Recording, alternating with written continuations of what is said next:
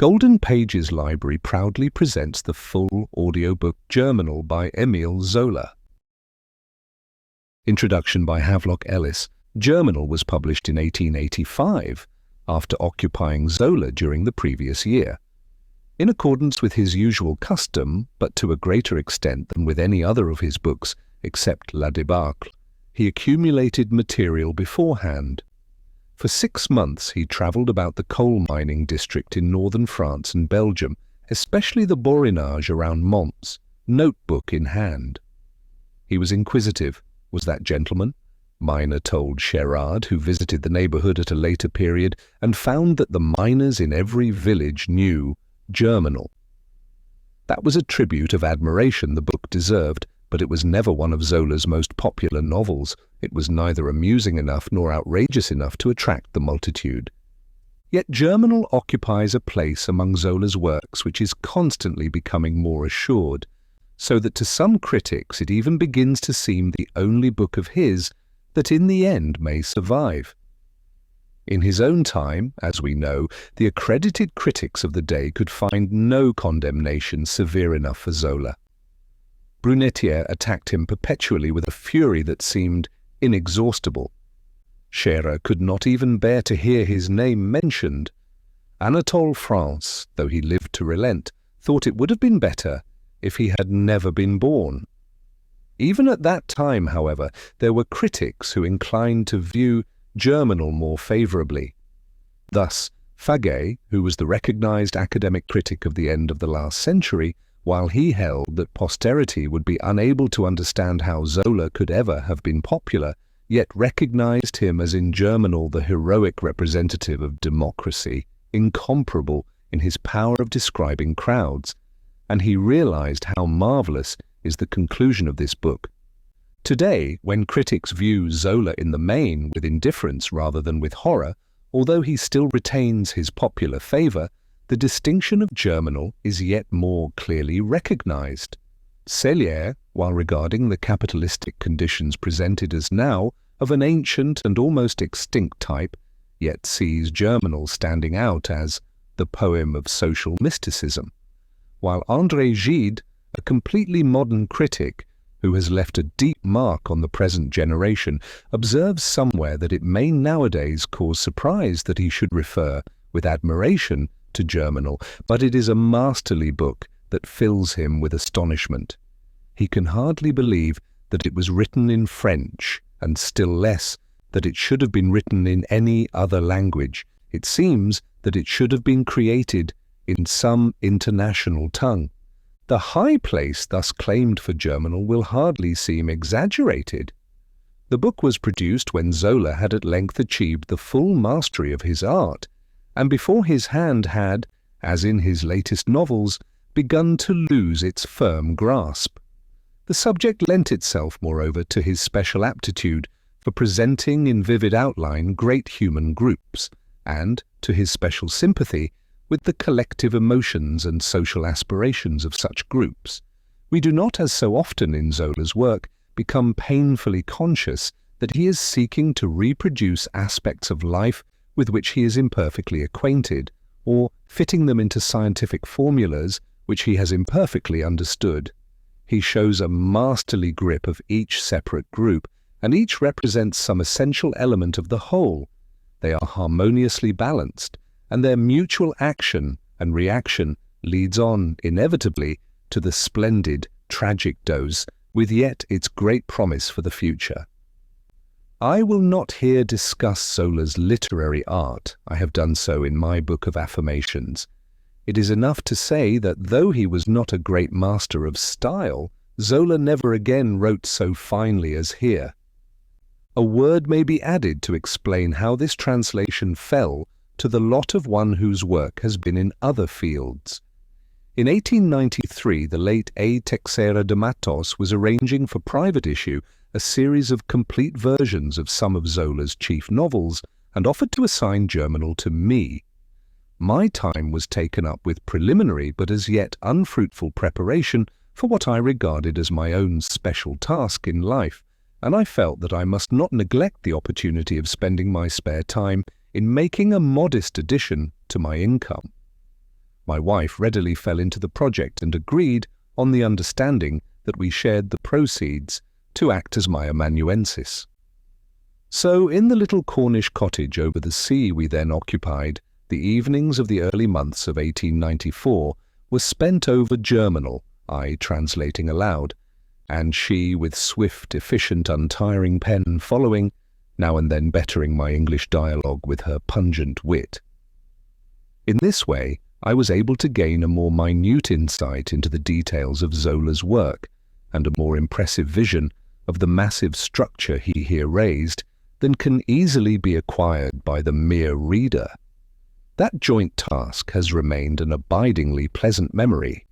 It is, moreover, a satisfaction to me to know that I have been responsible, however inadequately, for the only complete English version of this wonderful book, a great fresco, as Zola himself called it, a great prose epic, as it has seemed to some, worthy to compare with the great verse epics of old. Part 1. Chapter 1.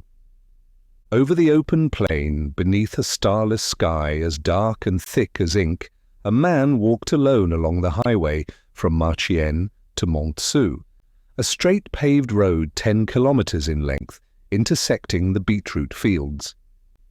He could not even see the black soil before him, and only felt the immense flat horizon by the gusts of March wind, squalls as strong as on the sea, and frozen from sweeping leagues of marsh and naked earth.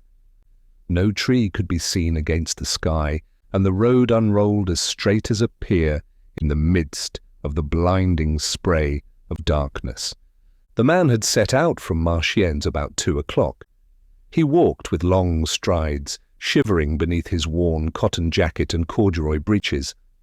A small parcel tied in a check handkerchief troubled him much, and he pressed it against his side, sometimes with one elbow, sometimes with the other, so that he could slip to the bottom of his pockets both the benumbed hands that bled beneath the lashes of the wind.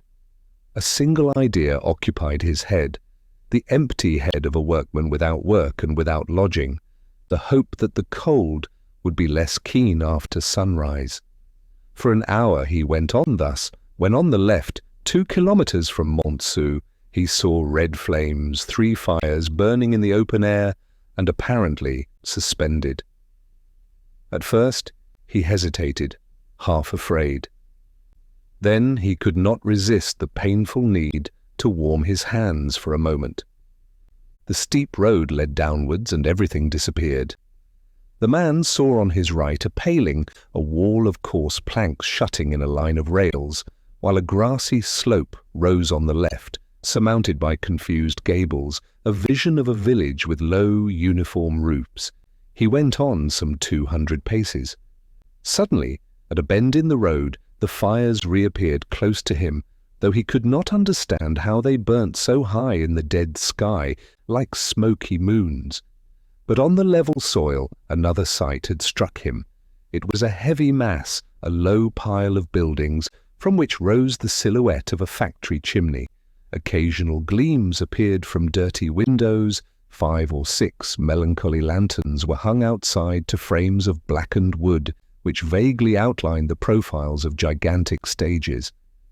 And from this fantastic apparition, drowned in night and smoke, a single voice arose, the thick, long breathing of a steam escapement that could not be seen. Then the man recognized a pit. His despair returned. What was the good? There would be no work. Instead of turning towards the buildings, he decided at last to ascend the pit bank, on which burnt in iron baskets the 3 coal fires which gave light and warmth for work. The labourers in the cutting must have been working late. They were still throwing out the useless rubbish. Now he heard the landers push the wagons on the stages. He could distinguish living shadows tipping over the trams or tubs near each fire. "Good day," he said, approaching one of the baskets. Turning his back to the fire, the carman stood upright. He was an old man, dressed in knitted violet wool with a rabbit-skin cap on his head, while his horse, a great yellow horse, waited with the immobility of stone while they emptied the 6 trains he drew. The The workman employed at the tipping cradle, a red-haired, lean fellow, did not hurry himself. He pressed on the lever with a sleepy hand. And above, the wind grew stronger, an icy north wind, and its great, regular breaths passed by like the strokes of a scythe. "Good day," replied the old man. There was silence. The man, who felt that he was being looked at suspiciously, at once told his name. "I am called Étienne Lantier. I am an engine man.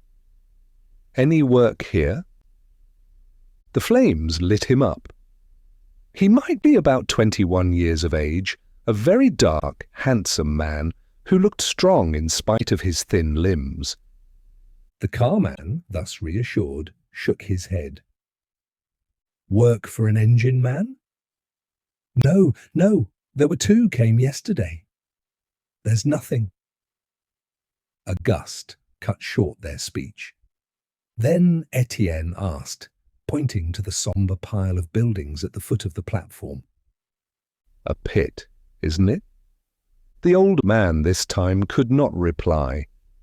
He was strangled by a violent cough. At last he expectorated, and his expectoration left a black patch on the purple soil. "Yes, a pit, the Voreux. There, the settlement is quite near." In his turn, and with extended arm, he pointed out in the night the village of which the young man had vaguely seen the roofs, but the 6 trams were empty, and he followed them without cracking his whip, his legs stiffened by rheumatism, while the great yellow horse went on of itself, pulling heavily between the rails beneath a new gust which bristled its coat. The Voreux was now emerging from the gloom. Étienne, who forgot himself before the stove, warming his poor bleeding hands, looked round and could see each part of the pit. The shed, tarred with siftings, the pit frame, the vast chamber of the winding machine, the square turret of the exhaustion pump. This pit, piled up in the bottom of a hollow, with its squat brick buildings raising its chimney like a threatening horn, seemed to him to have the evil air of a gluttonous beast crouching there to devour the earth. While examining it, he thought of himself, of his vagabond existence, these 8 days he had been seeking work. He saw himself again at his workshop at the railway, delivering a blow at his foreman, driven from Lille, driven from everywhere. On Saturday he had arrived at Marchiennes, where they said that work was to be had at the forges, and there was nothing, neither at the forges nor at Sonville's. He had been obliged to pass the Sunday hidden beneath the wood of a cartwright's yard, from which the watchman had just turned him out at 2 o'clock in the morning. He had nothing, not a penny, not even a crust. What should he do, wandering along the roads without aim, not knowing where to shelter himself from the wind? Yes, it was certainly a pit. The occasional lanterns lighted up the square. A door, suddenly opened, had enabled him to catch sight of the furnaces in a clear light. He could explain even the escapement of the pump, that thick, long breathing that went on without ceasing, and which seemed to be the monster's congested respiration. The workman, expanding his back at the tipping cradle, had not even lifted his eyes on Étienne, and the latter was about to pick up his little bundle, which had fallen to the earth, when a spasm of coughing announced the carman's return. Slowly he emerged from the darkness, followed by the yellow horse drawing 6 more laden trams. "Are there factories at Montsou?" asked the young man. The old man expectorated, then replied in the wind, "Oh, it isn't factories that are lacking. Should have seen it 3 or 4 years ago. Everything was roaring then. There were not men enough. There never were such wages. And now they are tightening their bellies again. Nothing but misery in the country. Everyone is being sent away. Workshops closing one after the other. It is not the emperor's fault, perhaps, but why should he go and fight in America?" without counting that the beasts are dying from cholera like the people. Then, in short sentences and with broken breath, the two continued to complain. Étienne narrated his vain wanderings of the past week. Must one, then, die of hunger? Soon the roads would be full of beggars. "Yes," said the old man, "this will turn out badly, for God does not allow so many Christians to be thrown on the street. We don't have meat every day. But if one had bread—" True, if one only had bread. Their voices were lost, gusts of wind carrying away the words in a melancholy howl. "Here," began the carman again, very loudly, turning towards the south. "Montsou is over there." And, stretching out his hand again, he pointed out invisible spots in the darkness, as he named them. Below, at Montsou, the Fauvel sugar works were still going, but the Hotong sugar works had just been dismissing hands. There were only the Dutilleul flour mill and the Bleu's rope walk for mine cables which kept up. Then, with a large gesture, he indicated the north half of the horizon. The Sonneville workshops had not received 2/3 of their usual orders. Only 2 of the 3 blast furnaces of the Marchiennes forges were alight. Finally, at the Gagebois glass works a strike was threatening, for there was talk of a reduction of wages. I know," replied the young man at each indication. "I have been there." "With us here things are going on at present," added the carman, "but the pits have lowered their output. And see opposite, at the Victoire, there are also only 2 batteries of coke furnaces alight." He expectorated and set out behind his sleepy horse, after harnessing it to the empty trams. Now Étienne could oversee the entire country. The darkness remained profound, but the old man's hand had, as it were, filled it with great miseries, which the young man unconsciously felt at this moment around him everywhere in the limitless tract.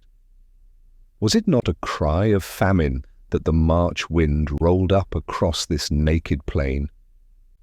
The squalls were furious. They seemed to bring the death of labour, a famine which would kill many men. And with wandering eyes he tried to pierce shades, tormented at once by the desire and by the fear of seeing. Everything was hidden in the unknown depths of the gloomy night. He only perceived, very far off, the blast furnaces and the coke ovens. The latter, with their hundreds of chimneys, planted obliquely, made lines of red flame, while the 2 towers, more to the left, burnt blue against the blank sky, like giant torches. It resembled a melancholy conflagration. No other stars rose on the threatening horizon, except these nocturnal fires in a land of coal and iron. "You belong to Belgium, perhaps?" began again the carman, who had returned behind Étienne. This time he only brought 3 trams. Those at least could be tipped over. An accident which had happened to the cage, a broken screw nut, would stop work for a good quarter of an hour. At the bottom of the pit bank there was silence. The landers no longer shook the stages with a prolonged vibration. One only heard from the pit the distant sound of a hammer tapping on an iron plate. "No, I come from the south," replied the young man.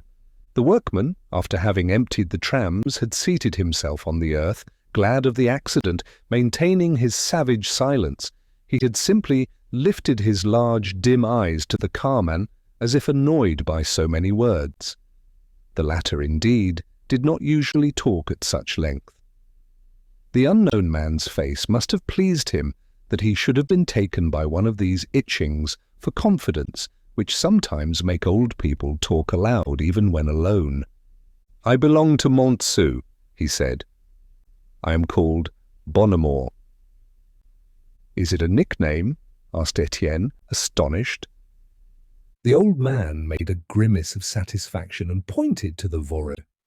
Yes, they have pulled me 3 times out of that, torn to pieces, once with all my hair scorched, once with my gizzard full of earth, and another time with my belly swollen with water, like a frog. And then, when they saw that nothing would kill me, they called me Bonnemort for a joke. His cheerfulness increased, like the creaking of an ill-greased pulley, and ended by degenerating into a terrible spasm of coughing. The fire-basket now clearly lit up his large head, with its scanty white hair and flat, livid face spotted with bluish patches. He was short, with an enormous neck, projecting calves and heels, and long arms with massive hands falling to his knees. For the rest, like his horse, which stood immovable, without suffering from the wind, he seemed to be made of stone. He had no appearance of feeling either the cold or the gusts that whistled at his ears. When he coughed, his throat was torn by a deep rasping. He spat at the foot of the basket, and the earth was blackened. Étienne looked at him and at the ground which he had thus stained. "Have you been working long at the mine?" Bonnemort flung open both arms. Long? I should think so. I was not 8 when I went down into the Voreux, and I am now 58. Reckon that up. I have been everything down there. At first trammer, then putter, when I had the strength to wheel, then pikeman for 18 years. Then, because of my cursed legs, they put me into the earth cutting, to bank up and patch until they had to bring me up, because the doctor said I should stay there for good. Then, after 5 years of that, they made me carman. That's fine. 50 years at the mine, 45 down below. While he was speaking, fragments of burning coal which now and then fell from the basket lit up his pale face with their red reflection. "They tell me to rest," he went on, "but I'm not going to. I'm not such a fool. I can get on for 2 years longer to my 60th, so as to get the pension of 180 francs. If I wished them good evening today, they would give me 150 at once. They are cunning, the beggars. Besides, I am sound, except my legs. You see, it's the water which has got under my skin through being always wet in the cuttings. There are days when I can't move a paw without screaming." A spasm of coughing interrupted him again. "And that makes you cough so?" said Étienne. But he vigorously shook his head. Then, when he could speak, No, I caught cold a month ago. I never used to cough. Now I can't get rid of it. And the queer thing is that I spit. The rasping was again heard in his throat, followed by the black expectoration. "Is it blood?" asked Étienne, at last, venturing to question him. Bonnemort slowly wiped his mouth with the back of his hand. "It's coal. I've got enough in my carcass to warm me till I die, and it's 5 years since I put a foot down below. I stored it up, it seems, without knowing it. It keeps you alive." There was silence. The distant hammer struck regular blows in the pit, and the wind passed by with its moan, like a cry of hunger and weariness coming out of the depths of the night. Before the flames which grew low, the old man went on in lower tones, chewing over again his old recollections. Ah, certainly. It was not yesterday that he and his began hammering at the seam. The family had worked for the Monceau Mining Company since it started, and that was long ago, 106 years already. His grandfather, Guillaume Maheu, an urchin of 15 then, had found the rich coal at Réquillart, the company's first pit, an old abandoned pit today down below near the Fauvel sugar works. All the country knew it, and as a proof, the discovered seam was called the Guillaume, after his grandfather. He had not known him, a big fellow, it was said, very strong, who died of old age at 60.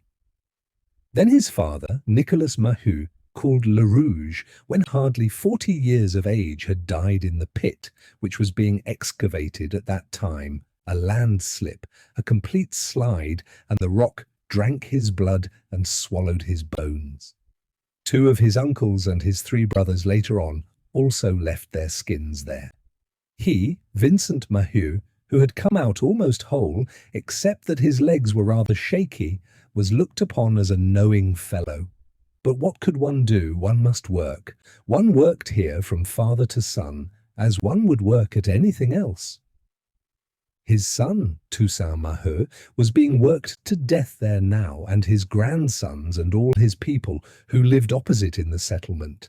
106 years of mining, the youngsters after the old ones, for the same master. Eh? There were many bourgeois that could not give their history so well. Anyhow, when one has got enough to eat, murmured Étienne again. That is what I say. As long as one has bread to eat, one can live. Bonnemort was silent, and his eyes turned towards the settlement, where lights were appearing one by one. 4 o'clock struck in the Monceau Tower, and the cold became keener. "And is your company rich?" asked Étienne. The old man shrugged his shoulders, and then let them fall as if overwhelmed beneath an avalanche of gold. Ah, yes. Not perhaps so rich as its neighbour, the Anzin Company, but millions, and millions all the same. They can't count it. 19 pits, 13 at work, the Voreux, the Victoire, Crèvecoeur, Mirou, Saint-Thomas, Madeleine, Feutry-Cantel, and still more, and 6 for pumping or ventilation, like Réquillart. 10,000 workers, concessions reaching over 67 communes, an output of 5,000 tons a day, a railway joining all the pits and workshops and factories. Ah, yes, there's money there. The rolling of trams on the stages made the big yellow horse prick his ears. The cage was evidently repaired below, and the landers had got to work again. While he was harnessing his beast to redescend, the carman added, gently addressing himself to the horse, "Won't do to chatter, lazy good-for-nothing. If Monsieur Hennebeau knew how you waste your time—" Étienne looked thoughtfully into the night. He asked, "Then Monsieur Hennebeau owns the mine?" "No," explained the old man. "Monsieur Hennebeau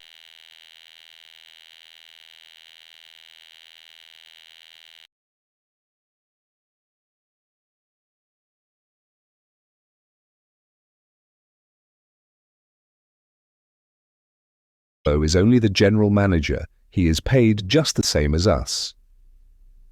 With a gesture, the young man pointed into the darkness. "Who does it all belong to, then?" But Bonnemort was for a moment so suffocated by a new and violent spasm that he could not get his breath. Then, when he had expectorated and wiped the black froth from his lips, he replied in the rising wind, All that belong to, nobody knows, to people." And with his hand he pointed in the darkness to a vague spot, an unknown and remote place, inhabited by those people for whom the Maheus had been hammering at the seam for more than a century. His voice assumed a tone of religious awe. It was as if he were speaking of an inaccessible tabernacle containing a sated and crouching God to whom they had given all their flesh and whom they had never seen. "At all events, if one can get enough bread to eat," repeated Étienne for the 3rd time, without any apparent transition. "Indeed, yes. If we could always get bread, it would be too good." The horse had started. The carman, in his turn, disappeared with the trailing step of an invalid. Near the tipping cradle the workman had not stirred, gathered up in a ball, burying his chin between his knees, with his great dim eyes fixed on emptiness. When he had picked up his bundle, Étienne still remained at the same spot. He felt the gusts freezing his back while his chest was burning before the large fire. Perhaps, all the same, it would be as well to inquire at the pit. The old man might not know. Then he resigned himself. He would accept any work. Where should he go, and what was to become of him in this country famished for lack of work? Must he leave his carcass behind a wall, like a strayed dog? But one doubt troubled him, a fear of the Voreux in the middle of this flat plain, drowned in so thick a night. At every gust the wind seemed to rise as if it blew from an ever-broadening horizon. No dawn whitened the dead sky. The blast furnaces alone flamed, and the coke ovens making the darkness redder without illuminating the unknown. And the Voreux, at the bottom of its hole, with its posture as of an evil beast, continued to crunch, breathing with a heavier and slower respiration, troubled by its painful digestion of human flesh. Chapter 2. In the middle of the fields of wheat and beetroot, the 240 settlement slept beneath the black night. One could vaguely distinguish 4 immense blocks of small houses back to back, barracks or hospital blocks, geometric and parallel, separated by 3 large avenues, which were divided into gardens of equal size. And over the desert plain one heard only the moan of squalls through the broken trellises of the enclosures. In the Maheu's house, number 16 in the 2nd block, nothing was stirring. The single room that occupied the 1st floor was drowned in a thick darkness which seemed to overwhelm with its weight the sleep of the beings whom one felt to be there in a mass, with open mouths, overcome by weariness. In spite of the keen cold outside, there was a living heat in the heavy air, that hot stuffiness of even the best-kept bedrooms, the smell of human cattle. 4 o'clock had struck from the clock in the room on the ground floor, but nothing yet stirred. One heard the piping of slender respirations, accompanied by 2 series of sonorous snores. And suddenly Catherine got up. In her weariness she had, as usual, counted the 4 strokes through the floor without the strength to arouse herself completely. Then, throwing her legs from under the bedclothes, she felt about, at last struck a match, and lighted the candle. But she remained seated, her head so heavy that it fell back between her shoulders, seeking to return to the bolster. Now the candle lighted up the room, a square room with 2 windows, and filled with 3 beds. There could be seen a cupboard, a table, and 2 old walnut chairs, whose smoky tone made hard, dark patches against the walls, which were painted a light yellow. And nothing else, only clothes hung to nails, a jug placed on the floor, and a red pan which served as a basin. In the bed on the left, Zachary, the eldest, a youth of 21, was asleep with his brother Jeanlin, who had completed his 11th year. In the right-hand bed, 2 urchins, Lenore and Henri, the first 6 years old, the second 4, slept in each other's arms, while Catherine shared the 3rd bed with her sister Alzire. So small for her 9 years that Catherine would not have felt her near her if it were not for the little invalid's humpback, which pressed into her side. The glass door was open. One could perceive the lobby of a landing, a sort of recess in which the father and the mother occupied a 4th bed, against which they had been obliged to install the cradle of the latest comer, Estelle, aged scarcely 3 months. However, Catherine made a desperate effort.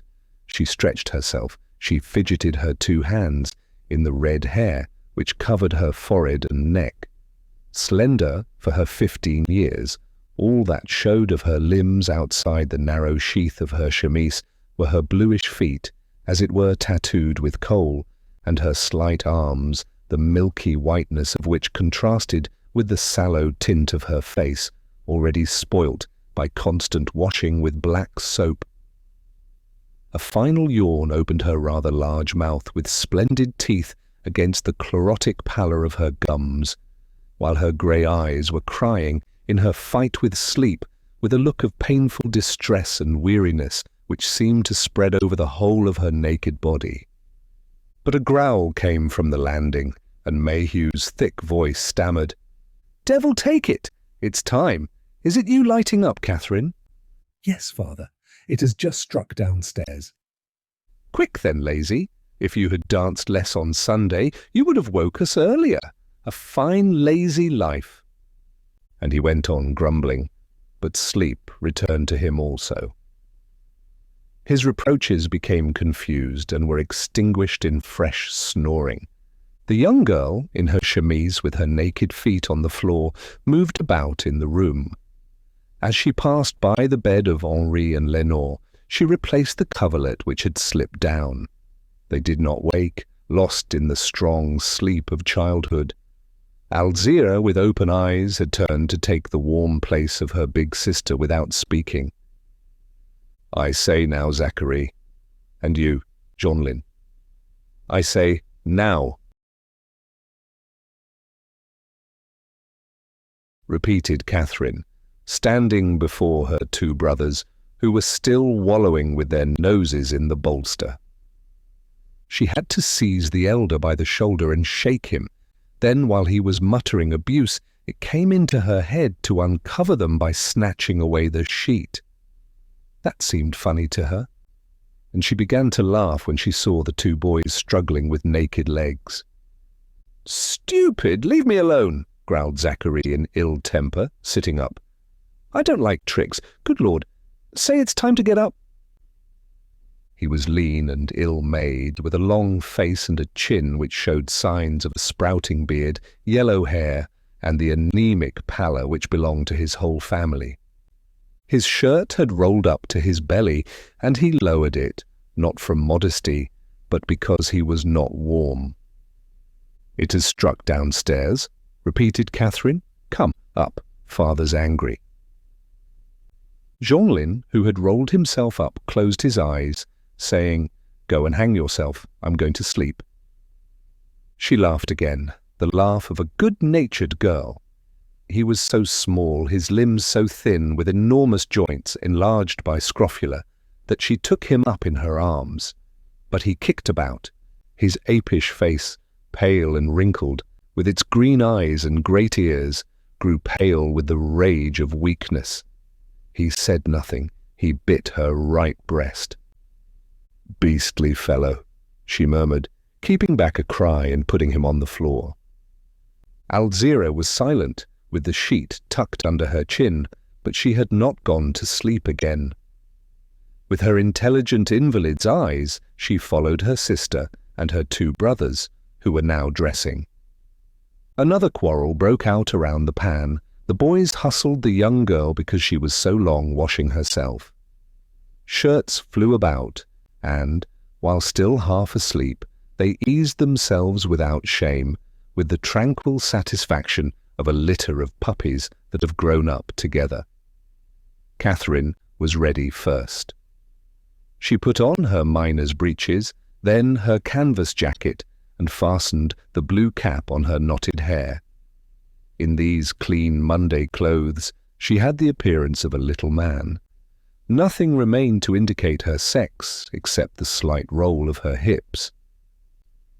"When the old man comes back," said Zachary mischievously, "he'll like to find the bed unmade. You know I shall tell him it's you." The old man was the grandfather Bonamore, who, as he worked during the night, slept by day, so that the bed was never cold. There was always someone snoring there. Without replying, Catherine set herself to arrange the bedclothes and tuck them in. But during the last moments, sounds had been heard behind the wall in the next house. These brick buildings, economically put up by the company, were so thin that the least breath could be heard through them. The inmates lived there, elbow to elbow, from one end to the other, and no fact of family life remained hidden, even from the youngsters. A heavy step had tramped up the staircase. Then there was a kind of soft fall, followed by a sigh of satisfaction. "Good," said Catherine. "Levaque has gone down, and here is Bouteloup come to join the Levaque woman." Jeanlin grinned. Even Alzira's eyes shone.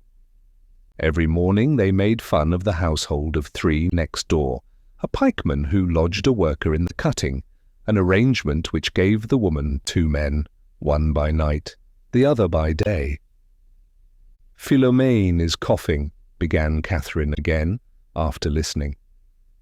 She was speaking of the eldest Levaque, a big girl of 19, and the mistress of Zachary, by whom she had already had 2 children. Her chest was so delicate that she was only a sifter at the pit, never having been able to work below. "Pooh, Philomene," replied Zachary. "She cares a lot, she's asleep. It's hoggish to sleep till 6. He was putting on his breeches when an idea occurred to him, and he opened the window. Outside in the darkness the settlement was awaking. Lights were dawning one by one between the laths of the shutters. And there was another dispute. He leant out to watch if he could not see, coming out of Pierron's opposite, the captain of the Voreux, who was accused of sleeping with the Pierron woman, while his sister called to him that since the day before the husband had taken day duty at the pit-eye, and that certainly Dansayat could not have slept there that night. Whilst the air entered in icy whiffs, both of them, becoming angry, maintained the truth of their own information until cries and tears broke out. It was Estelle, in her cradle, vexed by the cold. Maheu woke up suddenly. What had he got in his bones then? Here he was going to sleep again like a good-for-nothing, and he swore so vigorously that the children became still. Zachary and Jeanlin finished washing with slow weariness. Alzire, with her large open eyes, continually stared. The 2 youngsters, Lenore and Henri, in each other's arms, had not stirred, breathing in the same quiet way in spite of the noise. "Catherine, give me the candle," called out Maheu. She finished buttoning her jacket and carried the candle into the closet, leaving her brothers to look for their clothes by what light came through the door. Her father jumped out of bed.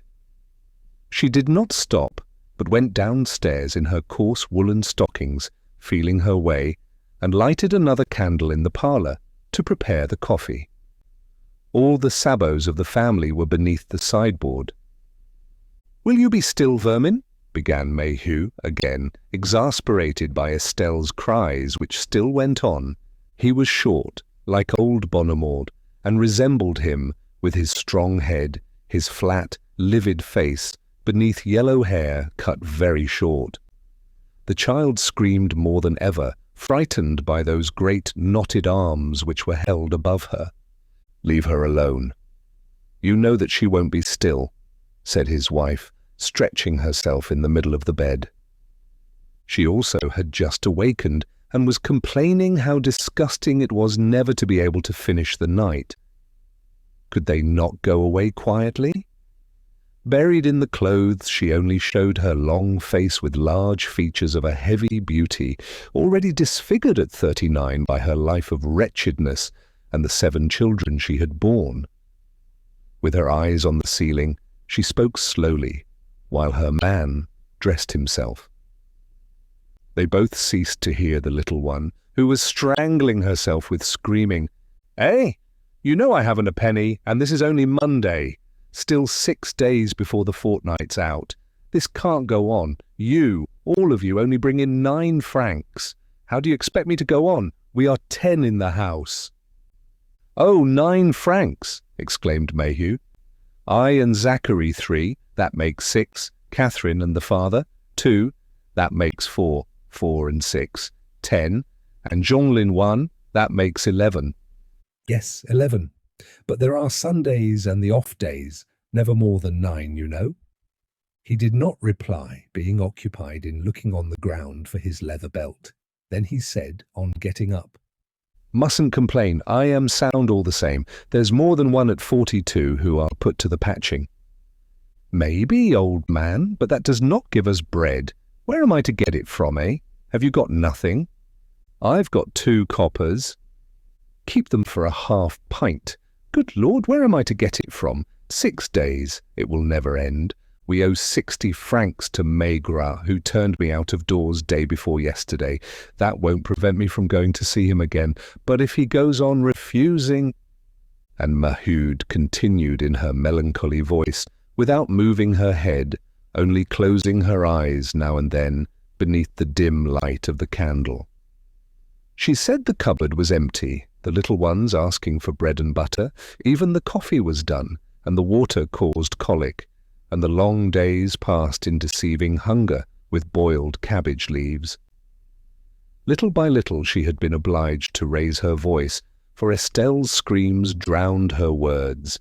These cries became unbearable. Maheu seemed all at once to hear them, and, in a fury, snatched the little one up from the cradle and threw it on the mother's bed, stammering with rage. "Here, take her! I'll do for her! Damn the child! It wants for nothing! It sucks! And it complains louder than all the rest!" Estelle began, in fact, to suck. Hidden beneath the clothes and soothed by the warmth of the bed, her cries subsided into the greedy little sound of her lips. "Haven't the Pier Lane people told you to go and see them?" asked the father, after a period of silence. The mother bit her lip with an air of discouraged doubt. "Yes, they met me. They were carrying clothes for poor children. Yes, I'll take Lenore and Henri to them this morning. If they only give me a few pence." There was silence again. Maheu was ready. He remained a moment motionless, then added, in his hollow voice, "What is it that you want? Let things be and see about the soup. It's no good talking. Better be at work down below." "True enough," replied Maheu. "Blow out the candle. I don't need to see the colour of my thoughts." He blew out the candle. Zachary and Jeanlin were already going down. He followed them, and the wooden staircase creaked beneath their heavy feet, clad in wool. Behind them, the closet and the room were again dark. The children slept. Even Alzire's eyelids were closed, but the mother now remained with her eyes open in the darkness, while, pulling at her breast, the pendant breast of an exhausted woman, Estelle was purring like a kitten. Down below, Catherine had at first occupied herself with the fire, which was burning in the iron grate, flanked by 2 ovens. The company distributed every month to each family 8 hectolitres of a hard, slaty coal gathered in the passages. It burnt slowly, and the young girl, who piled up the fire every night, only had to stir it in the morning, adding a few fragments of soft coal, carefully picked out. Then, after having placed a kettle on the grate, she sat down before the sideboard.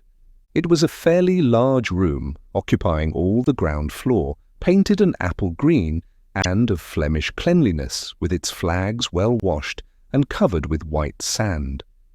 Besides the sideboard of varnished deal, the furniture consisted of a table and chairs of the same wood. Stuck on to the walls were some violently coloured prints, portraits of the Emperor and the Empress, given by the company, of soldiers and of saints speckled with gold, contrasting crudely with the simple nudity of the room.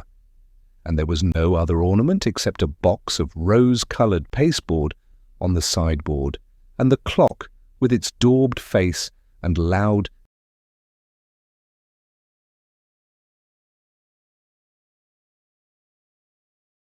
tic-tac, which seemed to fill the emptiness of the place. Near the staircase door, another door led to the cellar. In spite of the cleanliness and odour of cooked onion, shut up since the night before, poisoned the hot, heavy air, always laden with an acrid flavour of coal. Catherine, in front of the sideboard, was reflecting. There only remained the end of a loaf, cheese in fair abundance, but hardly a morsel of butter, and she had to provide bread and butter for 4. At last she decided, cut the slices, took one, and covered it with cheese, spread another with butter, and stuck them together. That was the brick, the bread and butter sandwich, taken to the pit every morning. The 4 bricks were soon on the table, in a row, cut with severe justice, from the big one for the father, down to the little one for Jeanlin.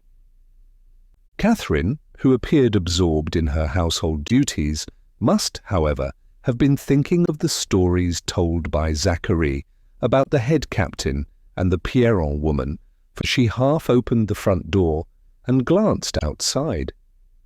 The wind was still whistling.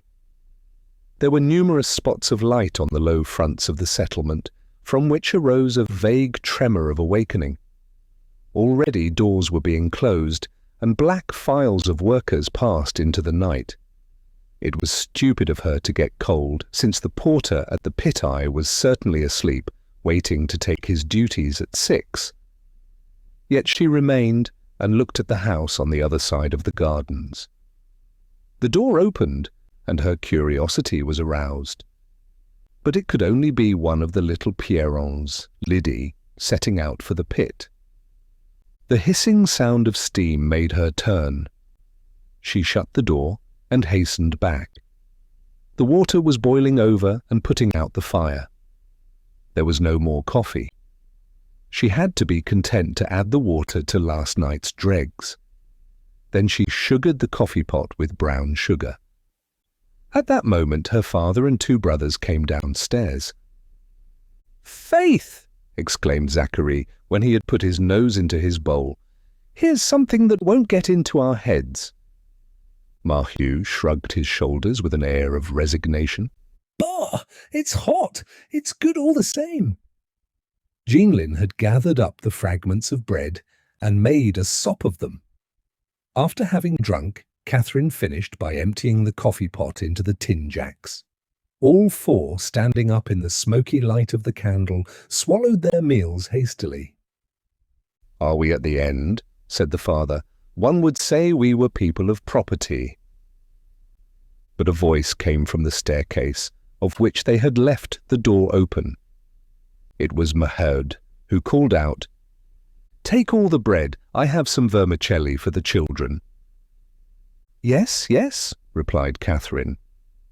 She had piled up the fire, wedging the pot that held the remains of the soup into a corner of the grate, so that the grandfather might find it warm when he came in at 6. Each took his sabots from under the sideboard, passed the strings of his tin over his shoulder, and placed his brick at his back, between shirt and jacket, and they went out, the men first, the girl, who came last, blowing out the candle and turning the key. The house became dark again. "Ah, we're off together," said a man who was closing the door of the next house. It was Levaque with his son Bébert, an urchin of 12, a great friend of Jeanlin's. Catherine, in surprise, stifled a laugh in Zachary's ear. "Why, Bouteloup didn't even wait until the husband had gone." Now the lights in the settlement were extinguished, and the last door banged. All again fell asleep, the women and the little ones resuming their slumber in the midst of wider beds. And from the extinguished village to the roaring Voreux, a slow filing of shadows took place beneath the squalls, the departure of the colliers to their work, bending their shoulders and incommoded by their arms, crossed on their breasts, while the brick, behind, formed a hump on each back. Clothed in their thin jackets, they shivered with cold, but without hastening, straggling along the road with the tramp of a flock. Chapter 3. Étienne had at last descended from the platform and entered the Voreux. He spoke to men whom he met, asking if there was work to be had, but all shook their heads, telling him to wait for the captain. They left him free to roam through the ill-lighted buildings, full of black holes confusing with their complicated stories and rooms. After having mounted a dark and half-destroyed staircase, he found himself on a shaky footbridge. Then he crossed the screening shed, which was plunged in such profound darkness that he walked with his hands before him for protection. Suddenly, 2 enormous yellow eyes pierced the darkness in front of him. He was beneath the pit frame in the receiving room at the very mouth of the shaft. A captain, Father Richomme, a big man with the face of a good-natured gendarme, and with a straight grey moustache, was at that moment going towards the receiver's office. "Do they want a hand here for any kind of work?" asked Étienne again. Richomme was about to say no, but he changed his mind and replied like the others as he went away. "Wait for Monsieur Dansaert, the head captain." 4 lanterns were placed there, and the reflectors which threw all the light onto the shaft vividly illuminated the iron rail, the levers of the signals and bars, the joists of the guides along which slid the 2 cages.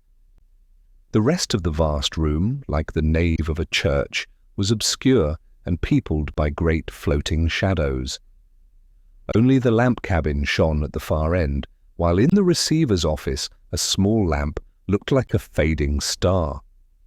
Work was about to be resumed, and on the iron pavement there was a continual thunder, trams of coal being wheeled without ceasing, while the landers, with their long, bent backs, could be distinguished amid the movement of all these black and noisy things in perpetual agitation. For a moment Étienne stood motionless, deafened and blinded. He felt frozen by the currents of air which entered from every side. Then he moved on a few paces, attracted by the winding engine, of which he could now see the glistening steel and copper. It was 25 meters beyond the shaft, in a loftier chamber, and placed so solidly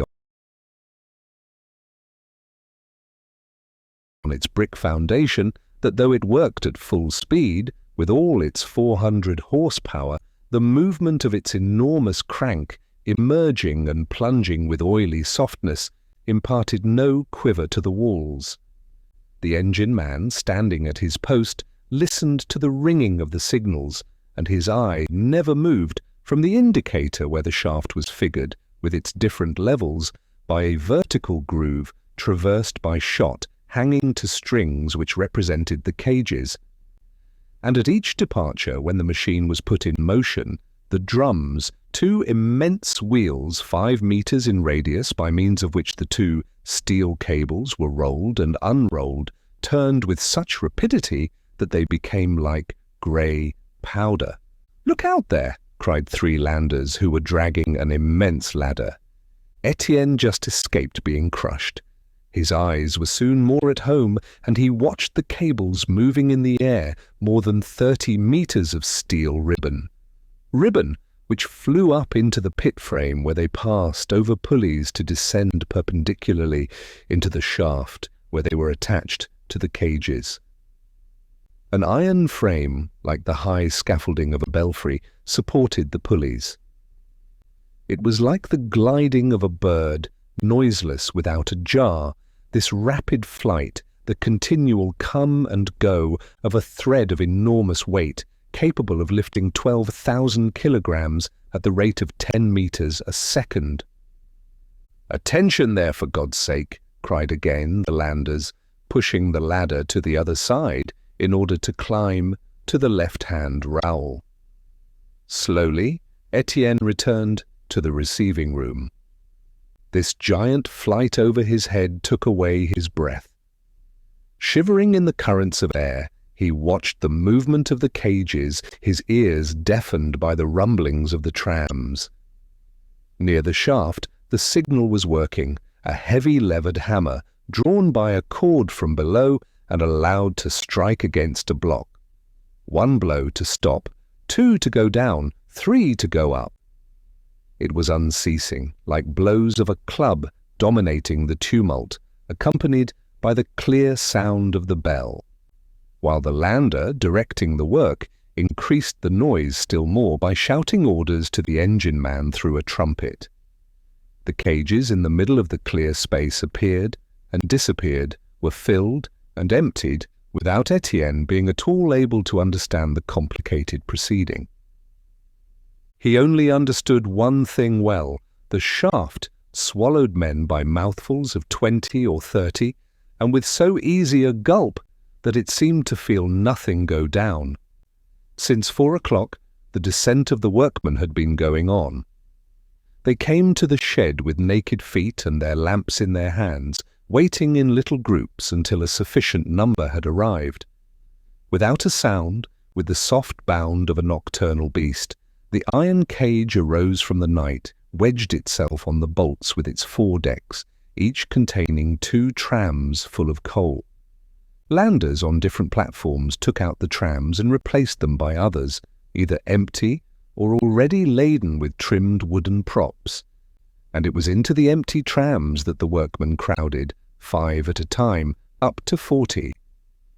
When they filled all the compartments, an order came from the trumpet, a hollow, indistinct roar, while the signal cord was pulled 4 times from below, ringing meat to give warning of this burden of human flesh. Then, after a slight leap, the cage plunged silently, falling like a stone, only leaving behind it the vibrating flight of a cable. "Is it deep?" asked Étienne of a miner who waited near him with a sleepy air. 554 meters, replied the man, but there are 4 levels, the first at 320. Both were silent, with their eyes on the returning cable. Étienne said again, "And if it breaks?" "Ah, if it breaks," the miner ended with a gesture. His turn had arrived, the cage had reappeared with its easy, unfatigued movement. He squatted in it with some comrades. It plunged down, then flew up again in less than 4 minutes to swallow down another load of men. For half an hour the shaft went on, devouring in this fashion, with more or less greedy gulps according to the depth of the level to which the men went down, but without stopping, always hungry, with its giant intestines capable of digesting a nation. It went on filling and still filling, and the darkness remained dead. The cage mounted from the void with the same voracious silence. Étienne was at last seized again by the same depression which he had experienced on the pit bank. What was the good of persisting? This head captain would send him off like the others. A vague fear suddenly decided him. He went away, only stopping before the building of the engine room. The wide open door showed 7 boilers with 2 furnaces. In the midst of the white steam and the whistling of the escapes, a stoker was occupied in piling up one of the furnaces, the heat of which could be felt as far as the threshold. And the young man was approaching, glad of the warmth, when he met a new band of colliers who had just arrived at the pit. It was the Maheu and Levaque set. When he saw Catherine at the head, with her gentle, boyish air, a superstitious idea caused him to risk another question. "I say there, mate, do they want a hand here for any kind of work?" She looked at him surprised, rather frightened at this sudden voice coming out of the shadow. But Maheu behind her had heard and replied, talking with Étienne for a moment. No, no one was wanted. This poor devil of a man who had lost his way here interested him. When he left him, he said to the others, One might easily be like that. Mustn't complain. Everyone hasn't the chance to work himself to death." The band entered and went straight to the shed, a vast hall roughly boarded and surrounded by cupboards shut by padlocks. In the centre, an iron fireplace, a sort of closed stove without a door, glowed red and was so stuffed with burning coal that fragments flew out and rolled onto the trodden soil. The hall was only lighted by this stove, from which sanguine reflections danced along the greasy woodwork up to the ceiling, stained with black dust. As the Maheu went into the heat, there was a sound of laughter. Some 30 workmen were standing upright with their backs to the fire, roasting themselves with an air of enjoyment. Before going down, they all came here to get a little warmth in their skins, so that they could face the dampness of the pit.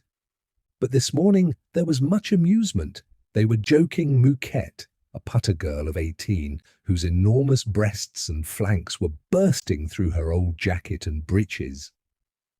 She lived at Réquillart with her father, old Mouque, a groom, and Mouquet, her brother, a lander.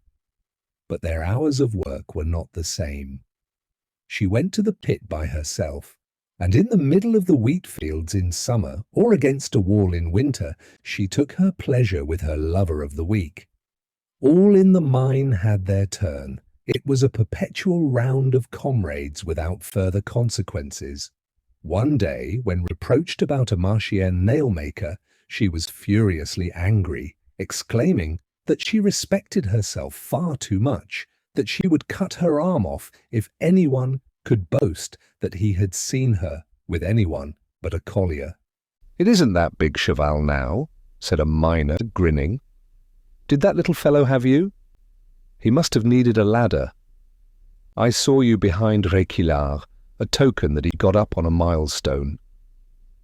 "Well," replied Mouquet in a good humour, "what's that to do with you? You were not asked to push." And this gross, good-natured joke increased the laughter of the men, who expanded their shoulders, half-cooked by the stove, while she herself, shaken by laughter, was displaying in the midst of them the indecency of her costume, embarrassingly comical, with her masses of flesh exaggerated almost to disease. But the gaiety ceased.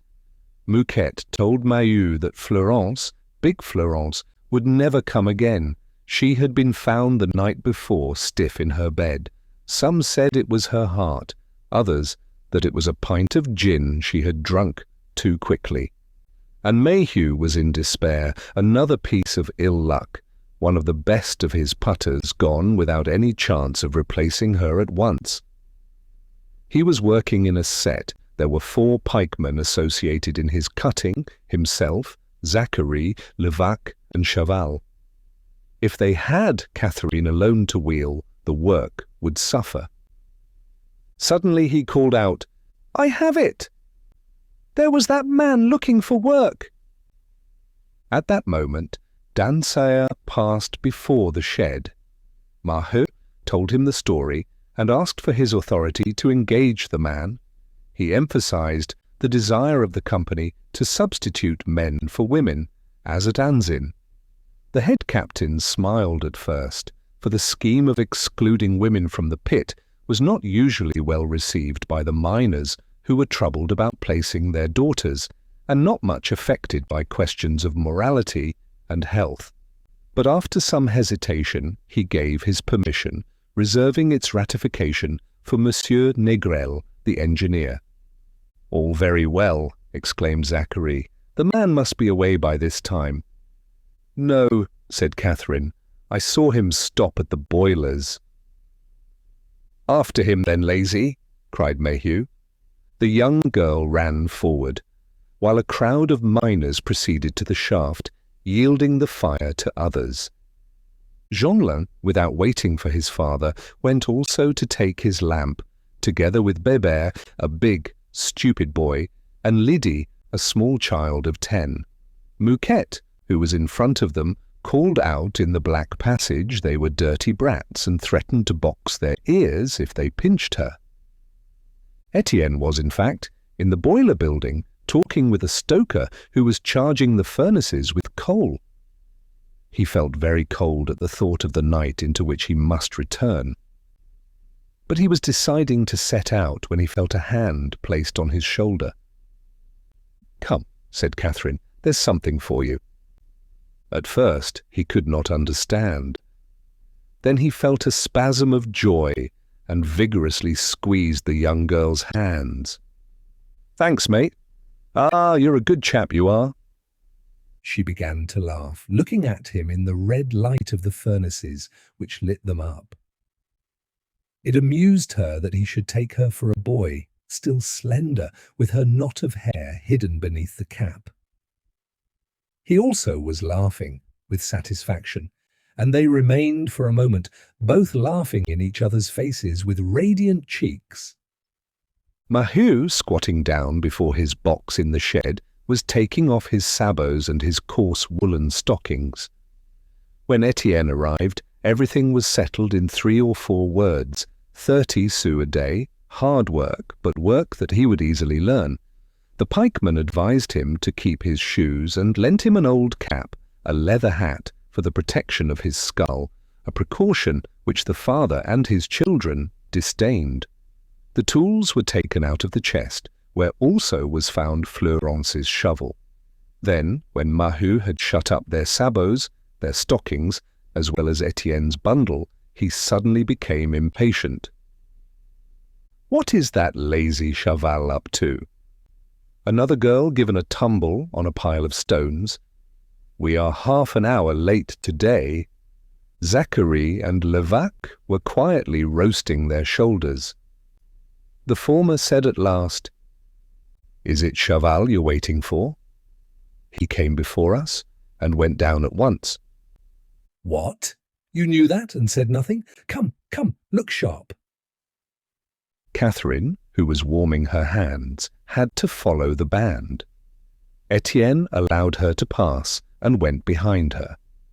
Again he journeyed through a maze of staircases and obscure corridors in which their naked feet produced the soft sound of old slippers.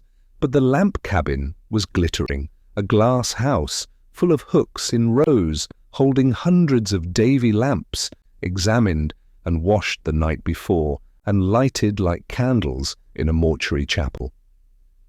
At the barrier each workman took his own, stamped with his number. Then he examined it and shut it himself, while the marker, seated at a table, inscribed on the registers the hour of descent. Maheu had to intervene to obtain a lamp for his new putter, and there was still another precaution. The workers defiled before an examiner who assured himself that all the lamps were properly closed. "Golly, it's not warm here," murmured Catherine, shivering. Étienne contented himself with nodding his head. He was in front of the shaft, in the midst of a vast hall swept by currents of air. He certainly considered himself brave, but he felt a disagreeable emotion at his chest amid this thunder of trams, the hollow blows of the signals, the stifled howling of the trumpet, the continual flight of those cables, unrolled and rolled at full speed by the drums of the engine. The cages rose and sank with the gliding movement of a nocturnal beast, always engulfing men whom the throat of the hole seemed to drink. It was his turn now. He felt very cold and preserved a nervous silence which made Zachary and Levaque grin, for both of them disapproved of the hiring of this unknown man, especially Levaque, who was offended that he had not been consulted. So Catherine was glad to hear her father explain things to the young man. "Look, above the cage there is a parachute with iron grapnels to catch into the guides in case of breakage. Does it work?" "Oh, not always. Yes, the shaft is divided into 3 compartments, closed by planking from top to bottom. In the middle, the cages, on the left, the passage for the ladders." But he interrupted himself to grumble, though taking care not to raise his voice much. "What are we stuck here for, blast it? What right have they to freeze us in this way?" The captain, Richomme, who was going down himself with his naked lamp fixed by a nail into the leather of his cap, heard him. "Careful. Look out for ears," he murmured paternally, as an old miner with the affectionate feeling for comrades. "Workmen must do what they can. Hold on, here we are. Get in with your fellows." The cage, provided with iron bands and a small meshed lattice work, was in fact awaiting them on the bars. Maheu, Zachary and Catherine slid into a tram below, and as all 5 had to enter, Étienne in his turn went in, but the good places were taken. He had to squeeze himself near the young girl, whose elbow pressed into his belly. His lamp embarrassed him. They advised him to fasten it to the buttonhole of his jacket. Not hearing, he awkwardly kept it in his hand. The embarkation continued, above and below, a confused packing of cattle.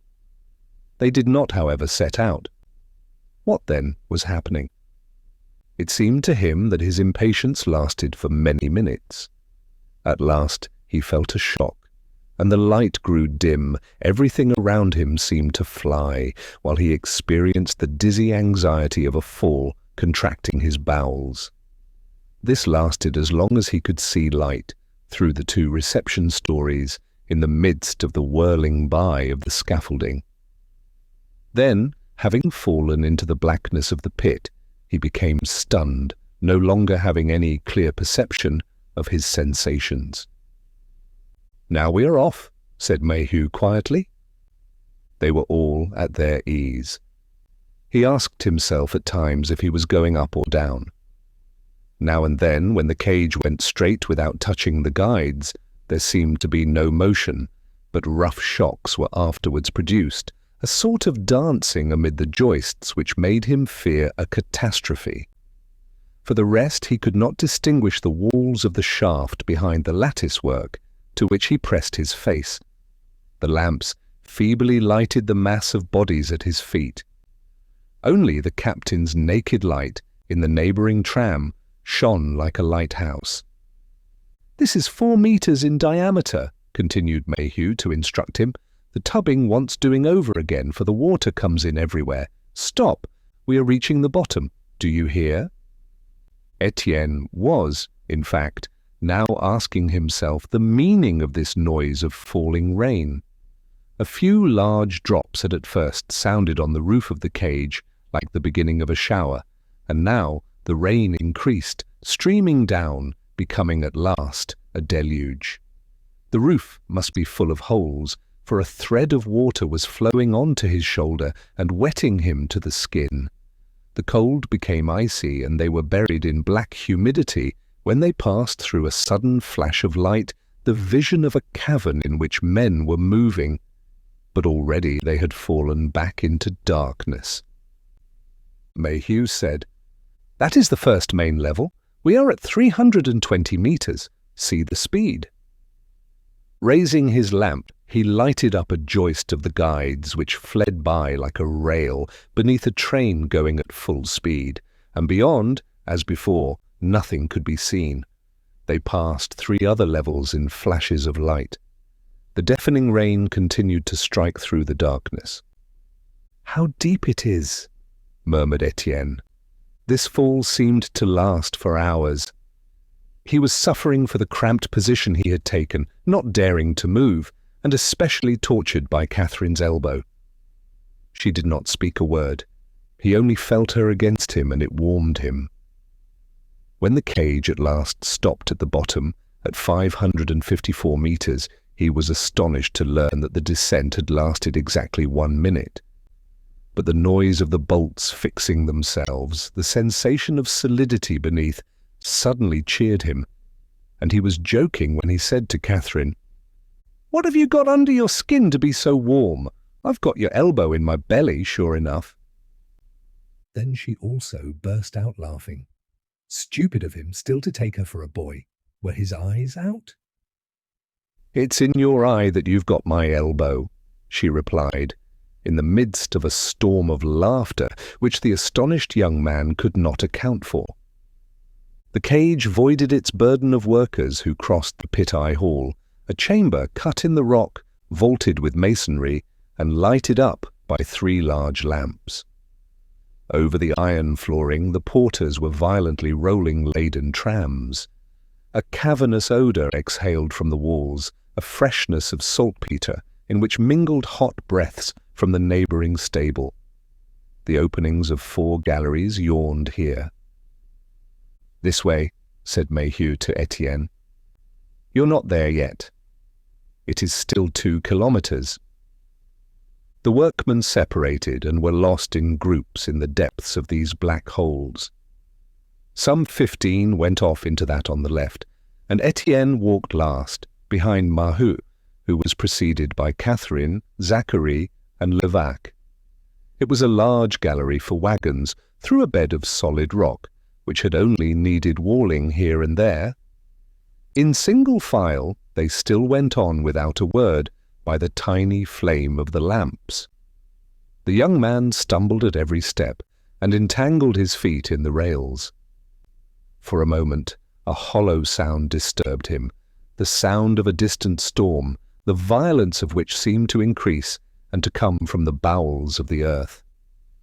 Was it the thunder of a landslip bringing on to their heads the enormous mass which separated them from the light? A gleam pierced the night. He felt the rock tremble. and when he had placed himself close to the wall, like his comrades, he saw a large white horse close to his face, harnessed to a train of wagons. On the first, and holding the reins, was seated Bébert, while Jeanlin, with his hands leaning on the edge of the last, was running barefooted behind. They again began their walk. Farther on they reached crossways where two new galleries opened, and the band divided again, the workers gradually entering all the stalls of the mine. Now the wagon gallery was constructed of wood. Props of timber supported the roof, and made for the crumbly rock a screen of scaffolding, behind which one could see the plates of schist, glimmering with mica, and the coarse masses of dull, rough sandstone. Trains of tubs, full or empty, continually passed, crossing each other with their thunder, borne into the shadow by vague beasts trotting by like phantoms. On the double way of a shunting line a long black serpent slept, a train at standstill, with a snorting horse whose crupper looked like a block fallen from the roof. Doors for ventilation were slowly opening and shutting. And as they advanced, the gallery became more narrow and lower, and the roof irregular, forcing them to bend their backs constantly. Étienne struck his head hard. Without his leather cap, he would have broken his skull. However, he attentively followed the slightest gestures of Maheu, whose sombre profile was seen against the glimmer of the lamps. None of the workmen knocked themselves. They evidently knew each boss, each knot of wood or swelling in the rock. The young man also suffered from the slippery soil, which became damper and damper. At times he went through actual puddles, only revealed by the muddy splash of his feet. But what especially astonished him were the sudden changes of temperature. At the bottom of the shaft it was very chilly, and in the wagon gallery, through which all the air of the mine passed, an icy breeze was blowing, with the violence of a tempest, between the narrow walls. Afterwards, as they penetrated more deeply along other passages which only received a meagre share of air, the wind fell and the heat increased, a suffocating heat as heavy as lead. Maheu had not again opened his mouth. He turned down another gallery to the right, simply saying to Étienne, without looking round, "The Guillaume seam." It was the seam which contained their cutting. At the first step, Étienne hurt his head and elbows. The sloping roof descended so low that for 20 or 30 meters at a time he had to walk bent double. The water came up to his ankles. After 200 meters of this, he saw Levaque, Zachary and Catherine disappear, as though they had flown through a narrow fissure which was open in front of him. "We must climb," said Maheu. "Fasten your lamp to a buttonhole and hang on to the wood." He himself disappeared, and Étienne had to follow him. This chimney passage left in the seam was reserved for miners and led to all the secondary passages. It was about the thickness of the coal bed, hardly 60 centimeters. Fortunately, the young man was thin, for as he was still awkward, he hoisted himself up with a useless expense of muscle, flattening his shoulders and hips, advancing by the strength of his wrists, clinging to the planks. 15 meters higher they came on the first secondary passage, but they had to continue, as the cutting of Maheu and his mates was in the 6th passage, in hell, as they said. Every 15 meters the passages were placed over each other in never-ending succession through this cleft, which scraped back and chest. Étienne groaned as if the weight of the rocks had pounded his limbs. With torn hands and bruised legs, he also suffered from lack of air, so that he seemed to feel the blood bursting through his skin. He vaguely saw in one passage 2 squatting beasts, a big one and a little one, pushing trams. They were Lydie and Mouquette, already at work, and he had still to climb the height of 2 cuttings. He was blinded by sweat, and he despaired of catching up the others, whose agile limbs he heard brushing against the rock with a long gliding movement. "Cheer up! Here we are!" said Catherine's voice. He had, in fact, arrived, and another voice cried from the bottom of the cutting, "Well, is this the way to treat people? I have 2 kilometers to walk from Montsou, and I am here first." It was Chaval, a tall, lean, bony fellow of 25, with strongly marked features, who was in a bad humour at having to wait. When he saw Étienne, he asked, with contemptuous surprise, "What's that?"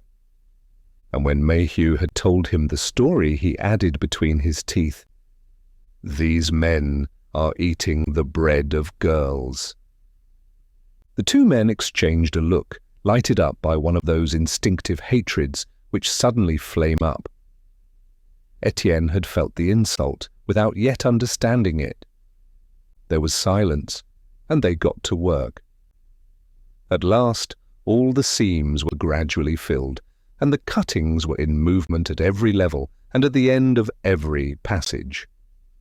The devouring shaft had swallowed its daily ration of men, nearly 700 hands, who were now at work in this giant ant-hill, everywhere making holes in the earth, drilling it like an old worm-eaten piece of wood. And in the middle of the heavy silence and crushing weight of the strata one could hear, by placing one's ear to the rock, the movement of these human insects at work, from the flight of the cable which moved the cage up and down, to the biting of the tools cutting out the coal at the end of the stalls. Étienne, on turning round, found himself again pressed close to Catherine. But this time he caught a glimpse of the developing curves of her breast. He suddenly understood the warmth which had penetrated him. "You are a girl, then?" he exclaimed, stupefied. She replied in her cheerful way without blushing, "Of course, you've taken your time to find it out." Chapter 4. The 4 pikemen had spread themselves one above the other over the whole face of the cutting.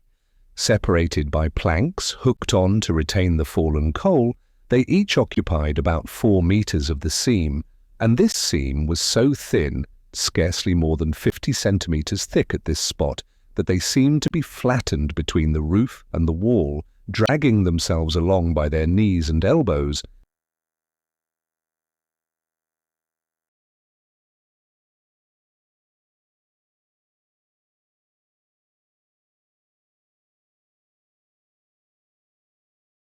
and unable to turn without crushing their shoulders.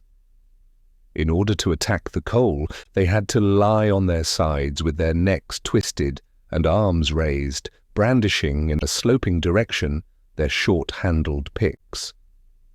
Below there was first Zacharie. Levaque and Chaval were on the stages above, and at the very top was Maheu. Each worked at the slaty bed, which he dug out with blows of the pick. Then he made 2 vertical cuttings in the bed and detached the block by burying an iron wedge in its upper part. The coal was rich. The block broke and rolled in fragments along their bellies and thighs. When these fragments, retained by the plank, had collected round them, the pikemen disappeared, buried in the narrow cleft. Maheu suffered most. At the top, the temperature rose to 35 degrees and the air was stagnant, so that in the long run it became lethal. In order to see, he had been obliged to fix his lamp to a nail near his head, and this lamp, close to his skull, still further heated his blood. But his torment was especially aggravated by the moisture. The rock above him, a few centimeters from his face, streamed with water which fell in large, continuous, rapid drops with a sort of obstinate rhythm, always at the same spot. It was vain for him to twist his head or bend back his neck. They fell on his face, dropping unceasingly. In a quarter of an hour he was soaked, and at the same time covered with sweat, smoking as with the hot steam of a laundry. This morning a drop beating upon his eye made him swear. He would not leave his picking. He dealt great strokes, which shook him violently between the two rocks like a fly caught between two leaves of a book and in danger of being completely flattened. Not a word was exchanged. They all hammered. One only heard these irregular blows which seemed veiled and remote. The sounds had a sonorous hoarseness without any echo in the dead air, and it seemed that the darkness was an unknown blackness, thickened by the floating coal dust, made heavy by the gas which weighed on the eyes. The wicks of the lamps beneath their caps of metallic tissue only showed as reddish points. One could distinguish nothing. The cutting opened out above like a large chimney, flat and oblique, in which the soot of 10 years had amassed a profound night. Spectral figures were moving in it. The gleams of light enabled one to catch a glimpse of a rounded hip, a knotty arm, a vigorous head, besmeared as if for a crime. Sometimes blocks of coal shone suddenly as they became detached, illuminated by a crystalline reflection. Then everything fell back into darkness. Pickaxes struck great hollow blows. One only heard panting chests, the grunting of discomfort and weariness beneath the weight of the air and the rain of the springs. Zachary, with arms weakened by a spree of the night before, soon left his work on the pretense that more timbering was necessary. This allowed him to forget himself in quiet whistling, his eyes vaguely resting in the shade. Behind the pikemen, nearly 3 meters of the seam were clear, and they had not yet taken the precaution of supporting the rock, having grown careless of danger and miserly of their time. "Here, you swell!" cried the young man to Étienne. "Hand up some wood." Étienne, who was learning from Catherine how to manage his shovel, had to raise the wood in the cutting. A small supply had remained over from yesterday. It was usually sent down every morning ready cut to fit the bed. "Hurry up there, damn it!" shouted Zachary, seeing the new putter hoist himself up awkwardly in the midst of the coal, his arms embarrassed by 4 pieces of oak. He made a hole in the roof with his pickaxe, and then another in the wall, and wedged in the 2 ends of the wood, which thus supported the rock. In the afternoon, the workers in the earth-cutting took the rubbish left at the bottom of the gallery by the pikemen and cleared out the exhausted section of the seam, in which they destroyed the wood, being only careful about the lower and upper roads for the haulage. Maheu ceased to groan. At last he had detached his block, and he wiped his streaming face on his sleeve. He was worried about what Zachary was doing behind him. "Let it be," he said. "We will see after breakfast. Better go on hewing if we want to make up our share of trams." "It's because it's sinking," replied the young man. "Look, there's a crack. It may slip." But the father shrugged his shoulders. "Ah, nonsense! Slip! And if it did, it would not be the first time. They would get out of it all right." He grew angry at last and sent his son to the front of the cutting. All of them, however, were now stretching themselves. Levaque, resting on his back, was swearing as he examined his left thumb, which had been grazed by the fall of a piece of sandstone. Chaval had taken off his shirt in a fury and was working with bare chest and back for the sake of coolness. They were already black with coal, soaked in a fine dust diluted with sweat, which ran down in streams and pools. Maheu first began again to hammer, lower down, with his head level with the rock. Now the drop struck his forehead so obstinately that he seemed to feel it piercing a hole in the bone of his skull. "You mustn't mind," explained Catherine to Étienne. "They are always howling." And like a good-natured girl, she went on with her lesson. Every laden tram arrived at the top in the same condition as it left the cutting, marked with a special metal token so that the receiver might put it to the reckoning of the stall. It was necessary, therefore, to be very careful to fill it, and only to take clean coal, otherwise it was refused at the receiving office.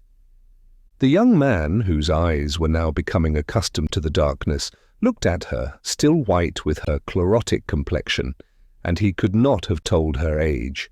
He thought she must be 12. She seemed to him so slight.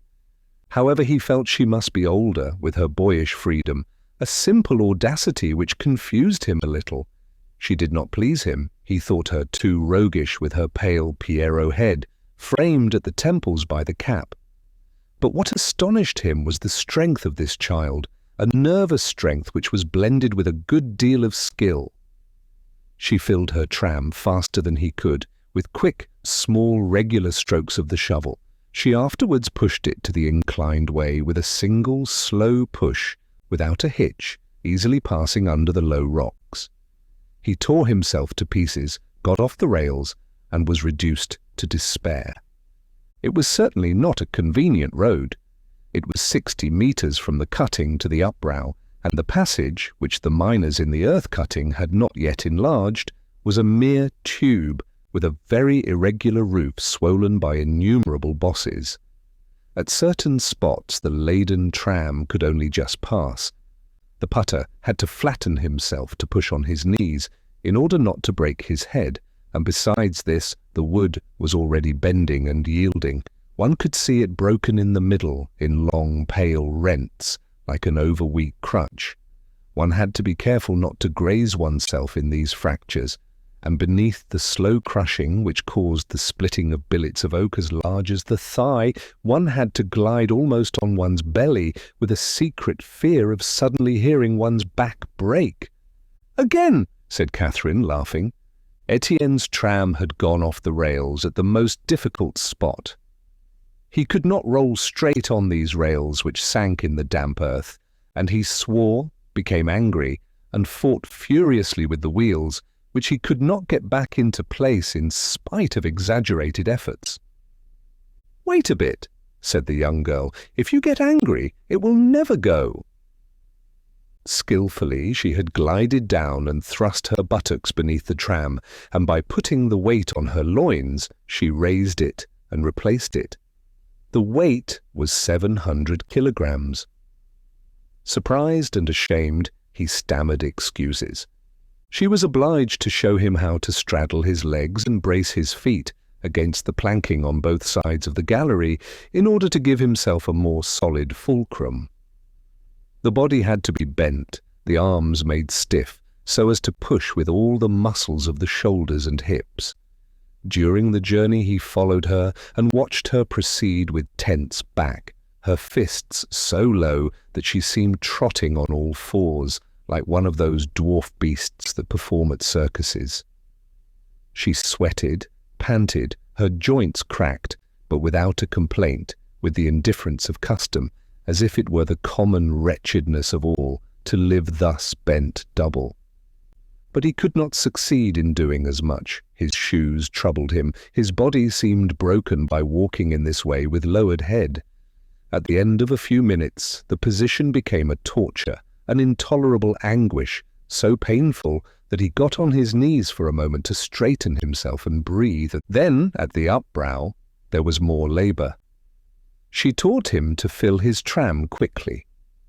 At the top and bottom of this inclined plane, which served all the cuttings from one level to the other, there was a trammer, the brakesman above, the receiver below. These scamps of 12 to 15 years shouted abominable words to each other, and to warn them it was necessary to yell still more violently. Then, as soon as there was an empty tram to send back, the receiver gave the signal, and the putter embarked her full tram, the weight of which made the other ascend when the brakesman loosened his brake. Below, in the bottom gallery, were formed the trains which the horses drew to the shaft. "Here, you confounded rascals!" cried Catherine in the inclined way, which was wood-lined, about 100 metres long, and resounded like a gigantic trumpet. The trammers must have been resting, for neither of them replied. On all the levels, haulage had stopped. A shrill girl's voice said at last, "One of them must be on Mouquet, sure enough." There was a roar of laughter, and the putters of the whole seam held their sides. "Who is that?" asked Étienne of Catherine. The latter, named Little Liddy, a scamp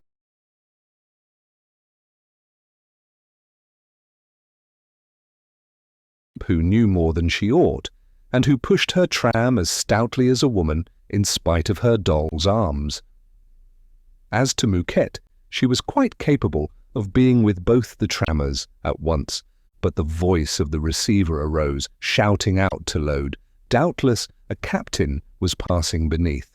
Haulage began again on the 9 levels, and one only heard the regular calls of the trammers and the snorting of the putters arriving at the upbrow and steaming like overladen mares. It was the element of bestiality which breathed in the pit, the sudden desire of the male, when a miner met one of these girls on all fours, with her flanks in the air and her hips bursting through her boy's breeches. And on each journey Étienne found again at the bottom the stuffiness of the cutting, the hollow and broken cadence of the axes, the deep, painful sighs of the pikemen persisting in their work. All 4 were naked, mixed up with the coal, soaked with black mud up to the cap. At one moment it had been necessary to free Maheu, who was gasping, and to remove the planks so that the coal could fall into the passage. Zachary and Levaque became enraged with the seam, which was now hard, they said, and which would make the condition of their account disastrous. Chaval turned, lying for a moment on his back, abusing Étienne, whose presence decidedly exasperated him. "A sort of worm, hasn't the strength of a girl. Are you going to fill your tub? It's to spare your arms, eh? Damned if I don't keep back the 10 sous if you get us one refused." The young man avoided replying, too happy at present to have found this convict's labour, and accepting the brutal rule of the worker by master worker. But he could no longer walk, his feet were bleeding, his limbs torn by horrible cramps, his body confined in an iron girdle. Fortunately it was 10 o'clock, and the stall decided to have breakfast. Maheu had a watch, but he did not even look at it. At the bottom of this starless night he was never 5 minutes out. All put on their shirts and jackets. Then, descending from the cutting, they squatted down, their elbows to their sides, their buttocks on their heels, in that posture so habitual with miners that they keep it even when out of the mine, without feeling the need of a stone or a beam to sit on. And each, having taken out his brick, bit seriously at the thick slice, uttering occasional words on the morning's work. Catherine, who remained standing, at last joined Étienne, who had stretched himself out farther along, across the rails, with his back against the planking. There was a place there almost dry. "You don't eat?" she said to him, with her mouth full and her brick in her hand. Then she remembered that this youth, wandering about at night without a sou, perhaps had not a bit of bread. "Will you share with me?" And as he refused, declaring that he was not hungry, while his voice trembled with the gnawing in his stomach, she went on cheerfully, "Ah, if you are fastidious! But here, I've only bitten on that side, I'll give you this." She had already broken the bread and butter into 2 pieces. The young man, taking his half, restrained himself from devouring it all at once, and placed his arms on his thighs, so that she should not see how he trembled. With her quiet air of good comradeship, she lay beside him, at full length on her stomach, with her chin in one hand, slowly eating with the other. Their lamps, placed between them, lit up their faces. Catherine looked at him a moment in silence. She must have found him handsome, with his delicate face and black moustache. She vaguely smiled with pleasure. "Then you are an engine driver, and they sent you away from your railway?" "Why?" "Because I struck my chief." She remained stupefied, overwhelmed with her hereditary ideas of subordination and passive obedience. I ought to say that I had been drinking, he went on, and when I drink I get mad. I could devour myself and I could devour other people. Yes. I can't swallow 2 small glasses without wanting to kill someone. Then I am ill for 2 days. You mustn't drink, she said seriously. Ah, don't be afraid. I know myself. And he shook his head.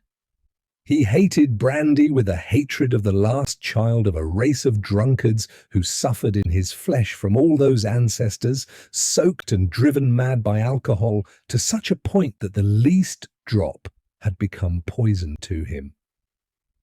It is because of Mother that I didn't like being turned into the street, he said, after having swallowed a mouthful.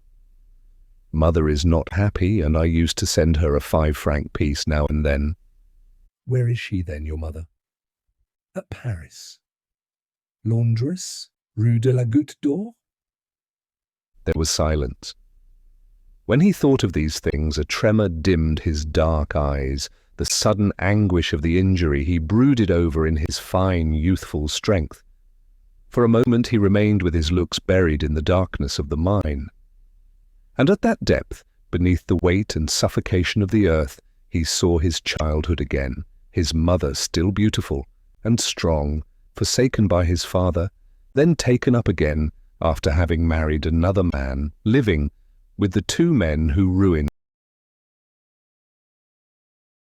her, rolling with them in the gutter in drink and ordure. It was down there, he recalled the street. The details came back to him. The dirty linen in the middle of the shop, the drunken carousals that made the house stink, and the jaw-breaking blows. Now, he began again, in a slow voice, I haven't even 30 sous to make her presents with. She will die of misery, sure enough. He shrugged his shoulders with despair, and again bit at his bread and butter. Will you drink? Asked Catherine, uncorking her tin. Oh, it's coffee. It won't hurt you. One gets dry when one eats like that. But he refused. It was quite enough to have taken half her bread. However, she insisted good-naturedly and said at last, Well, I will drink before you since you are so polite. Only you can't refuse now, it would be rude. She held out her tin to him. She had got on to her knees, and he saw her quite close to him, lit up by the 2 lamps. Why had he found her ugly? Now that she was black, her face powdered with fine charcoal, she seemed to him singularly charming. In this face surrounded by shadow, the teeth in the broad mouth shone with whiteness, while the eyes looked large and gleamed with a greenish reflection, like a cat's eyes. A lock of red hair which had escaped from her cap tickled her ear and made her laugh. She no longer seemed so young, she might be quite 14. To please you, he said, drinking and giving her back the tin. She swallowed a second mouthful and forced him to take one too, wishing to share, she said, and that little tin that went from one mouth to the other amused them. He suddenly asked himself if he should not take her in his arms and kiss her lips. She had large lips of a pale rose colour, made vivid by the coal, which tormented him with increasing desire. But he did not dare, intimidated before her, only having known girls on the streets at Lille of the lowest order, and not realizing how one ought to behave with a work girl still living with her family. You must be about 14 then, he asked, after having gone back to his bread. She was astonished, almost angry. What? 14? But I am 15. It's true I'm not big. Girls don't grow quick with us. He went on questioning her, and she told everything without boldness or shame. For the rest, she was not ignorant concerning man and woman, although he felt that her body was virginal, with the virginity of a child delayed in her sexual maturity by the environment of bad air and weariness in which she lived. When he spoke of Mouquette, in order to embarrass her, She told some horrible stories in a quiet voice, with much amusement. Ah, she did some fine things, and as he asked if she herself had no lovers, she replied jokingly that she did not wish to vex her mother, but that it must happen some day. Her shoulders were bent. She shivered a little from the coldness of her garments, soaked in sweat, with a gentle, resigned air, ready to submit to things and men. People can find lovers when they all live together, can't they? Sure enough. And then it doesn't hurt anyone. One doesn't tell the priest. Oh, the priest! I don't care for him, but there is the black man. What do you mean, the black man? The old miner who comes back into the pit and wrings naughty girls' necks. He looked at her, afraid that she was making fun of him. You believe in those stupid things? Then you don't know anything? Yes, I do.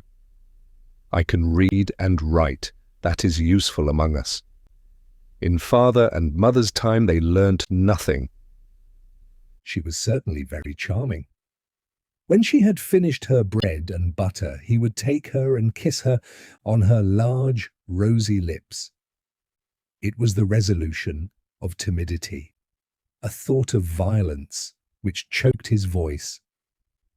These boys' clothes, this jacket and these breeches on the girl's flesh, excited and troubled him. He had swallowed his last mouthful. He drank from the tin and gave it back for her to empty. Now the moment for action had come, and he cast a restless glance at the miners farther on. But a shadow blocked the gallery. For a moment Chaval stood and looked at them from afar. He came forward, having assured himself that Maheu could not see him. And as Catherine was seated on the earth, he seized her by the shoulders, drew her head back, and tranquilly crushed her mouth beneath a brutal kiss, affecting not to notice Étienne. There was in that kiss an act of possession, a sort of jealous resolution. However, the young girl was offended. "Let me go, do you hear?" He kept hold of her head and looked into her eyes. His moustache and small red beard flamed in his black face with its large eagle nose. He let her go at last, and went away without speaking a word. A shudder had frozen Étienne. It was stupid to have waited.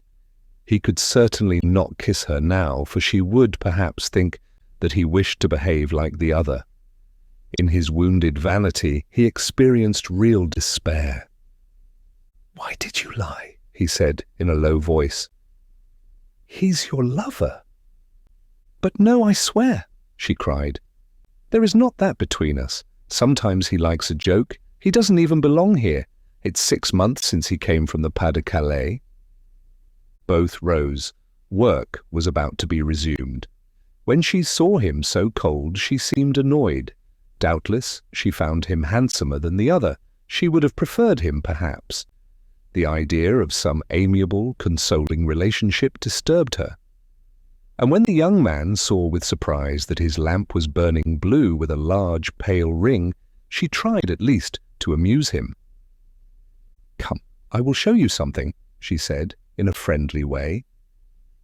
When she had led him to the bottom of the cutting, she pointed out to him a crevice in the coal. A slight bubbling escaped from it, a little noise like the warbling of a bird. "Put your hand there, you'll feel the wind. It's fire damp." He was surprised. Was that all? Was that the terrible thing which blew everything up? She laughed. She said there was a good deal of it today to make the flame of the lamps so blue. "Now if you've done chattering, lazy louts," cried Maheu's rough voice. Catherine and Étienne hastened to fill their trams and pushed them to the upbrow with stiffened back, crawling beneath the bossy roof of the passage. Even after the second journey, the sweat ran off them and their joints began to crack. The pikemen had resumed work in the cutting. The men often shortened their breakfast to avoid getting cold, and their bricks, eaten in this way, far from the sun, with silent voracity, loaded their stomachs with lead. Stretched on their sides, they hammered more loudly, with the one fixed idea of filling a large number of trams. Every thought disappeared in this rage for gain which was so hard to earn. They no longer felt the water which streamed on them and swelled their limbs, the cramps of forced attitudes, the suffocation of the darkness in which they grew pale, like plants put in a cellar. Yet as the day advanced, the air became more poisoned and heated with the smoke of the lamps, with the pestilence of their breaths, with the asphyxia of the fire damp, blinding to the eyes like spiders' webs, which only the aeration of the night could sweep away. At the bottom of their molehill, beneath the weight of the earth, with no more breath in their inflamed lungs, they went on hammering. Chapter 5. Maheu, without looking at his watch, which he had left in his jacket, stopped and said, 1 o'clock directly. Zachary, is it done? The young man had just been at the planking. In the midst of his labour he had been lying on his back with dreamy eyes, thinking over a game of hockey of the night before. He woke up and replied, "Yes, it will do. We shall see tomorrow." And he came back to take his place at the cutting. Levaque and Chaval had also dropped their picks. They were all resting. They wiped their faces on their naked arms and looked at the roof, in which slaty masses were cracking. They only spoke about their work. "Another chance," murmured Chaval, "of getting into loose earth." They didn't take account of that in the bargain. "Rascals," growled Levaque. "They only want to bury us in it." Zachary began to laugh. He cared little for the work and the rest, but it amused him to hear the company abused. In his placid way, Maheu explained that the nature of the soil changed every 20 meters. One must be just. They could not foresee everything. Then when the two others went on talking against the masters, he became restless and looked around him. "Hush, that's enough." "You're right," said Levaque, also lowering his voice. "It isn't wholesome." A morbid dread of spies haunted them, even at this depth, as if the shareholders' coal, while still in the seam, might have ears. "That won't prevent me," added Chaval loudly, in a defiant manner, "from lodging a brick in the belly of that damned dancer if he talks to me as he did the other day. I won't prevent him, I won't, from buying pretty girls with a white skin." This time Zachary burst out laughing. The head captain's love for Pierron was a constant joke in the pit. Even Catherine rested on her shovel at the bottom of the cutting, holding her sides, and in a few words told Étienne the joke, while Maheu became angry, seized by a fear which he could not conceal. "Will you hold your tongue, eh? Wait till you're alone if you want to get into trouble." He was still speaking when the sound of steps was heard in the upper gallery. Almost immediately the engineer of the mine, little Négrel, as the workmen called him among themselves, appeared at the top of the cutting, accompanied by Dansaert, the head captain. "Didn't I say so?" muttered Maheu. "There's always someone there, rising out of the ground." Paul Négrel, Monsieur Hennebeau's nephew, was a young man of 26, refined and handsome, with curly hair and brown moustache. His pointed nose and sparkling eyes gave him the air of an amiable ferret of sceptical intelligence, which changed into an abrupt, authoritative manner in his relations with the workmen. He was dressed like them, and like them, smeared with coal. To make them respect him, he exhibited a daredevil courage, passing through the most difficult spots and always first when landslips or fire-damp explosions occurred. "Here we are. Are we not, Dansaert?" he asked. The head captain, a coarse-faced Belgian with a large sensual nose, replied with exaggerated politeness, "Yes, Monsieur Négrel. Here is the man who was taken on this morning." Both of them had slid down into the middle of the cutting. They made Étienne come up. The engineer raised his lamp and looked at him without asking any questions. "Good," he said at last. "But I don't like unknown men to be picked up from the road. Don't do it again." He did not listen to the explanations given to him, the necessities of work, the desire to replace women by men for the haulage. He had begun to examine the roof, while the pikemen had taken up their picks again. Suddenly he called out, "I say there, Maheu, have you no care for life? By heavens, you will all be buried here." "Oh, it's solid," replied the workman tranquilly. "What? Solid? But the rock is giving already, and you are planting props at more than 2 meters, as if you grudged it. Ah, you are all alike. You will let your skull be flattened rather than leave the seam to give the necessary time to the timbering. I must ask you to prop that immediately. Double the timbering, do you understand?" And in face of the unwillingness of the miners who disputed the point, saying that they were good judges of their safety, he became angry. "Go along. When your heads are smashed, is it you who will have to bear the consequences? Not at all. It will be the company which will have to pay you pensions, you or your wives. I tell you again that we know you. In order to get 2 extra trams by evening, you would sell your skins." Maheu, in spite of the anger which was gradually mastering him, still answered steadily, "If they paid us enough, we should prop it better." The engineer shrugged his shoulders without replying. He had descended the cutting and only said in conclusion, from below, "You have an hour. Set to work, all of you, and I give you notice that the stall is fined 3 francs.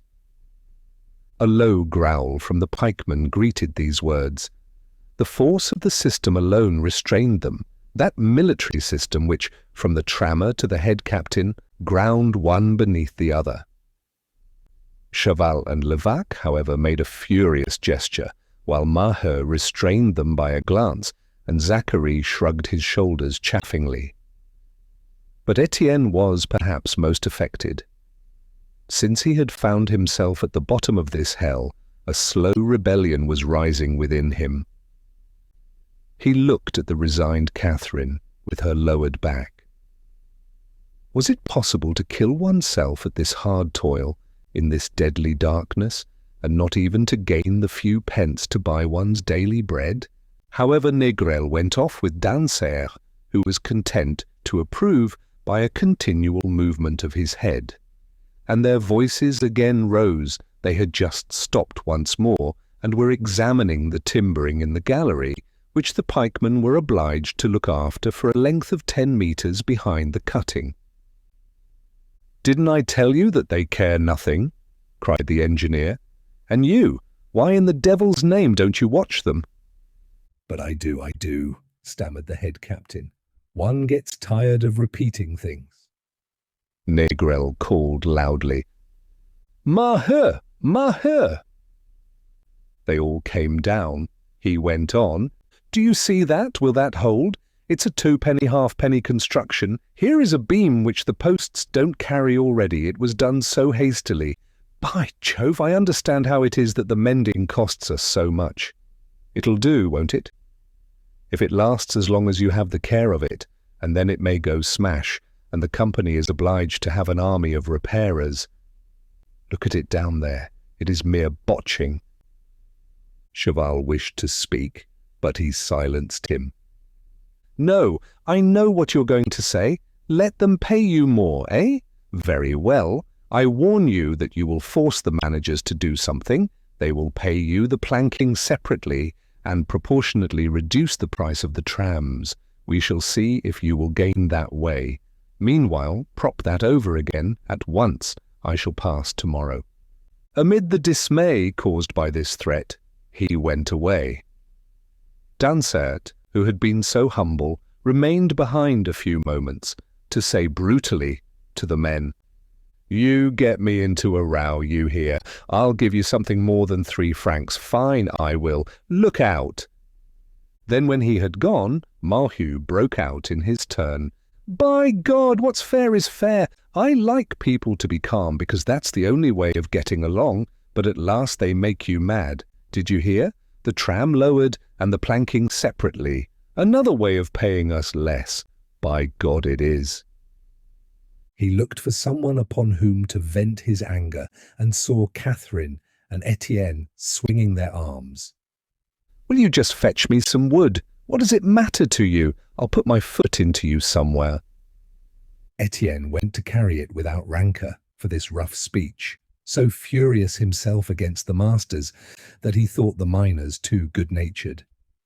As for the others, Levaque and Chaval had found relief in strong language. All of them, even Zacharie, were timbering furiously.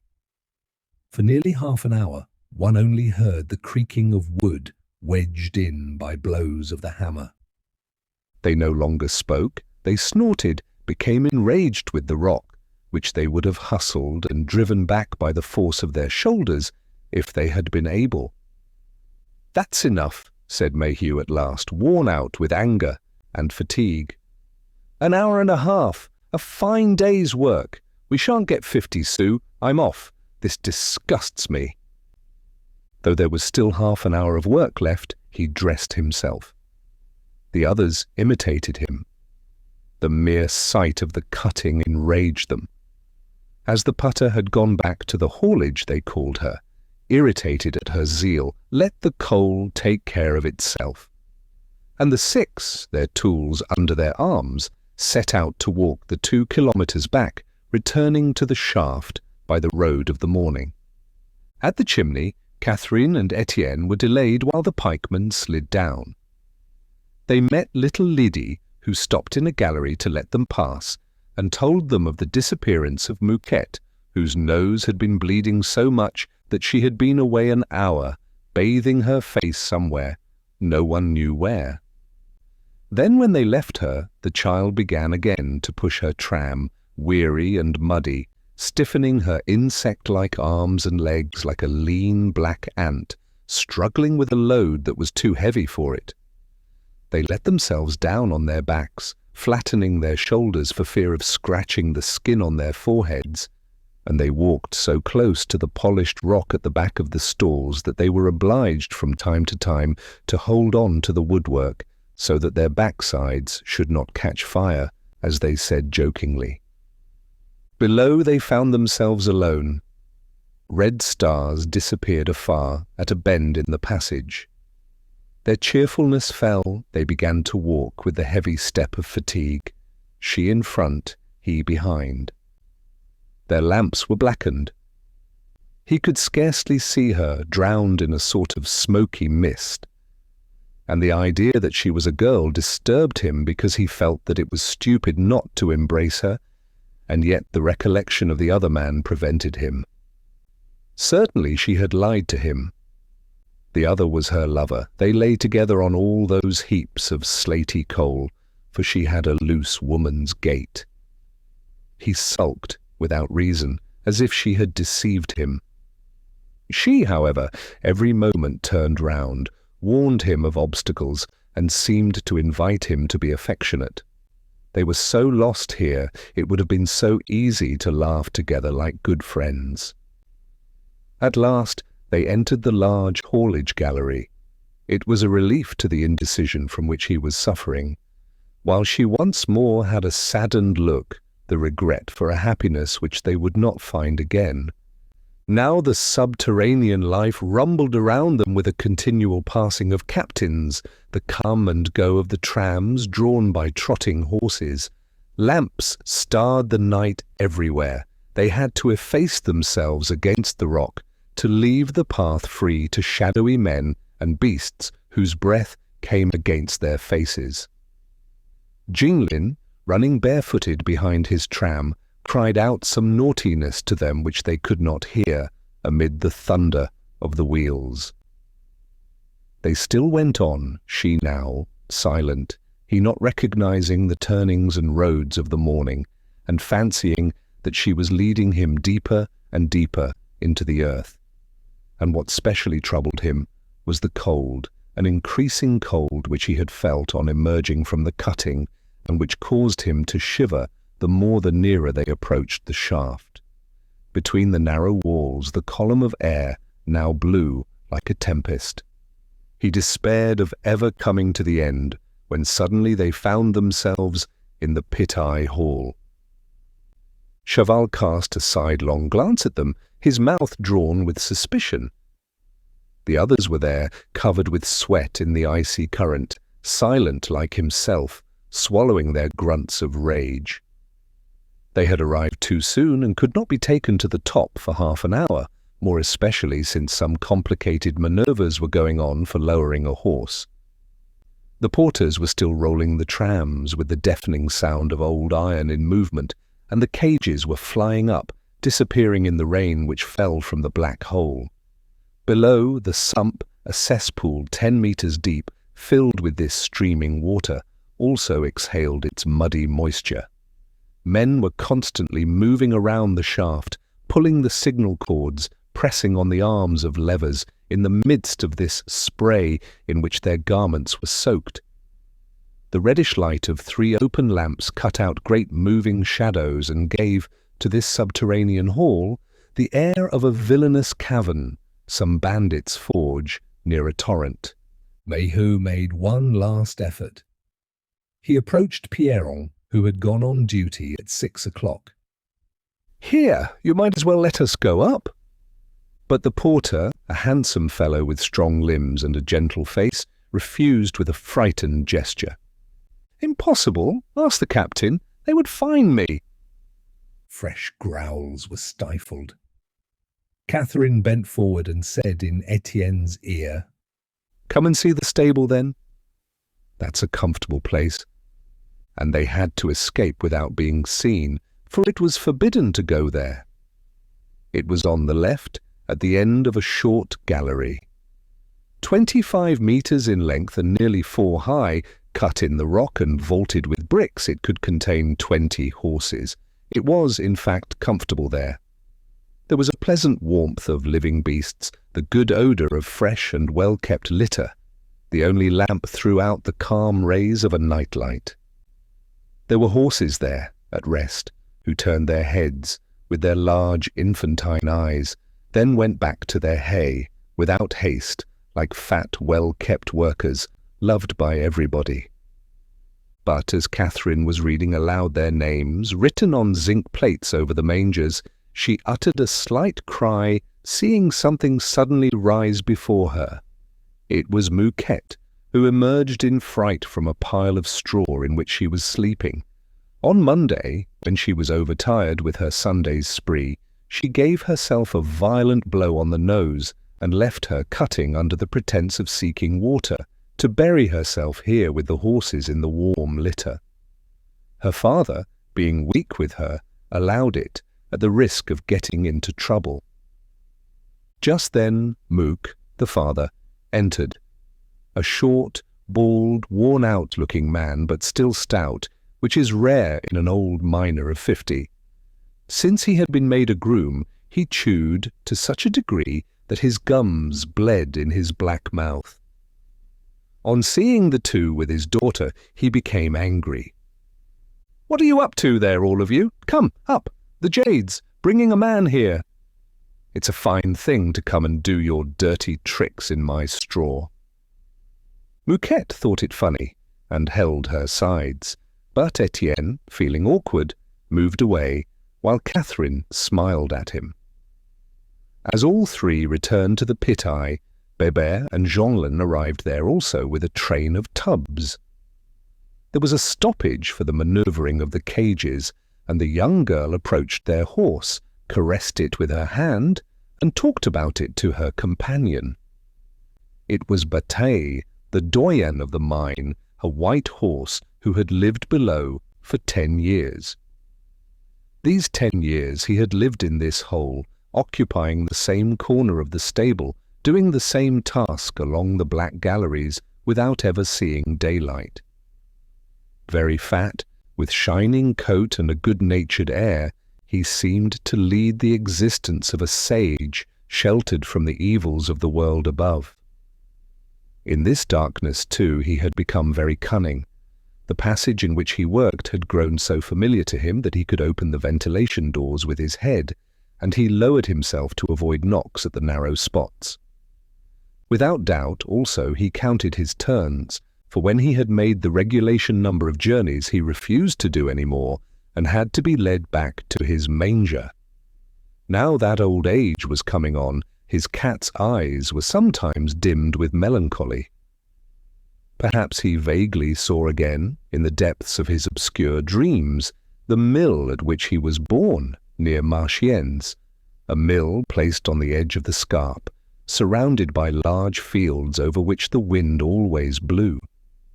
Something burnt in the air, an enormous lamp, the exact appearance of which escaped his beast's memory, and he stood with lowered head, trembling on his old feet, making useless efforts to recall the sun. Meanwhile the manoeuvres went on in the shaft. The signal hammer had struck 4 blows and the horse was being lowered. There was always excitement at such a time, for it sometimes happened that the beast was seized by such terror that it was landed dead. When put into a net at the top, it struggled fiercely. Then, when it felt the ground no longer beneath it, it remained as if petrified and disappeared without a quiver of the skin, with enlarged and fixed eyes. This animal being too big to pass between the guides, it had been necessary, when hooking it beneath the cage, to pull down the head and attach it to the flanks. The descent lasted nearly 3 minutes, the engine being slowed as a precaution. Below, the excitement was increasing. What then? Was he going to be left on the road, hanging in the blackness? At last he appeared in his stony immobility, his eye fixed and dilated with terror. It was a bay horse, hardly 3 years of age, called Trompette. "Attention!" cried Father Mouque, whose duty it was to receive it. "Bring him here. Don't undo him yet." Trompette was soon placed on the metal floor in a mass. Still he did not move. He seemed in a nightmare, in this obscure infinite hole, this deep hall echoing with tumult. They were beginning to unfasten him when Bataille, who had just been unharnessed, approached and stretched out his neck to smell this companion who lay on the earth. The workman jokingly enlarged the circle. Well, what pleasant odour did he find in him? But Bataille, deaf to mockery, became animated. He probably found in him the good odour of the open air, the forgotten odour of the sun on the grass. And he suddenly broke out into a sonorous neigh, full of musical gladness, in which there seemed to be the emotion of a sob. It was a greeting, the joy of those ancient things of which a gust had reached him, the melancholy of one more prisoner who would not ascend again until death. "Ah, that animal Bataille!" shouted the workmen, amused at the antics of their favourite. "He's talking with his mate." Trompette was unbound, but still did not move. He remained on his flank, as if he still felt the net restraining him, garroted by fear. At last they got him up with a lash of the whip, dazed and his limbs quivering. And Father Mouque led away the 2 beasts, fraternizing together. "Here, is it ready yet?" asked Maheu. It was necessary to clear the cages, and besides it was yet 10 minutes before the hour for ascending. Little by little the stalls emptied, and the miners returned from all the galleries. There were already some 50 men there, damp and shivering, their inflamed chests panting on every side. Pierron, in spite of his mawkish face, struck his daughter Lydie because she had left the cutting before time. Zachary slyly pinched Mouquette with a joke about warming himself. But the discontent increased. Chaval and Levaque narrated the engineer's threat, the tram to be lowered in price, and the planking paid separately. And exclamations greeted this scheme. A rebellion was germinating in this little corner, nearly 600 meters beneath the earth. Soon they could not restrain their voices. These men, soiled by coal and frozen by the delay, accused the company of killing half their workers at the bottom and starving the other half to death. Étienne listened, trembling. "Quick, quick," repeated the captain, Richomme, to the porters. He hastened the preparations for the ascent, not wishing to be hard, pretending not to hear. However, the murmurs became so loud that he was obliged to notice them. They were calling out behind him that this would not last always, and that one fine day the whole affair would be smashed up.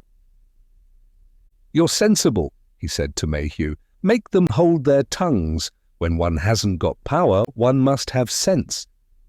But Maheu, who was getting calm and had at last become anxious, did not interfere. Suddenly the voices fell.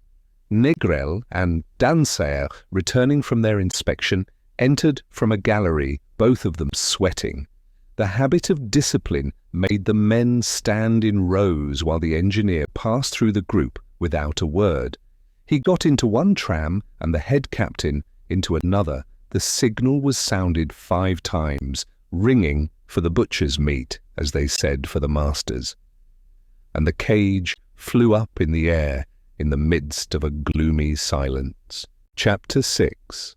As he ascended in the cage heaped up with 4 others, Étienne resolved to continue his famished course along the roads. One might as well die at once as go down to the bottom of that hell, where it was not even possible to earn one's bread. Catherine, in the tram above him, was no longer at his side with her pleasant, enervating warmth, and he preferred to avoid foolish thoughts and to go away, for with his wider education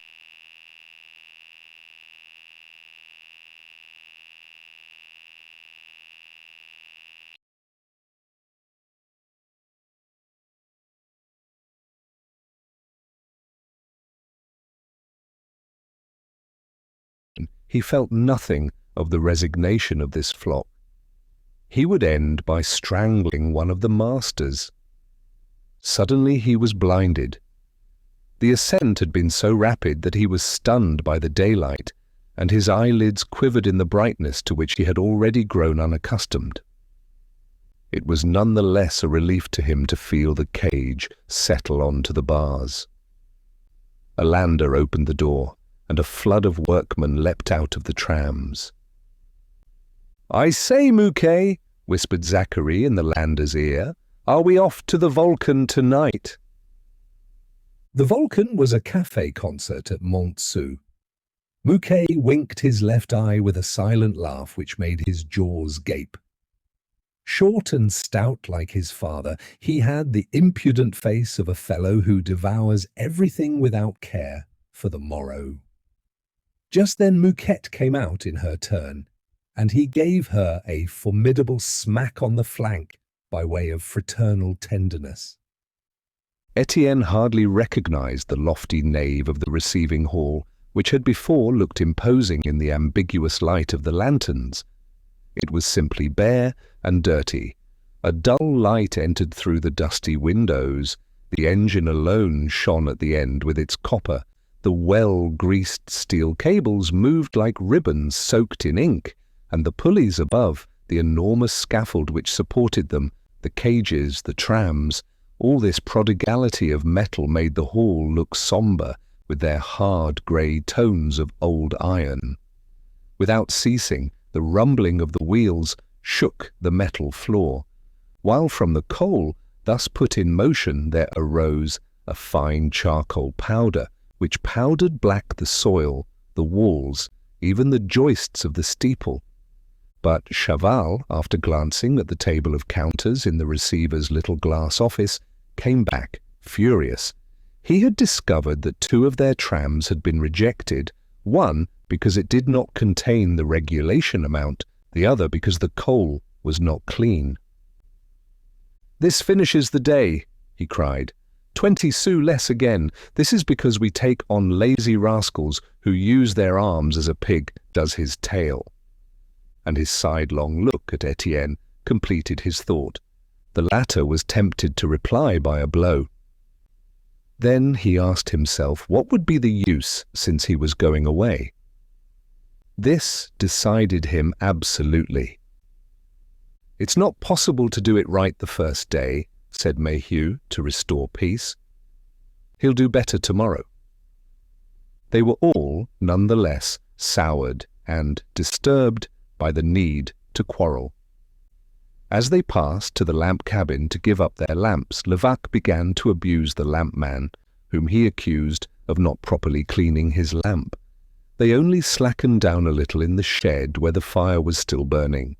It had even been too heavily piled up, for the stove was red and the vast room, without a window, seemed to be in flames. To such a degree did the reflection make bloody the walls, and there were grunts of joy. All the backs were roasted at a distance till they smoked like soup. When their flanks were burning, they cooked their bellies. Mouquette had tranquilly let down her breeches to dry her chemise. Some lads were making fun of her. They burst out laughing because she suddenly showed them her posterior, a gesture which in her was the extreme expression of contempt. "I'm off," said Chaval, who had shut up his tools in his box. No one moved, only Mouquette hastened, and went out behind him on the pretext that they were both going back to Montsou. But the others went on joking. They knew that he would have no more to do with her. Catherine, however, who seemed preoccupied, was speaking in a low voice to her father. The latter was surprised. Then he agreed with a nod, and calling Étienne to give him back his bundle. "Listen," he said, "you haven't a sou. You will have time to starve before the fortnight's out. Shall I try and get you credit somewhere?" The young man stood for a moment confused. He had been just about to claim his 30 sous and go, but shame restrained him before the young girl. She looked at him fixedly. Perhaps she would think he was shirking the work. "You know I can promise you nothing," Maheu went on. "They can but refuse us." Then Étienne consented. They would refuse. Besides, it would bind him to nothing. He could still go away after having eaten something. Then he was dissatisfied at not having refused, seeing Catherine's joy, a pretty laugh, a look of friendship, happy at having been useful to him. What was the good of it all? When they had put on their sabots and shut their boxes, the Maheus left the shed, following their comrades, who were leaving one by one after they had warmed themselves. Étienne went behind. Levaque and his urchin joined the band. But as they crossed the screening place, a scene of violence stopped them. It was in a vast shed, with beams blackened by the powder and large shutters through which blew a constant current of air. The coal trams arrived straight from the receiving room and were then overturned by the tipping cradles onto hoppers, long iron slides, and to right and to left of these the screeners, mounted on steps and armed with shovels and rakes, separated the stone and swept together the clean coal, which afterwards fell through funnels into the railway wagons beneath the shed. Philomène Levaque was there, thin and pale, with the sheep-like face of a girl who spat blood. With head protected by a fragment of blue wool, and hands and arms black to the elbows, she was screening beneath an old witch, the mother of Pierron, the brûlée as she was called, with terrible owl's eyes and a mouth drawn in like a miser's purse. They were abusing each other, the young one accusing the elder of raking her stones so that she could not get a basketful in 10 minutes. They were paid by the basket, and these quarrels were constantly arising. Hair was flying, and hands were making black marks on red faces. "Give it her bloody well!" cried Zachary from above to his mistress. All the screeners laughed, but the brûlée turned snappishly on the young man. "Now then, dirty beast, you'd better to own the 2 kids you have filled her with. Fancy that, a slip of 18 who can't stand straight." Maheu had to prevent his son from descending to see, as he said, the colour of this carcass's skin. A foreman came up and the rakes again began to move the coal. One could only see all along the hoppers the round backs of women squabbling incessantly over the stones. Outside, the wind had suddenly quieted. A moist cold was falling from a grey sky. The colliers thrust out their shoulders, folded their arms and set forth irregularly with a rolling gait which made their large bones stand out beneath their thin garments. In the daylight, they looked like a band of Negroes thrown into the mud. Some of them had not finished their bricks, and the remains of the bread carried between the shirt and the jacket made them hump-backed. "Hello, there's Bouteloup," said Zachary, grinning. Levaque, without stopping, exchanged 2 sentences with his lodger, a big dark fellow of 35 with a placid, honest air. "Is the soup ready, Louis?" "I believe it is." "Then the wife is good-humoured today?" "Yes, I believe she is." Other miners, bound for the earth-cutting, came up, new bands which one by one were engulfed in the pit. It was the 3 o'clock descent, more men for the pit to devour, the gangs who would replace the sets of the pikemen at the bottom of the passages. The mine never rested. Day and night human insects were digging out the rock 600 metres below the beetroot fields. However, the youngsters went ahead. Jeanlin confided to Bébert a complicated plan for getting 4 sous worth of tobacco on credit, while Lydie followed respectfully at a distance. Catherine came with Zachary and Étienne. None of them spoke, and it was only in front of the Avantage Inn that Maheu and Levaque rejoined them. "Here we are," said the former to Étienne. "Will you come in?" They separated. Catherine had stood a moment motionless, gazing once more at the young man with her large eyes full of greenish limpidity like spring water. The crystal deepened the more by her black face. She smiled and disappeared with the others on the road that led up to the settlement. The inn was situated between the village and the mine, at the crossing of 2 roads. It was a 2-storied brick house, whitewashed from top to bottom, enlivened around the windows by a broad pale blue border. On a square signboard nailed above the door, one read in yellow letters, "À l'Avantage, licensed to Rasseneur." Behind stretched a skittle ground enclosed by a hedge. The company, who had done everything to buy up the property placed within its vast territory, was in despair over this inn in the open fields at the very entrance of the Voreux. "Go in," said Maheu to Étienne. The little parlour was quite bare with its white walls, its 3 tables, and its dozen chairs, its deal counter about the size of a kitchen dresser. There were a dozen glasses at most, 3 bottles of liqueur, a decanter, a small zinc tank with a pewter tap to hold the beer. And nothing else, not a figure, not a little table, not a game. In the metal fireplace, which was bright and polished, a coal fire was burning quietly. On the flags a thin layer of white sand drank up the constant moisture of this water-soaked land.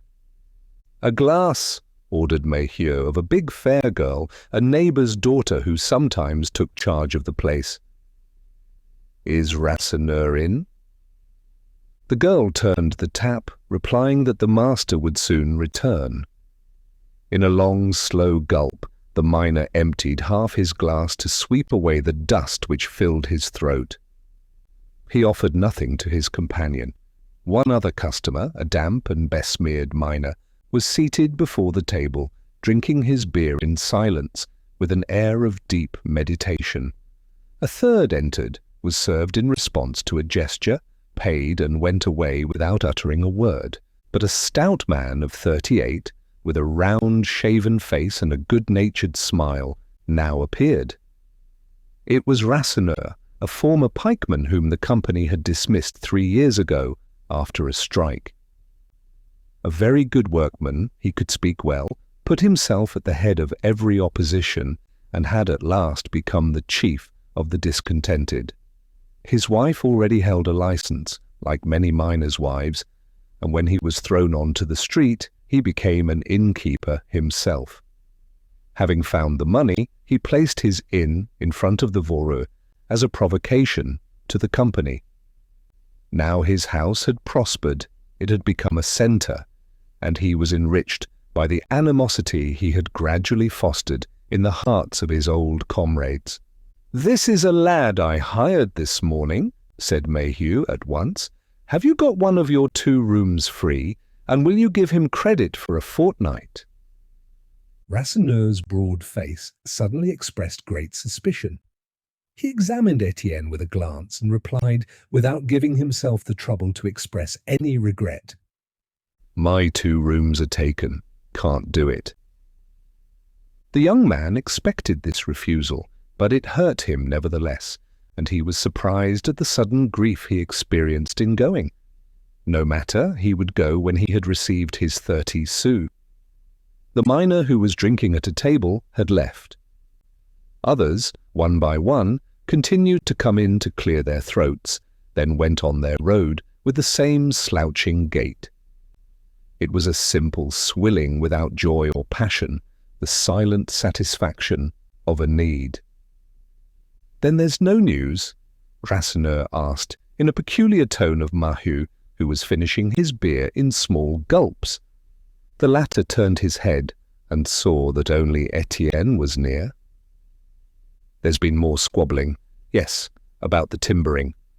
He told the story. The innkeeper's face reddened, swelling with emotion, which flamed in his skin and eyes. At last he broke out, "Well, well, if they decide to lower the price, they are done for." Étienne constrained him. However, he went on, throwing sidelong glances in his direction, and there were reticences and implications. He was talking of the manager, Monsieur Hennebeau, of his wife, of his nephew, the little Négrel, without naming them, repeating that this could not go on, that things were bound to smash up one of these fine days. The misery was too great, and he spoke of the workshops that were closing, the workers who were going away.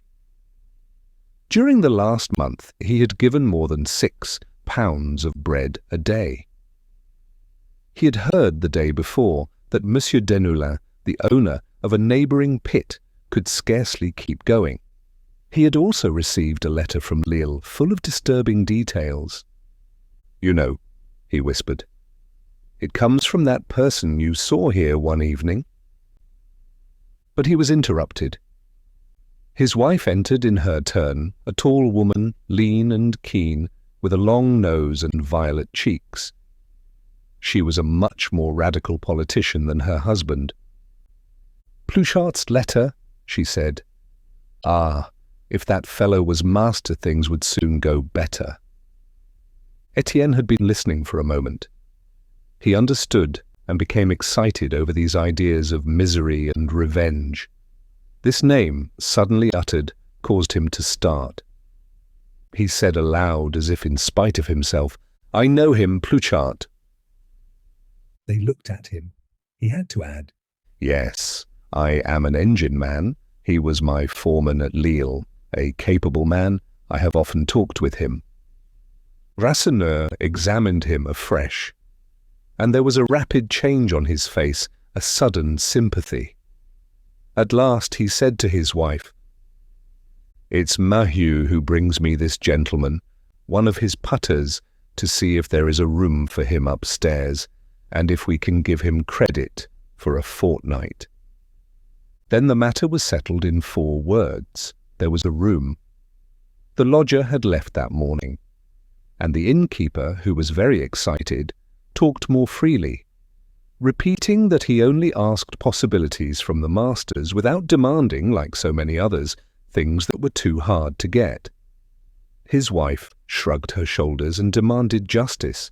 Absolutely. "Good evening," interrupted Maheu. "All that won't prevent men from going down, and as long as they go there will be people working themselves to death. Look how fresh you are, these 3 years that you've been out of it." "Yes, I'm very much better," declared Rasseneur complacently. Étienne went as far as the door, thanking the miner who was leaving, but the latter nodded his head without adding a word, and the young man watched him painfully climb up the road to the settlement. Madame Rasseneur, occupied with serving customers, asked him to wait a minute, when she would show him his room where he could clean himself. Should he remain? He again felt hesitation, a discomfort which made him regret the freedom of the open road, the hunger beneath the sun, endured with the joy of being one's own master. It seemed to him that he had lived years from his arrival on the pit bank, in the midst of squalls, to those hours passed under the earth on his belly in the black passages. And he shrank from beginning again. It was unjust and too hard. His man's pride revolted at the idea of becoming a crushed and blinded beast. While Étienne was thus debating with himself, his eyes, wandering over the immense plain, gradually began to see it clearly. He was surprised. He had not imagined the horizon was like this, when old Bonnemort had pointed it out to him in the darkness. Before him, he plainly saw the Voreux in a fold of the earth, with its wood and brick buildings, the tarred screening shed, the slate-covered steeple, the engine room, and the tall, pale red chimney, all massed together with that evil air. But around these buildings the space extended, and he hadn't imagined it so large, changed into an inky sea by the ascending waves of coal soot, bristling with high trestles which carried the rails of the footbridges, encumbered in one corner with the timber supply, which looked like the harvest of a mown forest. Towards the right, the pit bank hid the view, colossal as a barricade of giants, already covered with grass in its older part, consumed at the other end by an interior fire which had been burning for a year, with a thick smoke, leaving at the surface in the midst of the pale grey of the slates and sandstones long trails of bleeding rust. Then the fields unrolled, the endless fields of wheat and beetroot, naked at this season of the year, marshes with scanty vegetation, cut by a few stunted willows, distant meadows separated by slender rows of poplars. Very far away little pale patches indicated towns, Marchiennes to the north, Montsou to the south, while the forest of Vendôme to the east bordered the horizon with the violet line of its leafless trees. And beneath the livid sky in the faint daylight of this winter afternoon, it seemed as if all the blackness of the Voreux and all its flying coal dust had fallen upon the plain, powdering the trees, sanding the roads, sowing the earth. Étienne looked, and what especially surprised him was a canal, the canalized stream of the Scarpe, which he had not seen in the night. From the Voreux to Marchiennes, this canal ran straight, like a dull silver ribbon 2 leagues long, an avenue lined by large trees raised above the low earth, threading into space with the perspective of its green banks, its pale water into which glided the vermilion of the boats. Near one pit there was a wharf with moored vessels which were laden directly from the trams at the footbridges. Afterwards the canal made a curve, sloping by the marshes, and the whole soul of that smooth plain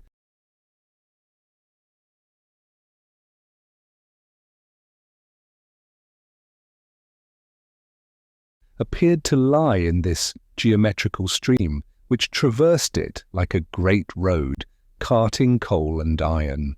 Étienne's glance went up from the canal to the settlement built on the height, of which he could only distinguish the red tiles.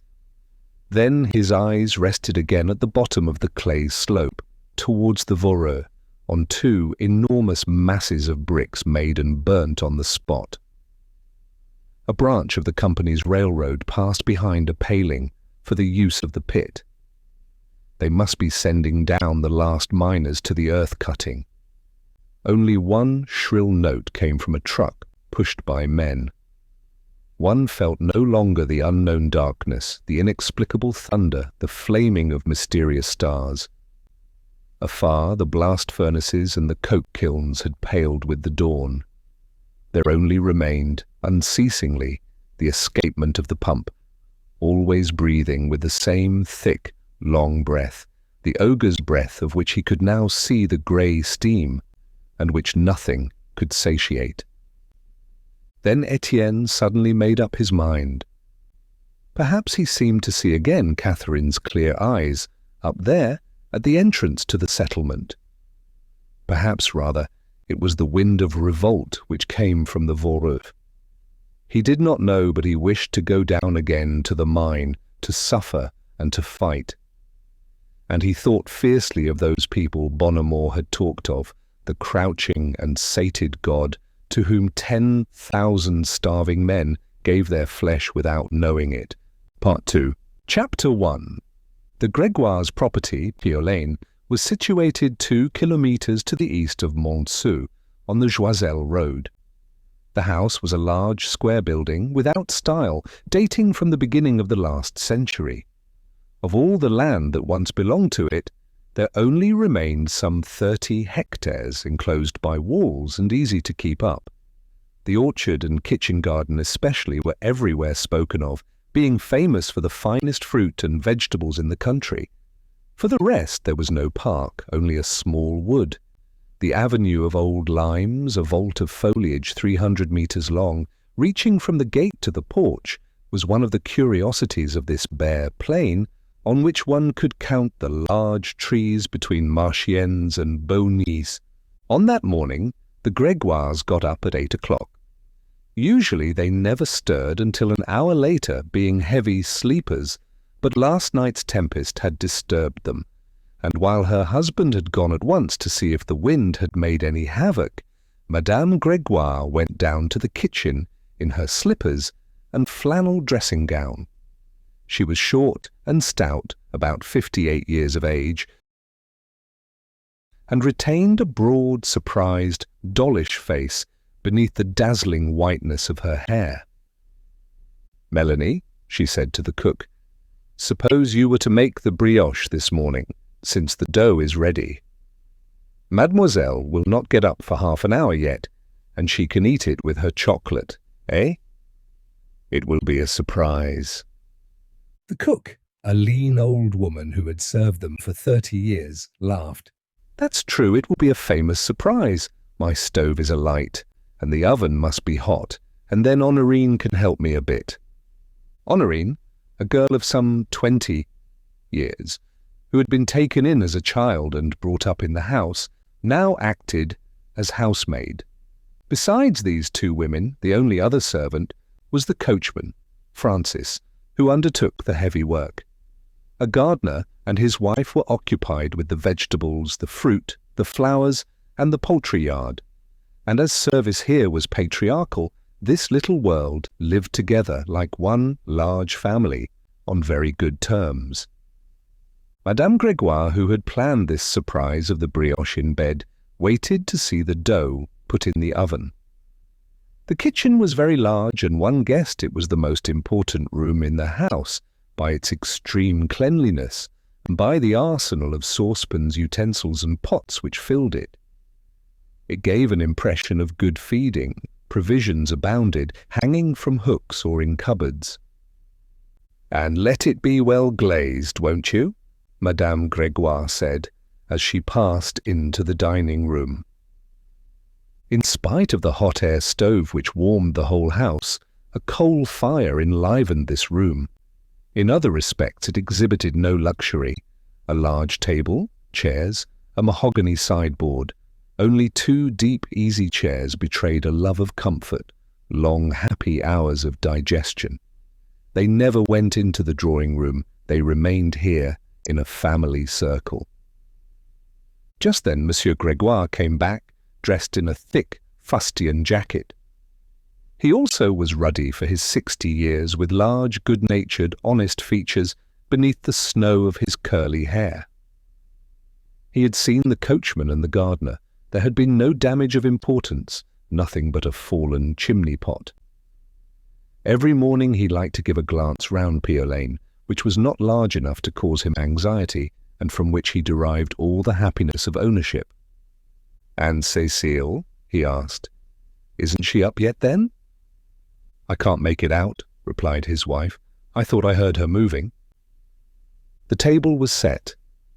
There were 3 cups on the white cloth. They sent Honorine to see what had become of Mademoiselle. But she came back immediately, restraining her laughter, stifling her voice, as if she were still upstairs in the bedroom. "Oh, if Monsieur and Madame could see Mademoiselle! She sleeps, oh, she sleeps like an angel. One can't imagine it. It's a pleasure to look at her." The father and mother exchanged tender looks. He said, smiling, "Will you come and see?" "The poor little darling," she murmured. "I'll come." And they went up together. The room was the only luxurious one in the house. It was draped in blue silk, and the furniture was lacquered white, with blue tracery, a spoilt child's whim which her parents had gratified. In the vague whiteness of the bed, beneath the half-light which came through a curtain that was drawn back, the young girl was sleeping with her cheek resting on her naked arm. She was not pretty, too healthy, in too vigorous condition, fully developed at 18, but she had superb flesh, the freshness of milk, with her chestnut hair, her round face, and little wilful nose lost between her cheeks. The coverlet had slipped down, and she was breathing so softly that her respiration did not even lift her already well-developed bosom. "That horrible wind must have prevented her from closing her eyes," said the mother softly. The father imposed silence with a gesture. Both of them leant down and gazed with adoration on this girl, in her virgin nakedness, whom they had desired so long, and who had come so late, when they had no longer hoped for her. They found her perfect, not at all too fat, and could never feed her sufficiently.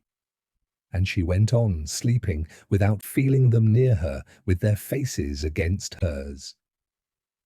However, a slight movement disturbed her motionless face. They feared that they would wake her, and went out on tiptoe.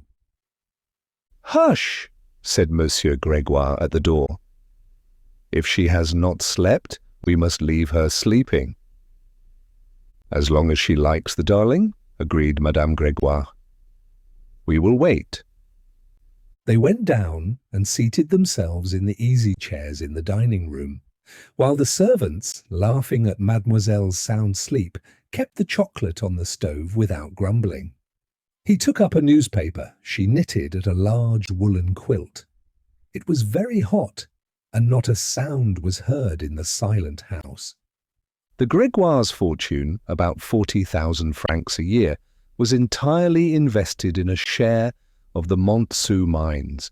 They would complacently narrate its origin, which dated from the very formation of the company. Towards the beginning of the last century, there had been a mad search for coal between Lille and Valenciennes. The success of those who held the concession, which was afterwards to become the Anzin Company, had turned all heads. In every commune the ground was tested, and societies were formed, and concessions grew up in a night. But among all the obstinate seekers of that epoch, Baron Desrumeaux had certainly left the reputation for the most heroic intelligence. For 40 years he had struggled without yielding, in the midst of continual obstacles, early searches unsuccessful, new pits abandoned at the end of long months of work, landslips which filled up borings, sudden inundations which drowned the workmen, hundreds of thousands of francs thrown into the earth. Then the squabbles of the management, the panics of the shareholders, the struggle with the lords of the soil, who were resolved not to recognize royal concessions if no treaty was first made with themselves. He had at last founded the association of Desrumeaux, Fauquenois, and Coin to exploit the Montsou concession, and the pits began to yield a small profit when 2 neighbouring concessions, that of Cougny, belonging to the Comte de Cougny, and that of Joiselle, belonging to the Corny and Génard Company, had nearly overwhelmed him, beneath the terrible assault of their competition. Happily, on the 25th of August 1760, a treaty was made between the three concessions, uniting them into a single one. The Monceau Mining Company was created such as it still exists today. In the distribution, they had divided the total property, according to the standard of the money of the time, into 24 sous, of which each was subdivided into 12 deniers, which made 288 deniers. And as the denier was worth 10,000 francs, the capital represented a sum of nearly 3 millions. Desrumeaux, dying but triumphant, received in this division 6 sous and 3 deniers. In those days, the baron possessed Piolaine, which had 300 hectares belonging to it, and he had in his service as steward Honoré Grégoire, a Picardy lad, the great-grandfather of Léon Grégoire, Cécile's father. When the Monceau Treaty was made, Honoré, who had laid up savings to the amount of some 50,000 francs, yielded tremblingly to his master's unshakable faith. He took out 10,000 francs in fine crowns and took a denier, though with the fear of robbing his children of that sum. His son Eugène, in fact, received very small dividends, and as he had become a bourgeois and had been foolish enough to throw away the other 40,000 francs of the paternal inheritance in a company that came to grief, he lived meanly enough. But the interest of the denier gradually increased. The fortune began with Félicien, who was able to realize a dream with which his grandfather, the old steward, had nursed his childhood, the purchase of dismembered Piolaine, which he acquired as national property for a ludicrous sum. However, bad years followed. It was necessary to await the conclusion of the revolutionary catastrophes and afterwards Napoleon's bloody fall. And it was Léon Grégoire who profited at a stupefying rate of progress by the timid and uneasy investment of his great-grandfather. Those poor 10,000 francs grew and multiplied with the company's prosperity. From 1820, they had brought in 100%, 10,000 francs. In 1844, they had produced 20,000. In 1850, 40. During 2 years, the dividend had reached the prodigious figure of 50,000 francs. The value of the denier, quoted at the Lille Bourse at 1 million, had centupled in a century. Monsieur Grégoire, who had been advised to sell out when this figure of 1 million was reached, had refused with his smiling paternal air. 6 months later, an industrial crisis broke out. The denier fell to 600,000 francs, but he still smiled. He regretted nothing, for the Grégoires had maintained an obstinate faith in their mine. It would rise again. God himself was not so solid. Then with his religious faith was mixed profound gratitude towards an investment which for a century had supported the family in doing nothing. It was like a divinity of their own, whom their egoism surrounded with a kind of worship, the benefactor of the hearth, lulling them in their great bed of idleness, fattening them at their gluttonous table. From father to son it had gone on. Why risk displeasing fate by doubting it? And at the bottom of their fidelity there was a superstitious terror, a fear lest the million of the denier might suddenly melt away if they were to realize it and to put it in a drawer. It seemed to them more sheltered in the earth, from which a race of miners, generations of starving people, extracted it for them a little every day as they needed it. For the rest, happiness reigned on this house. Monsieur Grégoire, when very young, had married the daughter of a Marchienne druggist, a plain, penniless girl whom he adored and who repaid him with happiness. She shut herself up in her household and worshipped her husband, having no other will but his. No difference of tastes separated them. Their desires were mingled in one idea of comfort, and they had thus lived for 40 years in affection and little mutual services. It was a well-regulated existence. The 40,000 francs were spent quietly, and the savings expended on Cécile, whose tardy birth had for a moment disturbed the budget. They still satisfied all her whims: a second horse, 2 more carriages, toilets sent from Paris. But they tasted in this one more joy. They thought nothing too good for their daughter, although they had such a horror of display that they had preserved the fashions of their youth. Every unprofitable expense seemed foolish to them. Suddenly the door opened, and a loud voice called out, "Hello, what now? Having breakfast without me?" It was Cécile, just come from her bed, her eyes heavy with sleep. She had simply put up her hair and flung on a white woolen dressing gown. "No, no," said the mother. "You see, we are all waiting. Eh? Has the wind prevented you from sleeping, poor darling?" The young girl looked at her in great surprise. "Has it been windy? I didn't know anything about it. I haven't moved all night."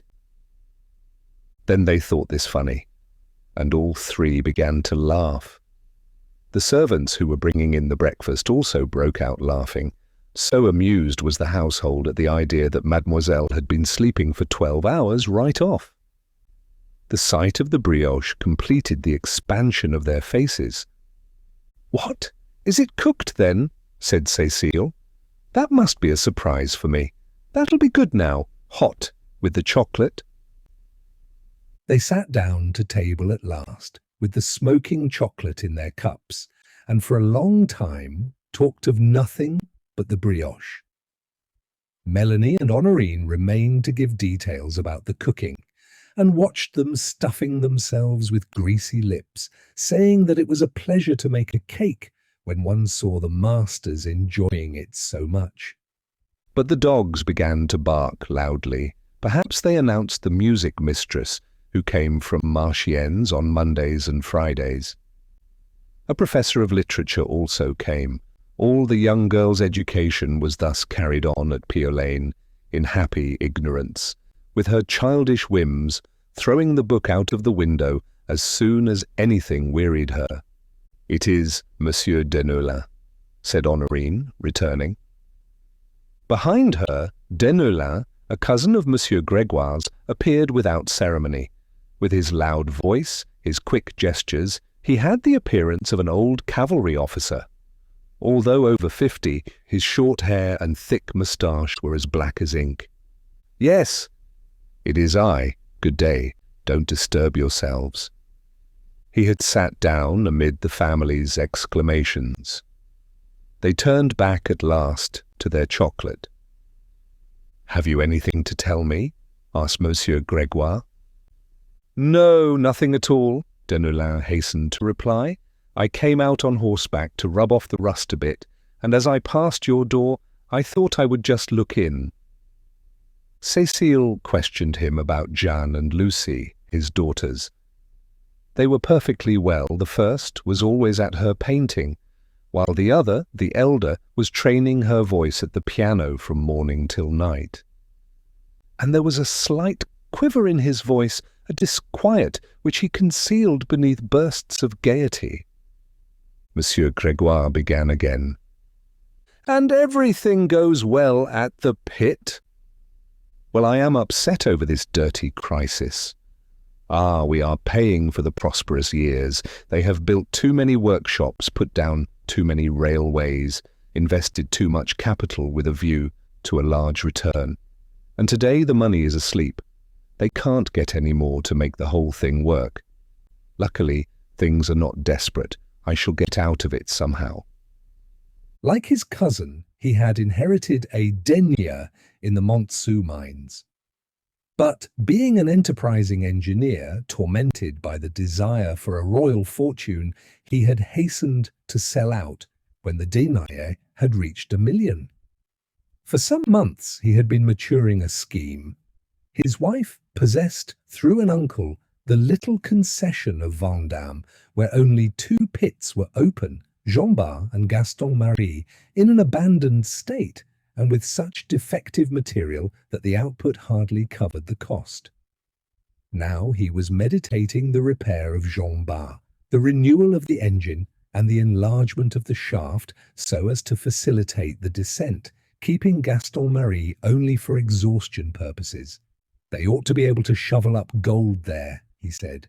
The idea was sound. Only the million had been spent over it, and this damnable industrial crisis broke out at the moment when large profits would have shown that he was right. Besides, he was a bad manager with a rough kindness towards his workmen, and since his wife's death he allowed himself to be pillaged, and also gave the rein to his daughters, the elder of whom talked of going on the stage, while the younger had already had 3 landscapes refused at the Salon, both of them joyous amid the downfall, and exhibiting in poverty their capacity for good household management. You see, Léon, he went on in a hesitating voice, you were wrong not to sell out at the same time as I did. Now everything is going down. You run risk, and if you had confided your money to me, you would have seen what we should have done at Vandamme in our mine. Monsieur Grégoire finished his chocolate without haste. He replied peacefully, Never. You know that I don't want to speculate. I live quietly, and it would be too foolish to worry my head over business affairs. And as for Montsou, it may continue to go down. We shall always get our living out of it. It doesn't do to be so diabolically greedy. Then listen, it is you who will bite your fingers one day, for Montsou will rise again, and Cécile's grandchildren will still get their white bread out of it. Denoullin listened with a constrained smile.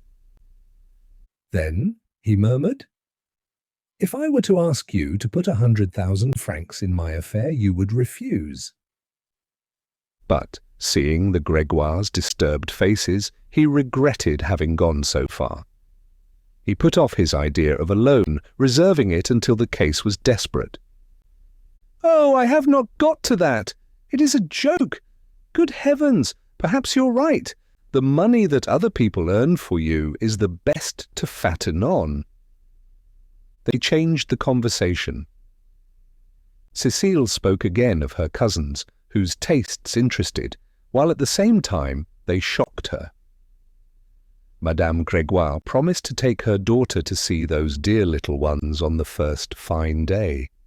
Monsieur Grégoire, however, with a distracted air, did not follow the conversation.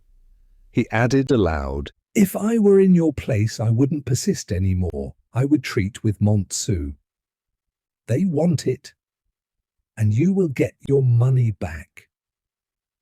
He alluded to an old hatred which existed between the concession of Montsou and that of Vandamme.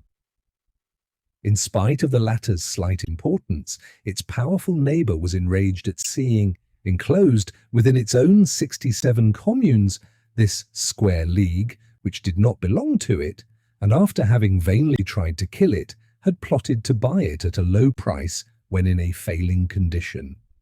The war continued without truce. Each party stopped its galleries at 200 meters from the other.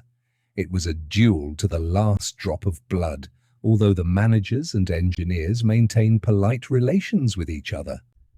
Denoulin's eyes had flamed up. Never, he cried in his turn. Montsou shall never have Vandamme as long as I am alive. I dined on Thursday at Hennebeau's, and I saw him fluttering around me.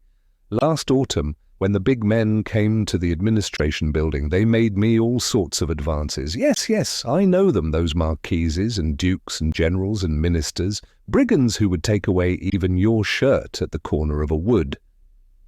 He could not cease. Besides, Monsieur Grégoire did not defend the administration of Montsou, the 6 stewards established by the Treaty of 1760, who governed the company despotically, and the 5 survivors of whom on every death chose the new member among the powerful and rich shareholders.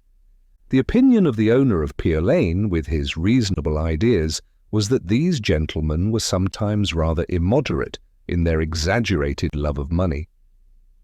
Mélanie had come to clear away the table. Outside the dogs were again barking, and Honorine was going to the door when Cécile, who was stifled by heat and food, left the table. "No, never mind, it must be for my lesson." Deneulin had also risen. He watched the young girl go out and asked, smiling, "Well, and the marriage with little Négrel?" "Nothing has been settled," said Madame Grégoire. "It is only an idea. We must reflect." "No doubt," he went on with a gay laugh. "I believe that the nephew and the aunt. What baffles me is that Madame Hennebeau should throw herself so on Cécile's neck." But Monsieur Grégoire was indignant. So distinguished a lady, and 14 years older than the young man, it was monstrous. He did not like joking on such subjects. Deneulin, still laughing, shook hands with him and left.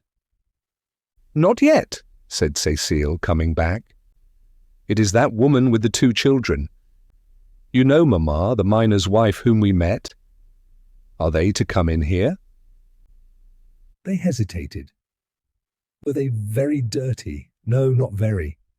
And they would leave their sabots in the porch. Already the father and mother had stretched themselves out in the depths of their large easy chairs. They were digesting there. The fear of change of air decided them. "Let them come in, Honorine." Then Maheu and her little ones entered, frozen and hungry, seized by fright on finding themselves in this room, which was so warm and smelled so nicely of the brioche. Chapter 2. The room remained shut up, and the shutters had allowed gradual streaks of daylight to form a fan on the ceiling. The confined air stupefied them so that they continued their night's slumber.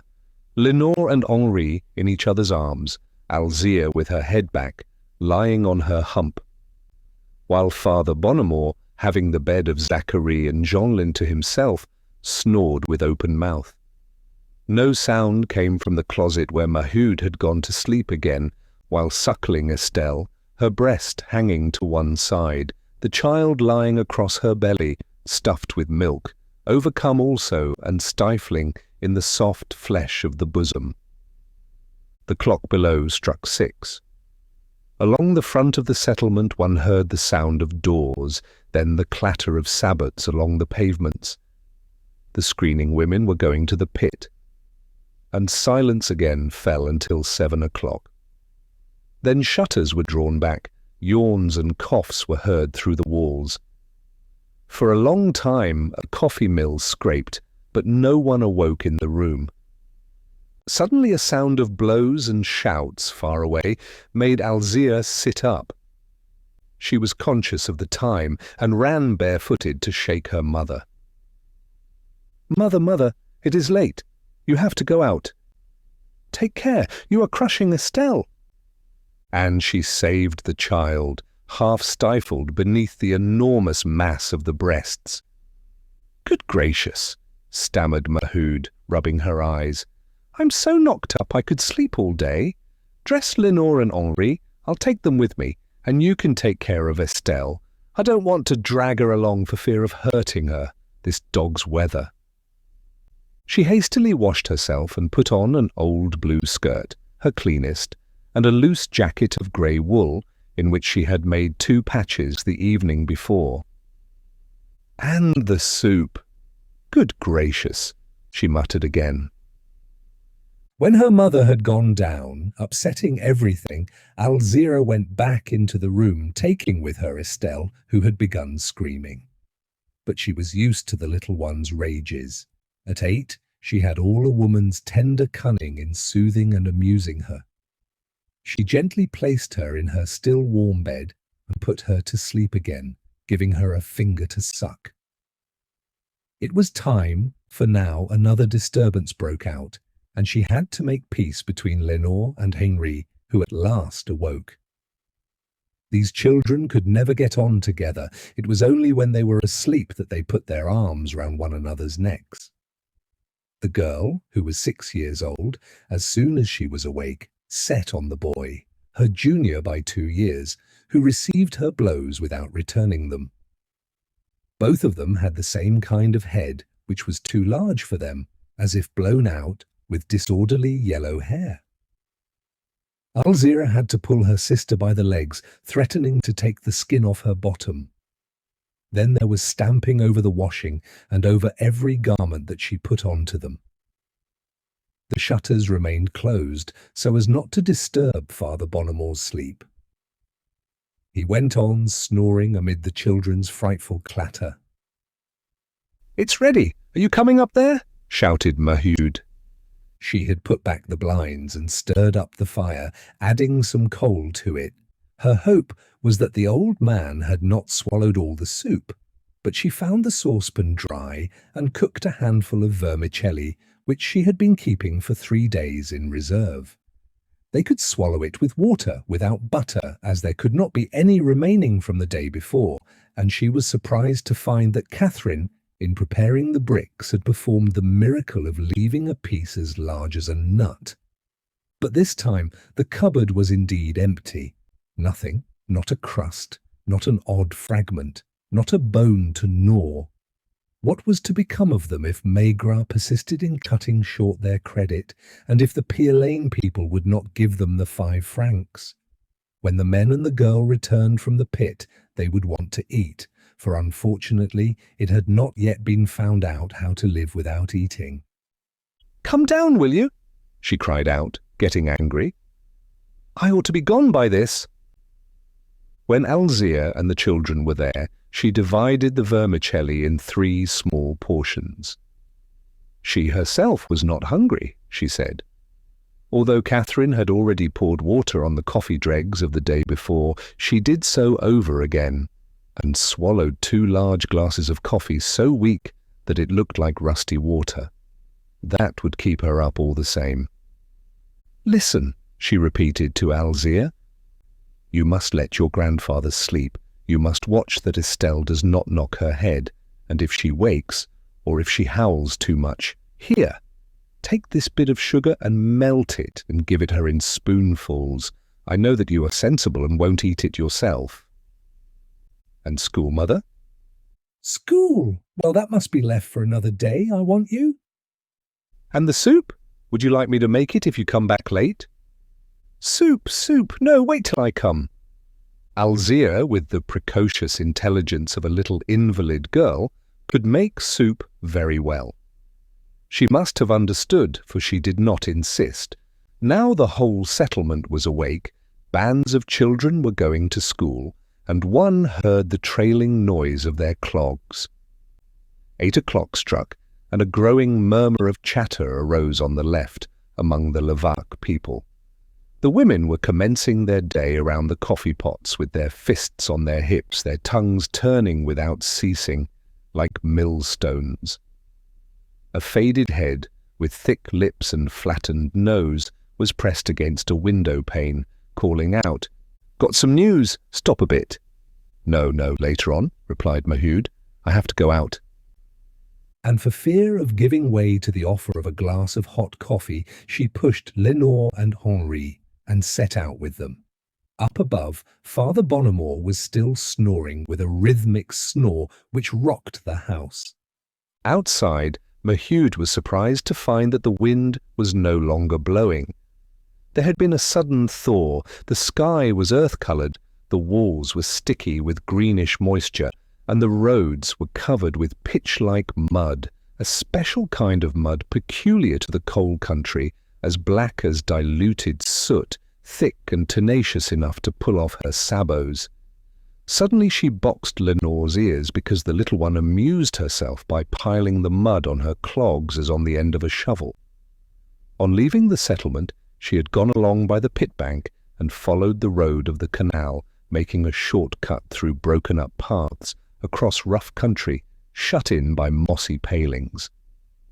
Sheds succeeded one another, long workshop buildings, tall chimneys spitting out soot and soiling this ravaged suburb of an industrial district. Behind a clump of poplars, the old Réquillart pit exhibited its crumbling steeple, of which the large skeleton alone stood upright. And turning to the right, Maheu found herself on the high road. "Stop, stop, dirty pig, I'll teach you to make mincemeat." Now it was Henri, who had taken a handful of mud and was moulding it. The two children had their ears impartially boxed and were brought into good order, looking out of the corner of their eyes at the mud pies they had made. They draggled along, already exhausted by their efforts to unstick their shoes at every step.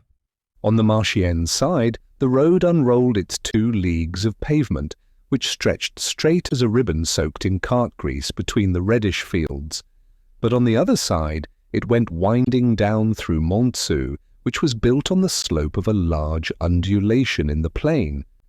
These roads in the Nord, drawn like a string between manufacturing towns with their slight curves, their slow ascents, gradually get lined with houses and tend to make the department one laborious city. The little brick houses daubed over to enliven the climate, some yellow, others blue, others black, the last, no doubt, in order to reach at once their final shade, went serpentining down to right and to left to the bottom of the slope. A few large 2-storied villas, the dwellings of the heads of the workshops, made gaps in the serried line of narrow facades. A church, also of brick, looked like a new model of a large furnace, with its square tower already stained by the floating coal dust. And amid the sugar works, the rope works, and the flour mills, there stood out ballrooms, restaurants, and beer shops, which were so numerous that to every 1,000 houses there were more than 500 inns. As she approached the company's yards, a vast series of storehouses and workshops, Maheu decided to take Henri and Lénore by the hand, one on the right, the other on the left. Beyond was situated the house of the director, Monsieur Hennebeau, a sort of vast chalet separated from the road by a grating, and then a garden in which some lean trees vegetated. Just then a carriage had stopped before the door, and a gentleman with decorations and a lady in a fur cloak alighted. Visitors just arrived from Paris at the Marchiennes station, for Madame Hennebeau, who appeared in the shadow of the porch, was uttering exclamations of surprise and joy. "Come along then, dawdlers," growled Maheu, pulling the 2 little ones who were standing in the mud. When she arrived at Maigrat's, she was quite excited. Maigrat lived close to the manager, only a wall separated the latter's ground from his own small house, and he had there a warehouse, a long building which opened onto the road as a shop without a front. He kept everything there, grocery, cooked meats, fruit, and sold bread, beer, and saucepans. Formerly an overseer at the Voreux, he had started with a small canteen. Then, thanks to the protection of his superiors, his business had enlarged, gradually killing the Montsou retail trade. He centralized merchandise, and the considerable custom of the settlements enabled him to sell more cheaply and to give longer credit. Besides, he had remained in the company's hands, and they had built his small house and his shop. "Here I am again, Monsieur Maigrat," said Maheu humbly, finding him standing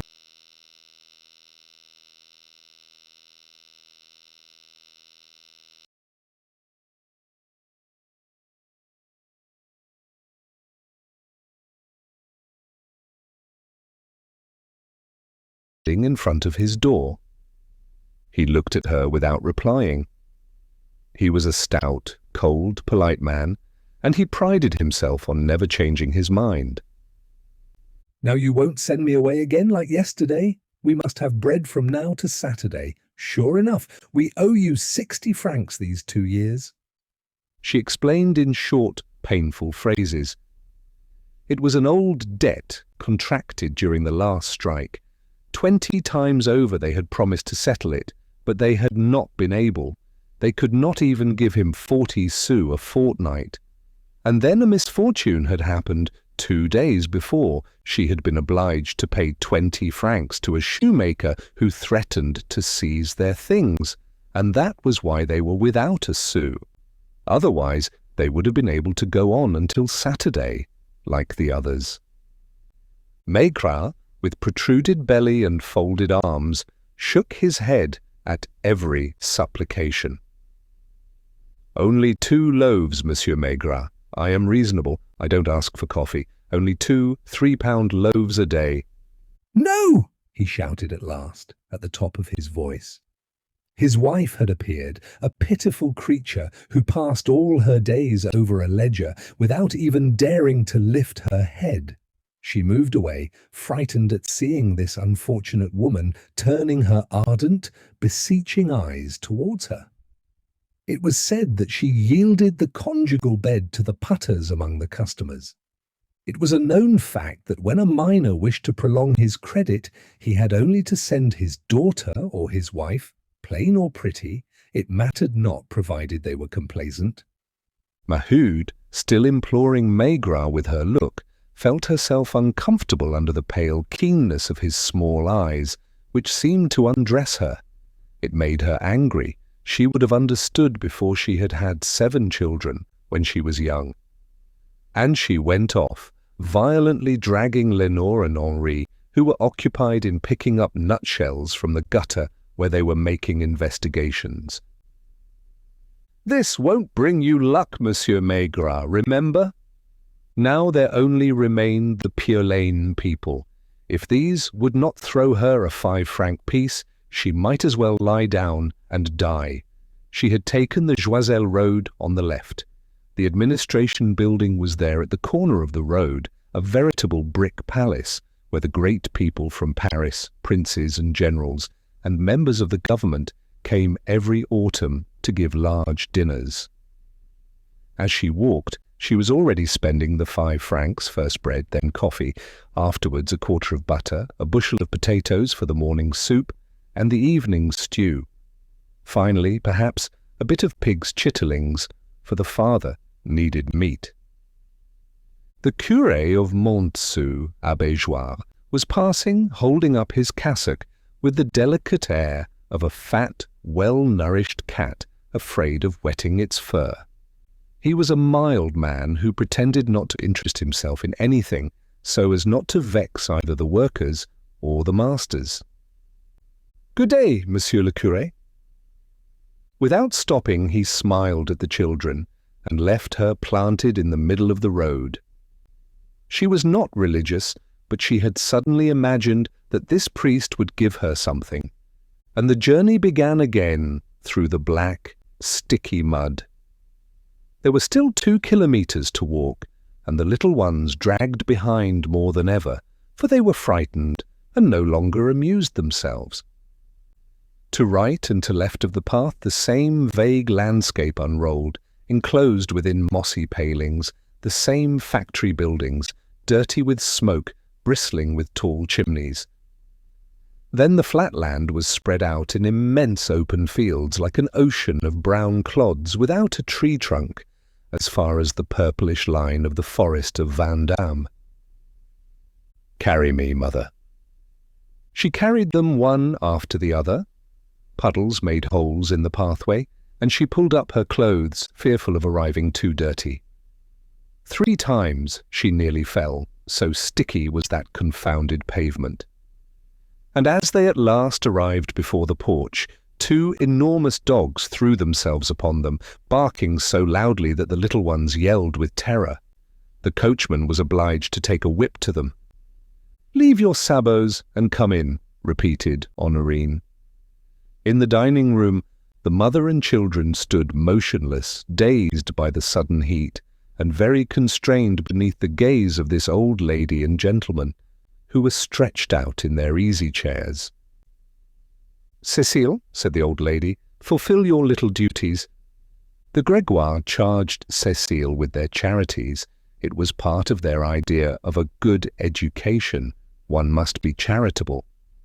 They said themselves that their house was the house of God. Besides, they flattered themselves that they performed their charity with intelligence, and they were exercised by a constant fear lest they should be deceived and so encourage vice.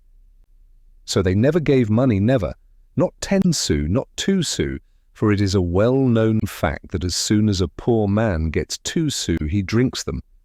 Their alms were, therefore, always in kind, especially in warm clothing, distributed during the winter to needy children. "Oh, the poor dears!" exclaimed Cécile. How pale they are from the cold!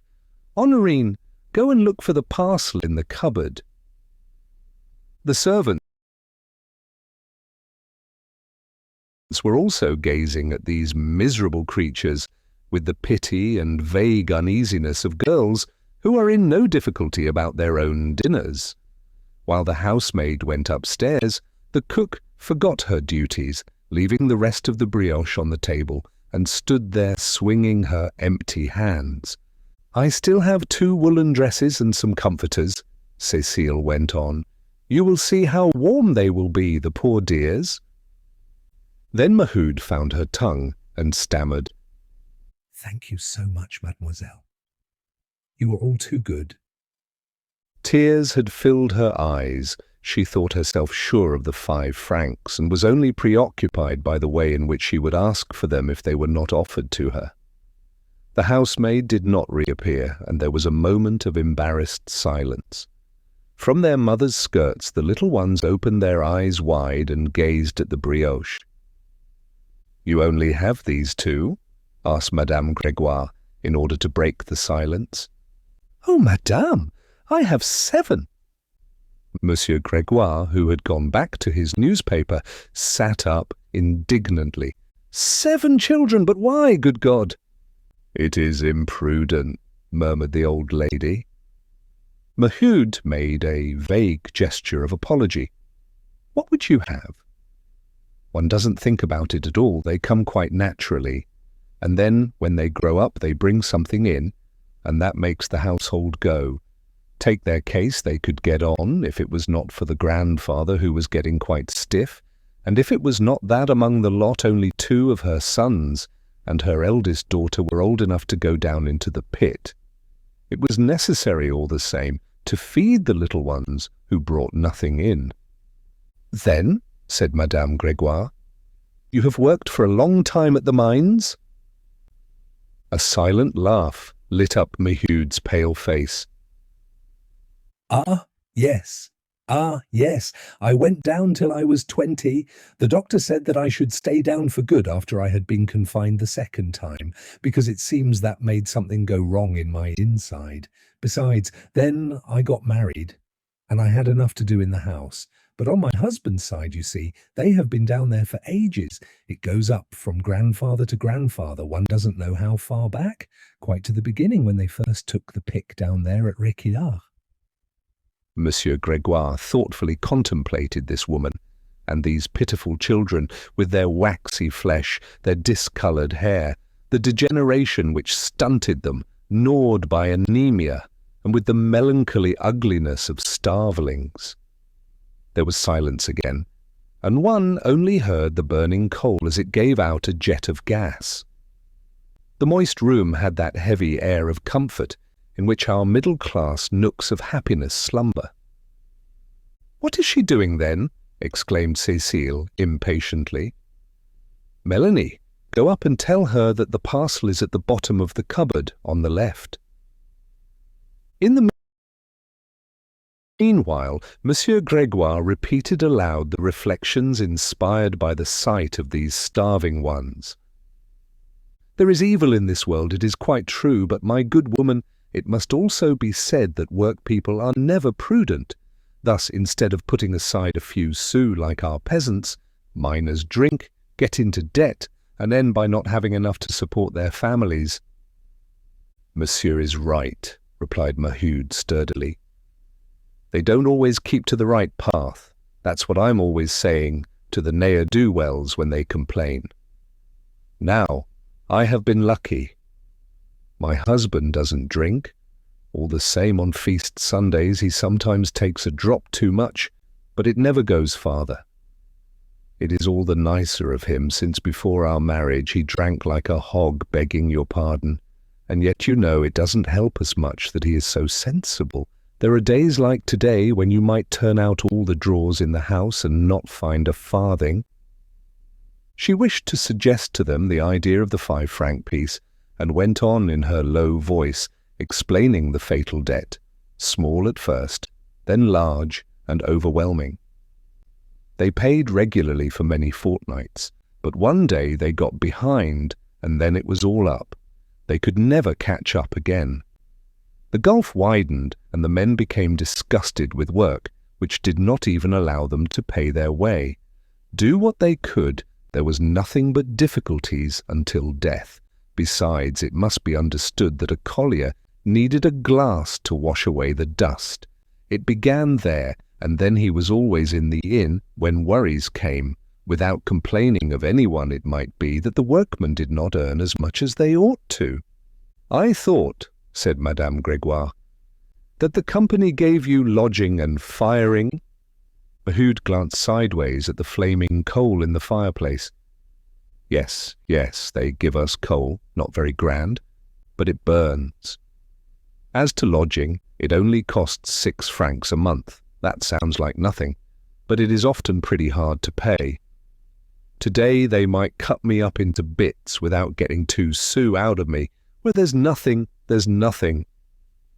The lady and gentleman were silent, softly stretched out and gradually wearied and disquieted by the exhibition of this wretchedness.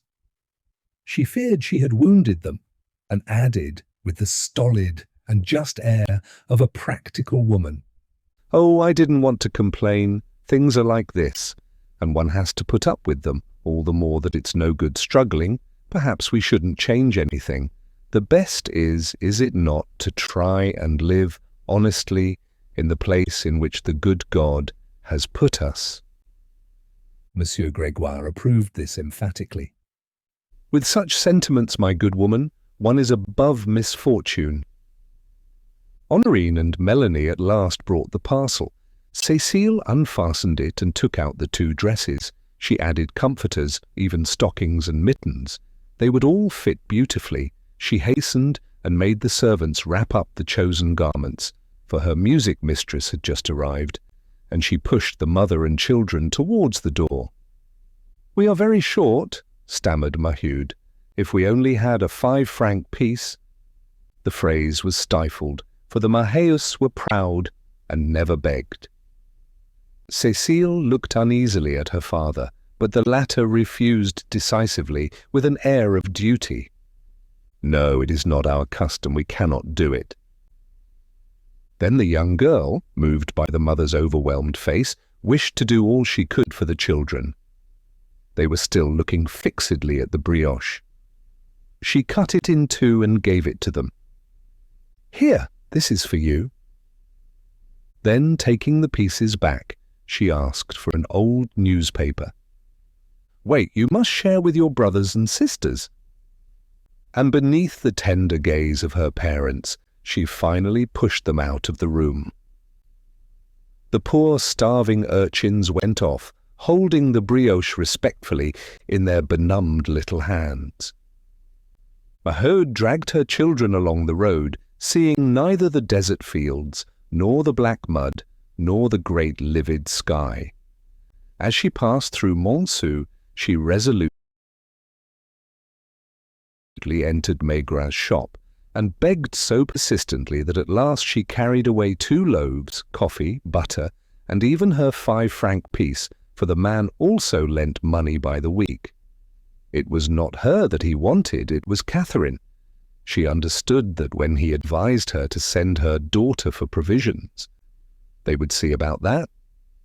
Catherine would box his ears if he came too close under her nose. Chapter 3. 11 o'clock struck at the little church in the 240 settlement, a brick chapel to which Abbé Joire came to say Mass on Sundays. In the school beside it, also of brick, one heard the faltering voices of the children, in spite of windows closed against the outside cold. The wide passages, divided into little gardens, back to back, between the 4 large blocks of uniform houses, were deserted, and these gardens, devastated by the winter, exhibited the destitution of their marly soil, lumped and spotted by the last vegetables. They were making soup, chimneys were smoking, a woman appeared at distant intervals along the fronts, opened a door, and disappeared. From one end to the other, on the pavement, the pipes dripped into tubs, although it was no longer raining, so charged was this grey sky with moistness. and the village, built altogether in the midst of the vast plain, and edged by its black roads as by a mourning border, had no touch of joyousness about it, save the regular bands of its red tiles, constantly washed by showers. When Maheu returned, she went out of her way to buy potatoes from an overseer's wife whose crop was not yet exhausted. Behind a curtain of sickly poplars, the only trees in these flat regions, was a group of isolated buildings, houses placed four together and surrounded by their gardens.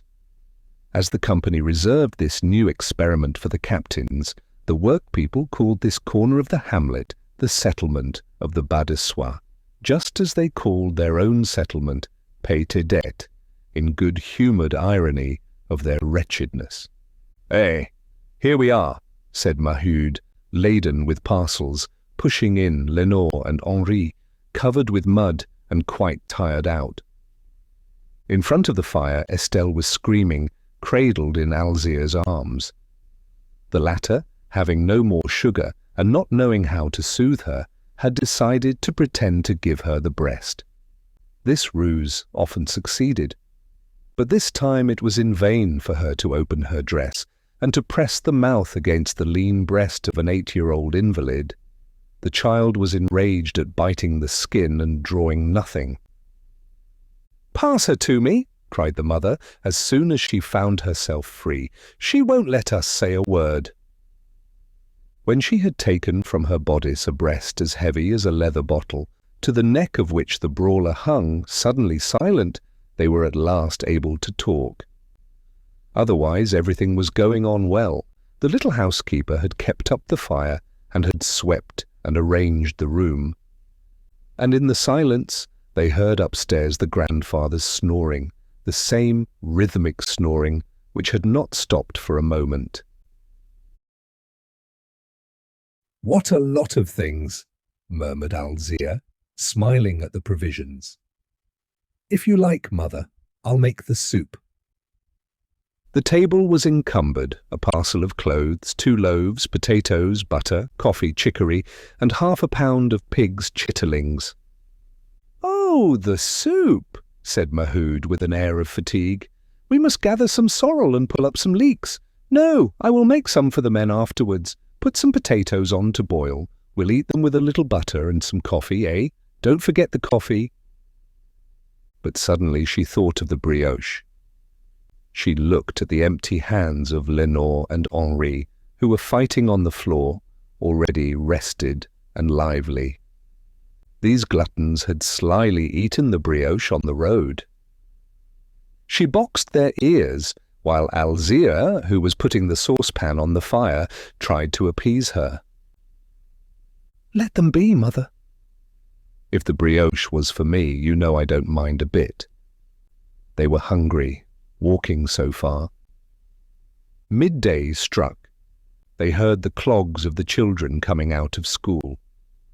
The potatoes were cooked, and the coffee, thickened by a good half of chicory, was passing through the percolator with a singing noise of large drops. One corner of the table was free, but the mother only was eating there. The 3 children were satisfied with their knees, and all the time the little boy with silent voracity looked, without saying anything, at the chitterlings, excited by the greasy paper. Maheu was drinking her coffee in little sips, with her hands round the glass to warm them, when Father Bonnemort came down. Usually he rose late, and his breakfast waited for him on the fire. But today he began to grumble because there was no soup. Then when his daughter-in-law said to him that one cannot always do what one likes, he ate his potatoes in silence. From time to time he got up to spit in the ashes for cleanliness, and, settled in his chair, he rolled his food round in his mouth with lowered head and dull eyes. "Ah, I forgot, mother," said Alzire. "The neighbour came." Her mother interrupted her. "She bothers me." There was a deep rancour against the Levaque woman, who had pleaded poverty the day before to avoid lending her anything, while she knew that she was just then in comfort, since her lodger, Bouteloup, had paid his fortnight in advance. In the settlement, they did not usually lend from household to household. "Here, you remind me," said Maheu. "Wrap up a millful of coffee. I will take it to Pierron. I owe it her from the day before yesterday." When her daughter had prepared the packet, she added that she would come back immediately to put the men's soup on the fire. Then she went out with Estelle in her arms, leaving old Bonnemort to chew his potatoes leisurely, while Lenore and Henri fought for the fallen parings. Instead of going round, Maheu went straight across through the gardens, for fear lest Levac's wife should call her. Her garden was just next to that of the Pierrons, and in the dilapidated trellis work which separated them there was a hole through which they fraternized. The common well was there, serving 4 households. Beside it, behind a clump of feeble lilacs, was situated the shed, a low building full of old tools in which were brought up the rabbits which were eaten on feast days. 1 o'clock struck. It was the hour for coffee, and not a soul was to be seen at the doors or windows. Only a workman belonging to the earth-cutting, waiting the hour for descent, was digging up his patch of vegetable ground without raising his head. But as Maheu arrived opposite the other block of buildings, she was surprised to see a gentleman and 2 ladies in front of the church. She stopped a moment and recognized them. It was Madame Hennebeau bringing her guests, the decorated gentleman and the lady in the fur mantle, to see the settlement. "Oh, why did you take this trouble?" exclaimed Pierron, when Maheu had returned the coffee. "There was no hurry." She was 28 and was considered the beauty of the settlement, dark with a low forehead, large eyes, straight mouth, and coquettish as well.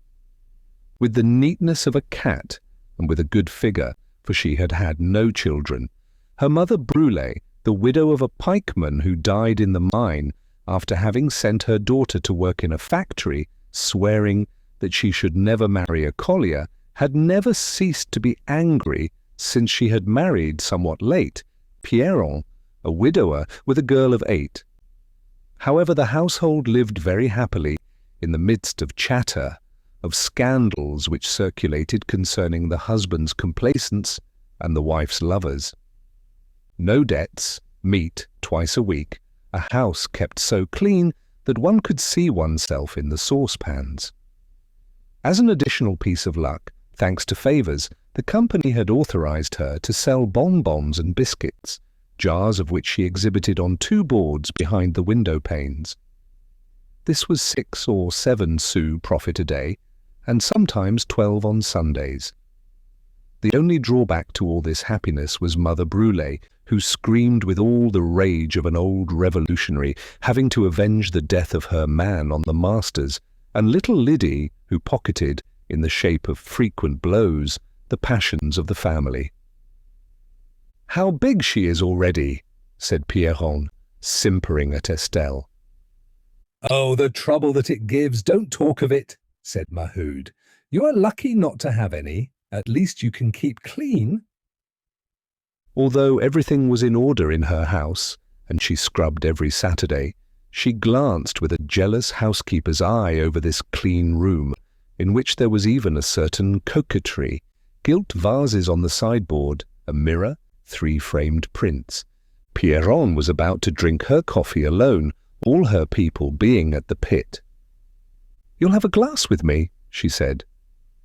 "No thanks, I've just swallowed mine." "What does that matter?" In fact, it mattered nothing, and both began drinking slowly. Between the jars of biscuits and bonbons their eyes rested on the opposite houses, of which the little curtains in the windows formed a row, revealing by their greater or less whiteness the virtues of the housekeepers. Those of the Levacs were very dirty, veritable kitchen clouts, which seemed to have wiped the bottoms of the saucepans. "How can they live in such dirt?" murmured Pierron. Then Maheu began and did not stop. Ah, if she had had a lodger like that Bouteloup, she would have made the household go. When one knew how to do it, a lodger was an excellent thing. Only one ought not to sleep with him. And then the husband had taken to drink, beat his wife, and ran after the singers at the Montsou Café concerts. Pierron assumed an air of profound disgust. These singers gave all sorts of diseases, and there was one at Joiselle who had infected a whole pit. What surprises me is that you let your son go with their girl. Ah, yes, but just stop it then. Their garden is next to ours. Zachary was always there in summer with Philomene behind the lilacs, and they didn't put themselves out on the shed. One couldn't draw water at the well without surprising them. It was the usual history of the promiscuities of the settlement. Boys and girls became corrupted together, throwing themselves on their backsides, as they said, on the low, sloping roof of the shed when twilight came on. All the putters got their first child there when they did not take the trouble to go to Réquillart or into the cornfields. It was of no consequence. They married afterwards. Only the mothers were angry when their lads began too soon, for a lad who married no longer brought anything into the family. In your place I would have done with it, said Pierron sensibly. Your Zachary has already filled her twice, and they will go on and get spliced. Anyhow, the money is gone. Maheude was furious and raised her hands. Listen to this. I will curse them if they get spliced. Doesn't Zachary owe us any respect? He has cost us something, hasn't he? Very well. He must return it before getting a wife to hang on him. What will become of us, eh, if our children begin at once to work for others? Might as well die. However, she grew calm. I'm speaking in a general way, we shall see later. It is fine and strong, your coffee, you make it proper. And after a quarter of an hour spent over other stories, she ran off, exclaiming that the men's soup was not yet made. Outside, the children were going back to school. A few women were showing themselves at their doors, looking at Madame Hennebeau, who, with lifted finger, was explaining the settlement to her guests. This visit began to stir up the village. The earth-cutting man stopped digging for a moment, and 2 disturbed fowls took fright in the gardens. As Maheude returned, she ran against the Levaque woman who had come out to stop Dr. Vanderhagen, a doctor of the company, a small, hurried man, overwhelmed by work, who gave his advice as he walked. "Sir," she said, "I can't sleep. I feel ill everywhere." "I must tell you about it." He spoke to them all familiarly and replied without stopping, "Just leave me alone. You drink too much coffee." "And my husband, sir," said Maheude in her turn. "You must come and see him. He always has those pains in his legs." "It is you who take too much out of him. Just leave me alone." The 2 women were left to gaze at the doctor's retreating back. "Come in, then," said the Levaque woman, when she had exchanged a despairing shrug with her neighbour. "You know there is something new, and you will take a little coffee. It is quite fresh." Maheude refused, but without energy. Well, a drop at all events, not to disoblige. And she entered. The room was black with dirt, the floor and the walls spotted with grease, the sideboard and the tables sticky with filth, and the stink of a badly kept house took you by the throat. Near the fire, with his elbows on the table and his nose in his plate, Bouteloup, a broad, stout, placid man, still young for 35, was finishing the remains of his boiled beef, while standing in front of him little Achille, Philomena's firstborn, who was already in his 3rd year, was looking at him in the silent, supplicating way of a gluttonous animal. The lodger, very kind behind his big brown beard, from time to time stuffed a piece of meat into his mouth. "Wait till I sugar it," said the Levaque woman, putting some brown sugar beforehand into the coffee pot. 6 years older than he was, she was hideous and worn out, with her bosom hanging on her belly and her belly on her thighs, with a flattened muzzle and greyish hair, always uncombed. He had taken her naturally without choosing, the same as he did his soup in which he found hairs, or his bed of which the sheets lasted for 3 months. She was part of the lodging. The husband liked repeating that good reckonings make good friends. "I was going to tell you," she went on, "that Pierron was seen yesterday prowling about on the Bas de Soie side. The gentleman you know of was waiting for her behind Rasseneur's, and they went off together along the canal. Eh, that's nice, isn't it? A married woman." "Gracious," said Maheu. "Pierron, before marrying her, used to give the captain rabbits. Now it costs him less to lend his wife." Bouteloup began to laugh enormously and threw a fragment of sauced bread into Achilles' mouth. The two women went on relieving themselves with regard to Pierronne, a flirt, no prettier than anyone else, but always occupied in looking after every freckle of her skin, in washing herself, and putting on pomade. Anyhow, it was the husband's affair if he liked that sort of thing. There were men so ambitious that they would wipe the masters' behinds to hear them say thank you. And they were only interrupted by the arrival of a neighbour bringing in a little urchin of 9 months, Désirée, Philomene's youngest. Philomene, taking her breakfast at the screening shed, had arranged that they should bring her little one down there, where she suckled it, seated for a moment in the coal. "I can't leave mine for a moment, she screams directly," said Maheu, looking at Estelle, who was asleep in her arms. But she did not succeed in avoiding the domestic affair which she had read in the other's eyes. "I say now we ought to get that settled." At first, the two mothers, without need for talking about it, had agreed not to conclude the marriage. If Zachary's mother wished to get her son's wages as long as possible, Philomene's mother was enraged at the idea of abandoning her daughter's wages.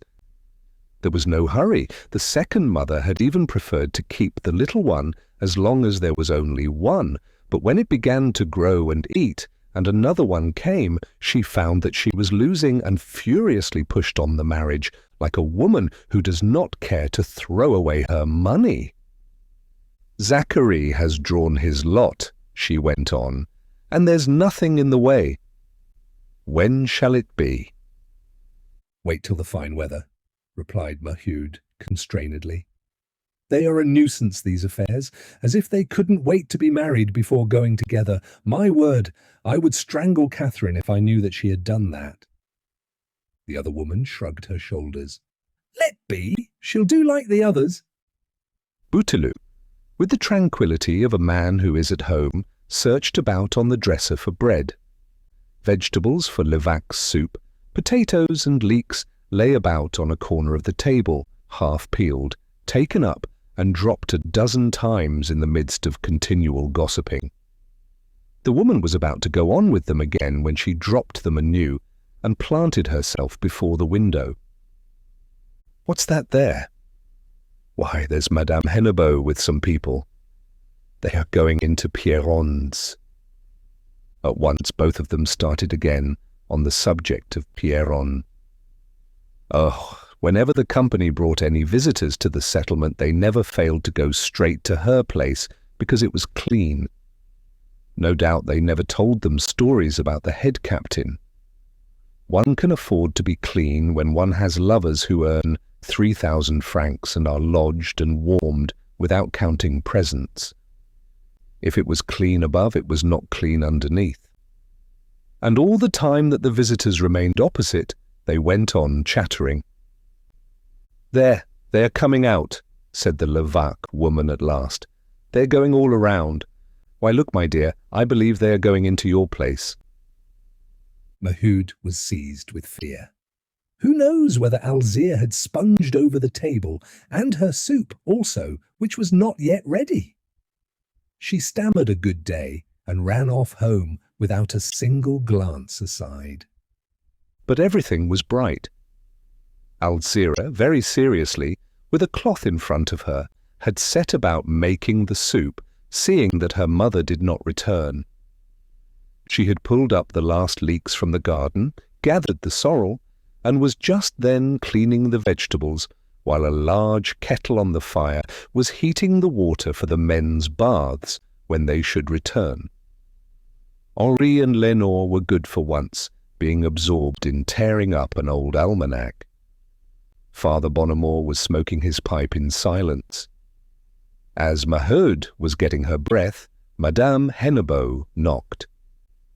"You will allow me, will you not, my good woman?" Tall and fair, a little heavy in her superb maturity of 40 years, she smiled with an effort of affability, without showing too prominently her fear of soiling her bronze silk dress and black velvet mantle. Come in," she said to her guests. "We are not disturbing anyone. Now isn't this clean again? And this good woman has 7 children. All our households are like this. I ought to explain to you that the company rents them the house at 6 francs a month, a large room on the ground floor, 2 rooms above, a cellar, and a garden. The decorated gentleman and the lady in the fur cloak arrived that morning by train from Paris, opened their eyes vaguely, exhibiting on their faces their astonishment at all these new things which took them out of their element. "And a garden," repeated the lady. "One could live here." "It is charming." "We give them more coal than they can burn," went on Madame Hennebeau. "A doctor visits them twice a week. And when they are old, they receive pensions, although nothing is held back from their wages." "A Thebaid, a real land of milk and honey," murmured the gentleman in delight. Maheu had hastened to offer chairs. The ladies refused. Madame Hennebeau was already getting tired, happy for a moment to amuse herself in the weariness of her exile by playing the part of exhibiting the beasts, but immediately disgusted by the sickly odour of wretchedness, in spite of the special cleanliness of the houses into which she ventured. Besides, she was only repeating odd phrases which she had overheard, without ever troubling herself further about this race of work people who were labouring and suffering beside her. "What beautiful children," murmured the lady, who thought them hideous, with their large heads beneath their bushy, straw-coloured hair. And Maheu had to tell their ages. They also asked her questions about Estelle, out of politeness. Father Bonnemort respectfully took his pipe out of his mouth, but he was not the less a subject of uneasiness, so worn out by his 40 years underground, with his stiff limbs, deformed body, and earthy face. And as a violent spasm of coughing took him, he preferred to go and spit outside, with the idea that his black expectoration would make people uncomfortable. Alzira received all the compliments. What an excellent little housekeeper, with her cloth.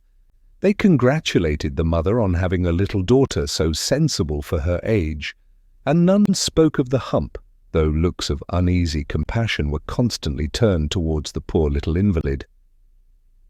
"Now," concluded Madame Hennebeau, "if they ask you about our settlements at Paris, you will know what to reply. Never more noise than this, patriarchal manners, all happy and well off, as you see, a place where you might come to recruit a little on account of the good air and the tranquillity."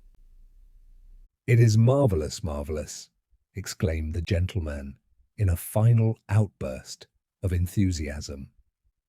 They left with that enchanted air with which people leave a booth in a fair, and Maheu, who accompanied them, remained on the threshold while they went away slowly, talking very loudly. The streets were full of people, and they had to pass through several groups of women, attracted by the news of their visit, which was hawked from house to house. Just then, Levaque, in front of her door, had stopped Pierron, who was drawn by curiosity. Both of them affected a painful surprise.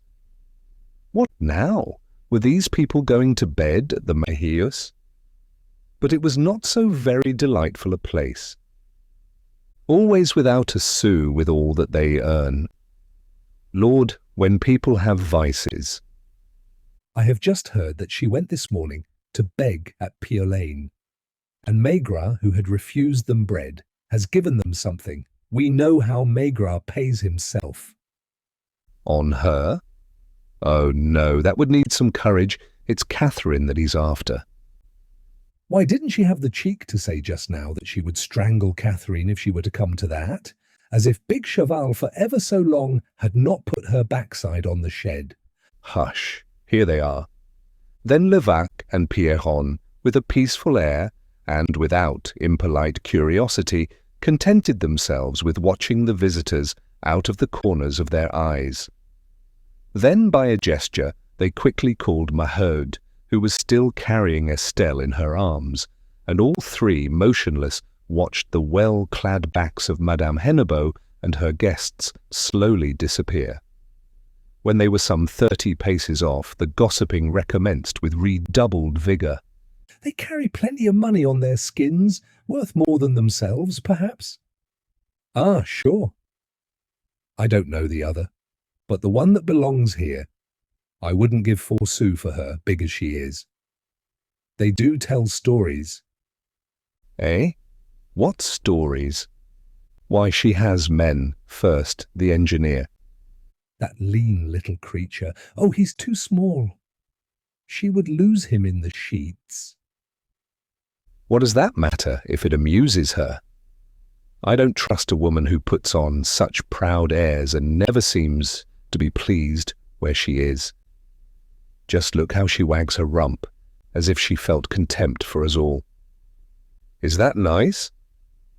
The visitors went along at the same slow pace, still talking, when a carriage stopped in the road before the church. A gentleman of about 48 got out of it, dressed in a black frock coat and with a very dark complexion and an authoritative, correct expression. The husband, murmured Levaque, lowering her voice as if he could hear her, seized by that hierarchical fear which the manager inspired in his 10,000 work-people. It's true, though, that he has a cuckold's head, that man. Now the whole settlement was out of doors. The curiosity of the women increased. The groups approached each other and were melted into one crowd, while bands of urchins with unwiped noses and gaping mouths dawdled along the pavements. For a moment the schoolmaster's pale head was also seen behind the schoolhouse hedge. Among the gardens, the man who was digging stood with one foot on his spade and with rounded eyes, and the murmur of gossiping gradually increased with a sound of rattles like a gust of wind among dry leaves. It was especially before the Levaque's door that the crowd was thickest. 2 women had come forward, then 10, then 20. Pierron was prudently silent now that there were too many ears about. Maheu, one of the more reasonable, also contented herself with looking on, and to calm Estelle, who was awake and screaming, she had tranquilly drawn out her suckling animal's breast, which hung swaying as if pulled down by the continual running of its milk. When Monsieur Hennebeau had seated the ladies in the carriage, which went off in the direction of Marchiennes, there was a final explosion of clattering voices, all the women gesticulating and talking in each other's faces in the midst of a tumult as of an ant-hill in revolution. But 3 o'clock struck. The workers of the earth-cutting, Bouteloup and the others, had set out. Suddenly around the church appeared the first colliers returning from the pit with black faces and damp garments, folding their arms and expanding their backs. And then there was confusion among the women. They all began to run home with the terror of housekeepers who had been led astray by too much coffee and too much tattle, and one heard nothing more than this restless cry, pregnant with quarrels. "Good Lord, and my soup, which isn't ready." Chapter 4. When Maheu came in after having left Étienne at Rasseneur's, he found Catherine, Zacharie, and Jean-Lange seated at the table finishing their soup. On returning from the pit, they were always so hungry that they ate in their damp clothes without even cleaning themselves. And no one was waited for, the table was laid from morning to night. There was always someone there swallowing his portion according to the chances of work. As he entered the door, Maheu saw the provisions. He said nothing, but his uneasy face lighted up. All the morning the emptiness of the cupboard, the thought of the house without coffee and without butter had been troubling him. The recollection came to him painfully while he was hammering at the seam, stifled at the bottom of the cutting. What would his wife do, and what would become of them if she were to return with empty hands? And now, here was everything. She would tell him about it later on. He laughed with satisfaction. Catherine and Jeanlin had risen and were taking their coffee standing, while Zachary, not filled with the soup, cut himself a large slice of bread and covered it with butter. Although he saw the chitterlings on a plate, he did not touch them, for meat was for the father, when there was only enough for one. All of them had washed down their soup with a big bumper of fresh water, the good, clear drink of the fortnight's end. "I have no beer," said Maheu, when the father had seated himself in his turn. "I wanted to keep a little money, but if you would like some, the little one can go and fetch a pint." He looked at her in astonishment. What? She had money too? No, he said. I've had a glass. It's all right. And Maheu began to swallow by slow spoonfuls the paste of bread, potatoes, leeks and sorrel piled up in the bowl which served him as a plate. Maheu, without putting Estelle down, helped Alzire to give him all that he required, pushed near him the butter and the meat, and put his coffee on the fire to keep it quite hot. In the meanwhile, beside the fire, they began to wash themselves in the half of a barrel transformed into a tub. Catherine, whose turn came first, had filled it with warm water, and she undressed herself tranquilly, took off her cap, her jacket, her breeches, and even her chemise, habituated to this since the age of 8, having grown up without seeing any harm in it.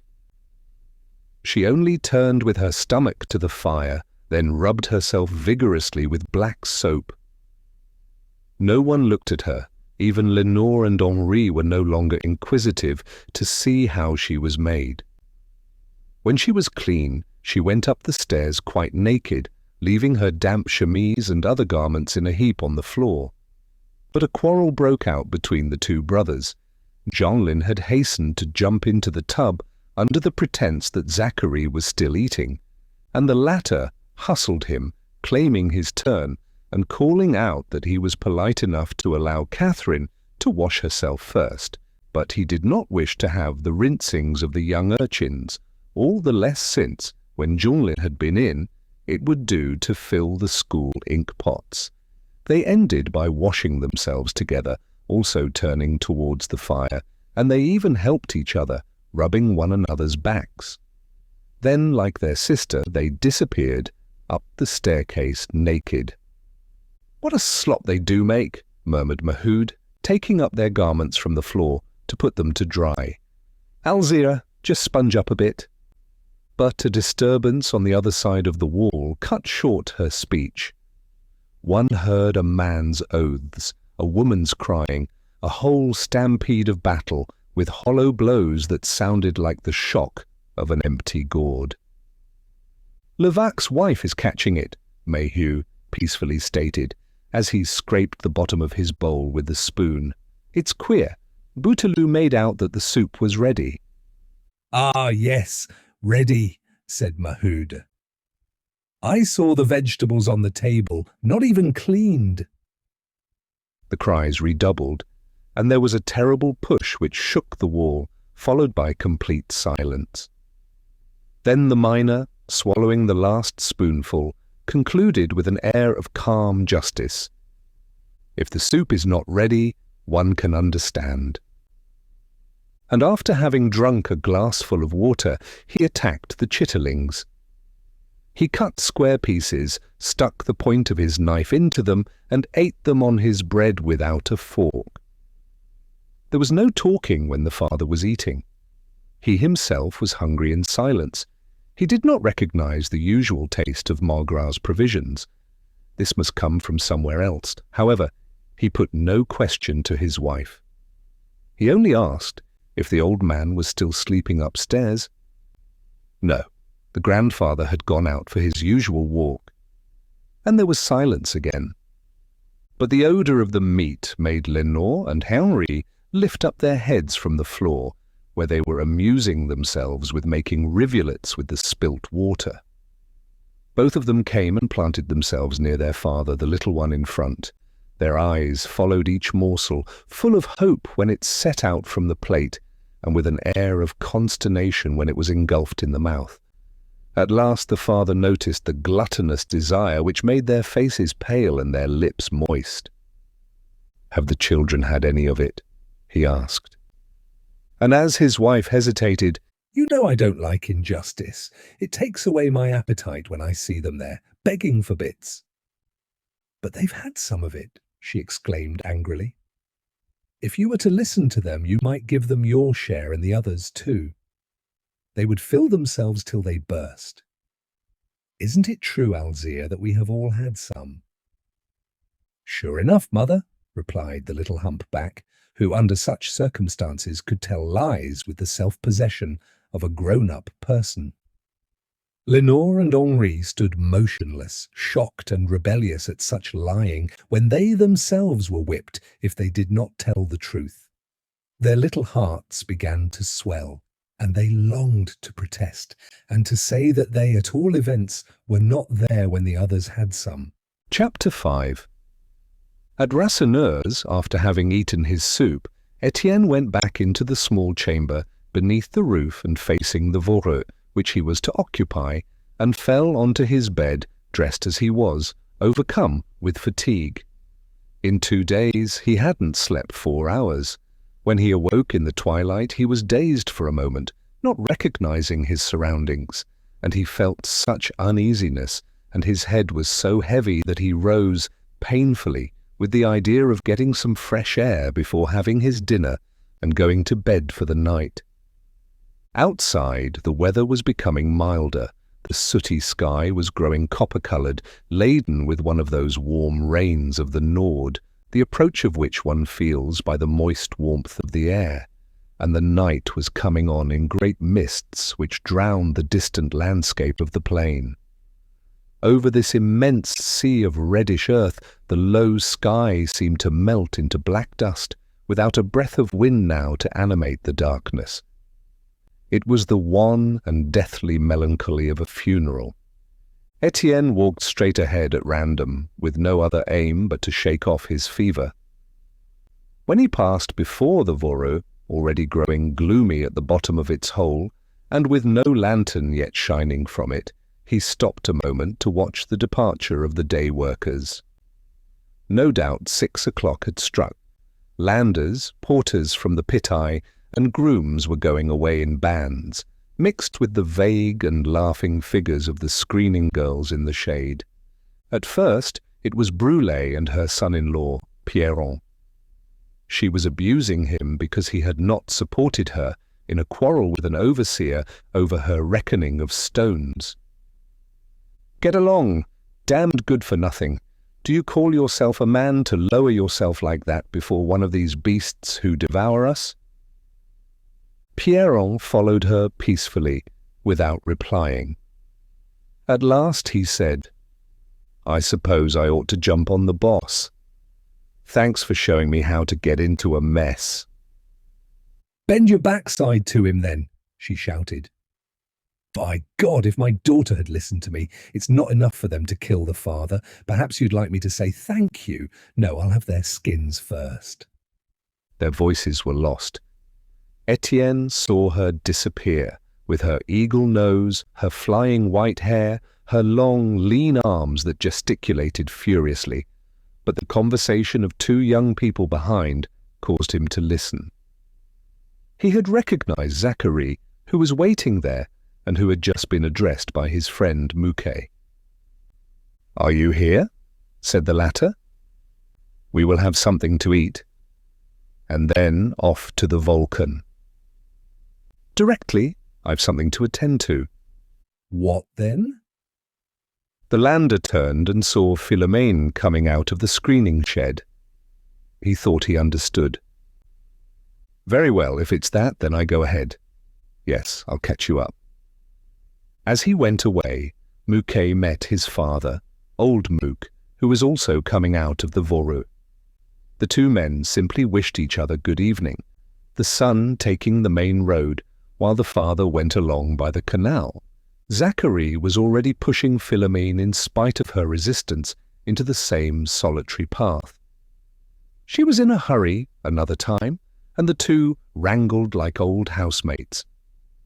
There was no fun in only seeing one another out of doors, especially in winter, when the earth is moist and there are no wheat fields to lie in.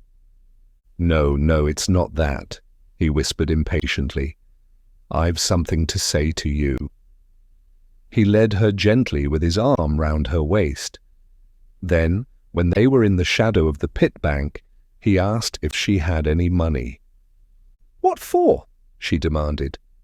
Then he became confused, spoke of a debt of 2 francs which had reduced his family to despair. Hold your tongue! I've seen Mouquet. You're going again to the Volcan with him, where those dirty singer-women are. He defended himself, struck his chest, gave his word of honour. Then, as she shrugged her shoulders, he said suddenly, Come with us if it will amuse you. You see that you don't put me out. What do I want to do with the singers? Will you come? And the little one? She replied. How can one stir with a child that's always screaming? Let me go back. I guess they're not getting on at the house. But he held her and entreated. See? It was only not to look foolish before Mouquet, to whom he had promised. A man could not go to bed every evening like the fowls. She was overcome and pulled up the skirt of her gown. With her nail she cut the thread and drew out some half-franc pieces from a corner of the hem. For fear of being robbed by her mother, she hid there the profit of the overtime work she did at the pit. I've got 5, you see, she said. I'll give you 3. Only you must swear that you'll make your mother decide to let us marry. We've had enough of this life in the open air. And mother reproaches me for every mouthful I eat. Swear first. She spoke with the soft voice of a big, delicate girl, without passion, simply tired of her life. He swore, exclaimed that it was a sacred promise. Then, when he had got the 3 pieces, he kissed her, tickled her, made her laugh, and would have pushed things to an extreme in this corner of the pit bank, which was the winter chamber of their household, if she had not again refused, saying that it would not give her any pleasure. She went back to the settlement alone, while he cut across the fields to rejoin his companion. Étienne had followed them mechanically from afar, without understanding, regarding it as a simple rendezvous. The girls were precocious in the pits, and he recalled the Lille work girls whom he had waited for behind the factories, those bands of girls corrupted at 14 in the abandonment of their wretchedness. But another meeting surprised him more. He stopped. At the bottom of the pit bank, in a hollow into which some large stones had slipped, little Jeanlin was violently snubbing Lydie and Bébert, seated one at his right, the other at his left. What do you say? Eh? I'll slap each of you if you want more. Who thought of it first, eh? In fact, Jeanlin had had an idea. After having roamed about in the meadows along the canal for an hour, gathering dandelions with the 2 others, it had occurred to him, before this pile of salad, that they would never eat all that at home, and instead of going back to the settlement, he had gone to Montsou, keeping Bébert to watch, and making Lydie ring at the houses and offer the dandelions. He was experienced enough to know that, as he said, girls could sell what they liked. In the ardour of business, the entire pile had disappeared, but the girl had gained 11 sous. and now, with empty hands, the three were dividing the profits. "That's not fair," Bébert declared. "Must divide into 3. If you keep 7 sous, we shall only have 2 each." "What? Not fair," replied Jeanlin furiously. "I gathered more first of all." The other usually submitted with timid admiration and a credulity which always made him the dupe. Though older and stronger, he even allowed himself to be struck. But this time the sight of all that money excited him to rebellion. "He's robbing us, Liddy, isn't he?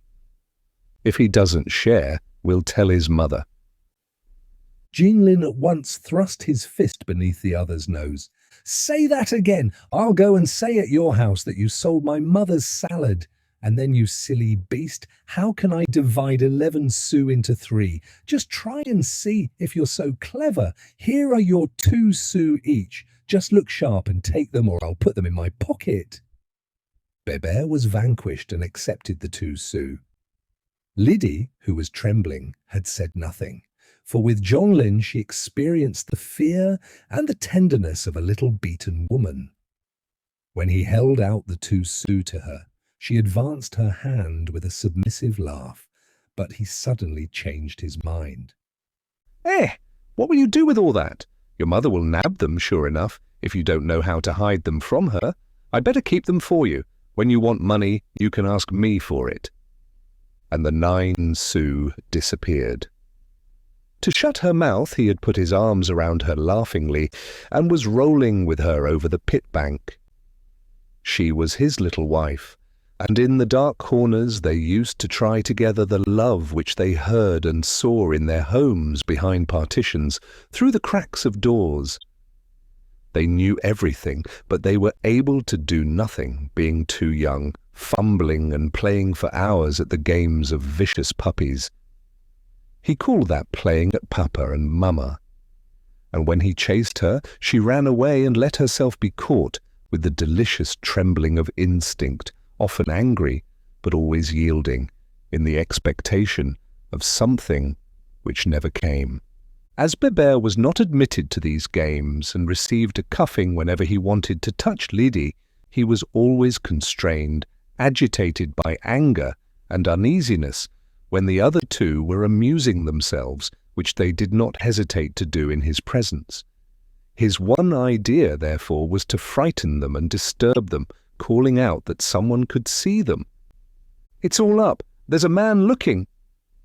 This time he told the truth. It was Étienne who had decided to continue his walk. The children jumped up and ran away, and he passed by round the bank, following the canal, amused at the terror of these little rascals. No doubt it was too early at their age, but they saw and heard so much that one would have to tie them up to restrain them. Yet Étienne became sad. 100 paces farther on he came across more couples. He had arrived at Réquillart, and there, around the old ruined mine, all the girls of Montsou prowled about with their lovers. It was the common rendezvous, the remote and deserted spot to which the putters came to get their first child when they dared not risk the shed. The broken palings open to everyone the old yard, now become a nondescript piece of ground, obstructed by the ruins of the 2 sheds which had fallen in, and by the skeletons of the large buttresses which were still standing. Derelict trams were lying about, and piles of old rotting wood, while a dense vegetation was reconquering this corner of ground, displaying itself in thick grass and springing up in young trees that were already vigorous. Every girl found herself at home here. There were concealed holes for all. Their lovers placed them over beams, behind the timber, in the trams. They even lay elbow to elbow without troubling about their neighbours. And it seemed that around this extinguished engine, near this shaft weary of disgorging coal, there was a revenge of creation in the free love which, beneath the lash of instinct, planted children in the bellies of these girls who were yet hardly women. Yet a caretaker lived there, old Mook, to whom the company had given up. almost beneath the destroyed tower, 2 rooms which were constantly threatened by destruction from the expected fall of the last walls. He had even been obliged to shore up a part of the roof, and he lived there very comfortably with his family, he and Mouquet in one room, Mouquet in the other. As the windows no longer possessed a single pane, he had decided to close them by nailing up boards. One could not see well, but it was warm. For the rest, this caretaker cared for nothing. He went to look after his horses at the Voreux, and never troubled himself about the ruins of Réquillart, of which the shaft only was preserved in order to serve as a chimney for a fire which ventilated the neighbouring pit. It was thus that Father Mouque was ending his old age in the midst of love. Ever since she was 10, Mouquet had been lying about in all the corners of the ruins, not as a timid and still green little urchin like Lydie, but as a girl who was already big and a mate for bearded lads. The father had nothing to say, for she was considerate, and never introduced a lover into the house. Then he was used to this sort of accident. When he went to the Voreux, when he came back, whenever he came out of his hole, he could scarcely put a foot down without treading on a couple in the grass. And it was worse if he wanted to gather wood to heat his soup, or look for burdocks for his rabbit at the other end of the enclosure. Then he saw one by one the voluptuous noses of all the girls of Montsou rising up around him, while he had to be careful not to knock against the limbs stretched out level with the paths. Besides, these meetings had gradually ceased to disturb either him, who was simply taking care not to stumble, or the girls, whom he allowed to finish their affairs, going away with discreet little steps like a worthy man who was at peace with the ways of nature. Only just as they now knew him, he at last also knew them, as one knows the rascally magpies who become corrupted in the pear trees in the garden. Ah, youth, youth, how it goes on, how wild it is! Sometimes he wagged his chin with silent regret, turning away from the noisy wantons who were breathing too loudly in the darkness. Only one thing put him out of temper. 2 lovers had acquired the bad habit of embracing outside his wall. It was not that it prevented him from sleeping, but they leaned against the wall so heavily that at last they damaged it. Every evening old Mouque received a visit from his friend, Father Bonnemort, who regularly before dinner took the same walk. The 2 old men spoke little, scarcely exchanging 10 words during the half-hour that they spent together. But it cheered them thus to think over the days of old, to chew their recollections over again, without need to talk of them. At Réquillart they sat on a beam side by side, saying a word, and then sinking into their dreams, with faces bent towards the earth. No doubt they were becoming young again. Around them, lovers were turning over their sweethearts. There was a murmur of kisses and laughter. The warm odour of the girls arose in the freshness of the trodden grass. It was now 43 years since Father Bonnemort had taken his wife behind the pit. She was a putter, so slight that he had placed her on a tram to embrace her at ease. Ah, those were fine days. And the 2 old men, shaking their heads, at last left each other, often without saying good night. That evening, however, as Étienne arrived, Father Bonnemort, who was getting up from the beam to return to the settlement, said to Mouque, "Good night, old man. I say, you knew Roussy?" Mouque was silent for a moment, rocked his shoulders. Then, returning to the house, Good night, old man." Étienne came and sat on the beam in his turn. His sadness was increasing, though he could not tell why. The old man, whose disappearing back he watched, recalled his arrival in the morning, and the flood of words which the piercing wind had dragged from his silence. What wretchedness!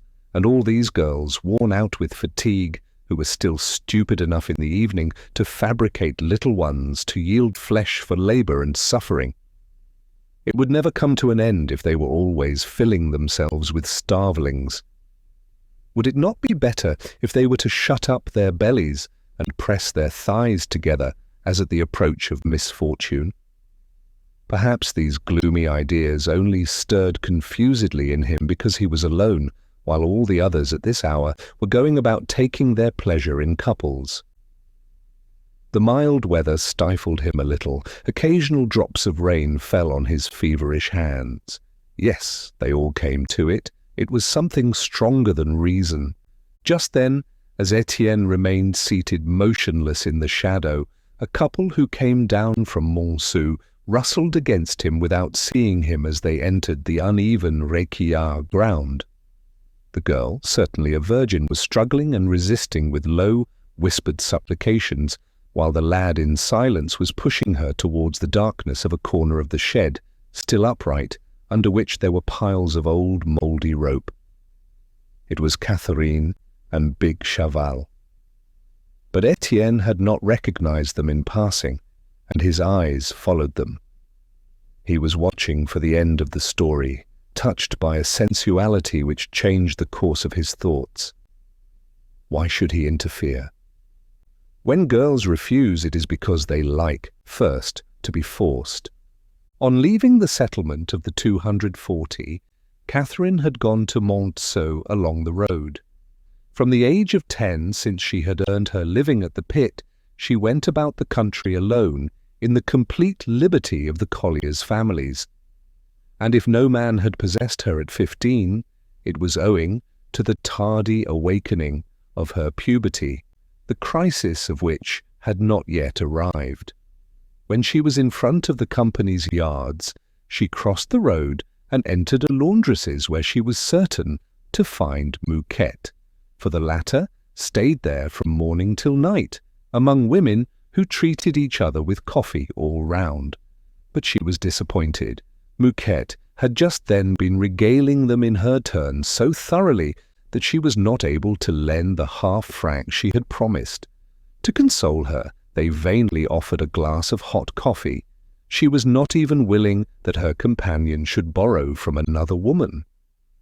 An idea of economy had come to her, a sort of superstitious fear, the certainty that that ribbon would bring her bad luck if she were to buy it now. She hastened to regain the road to the settlement, and had reached the last houses of Montsou when a man at the door of the Piquette Estaminet called her. "Eh, Catherine, where are you off to so quick?" It was lanky Chaval. She was vexed, not because he displeased her, but because she was not inclined to joke. "Come in and have a drink, a little glass of sweet, won't you?" She refused politely. The night was coming on. They were expecting her at home. He had advanced and was entreating her in a low voice in the middle of the road. It had been his idea for a long time to persuade her to come up to the room which he occupied on the first story of the Estaminet Piquette, a fine room for a household, with a large bed. Did he frighten her that she always refused? She laughed good-naturedly and said that she would come up some day when children didn't grow. Then, one thing leading to another, she told him, without knowing how, about the blue ribbon which she had not been able to buy. "But I'll pay for it," he exclaimed. She blushed, feeling that it would be best to refuse again, but possessed by a strong desire to have the ribbon. The idea of a loan came back to her, and at last she accepted on condition that she should return to him what he spent on her. They began to joke again. It was agreed that if she did not sleep with him, she should return him the money. But there was another difficulty when he talked of going to Maigrat's. "No, not Maigrat's. Mother won't let me." "Why is there any need to say where one goes? He has the best ribbons in Montsou." When Maigrat saw lanky Chaval and Catherine coming to his shop like two lovers who were buying their engagement gifts, he became very red and exhibited his pieces of blue ribbon with the rage of a man who is being made fun of. Then when he had served the young people, he planted himself at the door to watch them disappear in the twilight. And when his wife came to ask him a question in a timid voice, he fell on her, abusing her and exclaiming that he would make them repent some day, the filthy creatures who had no gratitude when they ought all to be on the ground, licking his feet. Lanky Chaval accompanied Catherine along the road. He walked beside her, swinging his arms, only he pushed her by the hip, conducting her without seeming to do so. She suddenly perceived that he had made her leave the pavement, and that they were taking the narrow Réquillart road. But she had no time to be angry.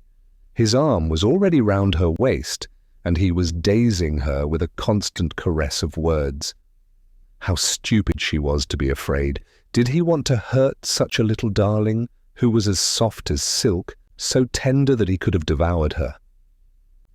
And he breathed behind her ear, in her neck, so that a shudder passed over the skin of her whole body. She felt stifled, and had nothing to reply.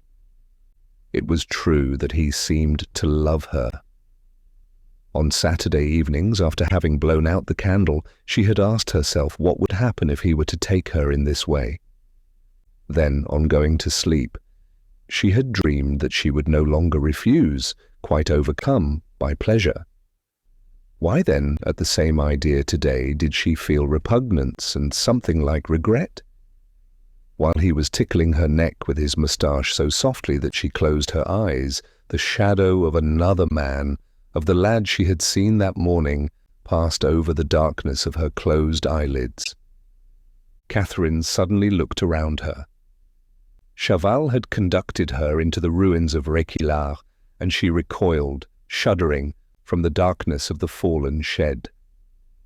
"Oh no," she murmured. "Please let me go." The fear of the male had taken hold of her, that fear which stiffens the muscles in an impulse of defense, even when girls are willing and feel the conquering approach of man. Her virginity, which had nothing to learn, took fright, as at a threatening blow.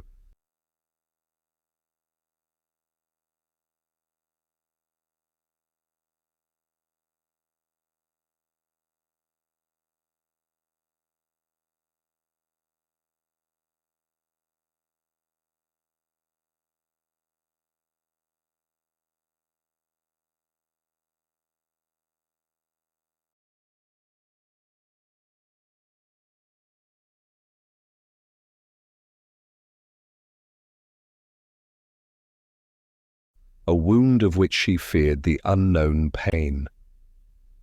"No, I don't want to.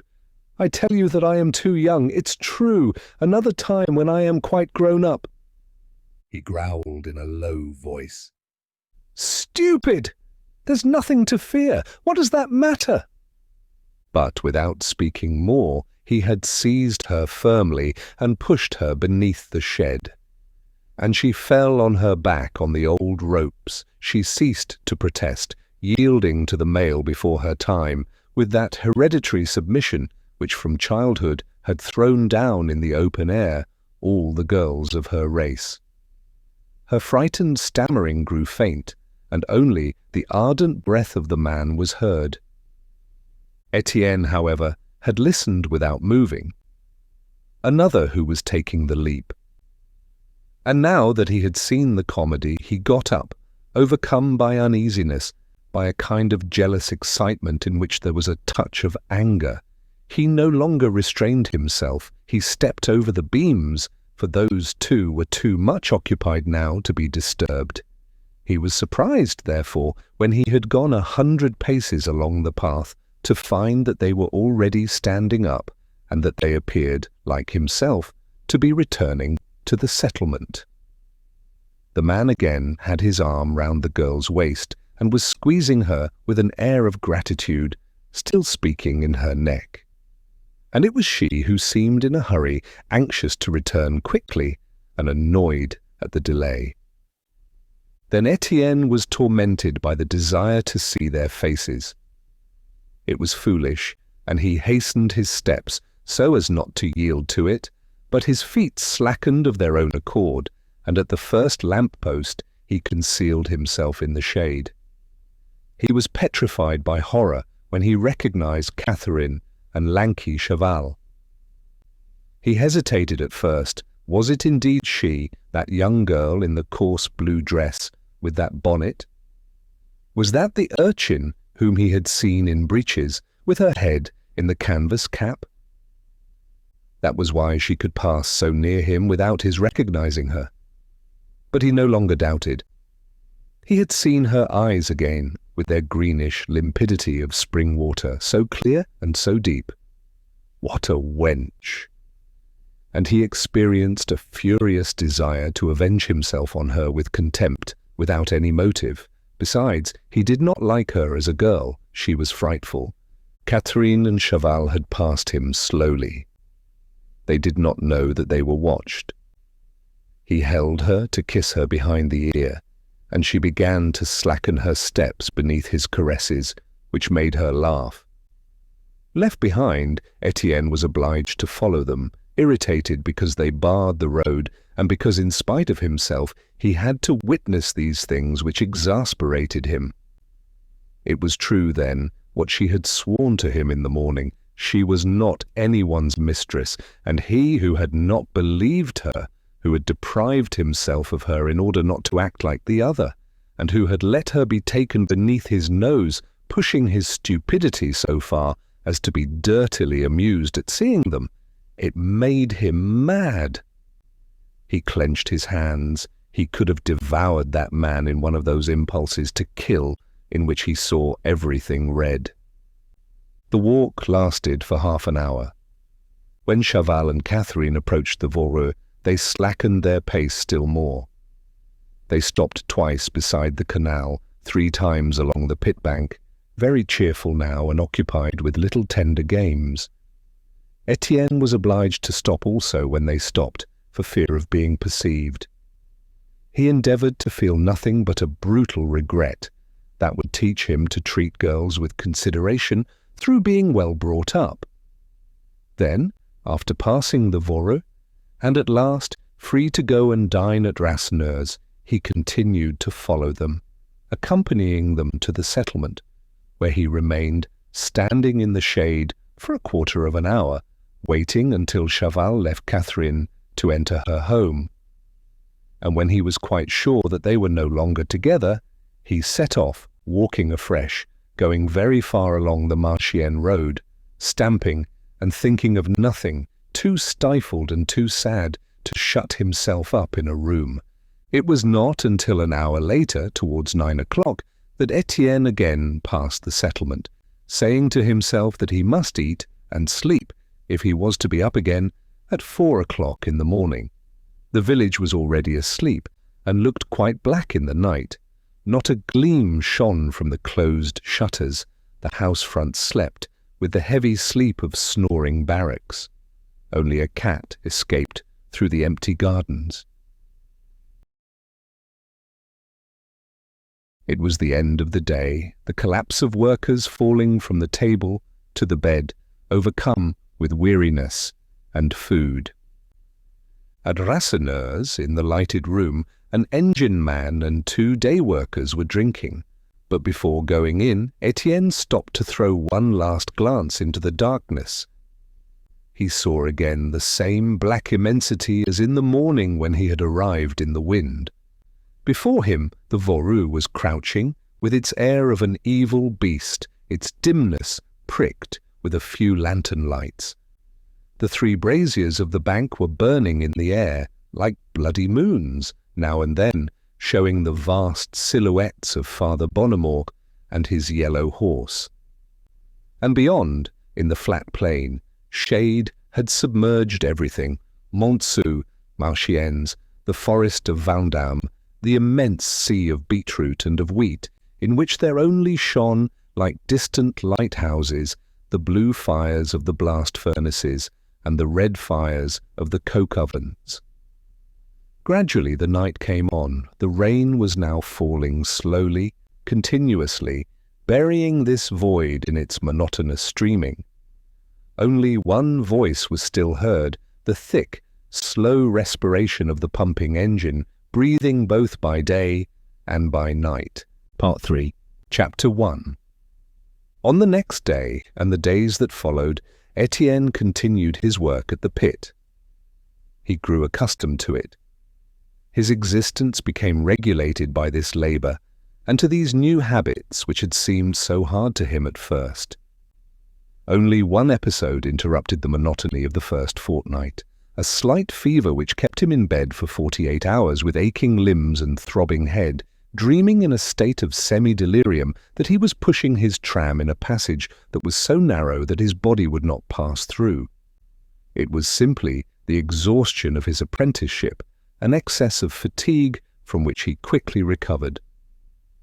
And days followed days until weeks and months had slipped by. Now, like his mates, he got up at 3 o'clock, drank his coffee, and carried off the double slice of bread and butter which Madame Rasseneur had prepared for him the evening before. Regularly, as he went every morning to the pit, he met old Bonnemort, who was going home to sleep, and on leaving in the afternoon, he crossed Bouteloup, who was going to his task. He had his cap, his breeches, and canvas jacket, and he shivered and warmed his back in the shed before the large fire. Then came the waiting with naked feet in the receiving room, swept by furious currents of air. But the engine, with its great steel limbs starred with copper shining up above in the shade, no longer attracted his attention, nor the cables which flew by with the black and silent motion of a nocturnal bird, nor the cages rising and plunging unceasingly in the midst of the noise of signals, of shouted orders, of trams shaking the metal floor. His lamp burned badly. That confounded lampman could not have cleaned it, and he only woke up when Mouquet bundled them all off, roguishly smacking the girl's flanks. The cage was unfastened and fell like a stone to the bottom of a hole without causing him even to lift his head to see the daylight vanish. He never thought of a possible fall. He felt himself at home as he sank into the darkness beneath the falling rain. Below at the pit-eye, when Pierron had unloaded them with his air of hypocritical mildness, there was always the same tramping as of a flock, the yardmen each going away to his cutting with trailing steps. He now knew the mine galleries better than the streets of Montsou. He knew where he had to turn, where he had to stoop, and where he had to avoid a puddle.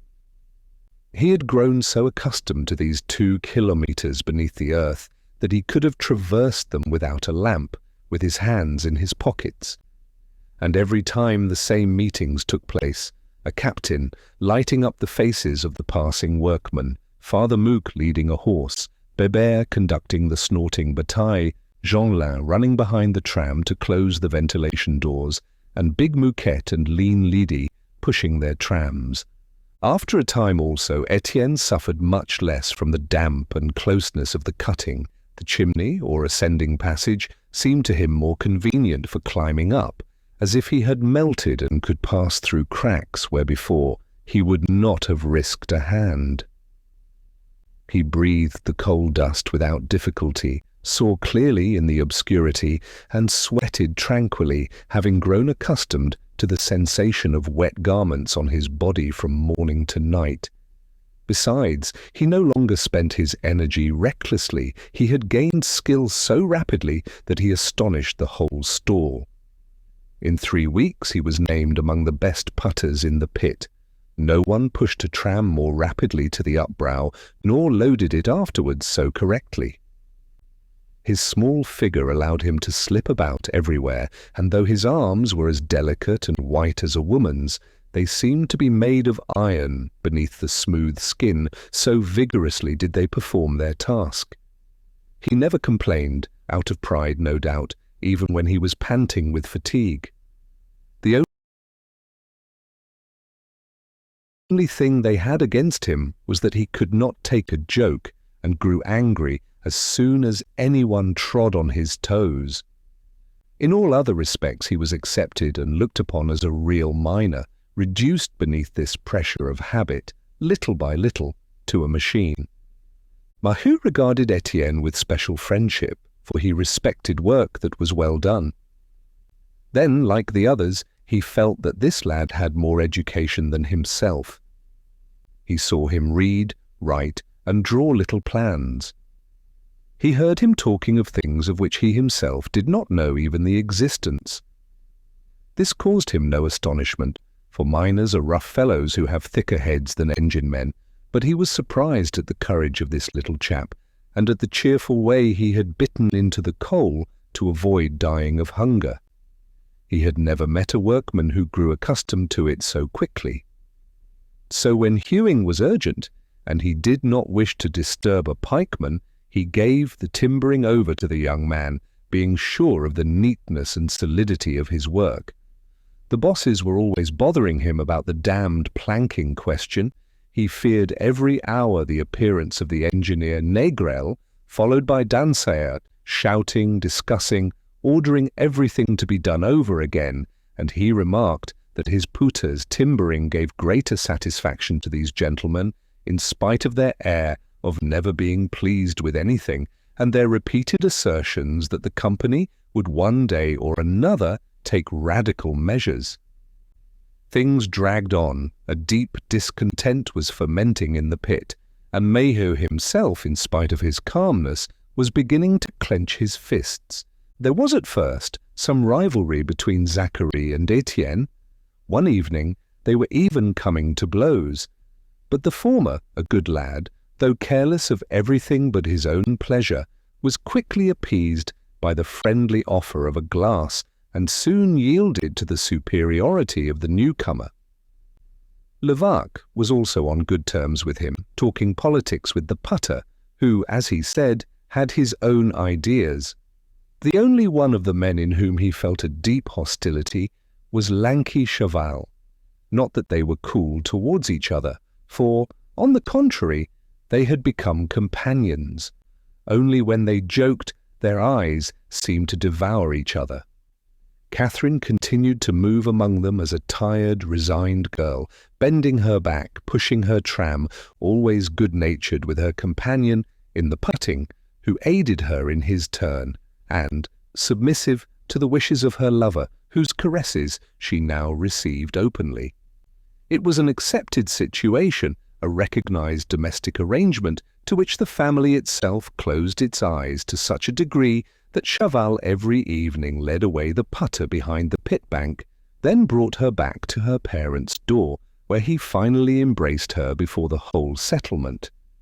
Étienne, who believed that he had reconciled himself to the situation, often teased her about these walks, making crude remarks by way of joke, as lads and girls will at the bottom of the cuttings. And she replied in the same tone, telling in a swaggering way what her lover had done to her, yet disturbed and growing pale when the young man's eyes chanced to meet hers. Then both would turn away their heads, not speaking again, perhaps for an hour, looking as if they hated each other because of something buried within them, and which they could never explain to each other. The spring had come. On emerging from the pit one day, Étienne had received in his face a warm April breeze, a good odour of young earth, of tender greenness, of large open air. And now, every time he came up, the spring smelt sweeter, warmed him more, after his 10 hours of labour in the eternal winter at the bottom, in the midst of that damp darkness which no summer had ever dissipated. The days grew longer and longer. At last, in May, he went down at sunrise when a vermilion sky lit up the Voreux with a mist of dawn in which the white vapour of the pumping engine became rose-coloured. There was no more shivering. A warm breath blew across the plain, while the larks sang far above. Then at 3 o'clock he was dazzled by the now burning sun, which set fire to the horizon and reddened the bricks beneath the filth of the coal. In June the wheat was already high, of a blue-green which contrasted with the black-green of the beetroots. It was an endless vista undulating beneath the slightest breeze, and he saw it spread and grow from day to day, and was sometimes surprised, as if he had found it in the evening more swollen with verdure than it had been in the morning. The poplars along the canal were putting on their plumes of leaves, grass was invading the pit bank, flowers were covering the meadows. A whole life was germinating and pushing up from this earth, beneath which he was groaning in misery and fatigue. When Étienne now went for a walk in the evening, he no longer startled lovers behind the pit bank. He could follow their track in the wheat and divine their wanton birds' nests by eddies among the yellowing blades and the great red poppies. Zacharie and Philomène came back to it out of old domestic habit. Mother Brûlé, always on Lydie's heels, was constantly hunting her out with Jeanlin, buried so deeply together that one had to tread on them before they made up their minds to get up. And as to Mouquette, she lay about everywhere. One could not cross a field without seeing her head plunge down, while only her feet emerged as she lay at full length. But all these were quite free. The young man found nothing guilty there except on the evenings when he met Catherine and Chaval. Twice he saw them on his approach tumble down in the midst of a field, where the motionless stalks afterwards remained dead. Another time, as he was going along a narrow path, Catherine's clear eyes appeared before him, level with the wheat, and immediately sank. Then the immense plain seemed to him too small, and he preferred to pass the evening at Rasseneur's in the Avantage. "Give me a glass, Madame Rasseneur." "No, I'm not going out tonight. My legs are too stiff." And he turned towards a comrade who always sat at the bottom table with his head against the wall. "Souvarine, won't you have one?" "No, thanks, nothing." Étienne had become acquainted with Souvarine through living there side by side. He was an engine man at the Voreux and occupied the furnished room upstairs next to his own. He must have been about 30 years old, fair and slender, with a delicate face framed by thick hair and a slight beard. His white pointed teeth, his thin mouth and nose, with his rosy complexion, gave him a girlish appearance, an air of obstinate gentleness, across which the grey reflection of his steely eyes threw savage gleams. In his poor workman's room there was nothing but a box of papers and books. He was a Russian and never spoke of himself, so that many stories were afloat concerning him. The colliers, who were very suspicious with strangers, guessing from his small middle-class hands that he belonged to another caste, had at first imagined a romance, some assassination, and that he was escaping punishment. But then he had behaved in such a fraternal way with them, without any pride, distributing to the youngsters of the settlement all the sous in his pockets, that they now accepted him, reassured by the term political refugee which circulated about him, a vague term in which they saw an excuse even for crime and, as it were, a companionship in suffering. During the first weeks, Étienne had found him timid and reserved, so that he only discovered his history later on. Souvarine was the latest born of a noble family in the government of Toula. At St. Petersburg, where he studied medicine, the socialistic enthusiasm which then carried away all the youth in Russia had decided him to learn a manual trade, that of a mechanic, so that he could mix with the people in order to know them and help them as a brother. And it was by this trade that he was now living after having fled in consequence of an unsuccessful attempt against the Tsar's life. For a month he had lived in a fruiterer's cellar, hollowing out a mine underneath the road and charging bombs, with the constant risk of being blown up with the house. Renounced by his family, without money, expelled from the French workshops as a foreigner who was regarded as a spy, he was dying of starvation when the Montceau Company had at last taken him on at a moment of pressure. For a year he had laboured there as a good, sober, silent workman, doing day work one week and night work the next week, so regularly that the masters referred to him as an example to the others. "Are you never thirsty?" said Étienne to him. laughing, and he replied with his gentle voice, almost without an accent, "I am thirsty when I eat." His companion also joked him about the girls, declaring that he had seen him with a putter in the wheat on the Bas de Soie side. Then he shrugged his shoulders with tranquil indifference. What should he do with a putter? Woman was for him a boy, a comrade, when she had the fraternal feeling and the courage of a man. What was the good of having a possible act of cowardice on one's conscience? He desired no bond, either woman or friend. He would be master of his own life and those of others. Every evening towards 9 o'clock, when the inn was emptying, Étienne remained thus talking with Souvarine. He drank his beer in small sips, while the engine-man smoked constant cigarettes, of which the tobacco had at last stained his slender fingers. His vague mystic's eyes followed the smoke in the midst of a dream. His left hand sought occupation by nervously twitching, and he usually ended by installing a tame rabbit on his knees, a large doe with young, who lived at liberty in the house. This rabbit, which he had named Poland, had grown to worship him. She would come and smell his trousers, fawn on him, and scratch him with her paws until he took her up like a child.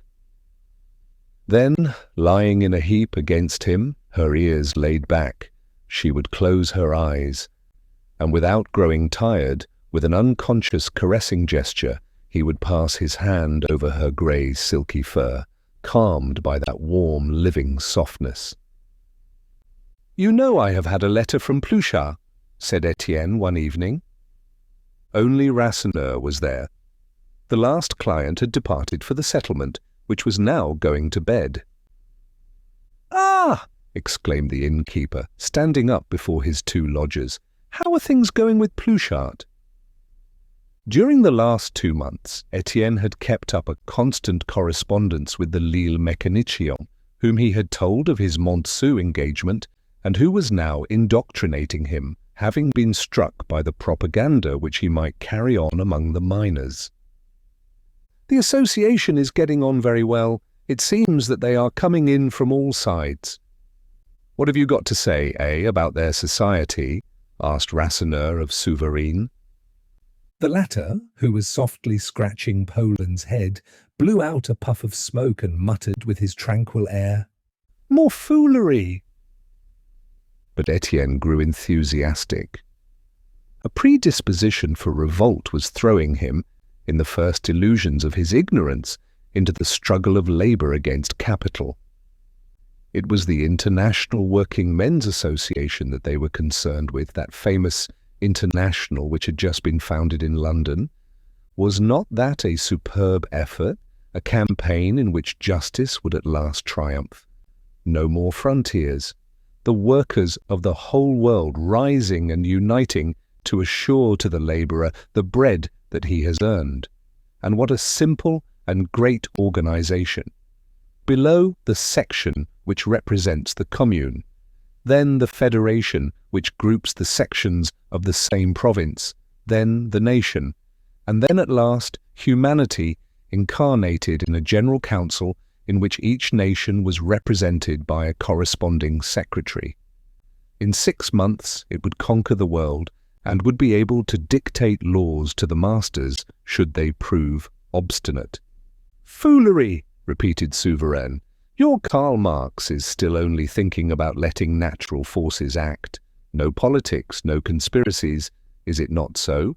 Everything in the light of day, and simply to raise wages. Don't bother me with your evolution. Set fire to the 4 corners of the town, mow down the people, level everything, and when there is nothing more of this rotten world left standing, perhaps a better one will grow up in its place."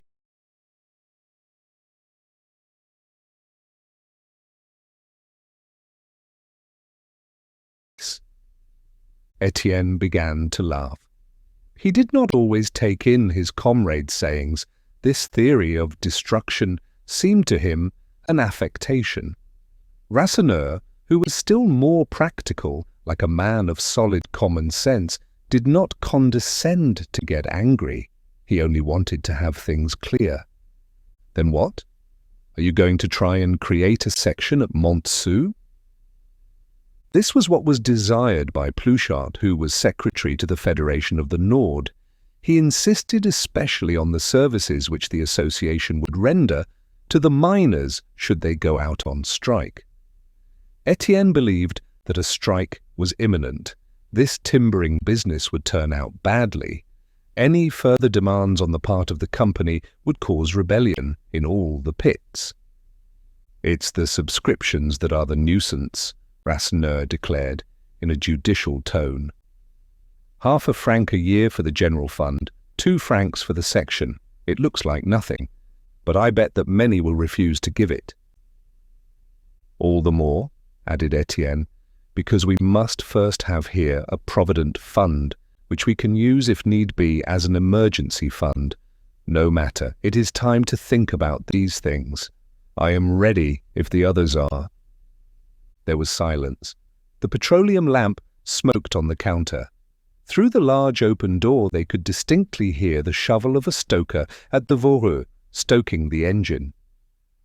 "Everything is so dear," began Madame Rasseneur, who had entered and was listening with a gloomy air as if she had grown up in her everlasting black dress. "When I tell you that I've paid 22 sous for eggs, it will have to burst up." All 3 men this time were of the same opinion. They spoke one after the other in a despairing voice, giving expression to their complaints. The workers could not hold out. The revolution had only aggravated their wretchedness. Only the bourgeois had grown fat since '89, so greedily that they had not even left the bottom of the plates to lick. Who could say that the workers had had their reasonable share in the extraordinary increase of wealth and comfort during the last 100 years? They had made fun of them by declaring them free.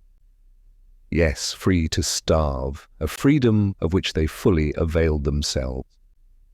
It put no bread into your cupboard to go and vote for fine fellows who went away and enjoyed themselves, thinking no more of the wretched voters than of their old boots. No. One way or another, it would have to come to an end, either quietly by laws, by an understanding in good fellowship, or, like savages, by burning everything and devouring one another. Even if they never saw it, their children would certainly see it, for the century could not come to an end without another revolution, that of the workers this time, a general hustling which would cleanse society from top to bottom and rebuild it with more cleanliness and justice. "It will have to burst up," Madame Rasseneur repeated energetically. "Yes, yes," they all 3 cried. "It will have to burst up."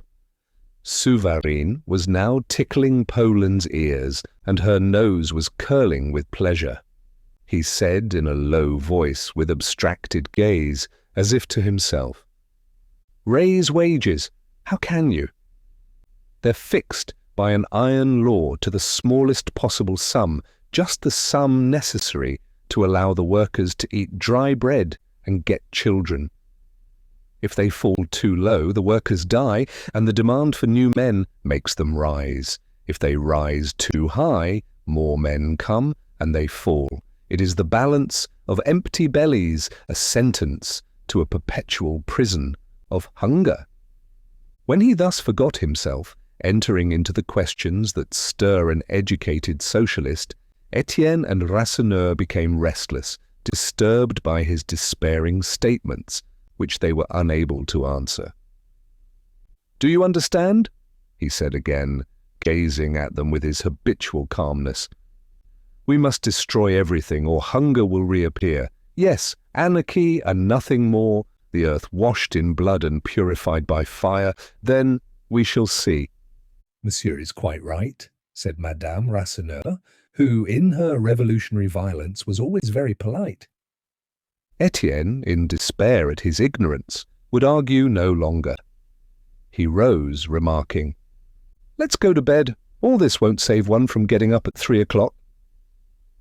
Souverine, having blown away the cigarette end which was sticking to his lips, was already gently lifting the big rabbit beneath the belly to place it on the ground. Rasseneur was shutting up the house. They separated in silence with buzzing ears, as if their heads had swollen with the grave questions they had been discussing. And every evening there were similar conversations in the bare room around the single glass which Étienne took an hour to empty. A crowd of obscure ideas, asleep within him, were stirring and expanding. Especially consumed by the need of knowledge, he had long hesitated to borrow books from his neighbour, who unfortunately had hardly any but German and Russian works. At last he had borrowed a French book on cooperative societies, mere foolery, said Souverine, and he also regularly read a newspaper which the latter received, The Combat, an anarchist journal published at Geneva. In other respects, notwithstanding their daily relations, he found him as reserved as ever, with his air of camping in life, without interests or feelings or possessions of any kind. Towards the first days of July, Étienne's situation began to improve. In the midst of this monotonous life, always beginning over again, an accident had occurred. The stalls in the Guillaume seam had come across a shifting of the strata, a general disturbance in the layers, which certainly announced that they were approaching a fault, and, in fact, they soon came across this fault which the engineers, in spite of considerable knowledge of the soil, were still ignorant of. This upset the pit. Nothing was talked of but the lost seam, which was to be found, no doubt, lower down on the other side of the fault. The old miners were already expanding their nostrils like good dogs in a chase for coal. But meanwhile, the hewers could not stand with folded arms, and placards announced that the company would put up new workings to auction. Maheu, on coming out one day, accompanied Étienne and offered to take him on as a pikeman in his working in place of Levaque, who had gone to another yard. The matter had already been arranged with the head captain and the engineer, who were very pleased with the young man. So Étienne merely had to accept this rapid promotion, glad of the growing esteem in which Maheu held him. In the evening, they returned together to the pit to take note of the placards. The cuttings put up to auction were in the Filonnière seam in the north gallery of the Voreux. They did not seem very advantageous, and the miner shook his head when the young man read out the conditions. On the following day, when they had gone down, he took him to see the seam, and showed him how far away it was from the pit-eye, the crumbly nature of the earth, the thinness and hardness of the coal. But if they were to eat, they would have to work. So on the following Sunday, they went to the auction, which took place in the shed, and was presided over by the engineer of the pit, assisted by the head captain, in the absence of the divisional engineer.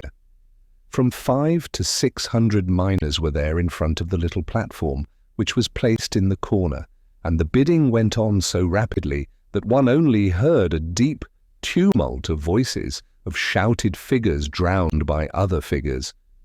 For a moment, Maheu feared that he would not be able to obtain one of the 40 workings offered by the company.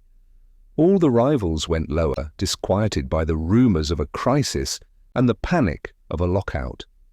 Négrel, the engineer, did not hurry in the face of this panic, and allowed the offers to fall to the lowest possible figures, while Dansayet, anxious to push matters still further, lied with regard to the quality of the workings. In order to get his 50 metres, Maheu struggled with a comrade who was also obstinate.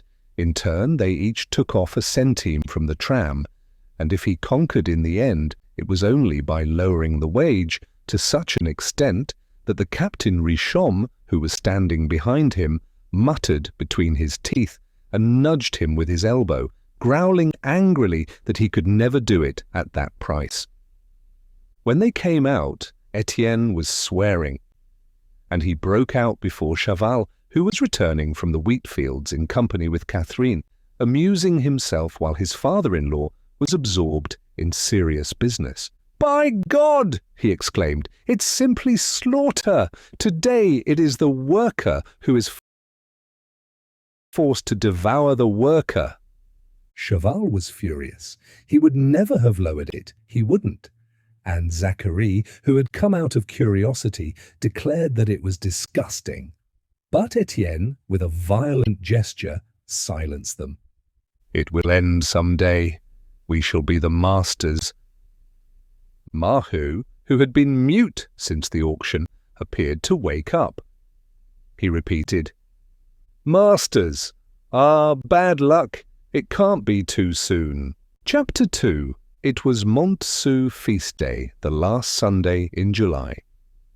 Since Saturday evening, the good housekeepers of the settlement had deluged their parlours with water, throwing bucketfuls over the flags and against the walls, and the floor was not yet dry, in spite of the white sand which had been strewn over it, an expensive luxury for the purses of the poor. But the day promised to be very warm. It was one of those heavy skies threatening storm, which in summer stifle this flat, bare country of the Nord. Sunday upset the hours for rising, even among the Maheus. While the father, after 5 o'clock, grew weary of his bed and dressed himself, the children lay in bed until 9. On this day, Maheu went to smoke a pipe in the garden, and then came back to eat his bread and butter alone, while waiting. He thus passed the morning in a random manner. He mended the tub, which leaked, stuck up beneath the clock a portrait of the Prince Imperial, which had been given to the little ones.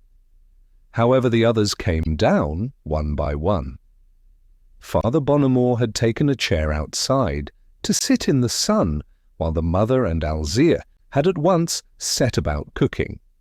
Catherine appeared, pushing before her Lenore and Henri, whom she had just dressed. 11 o'clock struck, and the odour of the rabbit, which was boiling with potatoes, was already filling the house when Zachary and Jeanlin came down last, still yawning and with their swollen eyes. The settlement was now in a flutter, excited by the feast day, and in expectation of dinner, which was being hastened for the departure in bands to Montceau. Troops of children were rushing about. Men in their shirt-sleeves were trailing their old shoes with the lazy gait of days of rest.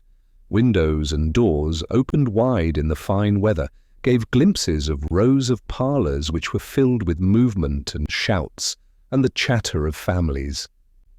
And from one end to the other of the frontages there was a smell of rabbit, a rich kitchen smell which on this day struggled with the inveterate odour of fried onion. The Maheus dined at midday. They made little noise in the midst of the chatter from door to door, in the coming and going of women, in a constant uproar of calls and replies, of objects borrowed, of youngsters hunted away or brought back with a slap. Besides, they had not been on good terms during the last 3 weeks with their neighbours, the Levaques, on the subject of the marriage of Zachary and Philomene. The men passed the time of day, but the women pretended not to know each other. This quarrel had strengthened the relations with Pierron, only Pierron had left Pierron and Lydie with her mother, and set out early in the morning to spend the day with a cousin at Marchienne. And they joked, for they knew this cousin. She had a moustache, and was head captain at the Voreux. Maheu declared that it was not proper to leave one's family on a feast day Sunday. Beside the rabbit with potatoes, a rabbit which had been fattening in the shed for a month, the Maheus had meat soup and beef. The fortnight's wages had just fallen due the day before. They could not recollect such a spread. Even at the last St. Barbara's Day, the fate of the miners when they do nothing for 3 days, the rabbit had not been so fat nor so tender. So the 10 pairs of jaws from little Estelle, whose teeth were beginning to appear, to old Bonnemort, who was losing his, worked so heartily that the bones themselves disappeared. The meat was good, but they could not digest it well. They saw it too seldom. Everything disappeared. There only remained a piece of boiled beef for the evening.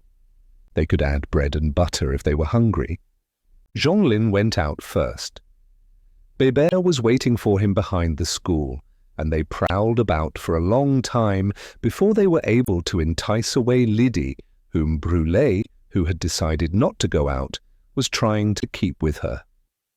When she perceived that the child had fled, she shouted and brandished her lean arms, while Pierron, annoyed at the disturbance, strolled quietly away with the air of a husband who can amuse himself with a good conscience, knowing that his wife also has her little amusements.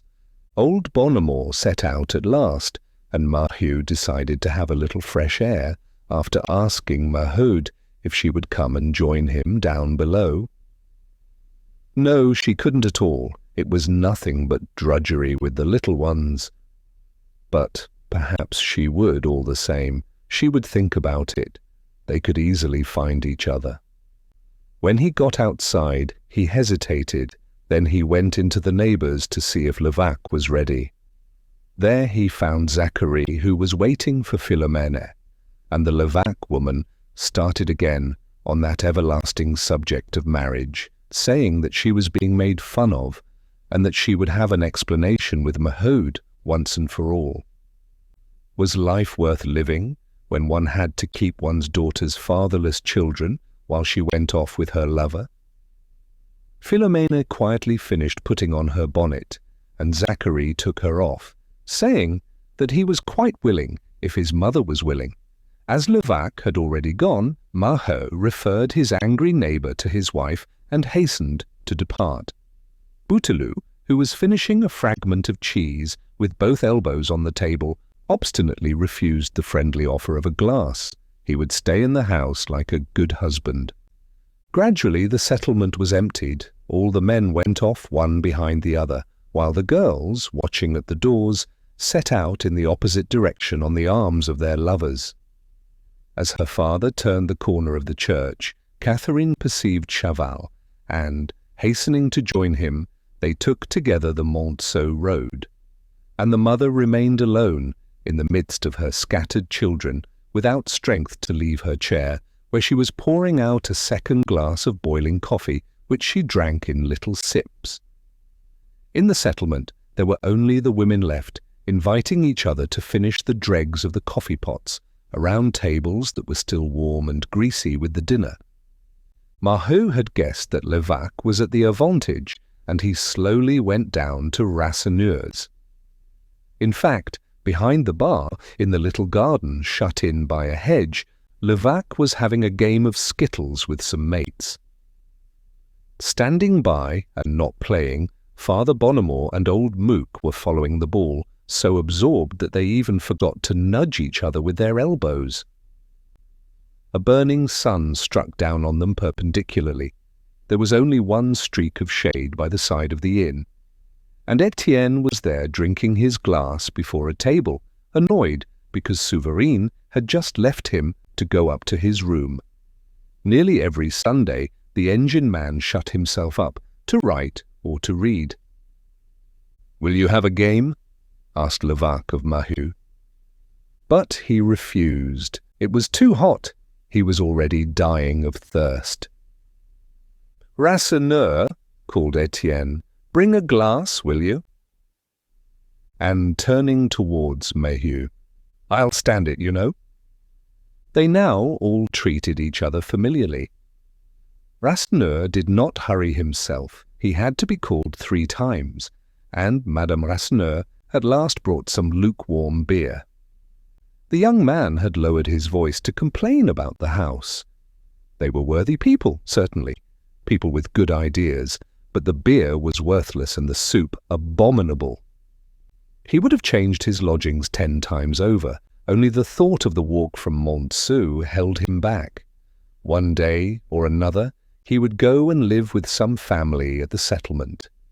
"Sure enough," said Maheu in his slow voice. "Sure enough, you would be better in a family." But shouts now broke out. Levaque had overthrown all the skittles at one stroke. Mouk and Bonnemort, with their faces towards the ground, in the midst of the tumult preserved a silence of profound approbation. and the joy at this stroke found vent in jokes, especially when the players perceived Mouquette's radiant face behind the hedge. She had been prowling about there for an hour, and at last ventured to come near on hearing the laughter. "What? Are you alone?" shouted Levaque. "Where are your sweethearts?" "My sweethearts, I've stabled them," she replied, with a fine, impudent gaiety. "I'm looking for one." They all offered themselves, throwing coarse chaff at her. She refused with a gesture and laughed louder, playing the fine lady. Besides, her father was watching the game without even taking his eyes from the fallen skittles. "Ah!" Levaque went on, throwing a look towards Étienne. "One can tell where you're casting sheep's eyes, my girl. You'll have to take him by force." Then Étienne brightened up. It was, in fact, around him that the putter was revolving, and he refused, amused indeed, but without having the least desire for her. She remained planted behind the hedge for some minutes longer, looking at him with large fixed eyes. Then she slowly went away, and her face suddenly became serious, as if she were overcome by the powerful sun. In a low voice, Étienne was again giving long explanations to Maheu regarding the necessity for the Monceau miners to establish a provident fund. "Since the company professes to leave us free," he repeated, "what is there to fear? We only have their pensions, and they distribute them according to their own idea, since they don't hold back any of our pay.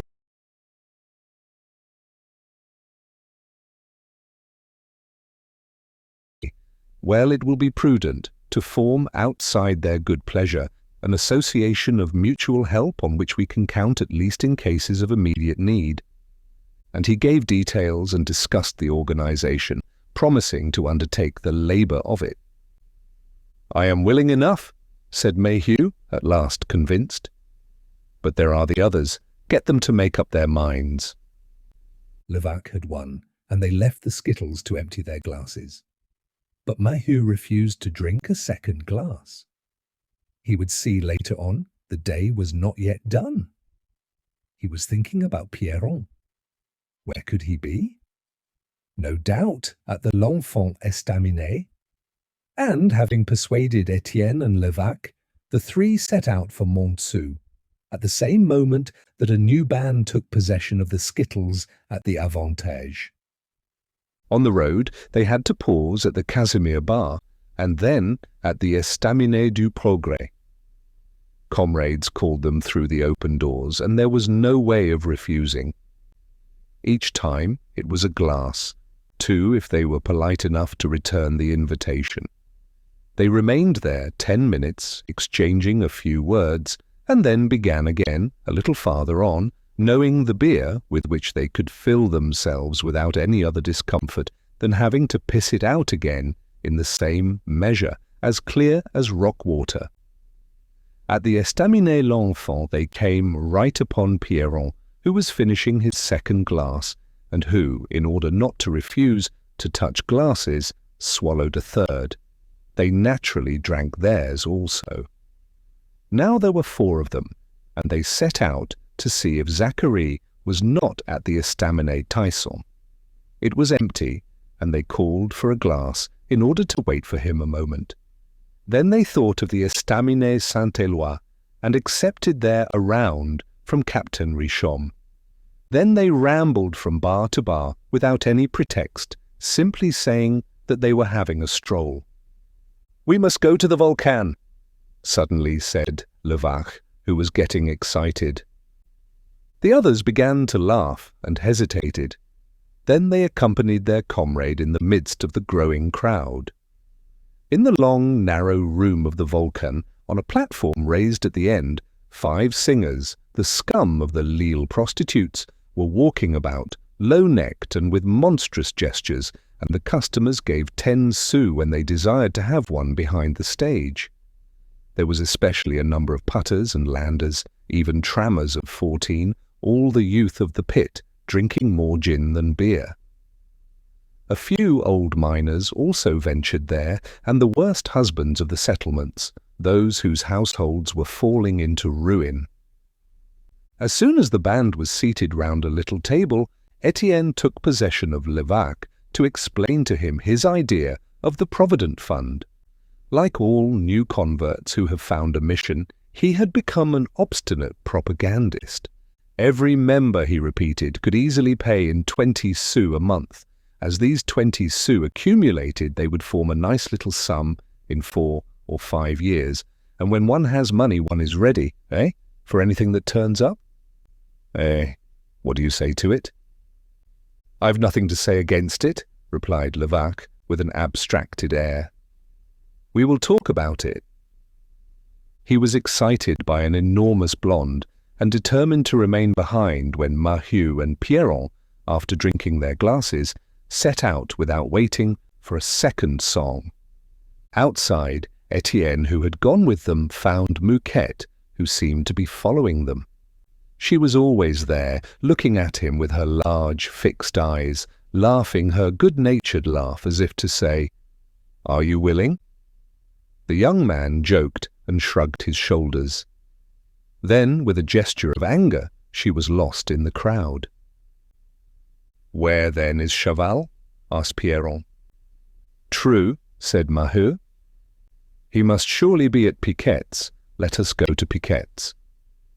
But as they all three arrived at the estaminet Piquette, sounds of a quarrel arrested them at the door. Zachary, with his fist, was threatening a thick-set, phlegmatic Walloon nail-maker, while Chaval, with his hands in his pockets, was looking on. "Hello, there's Chaval," said Maheu quietly. "He is with Catherine." For 5 long hours the putter and her lover had been walking about the fair. All along the Monceau road, that wide road with low bedaubed houses winding downhill, a crowd of people wandered up and down in the sun like a trail of ants lost in the flat, bare plain. The eternal black mud had dried, a black dust was rising and floating about like a storm cloud. On both sides the public houses were crowded. There were rows of tables to the street, where stood a double rank of hucksters at stalls in the open air. In front of the church archery was going on. Opposite the yards they were playing at bowls. At the corner of the Joiselle Road, beside the administration buildings, in a spot enclosed by fences, crowds were watching a cockfight. 2 large red cocks, armed with steel spurs, their breasts torn and bleeding. Farther on, at Maigrat's, aprons and trousers were being won at billiards. And there were long silences. The crowd drank and stuffed itself without a sound. A mute indigestion of beer and fried potatoes was expanding in the great heat, still further increased by the frying pans bubbling in the open air. Chaval bought a looking-glass for 19 sous and a handkerchief for 3 francs to give to Catherine. At every turn they met Mouque and Bonnemort, who had come to the fair and, in meditative mood, were plodding heavily through it side by side. Another meeting made them angry. They caught sight of Jeanlin inciting Bébert and Lydie to steal bottles of gin from an extemporized bar installed at the edge of an open piece of ground. Catherine succeeded in boxing her brother's ears. The little girl had already run away with a bottle. These imps of Satan would certainly end in a prison. Then, as they arrived before another bar, the Tête Coupée, it occurred to Chaval to take his sweetheart in to a competition of chaffinches which had been announced on the door for the past week. 15 nail-makers from the Marchienne nail works had responded to the appeal, each with a dozen cages, and the gloomy little cages in which the blinded finches sat motionless were already hung upon a paling in the inn-yard. It was a question as to which in the course of an hour should repeat the phrase of its song the greatest number of times. Each nail-maker with a slate stood near his cages to mark, watching his neighbours and watched by them. And the chaffinches had begun, the chichouilleux with the deeper note, the batisecouics with their shriller note, all at first timid and only risking a rare phrase, then, excited by each other's songs, increasing the pace. Then at last, carried away by such a rage of rivalry that they would even fall dead. The nail-makers violently whipped them on with their voices, shouting out to them in Walloon to sing more, still more, yet a little more, while the spectators, about 100 people, stood by in mute fascination in the midst of this infernal music of 180 chaffinches, all repeating the same cadence out of time. It was a batisecouic which gained the first prize, a metal coffee pot.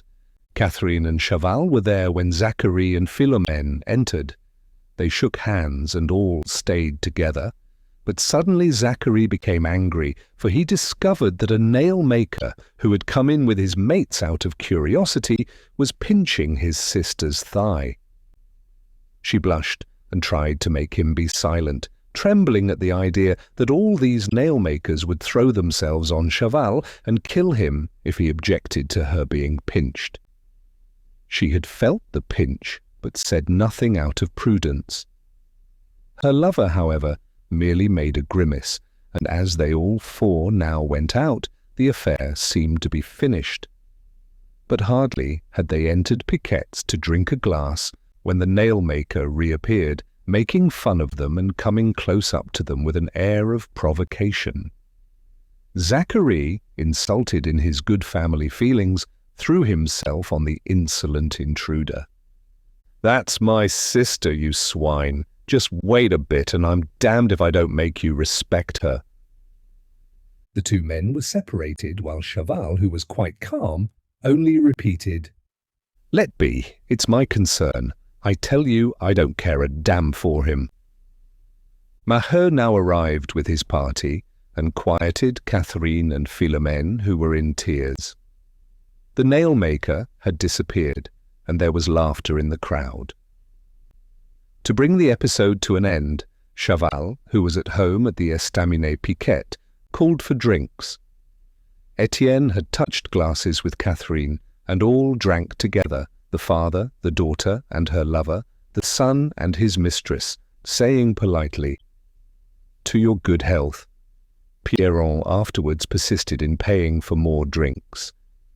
And they were all in good humour when Zachary grew wild again at the sight of his comrade Mouquet, and called him, as he said, to go and finish his affair with the nail-maker. "I shall have to go and do for him." "Here, Chaval, keep Philomène with Catherine." "I'm coming back." Maheu offered drinks in his turn. After all, if the lad wished to avenge his sister, it was not a bad example, but as soon as she had seen Mouquet, Philomène felt at rest, and nodded her head. Sure enough, the two chaps would be off to the Vulcan. On the evenings of feast days, the fair was terminated in the ballroom of the Bon Joyeux. It was a widow, Madame Désir, who kept this ballroom, a fat matron of 50, as round as a tub, but so fresh that she still had 6 lovers, one for every day of the week, she said, and the 6 together for Sunday. She called all the miners her children, and grew tender at the thought of the flood of beer which she had poured out for them during the last 30 years. And she boasted also that a putter never became pregnant without having first stretched her legs at her establishment. There were 2 rooms in the Bon Joyeux, the bar which contained the counter and tables. Then communicating with it on the same floor by a large arch was the ballroom, a large hall only planked in the middle, being paved with bricks round the sides. It was decorated with 2 garlands of paper flowers which crossed one another, and were united in the middle by a crown of the same flowers, while along the walls were rows of gilt shields bearing the names of saints: Saint Éloi, patron of the ironworkers; Saint Crispin, patron of the shoemakers; Saint Barbara, patron of the miners, the whole calendar of corporations. The ceiling was so low that the three musicians on their platform, which was about the size of a pulpit, knocked their heads against it. When it became dark, 4 petroleum lamps were fastened to the 4 corners of the room. On this Sunday, there was dancing from 5 o'clock with the full daylight through the windows, but it was not until towards 7 that the rooms began to fill. Outside, a gale was rising, blowing great black showers of dust, which blinded people and sleeted into the frying pans. Maheu, Étienne, and Pierron, having come in to sit down, had found Chaval at the Bon Joyeux dancing with Catherine, while Philomène by herself was looking on. Neither Levaque nor Zachary had reappeared. As there were no benches around the ballroom, Catherine came after each dance to rest at her father's table.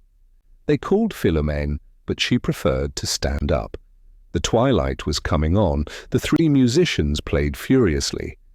One could only see in the hall the movement of hips and breasts in the midst of a confusion of arms. The appearance of the 4 lamps was greeted noisily, and suddenly everything was lit up, the red faces, the dishevelled hair sticking to the skin, the flying skirts spreading abroad the strong odour of perspiring couples. Maheu pointed out Mouquette to Étienne. She was as round and greasy as a bladder of lard, revolving violently in the arms of a tall, lean lander. She had been obliged to console herself and take a man. At last, at 8 o'clock, Maheude appeared with Estelle at her breast, followed by Alzire, Henri, and Lénore. She had come there straight to her husband without fear of missing him. They could sup later on. As yet nobody was hungry, with their stomachs soaked in coffee and thickened with beer. Other women came in, and they whispered together when they saw, behind Maheude, the Levaque woman enter with Bouteloup, who led in by the hand Achille and Désiré, Philomène's little ones.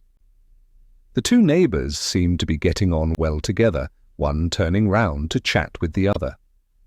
On the way there had been a great explanation, and Maheude had resigned herself to Zachary's marriage in despair at the loss of her eldest son's wages, but overcome by the thought that she could not hold it back any longer without injustice. She was trying, therefore, to put a good face on it, though with an anxious heart, as a housekeeper who was asking herself how she could make both ends meet now that the best part of her purse was going. "Place yourself there, neighbour," she said, pointing to a table near that where Maheu was drinking with Étienne and Pierron. "Is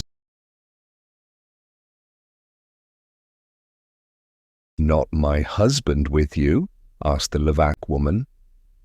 The others told her that he would soon come. They were all seated together in a heap, Bouteloup and the youngsters so tightly squeezed among the drinkers that the 2 tables only formed one. There was a call for drinks. Seeing her mother and her children, Philomène had decided to come near. She accepted a chair and seemed pleased to hear that she was at last to be married. Then, as they were looking for Zachary, she replied in her soft voice, "I am waiting for him.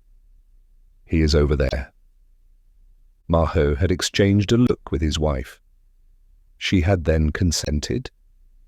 He became serious and smoked in silence. He also felt anxiety for the morrow in face of the ingratitude of these children, who got married one by one, leaving their parents in wretchedness. The dancing still went on, and the end of a quadrille drowned the ballroom in red dust. The walls cracked. A cornet produced shrill whistling sounds like a locomotive in distress, and when the dancers stopped they were smoking like horses. "Do you remember?" said the Levaque woman, bending towards Maheude's ear. "You talked of strangling Catherine if she did anything foolish." Chaval brought Catherine back to the family table, and both of them, standing behind the father, finished their glasses. "Bah!" murmured Maheude, with an air of resignation. "One says things like that. But what quiets me is that she will not have a child. I feel sure of that. You see, if she is confined, and obliged to marry, what shall we do for a living then?" Now the cornet was whistling a polka, and as the deafening noise began again, Maheu, in a low voice, communicated an idea to his wife. Why should they not take a lodger? Étienne, for example, who was looking out for quarters. They would have room since Zachary was going to leave them, and the money that they would lose in that direction would be in part regained in the other. Maheu's face brightened. Certainly it was a good idea. It must be arranged. She seemed to be saved from starvation once more, and her good humour returned so quickly that she ordered a new round of drinks. Étienne, meanwhile, was seeking to indoctrinate Pierron, to whom he was explaining his plan of a provident fund. He had made him promise to subscribe when he was imprudent enough to reveal his real aim. "And if we go out on strike, you can see how useful that fund will be. We can snap our fingers at the company we shall have there a fund to fight against them, eh? Don't you think so?" Pierron lowered his eyes and grew pale. He stammered, "I'll think over it. Good conduct, that's the best provident fund." Then Maheu took possession of Étienne and squarely, like a good man, proposed to take him as a lodger. The young man accepted at once, anxious to live in the settlement with the idea of being nearer to his mates. The matter was settled in 3 words, Maheu declaring that they would wait for the marriage of the children. Just then, Zachary at last came back with Mouquet and Levaque. The 3 brought in the odours of the Vulcan, a breath of gin, a musky acidity of ill-kept girls. They were very tipsy and seemed well pleased with themselves, digging their elbows into each other and grinning. When he knew that he was at last to be married, Zachary began to laugh so loudly that he choked. Philomène peacefully declared that she would rather see him laugh than cry. As there were no more chairs, Bouteloup had moved so as to give up half of his to Levaque, and the latter, suddenly much affected by realizing that the whole family party was there, once more had beer served out. "By the Lord, we don't amuse ourselves so often," he roared. They remained there till 10 o'clock. Women continued to arrive, either to join or to take away their men. Bands of children followed in rows, and the mothers no longer troubled themselves, pulling out their long, pale breasts like sacks of oats and smearing their chubby babies with milk, while the little ones, who were already able to walk, gorged with beer and on all fours beneath the table, relieved themselves without shame. It was a rising sea of beer from Madame Désir's disemboweled barrels, the beer enlarged every belly, flowing from noses, eyes, and everywhere. So puffed out was the crowd that everyone had a shoulder or knee poking into his neighbour. All were cheerful and merry in thus feeling each other's elbows. A continuous laugh kept their mouths open from ear to ear. The heat was like an oven. They were roasting and felt themselves at ease with glistening skin, gilded in a thick smoke from the pipes. The only discomfort was when one had to move away. From time to time, a girl rose, went to the other end, near the pump, lifted her clothes, and then came back. Beneath the garlands of painted paper, the dancers could no longer see each other. They perspired so much. This encouraged the trammers to tumble the putters over, catching them at random by the hips. But where a girl tumbled with a man over her, the cornet covered their fall with its furious music. The swirl of feet wrapped them round as if the ball had collapsed upon them. Someone who was passing warned Pierron that his daughter Lydie was sleeping at the door across the pavement. She had drunk her share of the stolen bottle and was tipsy. He had to carry her away in his arms, while Jeanlin and Bébert, who were more sober, followed him behind, thinking it a great joke. This was the signal for departure, and several families came out of the Bonjoyeux, the Maheus, and the Levaque deciding to return to the settlement. At the same moment, Father Bonnemort and old Mouque also left Montsou, walking in the same somnambulistic manner, preserving the obstinate silence of their recollections. And they all went back together, passing for the last time through the fair, where the frying pans were coagulating, and by the estaminets from which the last glasses were flowing in a stream towards the middle of the road. The storm was still threatening, and sounds of laughter arose as they left the lighted houses to lose themselves in the dark country around. Panting breaths arose from the ripe wheat. Many children must have been made on that night. They arrived in confusion at the settlement. Neither the Levaques nor the Maheus supped with appetite, and the latter kept on dropping off to sleep while finishing their morning's boiled beef. Étienne had led away Chaval for one more drink at Rasseneu's. "I am with you," said Chaval, when his mate had explained the matter of the Provident Fund. "Put it there, you're a fine fellow." The beginning of drunkenness was flaming in Étienne's eyes. He exclaimed, "Yes, let's join hands. As for me, you know I would give up everything for the sake of justice, both drink and girls. There's only one thing that warms my heart, and that is the thought that we are going to sweep away these bourgeois." Chapter 3. Towards the middle of August, Étienne settled with the Maheus, Zacharie having married and obtained from the company a vacant house in the settlement for Philomène and the 2 children. During the first days, the young man experienced some constraint in the presence of Catherine. There was a constant intimacy, as he everywhere replaced the elder brother, sharing Jeanlin's bed over against the big sister's. Going to bed and getting up, he had to dress and undress near her and see her take off and put on her garments.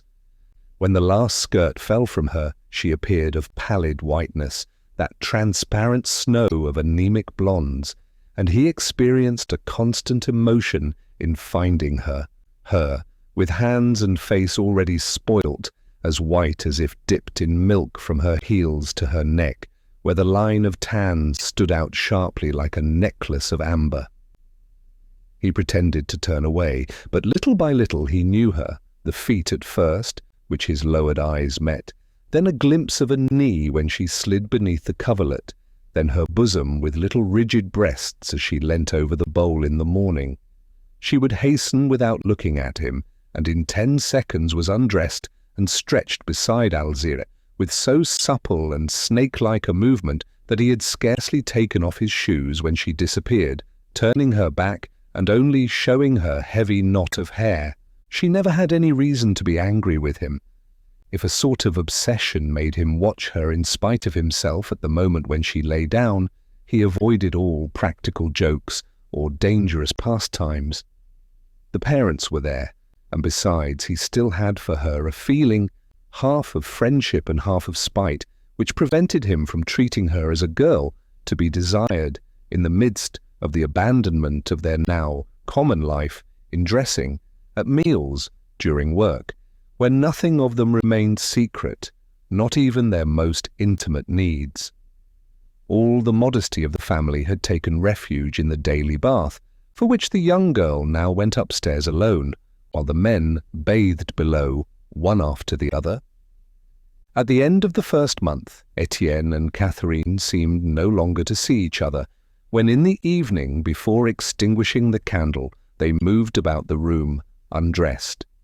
She had ceased to hasten, and resumed her old custom of doing up her hair at the edge of her bed, while her arms, raised in the air, lifted her chemise to her thighs, and he, without his trousers, sometimes helped her, looking for the hairpins that she had lost.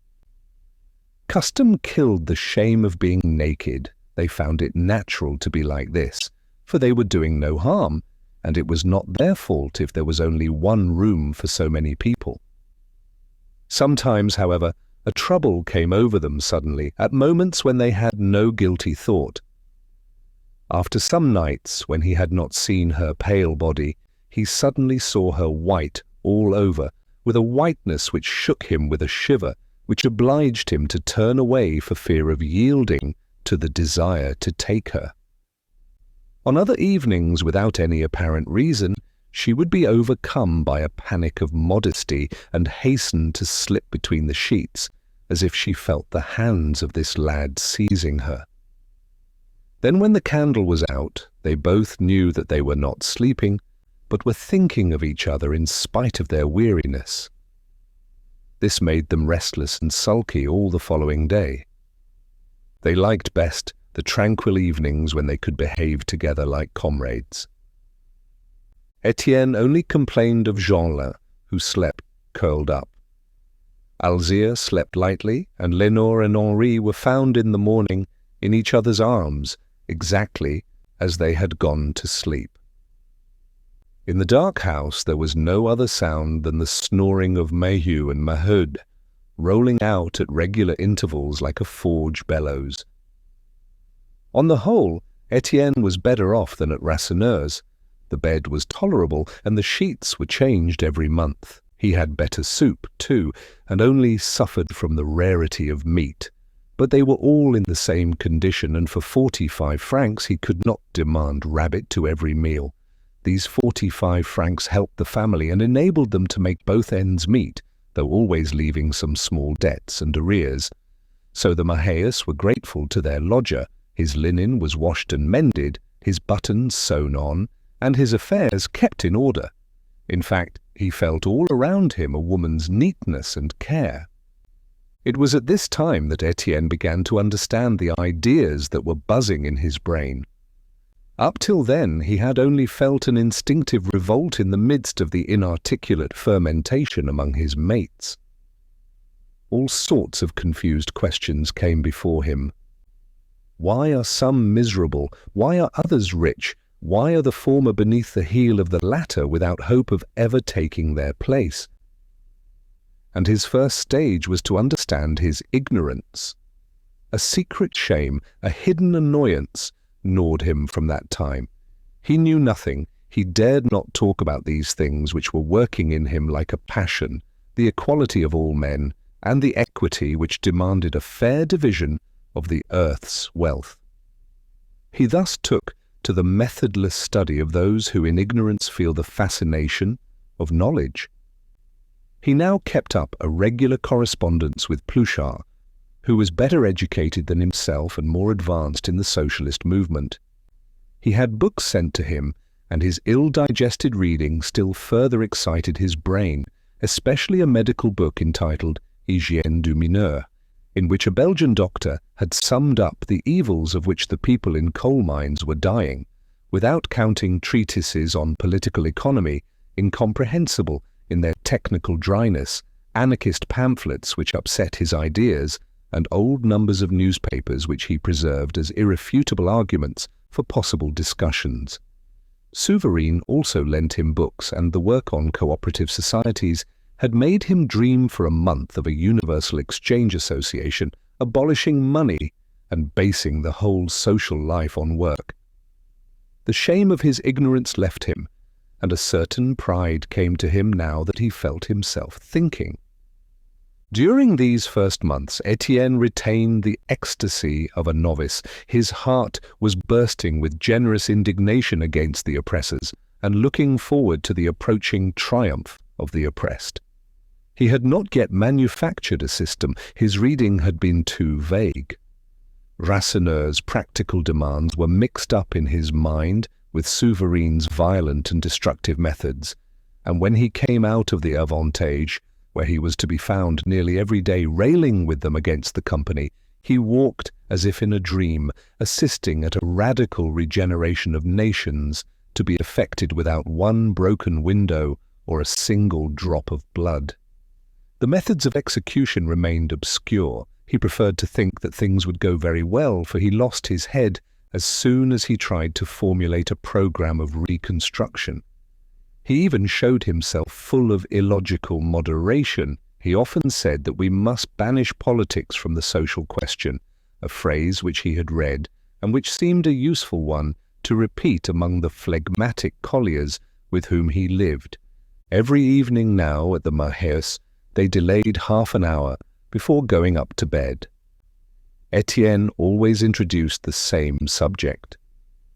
As his nature became more refined, he found himself wounded by the promiscuity of the settlement. Were they beasts to be thus penned together in the midst of the fields, so tightly packed that one could not change one's shirt without exhibiting one's backside to the neighbours? And how bad it was for health, and boys and girls were forced to grow corrupt together. "Lord," replied Maheu, "if there were more money, there would be more comfort. All the same, it's true enough that it's good for no one to live piled up like that. It always ends with making the men drunk and the girls big-bellied." And the family began to talk, each having his say, while the petroleum lamp vitiated the air of the room, already stinking of fried onion. No, life was certainly not a joke. One had to work like a brute at labour, which was once a punishment for convicts. One left one's skin there oftener than was one's turn, all that without even getting meat on the table in the evening. No doubt one had one's feed, one ate indeed, but so little, just enough to suffer without dying, overcome with debts, and pursued as if one had stolen the bread. When Sunday came, one slept from weariness. The only pleasures were to get drunk and to get a child with one's wife. Then the beer swelled the belly, and the child, later on, left you to go to the dogs. No, it was certainly not a joke. Then Maheu joined in. "The bother is, you see, when you have to say to yourself that it won't change. When you're young, you think that happiness will come some time. You hope for things. And then the wretchedness begins always over again, and you get shut up in it. Now, I don't wish harm to anyone, but there are times when this injustice makes me mad." There was silence. They were all breathing with the vague discomfort of this closed-in horizon.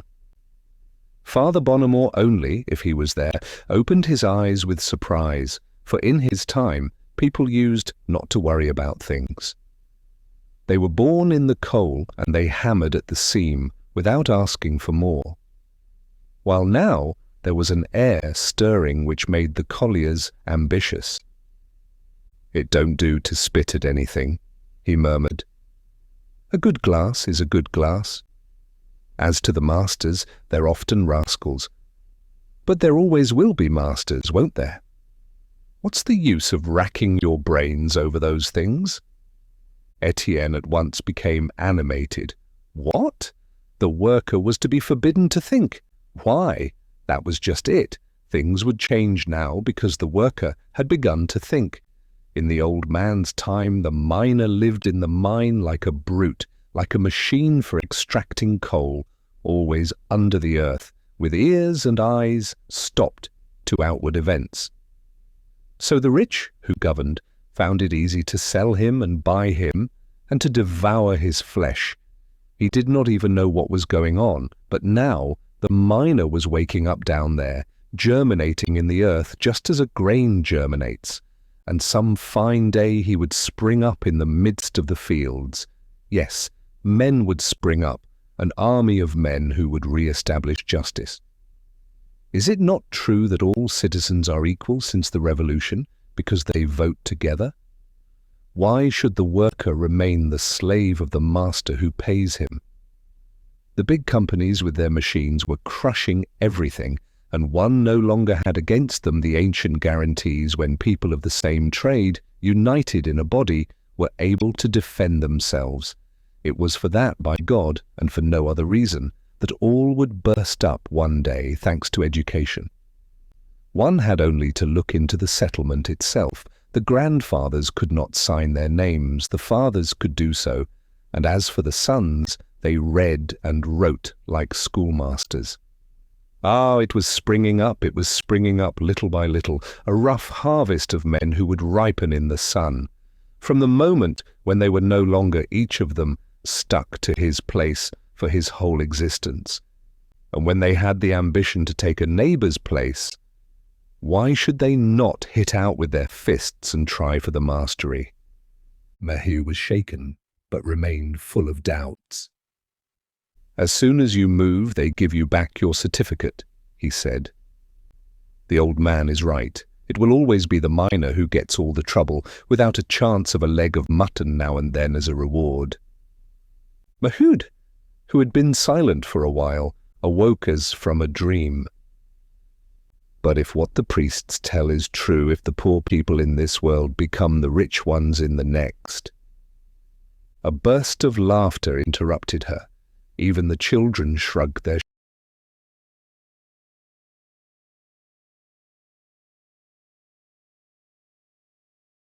shoulders, being incredulous in the open air, keeping a secret fear of ghosts in the pit, but glad of the empty sky. "Ah, bosh, the priests!" exclaimed Maheu. "If they believed that, they'd eat less and work more, so as to reserve a better place for themselves up there. No, when one's dead, one's dead." Maheu sighed deeply. "Oh, Lord, Lord." Then her hands fell onto her knees with a gesture of immense dejection.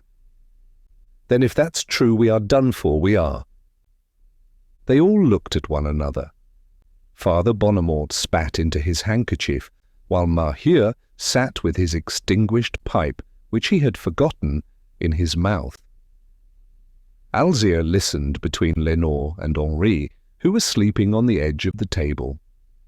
But Catherine, with her chin in her hand, never took her large, clear eyes off Étienne while he was protesting, declaring his faith, and opening out the enchanting future of his social dream. Around them the settlement was asleep. One only heard the stray cries of a child or the complaints of a belated drunkard. In the parlour, the clock ticked slowly, and a damp freshness arose from the sanded floor in spite of the stuffy air. "Fine ideas," said the young man. "Why do you need a good God and his paradise to make you happy? Haven't you got it in your own power to make yourselves happy on earth?" With his enthusiastic voice he spoke on and on. The closed horizon was bursting out, a gap of light was opening in the sombre lives of these poor people.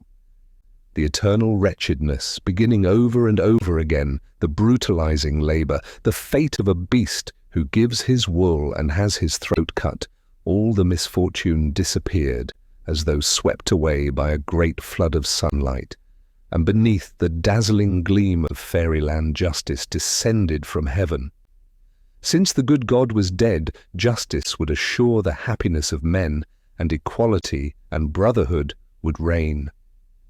A new society would spring up in a day, just as in dreams, an immense town with the splendor of a mirage, in which each citizen lived by his work and took his share in the common joys. The old rotten world had fallen to dust. A young humanity purged from its crimes formed but a single nation of workers, having for their motto, "To each according to his deserts, and to each desert according to its performance." And this dream grew continually larger and more beautiful and more seductive as it mounted higher in the impossible. At first, Maheu refused to listen, possessed by a deep dread. No, it was too beautiful. It would not do to embark upon these ideas, for they made life seem abominable afterwards, and one would have destroyed everything in the effort to be happy. When she saw Maheu's eyes shine, and that he was troubled and won over, she became restless and exclaimed, interrupting Étienne, "Don't listen, my man, you can see he's only telling us fairy tales. Do you think the bourgeois would ever consent to work as we do?" But little by little the charm worked on her also. Her imagination was aroused, and she smiled at last, entering his marvelous world of hope. It was so sweet to forget for a while the sad reality. When one lives like the beasts with face bent towards the earth, one needs a corner of falsehood where one can amuse oneself by regaling on the things one will never possess. And what made her enthusiastic and brought her into agreement with the young man was the idea of justice. "Now there you're right," she exclaimed. When a thing's just, I don't mind being cut to pieces for it. And it's true enough, it would be just for us to have a turn. Then Maheu ventured to become excited. Blast it all! I am not rich, but I would give 5 francs to keep alive to see that. What a hustling, eh? Will it be soon? And how can we set about it? Étienne began talking again. The old social system was cracking. It could not last more than a few months, he affirmed roundly. As to the methods of execution, he spoke more vaguely, mixing up his reading and fearing before ignorant hearers to enter on explanations where he might lose himself. All the systems had their share in it, softened by the certainty of easy triumph, a universal kiss which would bring to an end all class misunderstandings. Without taking count, however, of the thick heads among the masters and bourgeois whom it would perhaps be necessary to bring to reason by force. And the Maheu's looked as if they understood, approving and accepting miraculous solutions with the blind faith of new believers, like those Christians of the early days of the Church, who awaited the coming of a perfect society on the dunghill of the ancient world. Little Alzire picked up a few words and imagined happiness under the form of a very warm house where children could play and eat as long as they liked. Catherine, without moving, her chin always resting in her hand, kept her eyes fixed on Étienne, and when he stopped, a slight shudder passed over her, and she was quite pale as if she felt the cold. But Maheu looked at the clock. "Past 9. Can it be possible? We shall never get up tomorrow." And the Maheu's left the table with hearts ill at ease and in despair. It seemed to them that they had just been rich and that they had now suddenly fallen back into the mud. Father Bonnemort, who was setting out for the pit, growled that those sort of stories wouldn't make the soup better, while the others went upstairs in single file, noticing the dampness of the walls and the pestiferous stuffiness of the air. Upstairs, amid the heavy slumber of the settlement, when Catherine had got into bed last and blown out the candle, Étienne heard her tossing feverishly before getting to sleep. Often at these conversations the neighbours came in, Levaque, who grew excited at the idea of a general sharing, Pierron, who prudently went to bed as soon as they attacked the company. At long intervals, Zachary came in for a moment, but politics bored him. He preferred to go off and drink a glass at the Avantage. As to Chaval, he would go to extremes and wanted to draw blood. Nearly every evening he passed an hour with the Maheu's. In this assiduity there was a certain unconfessed jealousy, the fear that he would be robbed of Catherine. This girl, of whom he was already growing tired, had become precious to him now that a man slept near her and could take her at night. Étienne's influence increased. He gradually revolutionized the settlement.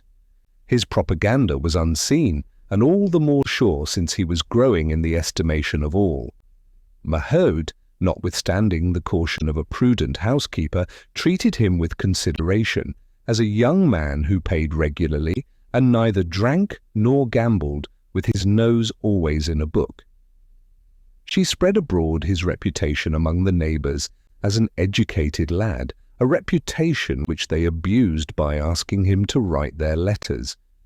He was a sort of businessman, charged with correspondence and consulted by households in affairs of difficulty.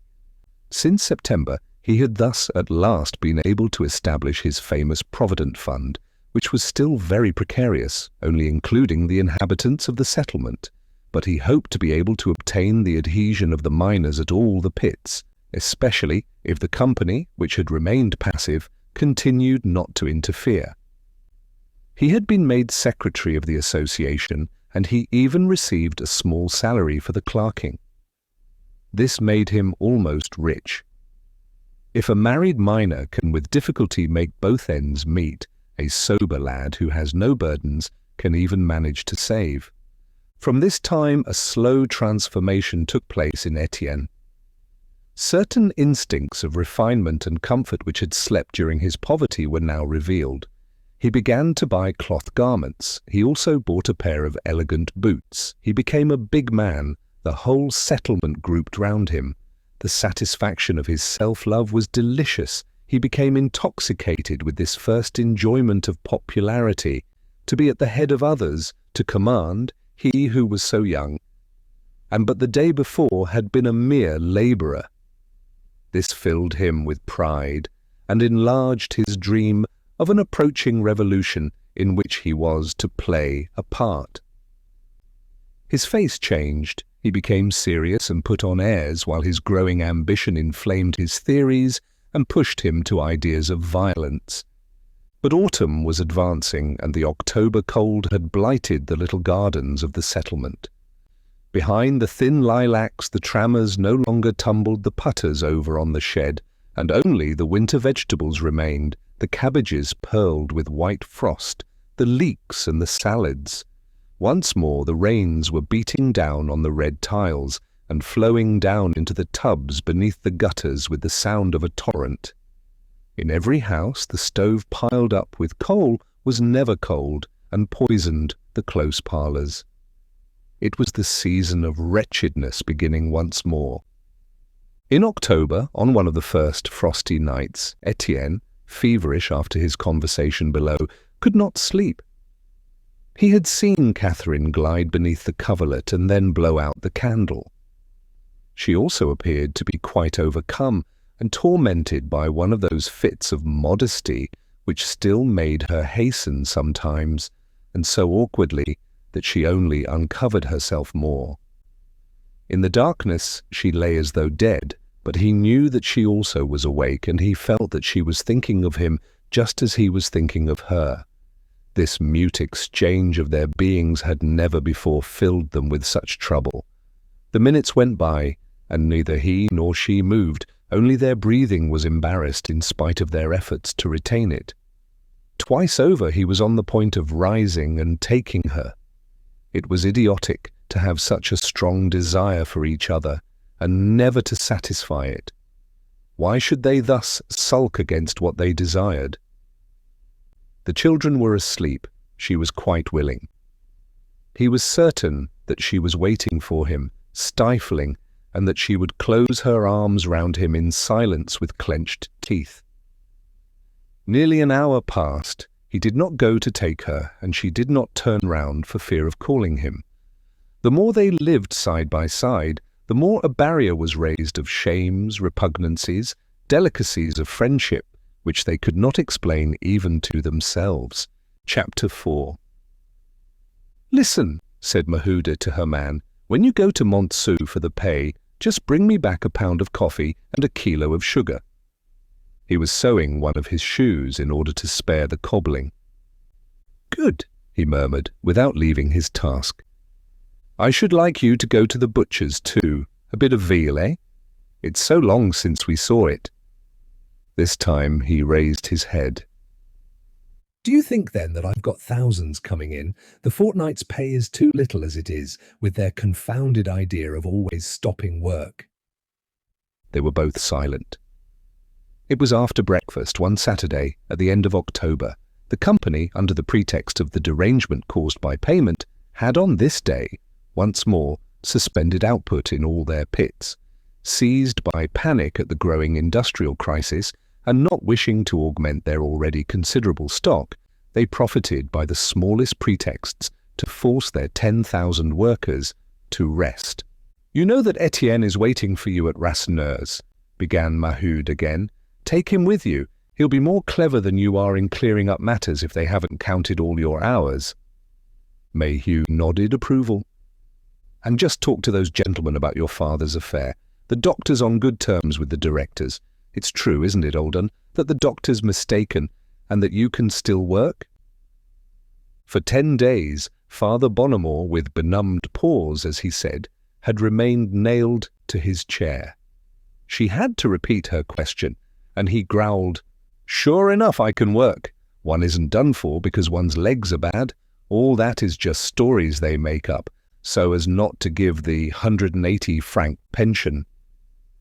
Maheu thought of the old man's 40 sous, which he would perhaps never bring in any more, and she uttered a cry of anguish. "My God, we shall soon be all dead if this goes on." "When one is dead," said Maheu, "one doesn't get hungry." He put some nails into his shoes and decided to set out. The 240 settlement would not be paid till towards 4 o'clock. The men did not hurry, therefore, but waited about, going off one by one, beset by the women, who implored them to come back at once. Many gave them commissions to prevent them forgetting themselves in public houses. At Rasseneur's, Étienne had received news. Disquieting rumours were flying about. It was said that the company were more and more discontented over the timbering. They were overwhelming the workmen with fines, and a conflict appeared inevitable. That was, however, only the avowed dispute. Beneath it, there were grave and secret causes of complication. Just as Étienne arrived, a comrade, who was drinking a glass on his return from Montsou, was telling that an announcement had been stuck up at the cashier's, but he did not quite know what was on the announcement. A second entered, then a third, and each brought a different story. It seemed certain, however, that the company had taken a resolution. "What do you say about it, eh?" asked Étienne, sitting down near Souvarine at a table where nothing was to be seen but a packet of tobacco. The engine man did not hurry, but finished rolling his cigarette. "I say that it was easy to foresee they want to push you to extremes." He alone had a sufficiently keen intelligence to analyze the situation. He explained it in his quiet way. The company, suffering from the crisis, had been forced to reduce their expenses if they were not to succumb, and it was naturally the workers who would have to tighten their bellies. Under some pretext or another, the company would nibble at their wages. For 2 months, the coal had been remaining at the surface of their pits, and nearly all the workshops were resting.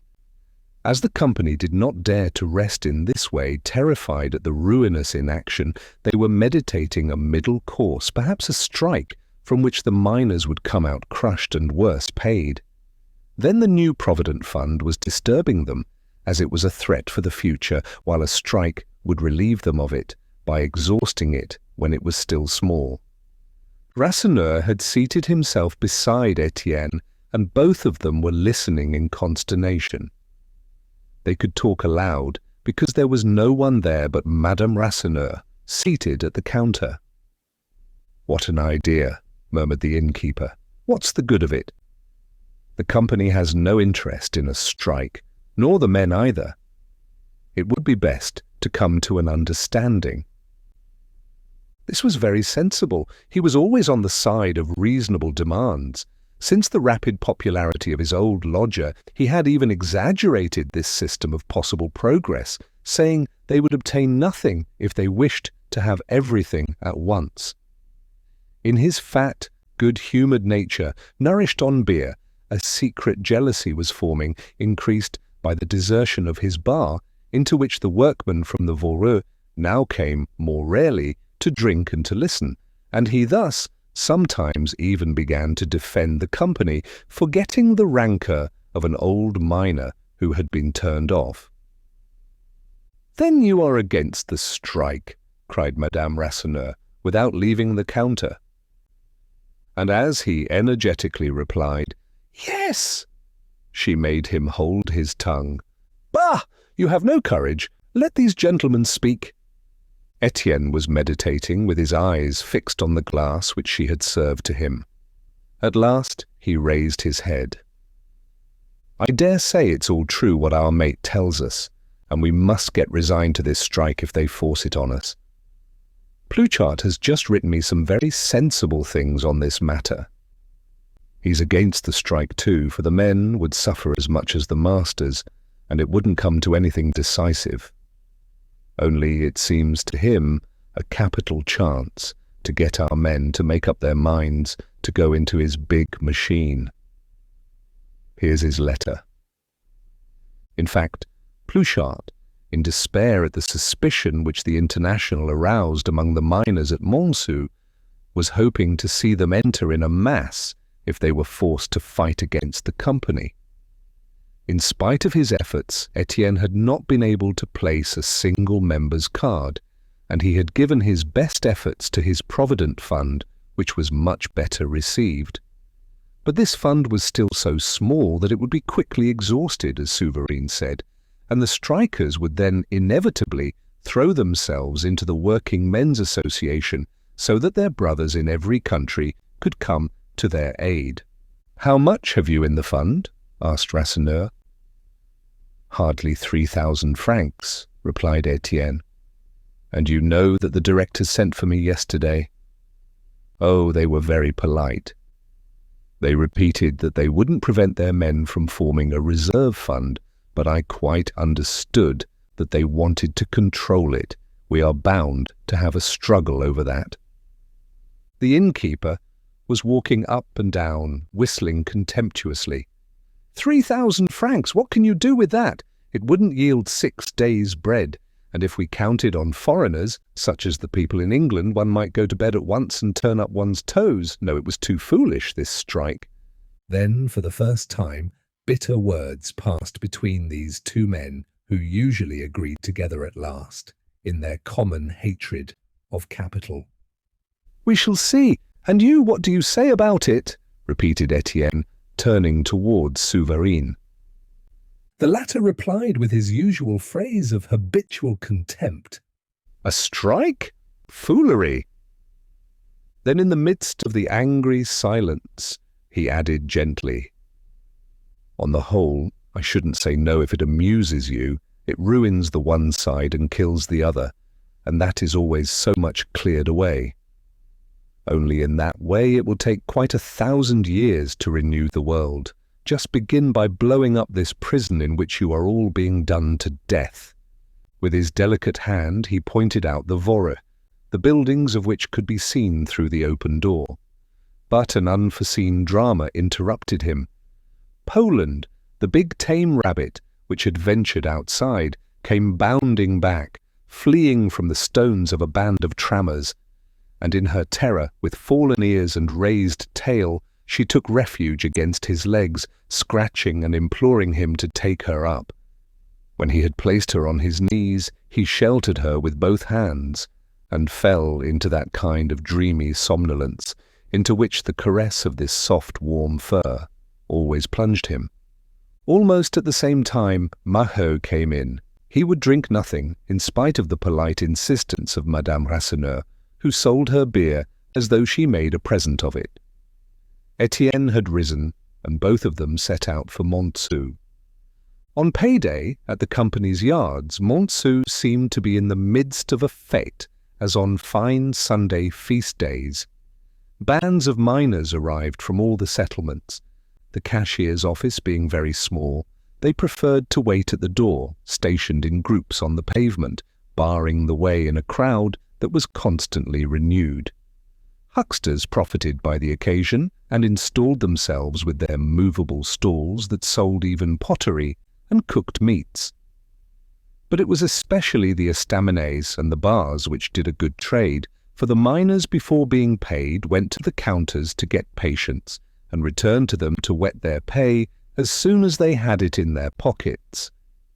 But they were very sensible, except when they finished it at the Volcan. As Maheu and Étienne advanced among the groups, they felt that on that day a deep exasperation was rising up. It was not the ordinary indifference with which the money was taken and spent at the publics. Fists were clenched and violent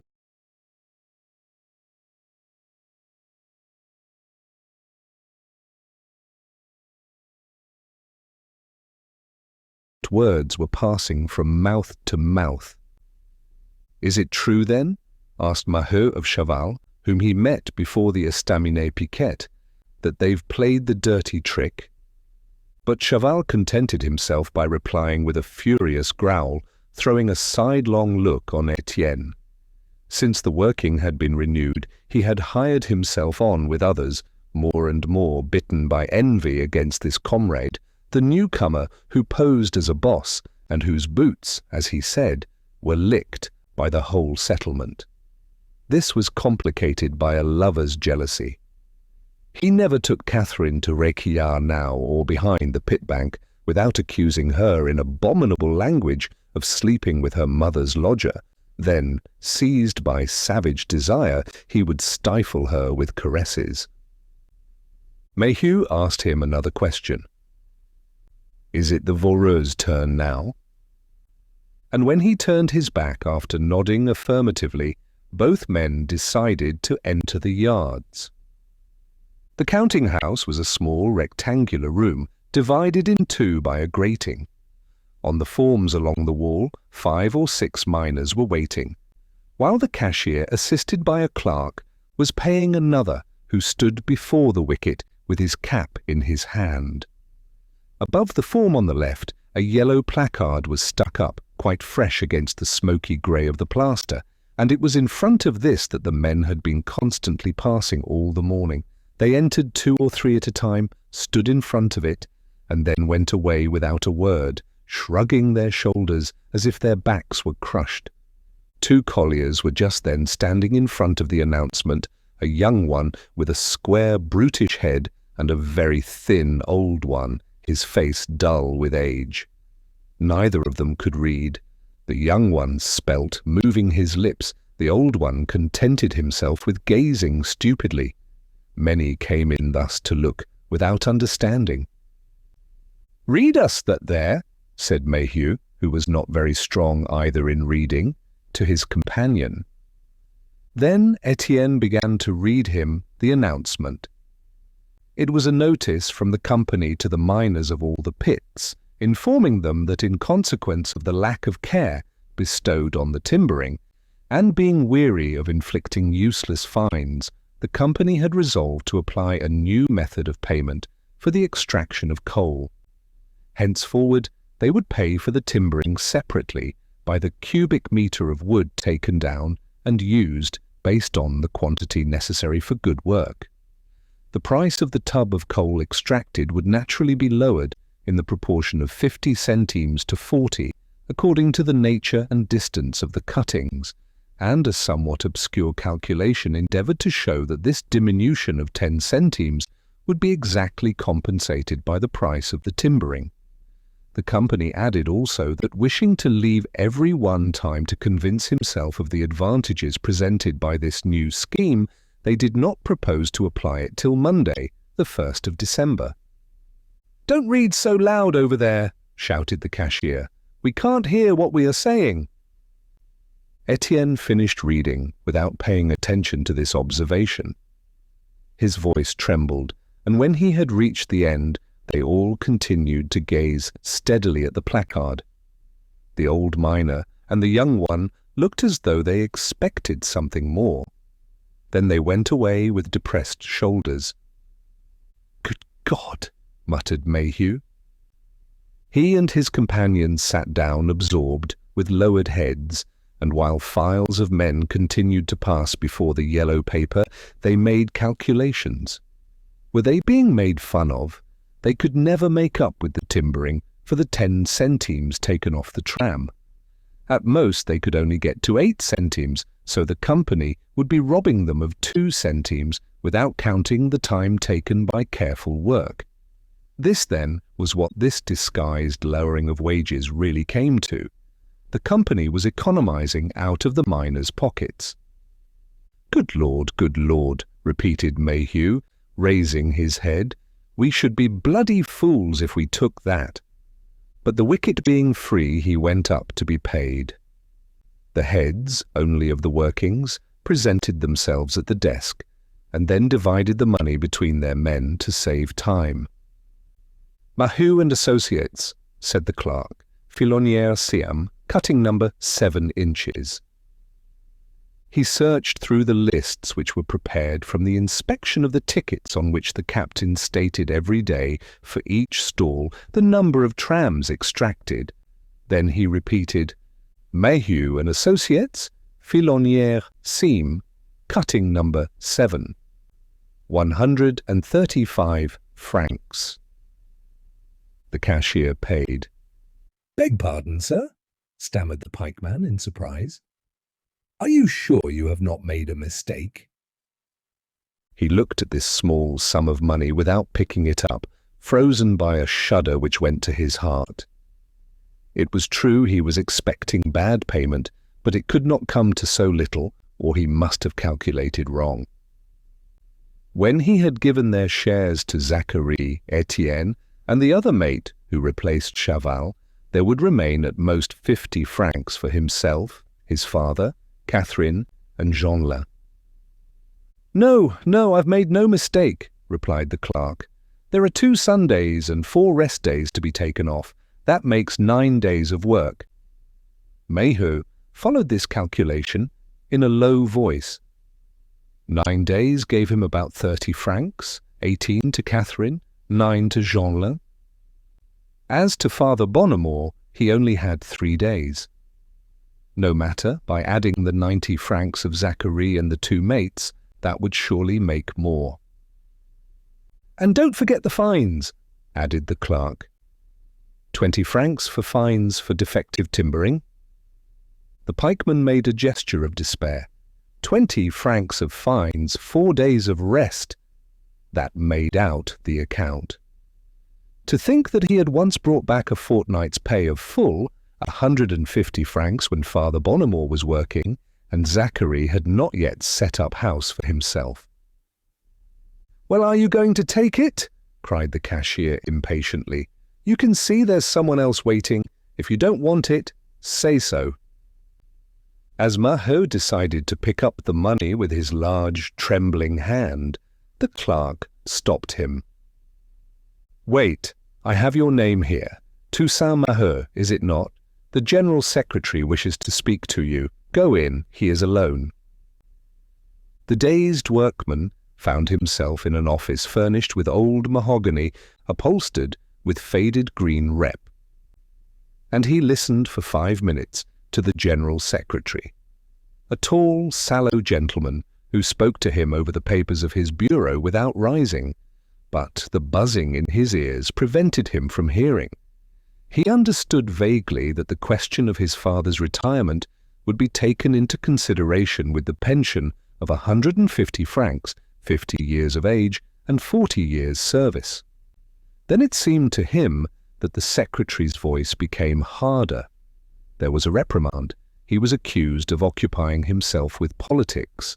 An allusion was made to his lodger and the Provident Fund.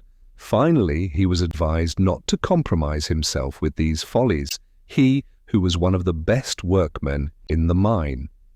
He wished to protest, but could only pronounce words at random, twisting his cap between his feverish fingers, and he retired, stuttering, "Certainly, sir, I can assure you, sir." Outside, when he had found Étienne, who waiting for him, he broke out. "Well, I am a bloody fool, I ought to have replied. Not enough money to get bread and insults as well. Yes, he has been talking against you. He told me the settlement was being poisoned. And what's to be done? Good God, bend one's back and say thank you. He's right, that's the wisest plan." Maheu fell silent, overcome at once by rage and fear. Étienne was gloomily thinking. Once more they traversed the groups who blocked the road. The exasperation was growing, the exasperation of a calm race, the muttered warning of a storm, without violent gestures, terrible to see above this solid mass. A few men, understanding accounts, had made calculations, and the 2 centimes gained by the company over the wood were rumoured about, and excited the hardest heads. But it was especially the rage over this disastrous pay, the rebellion of hunger against the rest days and the fines. Already there was not enough to eat, and what would happen if wages were still further lowered? In the estaminets the anger grew loud, and fury so dried their throats that the little money taken went over the counters. From Montsou to the settlement, Étienne and Maheu never exchanged a word. When the latter entered, Maheu, who was alone with the children, noticed immediately that his hands were empty. "Well, you're a nice one," she said. "Where's my coffee? and my sugar, and the meat. A bit of veal wouldn't have ruined you." He made no reply, stifled by the emotion he had been keeping back. Then the coarse face of this man, hardened to work in the mines, became swollen with despair, and large tears broke from his eyes and fell in a warm rain. He had thrown himself into a chair, weeping like a child, and throwing 50 francs on the table. "Here," he stammered, "that's what I've brought you back. That's our work for all of us." Maheu looked at Étienne and saw that he was silent and overwhelmed. Then she also wept. How were 9 people to live for a fortnight on 50 francs? Her eldest son had left them. The old man could no longer move his legs. It would soon mean death. Alzira threw herself round her mother's neck, overcome on hearing her weep. Estelle was howling. Lenore and Henri were sobbing. And from the entire settlement there soon arose the same cry of wretchedness. The men had come back, and each household was lamenting the disaster of this bad pay. The doors opened, women appeared, crying aloud outside as if their complaints could not be held beneath the ceilings of these small houses. A fine rain was falling, but they did not feel it. They called one another from the pavements. They showed one another, in the hollow of their hands, the money they had received. "Look, they've given him this. Do they want to make fools of people?" "As for me, see, I haven't got enough to pay for the fortnight's bread with." "And just count mine. I should have to sell my shifts." Maheu had come out like the others. A group had formed around the Levaque woman, who was shouting loudest of all, for her drunkard of a husband had not even turned up, and she knew that, large or small, the pay would melt away at the Volcan. Philomena watched Maheu so that Zachary should not get hold of the money. Pierron was the only one who seemed fairly calm, for that sneak of a Pierron always arranged things, no one knew how, so as to have more hours on the captain's ticket than his mates.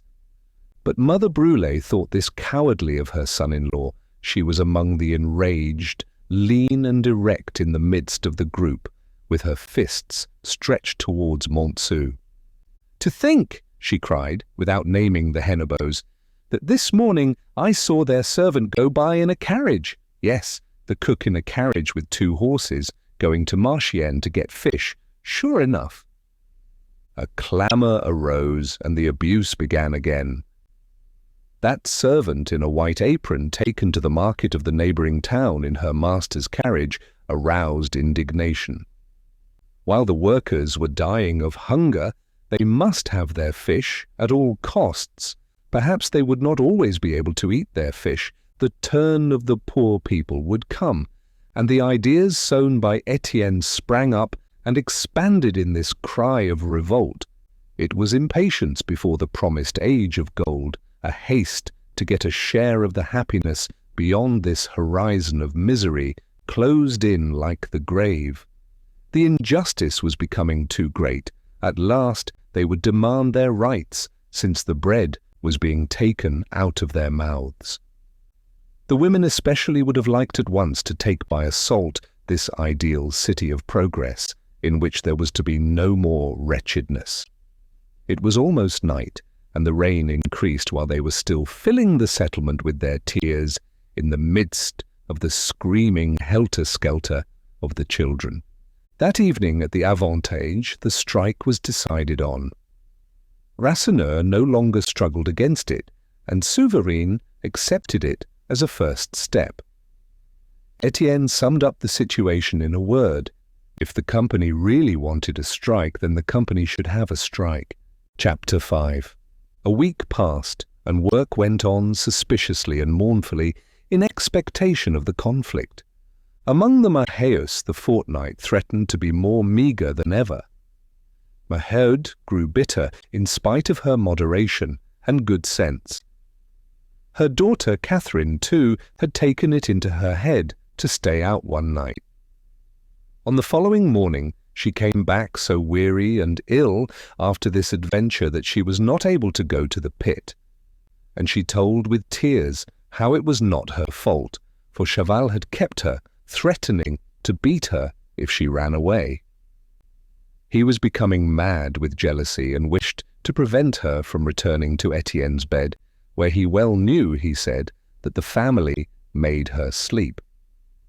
Maheu was furious, and after forbidding her daughter ever to see such a brute again, talked of going to Montsou to box his ears. But, all the same, it was a day lost, and the girl, now that she had this lover,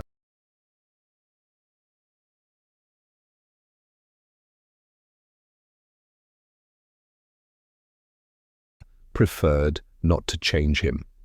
2 days after, there was another incident. On Monday and Tuesday, Jeanlin, who was supposed to be quietly engaged on his task at the Voreux, had escaped to run away into the marshes and the forest of Vandame with Bébert and Lydie. He had seduced them. No one knew to what plunder or to what games of precocious children they had all three given themselves up. He received a vigorous punishment, a whipping which his mother applied to him on the pavement outside before the terrified children of the settlement. Who could have thought such a thing of children belonging to her, who had cost so much since their birth, and who ought now to be bringing something in? And in this cry there was the remembrance of her own hard youth, of the hereditary misery, which made of each little one in the brood a breadwinner later on. That morning, when the men and the girl set out for the pit, Maheu sat up in her bed to say to Jeanlin, "You know that if you begin that game again, you little beast, I'll take the skin off your bottom." In Maheu's new stall the work was hard. This part of the filonnière seam was so thin that the pikemen, squeezed between the wall and the roof, grazed their elbows at their work. It was, too, becoming very damp.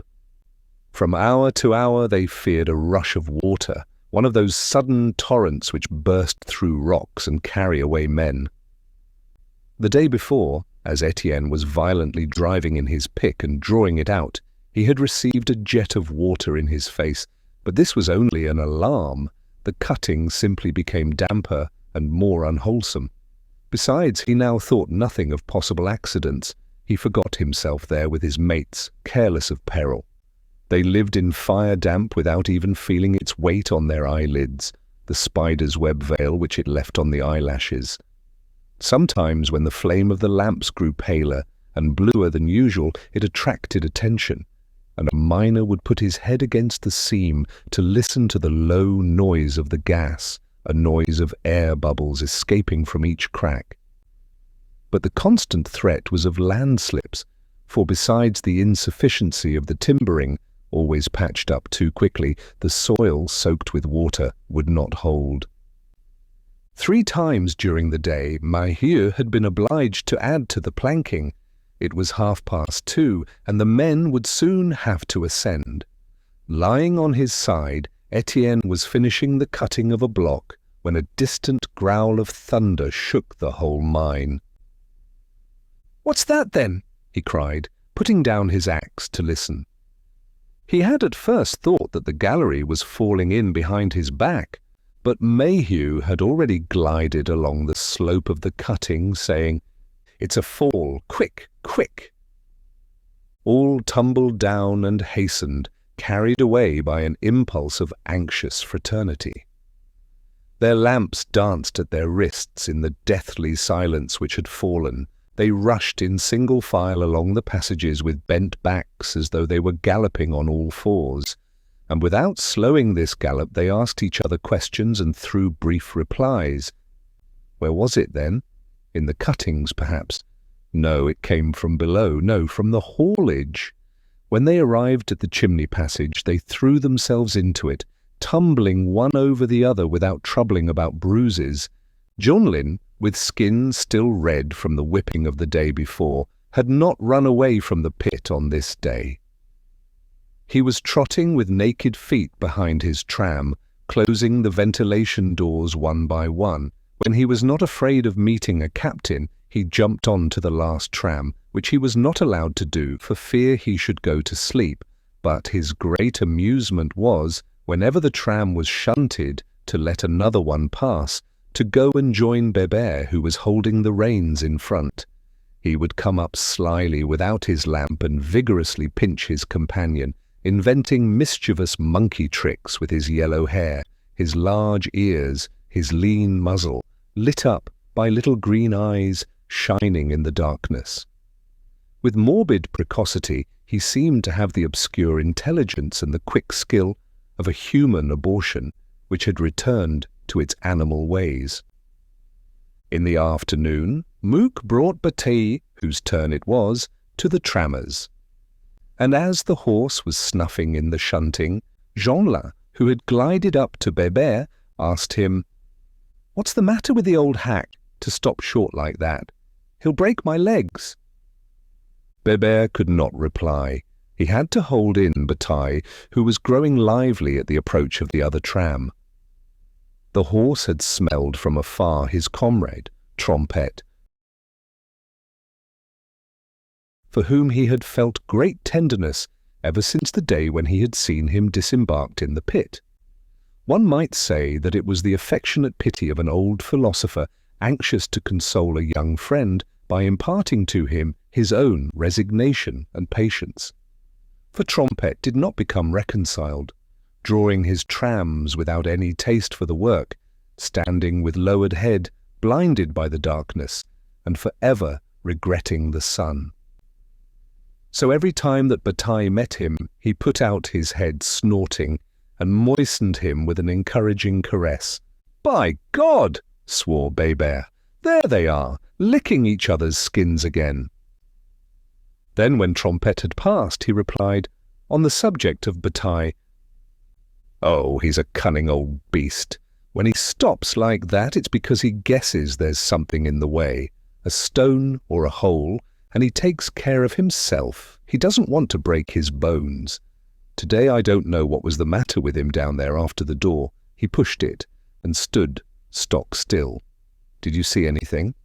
"No," said Jeanlin. "There's water. I've got it up to my knees." The tram set out again. And on the following journey, when he had opened the ventilation door with a blow from his head, Bataille again refused to advance, neighing and trembling. At last he made up his mind and set off with a bound. Jeanlin, who closed the door, had remained behind. He bent down and looked at the mud through which he was paddling. Then, raising his lamp, he saw that the wood had given way beneath the continual bleeding of a spring. Just then a pikeman, one Berloque, who was called Chicot, had arrived from his cutting in a hurry to go to his wife, who had just been confined. He also stopped and examined the planking. And suddenly, as the boy was starting to rejoin his train, a tremendous cracking sound was heard, and a landslip engulfed the man and the child. There was deep silence. A thick dust raised by the wind of the fall passed through the passages. Blinded and choked, the miners came from every part, even from the farthest stalls, with their dancing lamps which feebly lighted up this gallop of black men at the bottom of these mole hills. When the first men tumbled against the landslip, they shouted out and called their mates. A second band, come from the cutting below, found themselves on the other side of the mass of earth which stopped up the gallery. It was at once seen that the roof had fallen in for a dozen meters at most. The damage was not serious, but all hearts were contracted when a death rattle was heard from the ruins. Bébert, leaving his tram, ran up, repeating, "Jeanlin is underneath, Jeanlin is underneath." Maheu, at this very moment, had come out of the passage with Zachary and Étienne. He was seized with the fury of despair and could only utter oaths. "My God! My God! My God!" Catherine, Lydie, and Mouquette, who had also rushed up, began to sob and shriek with terror in the midst of the fearful disorder, which was increased by the darkness. The men tried to make them be silent, but they shrieked louder as each groan was heard. The captain, Richomme, had come up running in despair that neither Négrel, the engineer, nor Dansaert was at the pit. With his ear pressed against the rocks, he listened, and at last said those sounds could not come from a child. A man must certainly be there. Maheu had already called Jeanlin 20 times over. Not a breath was heard. The little one must have been smashed up. And still the groans continued monotonously. They spoke to the agonized man, asking him his name. The groaning alone replied. "Look sharp," repeated Richomme, who had already organized a rescue. "We can talk afterwards." From each end, the miners attacked the landslip with pick and shovel. Chaval worked without a word beside Maheu and Étienne, while Zachary superintended the removal of the earth. The hour for ascent had come, and no one had touched food, but they could not go up for their soup while their mates were in peril. They realized, however, that the settlement would be disturbed if no one came back, and it was proposed to send off the women. But neither Catherine nor Mouquet nor even Lydie would move, nailed to the spot with a desire to know what had happened and to help. Levaque then accepted the commission of announcing the landslip up above, a simple accident which was being repaired. It was nearly 4 o'clock. In less than an hour the men had done a day's work. Half the earth would have already been removed if more rocks had not slid from the roof. Maheu persisted with such energy that he refused with a furious gesture when another man approached to relieve him for a moment. "Gently," said Richomme at last. "We are getting near. We must not finish them off." In fact, the groaning was becoming more and more distinct.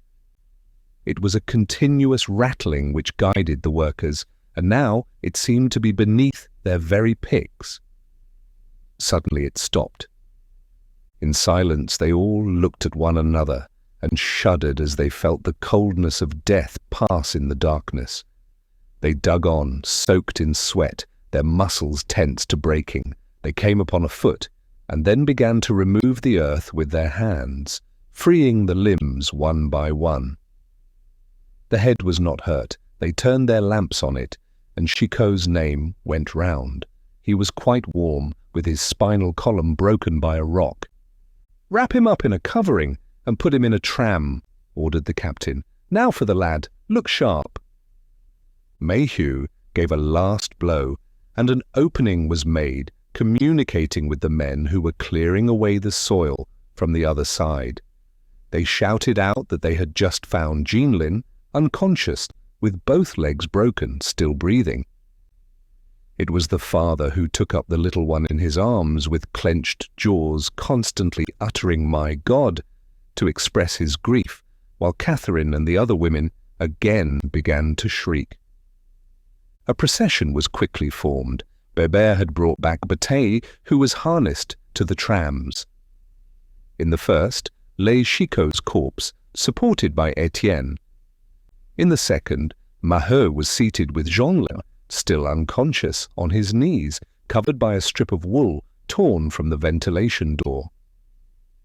They started at a walking pace. On each tram was a lamp like a red star. Then behind followed the row of miners, some 50 shadows in single file. Now that they were overcome by fatigue, they trailed their feet, slipping in the mud with the mournful melancholy of a flock stricken by an epidemic. It took them nearly half an hour to reach the pit eye. This procession beneath the earth, in the midst of deep darkness, seemed never to end through galleries which bifurcated and turned and unrolled. At the pit eye, Richomme, who had gone on before, had ordered an empty cage to be reserved. Pierron immediately loaded the 2 trams. In the first, Maheu remained with his wounded little one on his knees, while in the other, Étienne kept Chicot's corpse between his arms to hold it up. When the men had piled themselves up in the other decks, the cage rose. It took 2 minutes. The rain from the tubbing fell very cold, and the men looked up towards the air, impatient to see daylight. Fortunately, a trammer sent to Dr. Vanderhagen's had found him and brought him back. Jeanlin and the dead man were placed in the captain's room, where, from year's end to year's end, a large fire burnt. A row of buckets with warm water was ready for washing feet, and 2 mattresses having been spread on the floor, the man and the child were placed on them. Maheu and Étienne alone entered. Outside, putters, miners and boys were running about, forming groups and talking in a low voice. As soon as the doctor had glanced at Chicot, "Done for. You can wash him." 2 overseers undressed and then washed with a sponge this corpse blackened with coal and still dirty with the sweat of work. "Nothing wrong with the head," said the doctor again, kneeling on Jeanlin's mattress.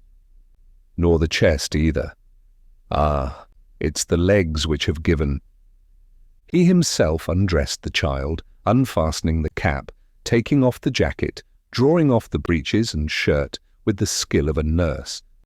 And the poor little body appeared as lean as an insect, stained with black dust and yellow earth, marbled by bloody patches. Nothing could be made out, and they had to wash him also. He seemed to grow leaner beneath the sponge, the flesh so pallid and transparent that one could see the bones. It was a pity to look on this last degeneration of a wretched race, this mere nothing that was suffering and half crushed by the falling of the rocks. When he was clean, they perceived the bruises on the thighs, 2 red patches on the white skin. Jeanlin, awaking from his faint, moaned. Standing up at the foot of the mattress with hands hanging down, Maheu was looking at him, and large tears rolled from his eyes. "Eh, are you the father?" said the doctor, raising his eyes.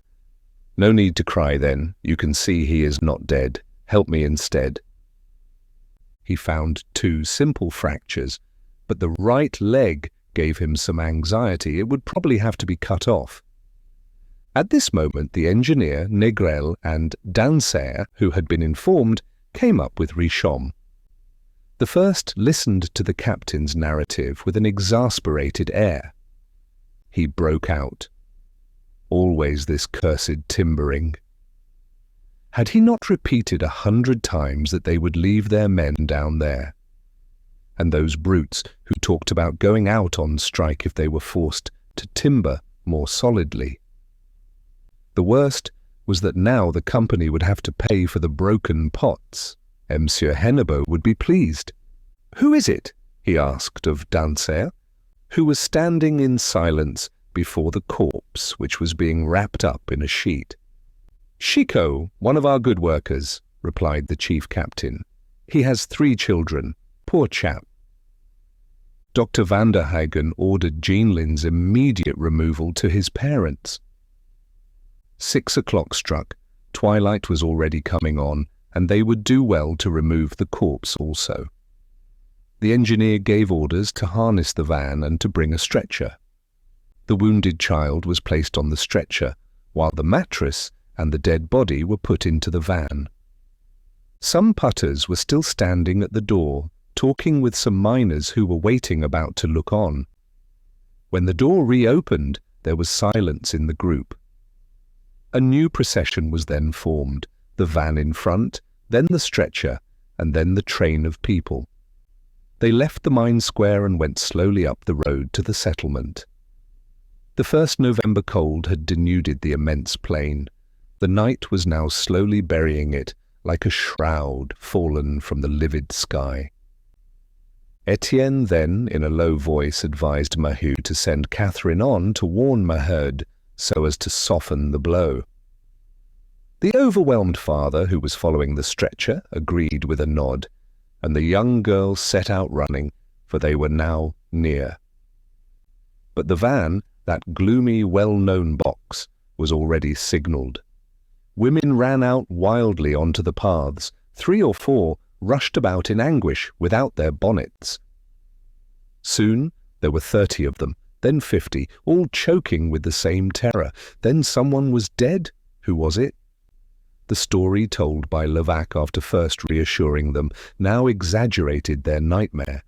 It was not one man, it was 10 who had perished, and who were now being brought back in the van, one by one. Catherine found her mother agitated by a presentiment, and after hearing the first stammered words, Maheu cried, "The father's dead." The young girl protested in vain, speaking of Jeanlin. Without hearing her, Maheu had rushed forward, and on seeing the van which was passing before the church, she grew faint and pale. The women at their doors, mute with terror, were stretching out their necks, while others followed, trembling as they wondered before whose house the procession would stop. The vehicle passed, and behind it, Maheu saw Maheu, who was accompanying the stretcher. Then, when they had placed the stretcher at her door, and when she saw Jeanlin alive with his legs broken, there was so sudden a reaction in her that she choked with anger, stammering without tears, "Is this it? They cripple our little ones now, both legs. My God, what do they want me to do with him?" "Be still, then," said Dr. van der Hagen, who had followed to attend to Jeanlin. "Would you rather he had remained below?" But Maheu grew more furious, while Alzire, Lenore, and Henri were crying around her. As she helped to carry up the wounded boy and to give the doctor what he needed, she cursed fate and asked where she was to find money to feed invalids.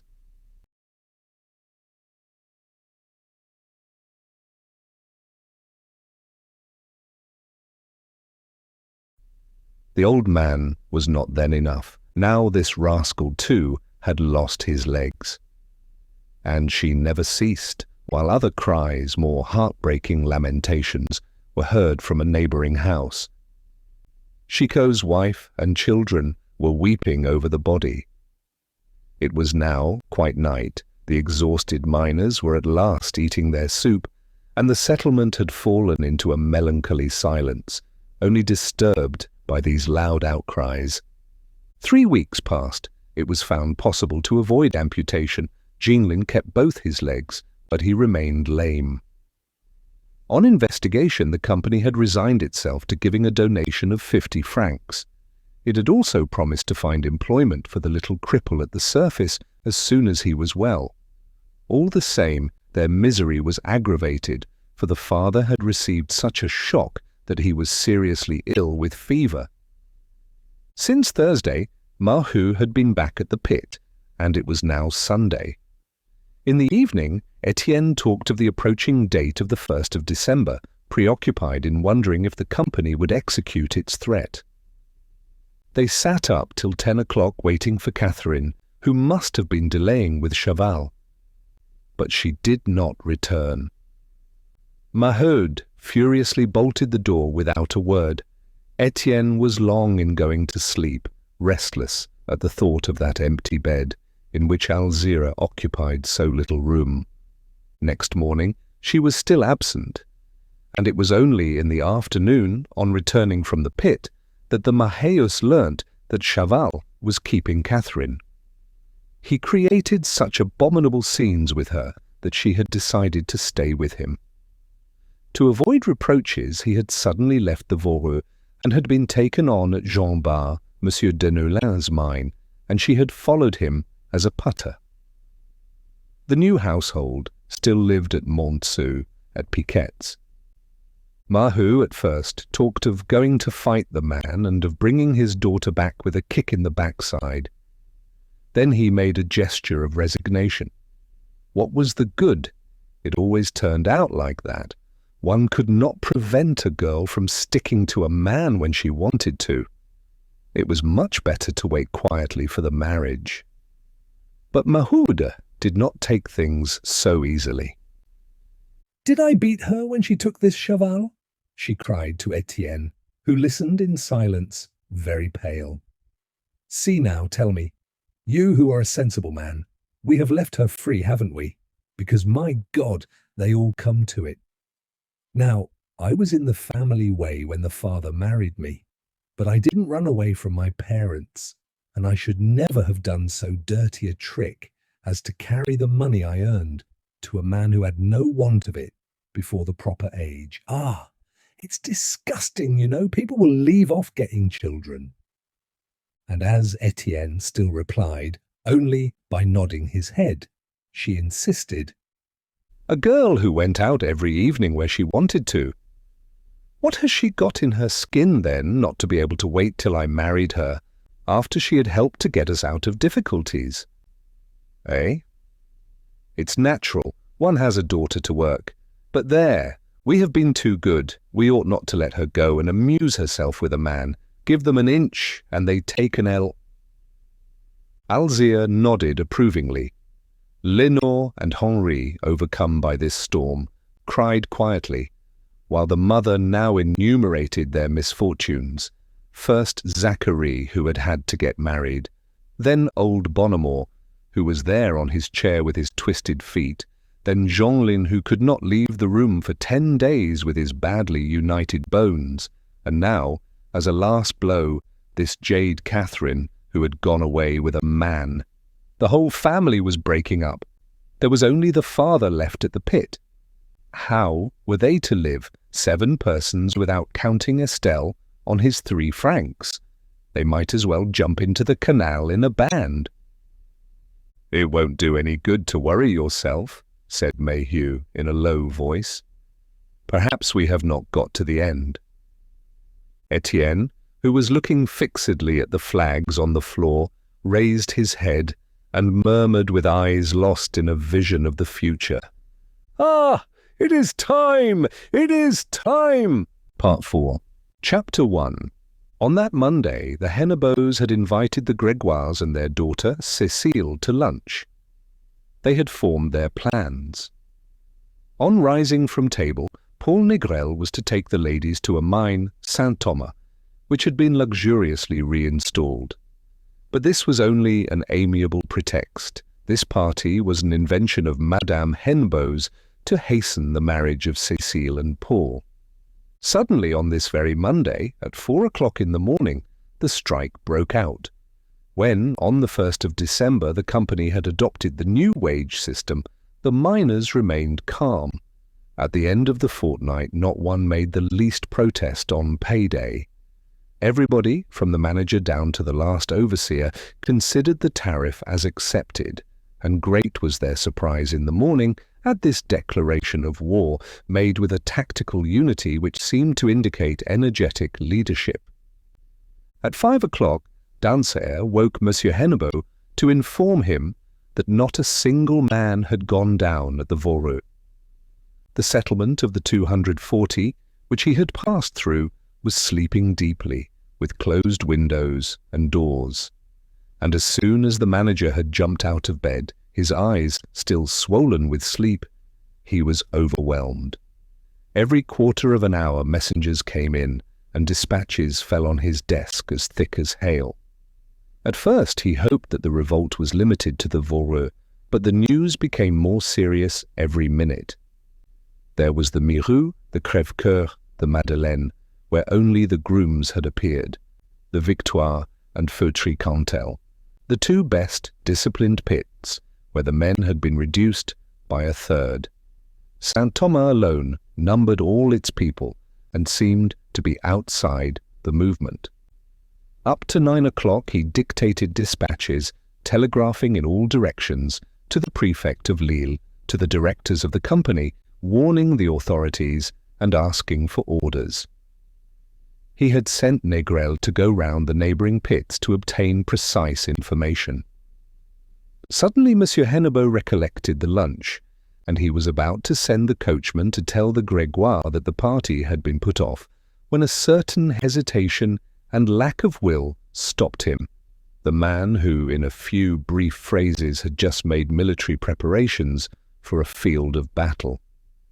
He went up to Madame Hennebeau, whose hair had just been done by her lady's maid in her dressing-room. "Ah, they are on strike," she said quietly, when he had told her. Well, what has that to do with us? We are not going to leave off eating, I suppose. And she was obstinate.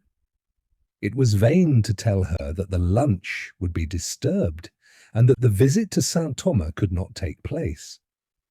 She found an answer to everything. Why lose a lunch that was already cooking?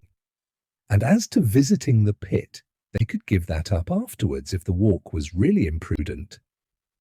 Besides, she added when the maid had gone out, you know that I am anxious to receive these good people. This marriage ought to affect you more than the follies of your men. I want to have it. Don't contradict me.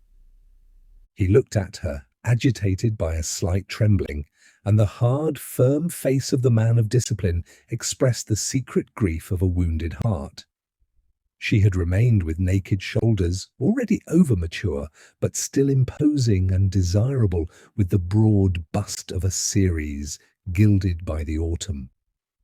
For a moment he felt a brutal desire to seize her and to roll his head between the breasts she was exposing in this warm room, which exhibited the private luxury of a sensual woman and had about it an irritating perfume of musk, but he recoiled. For 10 years they had occupied separate rooms. Good, he said, leaving her. Do not make any alterations. Monsieur Hennebeau had been born in the Ardennes. In his early life he had undergone the hardships of a poor boy thrown as an orphan on the Paris streets. After having painfully followed the courses of the École des Mines, at the age of 24 he had gone to the Grand Combe as engineer to the Sainte-Barbe mine. 3 years later he became divisional engineer in the Pas-de-Calais at the Marles mines. It was there that he married, wedding by one of those strokes of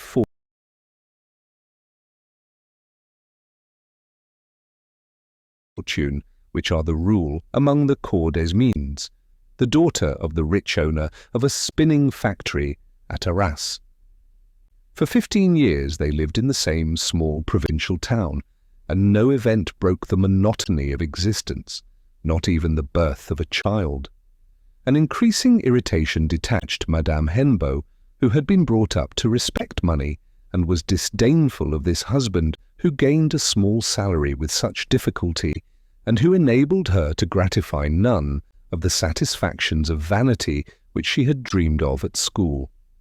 He was a man of strict honesty who never speculated, but stood at his post like a soldier. The lack of harmony had only increased, aggravated by one of those curious misunderstandings of the flesh which freeze the most ardent. He adored his wife, she had the sensuality of a greedy blonde, and already they slept apart, ill at ease and wounded. From that time she had a lover of whom he was ignorant. At last he left the Pas-de-Calais to occupy a situation in an office at Paris, with the idea that she would be grateful to him. But Paris only completed their separation, that Paris which she had desired since her first doll, and where she washed away her provincialism in a week, becoming a woman of fashion at once, and throwing herself into all the luxurious follies of the period.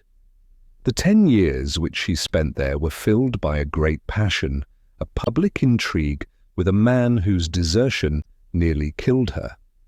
This time the husband had not been able to keep his ignorance, and after some abominable scenes he resigned himself, disarmed by the quiet unconsciousness of this woman who took her happiness where she found it. It was after the rupture, and when he saw that she was ill with grief, that he had accepted the management of the Montsou mines, still hoping also that she would reform down there in that desolate black country. The Hennebeaus, since they had lived at Montsou, returned to the irritated boredom of their early married days. At first she seemed consoled by the great quiet, soothed by the flat monotony of the immense plain. She buried herself in it as a woman who has done with the world. She affected a dead heart, so detached from life that she did not even mind growing stout.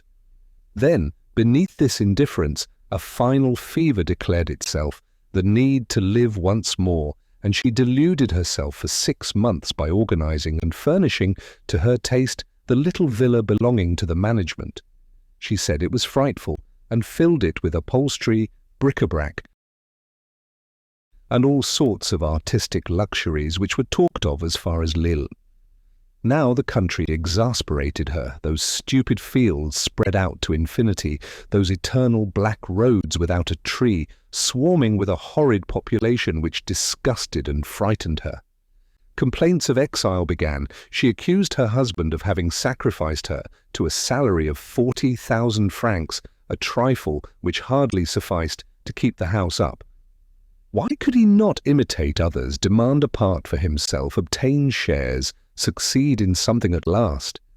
And she insisted with the cruelty of an heiress who had brought her own fortune. He, always restrained, and taking refuge in the deceptive coldness of a man of business, was torn by desire for this creature, one of those late desires which are so violent and which increase with age. He had never possessed her as a lover. He was haunted by a continual image, to have her once to himself as she had given herself to another. Every morning he dreamed of winning her in the evening. Then, when she looked at him with her cold eyes, and when he felt that everything within her denied itself to him, he even avoided touching her hand. It was a suffering without possible cure, hidden beneath the stiffness of his attitude, the suffering of a tender nature in secret anguish at the lack of domestic happiness. At the end of 6 months, when the house, being definitely furnished, no longer occupied Madame Hennebeau, she fell into the languor of boredom, a victim who was being killed by exile, and who said that she was glad to die of it. Just then Paul Négrel arrived at Montsou. His mother, the widow of a Provence captain living at Avignon on a slender income, had had to content herself with bread and water to enable him to reach the École Polytechnique.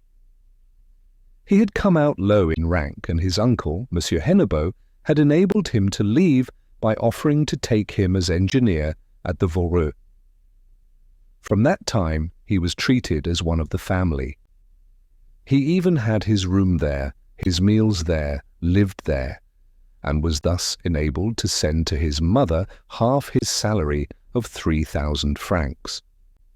To disguise this kindness, Monsieur Hennebeau spoke of the embarrassment to a young man of setting up a household in one of those little villas reserved for the mine engineers.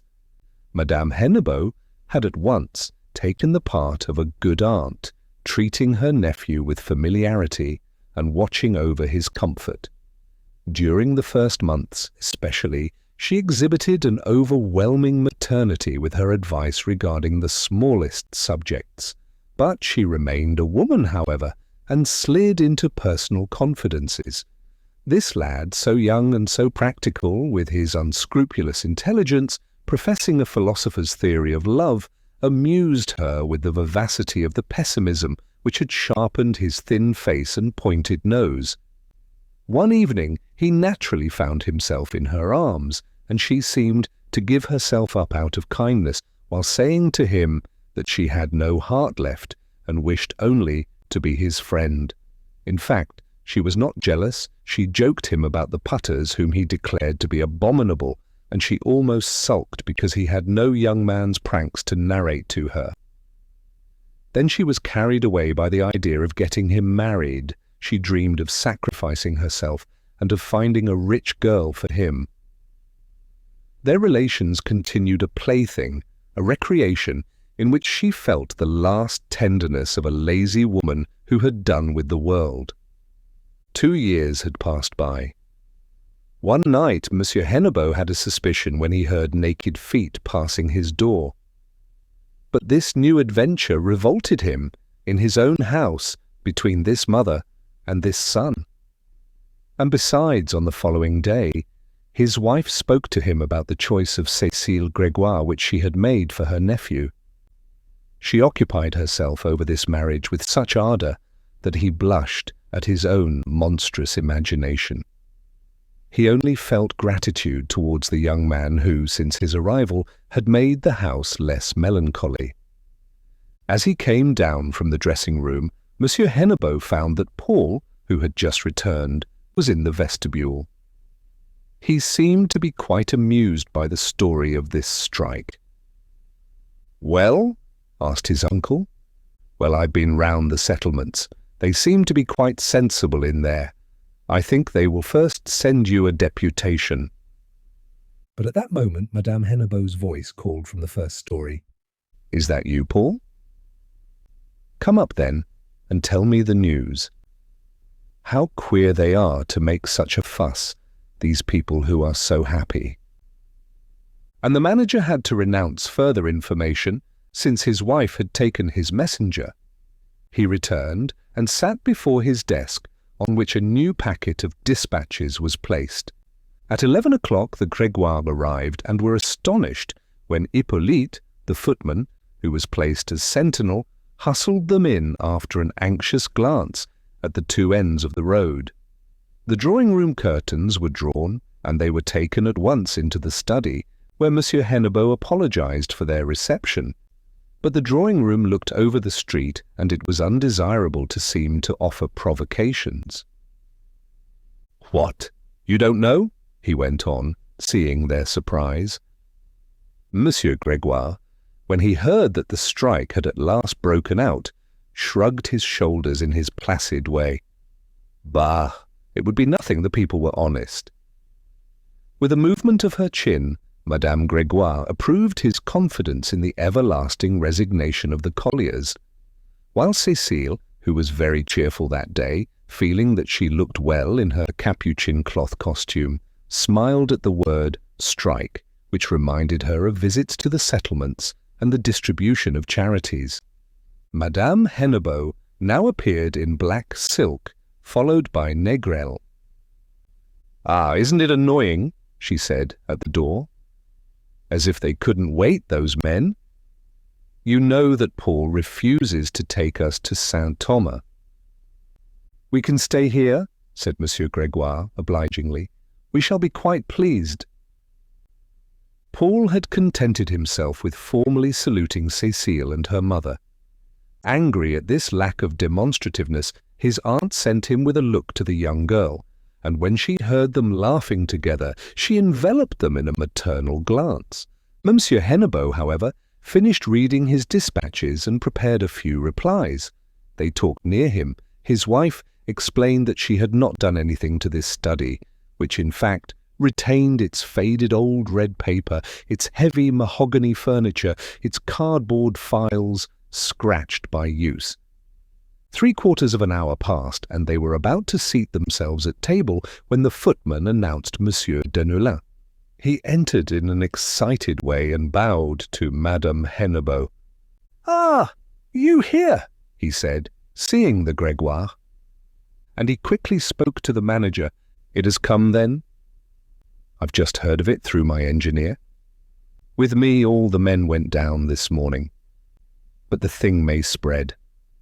I'm not at all at ease. How is it with you?" He had arrived on horseback, and his anxiety betrayed itself in his loud speech and abrupt gestures, which made him resemble a retired cavalry officer. Monsieur Hennebeau was beginning to inform him regarding the precise situation when Hippolyte opened the dining-room door. Then he interrupted himself to say, "Lunch with us. I will tell you more at dessert." "Yes, as you please," replied Deneulin, so full of his thoughts that he accepted without ceremony. He was, however, conscious of his impoliteness and turned towards Madame Hennebeau with apologies. She was very charming, however. When she had had a 7th plate laid, she placed her guests, Madame Grégoire and Cécile, by her husband, then Monsieur Grégoire and Deneulin at her own right and left, then Paul, whom she put between the young girl and her father.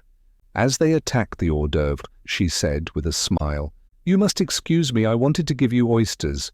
On Monday, you know, there was an arrival of Ostend oysters at Marchiennes, and I meant to send the cook with the carriage, but she was afraid of being stoned. They all interrupted her with a great burst of gaiety. They thought the story very funny. "Hush," said Monsieur Hennebeau, vexed, looking at the window through which the road could be seen. "We need not tell the whole country that we have company this morning." "Well, here is a slice of sausage which they shan't have," Monsieur Grégoire declared. The laughter began again, but with greater restraint. Each guest made himself comfortable in this room upholstered with Flemish tapestry and furnished with old oak chests. The silver shone behind the panes of the sideboards, and there was a large hanging lamp of red copper whose polished surfaces reflected a palm and an aspidistra growing in majolica pots. Outside, the December day was frozen by a keen northeast wind, but not a breath of it entered. A greenhouse warmth developed the delicate odour of the pineapple sliced in a crystal bowl. "Suppose we were to draw the curtains," proposed Négrel, who was amused at the idea of frightening the Grégoire. The housemaid, who was helping the footman, treated this as an order and went and closed one of the curtains. This led to interminable jokes. Not a glass or a plate could be put down without precaution. Every dish was hailed as a waif escaped from the pillage in a conquered town, and behind this forced gaiety there was a certain fear which betrayed itself in involuntary glances towards the road, as though a band of starvelings were watching the table from outside. After the scrambled eggs with truffles, trout came on. The conversation then turned to the industrial crisis, which had become aggravated during the last 18 months. "It was inevitable," said Deneulin. "The excessive prosperity of recent years was bound to bring us to it. Think of the enormous capital which has been sunk, the railways, harbours and canals, all the money buried in the maddest speculations. Among us alone, sugar works have been set up as if the department could furnish 3 beetroot harvests. Good heavens! And today money is scarce, and we have to wait to catch up the interest of the expended millions, so there is a mortal congestion and a final stagnation of business." Monsieur Hennebeau disputed this theory, but he agreed that the fortunate years had spoilt the men. "When I think," he exclaimed, "that these chaps in our pits used to gain 6 francs a day, double what they gain now, and they lived well too and acquired luxurious tastes. Today, naturally, it seems hard to them to go back to their old frugality." "Monsieur Grégoire," interrupted Madame Hennebeau, "let me persuade you. A little more trout. They are delicious, are they not?" The manager went on. "But, as a matter of fact, is it our fault? We, too, are cruelly struck. Since the factories have closed one by one, we have had a deuce of a difficulty in getting rid of our stock. And in face of the growing reduction in demand, we have been forced to lower our net prices. It is just this that the men won't understand." There was silence. The footman presented roast partridge, while the housemaid began to pour out chambertin for the guests. "There has been a famine in India," said Deneulin in a low voice, as though he were speaking to himself. "America, by ceasing to order iron, has struck a heavy blow at our furnaces. Everything holds together. A distant shock is enough to disturb the world. And the empire, which was so proud of this hot fever of industry." He attacked his partridge wing. Then, raising his voice, "The worst is that to lower the net prices we ought logically to produce more. Otherwise, the reduction bears on wages, and the worker is right in saying that he has to pay the damage." This confession, the outcome of his frankness, raised a discussion. The ladies were not at all interested. Besides, all were occupied with their plates in the first zest of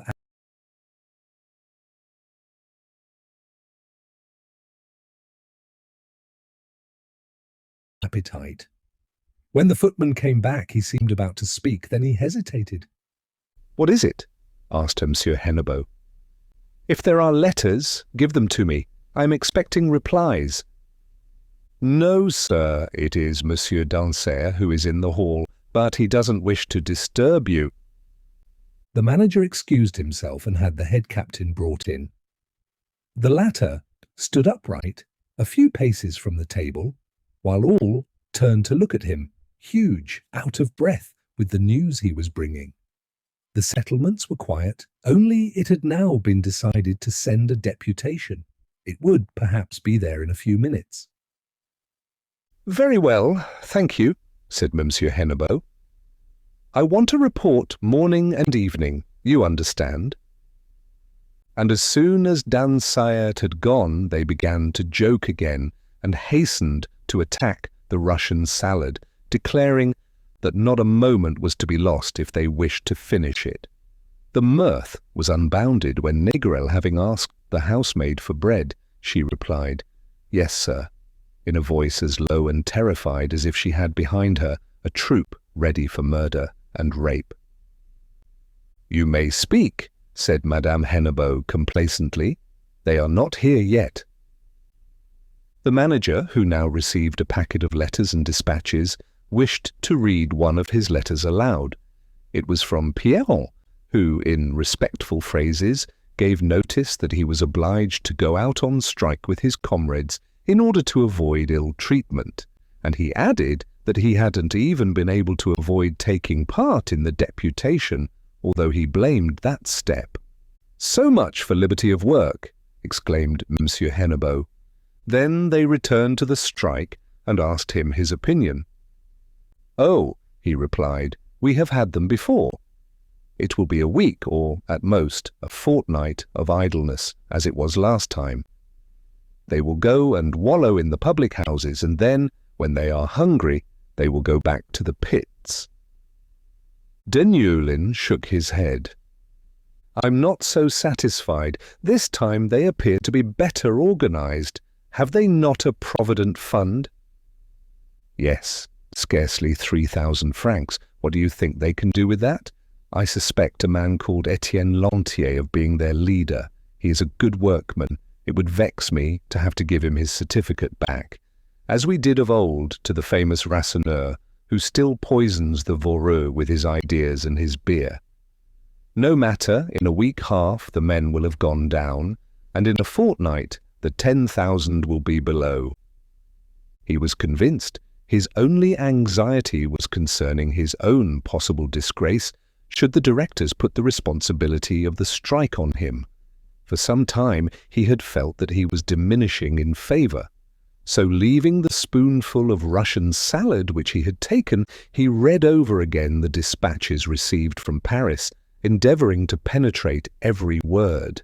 His guests excused him. The meal was becoming a military lunch, eaten on the field of battle before the first shots were fired. The ladies then joined in the conversation. Madame Grégoire expressed pity for the poor people who would suffer from hunger, and Cécile was already making plans for distributing gifts of bread and meat. But Madame Hennebeau was astonished at hearing of the wretchedness of the Montsou colliers. Were they not very fortunate? People who were lodged and warmed and cared for at the expense of the company. In her indifference for the herd, she only knew the lessons she had learnt, and with which she had surprised the Parisians who came on a visit. She believed them at last, and was indignant at the ingratitude of the people. Négrel, meanwhile, continued to frighten Monsieur Grégoire. Cécile did not displease him, and he was quite willing to marry her to be agreeable to his aunt, but he showed no amorous fever, like a youth of experience who, he said, was not easily carried away now. He professed to be a Republican, which did not prevent him from treating his men with extreme severity, or from making fun of them in the company of the ladies. "Nor have I my uncle's optimism either," he continued. "I fear there will be serious disturbances, so I should advise you, Monsieur Grégoire, to lock up Piolaine. They may pillage you." Just then, still retaining the smile which illuminated his good-natured face, Monsieur Grégoire was going beyond his wife in paternal sentiments with regard to the miners. "Pillage me," he cried, stupefied. "And why pillage me?" Are you not a shareholder in Montsou? You do nothing. You live on the work of others. In fact, you are an infamous capitalist, and that is enough. You may be sure that if the revolution triumphs, it will force you to restore your fortune as stolen money." At once he lost his childlike tranquility, his serene unconsciousness. He stammered, "Stolen money, my fortune. Did not my great-grandfather gain, and hardly too, the sum originally invested? Have we not run all the risks of the enterprise, and do I today make a bad use of my income?" Madame Hennebeau, alarmed at seeing the mother and daughter also white with fear, hastened to intervene, saying, "Paul is joking, my dear sir." But Monsieur Grégoire was carried out of himself. As the servant was passing round the crayfish, he took 3 of them without knowing what he was doing, and began to break their claws with his teeth. "Ah, I don't say but what there are shareholders who abuse their position. For instance, I have been told that ministers have received shares in Montsou for services rendered to the company. It is like a nobleman whom I will not name, a duke, the biggest of our shareholders, whose life is a scandal of prodigality, millions thrown into the street on women, feasting, and useless luxury. But we who live quietly, like good citizens as we are, who do not speculate, who are content to live wholesomely on what we have, giving a part to the poor. Come now, your men must be mere brigands if they came and stole a pin from us." Négrel himself had to calm him, though amused at his anger. The crayfish were still going round. The little crackling sound of their carapaces could be heard, while the conversation turned to politics. Monsieur Grégoire, in spite of everything and though still trembling, called himself a liberal and regretted Louis-Philippe. As for Deneulin, he was for a strong government. He declared that the emperor was gliding down the slope of dangerous concessions. "Remember '89, he said. "It was the nobility who made the revolution possible by their complicity and taste for philosophic novelties. Very well, the middle class today are playing the same silly game with their furious liberalism, their rage for destruction, their flattery of the people. Yes, yes, you are sharpening the teeth of the monster that will devour us. It will devour us, rest assured." The ladies bade him be silent, and tried to change the conversation by asking him news of his daughters. Lucy was at Marchienne, where she was singing with a friend. Jeanne was painting an old beggar's head. But he said these things in a distracted way. He constantly looked at the manager, who was absorbed in the reading of his dispatches and forgetful of his guests.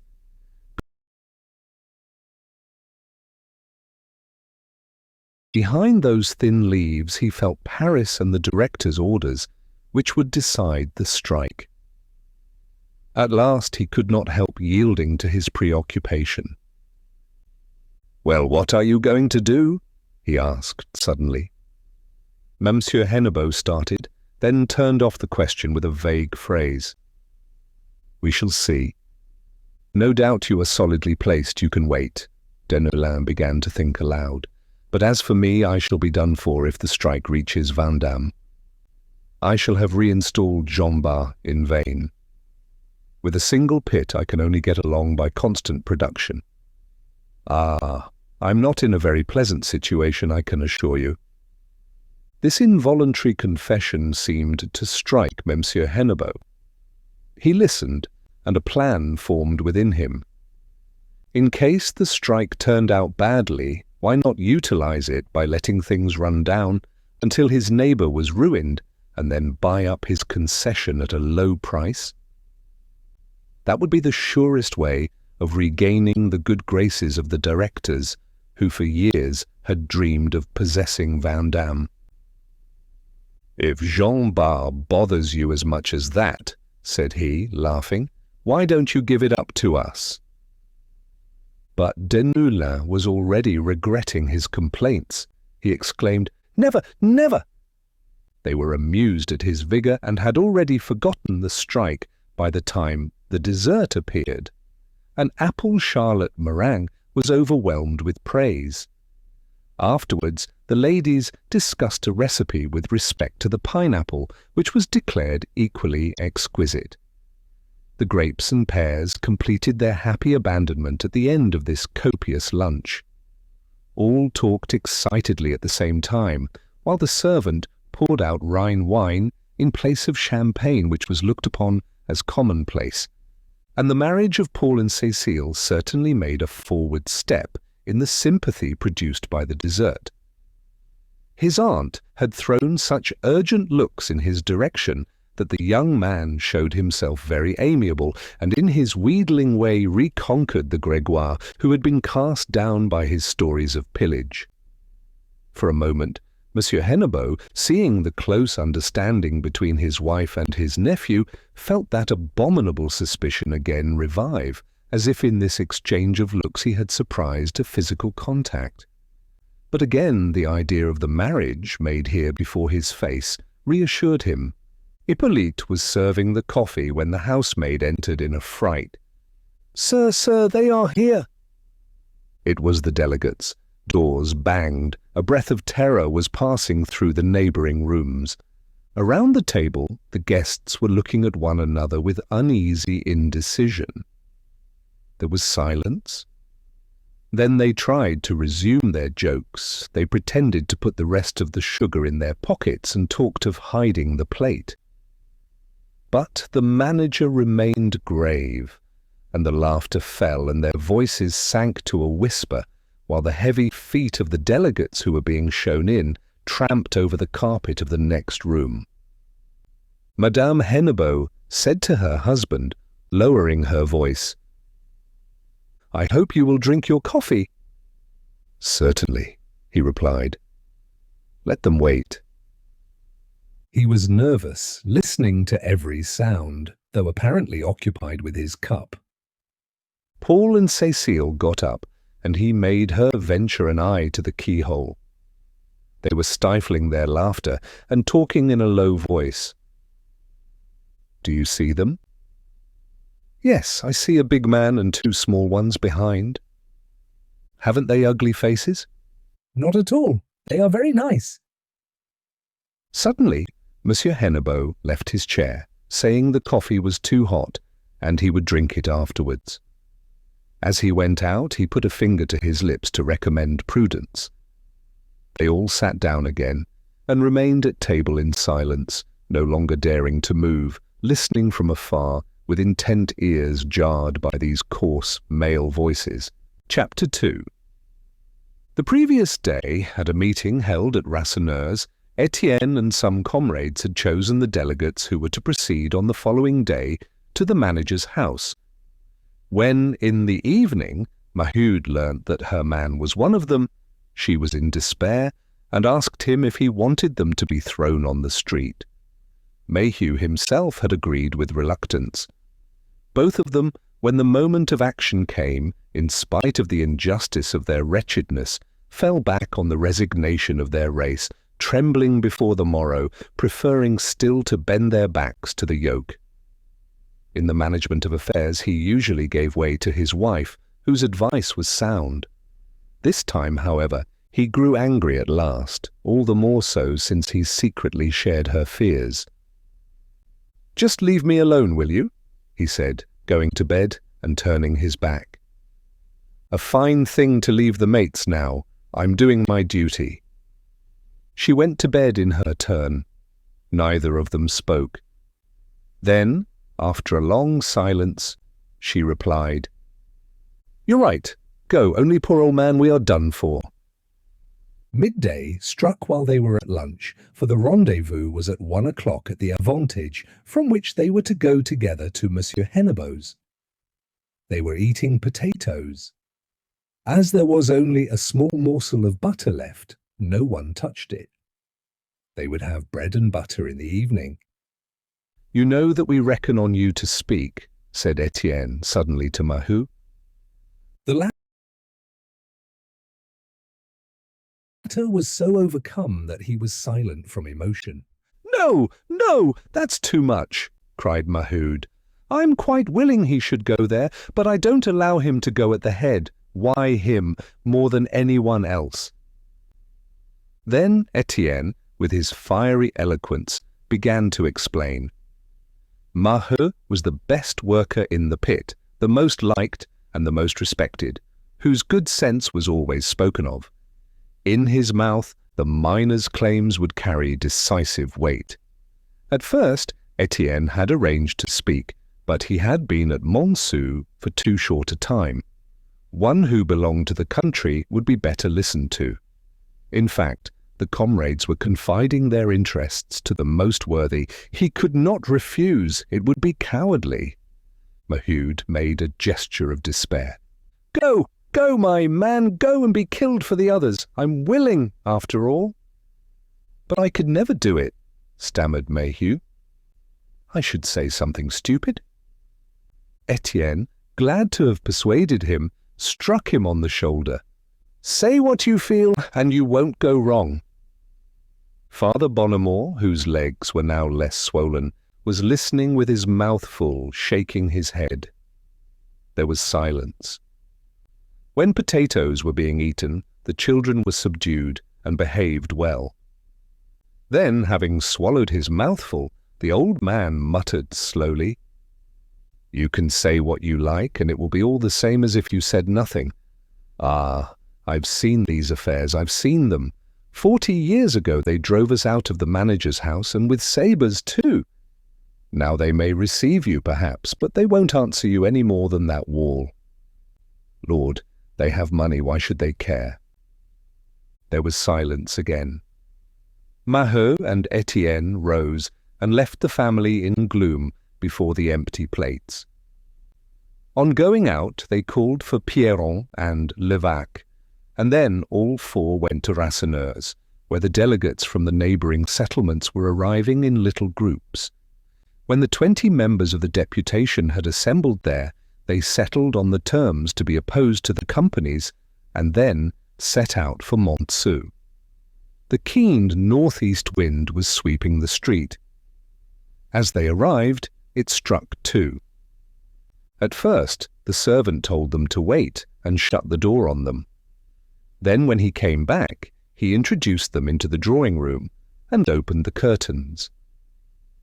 A soft daylight entered, sifted through the lace.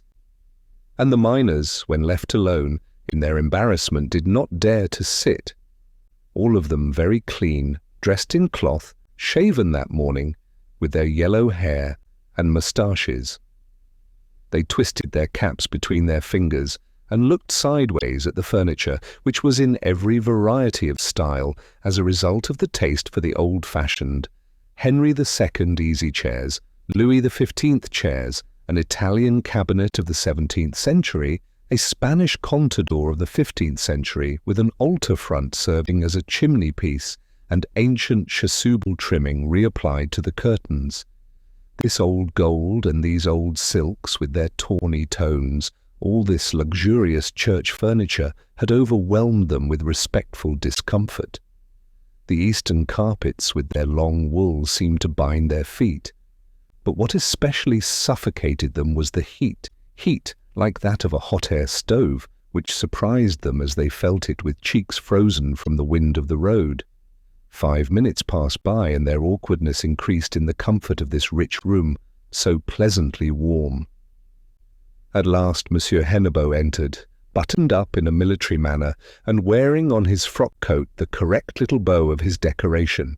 He spoke first. "Ah, here you are. You are in rebellion, it seems." He interrupted himself to add, with polite stiffness, "Sit down. I desire nothing better than to talk things over." The miners turned round, looking for seats. A few of them ventured to place themselves on chairs, while the others, disturbed by the embroidered silks, preferred to remain standing. There was a period of silence. Monsieur Hennebeau, who had drawn his easy chair up to the fireplace, was rapidly looking them over and endeavouring to recall their faces. He had recognized Pierron, who was hidden in the last row, and his eyes rested on Étienne, who was seated in front of him. "Well," he asked, "what have you to say to me?" He had expected to hear the young man speak, and he was so surprised to see Maheu come forward that he could not avoid adding, "What? You, a good workman who have always been so sensible, one of the old Montsou people whose family has worked in the mine since the first stroke of the axe? Ah, it's a pity. I'm sorry that you are at the head of the discontented." Maheu listened with his eyes down. Then he began, at first, in a low and hesitating voice. "It is just because I am a quiet man, sir, whom no one has anything against, that my mates have chosen me. That ought to show you that it isn't just a rebellion of blusterers, badly disposed men who want to create disorder. We only want justice. We are tired of starving, and it seems to us that the time has come when things ought to be arranged so that we can at least have bread every day." His voice grew stronger. He lifted his eyes and went on, while looking at the manager. "You know quite well that we cannot agree to your new system. They accuse us of bad timbering. It's true we don't give the necessary time to the work, but if we gave it, our day's work would be still smaller, and as it doesn't give us enough food at present, that would mean the end of everything, the sweep of the clout that would wipe off all your men. Pay us more, and we will timber better. We will give the necessary hours to the timbering instead of putting all our strength into the picking, which is the only work that pays. There's no other arrangement possible. If the work is to be done, it must be paid for. And what have you invented instead? A thing which we can't get into our heads, don't you see? You lower the price of the tram and then you pretend to make up for it by paying for all timbering separately. If that was true, we should be robbed all the same. For the timbering would still take us more time. But what makes us mad is that it isn't even true. The company compensates for nothing at all. It simply puts 2 centimes a tram into its pocket, that's all." "Yes, yes, that's it," murmured the other deputies, noticing Monsieur Hennebeau make a violent movement as if to interrupt. But Maheu cut the manager short. Now that he had set out, his words came by themselves. At times he listened to himself with surprise, as though a stranger was speaking within him. It was the things amassed within his breast, things he did not even know were there, and which came out in an expansion of his heart. He described the wretchedness that was common to all of them, the hard toil, the brutal life, the wife and little ones crying from hunger in the house. He quoted the recent disastrous payments, the absurd fortnightly wages eaten up by fines and rest days and brought back to their families in tears. Was it resolved to destroy them? "Then, sir," he concluded, "we have come to tell you that if we've got to starve, we would rather starve doing nothing. It will be a little less trouble. We have left the pits and we don't go down again unless the company agrees to our terms. The company wants to lower the price of the tram and to pay for the timbering separately. We ask for things to be left as they were, and we also ask for 5 centimes more the tram. Now it is for you to see if you are on the side of justice and work." Voices rose among the miners. "That's it. He has said what we all feel. We only ask what's reason." Others, without speaking, showed their approval by nodding their heads. The luxurious room had disappeared, with its gold and its embroideries, its mysterious piling up of ancient things, and they no longer even felt the carpet which they crushed beneath their heavy boots. "Let me reply, then," at last exclaimed Monsieur Hennebeau, who was growing angry. "First of all, it is not true that the company gains 2 centimes the tram. Let us look at the figures." A confused discussion followed. The manager, trying to divide them, appealed to Pierron, who hid himself, stammering. Levaque, on the contrary, was at the head of the more aggressive, muddling up things and affirming facts of which he was ignorant. The loud murmurs of their voices were stifled beneath the hangings in the hothouse atmosphere. "If you all talk at the same time," said Monsieur Hennebeau, "we shall never come to an understanding." He had regained his calmness, the rough politeness without bitterness of an agent who has received his instructions and means that they shall be respected. From the first word he never took his eye off Étienne and manoeuvred to draw the young man out of his obstinate silence. Leaving the discussion about the 2 centimes, he suddenly enlarged the question. "No, acknowledge the truth. You are yielding to abominable incitations. It is a plague which is now blowing over the workers everywhere and corrupting the best. Oh, I have no need for anyone to confess. I can see well that you have been changed, you who used to be so quiet. Is it not so? You have been promised more butter than bread, and you have been told that now your turn has come to be masters. In fact, you have been enrolled in that famous international, that army of brigands who dream of destroying society." Then Étienne interrupted him. "You are mistaken, sir. Not a single Montsou collier has yet enrolled. But if they are driven to it, all the pits will enroll themselves. That depends on the company." From that moment, the struggle went on between Monsieur Hennebeau and Étienne as though the other miners were no longer there. "The company is a providence for the men, and you are wrong to threaten it. This year it has spent 300,000 francs in building settlements, which only return 2%, and I say nothing of the pensions which it pays, nor of the coals and medicines which it gives. You, who seem to be intelligent, and who have become in a few months one of our most skilful workmen, would it not be better if you were to spread these truths rather than ruin yourself by associating with people of bad reputation? Yes, I mean Rasseneur, whom we had to turn off in order to save our pits from socialistic corruption. You are constantly seen with him, and it is certainly he who has induced you to form this provident fund, which we would willingly tolerate if it were merely a means of saving, but which we feel to be a weapon turned against us, a reserve fund to pay the expenses of the war. And in this connection I ought to add that the company means to control that fund." Étienne allowed him to continue, fixing his eyes on him, while a slight, nervous quiver moved his lips. He smiled at the last remark and simply replied, "Then that is a new demand, for until now, sir, you have neglected to claim that control. Unfortunately, we wish the company to occupy itself less with us, and instead of playing the part of Providence to be merely just with us, giving us our due, the profits which it appropriates. Is it honest, whenever a crisis comes, to leave the workers to die with hunger in order to save the shareholders' dividends? Whatever you may say, sir, the new system is a disguised reduction of wages, and that is what we are rebelling against, for if the company wants to economize, it acts very badly by only economizing on the men." "Ah, there we are," cried Monsieur Hennebeau. "I was expecting that. The accusation of starving the people and living by their sweat. How can you talk such folly, you who ought to know the enormous risks which capital runs in industry, in the mines, for example? A well-equipped pit today costs from 1,500,000 francs to 2 millions, and it is difficult enough to get a moderate interest on the vast sum that is thus swallowed. Nearly half the mining companies in France are bankrupt. Besides, it is stupid to accuse those who succeed of cruelty. When their workers suffer, they suffer themselves.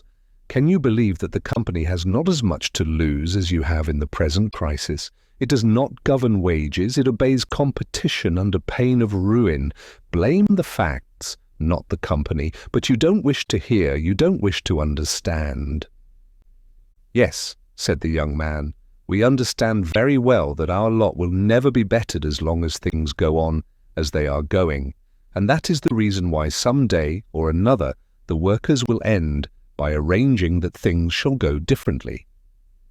This sentence, so moderate in form, was pronounced in a low voice, but with such conviction, tremulous in its menace, that a deep silence followed. A certain constraint, a breath of fear passed through the polite drawing-room. The other delegates, though scarcely understanding, felt that their comrade had been demanding their share of this comfort, and they began to cast sidelong looks over the warm hangings, the comfortable seats, all this luxury of which the least knick-knack would have bought them soup for a month. At last, Monsieur Hennebeau, who had remained thoughtful, rose as a sign for them to depart. All imitated him. Étienne had lightly pushed Maheu's elbow, and the latter, his tongue once more thick and awkward, again spoke. "Then, sir, that is all that you reply. We must tell the others that you reject our terms." "Aye, my good fellow," exclaimed the manager, "I reject nothing. I am paid just as you are. I have no more power in the matter than the smallest of your trammers. I receive my orders, and my only duty is to see that they are executed. I have told you what I thought I ought to tell you, but it is not for me to decide. You have brought me your demands. I will make them known to the directors, then I will tell you their reply." He spoke with the correct air of a high official avoiding any passionate interest in the matter, with the courteous dryness of a simple instrument of authority. And the miners now looked at him with distrust, asking themselves what interest he might have in lying, and what he would get by thus putting himself between them and the real masters. A schemer, perhaps, this man who was paid like a worker, and who lived so well. Étienne ventured to intervene again. "You see, sir, how unfortunate it is that we cannot plead our cause in person. We could explain many things and bring forward many reasons of which you could know nothing, if we only knew where we ought to go." Monsieur Hennebeau was not at all angry. He even smiled. "Ah, it gets complicated as soon as you have no confidence in me. You will have to go over there." The delegates had followed the vague gesture of his hand toward one of the windows. Where was it over there? Paris, no doubt.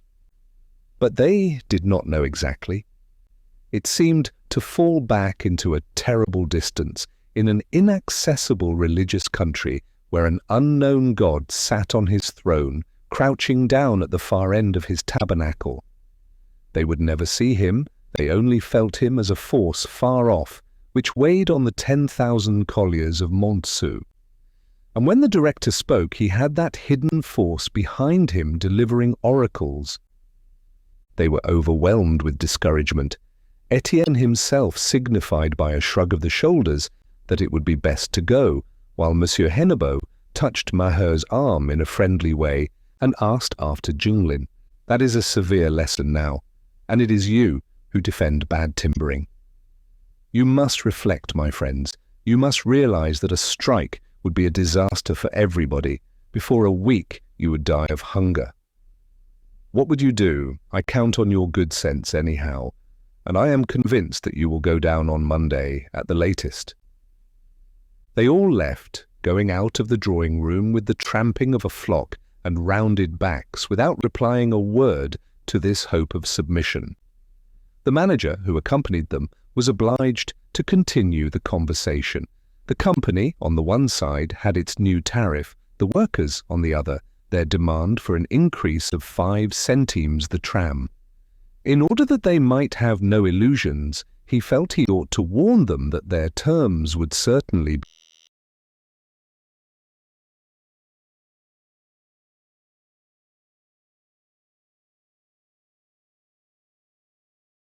be rejected by the directors. "Reflect before committing any follies," he repeated, disturbed at their silence. In the porch, Pierron bowed very low, while Levaque pretended to adjust his cap. Maheu was trying to find something to say before leaving when Étienne again touched his elbow, and they all left in the midst of this threatening silence.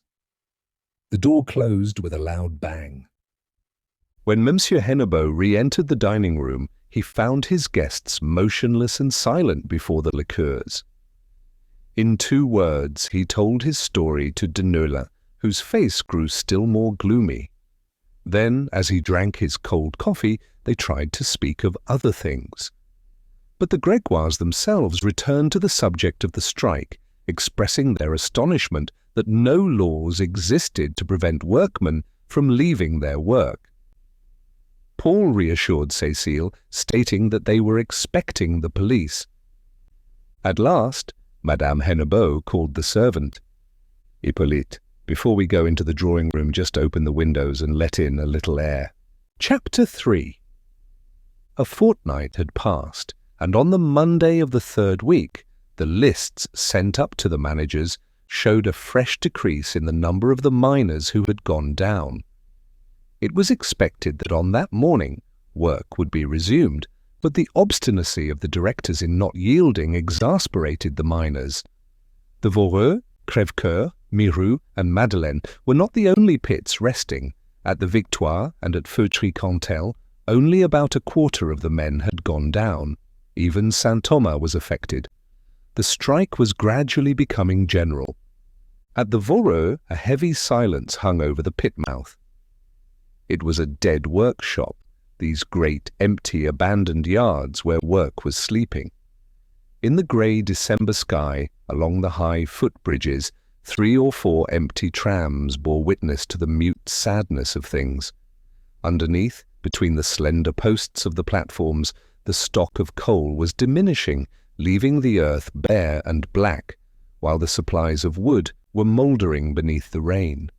At the quay on the canal, a barge was moored, half laden, lying drowsily in the murky water. And on the deserted pit bank, in which the decomposed sulphates smoked in spite of the rain, a melancholy cart showed its shafts erect. But the buildings especially were growing torpid, the screening shed with closed shutters, the steeple in which the rumbling of the receiving room no more arose, and the machine room grown cold, and the giant chimney too large for the occasional smoke. The winding engine was only heated in the morning. The grooms sent down fodder for the horses, and the captains worked alone at the bottom, having become labourers again, watching over the damages that took place in the passages as soon as they ceased to be repaired. Then after 9 o'clock the rest of the service was carried on by the ladders, and above these dead buildings, buried in their garment of black dust, there was only heard the escapement of the pumping engine, breathing with its thick, long breath all that was left of the life of the pit, which the water would destroy if that breathing should cease. On the plain opposite, the settlement of the 240 seemed also to be dead. The prefect of Lille had come in haste, and the police had tramped all the roads, but in face of the calmness of the strikers, prefect and police had decided to go home again. Never had the settlement given so splendid an example in the vast plain. The men, to avoid going to the public house, slept all day long. The women, while dividing the coffee, became reasonable, less anxious to gossip and quarrel, and even the troops of children seemed to understand it all, and were so good that they ran about with naked feet, smacking each other silently. The word of command had been repeated and circulated from mouth to mouth. They wished to be sensible. There was, however, a continuous coming and going of people in the Maheuses' house. Étienne, as secretary, had divided the 3,000 francs of the Provident Fund among the needy families. Afterwards, from various sides, several hundred francs had arrived, yielded by subscriptions and collections. But now all their resources were exhausted. The miners had no more money to keep up the strike, and hunger was there, threatening them. Maigrad, after having promised credit for a fortnight, had suddenly altered his mind at the end of a week and cut off provisions. He usually took his orders from the company. Perhaps the latter wished to bring the matter to an end by starving the settlements. He acted besides like a capricious tyrant, giving or refusing bread according to the look of the girl who was sent by her parents for provisions. And he especially closed his door spitefully to Maheu, wishing to punish her because he had not been able to get Catherine. To complete their misery, it was freezing very hard, and the women watched their piles of coal diminish, thinking anxiously that they could no longer renew them at the pits, now that the men were not going down. It was not enough to die of hunger, they must also die of cold. Among the Maheus, everything was already running short. The Levaques could still eat on the strength of a 20-franc piece lent by Bouteloup.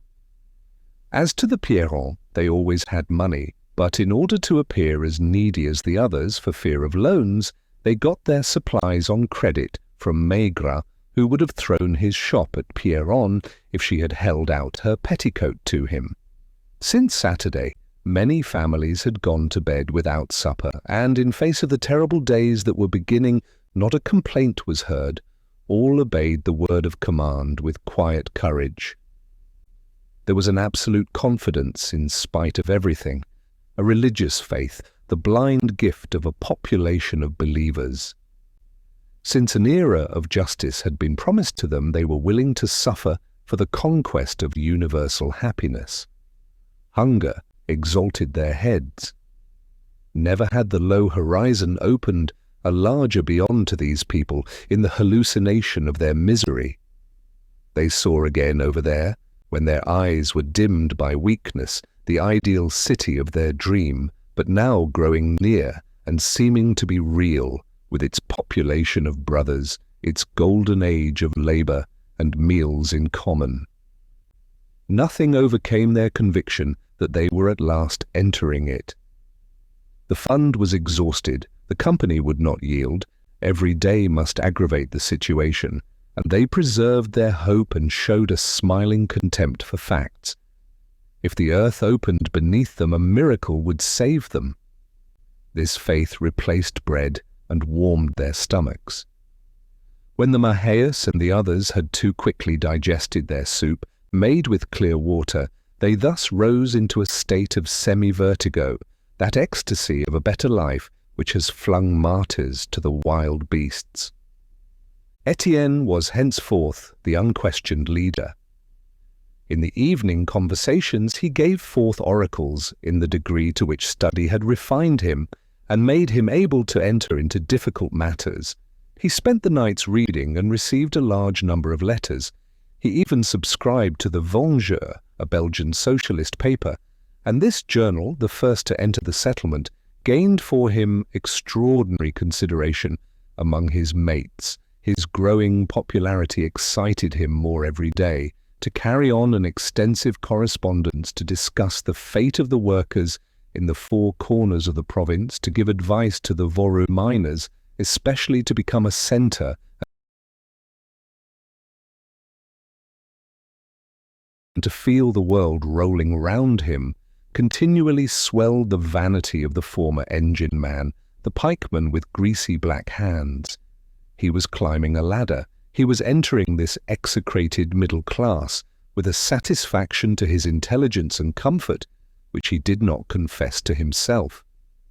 He had only one trouble, the consciousness of his lack of education, which made him embarrassed and timid as soon as he was in the presence of a gentleman in a frock coat. If he went on instructing himself, devouring everything, the lack of method would render assimilation very slow, and would produce such confusion that at last he would know much more than he could understand. So at certain hours of good sense he experienced a restlessness with regard to his mission, a fear that he was not the man for the task. Perhaps it required a lawyer, a learned man, able to speak and act without compromising the mates. But an outcry soon restored his assurance. No, no, no lawyers. They are all rascals. They profit by their knowledge to fatten on the people. Let things turn out how they will. The workers must manage their own affairs. And his dream of popular leadership again soothed him. Montsou at his feet, Paris in the misty distance. Who knows? The elections some day. The Tribune in a gorgeous hall, where he could thunder against the middle class in the first speech pronounced by a workman in a parliament. During the last few days, Étienne had been perplexed. Pluchart wrote letter after letter, offering to come to Montsou to quicken the zeal of the strikers. It was a question of organizing a private meeting over which the mechanic would preside, and beneath this plan lay the idea of exploiting the strike to gain over to the International these miners who so far had shown themselves suspicious. Étienne feared a disturbance, but he would, however, have allowed Pluchart to come if Rasseneur had not violently blamed this proceeding. In spite of his power, the young man had to reckon with the innkeeper, whose services were of older date and who had faithful followers among his clients. So he still hesitated, not knowing what to reply. Chapter 4. It was at the Bonjoyeux, Widow Désir's, that the private meeting was organized for Thursday at 2 o'clock.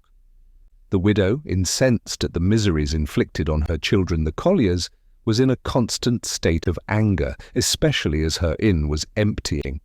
Never had there been a less thirsty strike. The drunkards had shut themselves up at home for fear of disobeying the sober word of command.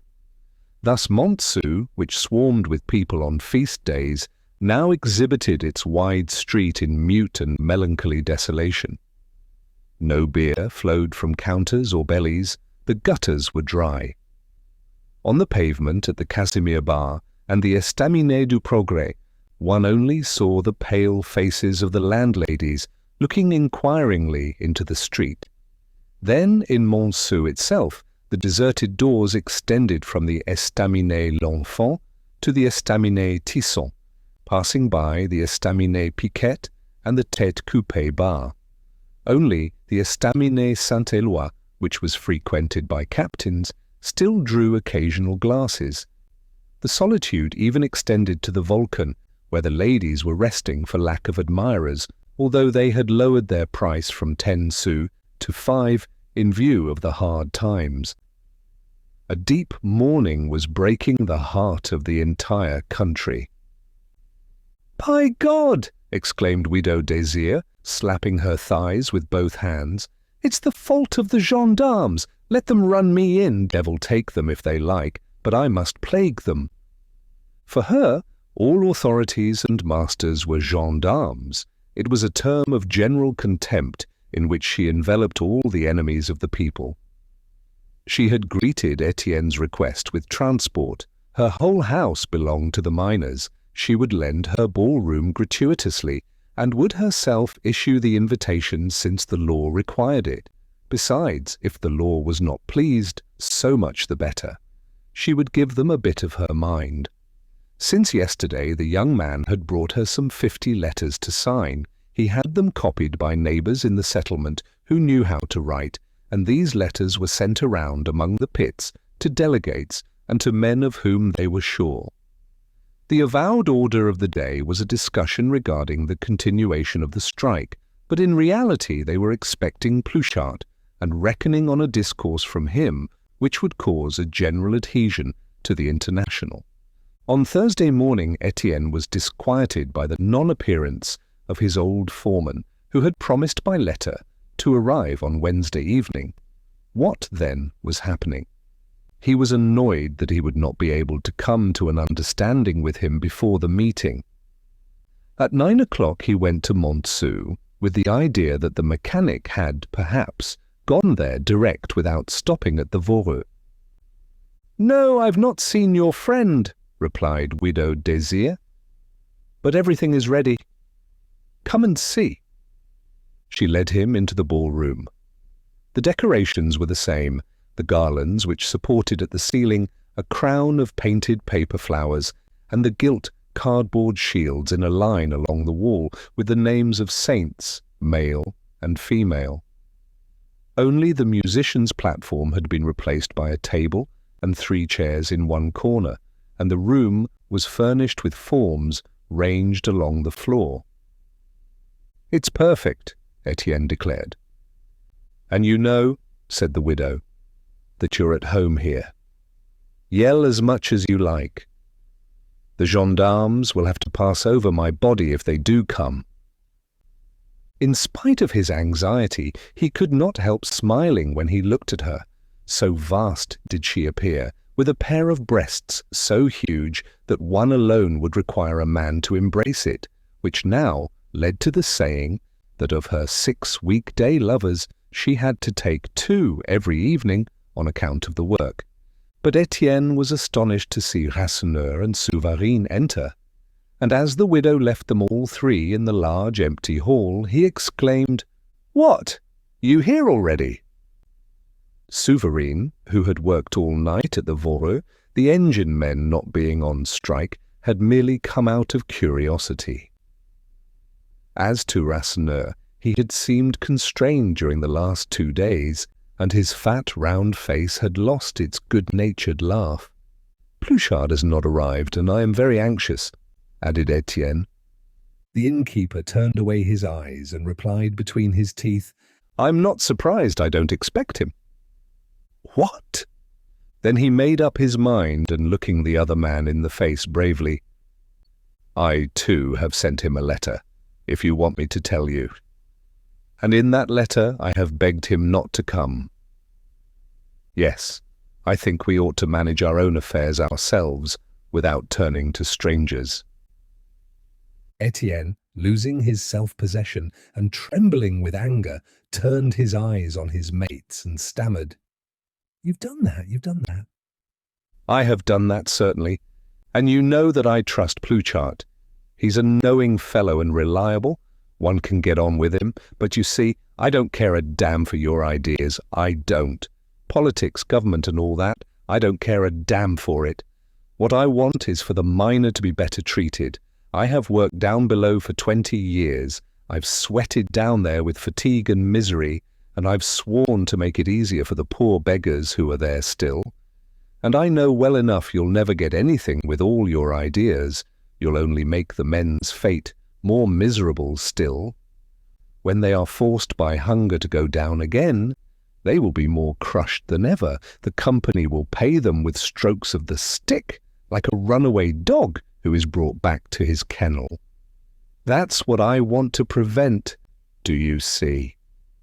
He raised his voice, protruding his belly and squarely planted on his big legs. The man's whole patient, reasonable nature was revealed in clear phrases which flowed abundantly without an effort. Was it not absurd to believe that with one stroke one could change the world, putting the workers in the place of the masters and dividing gold as one divides an apple? It would perhaps take thousands and thousands of years for that to be realized. There, hold your tongue with your miracles. The most sensible plan was, if one did not wish to break one's nose, to go straight forward, to demand possible reforms, in short, to improve the lot of the workers on every occasion. He did his best, so far as he occupied himself with it, to bring the company to better terms. If not, damn it all, they would only starve by being obstinate. Étienne had let him speak, his own speech cut short by indignation. Then he cried, "Haven't you got any blood in your veins, by God?" At one moment he would have struck him, and to resist the temptation he rushed about the hall with long strides, venting his fury on the benches through which he made a passage. "Shut the door, at all events," Souvarine remarked. "There is no need to be heard." Having himself gone to shut it, he quietly sat down in one of the office chairs. He had rolled a cigarette and was looking at the other 2 men with his mild, subtle eye, his lips drawn by a slight smile. "You won't get any farther by being angry," said Rasseneur judiciously. "I believed at first that you had good sense. It was sensible to recommend calmness to the mates, to force them to keep indoors, and to use your power to maintain order, and now you want to get them into a mess."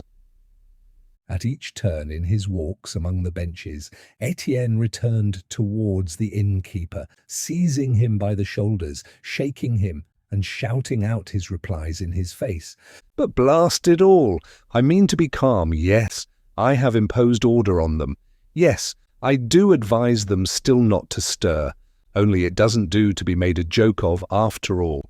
You are lucky to remain cool. Now there are hours when I feel that I am losing my head." This was a confession on his part. He railed at his illusions of a novice, his religious dream of a city in which justice would soon reign among the men who had become brothers. A fine method, truly, to cross one's arms and wait, if one wished to see men eating each other to the end of the world like wolves. No, one must interfere, or injustice would be eternal, and the rich would forever suck the blood of the poor. Therefore he could not forgive himself the stupidity of having said formerly that politics ought to be banished from the social question. He knew nothing then. Now he had read and studied, his ideas were ripe, and he boasted that he had a system. He explained it badly, however, in confused phrases which contained a little of all the theories he had successively passed through and abandoned. At the summit, Karl Marx's idea remained standing. Capital was the result of spoliation. It was the duty and the privilege of labour to reconquer that stolen wealth. In practice, he had at first, with Proudhon, been captured by the chimera of a mutual credit, a vast bank of exchange which suppressed middlemen. Then Lassalle's cooperative societies endowed by the state, gradually transforming the earth into a single industrial town, had aroused his enthusiasm until he grew disgusted in face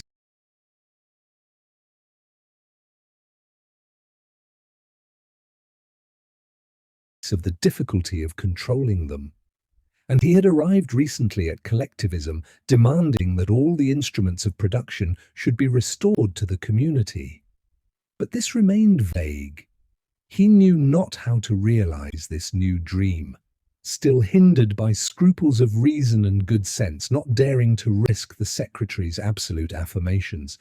He simply said that it was a question of getting possession of the government first of all. Afterwards they would see. But what has taken you? Why are you going over to the bourgeois?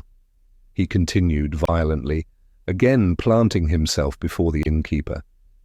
You said yourself it would have to burst up. Rasseneur blushed slightly. Yes, I said so, and if it does burst up, you will see that I am no more of a coward than anyone else. Only I refuse to be among those who increase the mess in order to fish out a position for themselves. Étienne blushed in his turn. The two men no longer shouted, having become bitter and spiteful, conquered by the coldness of their rivalry. It was at bottom that which always strains systems, making one man revolutionary in the extreme, pushing the other to an affectation of prudence, carrying them, in spite of themselves, beyond their true ideas into those fatal parts which men do not choose for themselves. And Souvarine, who was listening, exhibited on his pale, girlish face a silent contempt, the crushing contempt of the man who was willing to yield his life in obscurity without even gaining the splendor of martyrdom. "Then it's to me that you're saying that?" asked Étienne. "You're jealous." "Jealous of what?" replied Rasseneur. "I don't pose as a big man. I'm not trying to create a section at Montsou for the sake of being made secretary." The other man wanted to interrupt him, but he added, "Why don't you be frank? You don't care a damn for the International. You're only burning to be at our head, the gentleman who corresponds with the famous Federal Council of the Nord." There was silence. Étienne replied, quivering, "Good. I don't think I have anything to reproach myself with. I always asked your advice, for I knew that you had fought here long before me, but since you can't endure anyone by your side, I'll act alone in future. And first I warn you that the meeting will take place even if Pluchart does not come, and the mates will join in spite of you."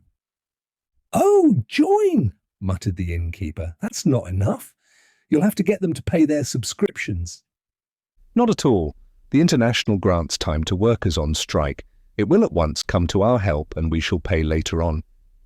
Rasseneur was carried beyond himself. "Well, we shall see. I belong to this meeting of yours, and I shall speak. I shall not let you turn our friends' heads. I shall let them know where their real interests lie.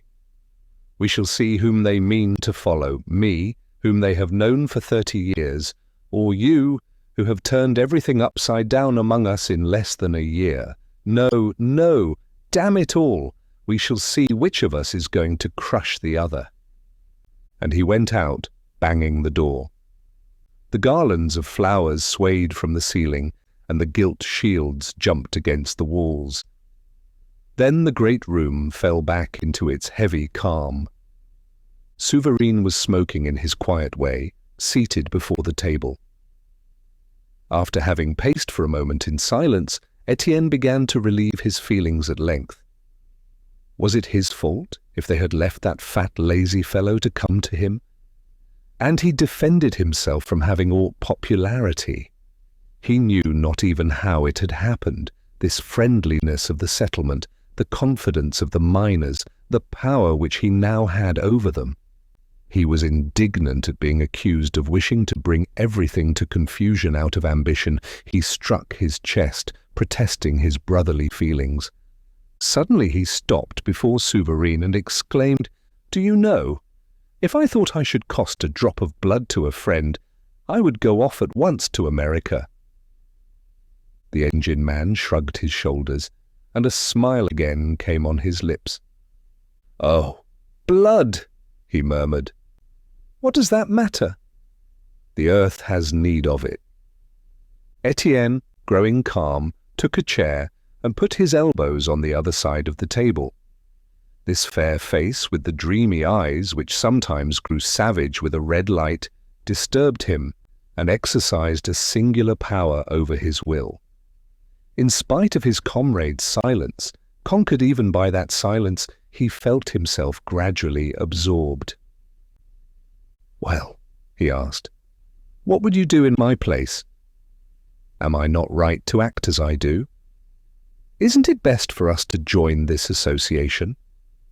Souvarine, after having slowly ejected a jet of smoke, replied by his favourite word.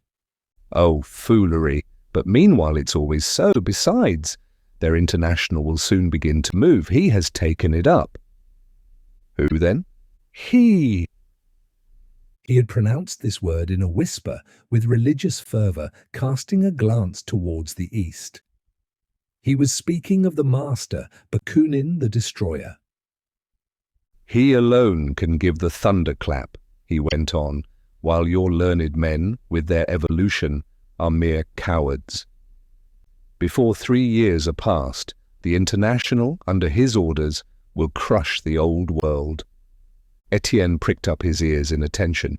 He was burning to gain knowledge, to understand this worship of destruction, regarding which the engine man only uttered occasional obscure words, as though he kept certain mysteries to himself.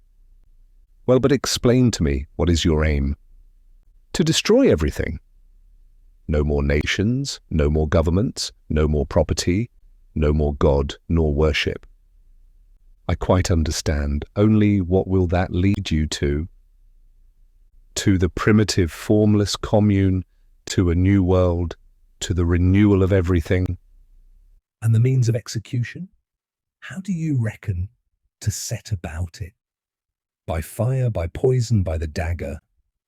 The brigand is the true hero, the popular avenger, the revolutionary in action with no phrases drawn out of books. We need a series of tremendous outrages to frighten the powerful and to arouse the people." As he talked, Souvarine grew terrible. An ecstasy raised him on his chair, a mystic flame darted from his pale eyes, and his delicate hands gripped the edge of the table almost to breaking. The other man looked at him in fear, and thought of the stories of which he had received vague intimation, of mines charged beneath the Tsar's palace, of chiefs of police struck down by knives like wild boars, of his mistress, the only woman he had loved, hanged at Moscow one rainy morning, while in the crowd he kissed her with his eyes for the last time. "No, no," murmured Étienne, as with a gesture he pushed away these abominable visions. "We haven't got to that yet over here. Murder and fire, never. It is monstrous, unjust. All the mates would rise and strangle the guilty one." and besides, he could not understand. The instincts of his race refused to accept this somber dream of the extermination of the world, mown level like a rye field. Then what would they do afterwards? How would the nations spring up again? He demanded a reply. Tell me your program. We like to know where we are going to. Then Souvarine concluded peacefully, with his gaze fixed on space. All reasoning about the future is criminal, because it prevents pure destruction and interferes with the progress of revolution. This made Étienne laugh, in spite of the cold shiver which passed over his flesh. Besides, he willingly acknowledged that there was something in these ideas which attracted him by their fearful simplicity. Only it would be playing into Rasseneur's hands if he were to repeat such things to his comrades. It was necessary to be practical. Widow Désir proposed that they should have lunch. They agreed, and went into the inn parlour, which was separated from the ballroom on weekdays by a movable partition. When they had finished their omelette and cheese, the engine-man proposed to depart, and as the other tried to detain him, "What for? To listen to you talking useless foolery? I've seen enough of it. Good day." He went off in his gentle, obstinate way, with a cigarette between his lips. Étienne's anxiety increased. It was 1 o'clock, and Pluchart was decidedly breaking his promise.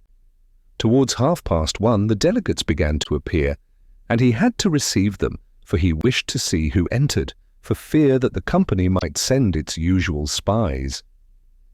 He examined every letter of invitation, and took note of those who entered.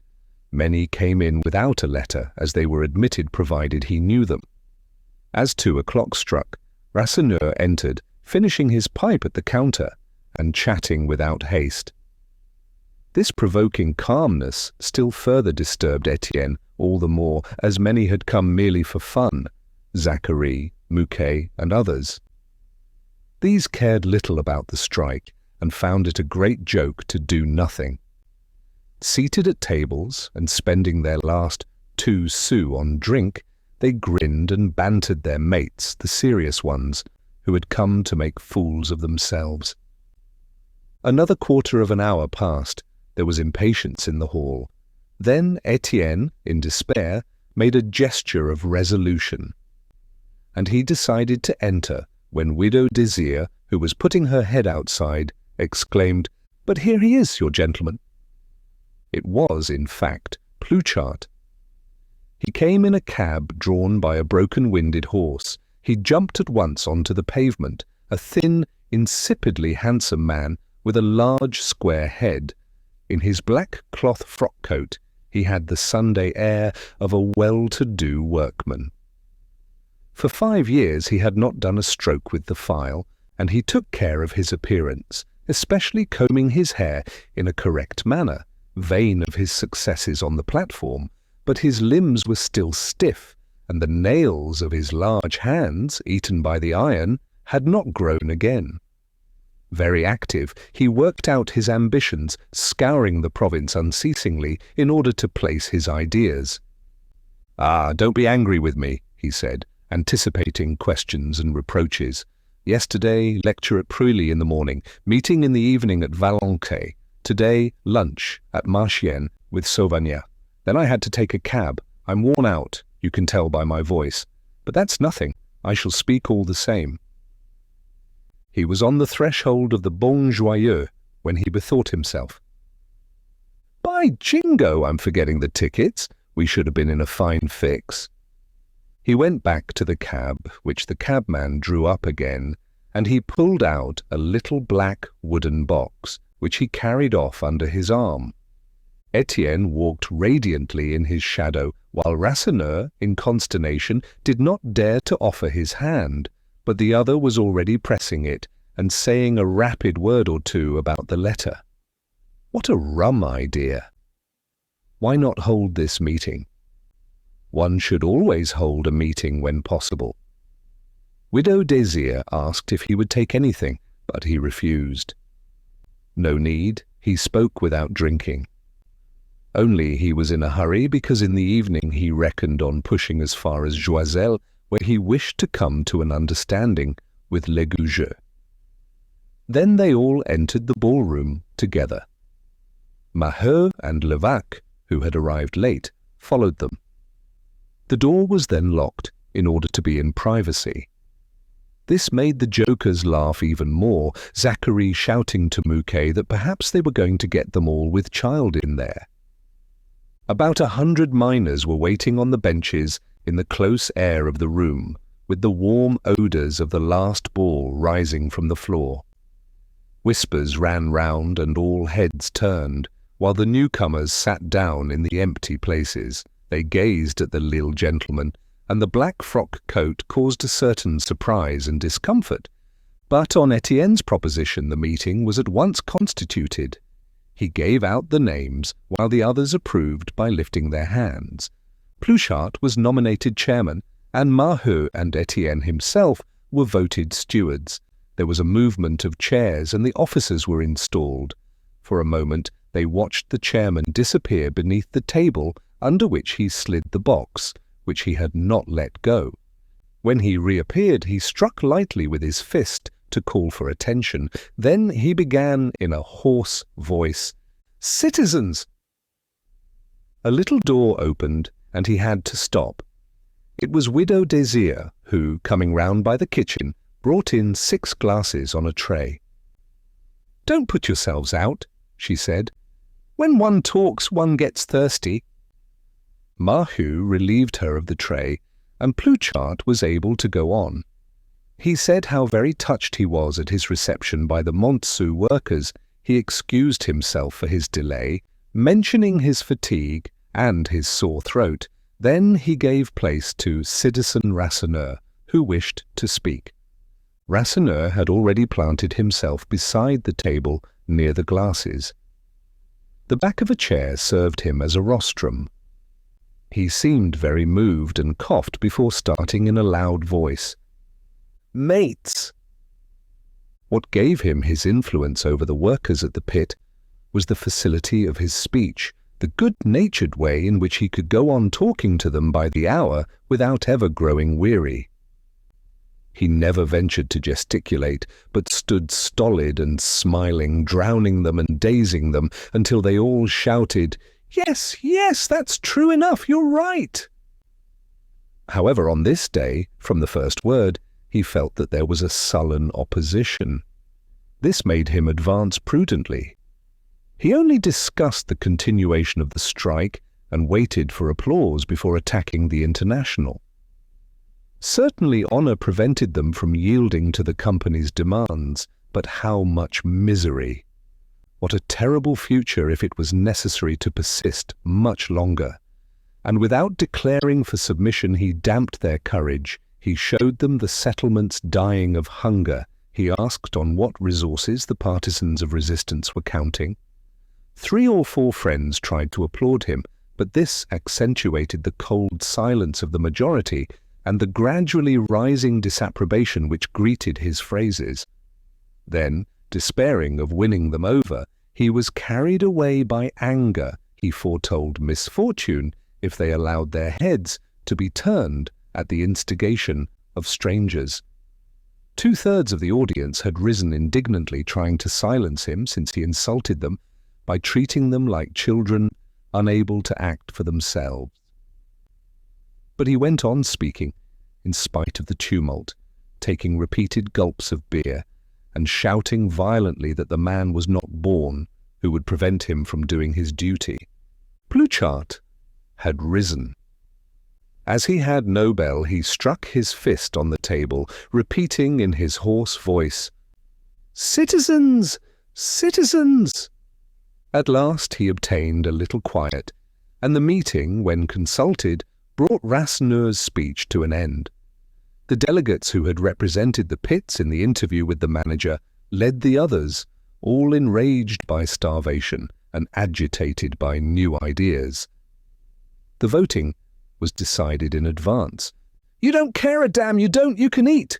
yelled Levaque, thrusting out his fist at Rasseneur.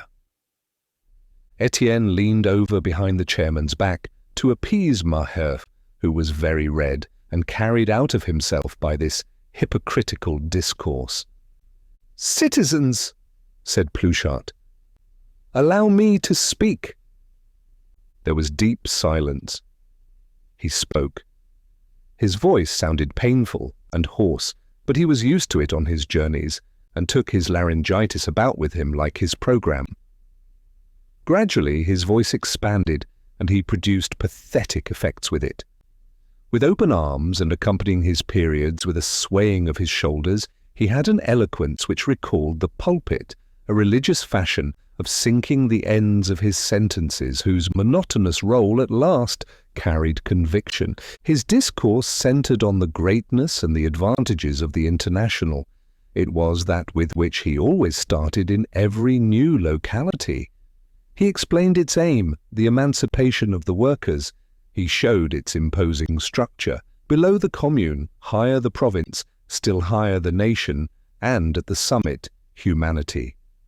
His arms moved slowly, piling up the stages, preparing the immense cathedral of the future world. Then there was the internal administration. He read the statutes, spoke of the congresses, pointed out the growing importance of the work, the enlargement of the program, which, starting from the discussion of wages, was now working towards a social liquidation, to have done with the wage system, no more nationalities. The workers of the whole world would be united by a common need for justice, sweeping away the middle-class corruption, founding at last a free society in which he who did not work should not reap. He roared. His breath startled the flowers of painted paper beneath the low, smoky ceiling, which sent back the sound of his voice. A wave passed through the audience. Some of them cried, "That's it! We're with you." He went on. The world would be conquered before 3 years. And he enumerated the nations already conquered. From all sides adhesions were raining in. Never had a young religion counted so many disciples. Then, when they had the upper hand, they would dictate terms to the masters, who, in their turn, would have a fist at their throats. "Yes, yes, they'll have to go down." With a gesture, he enforced silence. Now he was entering on the strike question. In principle, he disapproved of strikes. It was a slow method which aggravated the sufferings of the worker. But before better things arrived, and when they were inevitable, one must make up one's mind to them, for they had the advantage of disorganizing capital. And in this case he showed the International as providence for strikers, and quoted examples. In Paris, during the strike of the bronze workers, the masters had granted everything at once, terrified at the news that the International was sending help. In London, it had saved the miners at a colliery by sending back, at its own expense, a shipload of Belgians who had been brought over by the coal owner. It was sufficient to join, and the companies trembled, for the men entered the great army of workers who were resolved to die for one another rather than to remain the slaves of a capitalistic society. Applause interrupted him. He wiped his forehead with his handkerchief, at the same time refusing a glass which Maheu passed to him. When he was about to continue, fresh applause cut short his speech. "It's all right," he said rapidly to Étienne. "They've had enough. Quick, the cards!" He had plunged beneath the table and reappeared with the little black wooden box. "Citizens!" he shouted, dominating the disturbance. "Here are the cards of membership. Let your delegates come up, and I will give them to them to be distributed. Later on, we can arrange everything." Rasseneur rushed forward and again protested. Étienne was also agitated, having to make a speech. Extreme confusion followed. Levaque jumped up with his fists out, as if to fight. Maheu was up and speaking, but nobody could distinguish a single word. In the growing tumult, the dust rose from the floor, a floating dust of former balls, poisoning the air with a strong odour of putters and trammers. Suddenly the little door opened, and Widow Désir filled it with her belly and breast, shouting in a thundering voice, "For God's sake, silence the gendarmes!" It was the commissioner of the district, who had arrived rather late to prepare a report and to break up the meeting. 4 gendarmes accompanied him. For 5 minutes the widow had delayed them at the door, replying that she was at home and that she had a perfect right to entertain her friends. But they had hustled her away, and she had rushed in to warn her children. "Must clear out through here," she said again. "There's a dirty gendarme guarding the court. It doesn't matter. My little wood house opens into the alley. Quick then!" The commissioner was already knocking with his fist, and as the door was not opened, he threatened to force it. A spy must have talked, for he cried that the meeting was illegal, a large number of miners being there without any letter of invitation. In the hall, the trouble was growing. They could not escape thus. They had not even voted either for adhesion or for the continuation of the strike. All persisted in talking at the same time. At last, the chairman suggested a vote by acclamation. Arms were raised, and the delegates declared hastily that they would join in the name of their absent mates. And it was thus that the 10,000 colliers of Montsou became members of the International. Meanwhile, the retreat began. In order to cover it, Widow Désir had propped herself up against the door, which the butt ends of the gendarmes' muskets were forcing at her back. The miners jumped over the benches and escaped one by one through the kitchen and the woodyard. Rasseneur disappeared among the first, and Levaque followed him, forgetful of his abuse and planning how he could get an offer of a glass to pull himself together. Étienne, after having seized the little box, waited with Pluchart and Maheu, who considered it a point of honor to emerge last. As they disappeared, the lock gave, and the commissioner found himself in the presence of the widow, whose breast and belly still formed a barricade. "It doesn't help you much to smash everything in my house," she said. "You can see there's nobody here." The commissioner, a slow man who did not care for scenes, simply threatened to take her off to prison, and he then went away with his 4 gendarmes to prepare a report beneath the jeers of Zachary and Mouquet, who were full of admiration for the way in which their mates had humbugged this armed force, for which they themselves did not care a hang. In the alley outside, Étienne, embarrassed by the box, was rushing along, followed by the others. He suddenly thought of Pierron and asked why he had not turned up. Maheu, also running, replied that he was ill, a convenient illness, the fear of compromising himself. They wished to retain Pluchart, but, without stopping, he declared that he must set out at once for Joiselle, where Légougeux was awaiting orders. Then, as they ran, they shouted out to him their wishes for a pleasant journey and rushed through Montsou with their heels in the air. A few words were exchanged, broken by the panting of their chests.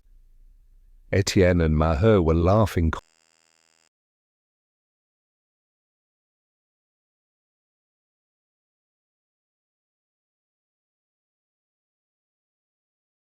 confidently, henceforth certain of victory. When the International had sent help, it would be the company that would beg them to resume work. And in this burst of hope, in this gallop of big boots sounding over the pavement of the streets, there was something else also, something sombre and fierce, a gust of violence which would inflame the settlements in the 4 corners of the country. Chapter 5. Another fortnight had passed by.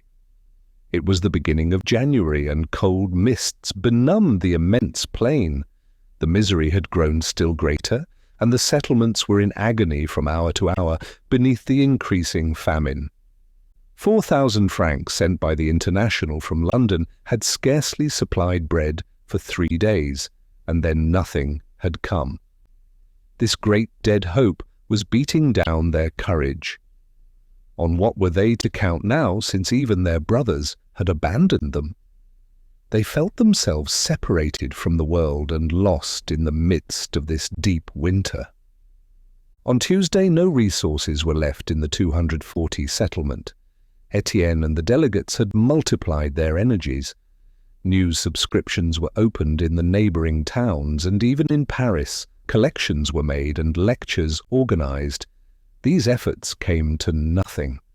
Public opinion, which had at first been moved, grew indifferent now that the strike dragged on forever, and so quietly, without any dramatic incidents. Small charities scarcely sufficed to maintain the poorer families. The others lived by pawning their clothes and selling up the household piece by piece. Everything went to the brokers, the wool of the mattresses, the kitchen utensils, even the furniture. For a moment they thought themselves saved, for the small retail shopkeepers of Montsou, killed out by Maigrat, had offered credit to try and get back their custom. And for a week, Verdonck, the grocer, and the two bakers, Carable and Smelton, kept open shop, but when their advances were exhausted, all three stopped. The bailiffs were rejoicing. There only resulted a piling up of debts, which would for a long time weigh upon the miners. There was no more credit to be had anywhere, and not an old saucepan to sell. They might lie down in a corner to die like mangy dogs. Étienne would have sold his flesh. He had given up his salary and had gone to Marchiennes to pawn his trousers and cloth coat, happy to set the Maheu pot boiling once more. His boots alone remained, and he retained these to keep a firm foothold, he said. His grief was that the strike had come on too early, before the Provident Fund had had time to swell. He regarded this as the only cause of the disaster, for the workers would surely triumph over the masters on the day when they had saved enough money to resist. And he recalled Souvarine's words accusing the company of pushing forward the strike to destroy the fund at the beginning. The sight of the settlement and of these poor people without bread or fire overcame him. He preferred to go out and to weary himself with distant walks. One evening, as he was coming back and passing near Réquillart, he perceived an old woman who had fainted by the roadside. No doubt she was dying of hunger, and having raised her, he began to shout to a girl whom he saw on the other side of the paling. "Why is it you?" he said, recognizing Mouquette. "Come and help me then, we must give her something to drink." Mouquette, moved to tears, quickly went into the shaky hovel which her father had set up in the midst of the ruins. She came back at once with gin and a loaf. The gin revived the old woman, who without speaking bit greedily into the bread. She was the mother of a miner who lived at a settlement on the Cougny side, and she had fallen there on returning from Joiselle, where she had in vain attempted to borrow half a franc from a sister. When she had eaten, she went away dazed. Étienne stood in the open field of Réquillart, where the crumbling sheds were disappearing beneath the brambles. "Well, won't you come in and drink a little glass?" asked Mouquette merrily. And as he hesitated, "Then you're still afraid of me?" He followed her, won by her laughter. This bread, which she had given so willingly, moved him. She would not take him into her father's room, but led him into her own room, where she at once poured out 2 little glasses of gin. The room was very neat, and he complimented her on it. Besides, the family seemed to want for nothing. The father continued his duties as a groom at the Voreux, while she, saying that she could not live with folded arms, had become a laundress, which brought her in 30 sous a day. One may amuse oneself with men, but one isn't lazy for all that. "I say," she murmured, all at once coming and putting her arms round him prettily, "why don't you like me?" He could not help laughing. She had done this in so charming a way. "But I like you very much," he replied. No, not like I mean. You know that I am dying of longing." Come, it would give me so much pleasure. It was true, she had desired him for 6 months.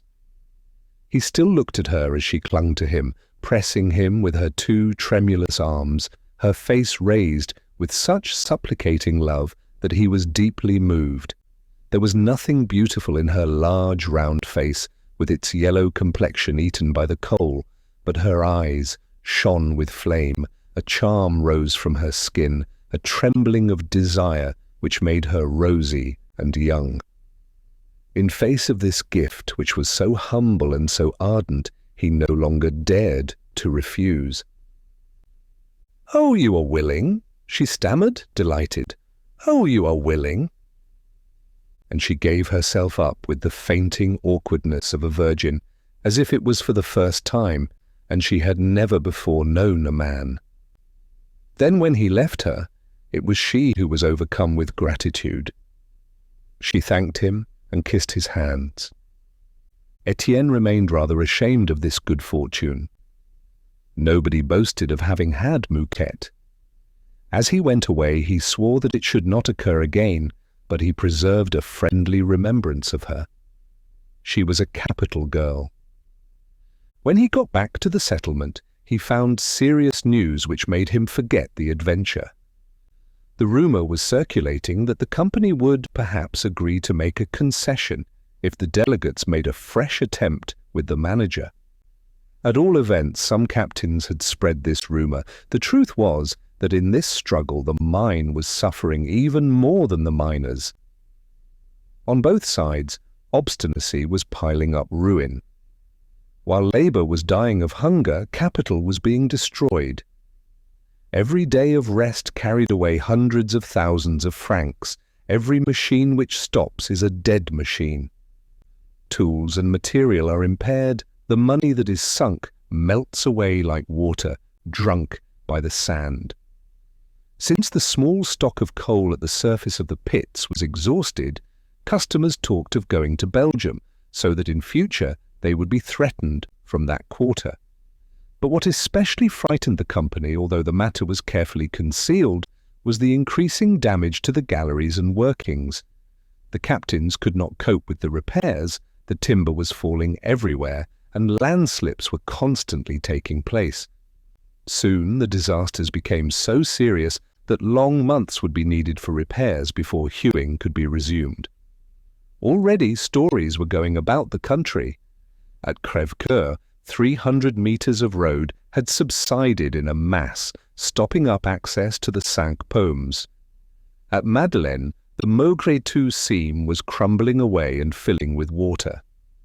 The management refused to admit this, but suddenly 2 accidents, one after the other, had forced them to avow it. One morning, near Piolaine, the ground was found cracked above the north gallery of Mirou, which had fallen in the day before. And on the following day, the ground subsided within the Voreux, shaking a corner of a suburb to such an extent that 2 houses nearly disappeared. Étienne and the delegates hesitated to risk any steps without knowing the director's intentions. Dansaert, whom they questioned, avoided replying.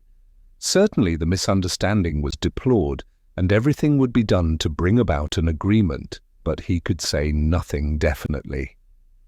At last they decided that they would go to Monsieur Hennebeau in order to have reason on their side, for they did not wish to be accused, later on, of having refused the company an opportunity of acknowledging that it had been in the wrong. Only they vowed to yield nothing and to maintain, in spite of everything, their terms, which were alone just. The interview took place on Tuesday morning, when the settlement was sinking into desperate wretchedness. It was less cordial than the first interview. Maheu was still the speaker, and he explained that their mates had sent them to ask if these gentlemen had anything new to say. At first, Monsieur Hennebeau affected surprise. No order had reached him. Nothing could be changed so long as the miners persisted in their detestable rebellion. And this official stiffness produced the worst effect, so that if the delegates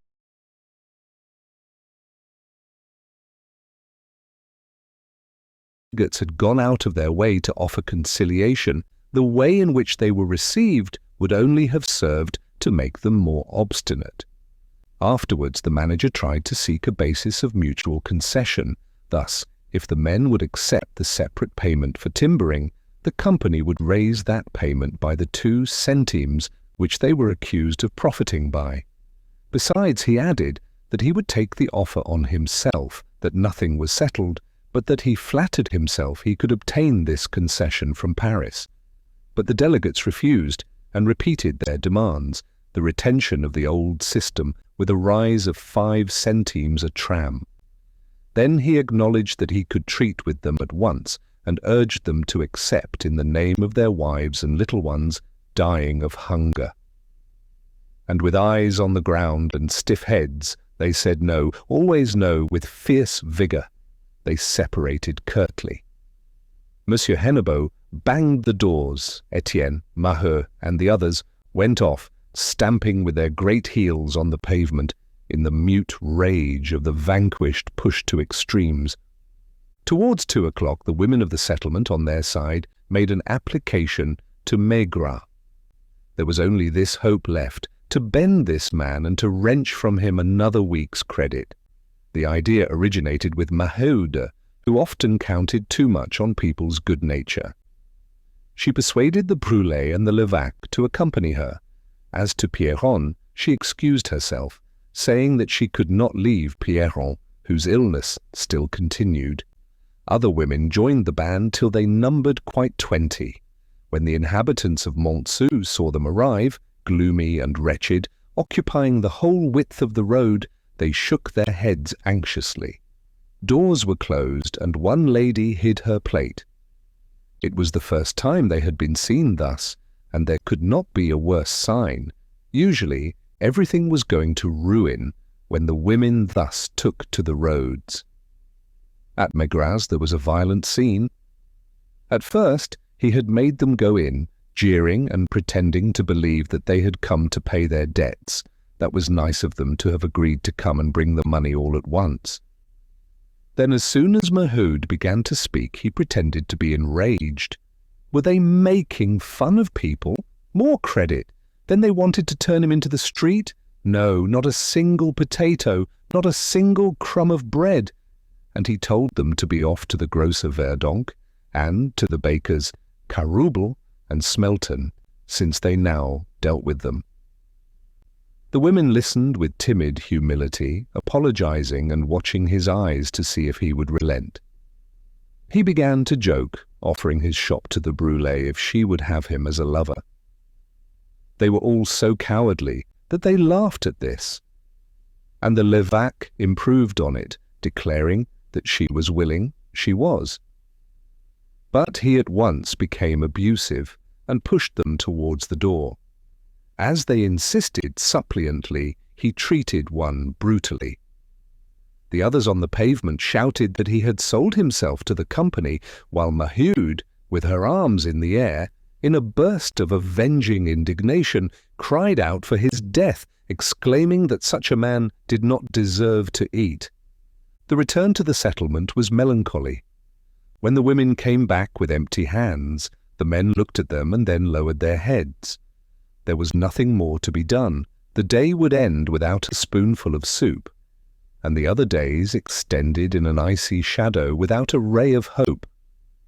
They had made up their minds to it, and no one spoke of surrender. This excess of misery made them still more obstinate, mute as tracked beasts, resolved to die at the bottom of their hole rather than come out. Who would dare to be first to speak of submission? They had sworn with their mates to hold together, and hold together they would, as they held together at the pit when one of them was beneath a landslip. It was as it ought to be. It was a good school for resignation down there. They might well tighten their belts for a week, when they had been swallowing fire and water ever since they were 12 years of age. And their devotion was thus augmented by the pride of soldiers, of men proud of their profession, who in their daily struggle with death had gained a pride in sacrifice. With the Maheus, it was a terrible evening.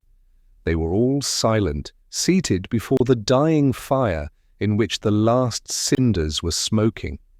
After having emptied the mattresses, handful by handful, they had decided the day before to sell the clock for 3 francs, and the room seemed bare and dead now that the familiar tic-tac no longer filled it with sound. The only object of luxury now in the middle of the sideboard was the rose cardboard box, an old present from Maheu, which Maheu treasured like a jewel. The 2 good chairs had gone.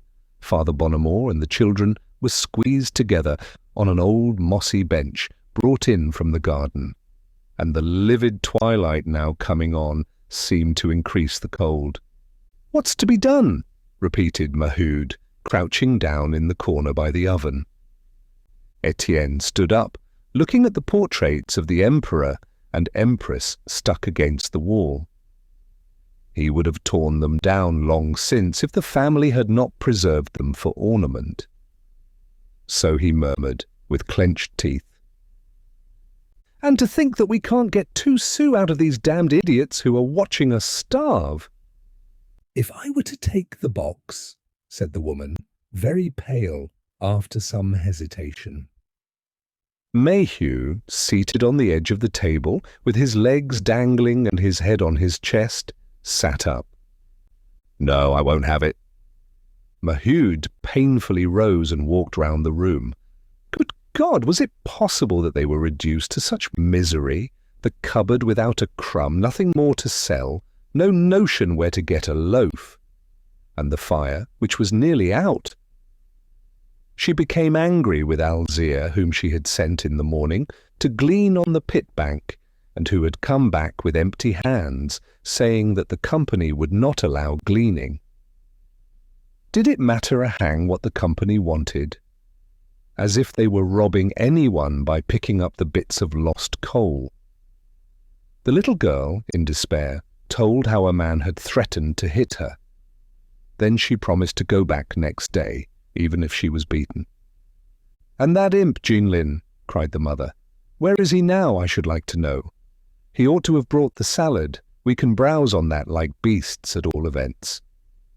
"You will see, he won't come back. Yesterday, too, he slept out. I don't know what he's up to. The rascal always looks as though his belly were full." "Perhaps," said Étienne, "he picks up sous on the road." She suddenly lifted both fists furiously. "If I knew that, my children beg, I'd rather kill them and myself too." Maheu had again sunk down on the edge of the table. Lenore and Henri, astonished that they had nothing to eat, began to moan, while old Bonnemort, in silence, philosophically rolled his tongue in his mouth to deceive his hunger. No one spoke any more. All were becoming benumbed beneath this aggravation of their evils. The grandfather, coughing and spitting out the black phlegm, taken again by rheumatism, which was turning to dropsy. The father asthmatic, and with knees swollen with water. The mother and the little ones scarred by scrofula and hereditary anemia. No doubt their work made this inevitable. They only complained when the lack of food killed them off. And already they were falling like flies in the settlement. But something must be found for supper. My God! Where was it to be found? What was to be done?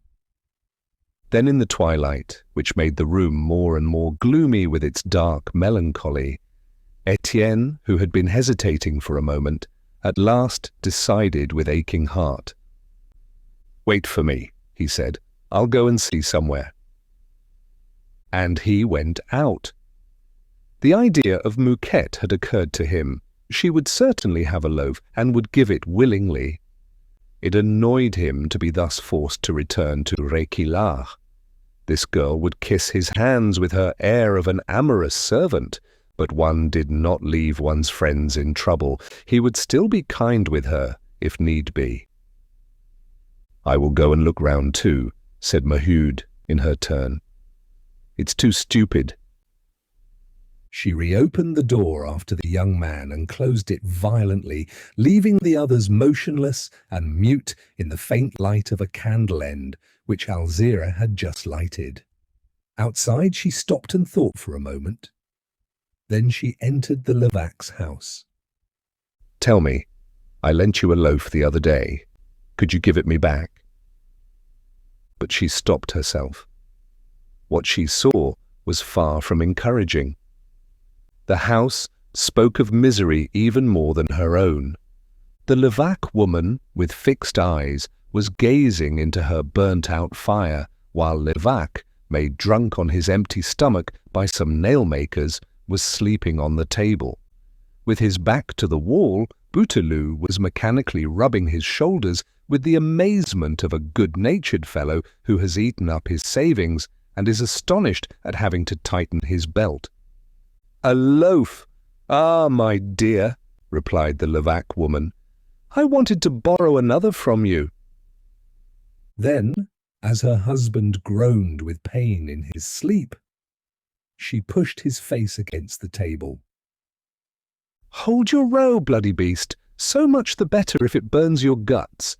Instead of getting people to pay for your drinks, you ought to have asked 20 sous from a friend." She went on relieving herself by swearing in the midst of this dirty household, already abandoned so long that an unbearable smell was exhaling from the floor. Everything might smash up. She didn't care a hang. Her son, that rascal Bébert, had also disappeared since morning, and she shouted that it would be a good riddance if he never came back. Then she said that she would go to bed. At least she could get warm. She hustled Bouteloup. "Come along, up we go, the fire's out." "No need to light the candle to see the empty plates. Well, are you coming, Louis?" "I tell you that we must go to bed. We can cuddle up together there, that's a comfort, and let this damn drunkard die here of cold by himself." When she found herself outside again, Maheu struck resolutely across the gardens towards Pierron's house. She heard laughter. As she knocked, there was sudden silence. It was a full minute before the door was opened. "What? Is it you?" exclaimed Pierron with affected surprise. "I thought it was the doctor." Without allowing her to speak, she went on, pointing to Pierron, who was seated before a large coal fire. "Ah, he makes no progress. He makes no progress at all. His face looks all right. It's in his belly that it takes him. Then he must have warmth. We burn all that we've got." Pierron, in fact, looked very well. His complexion was good, and his flesh fat. It was in vain that he breathed hard in order to play the sick man. Besides, as Maheu came in, she perceived a strong smell of rabbit. They had certainly put the dish out of the way. There were crumbs strewed over the table, and in the very midst she saw a forgotten bottle of wine. "Mother has gone to Montsou to try and get a loaf," said Pierron again. "We are cooling our heels waiting for her." But her voice choked. She had followed her neighbour's glance, and her eyes also fell on the bottle. Immediately she began again and narrated the story. Yes, it was wine. The Pierlane people had brought her that bottle for her man, who had been ordered by the doctor to take claret, and her thankfulness poured forth in a stream. What good people they were, the young lady especially. She was not proud, going into work people's houses and distributing her charities herself. "I see," said Maheu. "I know them." Her heart ached at the idea that the good things always go to the least poor. It was always so, and these Pierlane people had carried water to the river. Why had she not seen them in the settlement? Perhaps all the same, she might have got something out of them. "I came," she confessed at last, "to know if there was more going with you than with us. Have you just a little vermicelli by way of loan?" Pierron expressed her grief noisily. "Nothing at all, my dear, not what you can call a grain of semolina. If Mother hasn't come back, it's because she hasn't succeeded. We must go to bed supperless."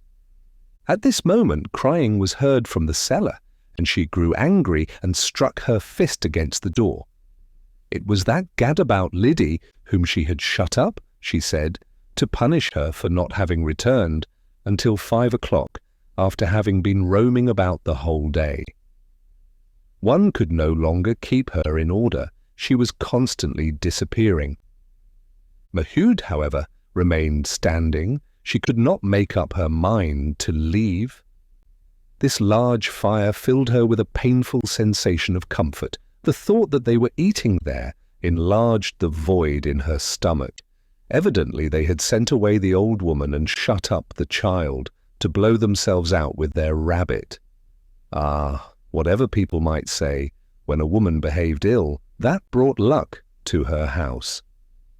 "Good night," she said suddenly. Outside, night had come on, and the moon behind the clouds was lighting up the earth with a dubious glow.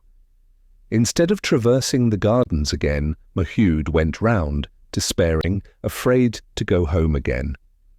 But along the dead frontages all the doors smelled of famine and sounded hollow. What was the good of knocking? There was wretchedness everywhere, for weeks since they had had nothing to eat.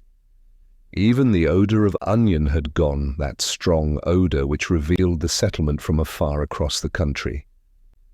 Now there was nothing but the smell of old vaults, the dampness of holes in which nothing lives. Vague sounds were dying out, stifled tears, lost oaths. And in the silence which slowly grew heavier, one could hear the sleep of hunger coming on, the collapse of bodies thrown across beds in the nightmares of empty bellies. As she passed before the church, she saw a shadow slip rapidly by. A gleam of hope made her hasten, for she had recognized the Montsou priest, Abbé Joire, who said Mass on Sundays at the settlement chapel. No doubt he had just come out of the sacristy, where he had been called to settle some affair. With rounded back he moved quickly on, a fat, meek man, anxious to live at peace with everybody. If he had come at night, it must have been in order not to compromise himself among the miners. It was said, too, that he had just obtained promotion. He had even been seen walking about with his successor, a lean man with eyes like live coals. "Sir, sir," stammered Maheu, but he would not stop. Good night, my good woman." She found herself before her own door. Her legs would no longer carry her, and she went in. No one had stirred. Maheu still sat dejected on the edge of the table. Old Bonnemort and the little ones were huddled together on the bench for the sake of warmth. And they had not said a word, and the candle had burnt so low that even light would soon fail them. At the sound of the door, the children turned their heads. But seeing that their mother brought nothing back, they looked down on the ground again, repressing the longing to cry for fear of being scolded. Maheu fell back into her place near the dying fire. They asked her no questions, and the silence continued. All had understood, and they thought it useless to weary themselves more by talking. They were now waiting, despairing, and without courage, in the last expectation that perhaps Étienne would unearth help somewhere. The minutes went by, and at last they no longer reckoned on this. When Étienne reappeared, he held a cloth containing a dozen potatoes, cooked but cold. "That's all that I've found," he said. With Mouquette also bread was wanting. It was her dinner which she had forced him to take in this cloth, kissing him with all her heart. "Thanks," he said to Maheu, who offered him his share. "I've eaten over there." It was not true, and he gloomily watched the children throw themselves on the food. The father and mother also restrained themselves in order to leave more, but the old man greedily swallowed everything. They had to take a potato away from him for Alzire. Then Étienne said that he had heard news. The company, irritated by the obstinacy of the strikers, talked of giving back their certificates to the compromised miners. Certainly, the company was for war. And a more serious rumour circulated. They boasted of having persuaded a large number of men to go down again. On the next day, the Victoire and Feutry-Cantel would be complete. Even at Madeleine and Mirou, there would be a third of the men. The Maheus were furious. "By God!" shouted the father, "if there are traitors, we must settle their account." And standing up, yielding to the fury of his suffering. "Tomorrow evening, to the forest. Since they won't let us come to an understanding at the Bon Joyeux, we can be at home in the forest." This cry had aroused old Bonnemort, who had grown drowsy after his gluttony. It was the old rallying cry, the rendezvous where the miners of old days used to plot their resistance to the king's soldiers. "Yes, yes, to Vandamme. I'm with you if you go there." Maheu made an energetic gesture. "We will all go. That will finish these injustices and treacheries." Étienne decided that the rendezvous should be announced to all the settlements for the following evening. But the fire was dead, as with the Levaques, and the candles suddenly went out. There was no more coal and no more oil. They had to feel their way to bed in the intense cold which contracted the skin. The little ones were crying. Chapter 6. Jeanlin was now well and able to walk, but his legs had united so badly that he limped on both the right and left sides, and moved with the gait of a duck, though running as fast as formerly, with the skill of a mischievous and thieving animal. On this evening, in the dusk on the Réquillart road, Jeanlin, accompanied by his inseparable friends Bébert and Lydie, was on the watch. He had taken ambush in a vacant space, behind a paling opposite an obscure grocery shop situated at the corner of a lane. An old woman who was nearly blind displayed there 3 or 4 sacks of lentils and haricots black with dust, and it was an ancient dried codfish hanging by the door and stained with fly blows, to which his eyes were directed. Twice already he had sent Bébert to unhook it, but each time someone had appeared at the bend in the road. Always intruders in the way, one could not attend to one's affairs. A gentleman went by on horseback, and the children flattened themselves at the bottom of the paling, for they recognized Monsieur Hennebeau. Since the strike, he was often thus seen along the roads, riding alone amid the rebellious settlements, ascertaining, with quiet courage, the condition of the country. And never had a stone whistled by his ears. He only met men who were silent and slow to salute him. Most often he came upon lovers who cared nothing for politics and took their fill of pleasure in holes and corners. He passed by on his trotting mare, with head directed straight forward so as to disturb nobody, while his heart was swelling with an unappeased desire amid this gormandizing of free love. He distinctly saw these small rascals, the little boys on the little girl, in a heap. Even the youngsters were already amusing themselves in their misery. His eyes grew moist, and he disappeared, sitting stiffly on his saddle, with his frock coat buttoned up in a military manner. "Damned luck!" said Jeanlin. "This will never finish. Go on, Bébert, hang on to its tail." But 2 men once more appeared, and the child again stifled an oath when he heard the voice of his brother Zacharie narrating to Mouquet how he had discovered a 2-franc piece sewn into one of his wife's petticoats. They both grinned with satisfaction, slapping each other on the shoulder. Mouquet proposed a game of cross for the next day. They would leave the Avantage at 2 o'clock and go to the Montoire side, near Marchienne. Zacharie agreed. What was the good of bothering over the strike? As well amuse oneself, since there's nothing to do. and they turned the corner of the road when Étienne, who was coming along the canal, stopped them and began to talk. "Are they going to bed here?" said Jeanlin in exasperation. "Nearly night. The old woman will be taking in her sacks." Another miner came down towards Réquillart. Étienne went off with him, and as they passed the paling, the child heard them speak of the forest. They had been obliged to put off the rendezvous to the following day, for fear of not being able to announce it in one day to all the settlements. "I say there," he whispered to his two mates. "The big affair is for tomorrow. We'll go, eh? We can get off in the afternoon." And the road being at last free, he sent Bébert off. "Courage! Hang on to its tail, and look out!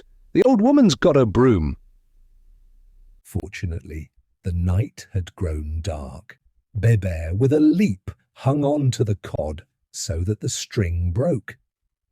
He ran away, waving it like a kite, followed by the two others, all three galloping. The woman came out of her shop in astonishment, without understanding or being able to distinguish this band now lost in the darkness. These scoundrels had become the terror of the country. They gradually spread themselves over it like a horde of savages. At first, they had been satisfied with the yard at the Voreux, tumbling into the stock of coal, from which they would emerge looking like Negroes, playing at hide-and-seek amid the supply of wood, in which they lost themselves as in the depths of a virgin forest. Then they had taken the pit bank by assault. They would seat themselves on it and slide down the bare portions still boiling with interior fires. They glided among the briars in the older parts, hiding for the whole day, occupied in the quiet little games of mischievous mice. And they were constantly enlarging their conquests, scuffling among the piles of bricks until blood came, running about the fields and eating without bread all sorts of milky herbs, searching the banks of the canals to take fish from the mud and swallow them raw, and pushing still farther, they travelled for kilometres as far as the thickets of Vandam, under which they gorged themselves with strawberries in the spring, with nuts and bilberries in summer. Soon the immense plain belonged to them. What drove them thus from Montsou to Marchiennes, constantly on the roads with the eyes of young wolves, was the growing love of plunder. Jeanlin remained the captain of these expeditions, leading the troop on to all sorts of prey, ravaging the onion fields, pillaging the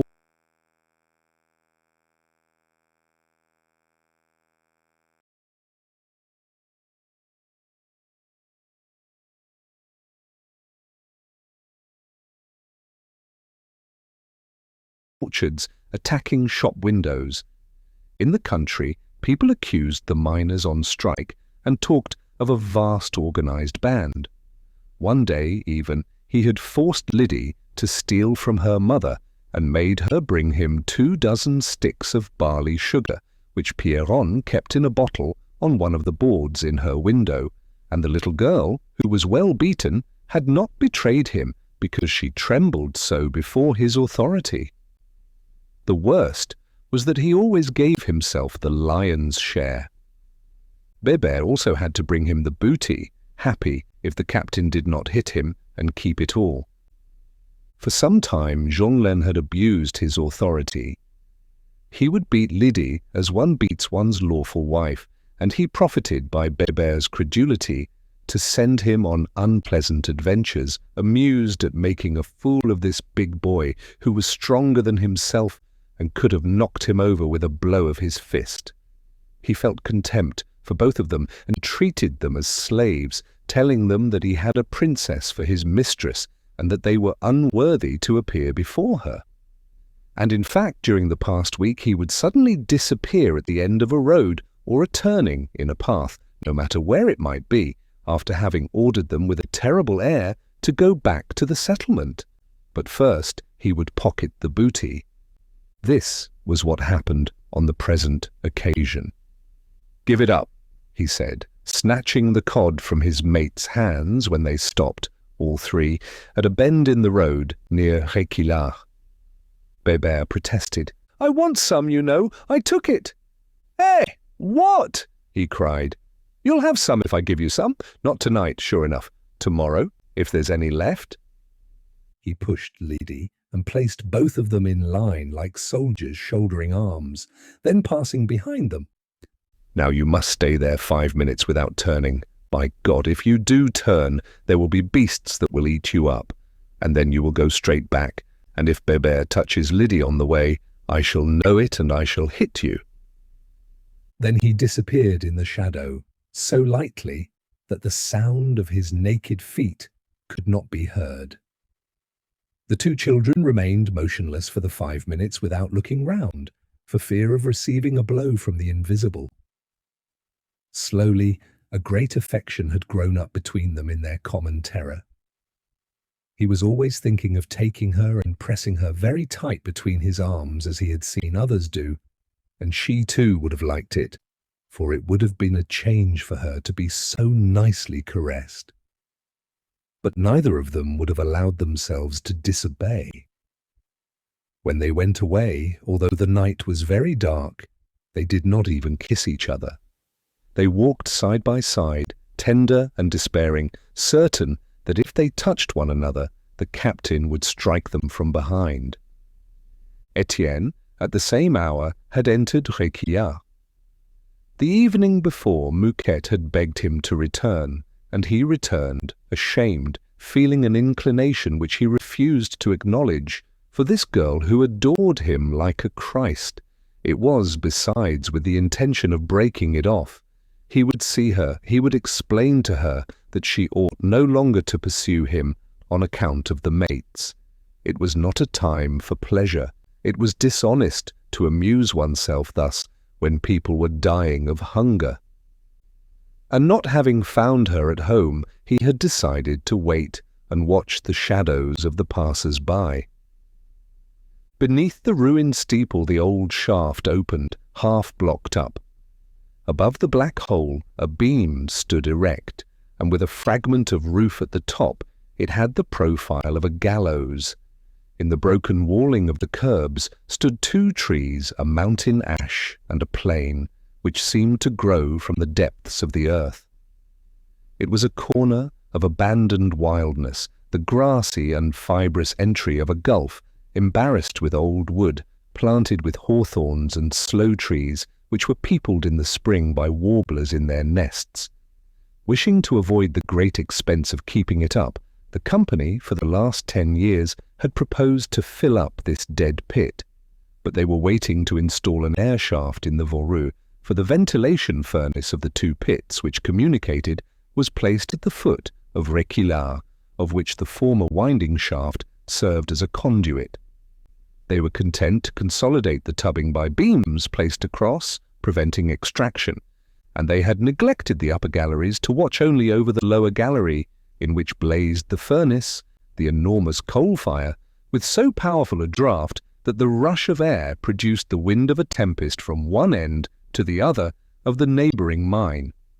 As a precaution, in order that they could still go up and down, the order had been given to furnish the shaft with ladders.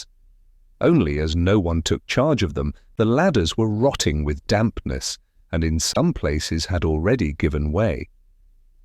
Above, a large briar stopped the entry of the passage, and, as the first ladder had lost some rungs, it was necessary, in order to reach it, to hang on to a root of the mountain ash, and then to take one's chance and drop into the blackness. Étienne was waiting patiently, hidden behind a bush, when he heard a long rustling among the branches. He thought at first that it was the scared flight of a snake, but the sudden gleam of a match astonished him, and he was stupefied on recognizing Jeanlin, who was lighting a candle and burying himself in the earth. He was seized with curiosity and approached the hole. The child had disappeared, and a faint gleam came from the second ladder. Étienne hesitated a moment, and then let himself go, holding on to the roots. He thought for a moment that he was about to fall down the whole 580 meters of the mine, but at last he felt a rung, and descended gently. Jeanlin had evidently heard nothing, Étienne constantly saw the light sinking beneath him, while the little one's shadow, colossal and disturbing, danced with the deformed gait of his distorted limbs. He kicked his legs about with the skill of a monkey, catching on with hands, feet, or chin where the rungs were wanting. Ladders, 7 meters in length, followed one another, some still firm, others shaky, yielding and almost broken. The steps were narrow and green, so rotten that one seemed to walk in moss, and as one went down the heat grew suffocating, the heat of an oven proceeding from the air shaft, which was fortunately not very active. Now the strike was on, or when the furnace devoured its 5,000 kilograms of coal a day, one could not have risked oneself here without scorching one's hair. "What a damned little toad!" exclaimed Étienne in a stifled voice. "Where the devil is he going to?" Twice he had nearly fallen. His feet slid on the damp wood. If he had only had a candle like the child, but he struck himself every minute. He was only guided by the vague gleam that fled beneath him. He had already reached the 20th ladder, and the descent still continued. Then he counted them, 21, 22, 23, and he still went down and down. His head seemed to be swelling with the heat, and he thought that he was falling into a furnace. At last he reached a landing place, and he saw the candle going off along a gallery. 30 ladders that made about 210 meters. "Is he going to drag me about long?" he thought. "He must be going to bury himself in the stable." But on the left, the path which led to the stable was closed by a landslip. The journey began again, now more painful and more dangerous. Frightened bats flew about and clung to the roof of the gallery. He had to hasten so as not to lose sight of the light. Only where the child passed with ease, with the suppleness of a serpent, he could not glide through without bruising his limbs. This gallery, like all the older passages, was narrow and grew narrower every day from the constant fall of soil. At certain places it was a mere tube which would eventually be effaced. In this strangling labour the torn and broken wood became a peril, threatening to saw into his flesh, or to run him through with the points of splinters, sharp as swords. He could only advance with precaution, on his knees or belly, feeling in the darkness before him. Suddenly a band of rats stamped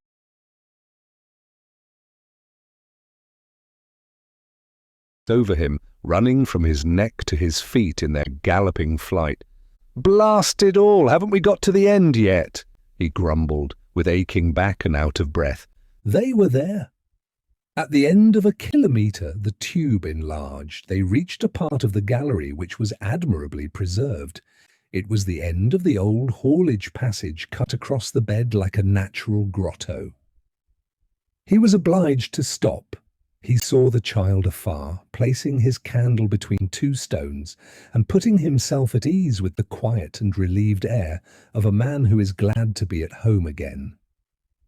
This gallery end was completely changed into a comfortable dwelling. In a corner on the ground, a pile of hay made a soft couch. On some old planks placed like a table, there were bread, potatoes, and bottles of gin already opened. It was a real brigand's cavern, with booty piled up for weeks, even useless booty like soap and blacking, stolen for the pleasure of stealing. And the child, quite alone in the midst of this plunder, was enjoying it like a selfish brigand. "I say then, is this how you make fun of people?" cried Étienne, when he had breathed for a moment. "You come and gorge yourself here, when we are dying of hunger up above." Jeanlin, astounded, was trembling. But recognizing the young man, he quickly grew calm. "Will you come and dine with me?" he said at last. "Eh? A bit of grilled cod? You shall see." He had not let go his cod, and he began to scrape off the fly blows properly with a fine new knife, one of those little dagger knives with bone handles, on which mottos are inscribed. This one simply bore the word amour. "You have a fine knife," remarked Étienne.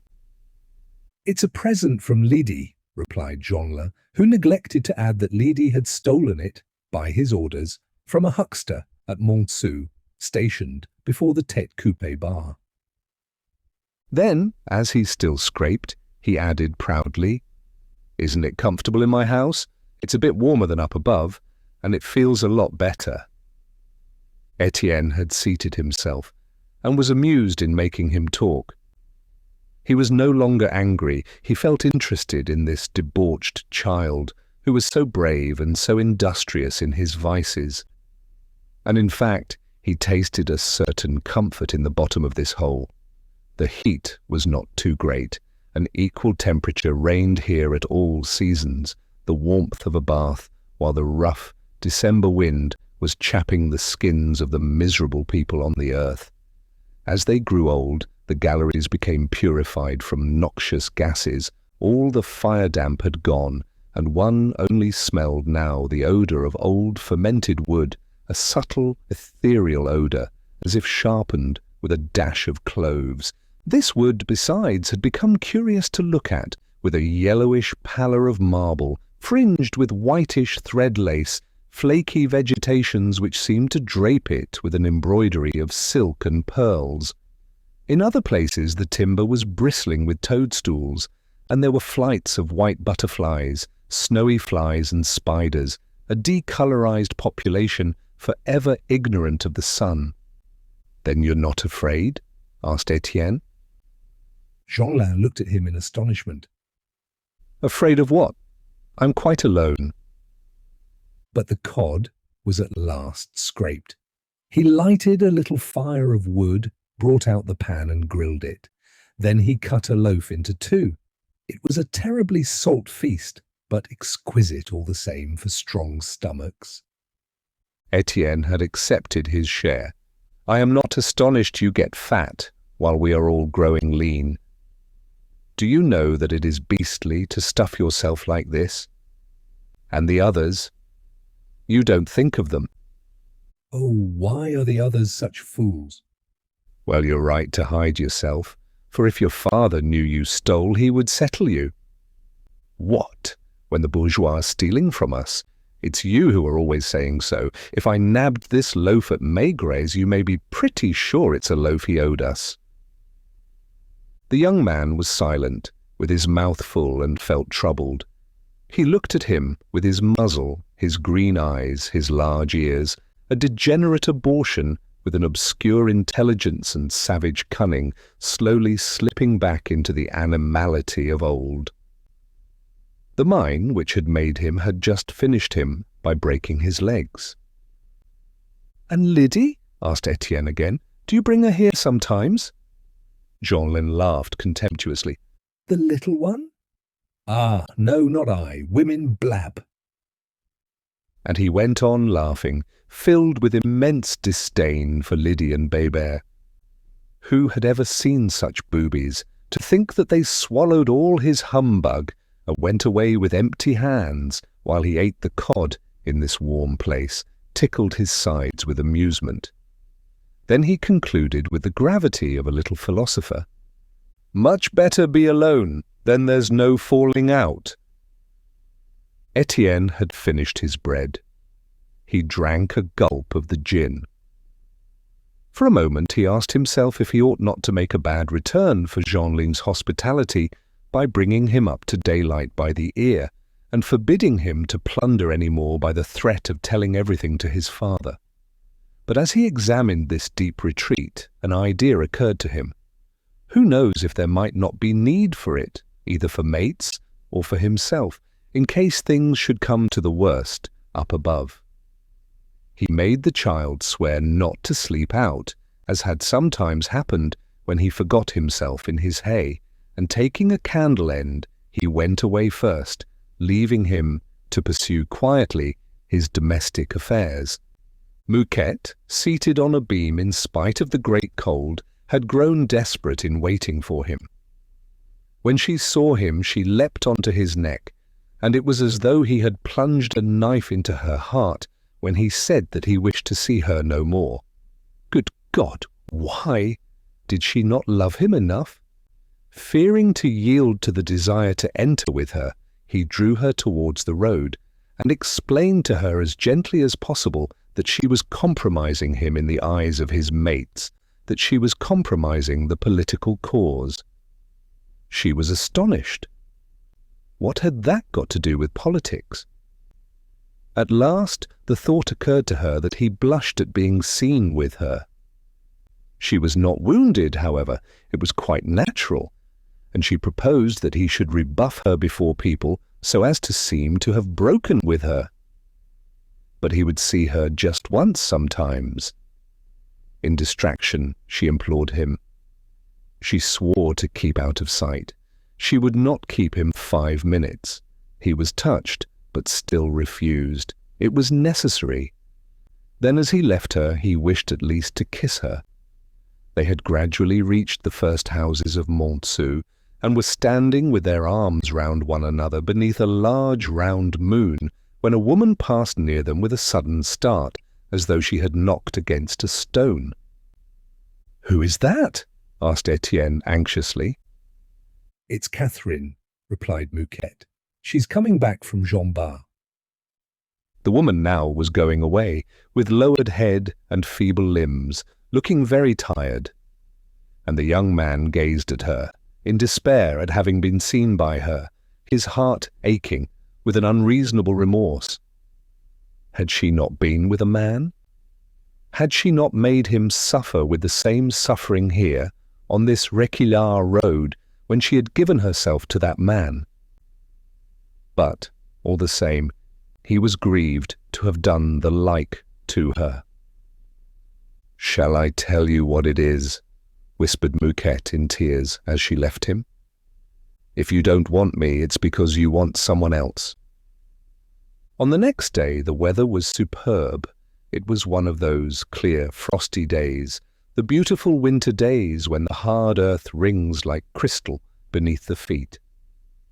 Jeanlin had gone off at 1 o'clock, but he had to wait for Bébert behind the church, and they nearly set out without Lydie, whose mother had again shut her up in the cellar, and only now liberated her to put a basket on her arm, telling her that if she did not bring it back full of dandelions, she should be shut up with the rats all night long. She was frightened, therefore, and wished to go at once for salad. Jeanlin dissuaded her. They would see later on. For a long time, Poland, Rasseneur's big rabbit, had attracted his attention. He was passing before the Avantage when, just then, the rabbit came out onto the road.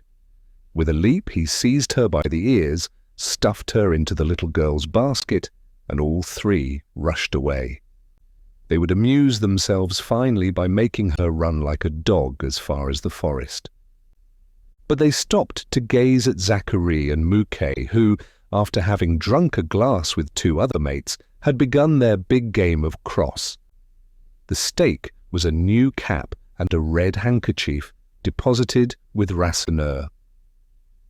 The 4 players, 2 against 2, were bidding for the first turn from the Voreux to the Paillot farm, nearly 3 kilometres. And it was Zachary who won with 7 strokes, while Mouquet required 8. They had placed the ball, the little boxwood egg, on the pavement, with one end up. Each was holding his cross, the mallet with its bent iron, long handle, and tight-strung network. 2 o'clock struck as they set out. Zachary, in a masterly manner, at his first stroke, composed of a series of 3, sent the ball more than 400 yards across the beetroot fields, for it was forbidden to play in the villages and on the streets where people might be killed. Mouquet, who was also a good player, sent off the ball with so vigorous an arm that his single stroke brought the ball 150 metres behind, and the game went on, backwards and forwards, always running, their feet bruised by the frozen ridges of the ploughed fields. At first, Jeanlin, Bébert, and Lydie had trotted behind the players, delighted with their vigorous strokes. Then they remembered Poland, whom they were shaking up in the basket, and, leaving the game in the open country, they took out the rabbit, inquisitive, to see how fast she could run. She went off, and they fled after her. It was a chase lasting an hour at full speed, with constant turns, with shouts to frighten her, and arms opened and closed on emptiness. If she had not been at the beginning of pregnancy, they would never have caught her again. As they were panting, the sound of oaths made them turn their heads. They had just come upon the cross-party again, and Zachary had nearly split open his brother's skull. The players were now at their fourth turn. From the Paillot farm they had gone off to the Quatre Chemins, then from the Quatre Chemins to Montoire, and now they were going in 6 strokes from Montoire to Près des Vaches. That made 2 leagues and a half in an hour. And besides, they had had drinks at the Estaminet Vincent and at the Trois Sages bar.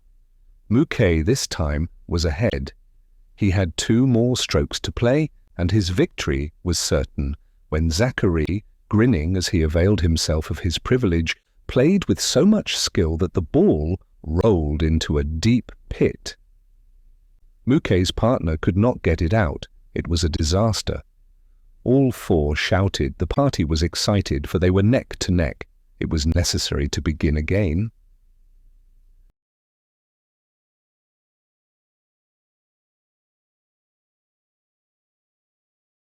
From the Près des Vaches, it was not 2 kilometers to the point of Herbe Rousse in 5 strokes. There they would refresh themselves at Les Renards. But Jeanlin had an idea. He let them go on and pulled out of his pocket a piece of string which he tied to one of Poland's legs, the left hind leg. And it was very amusing. The rabbit ran before the 3 young rascals, waddling along in such an extraordinary manner that they had never laughed so much before. Afterwards they fastened it round her neck and let her run off. And as she grew tired, they dragged her on her belly or on her back, just like a little carriage. That lasted for more than an hour. She was moaning when they quickly put her back into the basket, near the wood at Cruchot, on hearing the players whose game they had once more came across. Zachary, Mouquet, and the 2 others were getting over the kilometers with no other rest than the time for a drink, at all the inns which they had fixed on as their goals. From the Herbes Rousses they had gone on to Bouchy, then to Croix-de-Pierre, then to Chamblay. The earth rang beneath the helter-skelter of their feet, rushing untiringly after the ball, which bounded over the ice. The weather was good. They did not fall in. They only ran the risk of breaking their legs. In the dry air, the great crossbows exploded like firearms. Their muscular hands grasped the strung handle. Their entire bodies were bent forward as though to slay an ox. And this went on for hours, from one end of the plain to the other, over ditches and hedges and the slopes of the road, the low walls of the enclosures. One needed to have good bellows in one's chest and iron hinges in one's knees. The pikemen thus rubbed off the rust of the mine with impassioned zeal. There were some so enthusiastic, at 25, that they could do 10 leagues. At 40, they played no more. They were too heavy. 5 o'clock struck. The twilight was already coming on. One more turn to the forest of Vandame to decide who had gained the cap and the handkerchief, and Zachary joked with his chaffing indifference for politics. It would be fine to tumble down over there in the midst of the mates.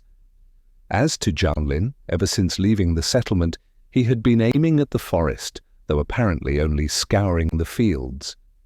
With an indignant gesture, he threatened Lydie, who was full of remorse and fear, and talked of going back to the Voreux to gather dandelions. Were they going to abandon the meeting? He wanted to know what the old people would say.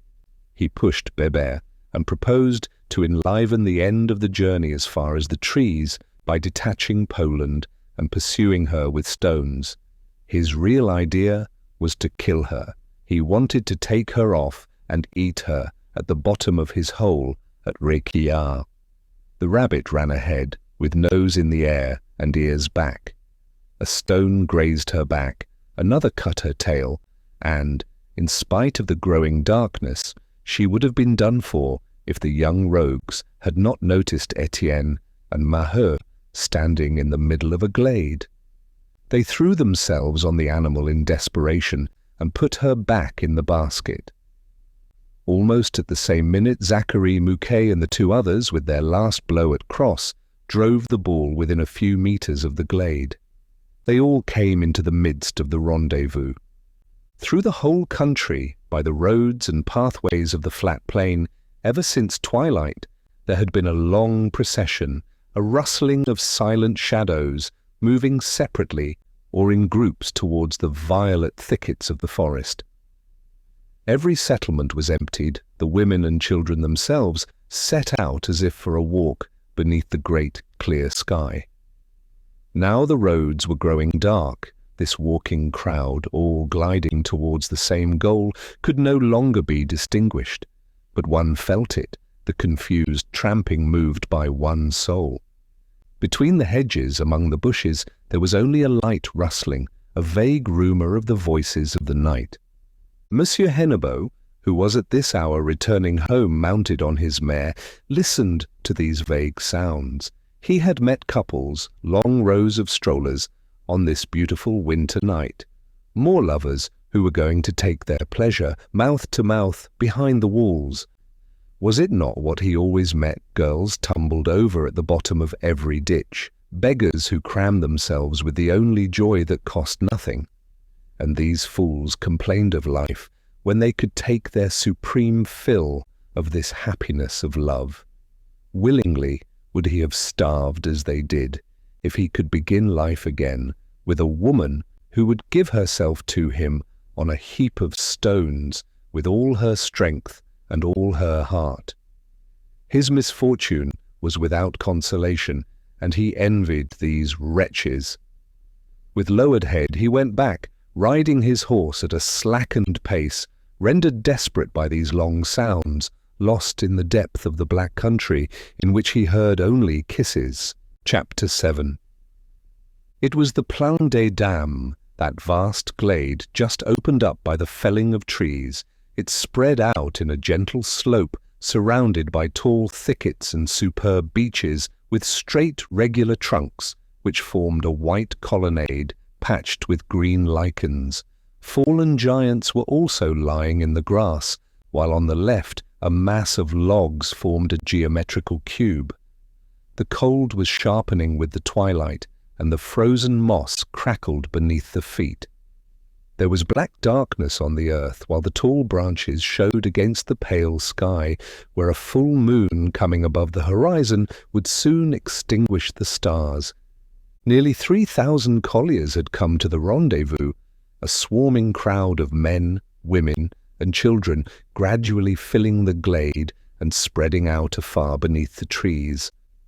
Late arrivals were still coming up, a flood of heads drowned in shadow and stretching as far as the neighbouring copses. A rumbling arose from them like that of a storm in this motionless and frozen forest. At the top, dominating the slope, Étienne stood with Rasseneur and Maheu. A quarrel had broken out. One could hear their voices in sudden bursts. Near them some men were listening. Levaque, with clenched fists, Pierron, turning his back and much annoyed that he had no longer been able to feign a fever. There were also Father Bonnemort and old Mouque, seated side by side on a stump, lost in deep meditation. Then behind were the Chaffers, Zachary, Mouquet, and others who had come to make fun of the thing. While gathered together in a very different spirit, the women in a group were as serious as if at church. Maheu silently shook her head at the Levaque woman's muttered oaths. Philomène was coughing, her bronchitis having come back with the winter.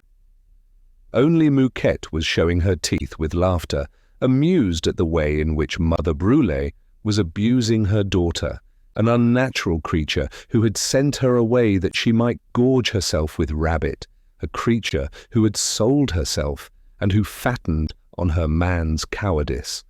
And Zola had planted himself on the pile of wood, hoisting up Lydie and making Bébert follow him, all three higher up in the air than anyone else. The quarrel was raised by Rasseneur, who wished to proceed formally to the election of officers. He was enraged by his defeat at the Bon Joyeux and had sworn to have his revenge, for he flattered himself that he could regain his old authority when he was once face to face, not with the delegates, but with the miners themselves. Étienne was disgusted and thought the idea of officers was ridiculous in this forest. They ought to act in a revolutionary fashion like savages, since they were tracked like wolves. As the dispute threatened to drag on, he took possession of the crowd at once by jumping onto the trunk of a tree and shouting, "Comrades! Comrades!" The confused roar of the crowd died down into a long sigh, while Maheu stifled Rasseneur's protestations. Étienne went on in a loud voice, "Comrades, since they forbid us to speak, since they send the police after us, as if we were robbers, we have come to talk here. Here we are free, we are at home. No one can silence us any more than they can silence the birds and beasts."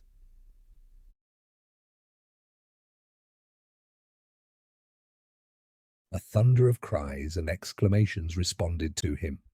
"Yes, yes, the forest is ours, we can talk here. Go on." Then Étienne stood for a moment, motionless on the tree trunk. The moon, still beneath the horizon, only lit up the topmost branches, and the crowd, remaining in the darkness, stood above it at the top of the slope like a bar of shadow. He raised his arm with a slow movement and began. But his voice was not fierce.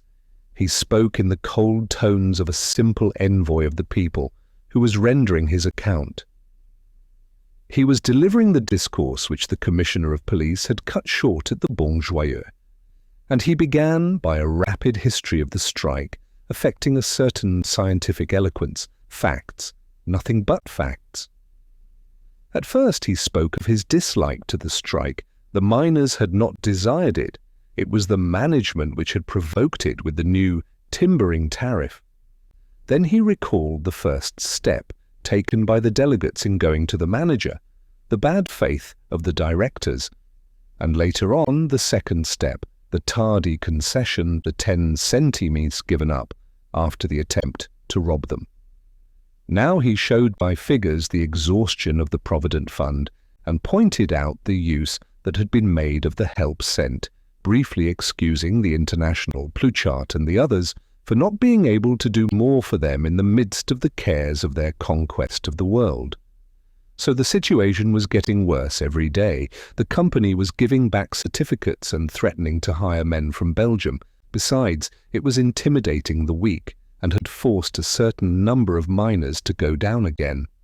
He preserved his monotonous voice as if to insist on the bad news. He said that hunger was victorious, that hope was dead, and that the struggle had reached the last feverish efforts of courage. And then he suddenly concluded without raising his voice, "It is in these circumstances, mates, that you have to take a decision tonight. Do you want the strike to go on? And if so, what do you expect to do to beat the company?" A deep silence fell from the starry sky. The crowd, which could not be seen, was silent in the night beneath these words which choked every heart, and a sigh of despair could be heard through the trees. But Étienne was already continuing, with a change in his voice. It was no longer the secretary of the association who was speaking. It was the chief of a band, the apostle, who was bringing truth. Could it be that any were cowardly enough to go back on their word? What? They were to suffer in vain for a month, and then to go back to the pits, with lowered heads, so that the everlasting wretchedness might begin over again. Would it not be better to die at once in the effort to destroy this tyranny of capital, which was starving the worker?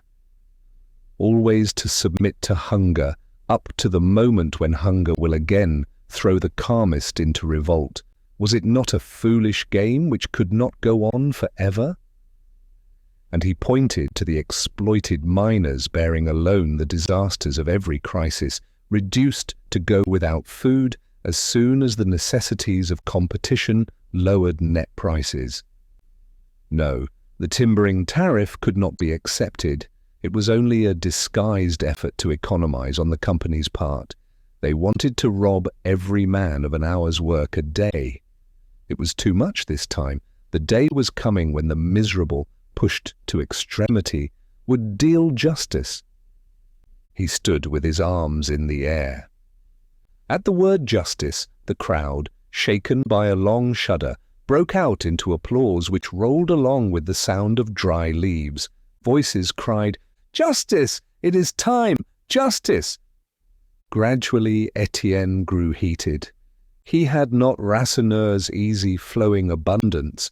Words often failed him. He had to force his phrases, bringing them out with an effort which he emphasized by a movement of his shoulders. Only in these continual shocks he came upon familiar images which seized on his audience by their energy, while his workman's gestures, his elbows in and then extended, with his fists thrust out, his jaw suddenly advanced as if to bite, had also an extraordinary effect on his mates. They all said that if he was not big, he made himself heard. "The wage system is a new form of slavery," he began again, in a more sonorous voice. "The mine ought to belong to the miner, as the sea belongs to the fisherman, and the earth to the peasant. Do you see? The mine belongs to you, to all of you who, for a century, have paid for it with so much blood and misery." He boldly entered on obscure questions of law and lost himself in the difficulties of the special regulations concerning mines. The subsoil, like the soil, belonged to the nation. Only an odious privilege gave the monopoly of it to the companies, all the more since, at Montsou, the pretended legality of the concession was complicated by treaties formerly made with the owners of the old fiefs, according to the ancient custom of Hainaut. The miners then had only to reconquer their property, and with extended hands he indicated the whole country beyond the forest. At this moment, the moon, which had risen above the horizon, lit him up as it glided from behind the high branches. When the crowd, which was still in shadow, saw him thus, white with light, distributing fortune with his open hands, they applauded anew by prolonged clapping. "Yes, yes, he's right! Bravo!" Then Étienne trotted out his favourite subject, the assumption of the instruments of production by the collectivity, as he kept on saying in a phrase, the pedantry of which greatly pleased him. At the present time his evolution was completed. Having set out with the sentimental fraternity of the novice and the need for reforming the wage system, he had reached the political idea of its suppression. Since the meeting at the Bon Joyeux, his collectivism, still humanitarian and without a formula, had stiffened into a complicated program which he discussed scientifically, article by article. First, he affirmed that freedom could only be obtained by the destruction of the state. Then, when the people had obtained possession of the government, reforms would begin. Return to the primitive commune, substitution of an equal and free family for the moral and oppressive family, absolute equality, civil, political and economic, individual independence guaranteed thanks to the possession of the integral product of the instruments of work. Finally, free vocational education, paid for by the collectivity. This led to the total reconstruction of the old rotten society. He attacked marriage, the right of bequest. He regulated everyone's fortune. He threw down the iniquitous monument of the dead centuries with a great movement of his arm, always the same movement, the movement of the reaper who is cutting down a ripe harvest, and then with the other hand he reconstructed, he built up the future humanity, the edifice of truth and justice rising in the dawn of the 20th century. In this state of mental tension, reason trembled, and only the sectarian's fixed idea was left. The scruples of sensibility and of good sense were lost. Nothing seemed easier than the realization of this new world. He had foreseen everything. He spoke of it as of a machine which he could put together in 2 hours, and he stuck at neither fire nor blood. "Our turn is come," he broke out for the last time. "Now it is for us to have power and wealth." The cheering rolled up to him from the depths of the forest.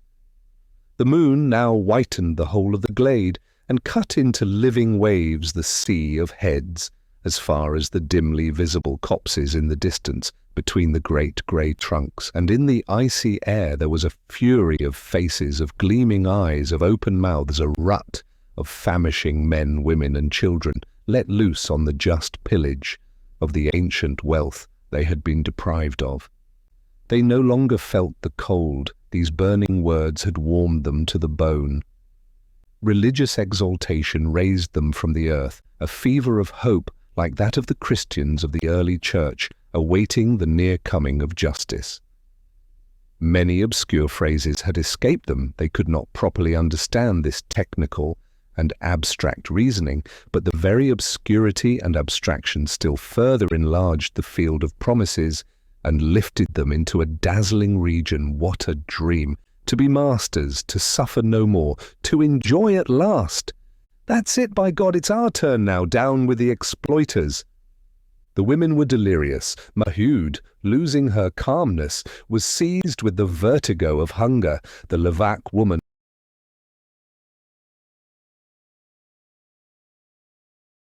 shouted.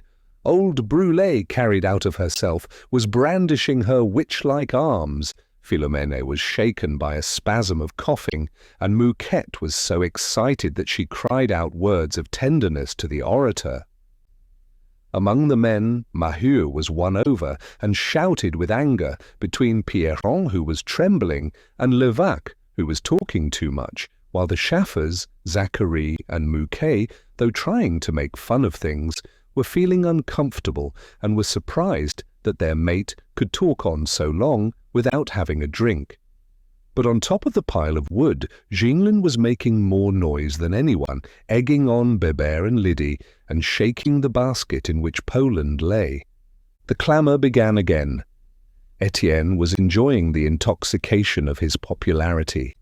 He held power, as it were, materialized in these 3,000 breasts, whose hearts he could move with a word. Souvarine, if he had cared to come, would have applauded his ideas so far as he recognized them, pleased with his pupils' progress in anarchism, and satisfied with the program, except the article on education, a relic of silly sentimentality, for men needed to be dipped in a bath of holy and salutary ignorance. As to Rasseneur, he shrugged his shoulders with contempt and anger. "You shall let me speak," he shouted to Étienne. The latter jumped from the tree trunk. "Speak! We shall see if they'll hear you." Already Rasseneur had replaced him, and with a gesture demanded silence. But the noise did not cease. His name went round from the first ranks, who had recognized him, to the last, lost beneath the beeches, and they refused to hear him. He was an overturned idol. The mere sight of him angered his old disciples. His facile elocution, his flowing, good-natured speech, which had so long charmed them, was now treated like warm gruel made to put cowards to sleep. In vain he talked through the noise, trying to take up again his discourse of conciliation, the impossibility of changing the world by a stroke of law, the necessity of allowing the social evolution time to accomplish itself. They joked him, they hissed him. His defeat at the Bon Joyeux was now beyond repair. At last they threw handfuls of frozen moss at him, and a woman cried in a shrill voice, "Down with the traitor!" He explained that the miner could not be the proprietor of the mine, as the weaver is of his loom, and he said that he preferred sharing in the benefits, the interested worker becoming the child of the house. "Down with the traitor!" repeated 1,000 voices, while stones began to whistle by. Then he turned pale, and despair filled his eyes with tears. His whole existence was crumbling down. 20 years of ambitious comradeship were breaking down beneath the ingratitude of the crowd. He came down from the tree trunk, with no strength to go on, struck to the heart. "That makes you laugh," he stammered, addressing the triumphant Étienne. "Good. I hope your turn will come. It will come, I tell you."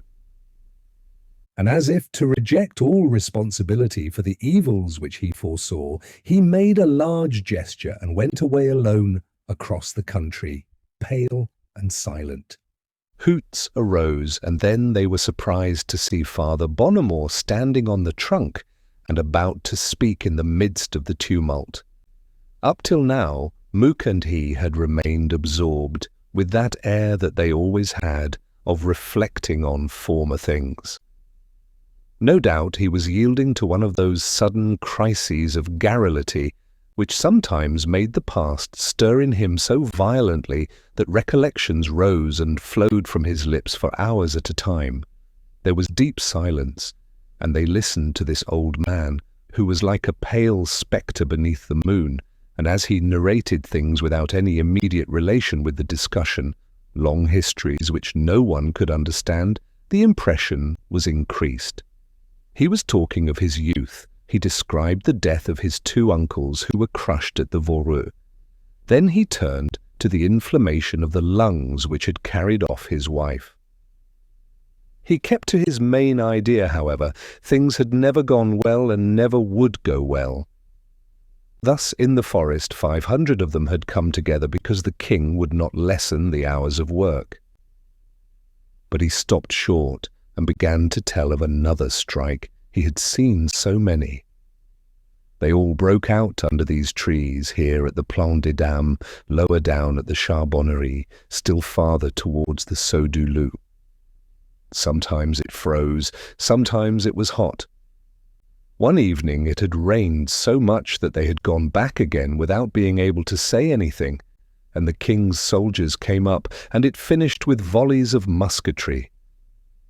We raised our hands like this, and we swore not to go back again. "Ah, I have sworn. Yes, I have sworn." The crowd listened gapingly, feeling disturbed, when Étienne, who had watched the scene, jumped on to the fallen tree, keeping the old man at his side. He had just recognized Chaval among their friends in the first row. The idea that Catherine must be there had roused a new ardor within him, the desire to be applauded in her presence. "Mates, you have heard. This is one of our old men, and this is what he has suffered, and what our children will suffer if we don't have done with the robbers and butchers." He was terrible. Never had he spoken so violently. With one arm he supported old Bonnemort, exhibiting him as a banner of misery and mourning and crying for vengeance. In a few rapid phrases he went back to the first Maheu. He showed the whole family used up at the mine, devoured by the company, hungrier than ever after 100 years of work. And contrasting with the Mahers, he pointed to the big bellies of the directors sweating gold, a whole band of shareholders going on for a century like kept women, doing nothing but enjoy with their bodies. Was it not fearful? A race of men dying down below from father to son, so that bribes of wine could be given to ministers, and generations of great lords and bourgeois could give feasts or fatten by their firesides. He had studied the diseases of the miners. He made them all march past with their awful details: anemia, scrofula, black bronchitis, the asthma which chokes, and the rheumatism which paralyzes. These wretches were thrown as food to the engines and penned up like beasts in the settlements. The great companies absorb them, regulating their slavery, threatening to enroll all the workers of the nation, millions of hands, to bring fortune to 1,000 idlers. But the miner was no longer an ignorant brute, crushed within the bowels of the earth. An army was springing up from the depths of the pits, a harvest of citizens whose seed would germinate and burst through the earth some sunny day. And they would see then if, after 40 years of service, anyone would dare to offer a pension of 150 francs to an old man of 60 who spat out coal and whose legs were swollen with the water from the cuttings. Yes, labour would demand an account from capital, that impersonal god, unknown to the worker, crouching down somewhere in his mysterious sanctuary, where he sucked the life out of the starvelings who nourished him. They would go down there. They would at last succeed in seeing his face by the gleam of incendiary fires. They would drown him in blood, that filthy swine, that monstrous idol gorged with human flesh. He was silent, but his arm, still extended in space, indicated the enemy down there, he knew not where, from one end of the earth to the other. This time the clamour of the crowd was so great that people at Monceau heard it and looked towards Vandamme, seized with anxiety at the thought that some terrible landslip had occurred. Nightbirds rose above the trees in the clear, open sky. He now concluded his speech. "Mates, what is your decision? Do you vote for the strike to go on?" Their voices yelled, "Yes, yes!" "And what steps do you decide on?"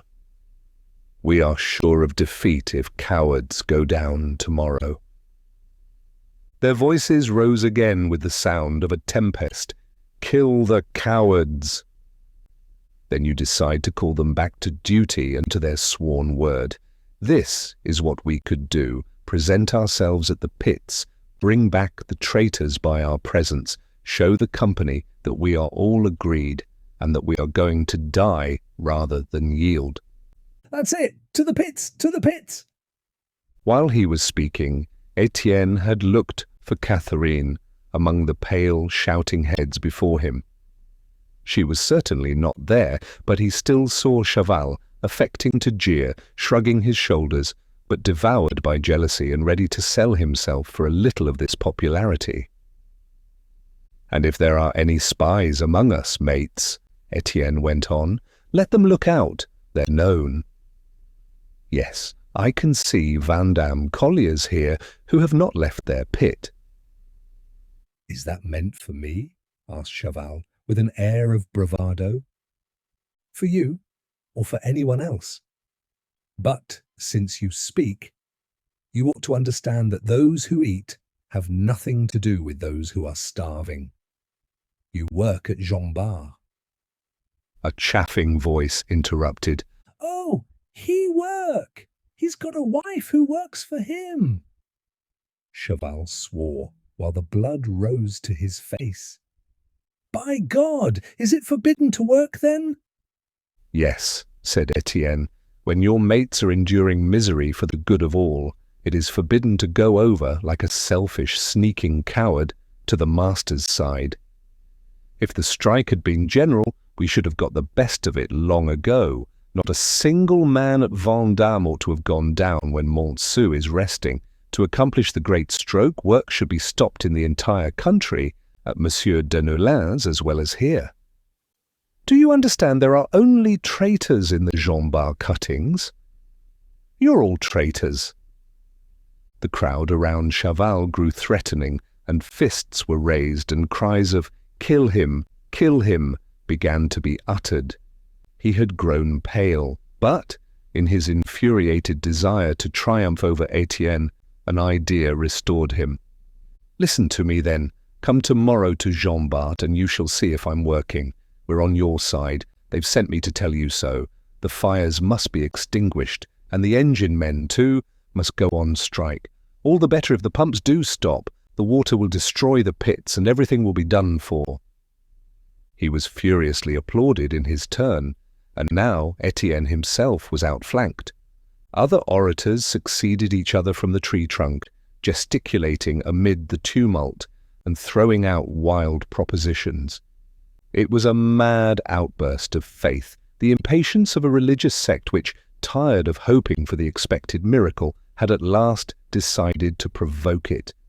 These heads, emptied by famine, saw everything red and dreamed of fire and blood in the midst of a glorious apotheosis from which would arise universal happiness. And the tranquil moon bathed this surging sea, the deep forest encircled with its vast silence, this cry of massacre. The frozen moss crackled beneath the heels of the crowd, while the beeches, erect in their strength, with the delicate tracery of their black branches against the white sky, neither saw nor heard the miserable beings who writhed at their feet. There was some pushing, and Maheu found herself near Maheu. Both of them, driven out of their ordinary good sense and carried away by the slow exasperation which had been working within them for months, approved Levaque, who went to extremes by demanding the heads of the engineers. Pierron had disappeared. Bonnemort and Mouk were both talking together, saying vague, violent things which nobody heard. For a joke, Zachary demanded the demolition of the churches, while Mouquet, with his cross in his hand, was beating it against the ground for the sake of increasing the row. The women were furious. The Levaque, with her fists to her hips, was setting to with Philomene, whom she accused of having laughed. Mouquet talked of attacking the gendarmes by kicking them somewhere. Mother Brûlé, who had just slapped Lydie on finding her without either basket or salad, went on launching blows into space against all the masters whom she would like to have got at.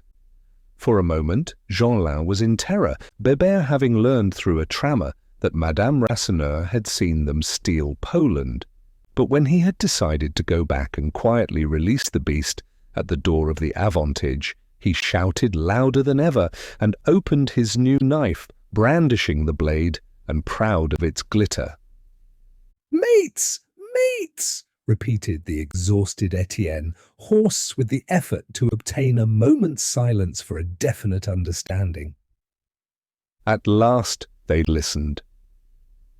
"Mates! Tomorrow morning at Jean Bart, is it agreed?" Yes, at Jean Bart. Death to the traitors. The tempest of these 3,000 voices filled the sky and died away in the pure brightness of the moon. Part 5. Chapter 1. At 4 o'clock the moon had set and the night was very dark. Everything was still asleep at de Newlands. The old brick house stood mute and gloomy, with closed doors and windows, at the end of the large, ill-kept garden, which separated it from the Jean Bart mine. The other frontage faced the deserted road to Vandamme, a large country town about 3 kilometers off, hidden behind the forest. De Newlin, tired after a day spent in part below, was snoring with his face toward the wall when he dreamt that he had been called. At last he awoke, and really, hearing a voice, got out and opened the window. One of his captains was in the garden. "What is it, then?" he asked. "There's a rebellion, sir. Half the men will not work, and are preventing the others from going down." He scarcely understood, with head heavy and dazed with sleep, and the great cold struck him like an icy douche. "Then make them go down, by George," he stammered. "It's been going on an hour," said the captain. "Then we thought it best to come for you. Perhaps you will be able to persuade them." "Very good. I'll go." He quickly dressed himself, his mind quite clear now, and very anxious. The house might have been pillaged. Neither the cook nor the manservant had stirred. But from the other side of the staircase, alarmed voices were whispering. And when he came out, he saw his daughter's door open, and they both appeared in white dressing gowns.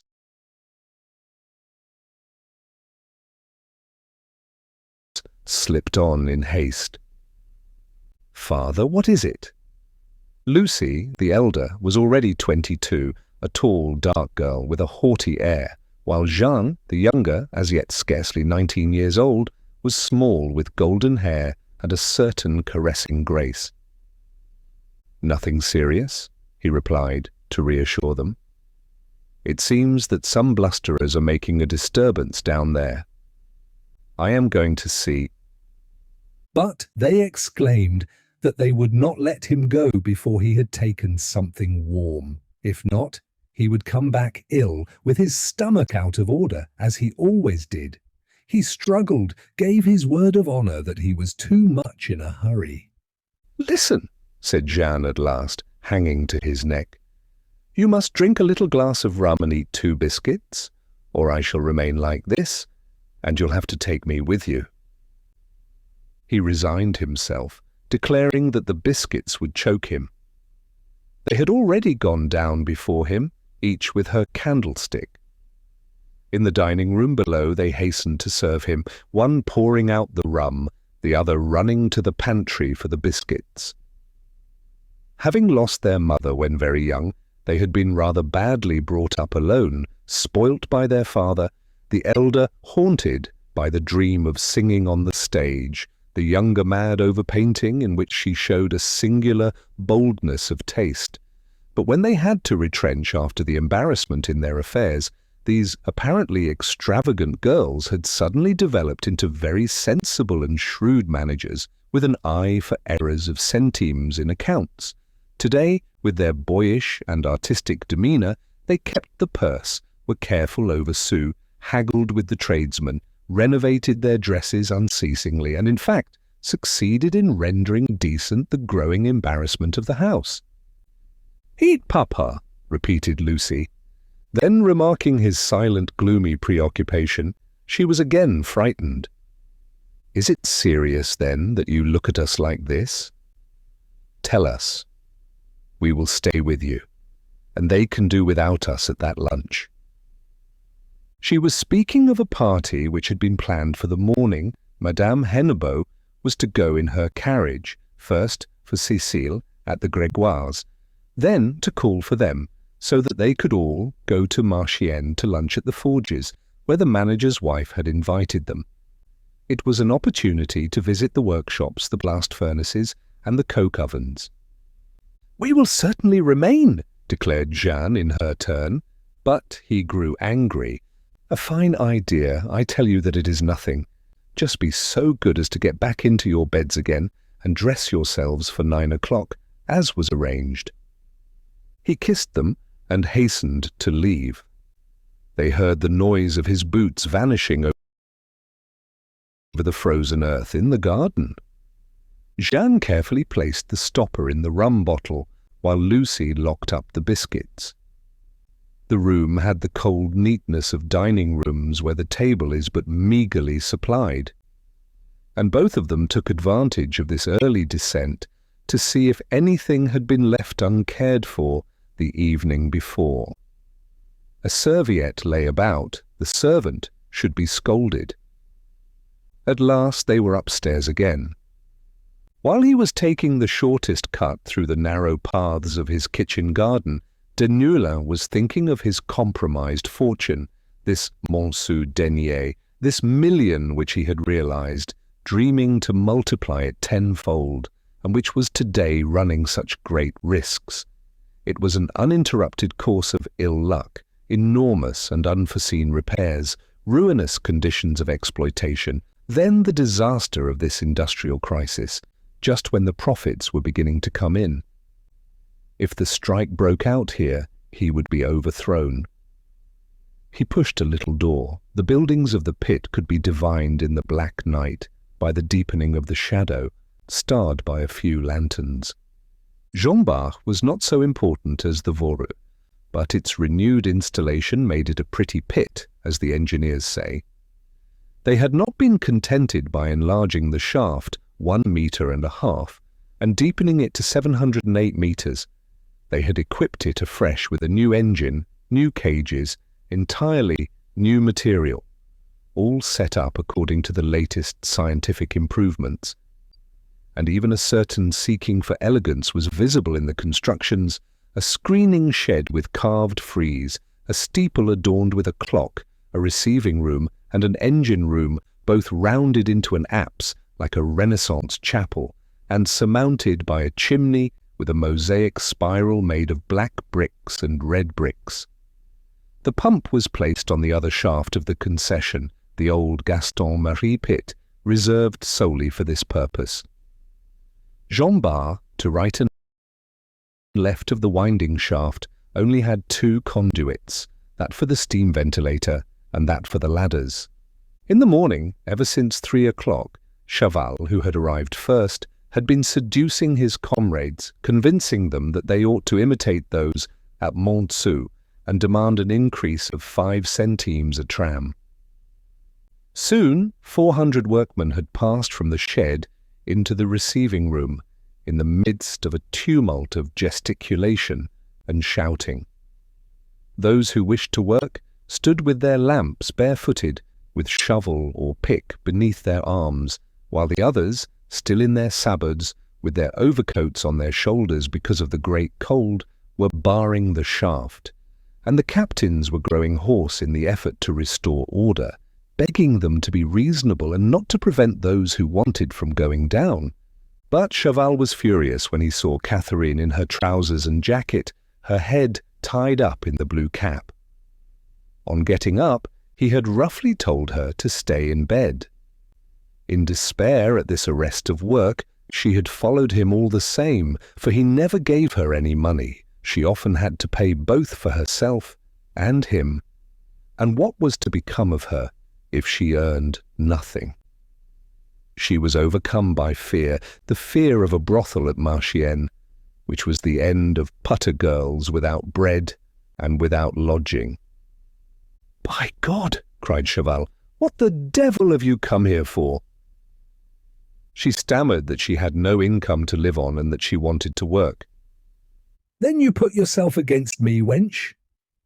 Back you go at once, or I'll go back with you and kick my sabots into your backside." She recoiled timidly, but she did not leave, resolved to see how things would turn out. De Nulin had arrived by the screening stairs. In spite of the weak light of the lanterns, with a quick look, he took in the scene with this rabble wrapped in shadow. He knew every face, the pikemen, the porters, the landers, the putters, even the trammers. In the nave, still new and clean, the arrested task was waiting. The steam in the engine, under pressure, made slight whistling sounds. The cages were hanging motionless to the cables. The trams, abandoned on the way, were encumbering the metal floors. Scarcely 80 lamps had been taken. The others were flaming in the lamp cabin, but no doubt a word from him would suffice, and the whole life of labour would begin again.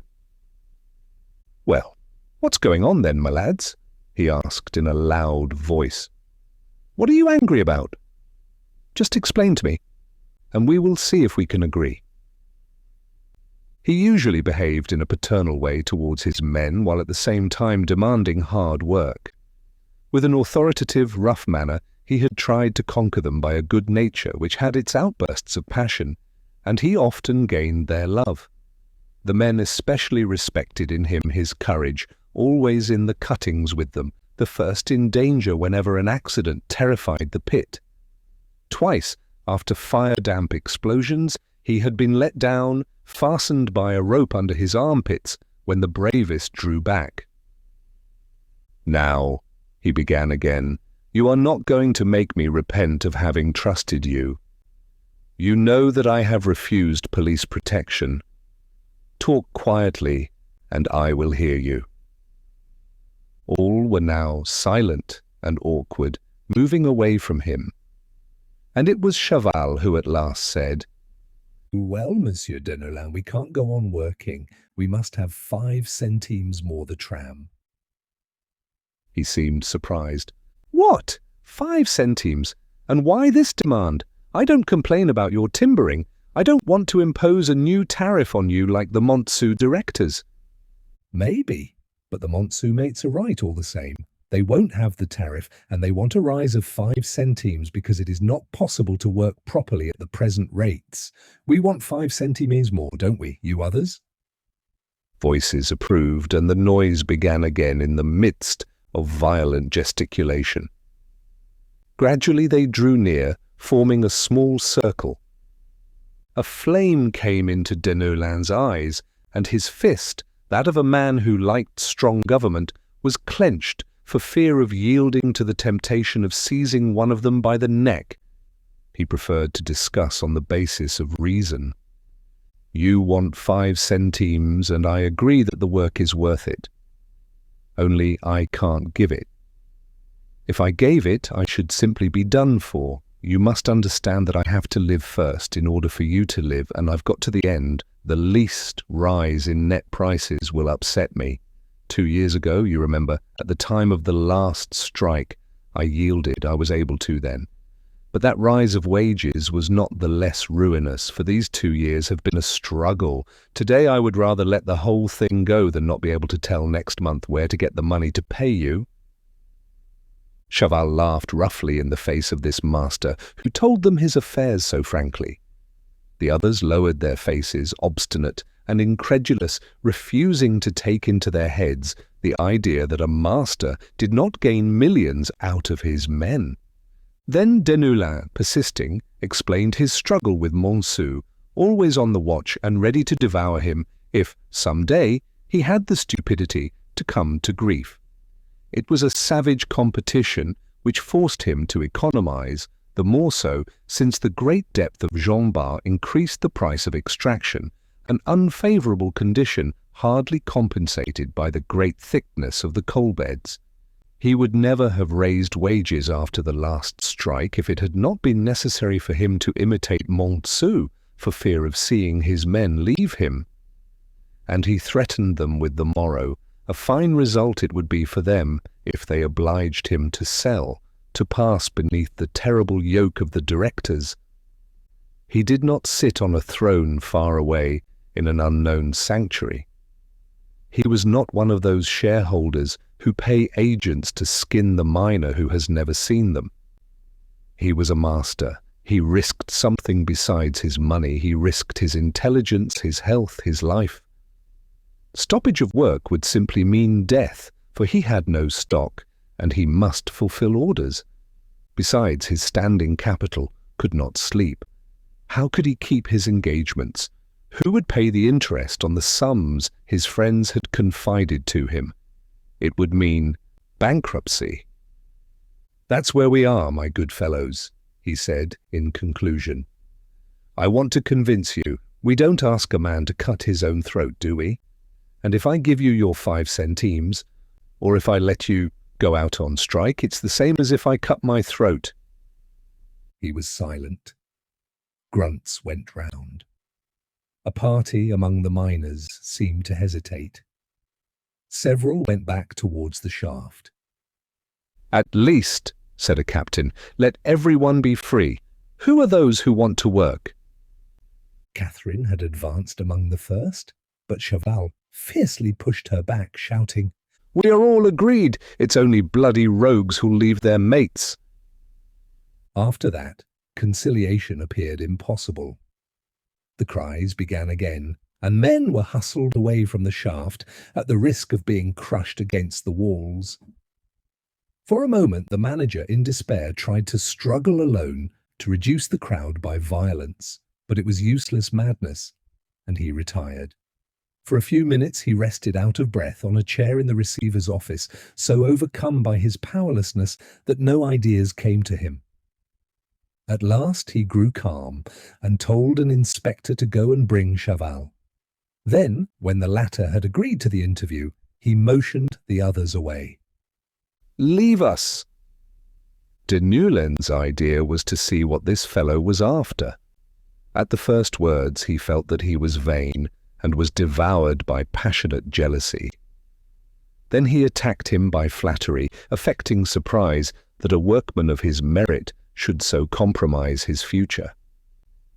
It seemed as though he had long had his eyes on him for rapid advancement, and he ended by squarely offering to make him captain later on. Chaval listened in silence, with his fists at first clenched, but then gradually unbent. Something was working in the depths of his skull. If he persisted in the strike, he would be nothing more than Étienne's lieutenant, while now another ambition opened, that of passing into the ranks of the bosses. The heat of pride rose to his face and intoxicated him. Besides, the band of strikers whom he had expected since the morning had not arrived. Some obstacle must have stopped them, perhaps the police. It was time to submit, but all the same he shook his head. He acted the incorruptible man, striking his breast indignantly. Then, without mentioning to the master the rendezvous he had given to the Montsou men, he promised to calm his mates and to persuade them to go down. Deneulin remained hidden, and the captains themselves stood aside. For an hour they heard Chaval orating and discussing, standing on a tram in the receiving room. Some of the men hooted him. 120 went off exasperated, persisting in the resolution which he had made them take. It was already past 7. The sun was rising brilliantly. It was a bright day of hard frost, and all at once movement began in the pit, and the arrested labour went on. First, the crank of the engine plunged, rolling and unrolling the cables on the drums. Then, in the midst of the tumult of the signals, the descent took place. The cages filled and were engulfed, and rose again, the shaft swallowing its ration of trammers and putters and pikemen. While on the metal floors the landers pushed the trams with a sound of thunder. "By God!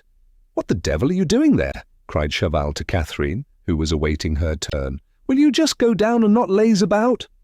At 9 o'clock, when Madame Hennebeau arrived in her carriage with Cécile, she found Lucie and Jeanne quite ready and very elegant.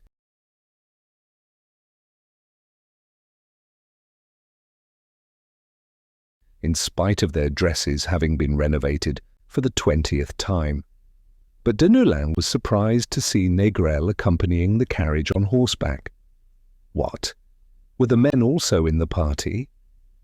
Then Madame Hennebeau explained, in her maternal way, that they had frightened her by saying that the streets were full of evil faces, and so she preferred to bring a defender. Négrel laughed and reassured them. Nothing to cause anxiety, threats of brawlers as usual, but not one of them would dare to throw a stone at a window pane. Still pleased with his success, Deneulin related the checked rebellion at Jean Bart. He said that he was now quite at rest. And on the Vendôme road, while the young ladies got into the carriage, all congratulated themselves on the superb day, oblivious of the long, swelling shudder of the marching people afar off in the country, though they might have heard the sound of it if they had pressed their ears against the earth. "Well, it is agreed," repeated Madame Hennebeau. "This evening you will call for the young ladies and dine with us. Madame Grégoire has also promised to come for Cécile." "You may reckon on me," replied Deneulin. The carriage went off toward Vendôme, Jeanne and Lucie leaning down to laugh once more to their father, who was standing by the roadside, while Négrel gallantly trotted behind the fleeing wheels.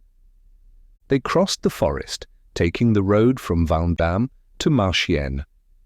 As they approached Tartaret, Jeanne asked Madame Hennebeau if she knew Côte-Verte, and the latter, in spite of her stay of 5 years in the country, acknowledged that she had never been on that side. Then they made a detour. Tartaret, on the outskirts of the forest, was an uncultivated moor of volcanic sterility under which for ages a coal mine had been burning. Its history was lost in legend. The miners of the place said that fire from heaven had fallen on this Sodom in the bowels of the earth, where the putter girls had committed abominations together, so that they had not even had the time to come to the surface, and today were still burning at the bottom of this hell. The calcined rocks of a sombre red were were covered by an efflorescence of alum as by a leprosy. Sulphur grew like a yellow flower at the edge of the fissures. At night, those who were brave enough to venture to look into these holes declared that they saw flames there, sinful souls shriveling in the furnace within. Wandering lights moved over the soil, and hot vapors, the poisons from the devil's ordure and his dirty kitchen, were constantly smoking. And like a miracle of eternal spring, in the midst of this accursed moor of Tartary, Côte-Verte appeared, with its meadows forever green, its beaches with leaves unceasingly renewed, its fields where 3 harvests ripened. It was a natural hothouse, warmed by the fire in the deep strata beneath. The snow never lay on it. The enormous bouquet of verdure beside the leafless forest trees blossomed on this December day, and the frost had not even scorched the edge of it. Soon the carriage was passing over the plain. Négrel joked over the legend and explained that a fire often occurred at the bottom of a mine from the fermentation of the coal dust. If not mastered, it would burn on forever. And he mentioned a Belgian pit which had been flooded by diverting a river and running it into the pit. But he became silent. For the last few minutes, groups of miners had been constantly passing the carriage. They went by in silence, with sidelong looks at the luxurious equipage which forced them to stand aside. Their number went on increasing. The horses were obliged to cross the little bridge over the Scarpe at walking pace. What was going on then to bring all these people into the roads? The young ladies became frightened, and Négrel began to smell out some fray in the excited country. It was a relief when they at last arrived at Marchiennes. The batteries of coke ovens and the chimneys of the blast furnaces, beneath a sun which seemed to extinguish them, were belching out smoke and raining their everlasting soot through the air. Chapter 2. At Jean Bar, Catherine had already been at work for an hour, pushing trams as far as the relays, and she was soaked in such a bath of perspiration that she stopped a moment to wipe her face. At the bottom of the cutting, where he was hammering at the seam with his mates, Chaval was astonished when he no longer heard the rumble of the wheels. The lamps burned badly, and the coal dust made it impossible to see. "What's up?" he shouted. When she answered that she was sure she would melt, and that her heart was going to stop, he replied furiously, "Do like us, stupid. Take off your shift." They were 708 meters to the north in the first passage of the Désiré seam, which was at a distance of 3 kilometers from the pit eye. When they spoke of this part of the pit, the miners of the region grew pale and lowered their voices as if they had spoken of hell. And most often they were content to shake their heads as men who would rather not speak of these depths of fiery furnace. As the galleries sank towards the north, they approached Tartaret, penetrating to that interior fire which calcined the rocks above. The cuttings at the point at which they had arrived had an average temperature of 45 degrees. They were there in the accursed city, in the midst of the flames which the passers-by on the plain could see through the fissures, spitting out sulphur and poisonous vapours. Catherine, who had already taken off her jacket, hesitated, then took off her trousers also, and with naked arms and naked thighs, her chemise tied round her hips by a cord like a blouse, she began to push again. "Anyhow, that's better," she said aloud. In the stifling heat, she still felt a vague fear. Ever since they began working here 5 days ago, she had thought of the stories told her in childhood of those putter girls of the days of old who were burning beneath Tartaret as a punishment for things which no one dared to repeat. No doubt she was too big now to believe such silly stories, but still, what would she do if she were suddenly to see coming out of the wall a girl as red as a stove, with eyes like live coals? The idea made her perspire still more. At the relay, 80 meters from the cutting, Another putter took the tram and pushed it 80 metres farther to the upbrow, so that the receiver could forward it with the others, which came down from the upper galleries. "Gracious, you're making yourself comfortable," said this woman, a lean widow of 30, when she saw Catherine in her chemise. "I can't do it. The trammers at the brow bother me with their dirty tricks." "Ah, well," replied the young girl, "I don't care about the men. I feel too bad." She went off again, pushing an empty tram. The worst was that in this bottom passage another cause joined with the neighbourhood of Tartaret to make the heat unbearable. They were by the side of old workings, a very deep abandoned gallery of Gaston Marie, where, 10 years earlier, an explosion of fire damp had set the seam alight, and it was still burning behind the clay wall which had been built there and was kept constantly repaired in order to limit the disaster. Deprived of air, the fire ought to have become extinct, but no doubt unknown currents kept it alive. It had gone on for 10 years and heated the clay wall like the bricks of an oven, so that those who passed felt half roasted.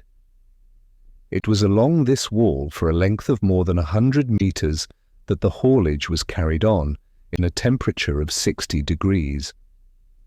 After 2 journeys, Catherine again felt stifled. Fortunately, the passage was large and convenient in this Désirée seam, one of the thickest in the district. The bed was 1.90 meters in height, and the men could work standing, but they would rather have worked with twisted necks and a little fresh air. "Hello there, are you asleep?" said Chaval again, roughly, as soon as he no longer heard Catherine moving. "How the devil did I come to get such a jade? Will you just fill your tram and push?" She was at the bottom of the cutting, leaning on her shovel. She was feeling ill, and she looked at them all with a foolish air without obeying. She scarcely saw them by the reddish gleam of the lamps, entirely naked like animals, so black, so encrusted in sweat and coal, that their nakedness did not frighten her. It was a confused task, the bending of ape-like backs, an infernal vision of scorched limbs, spending their strength amid dull blows and groans. But they could see her better, no doubt, for the picks left off hammering, and they joked her about taking off her trousers. "Eh, you'll catch cold, look out!" "It's because she's got such fine legs. I say, Chaval, there's enough there for 2. "Oh, we must see! Lift up! Higher! Higher!" Then Chaval, without growing angry at these jokes, turned on her. "That's it, by God! Ah, she likes dirty jokes. She'd stay there to listen till tomorrow." Catherine had painfully decided to fill her tram.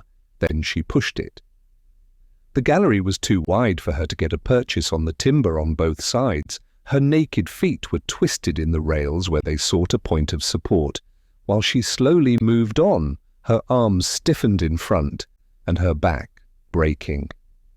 As soon as she came up to the clay wall, the fiery torture again began, and the sweat fell from her whole body in enormous drops as from a storm cloud. She had scarcely got a third of the way before she streamed, blinded, soiled also by the black mud.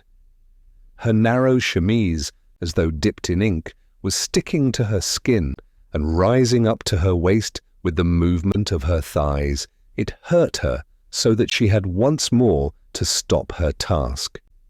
What was the matter with her then today? Never before had she felt as if there were wool in her bones. It must be the bad air. The ventilation did not reach to the bottom of this distant passage.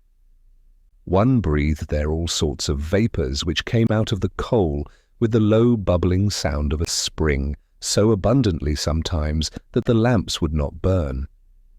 To say nothing of fire damp, which nobody noticed, for from one week's end to the other, the men were always breathing it into their noses throughout the seam.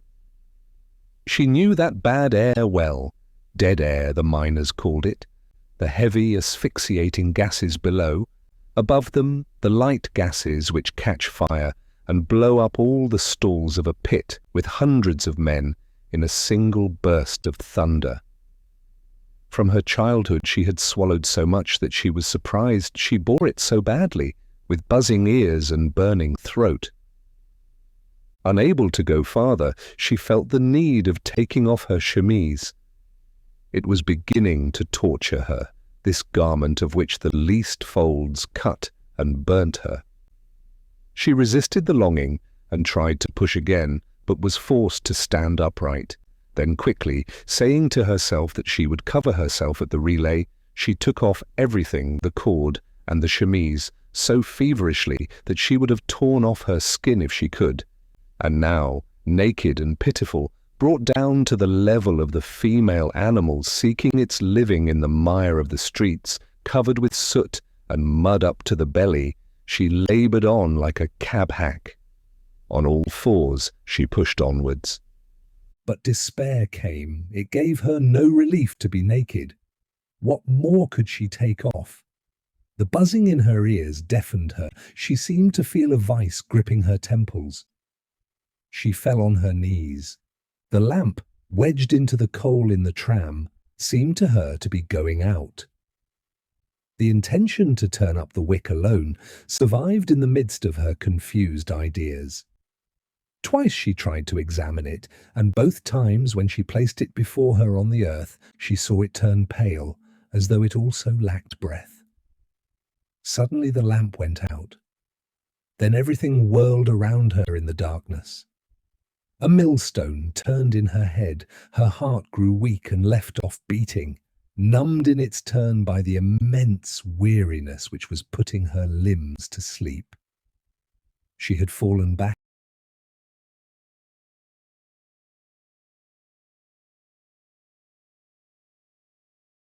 in anguish amid the asphyxiating air, close to the ground. "By God! I believe she's lazing again," growled Chaval's voice. He listened from the top of the cutting and could hear no sound of wheels. "Hey, Catherine, you damned worm!"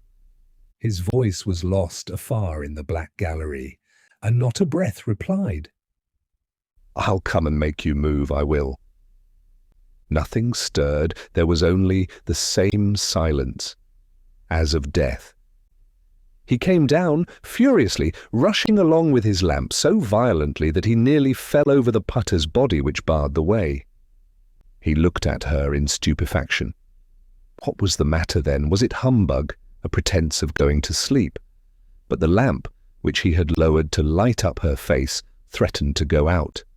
He lifted it and lowered it afresh, and at last understood. It must be a gust of bad air. His violence disappeared. The devotion of the miner in face of a comrade's peril was awaking within him. He shouted for her chemise to be brought, and seized the naked and unconscious girl in his arms, holding her as high as possible. When their garments had been thrown over her shoulders, he set out running, supporting his burden with one hand and carrying the two lamps with the other. The deep galleries unrolled before him as he rushed along, turning to the right, then to the left, seeking life in the frozen air of the plain which blew down the air shaft. At last, the sound of a spring stopped him, the trickle of water flowing from the rock. He was at a square in the great haulage gallery which formerly led to Gaston Marie. The air here blew in like a tempest, and was so fresh that a shudder went through him as he seated himself on the earth against the props. His mistress was still unconscious with closed eyes. "Catherine, come now, by God, no humbug, hold yourself up a bit while I dip this in the water." He was frightened to find her so limp. However, he was able to dip her chemise in the spring and to bathe her face with it. She was like a corpse, already buried in the depth of the earth, with her slender, girlish body, which seemed to be still hesitating before swelling to the form of puberty. Then a shudder ran over her childish breast, over the belly and thighs of the poor little creature, deflowered before her time. She opened her eyes and stammered, "I'm cold." "Ah, that's better now," cried Chaval, relieved. He dressed her, slipped on the chemise easily, but swore over the difficulty he had in getting on the trousers, for she could not help much. She remained dazed, not understanding where she was, nor why she was naked. When she remembered, she was ashamed. How had she dared to take everything off? And she questioned him. Had she been seen so without even a handkerchief around her waist to cover her? He joked and made up stories, saying that he had just brought her there in the midst of all the mates standing in a row. What an idea, to have taken his advice and exhibited her bum! Afterwards, he declared that the mates could not even know whether it was round or square. He had rushed along so swiftly. "The deuce, but I'm dying of cold," he said, dressing himself in turn. Never had she seen him so kind. Usually, for one good word that he said to her, she received at once 2 bullying ones. It would have been so pleasant to live in agreement. A feeling of tenderness went through her in the languor of her fatigue. She smiled at him and murmured, "Kiss me." He embraced her and lay down beside her, waiting till she was able to walk.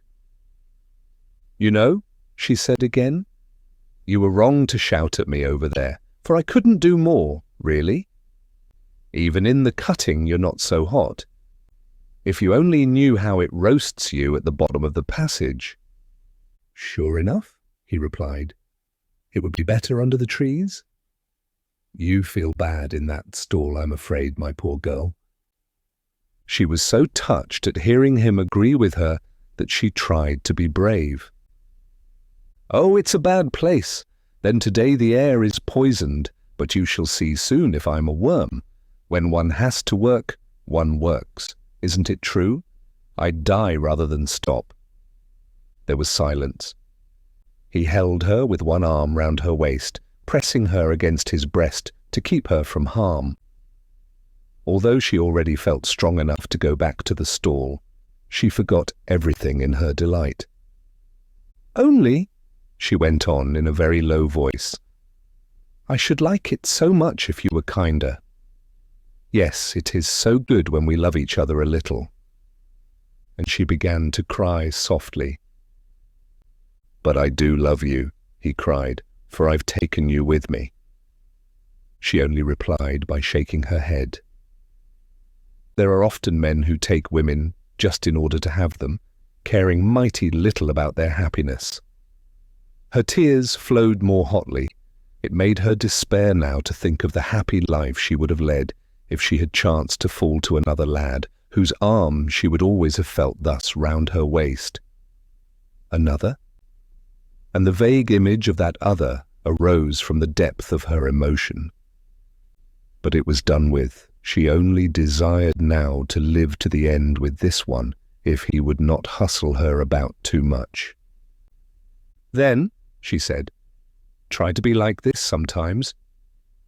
Sobs cut short her words, and he embraced her again.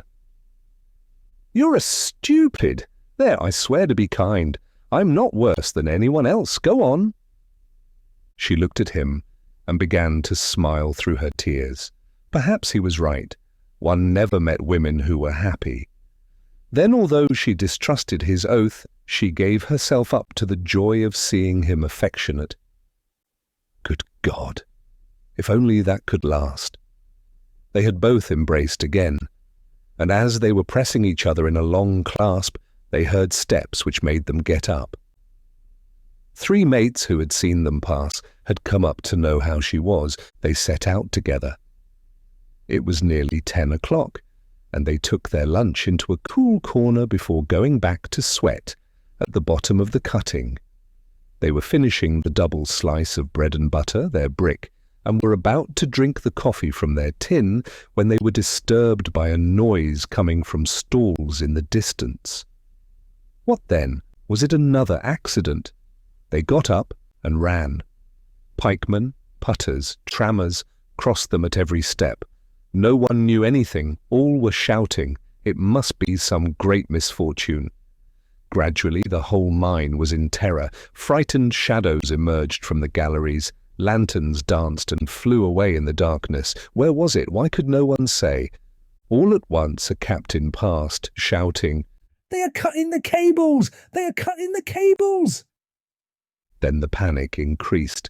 It was a furious gallop through the gloomy passages. Their heads were confused. Why cut the cables, and who was cutting them when the men were below? It seemed monstrous, but the voice of another captain was heard, and then lost. "The Monceau men are cutting the cables! Let everyone go up!" When he had understood, Chaval stopped Catherine short. The idea that he would meet the Monceau men up above, should he get out, paralysed his legs. It had come, then, that band which he thought had got into the hands of the police. For a moment he thought of retracing his path and ascending through Gaston Marie, but that was no longer possible. He swore, hesitating, hiding his fear, repeating that it was stupid to run like that. They would not surely leave them at the bottom. The captain's voice echoed anew, now approaching them. "Let everyone go up! To the ladders! To the ladders!"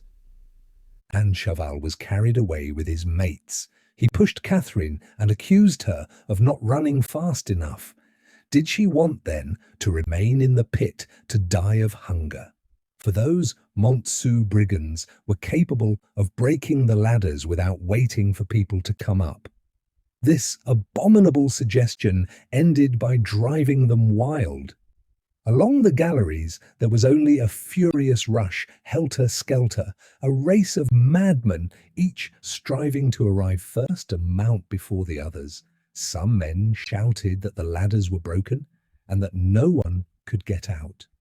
And then, in frightened groups, they began to reach the pit-eye, where they were all engulfed.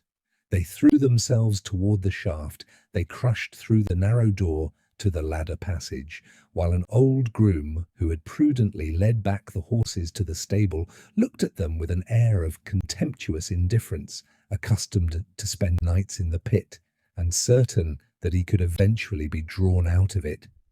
"By God, will you climb up in front of me?" said Chaval to Catherine. "At least I can hold you if you fall." Out of breath and suffocated by this race of 3 kilometers which had once more bathed her in sweat, she gave herself up, without understanding, to the eddies of the crowd. Then he pulled her by the arm, almost breaking it, and she cried with pain, her tears bursting out. Already he was forgetting his oath. Never would she be happy. "Go on, then," he roared, but he frightened her too much. If she went first, he would bully her the whole time. So she resisted, while the wild flood of their comrades pushed them to one side. The water that filtered from the shaft was falling in great drops, and the floor of the pit-eye, shaken by this tramping, was trembling over the sump, the muddy cesspool 10 meters deep. At Jean-Bart, 2 years earlier, a terrible accident had happened just here. The breaking of a cable had precipitated the cage to the bottom of the sump, in which 2 men had been drowned. And they all thought of this. Everyone would be left down there if they all crowded on to the planks. "Confounded dunderhead!" shouted Chaval. "Die then! I shall be rid of you!" He climbed up and she followed. From the bottom to daylight there were 102 ladders, about 7 meters in length, each placed on a narrow landing which occupied the breadth of the passage, and in which a square hole scarcely allowed the shoulders to pass. It was like a flat chimney, 700 meters in height, between the wall of the shaft and the brattice of the winding cage, a damp pipe, black and endless, in which the ladders were placed one above the other, almost straight, in regular stages. It took a strong man 25 minutes to climb up this giant column. The passage, however, was no longer used except in cases of accident. Catherine, at first, climbed bravely. Her naked feet were used to the hard coal on the floors of the passages, and did not suffer from the square rungs, covered with iron rods to prevent them from wearing away. Her hands, hardened by the haulage, grasped without fatigue the uprights that were too big for her. And it even interested her, and took her out of her grief, this unforeseen ascent, this long serpent of men flowing on and hoisting themselves up three on a ladder, so that even when the head should emerge in daylight, the tail would still be trailing over the sump. They were not there yet. The first could hardly have ascended a third of the shaft. No one spoke now, only their feet moved with a low sound, while the lamps, like travelling stars, spaced out from below upward, formed a continually increasing line. Catherine heard a trammer behind her counting the ladders. It gave her the idea of counting them also. They had already mounted 15 and were arriving at a landing place. But at that moment she collided with Chaval's legs. He swore, shouting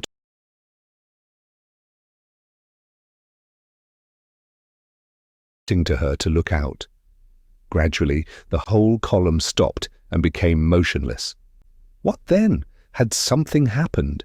And every one recovered his voice to ask questions and to express fear. Their anxiety had increased since leaving the bottom. Their ignorance as to what was going on above oppressed them more as they approached daylight. Someone announced that they would have to go down again, that the ladders were broken. That was the thought that preoccupied them all, the fear of finding themselves face to face with space. Another explanation came down from mouth to mouth. There had been an accident. A pikeman slipped from a rung. No one knew exactly. The shouts made it impossible to hear. Were they going to bed there? At last, without any precise information being obtained, the ascent began again with the same slow, painful movement, in the midst of the tread of feet and the dancing of lamps. It must certainly be higher up that the ladders were broken. At the 32nd ladder, as they passed a third landing stage, Catherine felt her legs and arms grow stiff. At first, she had felt a slight tingling in her skin. Now she lost the sensation of the iron and the wood beneath her feet and in her hands. A vague pain, which gradually became burning, heated her muscles. And in the dizziness which came over her, she recalled her grandfather Bonnemore's stories of the days when there was no passage, and little girls of 10 used to take out the coal on their shoulders up bare ladders, so that if one of them slipped, or a fragment of coal simply rolled out of a basket, 3 or 4 children would fall down head first from the blow. The cramp in her limbs became unbearable. She would never reach the end. Fresh stoppages allowed her to breathe, but the terror, which was communicated every time from above, dazed her still more. Above and below her, respiration became more difficult. This interminable ascent was causing giddiness, and the nausea affected her with the others. She was suffocating, intoxicated with the darkness, exasperated with the walls which crushed against her flesh, and shuddering also with the dampness, her body perspiring beneath the great drops which fell on her. They were approaching a level where so thick a rain fell that it threatened to extinguish their lamps. Chaval twice spoke to Catherine without obtaining any reply. What the devil was she doing down there? Had she let her tongue fall? She might just tell him if she was all right. They had been climbing for half an hour, but so heavily that he had only reached the 59th ladder. There were still 43. Catherine at last stammered that she was getting on all right. He would have treated her as a worm if she had acknowledged her weariness. The iron of the rungs must have cut her feet. It seemed to her that it was sawing in up to the bone. After every grip she expected to see her hands leave the uprights. They were so peeled and stiff she could not close her fingers, and she feared she would fall backward with torn shoulders and dislocated thighs in this continual effort. It was especially the defective slope of the ladders from which she suffered, the almost perpendicular position which obliged her to hoist herself up by the strength of her wrists with her belly against the wood.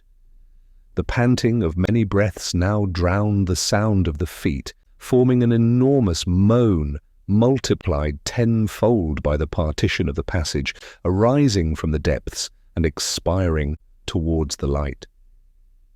There was a groan. Word ran along that a trammer had just cut his head open against the edge of a stair. And Catherine went on climbing. They had passed the level. The rain had ceased, a mist made heavy the cellar-like air, poisoned with the odour of old iron and damp wood. Mechanically, she continued to count in a low voice. 81, 82, 83, still 19. The repetition of these figures supported her merely by their rhythmic balance. She had no further consciousness of her movements. When she lifted her eyes, the lamps turned in a spiral. Her blood was flowing. She felt that she was dying. The least breath would have knocked her over. The worst was that those below were now pushing, and that the entire column was stampeding, yielding to the growing anger of its fatigue, the furious need to see the sun again. The first mates had emerged. There were then no broken ladders, but the idea that they might yet be broken to prevent the last from coming up, when others were already breathing up above, nearly drove them mad. And when a new stoppage occurred, oaths broke out, and all went on climbing, hustling each other, passing over each other's bodies to arrive at all costs. Then Catherine fell. She had cried Chaval's name in despairing appeal.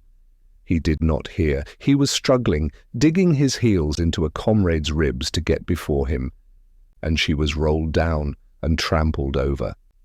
As she fainted, she dreamed.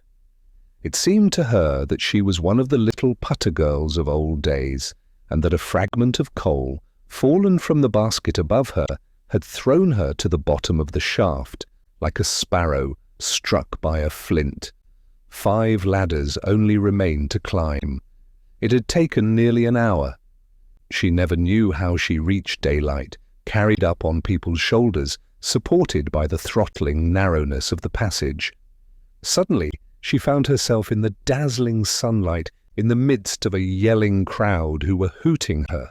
Chapter 3. From early morning, before daylight, a tremor had agitated the settlements, and that tremor was now swelling through the roads and over the whole country. But the departure had not taken place as arranged, for the news had spread that cavalry and police were scouring the plain. It was said that they had arrived from Douai during the night, and Rasseneur was accused of having betrayed his mates by warning Monsieur Hennebeau. A putter even swore that she had seen the servant taking a dispatch to the telegraph office. The miners clenched their fists and watched the soldiers from behind their shutters by the pale light of the early morning. Towards 7:30, as the sun was rising, another rumour circulated, reassuring the impatient. It was a false alarm, a simple military promenade, such as the general occasionally ordered since the strike had broken out, at the desire of the prefect of Lille.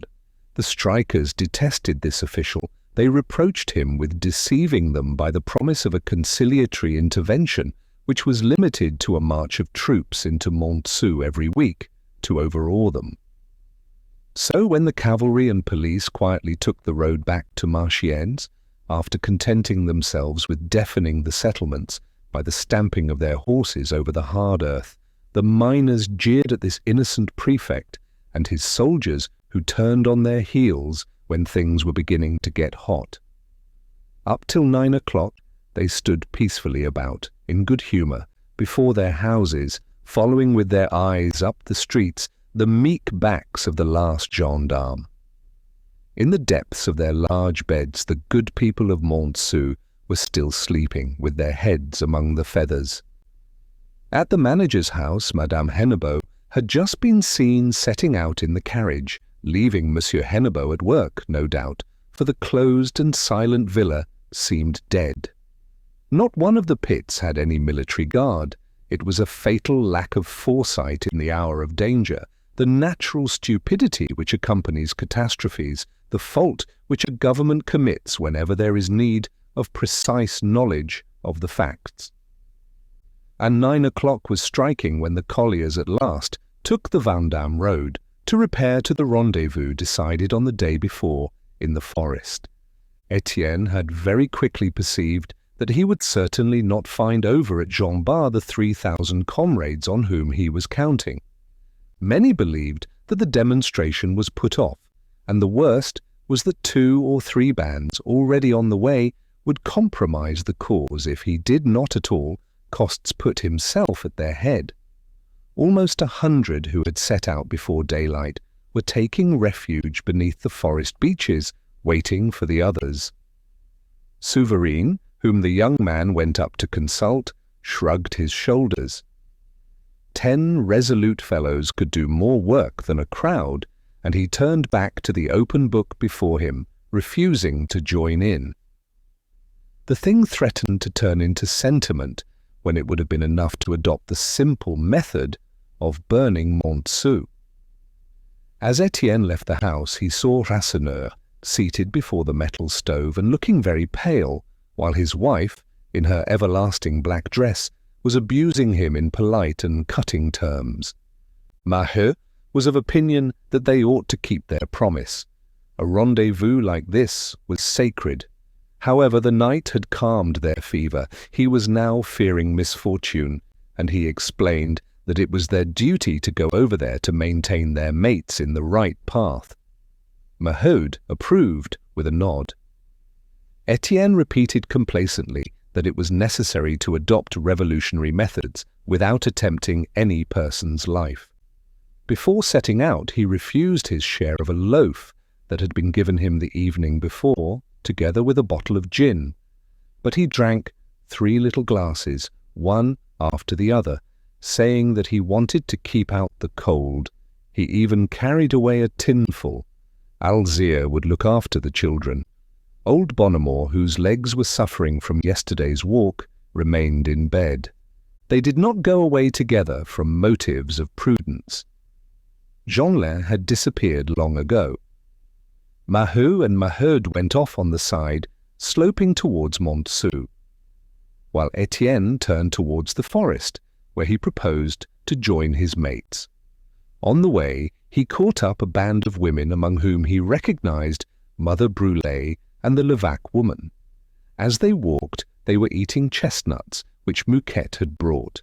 They swallowed the skins so as to feel more in their stomachs. But in the forest, he found no one. The men were already at Jean Bart. He took the same course and arrived at the pit at the moment when Levaque and some hundreds others were penetrating into the square. Miners were coming up from every direction, the men by the main road, the women by the fields, all at random, without leaders, without weapons, flowing naturally thither like water which runs down a slope. Étienne perceived Jeanlin, who had climbed up on a footbridge, installed as though at a theatre. He ran faster, and entered among the first. There were scarcely 300 of them.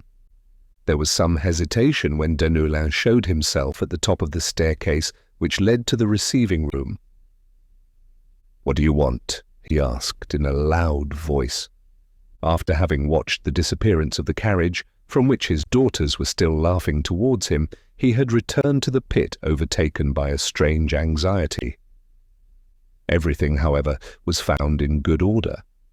The men had gone down, the cage was working, and he became reassured again, and was talking to the head captain when the approach of the strikers was announced to him. He had placed himself at a window of the screening shed, and in the face of this increasing flood which filled the square, he at once felt his impotence.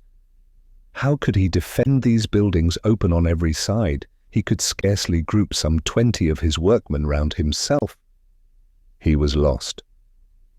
"What do you want?" he repeated, pale with repressed anger, making an effort to accept his disaster courageously. There were pushes and growls amid the crowd. Étienne at last came forward, saying, We do not come to injure you, sir, but work must cease everywhere. Deneullin frankly treated him as an idiot. Do you think you will benefit me if you stop work at my place? You might just as well fire a gun off into my back. Yes, my men are below, and they shall not come up, unless you mean to murder me first. These rough words raised a clamour. Maheu had to hold back Levaque, who was pushing forward in a threatening manner, while Étienne went on discussing and tried to convince Deneullin of the lawfulness of their revolutionary conduct. But the latter replied by the right to work. Besides, he refused to discuss such folly. He meant to be master in his own place. His only regret was that he had not 4 gendarmes here to sweep away this mob. To be sure, it is my fault. I deserve what has happened to me. With fellows of your sort, force is the only argument. The government thinks to buy you by concessions. You will throw it down, that's all, when it has given you weapons. Étienne was quivering, but still held himself in. He lowered his voice. I beg you, sir, give the order for your men to come up. I cannot answer for my mates. You may avoid a disaster. No, be good enough to let me alone. Do I know you? You do not belong to my works. You have no quarrel with me. It is only brigands who thus scour the country to pillage houses. Loud vociferations now drowned his voice. The women especially abused him, but he continued to hold his own, experiencing a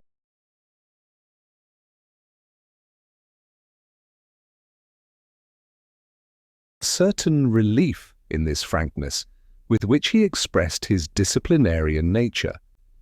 Since he was ruined in any case, he thought platitudes a useless cowardice, but their numbers went on increasing. Nearly 500 were pushing towards the door, and he might have been torn to pieces if his head captain had not pulled him violently back. For mercy's sake, sir, there will be a massacre. What is the good of letting men be killed for nothing? He struggled and protested in one last cry, thrown at the crowd.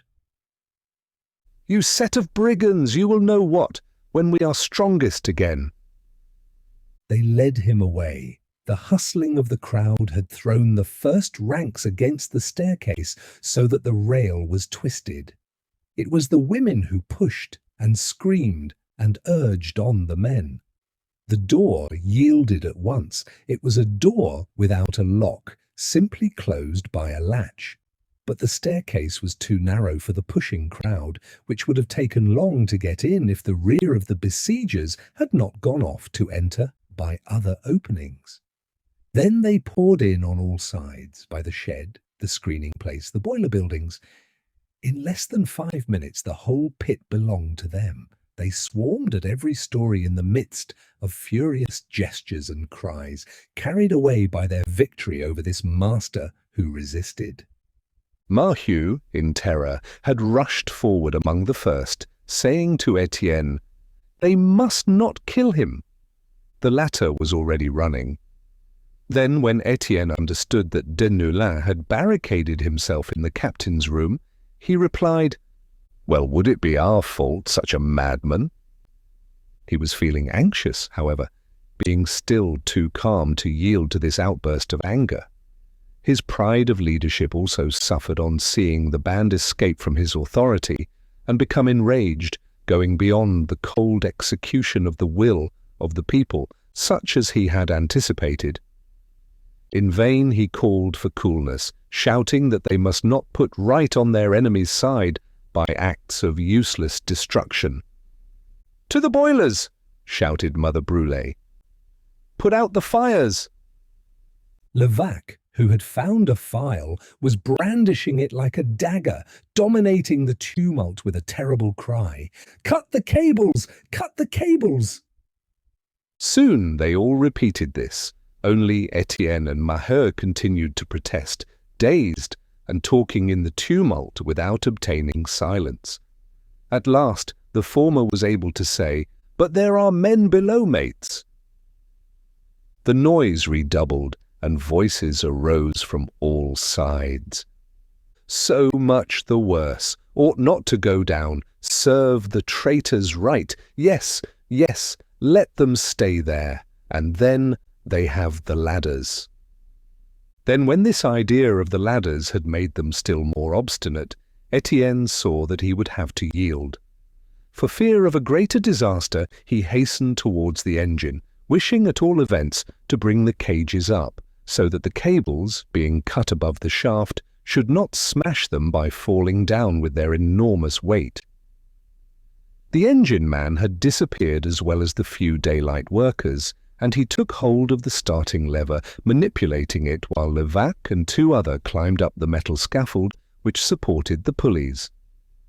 The cages were hardly fixed on the keeps when the strident sound was heard of the file biting into the steel. There was deep silence, and this noise seemed to fill the whole pit. All raised their heads, looking and listening, seized by emotion. In the first rank, Maheu felt a fierce joy possess him, as if the teeth of the file would deliver them from misfortune by eating into the cable of one of these dens of wretchedness, into which they would never descend again. But Mother Brûlé had disappeared by the shed stairs, still shouting, "The fires must be put out! To the boilers! To the boilers!" Some women followed her. Maheu hastened to prevent them from smashing everything, just as her husband had tried to reason with the men. She was the calmest of them. One could demand one's rights without making a mess in people's places. When she entered the boiler building, the women were already chasing away the two stokers, and the Brûlé, armed with a large shovel and crouching down before one of the stoves, was violently emptying it, throwing the red-hot coke onto the brick floor, where it continued to burn with black smoke. There were 10 stoves for the 5 boilers.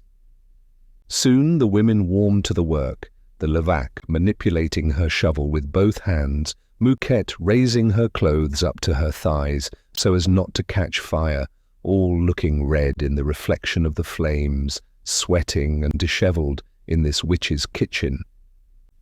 The piles of coal increased, and the burning heat cracked the ceiling of the vast hall. "Enough now!" cried Maheu. "The storeroom is afire." "So much the better," replied Mother Brûlé. "That will do the work. Ah, by God, haven't I said that I would pay them out for the death of my man?" At this moment Jeanlin's shrill voice was heard. "Look out! I'll put it out, I will. I'll let it all off." He had come in among the first, and had kicked his legs about among the crowd, delighted at the fray, and seeking out what mischief he could do. The idea had occurred to him to turn on the discharge taps and let off the steam. The jets came out with the violence of volleys. The 5 boilers were emptied with the sound of a tempest, whistling in such a roar of thunder that one's ears seemed to bleed. Everything had disappeared in the midst of the vapour. The hot coal grew pale, and the women were nothing more than shadows with broken gestures. The child alone appeared mounted on the gallery, behind the whirlwinds of white steam, filled with delight and grinning broadly in the joy of unchaining this hurricane. This lasted nearly a quarter of an hour. A few buckets of water had been thrown over the heaps to complete their extinction. All danger of a fire had gone by, but the anger of the crowd had not subsided. On the contrary, it had been whipped up. Men went down with hammers, even the women armed themselves with iron bars, and they talked of smashing boilers, of breaking engines, and of demolishing the mine. Étienne, forewarned, hastened to come up with Maheu. He himself was becoming intoxicated and carried away by this hot fever of revenge. He struggled, however, and entreated them to be calm, now that, with cut cables, extinguished fires, and empty boilers, work was impossible. He was not always listened to, and was again about to be carried away by the crowd, when hoots arose outside at a little low door where the ladder passage emerged. Down with the traitors! Oh, the dirty chops of the cowards! Down with them! Down with them! The men were beginning to come up from below. The first arrivals, blinded by the daylight, stood there with quivering eyelids. Then they moved away, trying to gain the road and flee. "Down with the cowards! Down with the traitors!" The whole band of strikers had run up. In less than 3 minutes, there was not a man left in the buildings. The 500 Monceau men were ranged in 2 rows, and the Vendôme men, who had had the treachery to go down, were forced to pass between this double hedge. And as every fresh miner appeared at the door of the passage, covered with the black mud of work and with garments in rags, the hooting redoubled, and ferocious jokes arose. "Oh, look at that one! 3 inches of legs and then his arse! And this one with his nose eaten by those Vulcan girls! And this other, with eyes pissing out enough wax to furnish 10 cathedrals! And this other, the tall fellow without a rump and as long as Lent! An enormous putter woman who rolled out with her breast to her belly and her belly to her backside raised a furious laugh. They wanted to handle them. The joking increased and was turning to cruelty.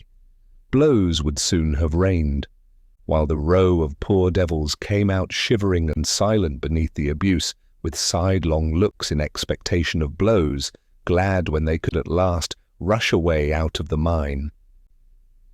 "Hello, how many are there in there?" asked Étienne. He was astonished to see them still coming out, and irritated at the idea that it was not a mere handful of workers, urged by hunger, terrorized by the captains. They had lied to him then in the forest. Nearly all Jean Bart had gone down, but a cry escaped from him, and he rushed forward when he saw Chaval standing on the threshold. "By God, is this the rendezvous you called us to?" Imprecations broke out, and there was a movement of the crowd towards the traitor. What? He had sworn with them the day before, and now they found him down below with the others. Was he, then, making fools of people? "Off with him! To the shaft! To the shaft!" Chaval, white with fear, stammered and tried to explain, but Étienne cut him short, carried out of himself and sharing the fury of the band. "You wanted to be in it, and you shall be in it. Come on, take your damned snout along." Another clamour covered his voice. Catherine, in her turn, had just appeared, dazzled by the bright sunlight, and frightened at falling into the midst of these savages. She was panting, with legs aching from the 102 ladders, and with bleeding palms, when Maheu, seeing her, rushed forward with her hand up. "Ah, slut, you too! When your mother is dying of hunger, you betray her for your bully." Maheu held back her arm and stopped the blow. But he shook his daughter. He was enraged like his wife. He threw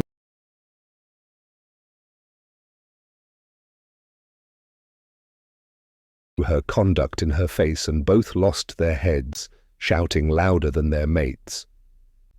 The sight of Catherine had completed Étienne's exasperation.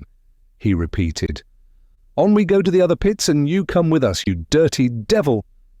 Chaval had scarcely time to get his sabots from the shed and to throw his woolen jacket over his frozen shoulders. They all dragged him on, forcing him to run in the midst of them. Catherine, bewildered, also put on her sabots, buttoning at her neck her man's old jacket, with which she kept off the cold, and she ran behind her lover. She would not leave him, for surely they were going to murder him. Then in 2 minutes, Jean Bart was emptied. Jeanlin had found a horn and was blowing it, producing hoarse sounds as though he were gathering oxen together.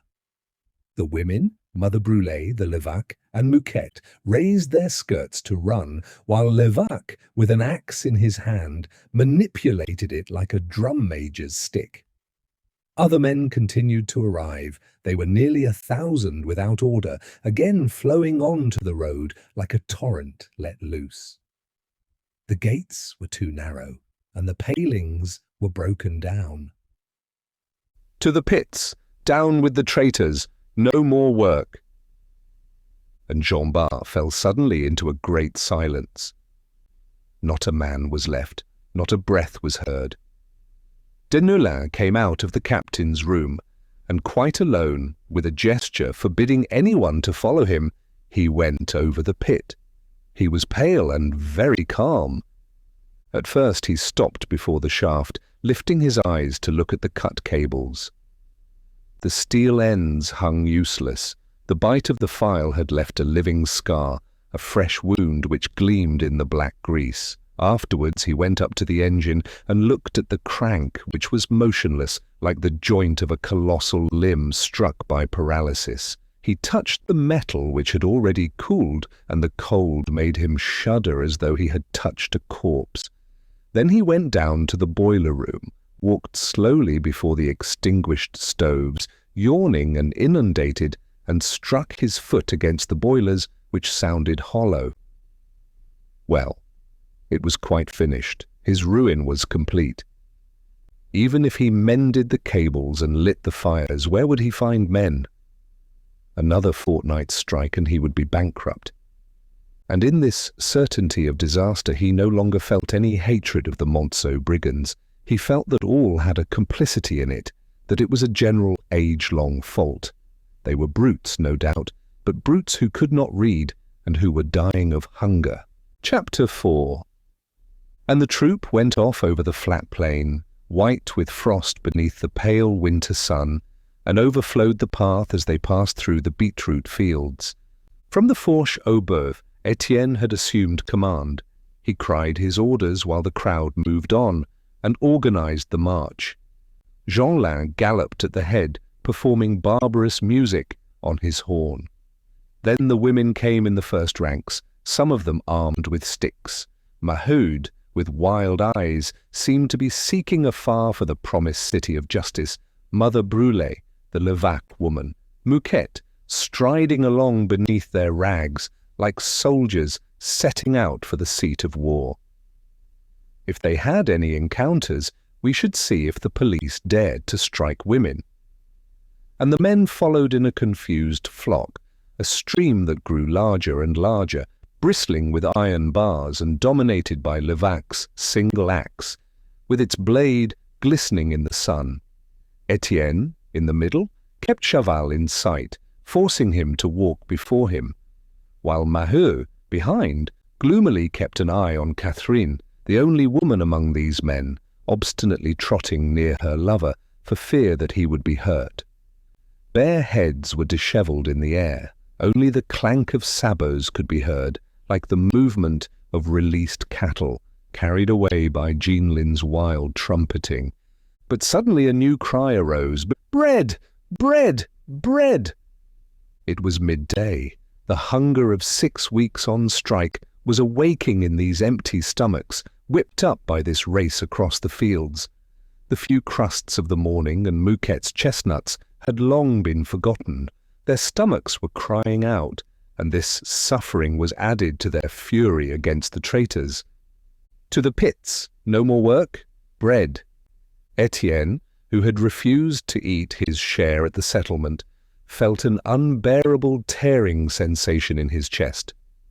He made no complaint, but mechanically took his tin from time to time and swallowed a gulp of gin, shaking so much that he thought he needed it to carry him to the end. His cheeks were heated and his eyes inflamed. He kept his head, however, and still wished to avoid needless destruction. As they arrived at the Joiselle road, a Vandame pikeman, who had joined the band for revenge on his master, impelled the men towards the right, shouting, "To Gaston Marie! Must stop the pump! Let the water ruin Jean Bart!" The mob was already turning, in spite of the protests of Étienne, who begged them to let the pumping continue. What was the good of destroying the galleries? It offended his workman's heart, in spite of his resentment. Maheu also thought it unjust to take revenge on a machine. But the pikeman still shouted his cry of vengeance, and Étienne had to cry still louder, To Miru! There are traitors down there! To Miru! To Miru!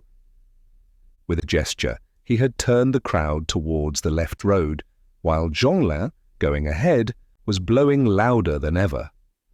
An eddy was produced in the crowd. This time, Gaston Marie was saved, and the 4 kilometres which separated them from Miru were traversed in half an hour, almost at running pace, across the interminable plain. The canal on this side cut it with a long icy ribbon. The leafless trees on the banks, changed by the frost into giant candelabra, alone broke this pale uniformity, prolonged and lost in the sky at the horizon as in a sea. An undulation of the ground hid Montsou and Marchienne. There was nothing but bare immensity. They reached the pit and found a captain standing on a footbridge at the screening shed to receive them.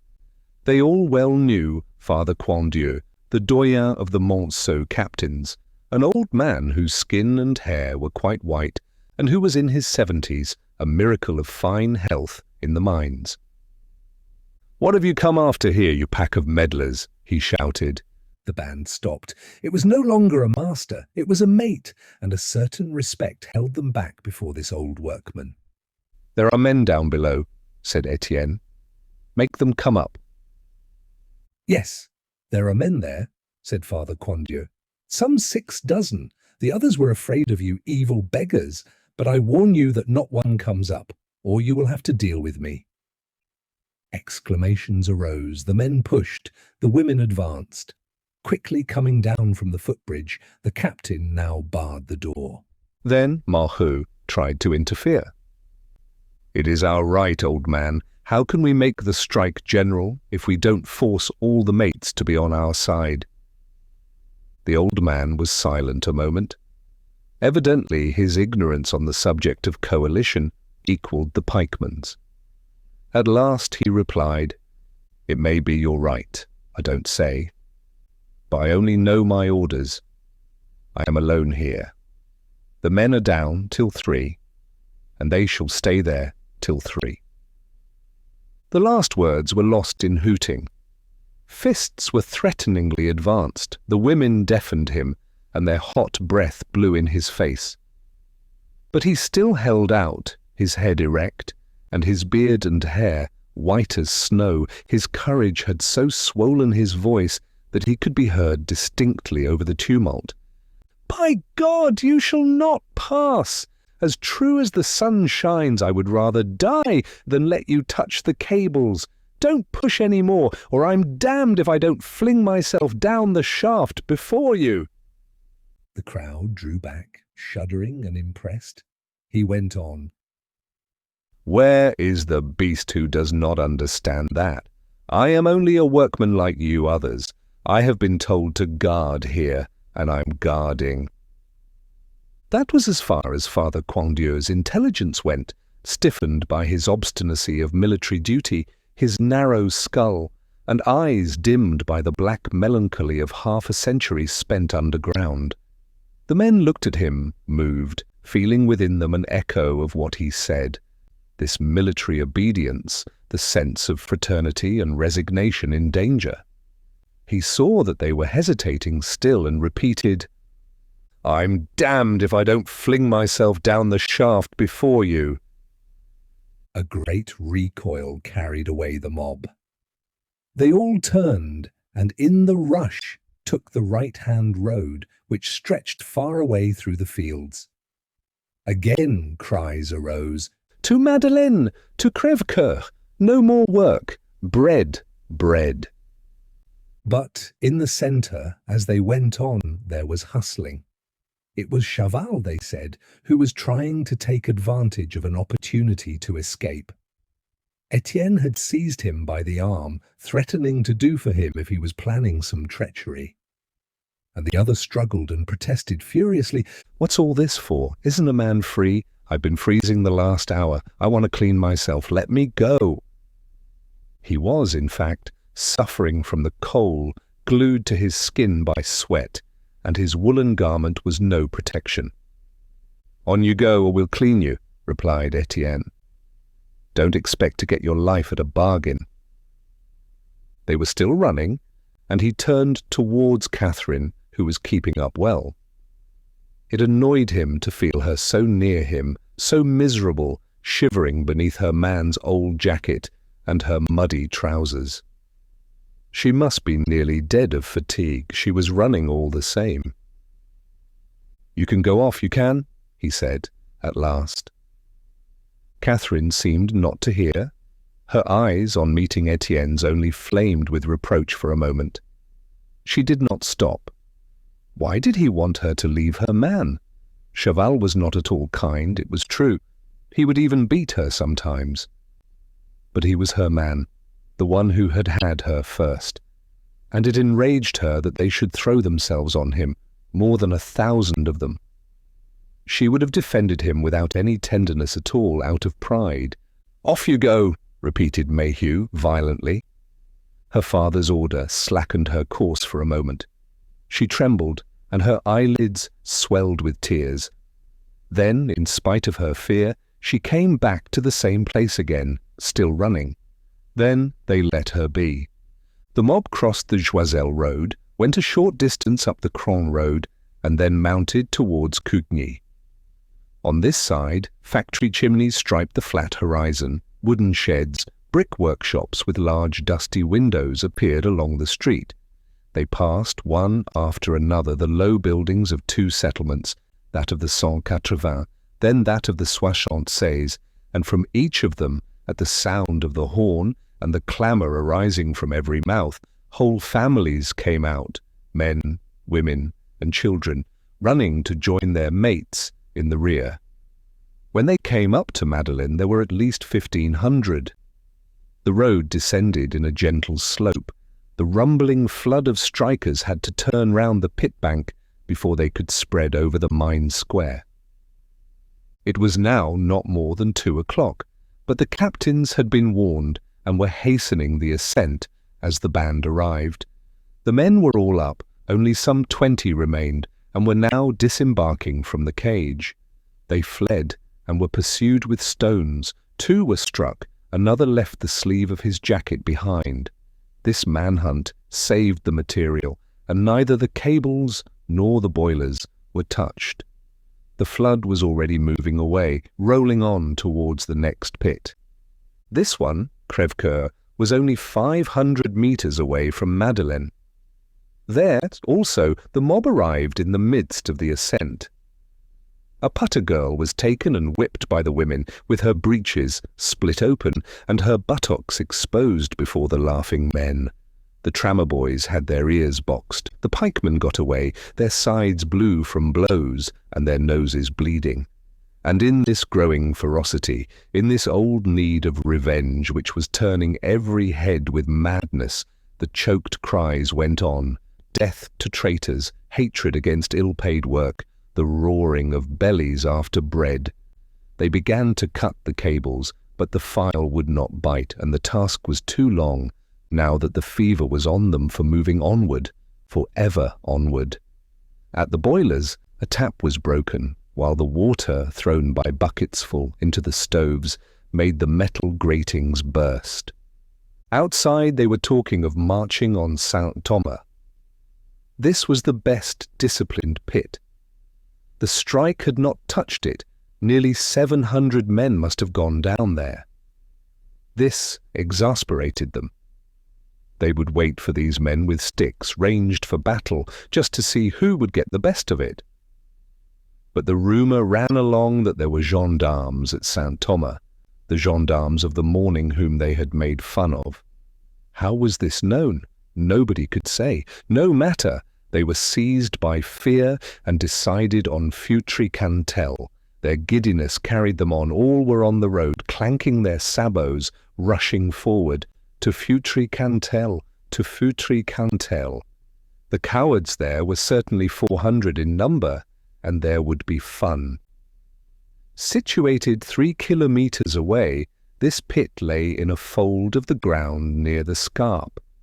They were already climbing the slope of the Plâtrières beyond the road to Beaugny's, when a voice, no one knew from whom, threw out the idea that the soldiers were, perhaps, down there at Feutry-Cantel. Then from one to the other of the column, it was repeated that the soldiers were down there. They slackened their march, panic gradually spread in the country, idle without work, which they had been scouring for hours. Why had they not come across any soldiers? This impunity troubled them at the thought of the repression which they felt to be coming, without anyone knowing where it came from. A new word of command turned them towards another pit. To the victoire! To the victoire! Were there, then, neither soldiers nor police at the victoire? Nobody knew. All seemed reassured. And, turning round, they descended from the Beaumont side and cut across the fields to reach the Joiselle road. The railway line barred their passage, and they crossed it, pulling down the palings. Now they were approaching Montsou. The gradual undulation of the landscape grew less. The sea of beetroot fields enlarged, reaching far away to the black houses at Marchiennes. This time it was a march of 5 good kilometres. So strong an impulse pushed them on that they had no feeling of their terrible fatigue or of their bruised and wounded feet.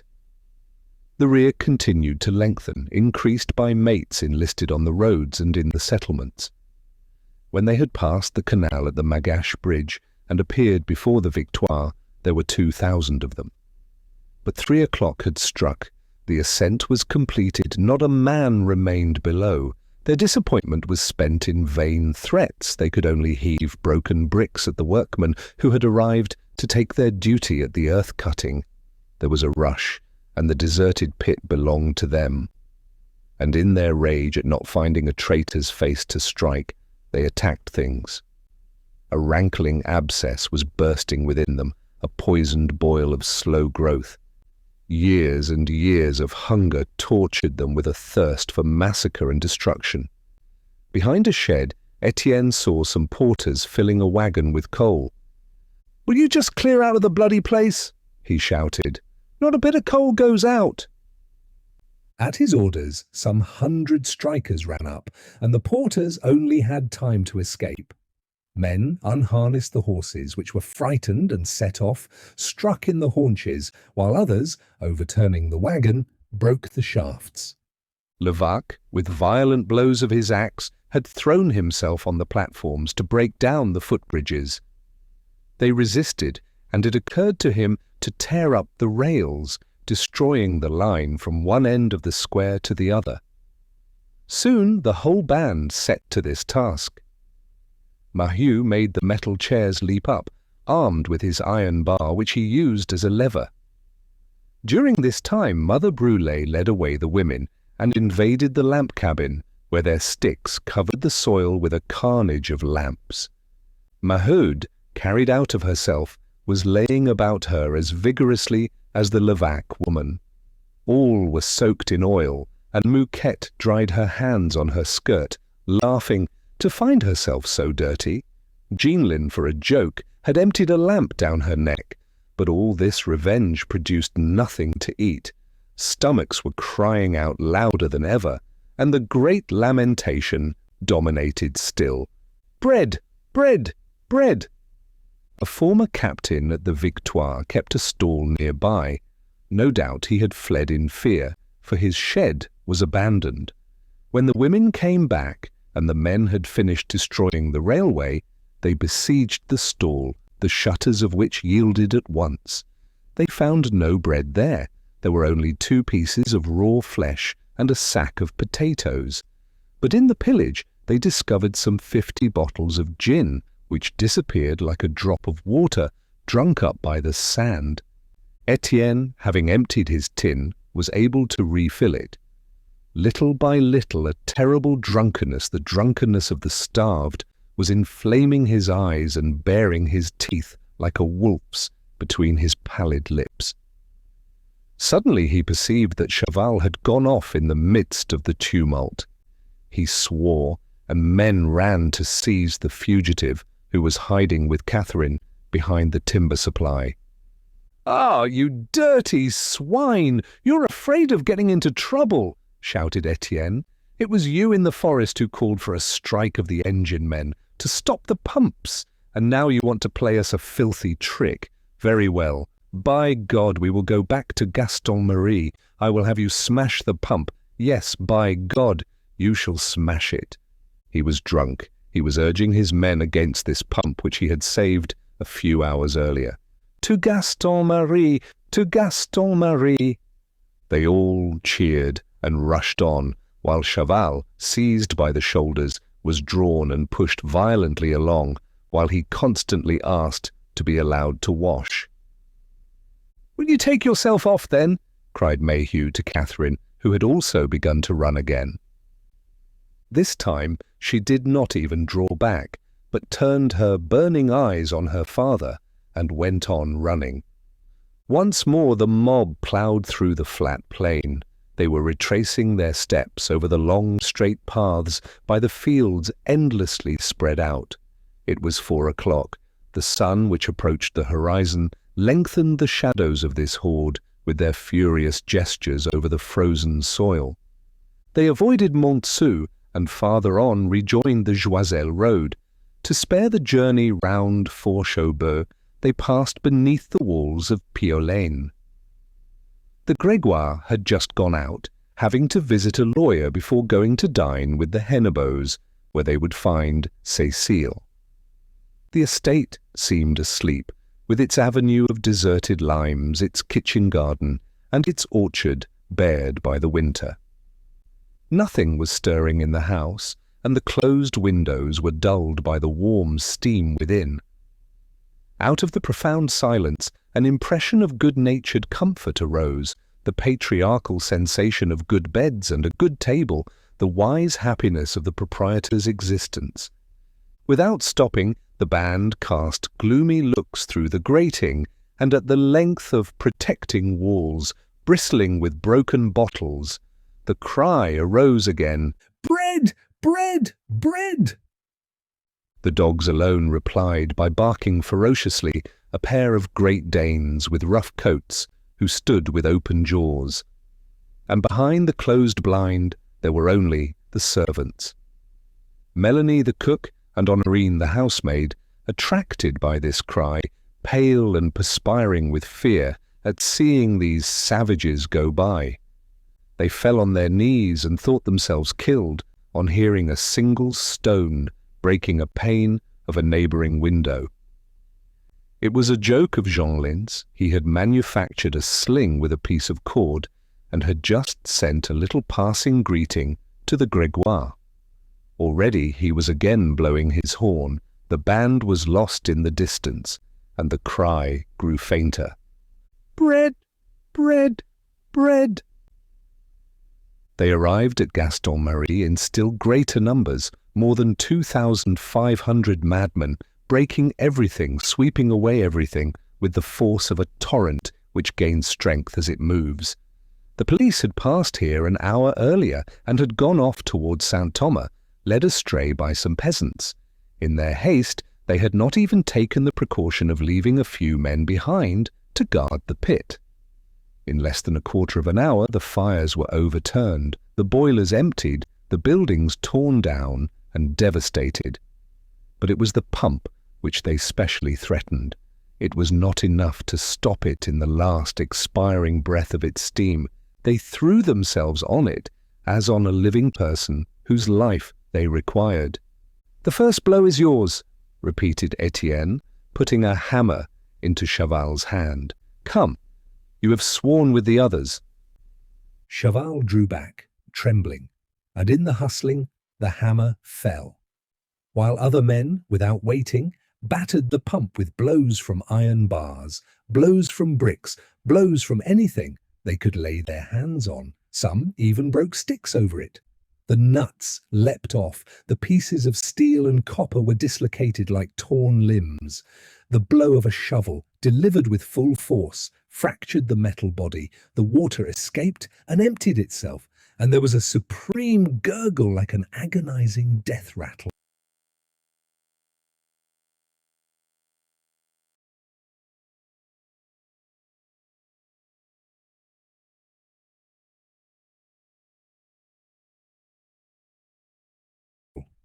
That was the end, and the mob found themselves outside again, madly pushing on behind Étienne, who would not let Chaval go.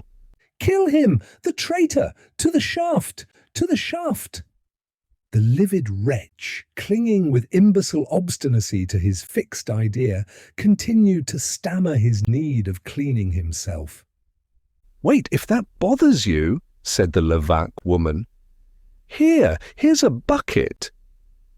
There was a pond there, an infiltration of the water from the pump. It was white with a thick layer of ice, and they struck it and broke the ice, forcing him to dip his head in this cold water. "Duck then," repeated Mother Brûlé.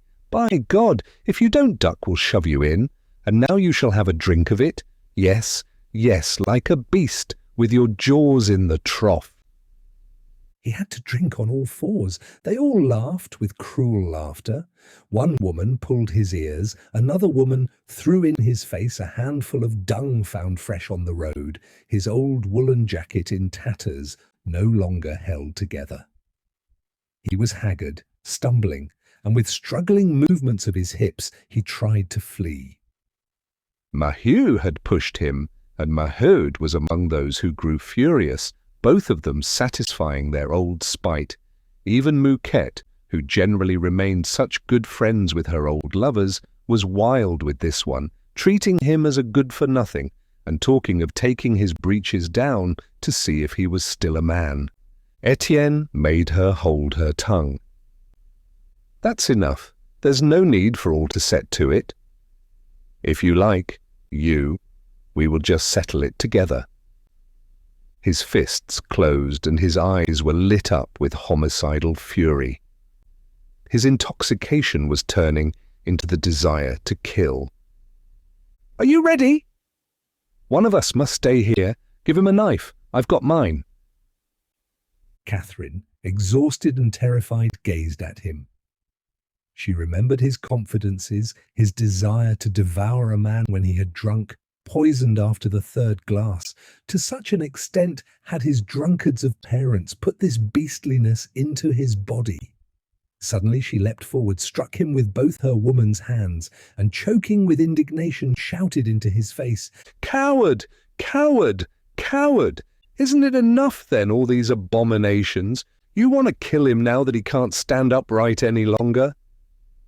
She turned towards her father and her mother. She turned towards the others. "You are cowards, cowards! Kill me then with him. I will tear your eyes out, I will, if you touch him again. Oh, the cowards!"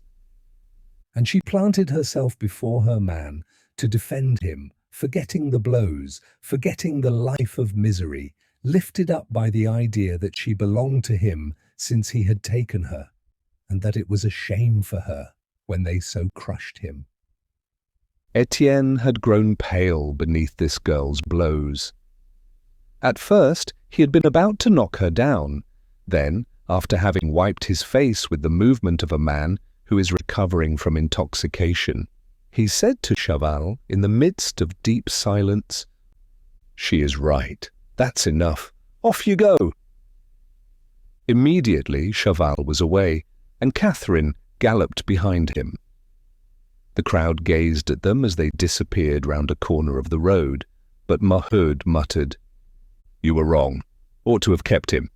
He is sure to be after some treachery." But the mob began to march on again. 5 o'clock was about to strike. The sun, as red as a furnace on the edge of the horizon, seemed to set fire to the whole plain. A peddler who was passing informed them that the military were descending from the Crèvecoeur side. Then they turned. An order ran, "To Montsou," to the manager, "Bread, bread, bread." Chapter 5. Monsieur Hennebeau had placed himself in front of his study window to watch the departure of the carriage which was taking away his wife to lunch at Marchiennes. His eyes followed Négrel for a moment, as he trotted beside the carriage door. Then he quietly returned and seated himself at his desk.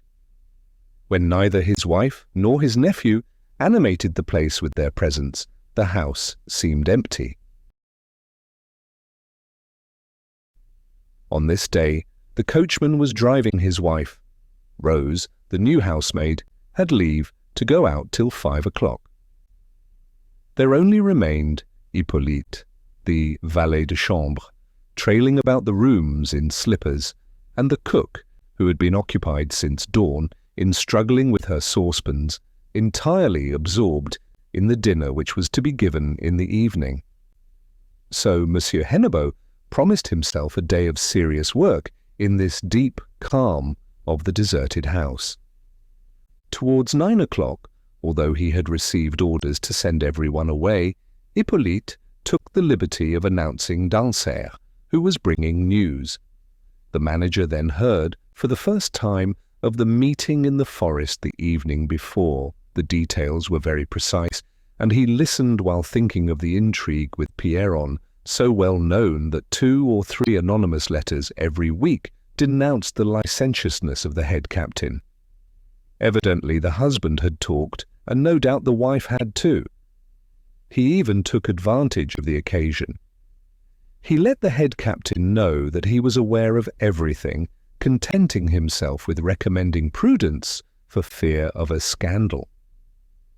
Startled by these reproaches in the midst of his report, Dansaert denied, stammered excuses, while his great nose confessed the crime by its sudden redness. He did not insist, however, glad to get off so easily, for, as a rule, the manager displayed the implacable severity of the virtuous man whenever an employee allowed himself the indulgence of a pretty girl in the pit. The conversation continued concerning the strike. That meeting in the forest was only the swagger of blusterers. Nothing serious threatened. In any case, the settlements would surely not stir for some days, beneath the impression of respectful fear which must have been produced by the military promenade of the morning. Chapter 6. Sobered by Catherine's blows, Étienne had remained at the head of his mates, but while he was hoarsely urging them on to Montsou, he heard another voice within him, the voice of reason, asking, in astonishment, the meaning of all this. He had not intended any of these things. How had it happened that, having set out for Jean Bart with the object of acting calmly and preventing disaster, he had finished this day of increasing violence by besieging the manager's villa? He it certainly was, however, who had just cried, "Halt!" Only at first his sole idea had been to protect the company's yards, which there had been talk of sacking. And now that stones were already grazing the facade of the villa, he sought in vain for some lawful prey on which to throw the band, so as to avoid greater misfortunes. As he thus stood alone, powerless, in the middle of the road, he was called by a man standing on the threshold of the estaminet Tison, where the landlady had just put up the shutters in haste, leaving only the door free. "Yes, it's me. Will you listen?" It was Rasseneur. Some 30 men and women, nearly all belonging to the settlement of the 240, who had remained at home in the morning and had come in the evening for news, had invaded this estaminet on the approach of the strikers. Zachary occupied a table with his wife, Philomène. Farther on, Pierron and Pierron, with their backs turned, were hiding their faces. No one was drinking. They had simply taken shelter.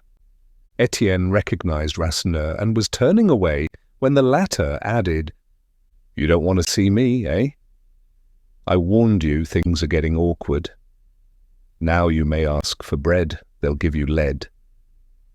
Then Étienne came back and replied, "What troubles me is the cowards who fold their arms and watch us risking our skins." "Your notion, then, is to pillage over there?" asked Rasseneur. "My notion is to remain to the last with our friends, quit by dying together." In despair, Étienne went back into the crowd, ready to die. On the road, 3 children were throwing stones, and he gave them a good kick, shouting out to his comrades that it was no good breaking windows.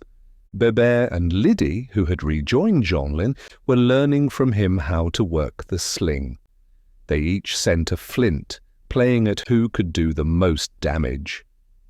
Lydie had awkwardly cracked the head of a woman in the crowd, and the two boys were loudly laughing. Bonnemort and Mook, seated on a bench, were gazing at them behind. Bonnemort's swollen legs bore him so badly that he had great difficulty in dragging himself so far.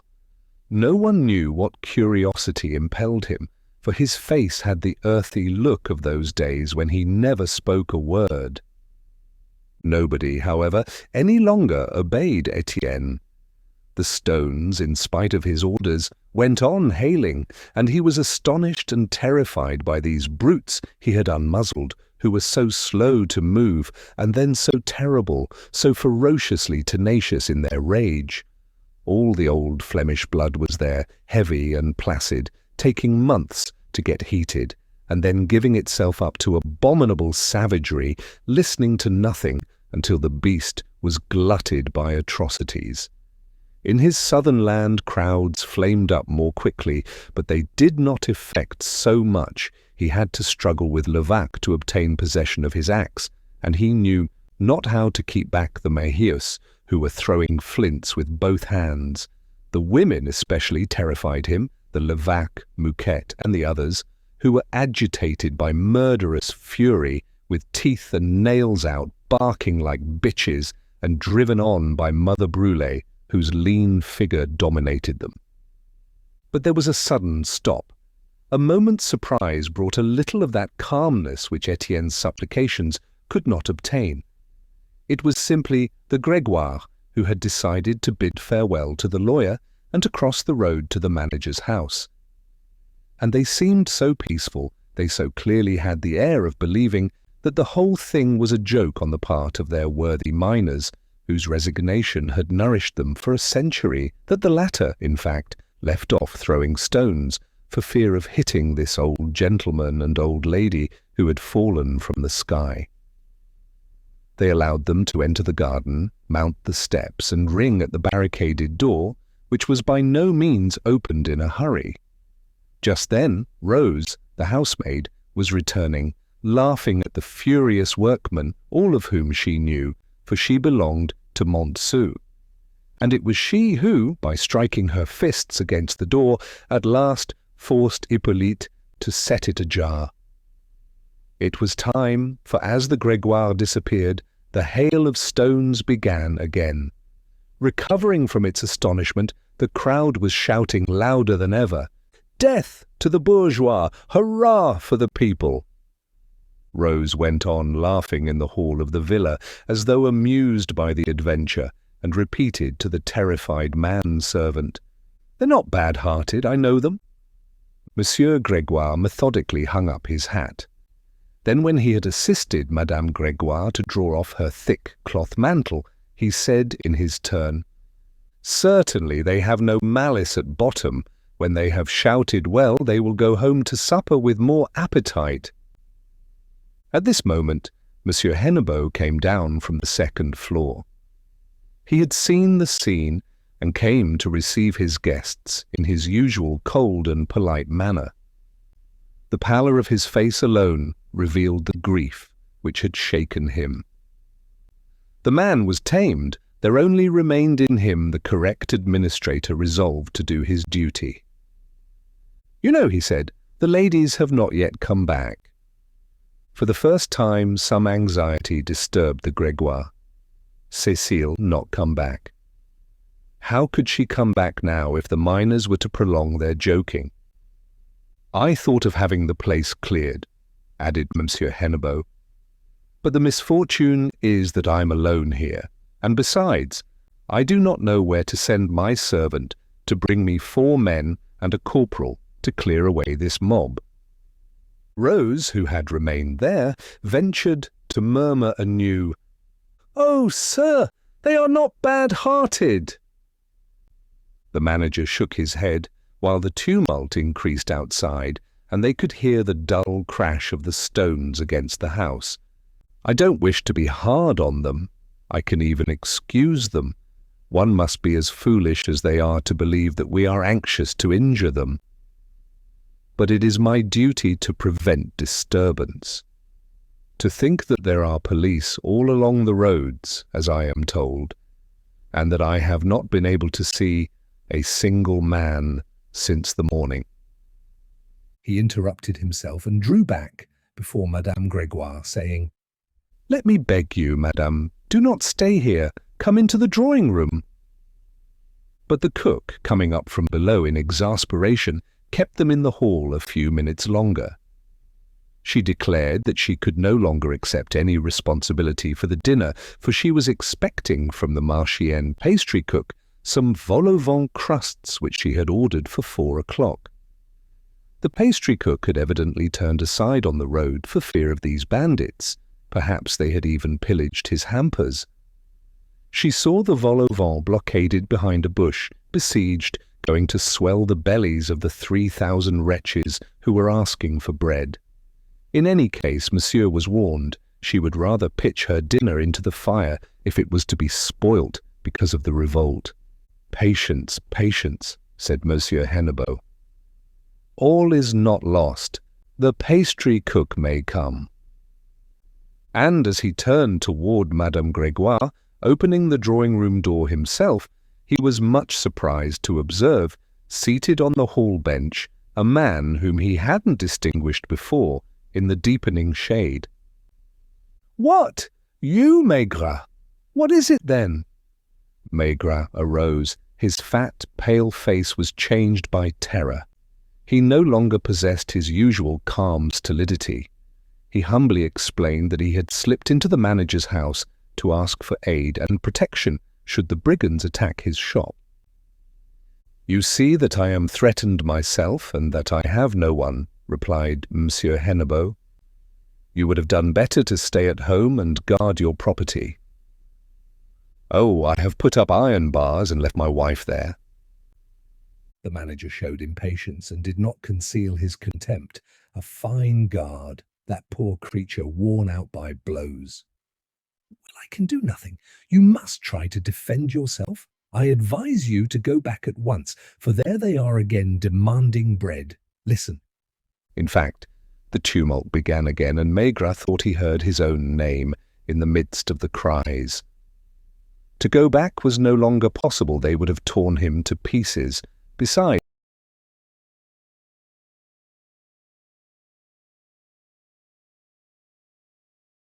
the idea of his ruin overcame him. He pressed his face to the glass panel of the door, perspiring and trembling in anticipation of disaster, while the Grégoire decided to go into the drawing-room. Monsieur Hennebeau quietly endeavoured to do the honours of his house, but in vain he begged his guests to sit down. The close, barricaded room, lighted by 2 lamps in the daytime, was filled with terror at each new clamour from without. Amid the stuffy hangings, the fury of the mob rolled more disturbingly, with vague and terrible menace. They talked, however, constantly brought back to this inconceivable revolt. He was astonished at having foreseen nothing, and his information was so defective that he specially talked against Rasseneur, whose detestable influence, he said, he was able to recognize. Besides, the gendarmes would come. It was impossible that he should be thus abandoned. As to the Grégoire, they only thought about their daughter, the poor darling, who was so quickly frightened. Perhaps in face of the peril, the carriage had returned to Marchienne. They waited on for another quarter of an hour, worn out by the noise in the street, and by the sound of the stones from time to time striking the closed shutters which rang out like gongs. The situation was no longer bearable. Monsieur Hennebeau spoke of going out to chase away the brawlers by himself, and to meet the carriage when Hippolyte appeared, exclaiming, "Sir, sir, here is Madame! They are killing Madame!" The carriage had not been able to pass through the threatening groups in the Réquillart lane. Négrel had carried out his idea, walking the 100 meters which separated them from the house, and knocking at the little door which led to the garden near the common. The gardener would hear them, for there was always someone there to open. And at first things had gone perfectly. Madame Hennebeau and the young ladies were already knocking when some women who had been warned rushed into the lane. Then everything was spoilt. The door was not opened, and Négrel in vain sought to burst it open with his shoulder. The rush of women increased, and fearing they would be carried away, he adopted the desperate method of pushing his aunt and the girls before him in order to reach the front steps by passing through the besiegers. But this maneuver led to a hustling. They were not left free. A shouting band followed them, while the crowd floated up to right and to left, without understanding, simply astonished at these dressed-up ladies lost in the midst of the battle. At this moment, the confusion was so great that it led to one of those curious mistakes which can never be explained. Lucie and Jeanne reached the steps and slipped in through the door, which the housemaid opened.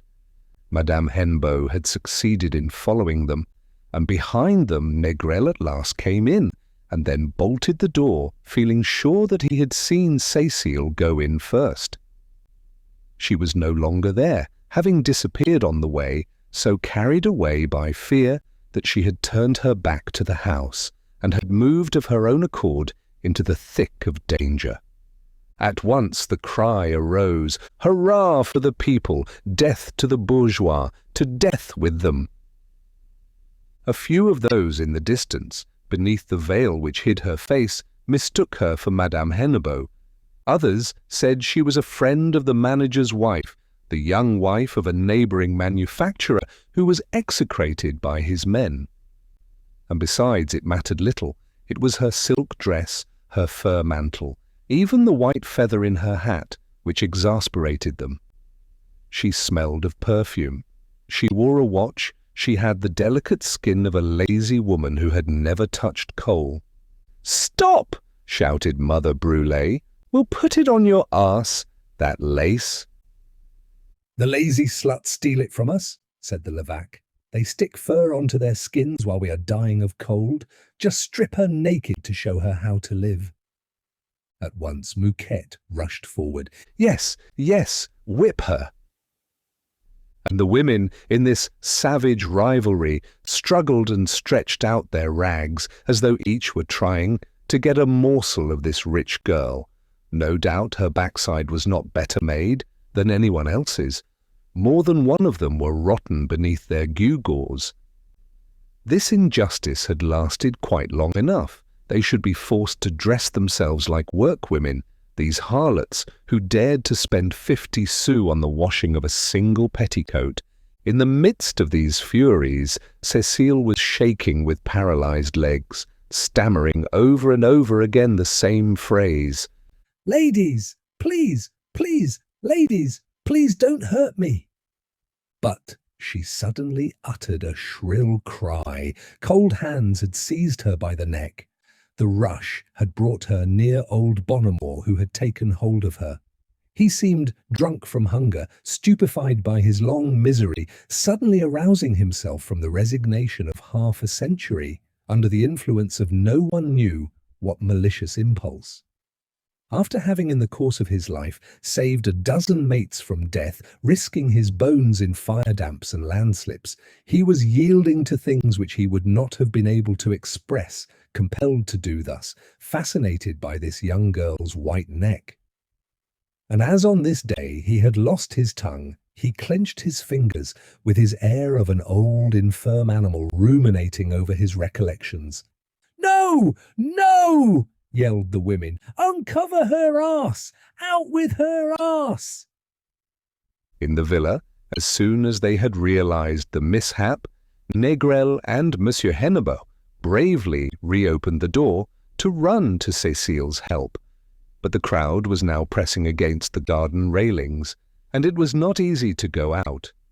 A struggle took place here, while the Grégoires in terror stood on the steps. "Let her be then, old man." "It's the Piolaine young lady," cried Maheu to the grandfather, recognizing Cécile, whose veil had been torn off by one of the women. On his side, Étienne, overwhelmed at this retaliation on a child, was trying to force the band to let go their prey. An inspiration came to him. He brandished the axe, which he had snatched from Levac's hands. "To Maigrat's house, by God! There's bread in there! Down to the earth, with Maigrat's damned shed!" And at random he gave the first blow of the axe against the shop door. Some comrades had followed him, Levac, Maheu, and a few others. But the women were furious, and Cécile had fallen from Bonnemont's fingers into Mother Brulé's hands. Lydie and Bébert, led by Jeanlin, had slipped on all fours between her petticoats to see the lady's bottom. Already the women were pulling her about. Her clothes were beginning to split when a man on horseback appeared, pushing on his animal and using his riding whip on those who would not stand back quick enough. "Ah, rascals! You are going to flog our daughters, are you?" It was Deneulin who had come to the rendezvous for dinner.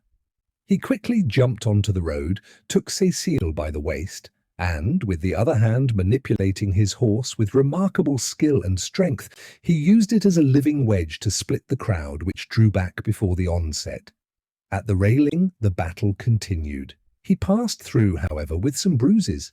This unforeseen assistance delivered Négrel and Monsieur Hennebeau, who were in great danger amid the oaths and blows. And while the young man at last led in the fainting Cécile, Deneulin protected the manager with his tall body, and at the top of the steps received a stone which nearly put his shoulder out. "That's it!" he cried. "Break my bones now you've broken my engines." He promptly pushed the door to, and a volley of flints fell against it. "What madmen!" he exclaimed. "2 seconds more and they would have broken my skull like an empty gourd. There is nothing to say to them. What could you do? They know nothing. You can only knock them down." In the drawing room, the Grégoires were weeping as they watched Cécile recover. She was not hurt. There was not even a scratch to be seen, only her veil was lost. But their fright increased when they saw before them their cook, Mélanie, who described how the mob had demolished Piolaine. Mad with fear, she had run to warn her masters. She had come in when the door was ajar at the moment of the fray, without anyone noticing her, and in her endless narrative, the single stone with which Jeanlin had broken one window pane became a regular cannonade which had crushed through the walls. Then Monsieur Grégoire's ideas were altogether upset. They were murdering his daughter. They were razing his house to the ground. It was, then, true that these miners could bear him ill will because he lived like a worthy man on their labour. The housemaid, who had brought in a towel and some eau de cologne, repeated, "All the same, it's queer, they're not bad-hearted." Madame Hennebeau, seated and very pale, had not recovered from the shock to her feelings, and she was only able to find a smile when Négrel was complimented. Cécile's parents especially thanked the young man, and the marriage might now be regarded as settled. Monsieur Hennebeau looked on in silence, turning from his wife to this lover whom in the morning he had been swearing to kill, then to this young girl by whom he would, no doubt, soon be freed from him. There was no haste, only the fear remained with him of seeing his wife fall lower, perhaps to some lackey. "And you, my little darlings?" asked Deneulin of his daughters. "Have they broken any of your bones?" Lucie and Jeanne had been much afraid, but they were pleased to have seen it all. They were now laughing. "By George," the father went on, "we've had a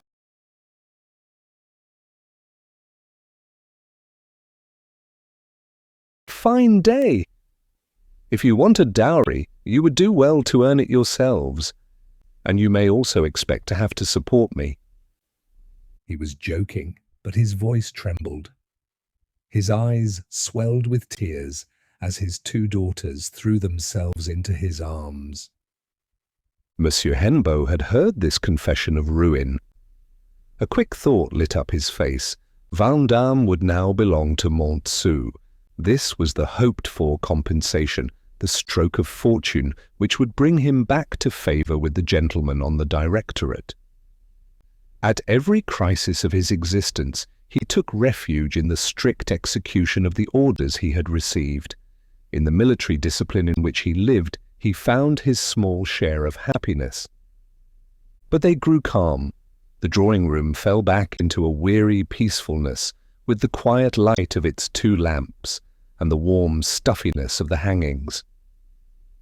What, then, was going on outside? The brawlers were silent, and stones no longer struck the house. One only heard deep, full blows, those blows of the hatchet which one hears in distant woods. They wished to find out, and went back into the hall to venture a glance through the glass panel of the door. Even the ladies went upstairs to post themselves behind the blinds on the first floor. "Do you see that scoundrel Rasseneur over there on the threshold of the public house?" said Monsieur Hennebeau to de Neulin. "I had guessed as much. He must be in it." It was not Rasseneur, however. It was Étienne, who was dealing blows from his axe at Maigrat's shop. And he went on calling to the men. Did not the goods in there belong to the colliers? Had they not the right to take back their property from this thief, who had exploited them so long, who was starving them at a hint from the company? Gradually, they all left the manager's house and ran up to pillage the neighbouring shop. The cry, "Bread, bread, bread," broke out anew. They would find bread behind that door. The rage of hunger carried them away, as if they suddenly felt that they could wait no longer without expiring on the road. Such furious thrusts were made at the door that at every stroke of the axe Étienne feared to wound someone. Meanwhile, Maigrat, who had left the hall of the manager's house, had at first taken refuge in the kitchen, but, hearing nothing there, he imagined some abominable attempt against his shop, and came up again to hide behind the pump outside, when he distinctly heard the cracking of the door and shouts of pillage in which his own name was mixed. It was not a nightmare then. If he could not see, he could now hear, and he followed the attack with ringing ears. Every blow struck him in the heart. A hinge must have given way. 5 minutes more, and the shop would be taken. The thing was stamped on his brain in real and terrible images. The brigands rushing forward, then the drawers broken open, the sacks emptied, everything eaten, everything drunk, the house itself carried away, nothing left, not even a stick with which he might go and beg through the villages. No, he would never allow them to complete his ruin. He would rather leave his life there. Since he had been here, he noticed at a window of his house his wife's thin silhouette, pale and confused, behind the panes. No doubt she was watching the blows with her usual silent air of a poor, beaten creature. Beneath there was a shed, so placed that from the villa garden one could climb it from the palings. Then it was easy to get on to the tiles up to the window. And the idea of thus returning home now pursued him in his remorse at having left. Perhaps he would have time to barricade the shop with furniture. He even invented other and more heroic defences, boiling oil, lighted petroleum poured out from above. But this love of his property struggled against his fear, and he groaned in the battle with cowardice. Suddenly, on hearing a deeper blow of the axe, he made up his mind. Avarice conquered. He and his wife would cover the sacks with their bodies rather than abandon a single loaf. Almost immediately hooting broke out. "Look, look, the tomcat's up there! After the cat! After the cat!" The mob had just seen Maigrat on the roof of the shed. In his fever of anxiety, he had climbed the palings with agility in spite of his weight, and without troubling over the breaking wood, and now he was flattening himself along the tiles and endeavouring to reach the window.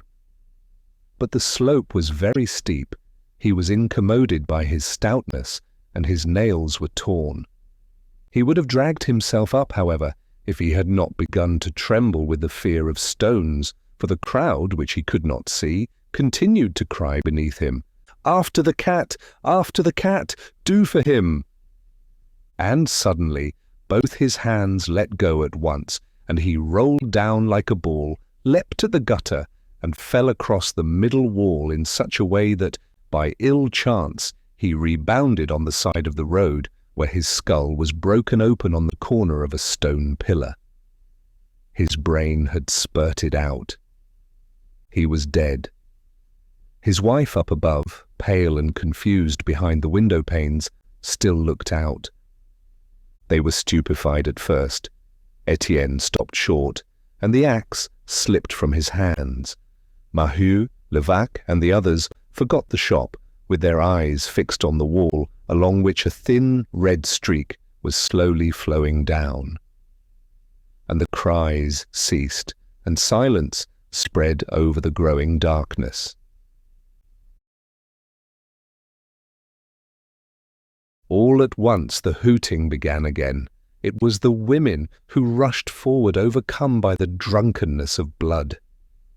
Then there is a good God after all. Ah, the bloody beast he's done for. They surrounded the still warm body. They insulted it with laughter, abusing his fractured head, the dirty chops hurling in the dead man's face the long venom of their starved lives. "I owed you 60 francs, now you're paid, thief," said Maheu, enraged like the others. "You won't refuse me credit any more. Wait, wait, I must fatten you once more." With her fingers, she scratched up some earth, took 2 handfuls, and stuffed it violently into his mouth. "There!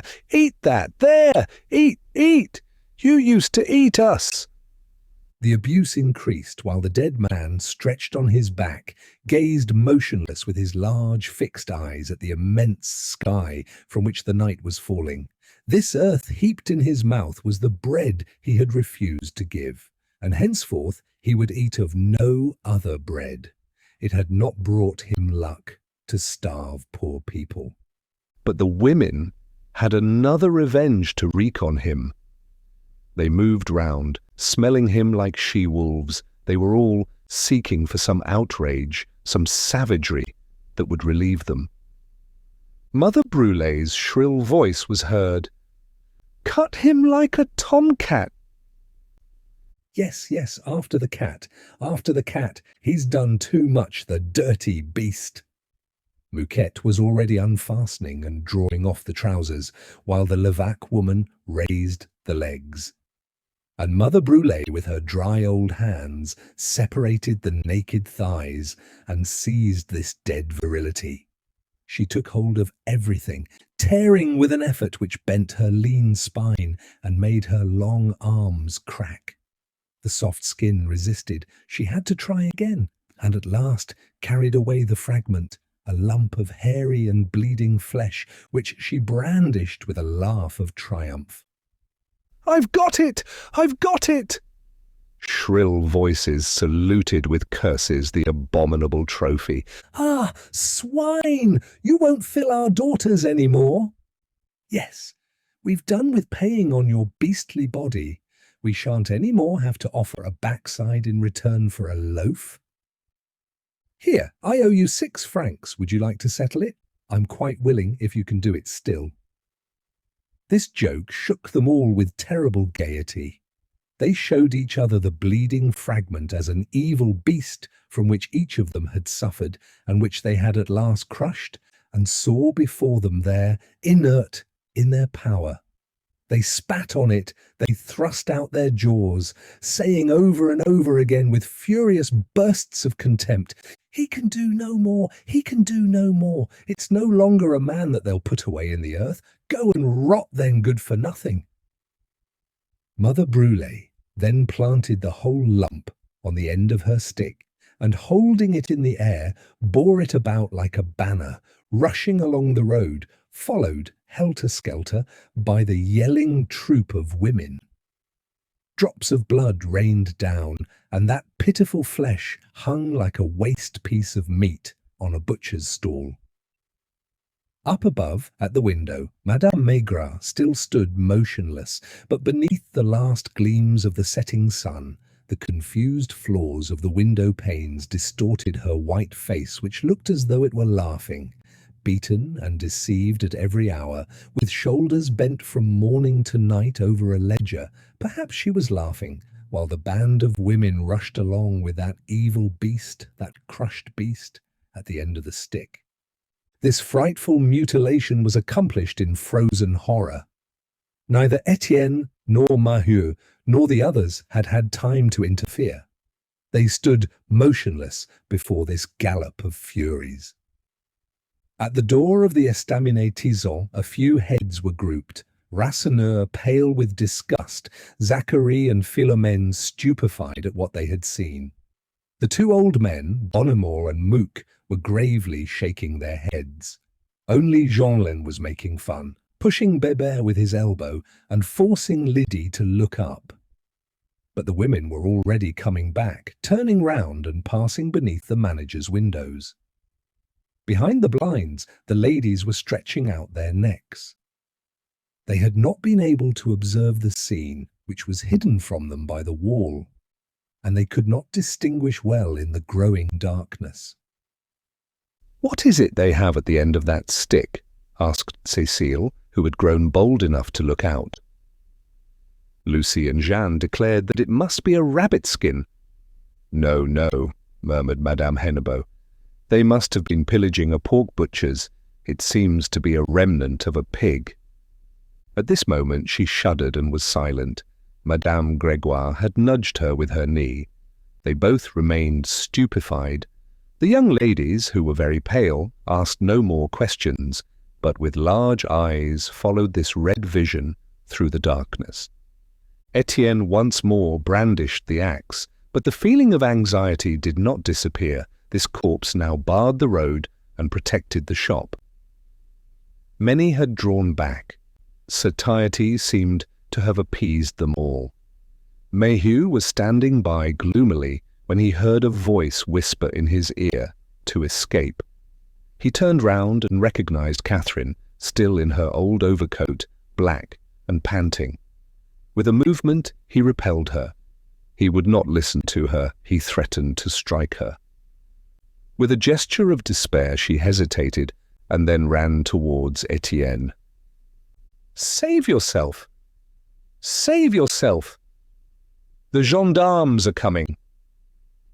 He also pushed her away and abused her, feeling the blood of the blows she had given him mounting to his cheeks.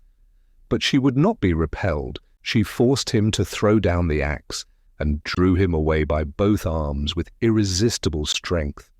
"Don't I tell you the gendarmes are coming? Listen to me. It's Chaval who has gone for them and is bringing them if you want to know. It's too much for me and I've come. Save yourself, I don't want them to take you."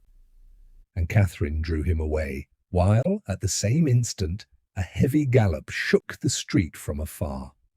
Immediately a voice arose, "The gendarmes! The gendarmes!" There was a general breaking up, so mad a rush for life that in 2 minutes the road was free, absolutely clear, as though swept by a hurricane. Maigrat's corpse alone made a patch of shadow on the white earth. Before the estaminet tison, Rasseneur only remained, feeling relieved, and with open face applauding the easy victory of the sabres. While in dim and deserted Montsou, in the silence of the closed houses, the bourgeois remained with perspiring skins and chattering teeth, not daring to look out. The plain was drowned beneath the thick night. Only the blast furnaces and the coke furnaces were burning against the tragic sky. The gallop of the gendarmes heavily approached. They came up in an indistinguishable sombre mass. And behind them the Marchienne pastry cook's vehicle, a little covered cart which had been confided to their care, at last arrived, and a small drudge of a boy jumped down and quietly unpacked the crusts for the vol au vent. Part 6. Chapter 1. The first fortnight of February passed, and a black cold prolonged the hard winter without pity for the poor. Once more the authorities had scoured the roads. The prefect of Lille, an attorney, a general, and the police were not sufficient. The military had come to occupy Montsou.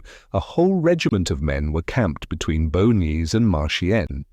Armed pickets guarded the pits, and there were soldiers before every engine. The manager's villa, the company's yards, even the houses of certain residents were bristling with bayonets. Nothing was heard along the streets but the slow movement of patrols. On the pit bank of the Voreux, a sentinel was always placed in the frozen wind that blew up there like a lookout man above the flat plain, and every 2 hours, as though in an enemy's country, were heard the sentry's cries, "Qui vive! Advance and give the password!" Nowhere had work been resumed. On the contrary, the strike had spread.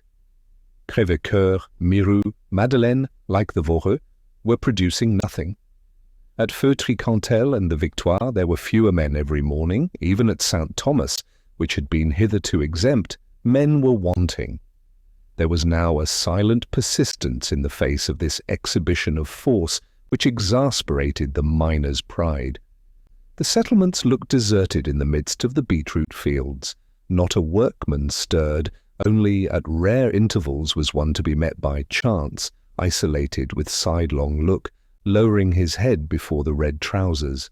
And in this deep melancholy calm, in this passive opposition to the guns, there was a deceptive gentleness, a forced and patient obedience of wild beasts in a cage, with their eyes on the tamer, ready to spring on his neck if he turned his back. The company, who were being ruined by this death of work, talked of hiring miners from the Borinage on the Belgian frontier, but did not dare, so that the battle continued as before between the colliers, who were shut up at home, and the dead pits guarded by soldiery. On the morrow of that terrible day this calm had come about at once, hiding such a panic that the greatest silence possible was kept concerning the damage and the atrocities. The inquiry which had been opened showed that Maigrat had died from his fall, and the frightful mutilation of the corpse remained uncertain, already surrounded by a legend. On its side, the company did not acknowledge the disasters it had suffered, any more than the Grégoire cared to compromise their daughter in the scandal of a trial in which she would have to give evidence. However, some arrests took place, mere supernumeraries as usual, silly and frightened, knowing nothing. By mistake, Pierron was taken off with handcuffs on his wrists as far as Marchiennes, to the great amusement of his mates. Rasseneur also was nearly arrested by 2 gendarmes. The management was content with preparing lists of names and giving back certificates in large numbers. Maheu had received his, Levaque also, as well as 34 of their mates in the settlement of the 240 alone, and all the severity was directed against Étienne, who had disappeared on the evening of the fray, and who was being sought, although no trace of him could be found. Chaval, in his hatred, had denounced him, refusing to name the others at Catherine's appeal, for she wished to save her parents. The days passed. Everyone felt that nothing was yet concluded, and with oppressed hearts, everyone was awaiting the end. At Montsou, during this period, the inhabitants awoke with a start every night, their ears buzzing with an imaginary alarm bell, and their nostrils haunted by the smell of powder. But what completed their discomfiture was a sermon by the new curé, Abbé Ranvier, that lean priest with eyes like red-hot coals who had succeeded Abbé Joire. He was indeed unlike the smiling, discreet man, so fat and gentle, whose only anxiety was to live at peace with everybody. Abbé Ranvier went so far as to defend these abominable brigands who had dishonored the district. He found excuses for the atrocities of the strikers. He violently attacked the middle class, throwing on them the whole of the responsibility. It was the middle class which, by dispossessing the Church of its ancient liberties, in order to misuse them itself, had turned this world into a cursed place of injustice and suffering. It was the middle class which prolonged misunderstandings, which was pushing on towards a terrible catastrophe by its atheism, by its refusal to return to the old beliefs, to the fraternity of the early Christians. And he dared to threaten the rich. He warned them that if they obstinately persisted in refusing to listen to the voice of God, God would surely put himself on the side of the poor. He would take back their fortunes from those who faithlessly enjoyed them and would distribute them to the humble of the earth for the triumph of his glory. The devout trembled at this. The lawyer declared that it was socialism of the worst kind. All saw the curé at the head of a band, brandishing a cross and with vigorous blows demolishing the bourgeois society of '89.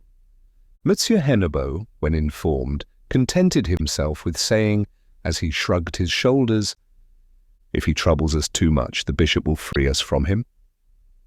And while the breath of panic was thus blowing from one end of the plain to the other, Étienne was dwelling beneath the earth in Jeanlin's burrow at the bottom of Réquillart. It was there that he was in hiding. No one believed him so near. The quiet audacity of that refuge, in the very mine, in that abandoned passage of the old pit, had baffled search. Above, the sloes and hawthorns growing among the fallen scaffolding of the belfry filled up the mouth of the hole. No one ventured down. It was necessary to know the trick, how to hang on to the roots of the mountain ash and to let go fearlessly, to catch hold of the rungs that were still solid. Other obstacles also protected him, the suffocating heat of the passage, 120 meters of dangerous descent, then the painful gliding on all fours for a quarter of a league between the narrowed walls of the gallery before discovering the brigand's cave full of plunder. He lived there in the midst of abundance, finding gin there, the rest of the dried cod, and provisions of all sorts. The large hay-bed was excellent, and not a current of air could be felt in this equal temperature, as warm as a bath. Light, however, threatened to fail. Jeanlin, who had made himself purveyor with the prudence and discretion of a savage and delighted to make fun of the police, had even brought him pomatum, but could not succeed in putting his hands on a packet of candles. After the 5th day, Étienne never lighted up except to eat. He could not swallow in the dark. This complete and interminable night, always of the same blackness, was his chief torment. It was in vain that he was able to sleep in safety, that he was warm and provided with bread. The night had never weighed so heavily on his brain. It seemed to him even to crush his thoughts. Now he was living on thefts. In spite of his communistic theories, old scruples of education arose, and he contented himself with gnawing his share of dry bread. But what was to be done? One must live, and his task was not yet accomplished. Another shame overcame him, remorse for that savage drunkenness from the gin, drunk in the great cold on an empty stomach, which had thrown him, armed with a knife, on Chaval. This stirred in him the whole of that unknown terror, the hereditary ill, the long ancestry of drunkenness, no longer tolerating a drop of alcohol without falling into homicidal mania. Would he then end as a murderer? When he found himself in shelter in this profound calm of the earth, seized by satiety of violence, he had slept for 2 days, the sleep of a brute, gorged and overcome. And the depression continued. He lived in a bruised state with bitter mouth and aching head, as after some tremendous spree. A week passed by. The Maheus, who had been warned, were not able to send a candle. He had to give up the enjoyment of light, even when eating. Now Étienne remained for hours, stretched out on his hay. Vague ideas were working within him for the first time, a feeling of superiority, which placed him apart from his mates, an exaltation of his person as he grew more instructed. Never had he reflected so much. He asked himself the why of his disgust on the morrow of that furious course among the pits, and he did not dare to reply to himself. His recollections were repulsive to him, the ignoble desires, the coarse instincts, the odour of all that wretchedness shaken out to the wind. In spite of the torment of the darkness, he would come to hate the hour for returning to the settlement. How nauseous were all these wretches in a heap, living at the common bucket. There was not one with whom he could seriously talk politics. It was a bestial existence, always the same air, tainted by onion, in which one choked. He wished to enlarge their horizon, to raise them to the comfort and good manners of the middle class, by making them masters, but how long it would take, and he no longer felt the courage to await victory in this prison of hunger. By slow degrees, his vanity of leadership, his constant preoccupation of thinking in their place, left him free, breathing into him the soul of one of those bourgeois whom he execrated. Jeanlin one evening brought a candle end, stolen from a carter's lantern, and this was a great relief for Étienne. When the darkness began to stupefy him, weighing on his skull almost to madness, he would light up for a moment. Then, as soon as he had chased away the nightmare, he extinguished the candle, miserly of this brightness which was as necessary to his life as bread. The silence buzzed in his ears. He only heard the flight of a band of rats, the cracking of the old timber, the tiny sound of a spider weaving her web. And with eyes open, in this warm nothingness, he returned to his fixed idea, the thought of what his mates were doing above. Desertion on his part would have seemed to him the worst cowardice. If he thus hid himself, it was to remain free to give counsel or to act. His long meditations had fixed his ambition. While awaiting something better, he would like to be Pluchart, leaving manual work in order to work only at politics, but alone in a clean room, under the pretext that brain labour absorbs the entire life and needs quiet. At the beginning of the second week, the child having told him that the police supposed he had gone over to Belgium, Étienne ventured out of his hole at nightfall. He wished to ascertain the situation and to decide if it was still well to persist. He himself considered the game doubtful. Before the strike, he felt uncertain of the result and had simply yielded to facts.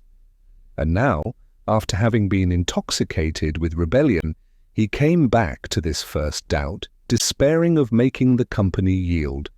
But he would not yet confess this to himself. He was tortured when he thought of the miseries of defeat and the heavy responsibility of suffering which would weigh upon him. The end of the strike. Was it not the end of his part, the overthrow of his ambition, his life falling back into the brutishness of the mine and the horrors of the settlement? And honestly, without any base calculation or falsehood, he endeavoured to find his faith again, to prove to himself that resistance was still possible, that capital was about to destroy itself in face of the heroic suicide of labour. Throughout the entire country, in fact, there was nothing but a long echo of ruin. At night, when he wandered through the black country like a wolf who has come out of his forest, he seemed to hear the crash of bankruptcies from one end of the plain to the other. He now passed by the roadside nothing but closed dead workshops becoming rotten beneath the dull sky. The sugar works had especially suffered. The Houghton sugar works, the Fauvel works, after having reduced the number of their hands, had come to grief one after the other. At the Dutilleul flour works, the last mill had stopped on the second Saturday of the month, and the Bleu's rope works for mine cables had been quite ruined by the strike. On the Marchienne side, the situation was growing worse every day. All the fires were out at the Gagebois glass works. Men were continually being sent away from the Sonneville workshops. Only one of the 3 blast furnaces of the forges was alight, and not one battery of coke ovens was burning on the horizon. The strike of the Monceau colliers, born of the industrial crisis which had been growing worse for 2 years, had increased it and precipitated the downfall. To the other causes of suffering, the stoppage of orders from America and the engorgement of invested capital in excessive production, was now added the unforeseen lack of coal for the few furnaces which were still kept up. And that was the supreme agony, this engine bread, which the pits no longer furnished. Frightened by the general anxiety, the company, by diminishing its output and starving its miners, inevitably found itself at the end of December without a fragment of coal at the surface of its pits. Everything held together, the plague blew from afar, one fall led to another. The industries tumbled each other over as they fell, in so rapid a series of catastrophes that the shocks echoed in the midst of the neighbouring cities, Lille, Douai, Valenciennes, where absconding bankers were bringing ruin on whole families. At the turn of a road, Étienne often stopped in the frozen night to hear the rubbish raining down. He breathed deeply in the darkness. The joy of annihilation seized him, the hope that day would dawn on the extermination of the old world, with not a single fortune left standing, the scythe of equality levelling everything to the ground. But in this massacre, it was the company's pits that especially interested him. He would continue his walk, blinded by the darkness, visiting them one after the other, glad to discover some new disaster. Landslips of increasing gravity continued to occur on account of the prolonged abandonment of the passages. Above the north gallery of Maheu, the ground sank in to such an extent that the Joiselle road, for the distance of 100 meters, had been swallowed up as though by the shock of an earthquake. And the company, disturbed at the rumours raised by these accidents, paid the owners for their vanished fields without bargaining. Crèvecoeur and Madeleine, which lay in very shifting rock, were becoming stopped up more and more.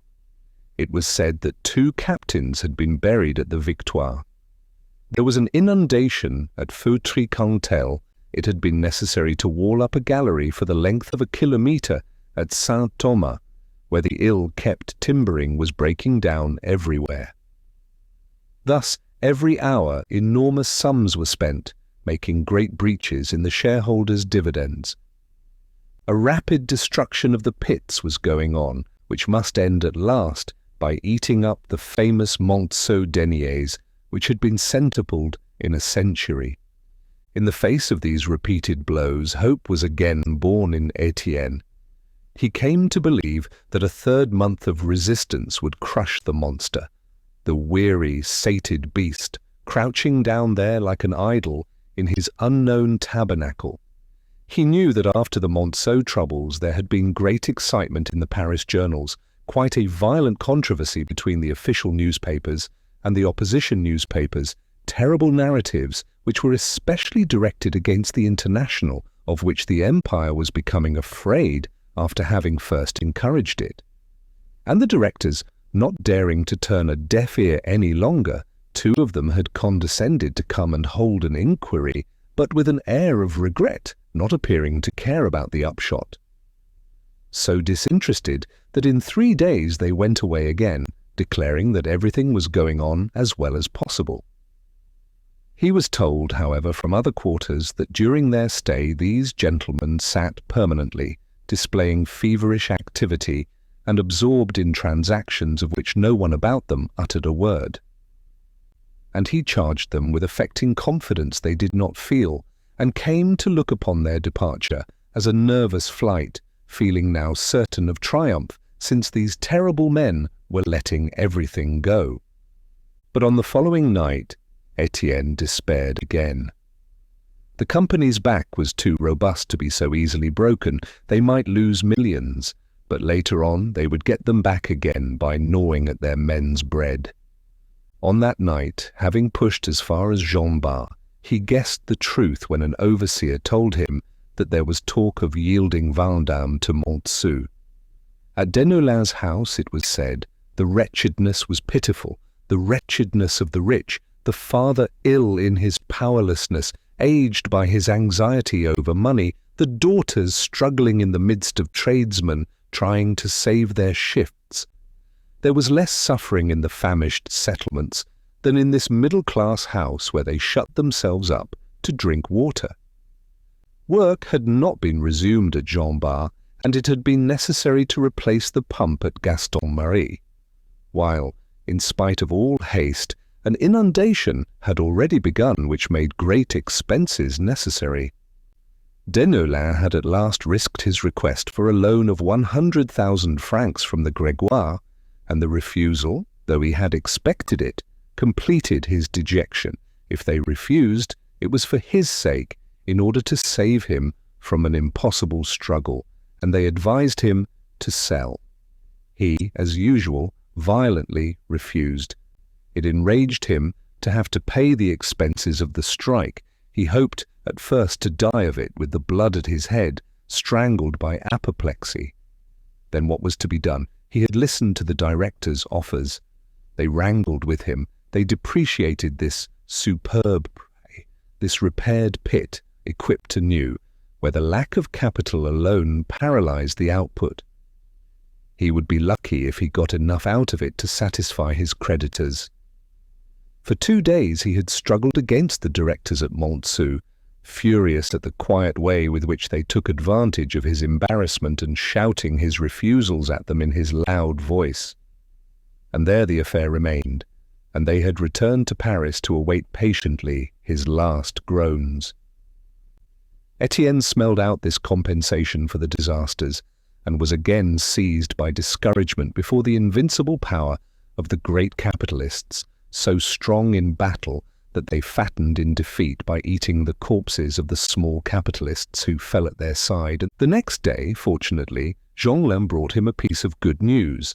At the Voreux, the tubbing of the shaft was threatening to break, and the water was filtering in from all the joints. In great haste, a gang of carpenters had been set on to repair it. Up to now, Étienne had avoided the Voreux, warned by the everlasting black silhouette of the sentinel stationed on the pit bank above the plain. He could not be avoided. He dominated in the air, like the flag of the regiment. Towards 3 o'clock in the morning, the sky became overcast, and he went to the pit, where some mates explained to him the bad condition of the tubbing. They even thought that it would have to be done entirely over again, which would stop the output of coal for 3 months. For a long time he prowled round, listening to the carpenters' mallets hammering in the shaft. That wound, which had to be dressed, rejoiced his heart. As he went back in the early daylight, he saw the sentinel still on the pit bank. This time he would certainly be seen. As he walked, he thought about those soldiers who were taken from the people to be armed against the people. How easy the triumph of the revolution would be if the army were suddenly to declare for it. It would be enough if the workman and the peasant in the barracks were to remember their origin. That was the supreme peril, the great terror, which made the teeth of the middle class chatter when they thought of a possible defection of the troops. In 2 hours they would be swept away and exterminated with all the delights and abominations of their iniquitous life. It was already said that whole regiments were tainted with socialism. Was it true? When justice came, would it be thanks to the cartridges distributed by the middle class? And snatching at another hope, the young man dreamed that the regiment, with its posts now guarding the pits, would come over to the side of the strikers, shoot down the company to a man, and at last give the mine to the miners. He then noticed that he was ascending the pit bank, his head filled with these reflections. Why should he not talk with this soldier? He would get to know what his ideas were. With an air of indifference, he continued to come nearer, as though he were gleaning old wood among the rubbish. The sentinel remained motionless. "Eh, mate! Damned weather!" said Étienne at last. "I think we shall have snow." He was a small soldier, very fair, with a pale, gentle face covered with red freckles. He wore his military greatcoat with the awkwardness of a recruit. "Yes, perhaps we shall, I think," he murmured. And with his blue eyes he gazed at the livid sky, the smoky dawn, with soot weighing like lead afar over the plain. "What idiots they are to put you here to freeze," Étienne went on. "One would think the Cossacks were coming. And then there's always wind here." The little soldier shivered without complaining. There was certainly a little cabin of dry stones there, where old Bonnemore used to take shelter when it blew a hurricane. But the order being not to leave the summit of the pit bank, the soldier did not stir from it, his hands so stiffened by cold that he could no longer feel his weapon. He belonged to the guard of 60 men who were protecting the Voreux, and as this cruel sentry duty frequently came round, he had before nearly stayed there for good with his dead feet. His work demanded it, a passive obedience finished the benumbing process, and he replied to these questions with the stammered words of a sleepy child. Étienne in vain endeavoured during a quarter of an hour to make him talk about politics. He replied yes or no without seeming to understand. Some of his comrades said that the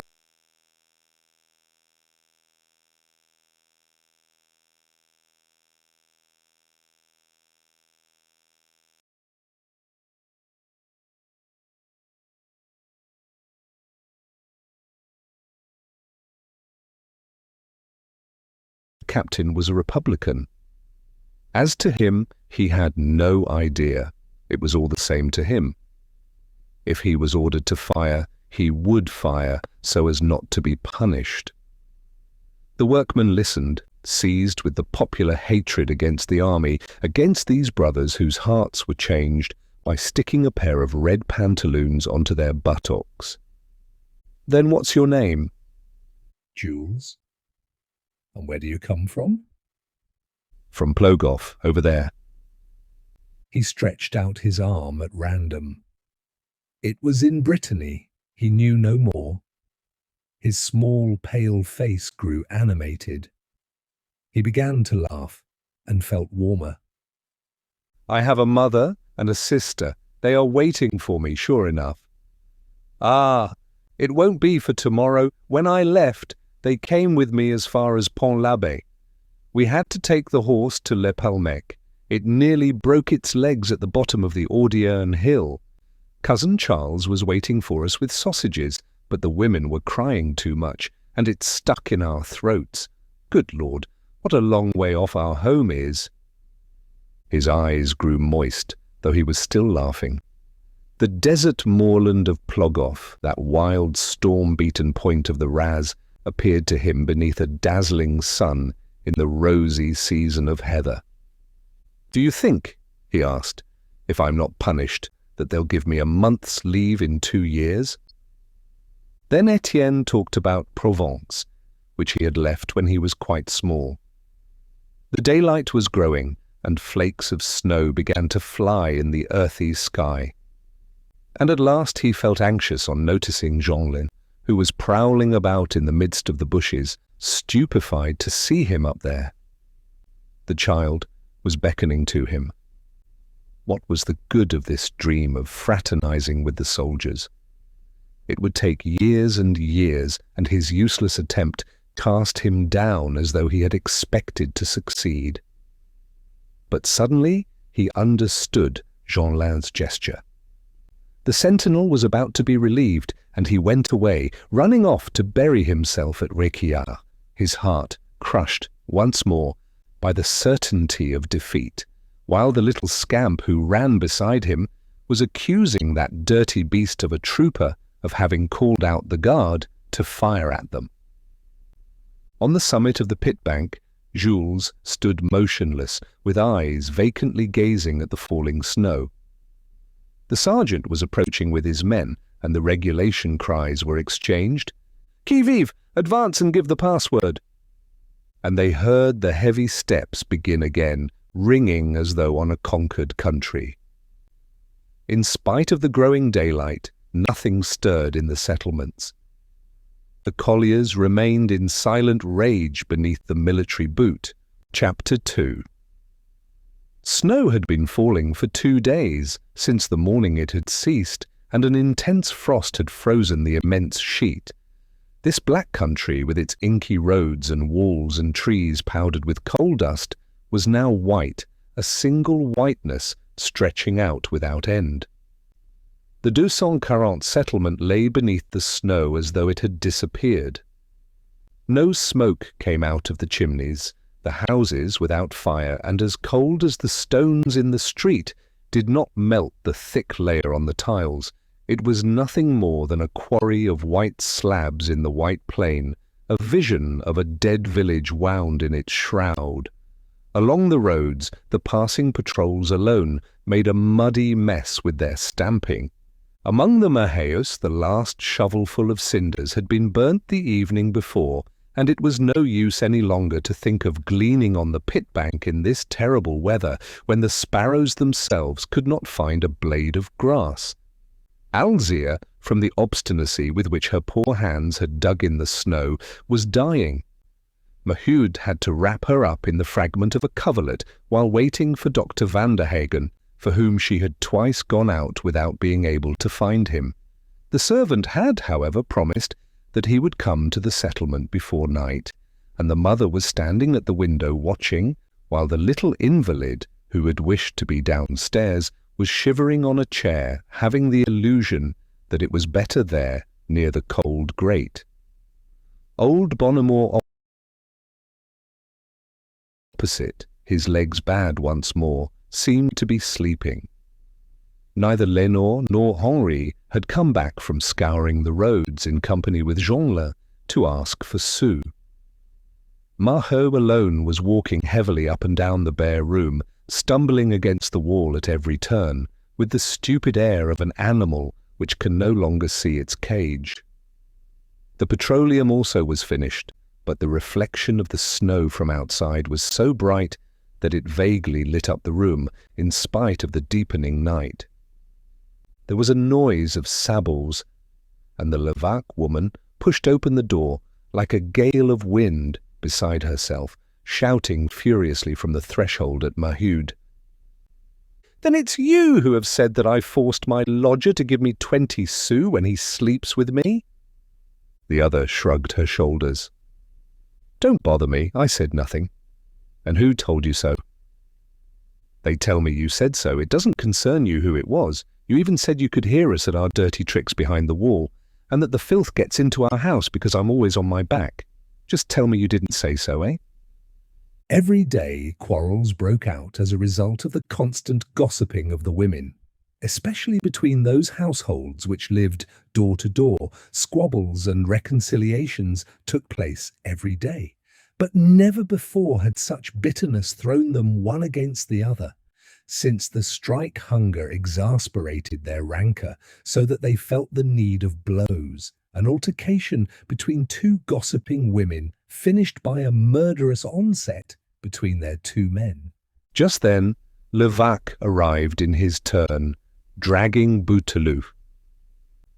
"Here's our mate. Let him just say if he has given 20 sous to my wife to sleep with her." The lodger, hiding his timid gentleness in his great beard, protested and stammered. "Oh, that!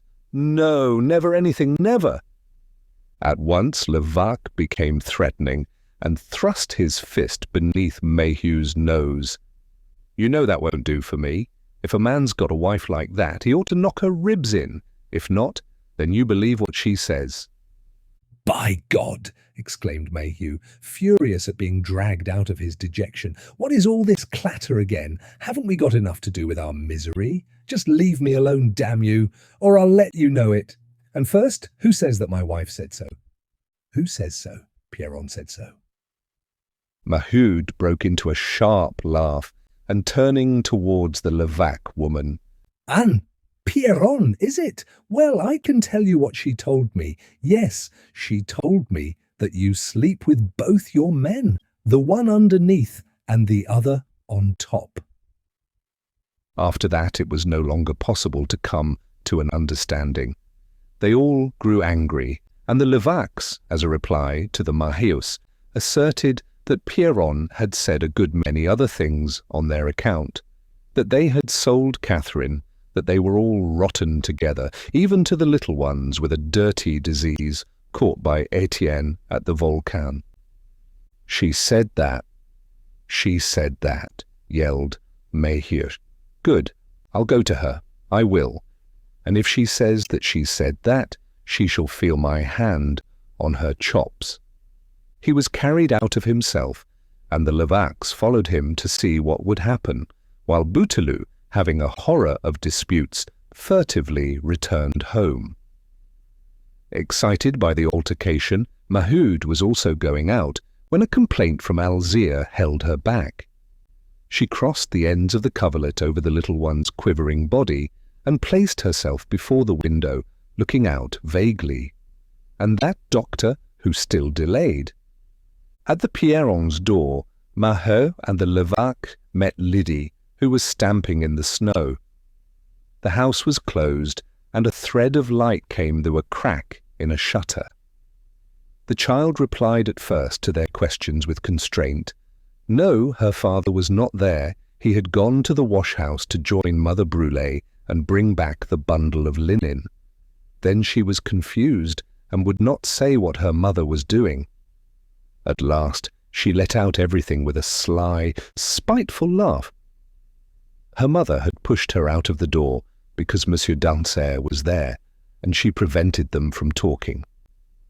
Since the morning he had been going about the settlement with 2 policemen, trying to pick up workmen, imposing on the weak, and announcing everywhere that if the descent did not take place on Monday at the Voreux, the company had decided to hire men from the Borinage.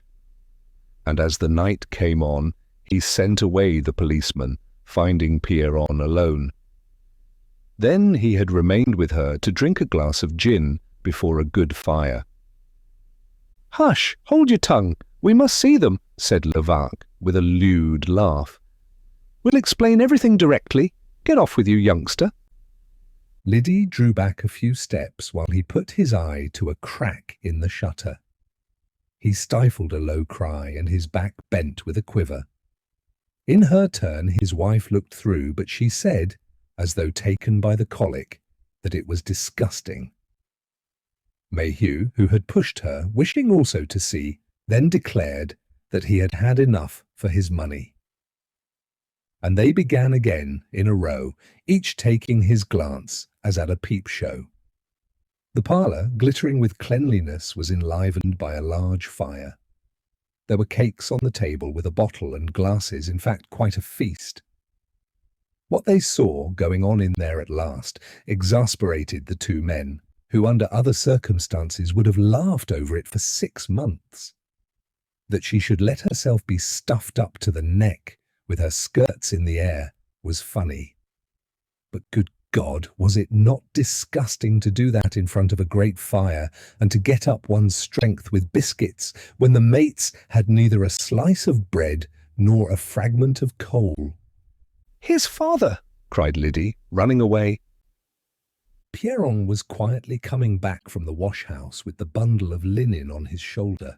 Maheu immediately addressed him. "Here! They tell me that your wife says that I sold Catherine, and that we are all rotten at home. And what do they pay you in your house, your wife, and the gentleman who is this minute wearing out her skin?" The astonished Pierron could not understand, and Pierron, seized with fear on hearing the tumult of voices, lost her head and set the door ajar to see what was the matter.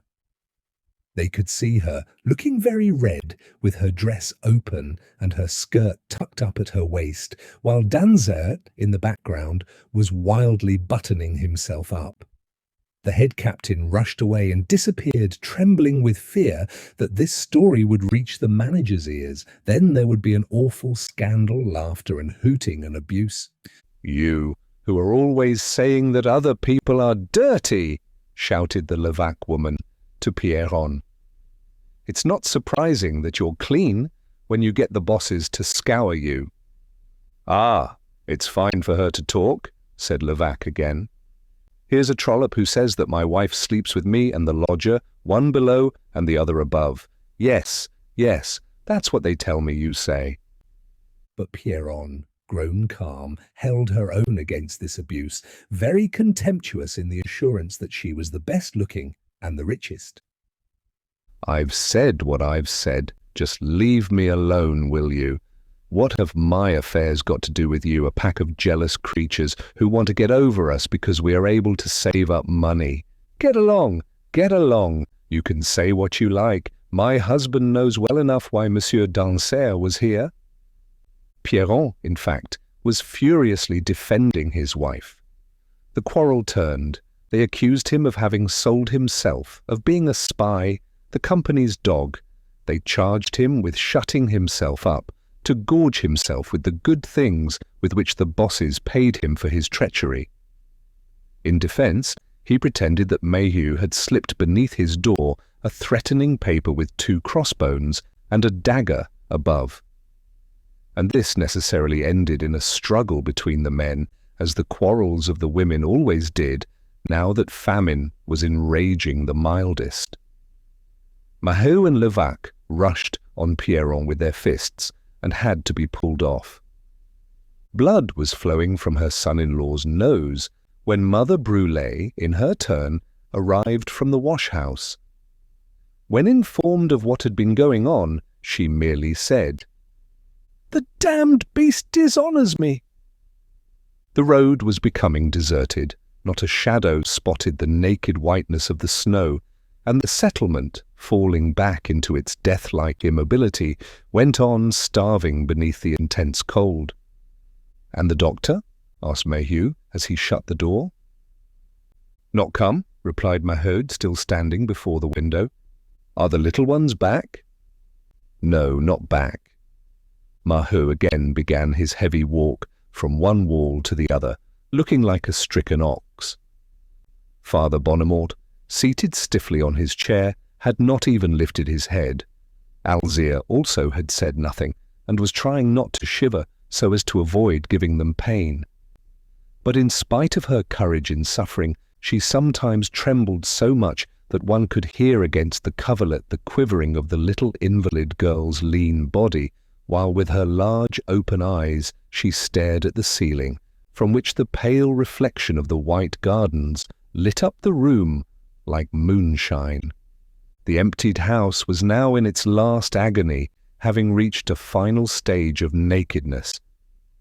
The mattress ticks had followed the wool to the dealers, then the sheets had gone, the linen, everything that could be sold. One evening they had sold a handkerchief of the grandfather's for 2 sous. Tears fell over each object of the poor household which had to go, and the mother was still lamenting that one day she had carried away in her skirt the pink cardboard box, her man's old present, as one would carry away a child to get rid of it on some doorstep. They were bare, they had only their skins left to sell, so worn out and injured that no one would have given a farthing for them. They no longer even took the trouble to search. They knew that there was nothing left, that they had come to the end of everything, that they must not hope even for a candle or a fragment of coal or a potato, and they were waiting to die, only grieved about the children and revolted by the useless cruelty that gave the little one a disease before starving it. "At last, here he is," said Maheu. A black figure passed before the window. The door opened, but it was not Dr. van der Hagen. They recognized the new curé, Abbé Ranvier, who did not seem surprised at coming on this dead house, without light, without fire, without bread. He had already been to 3 neighboring houses, going from family to family, seeking willing listeners, like Dansaert with his 2 policemen. And at once he exclaimed, in his feverish fanatic's voice, "Why were you not at Mass on Sunday, my children? You are wrong. The Church alone can save you. Now promise me to come next Sunday." Maheu, after staring at him, went on pacing heavily, without a word. It was Maheu who replied, "To Mass, sir? What for? Isn't the good God making fun of us? Look here, what has my little girl there done to him to be shaking with fever? Hadn't we enough misery that he had to make her ill too, just when I can't even give her a cup of warm gruel?" Then the priest stood and talked at length. He spoke of the strike, this terrible wretchedness, this exasperated rancour of famine, with the ardour of a missionary who is preaching to savages for the glory of religion. He said that the Church was with the poor, that she would one day cause justice to triumph by calling down the anger of God on the iniquities of the rich. And that day would come soon, for the rich had taken the place of God and were governing without God in their impious theft of power. But if the workers desired the fair division of the goods of the earth, they ought at once to put themselves in the hands of the priests, just as on the death of Jesus the poor and the humble grouped themselves around the apostles. What strength the Pope would have, what an army the clergy would have under them when they were able to command the numberless crowd of workers. In 1 week they would purge the world of the wicked, they would chase away the unworthy masters. Then indeed there would be a real kingdom of God, everyone recompensed according to his merits, and the law of labour as the foundation for universal happiness.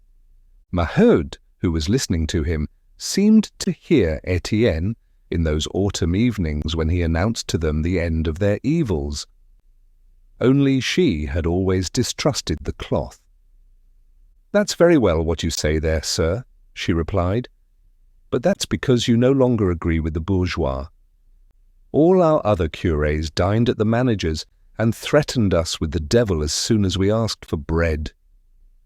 He began again, and spoke of the deplorable misunderstanding between the Church and the people.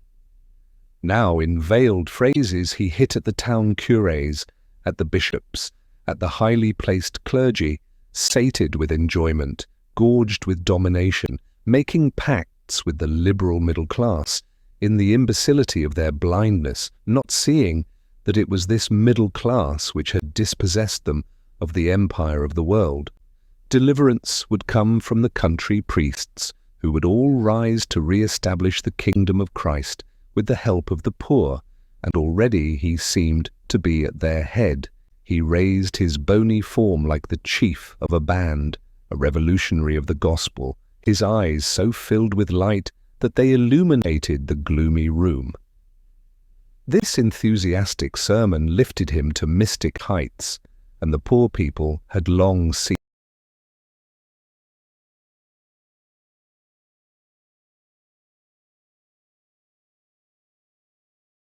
to understand him. "No need for so many words," growled Maheu suddenly. "You'd best begin by bringing us a loaf." "Come on Sunday to Mass," cried the priest.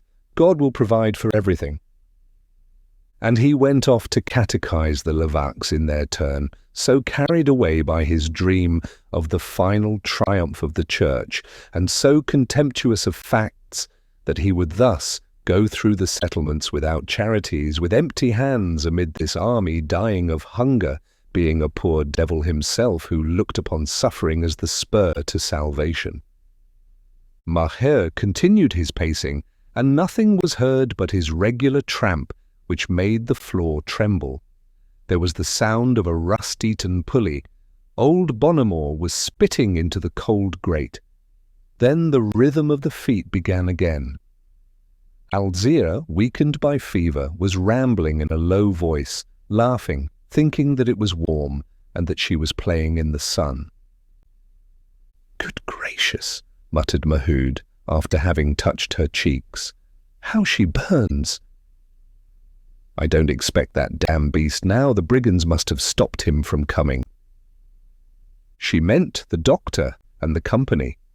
She uttered a joyous exclamation, however, when the door once more opened. But her arms fell back, and she remained standing still with gloomy face. "Good evening," whispered Étienne, when he had carefully closed the door. He often came thus at night time. The Maheus learnt his retreat after the second day. But they kept the secret, and no one in the settlement knew exactly what had become of the young man. A legend had grown up around him. People still believed in him, and mysterious rumours circulated he would reappear with an army and chests full of gold. And there was always the religious expectation of a miracle, the realized ideal, a sudden entry into that city of justice which he had promised them. Some said they had seen him lying back in a carriage with 3 other gentlemen on the Marchienne road. Others affirmed that he was in England for a few days. At length, however, suspicions began to arise, and jokers accused him of hiding in a cellar where Mouquet kept him warm, for this relationship, when known, had done him harm. There was a growing disaffection in the midst of his popularity, a gradual increase of the despairing among the faithful, and their number was certain, little by little, to grow. "What brutal weather," he added. "And you, nothing new, always from bad to worse. They tell me that little Négrel has been to Belgium to get Borains. Good God, we are done for if that is true." He shuddered as he entered this dark, icy room, where it was some time before his eyes were able to see the unfortunate people whose presence he guessed by the deepening of the shade. He was experiencing the repugnance and discomfort of the workman who has risen above his class, refined by study and stimulated by ambition. What wretchedness and odours, and the bodies in a heap! And a terrible pity caught him by the throat. The spectacle of this agony so overcame him that he tried to find words to advise submission. But Maheu came violently up to him, shouting, "Borains! They won't dare, the bloody fools! Let the Borains go down then, if they want us to destroy the pits." With an air of constraint, Étienne explained that it was not possible to move, that the soldiers who guarded the pits would protect the descent of the Belgian workmen. And Maheu clenched his fists, irritated especially, as he said, by having bayonets in his back. Then the colliers were no longer masters in their own place. They were treated then like convicts, forced to work by a loaded musket. He loved his pit. It was a great grief to him not to have been down for 2 months. He was driven wild, therefore, at the idea of this insult, these strangers whom they threatened to introduce. Then the recollection that his certificate had been given back to him struck him to the heart. "I don't know why I'm angry," he muttered. "I don't belong to their shop any longer. When they have hunted me away from here, I may as well die on the road." "As to that," said Étienne, "if you like, they'll take your certificate back tomorrow. People don't send away good workmen." He interrupted himself, surprised to hear Alzire, who was laughing softly in the delirium of her fever. So far he had only made out Father Bonnemont's stiff shadow, and this gaiety of the sick child frightened him. It was indeed too much if the little ones were going to die of it. With trembling voice he made up his mind. "Look here, this can't go on. We are done for. We must give it up." Maheu, who had been motionless and silent up to now, suddenly broke out, and treating him familiarly and swearing like a man, she shouted in his face, "What's that you say? It's you who say that, by God!" He was about to give reasons, but she would not let him speak. "Don't repeat that, by God, or, woman as I am, I'll put my fist into your face. Then we have been dying for 2 months, and I have sold my household, and my little ones have fallen ill of it, and there is to be nothing done, and the injustice is to begin again. Ah, do you know, when I think of that, my blood stands still. No, no, I would burn everything, I would kill everything, rather than give up." She pointed at Maheu in the darkness, with a vague, threatening gesture. "Listen to this. If any man goes back to the pit, he'll find me waiting for him on the road to spit in his face and cry coward. Étienne could not see her, but he felt a heat like the breath of a barking animal. He had drawn back, astonished at this fury which was his work. She was so changed that he could no longer recognize the woman who was once so sensible, reproving his violent schemes, saying that we ought not to wish anyone dead, and who was now refusing to listen to reason and talking of killing people. It was not he now, it was she who talked politics, who dreamed of sweeping away the bourgeois at a stroke, who demanded the republic and the guillotine to free the earth of these rich robbers who fattened on the labour of starvelings. Yes, I could flay them with my fingers. We've had enough of them. Our turn is come now. You used to say so yourself. When I think of the father, the grandfather's father, what all of them who went before have suffered, what we are suffering, and that our sons and our sons' sons will suffer it over again, it makes me mad. I could take a knife. The other day we didn't do enough at Montsou. We ought to have pulled the bloody place to the ground, down to the last brick. And do you know I've only one regret, that we didn't let the old man strangle the Pier Lane girl. Hunger may strangle my little ones for all they care. Her words fell like the blows of an axe in the night. The closed horizon would not open, and the impossible ideal was turning to poison in the depths of this skull which had been crushed by grief. "You have misunderstood," Étienne was able to say at last, beating a retreat. "We ought to come to an understanding with the company. I know that the pits are suffering much, so that it would probably consent to an arrangement." "No, never!" she shouted. Just then Lenore and Henri came back with their hands empty. A gentleman had certainly given them 2 sous, but the girl kept kicking her little brother, and the 2 sous fell into the snow, and as Jeanlin had joined in the search, they had not been able to find them. "Where is Jeanlin?" "He's gone away, mother. He said he had business." Étienne was listening with an aching heart. Once she had threatened to kill them if they ever held out their hands to beg. Now she sent them herself on to the roads and proposed that all of them, the 10,000 colliers of Montsou, should take stick and wallet like beggars of old and scour the terrified country. The anguish continued to increase in the black room. The little urchins came back hungry. They wanted to eat. Why could they not have something to eat? And they grumbled, flung themselves about, and at last trod on the feet of their dying sister, who groaned. The mother furiously boxed their ears in the darkness at random.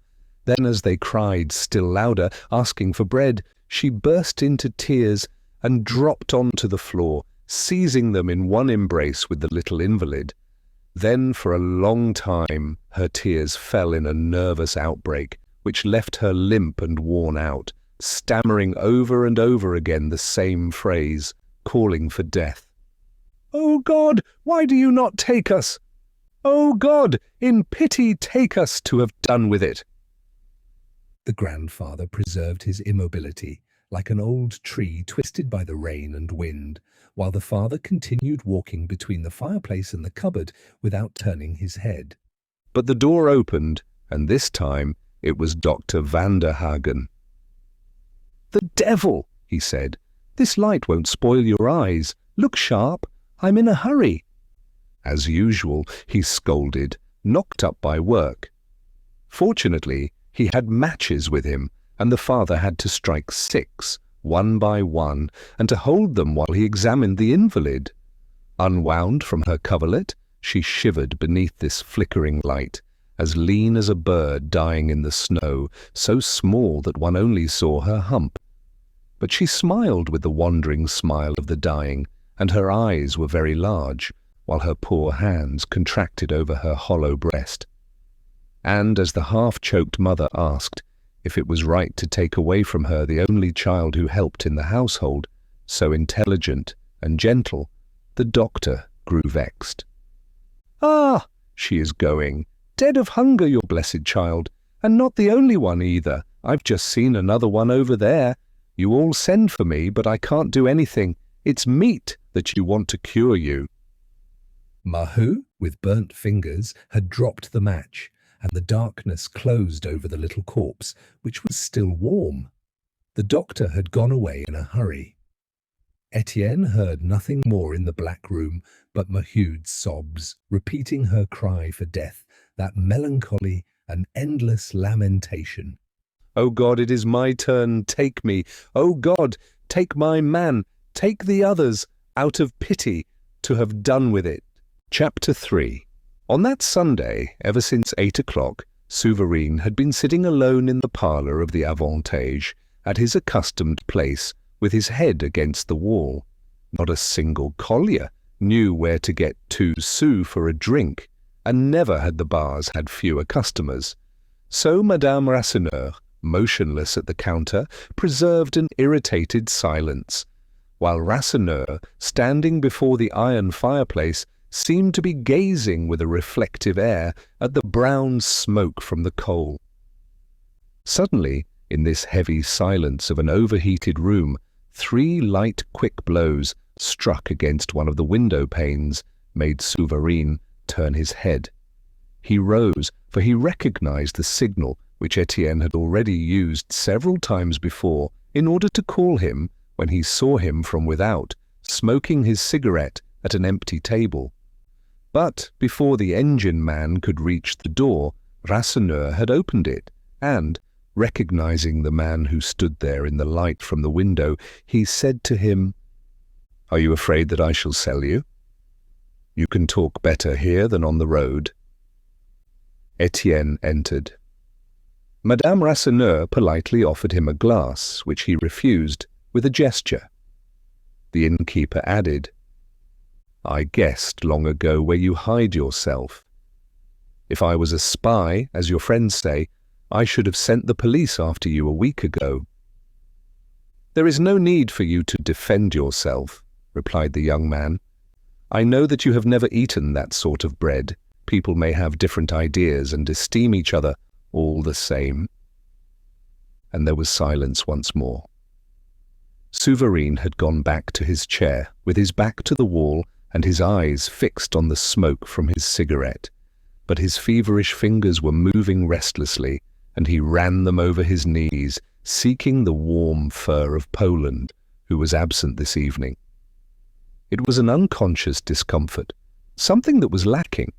He could not exactly say what. Seated on the other side of the table, Étienne at last said, "Tomorrow work begins again at the Voreux. The Belgians have come with little Négrel." "Yes, they landed them at nightfall," muttered Rasseneur, who remained standing. "As long as they don't kill each other after all." Then raising his voice, "No, you know, I don't want to begin our disputes over again, but this will end badly if you hold out any longer. Why, your story is just like that of your International. I met Pluchart the day before yesterday at Lille, where I went on business. It's going wrong, that machine of his." He gave details. The association, after having conquered the workers of the whole world in an outburst of propaganda which had left the middle class still shuddering, was now being devoured and slowly destroyed by an internal struggle between vanities and ambitions. Since the anarchists had triumphed in it, chasing out the earlier evolutionists, everything was breaking up. The original aim, the reform of the wage system, was lost in the midst of the squabbling of sects. The scientific framework was disorganized by the hatred of discipline, and already it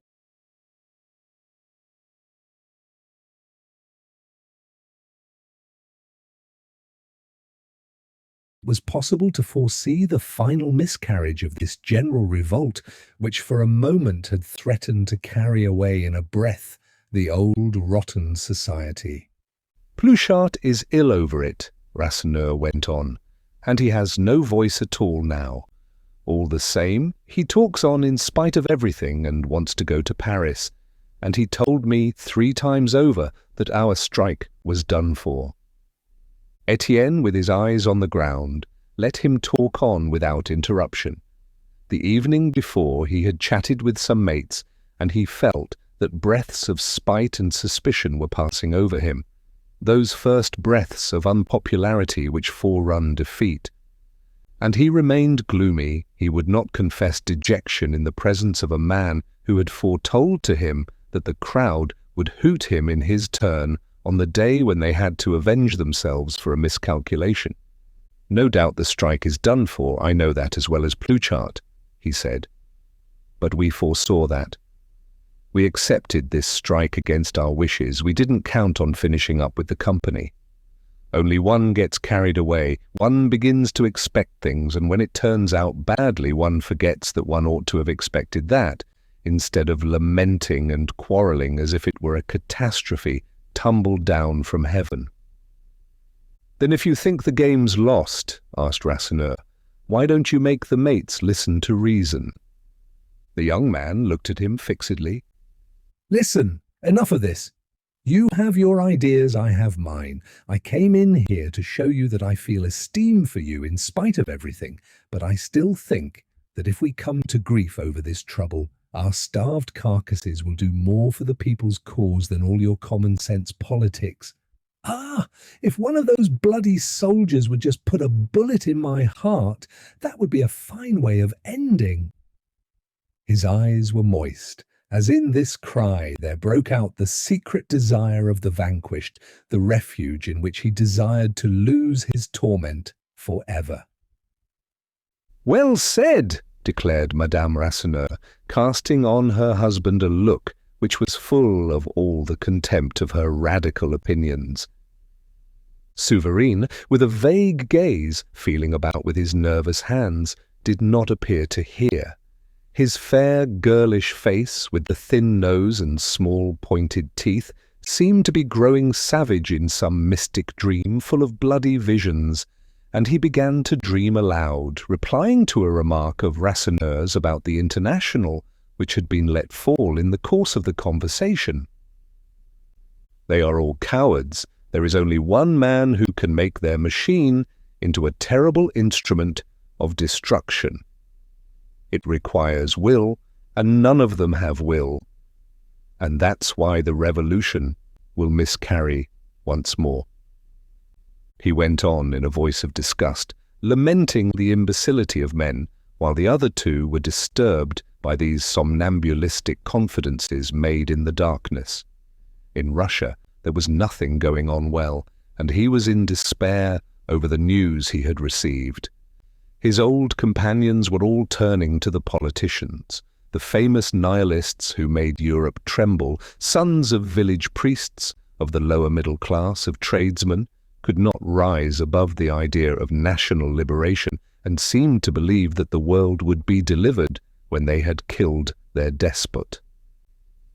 As soon as he spoke to them of razing society to the ground like a ripe harvest, as soon as he even pronounced the infantile word republic, he felt that he was misunderstood and a disturber, henceforth unclassed, enrolled among the lost leaders of cosmopolitan revolution. His patriotic heart struggled, however, and it was with painful bitterness that he repeated his favourite expression. "Foolery! They'll never get out of it with their foolery." Then, lowering his voice still more, in a few bitter words he described his old dream of fraternity. He had renounced his rank and his fortune. He had gone among workmen, only in the hope of seeing at last the foundation of a new society of labour in common. All the sous in his pockets had long gone to the urchins of the settlement. He had been as tender as a brother with the colliers, smiling at their suspicion, winning them over by his quiet workmanlike ways and his dislike of chattering. But, decidedly, the fusion had not taken place. He remained a stranger with his contempt of all bonds, his desire to keep himself free of all petty vanities and enjoyments, and since this morning he had been especially exasperated by reading an incident in the newspapers. His voice changed, his eyes grew bright, he fixed them on Étienne, directly addressing him. "Now do you understand that? These hat workers at Marseille who have won the great lottery prize of 100,000 francs have gone off at once and invested it, declaring that they are going to live without doing anything. Yes, that is your idea, all of you French workmen. You want to unearth a treasure in order to devour it alone afterwards in some lazy, selfish corner.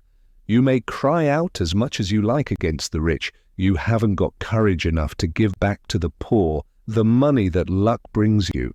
You will never be worthy of happiness as long as you own anything, and your hatred of the bourgeois proceeds solely from an angry desire to be bourgeois yourselves in their place. Rasseneur burst out laughing. The idea that the two Marseille workmen ought to renounce the big prize seemed to him absurd. But Souvarine grew pale. His face changed and became terrible in one of those religious rages which exterminate nations. He cried, "You will all be mown down, overthrown, cast on the dung heap. Someone will be born who will annihilate your race of cowards and pleasure-seekers. And look here, you see my hands. If my hands were able, they would take up the earth like that, and shake it until it was smashed to fragments, and you were all buried beneath the rubbish." "Well said," declared Madame Rasseneur, with her polite and convinced air. There was silence again. Then Étienne spoke once more of the Borinage men. He questioned Souvarine concerning the steps that had been taken at the Voreux. But the engine man was still preoccupied, and scarcely replied. He only knew that cartridges would be distributed to the soldiers who were guarding the pit, and the nervous restlessness of his fingers over his knees increased to such an extent that at last he became conscious of what was lacking, the soft and soothing fur of the tame rabbit. "Where is Poland, then?" he asked. The innkeeper laughed again as he looked at his wife. After an awkward silence, he made up his mind. "Poland? She is in the pot." Since her adventure with Jonlin, the pregnant rabbit, no doubt wounded, had only brought forth dead young ones, and to avoid feeding a useless mouth, they had resigned themselves that very day to serve her up with potatoes. "Yes, you ate one of her legs this evening. Eh, you licked your fingers after it." Souvarine had not understood at first. Then he became very pale, and his face contracted with nausea, while in spite of his stoicism, 2 large tears were swelling beneath his eyelids. But no one had time to notice this emotion, for the door had opened roughly, and Chaval had appeared, pushing Catherine before him. After having made himself drunk with beer and bluster in all the public houses of Montsou, the idea had occurred to him to go to the Avantage to show his old friends that he was not afraid. As he came in, he said to his mistress, "By God, I tell you, you shall drink a glass in here. I'll break the jaws of the first man who looks askance at me." Catherine, moved at the sight of Étienne, had become very pale. When Chaval in his turn perceived him, he grinned in his evil fashion. "2 glasses, Madame Rasseneur. We're wetting the new start of work." Without a word, she poured out, as a woman who never refused her beer to anyone. There was silence, and neither the landlord nor the 2 others stirred from their places. "I know people who've said that I was a spy," Chaval went on swaggeringly, "and I'm waiting for them just to say it again to my face, so that we can have a bit of explanation." No one replied, and the men turned their heads and gazed vaguely at the walls. "There are some who sham, and there are some who don't sham," he went on louder. "I've nothing to hide. I've left Deneulin's dirty shop, and tomorrow I'm going down to the Voreux with a dozen Belgians who have been given me to lead because I'm held in esteem. And if anyone doesn't like that, he can just say so and we'll talk it over." Then, as the same contemptuous silence greeted his provocations, he turned furiously on Catherine. "Will you drink, by God?" "Drink with me to the confusion of all the dirty beasts who refuse to work." She drank, but with so trembling a hand that the two glasses struck together with a tinkling sound. He had now pulled out of his pocket a handful of silver, which he exhibited with drunken ostentation, saying that he had earned that with his sweat, and that he defied the shammers to show 10 sous. The attitude of his mates exasperated him, and he began to come to direct insults. Then it is at night that the moles come out. The police have to go to sleep before we meet the brigands. Étienne had risen, very calm and resolute. Listen, you annoy me. Yes, you are a spy. Your money still stinks of some treachery. You've sold yourself, and it disgusts me to touch your skin. No matter, I'm your man. It is quite time that one of us did for the other. Chaval clenched his fists. Come along then, cowardly dog. I must call you so to warm you up. You all alone, I'm quite willing. And you shall pay for all the bloody tricks that have been played on me. With suppliant arms, Catherine advanced between them. But they had no need to repel her. She felt the necessity of the battle and slowly drew back of her own accord. Standing against the wall, she remained silent, so paralyzed with anguish that she no longer shivered, her large eyes gazing at these two men who were going to kill each other over her. Madame Rasseneur simply removed the glasses from the counter for fear that they might be broken. Then she sat down again on the bench without showing any improper curiosity.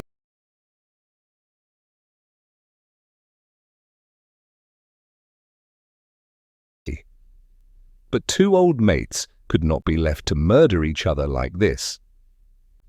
Rasseneur persisted in interfering, and Souverine had to take him by the shoulder and lead him back to the table, saying, "It doesn't concern you.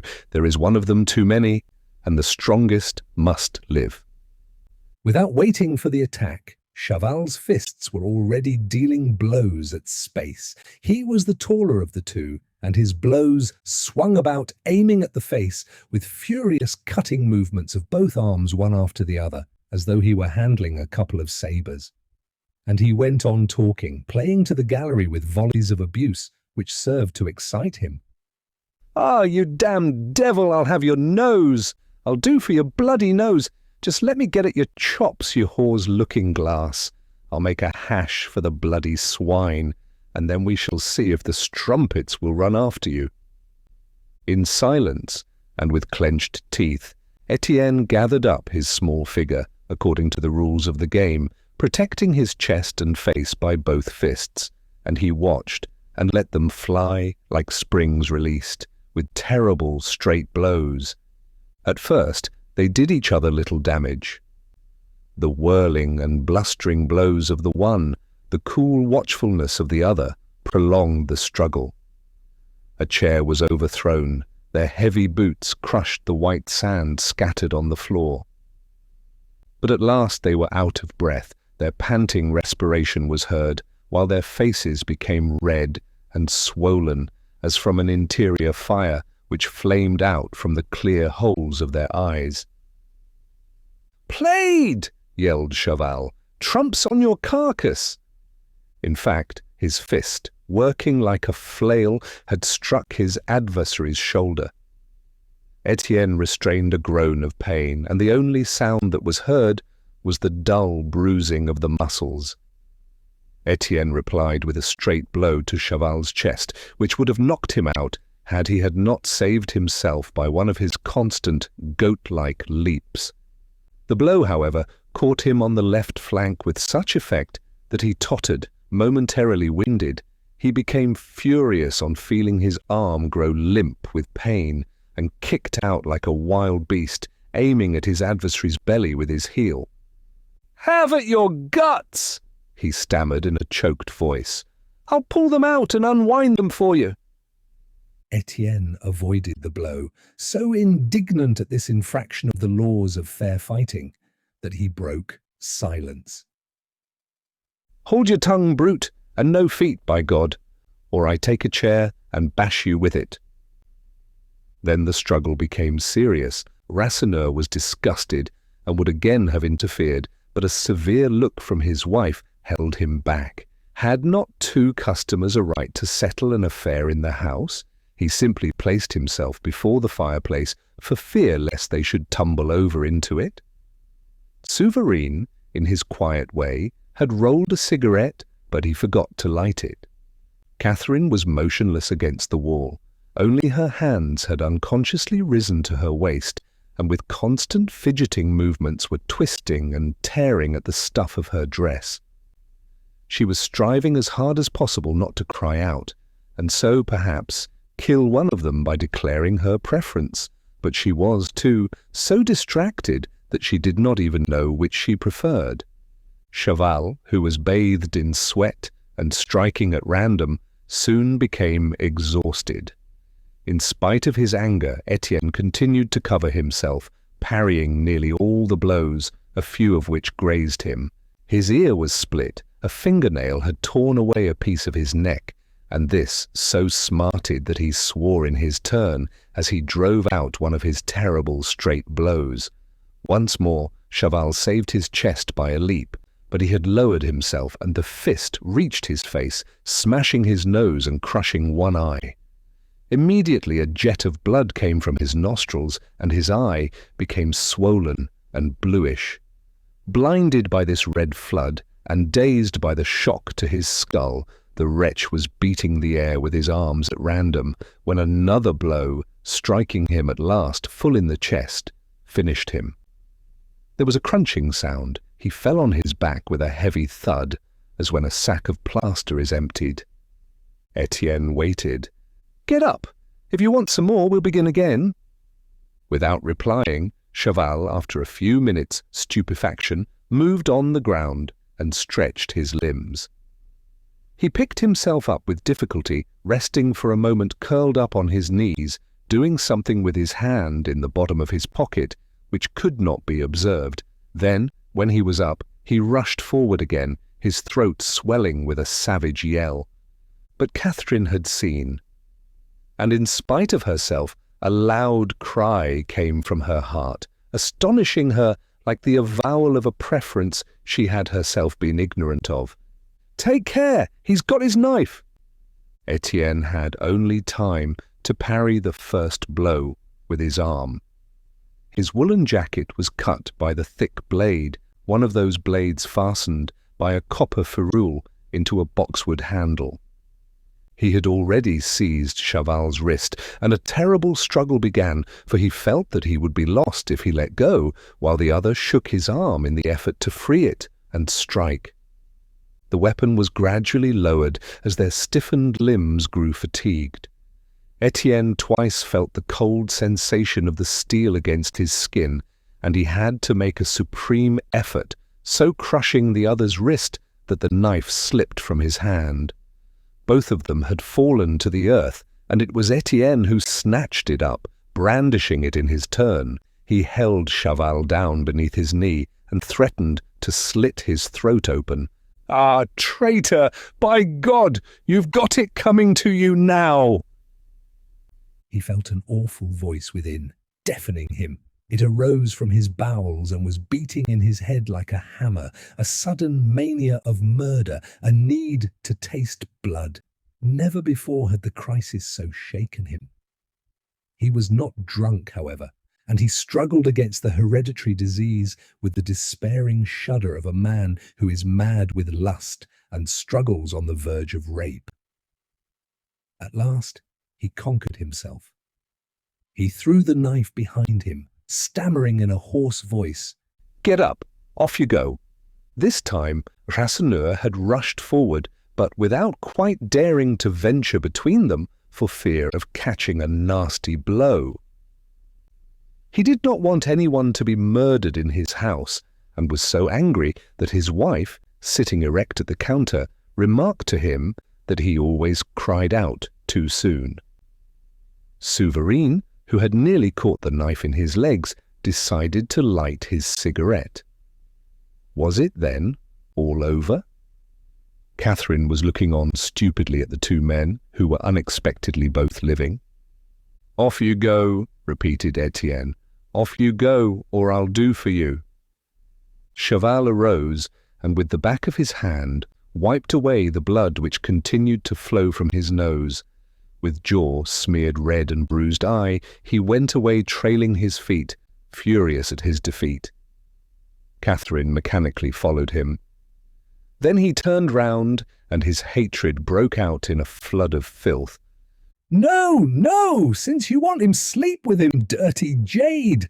And don't put your bloody feet in my place again if you value your skin!" He violently banged the door. There was deep silence in the warm room. The low crackling of the coal was alone heard.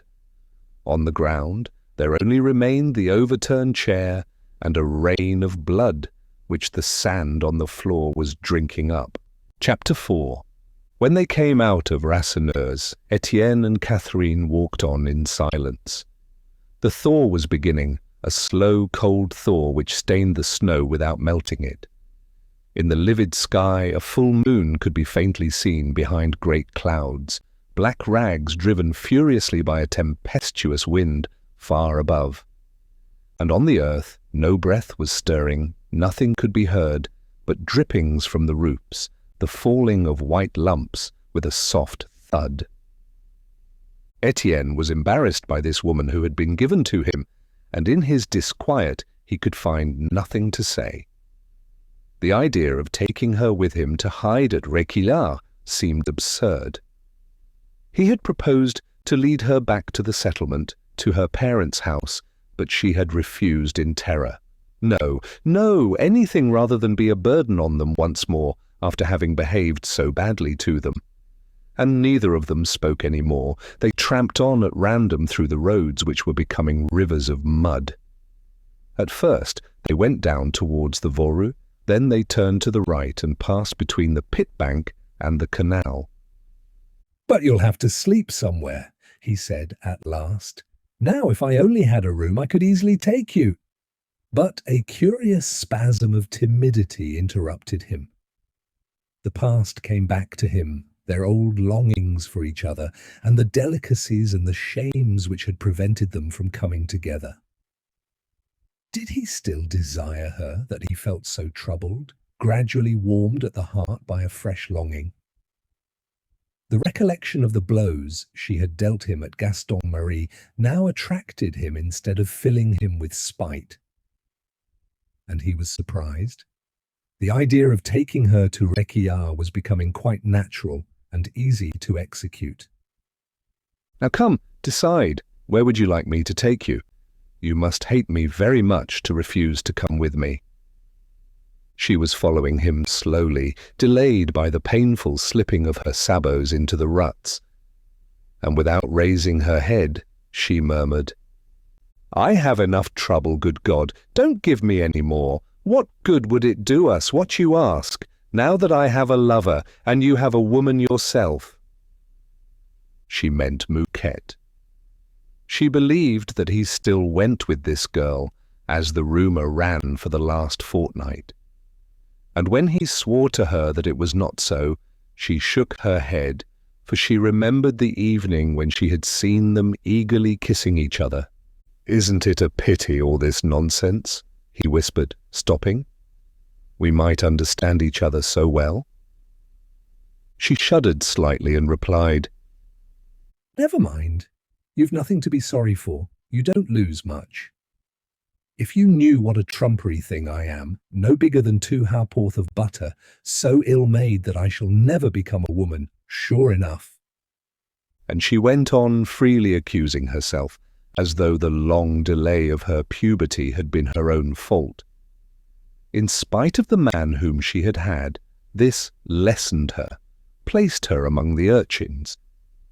One has some excuse at any rate when one can produce a child. "My poor little one," said Étienne with deep pity, in a very low voice. They were at the foot of the pit bank, hidden in the shadow of the enormous pile.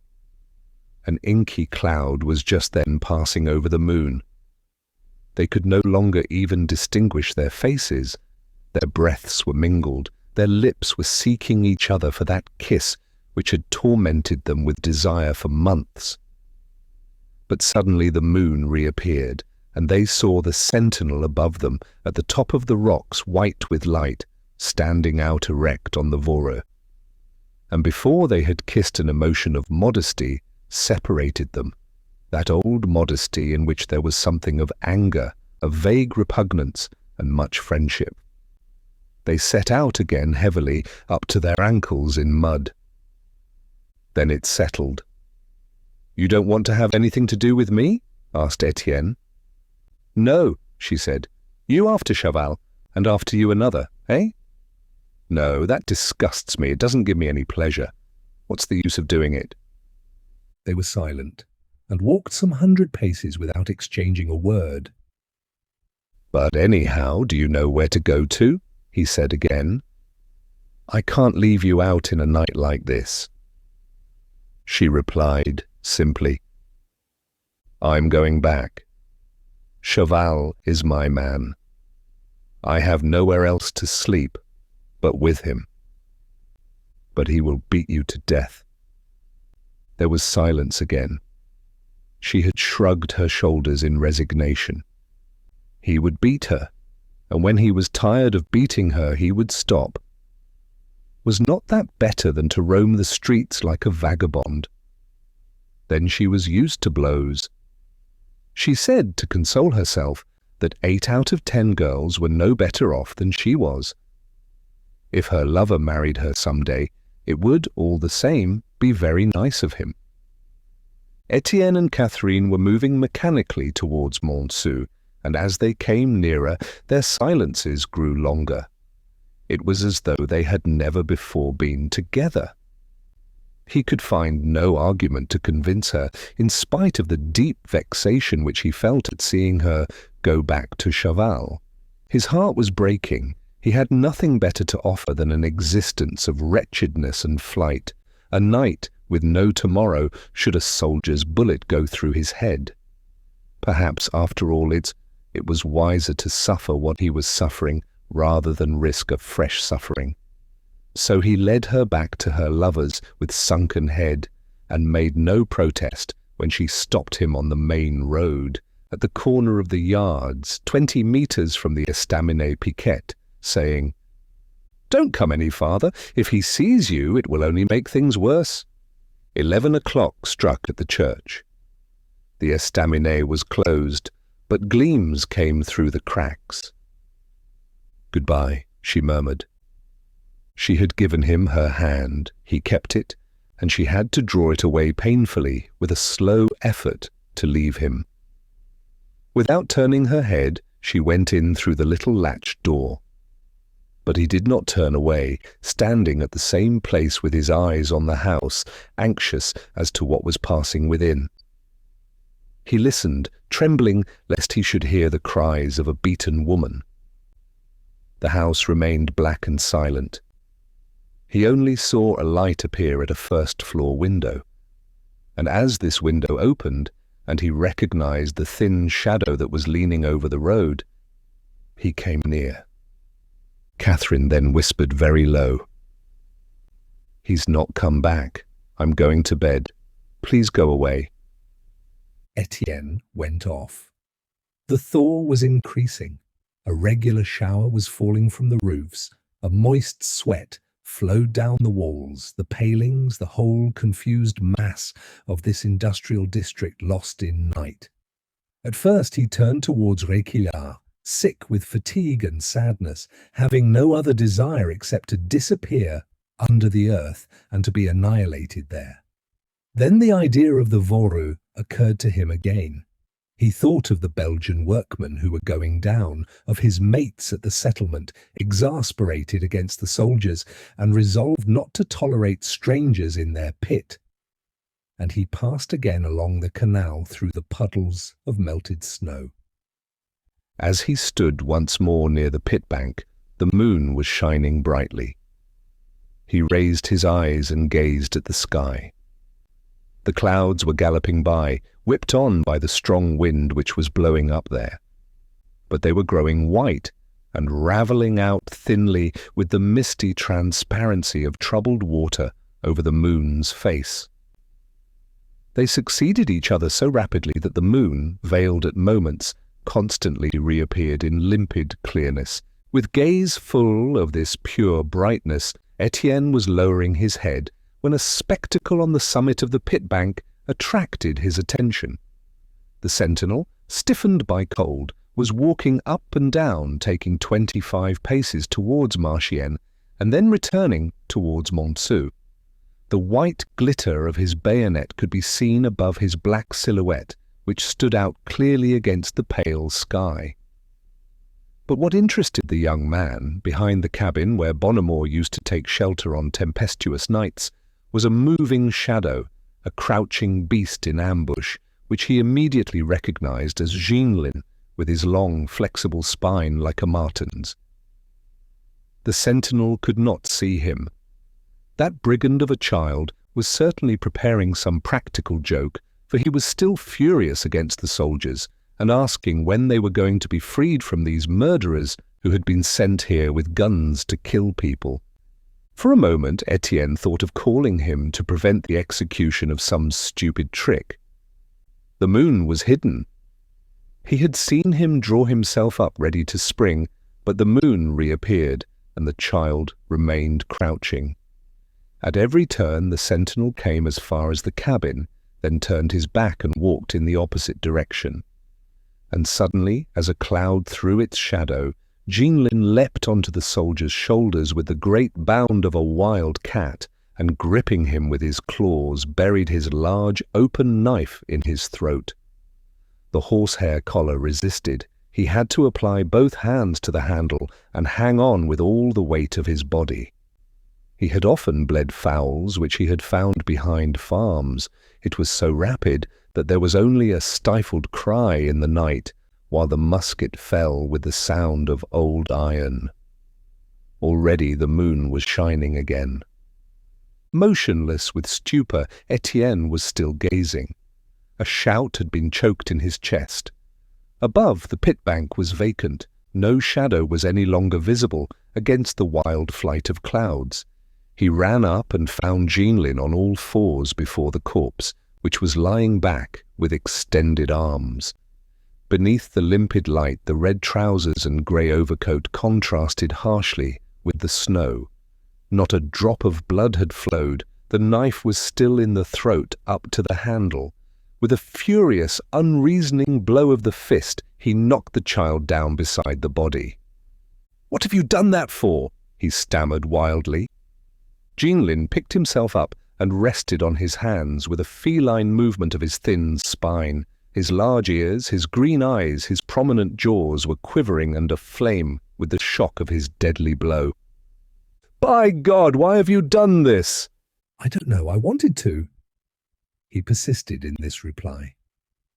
For 3 days he had wanted to. It tormented him. It made his head ache behind his ears because he thought about it so much. Need one be so particular with these damned soldiers who were worrying the colliers in their own homes? Of the violent speeches he had heard in the forest, the cries of destruction and death shouted among the pits, 5 or 6 words had remained with him, and these he repeated like a street urchin playing at revolution. And he knew no more. No one had urged him on. It had come to him of itself, just as the desire to steal onions from a field came to him. Startled at this obscure growth of crime in the recesses of this childish brain, Étienne again pushed him away with a kick like an unconscious animal. He trembled lest the guard at the Voreux had heard the sentinel's stifled cry and looked towards the pit every time the moon was uncovered. But nothing stirred, and he bent down, felt the hands that were gradually becoming icy, and listened to the heart, which had stopped beneath the overcoat.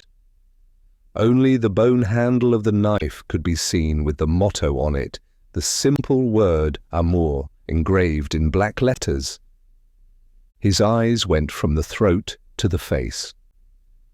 Suddenly he recognized the little soldier. It was Jules, the recruit with whom he had talked one morning, and deep pity came over him in front of this fair, gentle face, marked with freckles. The blue eyes, wide open, were gazing at the sky with that fixed gaze with which he had before seen him searching the horizon for the country of his birth. Where was it, that Plogoff which had appeared to him beneath the dazzling sun? Over there, over there. The sea was moaning afar on this tempestuous night. That wind passing above had perhaps swept over the moors. 2 women perhaps were standing there, the mother and the sister, clutching their wind-blown coifs, gazing as if they could see what was now happening to the little fellow through the leagues which separated them.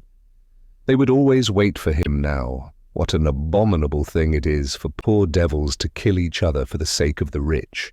But this corpse had to be disposed of. Étienne at first thought of throwing it into the canal, but was deterred from this by the certainty that it would be found there. His anxiety became extreme. Every minute was of importance. What decision should he take? He had a sudden inspiration. If he could carry the body as far as Réquillart, he would be able to bury it there forever. "Come here," he said to Jeanlin. The child was suspicious. "No, you want to beat me, and then I have business. Good night." In fact, he had given a rendezvous to Bébert and Lydie in a hiding place, a hole arranged under the wood supply at the Voreux. It had been arranged to sleep out so as to be there if the Belgians' bones were to be broken by stoning when they went down the pit. "Listen," repeated Étienne. "Come here, or I shall call the soldiers, who will cut your head off." And as Jeanlin was making up his mind, he rolled his handkerchief and bound the soldier's neck tightly without drawing out the knife, so as to prevent the blood from flowing. The snow was melting. On the soil there was neither a red patch nor the footmarks of a struggle. "Take the legs." Jeanlin took the legs while Étienne seized the shoulders after having fastened the gun behind his back, and then they both slowly descended the pit bank, trying to avoid rolling any rocks down. Fortunately, the moon was hidden. But as they passed along the canal, it reappeared brightly, and it was a miracle that the guard did not see them. Silently, they hastened on, hindered by the swinging of the corpse, and obliged to place it on the ground every 100 meters. At the corner of the Réquillart lane, they heard a sound which froze them with terror, and they only had time to hide behind a wall to avoid a patrol. Farther on, a man came across them, but he was drunk and moved away, abusing them. At last they reached the old pit, bathed in perspiration, and so exhausted that their teeth were chattering. Étienne had guessed that it would not be easy to get the soldier down the ladder shaft. It was an awful task. First of all, Jeanlin, standing above, had to let the body slide down, while Étienne, hanging on to the bushes, had to accompany it to enable it to pass the first 2 ladders where the rungs were broken. Afterwards, at every ladder, he had to perform the same manoeuvre over again, going down first, then receiving the body in his arms, and he had thus down 30 ladders, 210 meters, to feel it constantly falling over him. The gun scraped his spine. He had not allowed the child to go for the candle end, which he preserved avariciously. What was the use? The light would only embarrass them in this narrow tube. When they arrived at the pit eye, however, out of breath, he sent the youngster for the candle. He then sat down and waited for him in the darkness, near the body, with heart beating violently. As soon as Jeanlin reappeared with the light, Étienne consulted with him, for the child had explored these old workings, even to the cracks through which men could not pass. They set out again, dragging the dead body for nearly a kilometre through a maze of ruinous galleries. At last the roof became low, and they found themselves kneeling beneath a sandy rock supported by half-broken planks. It was a sort of long chest in which they laid the little soldier as in a coffin. They placed his gun by his side. Then with vigorous blows of their heels, they broke the timber at the risk of being buried themselves. Immediately the rock gave way, and they scarcely had time to crawl back on their elbows and knees. When Étienne returned, seized by the desire to look once more, the roof was still falling in, slowly crushing the body beneath its enormous weight. And then there was nothing more left, nothing but the vast mass of the earth. Jeanlin, having returned to his own corner, his little cavern of villainy, was stretching himself out on the hay, overcome by weariness, and murmuring, "Hi-oh! The brats must wait for me. I'm going to have an hour's sleep." Étienne had blown out the candle, of which there was only a small end left. He also was worn out, but he was not sleepy. Painful nightmare thoughts were beating like hammers in his skull. Only one at last remained, torturing him and fatiguing him with a question to which he could not reply. Why had he not struck Chaval when he held him beneath the knife? And why had this child just killed a soldier whose very name he did not know? It shook his revolutionary beliefs, the courage to kill, the right to kill. Was he then a coward? In the hay the child had begun snoring, the snoring of a drunken man, as if he was sleeping off the intoxication of his murder. Étienne was disgusted and irritated. It hurt him to know that the boy was there, and to hear him. Suddenly he started. A breath of fear passed over his face. A light rustling, a sob, seemed to him to have come out of the depths of the earth. The image of the little soldier lying over there with his gun beneath the rocks froze his back and made his hair stand up. It was idiotic. The whole mind seemed to be filled with voices. He had to light the candle again, and only grew calm on seeing the emptiness of the galleries by this pale light. For another quarter of an hour he reflected, still absorbed in the same struggle, his eyes fixed on the burning wick. But there was a spluttering, the wick was going out, and everything fell back into darkness. He shuddered again. He could have boxed Jeanlin's ears to keep him from snoring so loudly. The neighborhood of the child became so unbearable that he escaped, tormented by the need for fresh air, hastening through the galleries and up the passage as though he could hear a shadow, panting at his heels. Up above, in the midst of the ruins of Réquillart, Étienne was at last able to breathe freely. Since he dared not kill, it was for him to die, and this idea of death, which had already touched him, came again and fixed itself in his head as a last hope. To die bravely, to die for the revolution, that would end everything, would settle his account, good or bad, and prevent him from thinking more. If the men attacked the Borains, he would be in the first rank, and would have a good chance of getting a bad blow. It was with firmer step that he returned to prowl around the Voreux. 2 o'clock struck, and the loud noise of voices was coming from the captain's room, where the guards who watched over the pit were posted. The disappearance of the sentinel had overcome the guards with surprise. They had gone to arouse the captain, and after a careful examination of the place, they concluded that it must be a case of desertion. Hiding in the shade, Étienne recollected this Republican captain of whom the little soldier had spoken. Who knows if he might not be persuaded to pass over to the people's side? The troop would raise their rifles, and that would be the signal for a massacre of the bourgeois. A new dream took possession of him. He thought no more of dying, but remained for hours with his feet in the mud, and a drizzle from the thaw falling on his shoulders, filled by the feverish hope that victory was still possible. Up to 5 o'clock he watched for the Borains. Then he perceived that the company had cunningly arranged that they should sleep at the Voreux.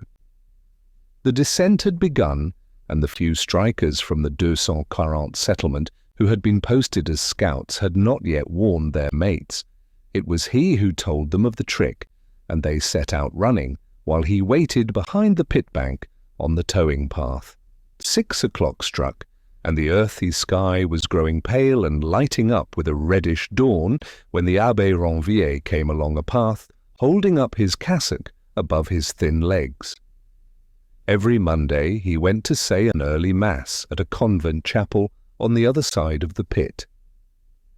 "Good morning, my friend," he shouted in a loud voice after staring at the young man with his flaming eyes. But Étienne did not reply. Far away between the Voreux platforms, he had just seen a woman pass, and he rushed forward anxiously.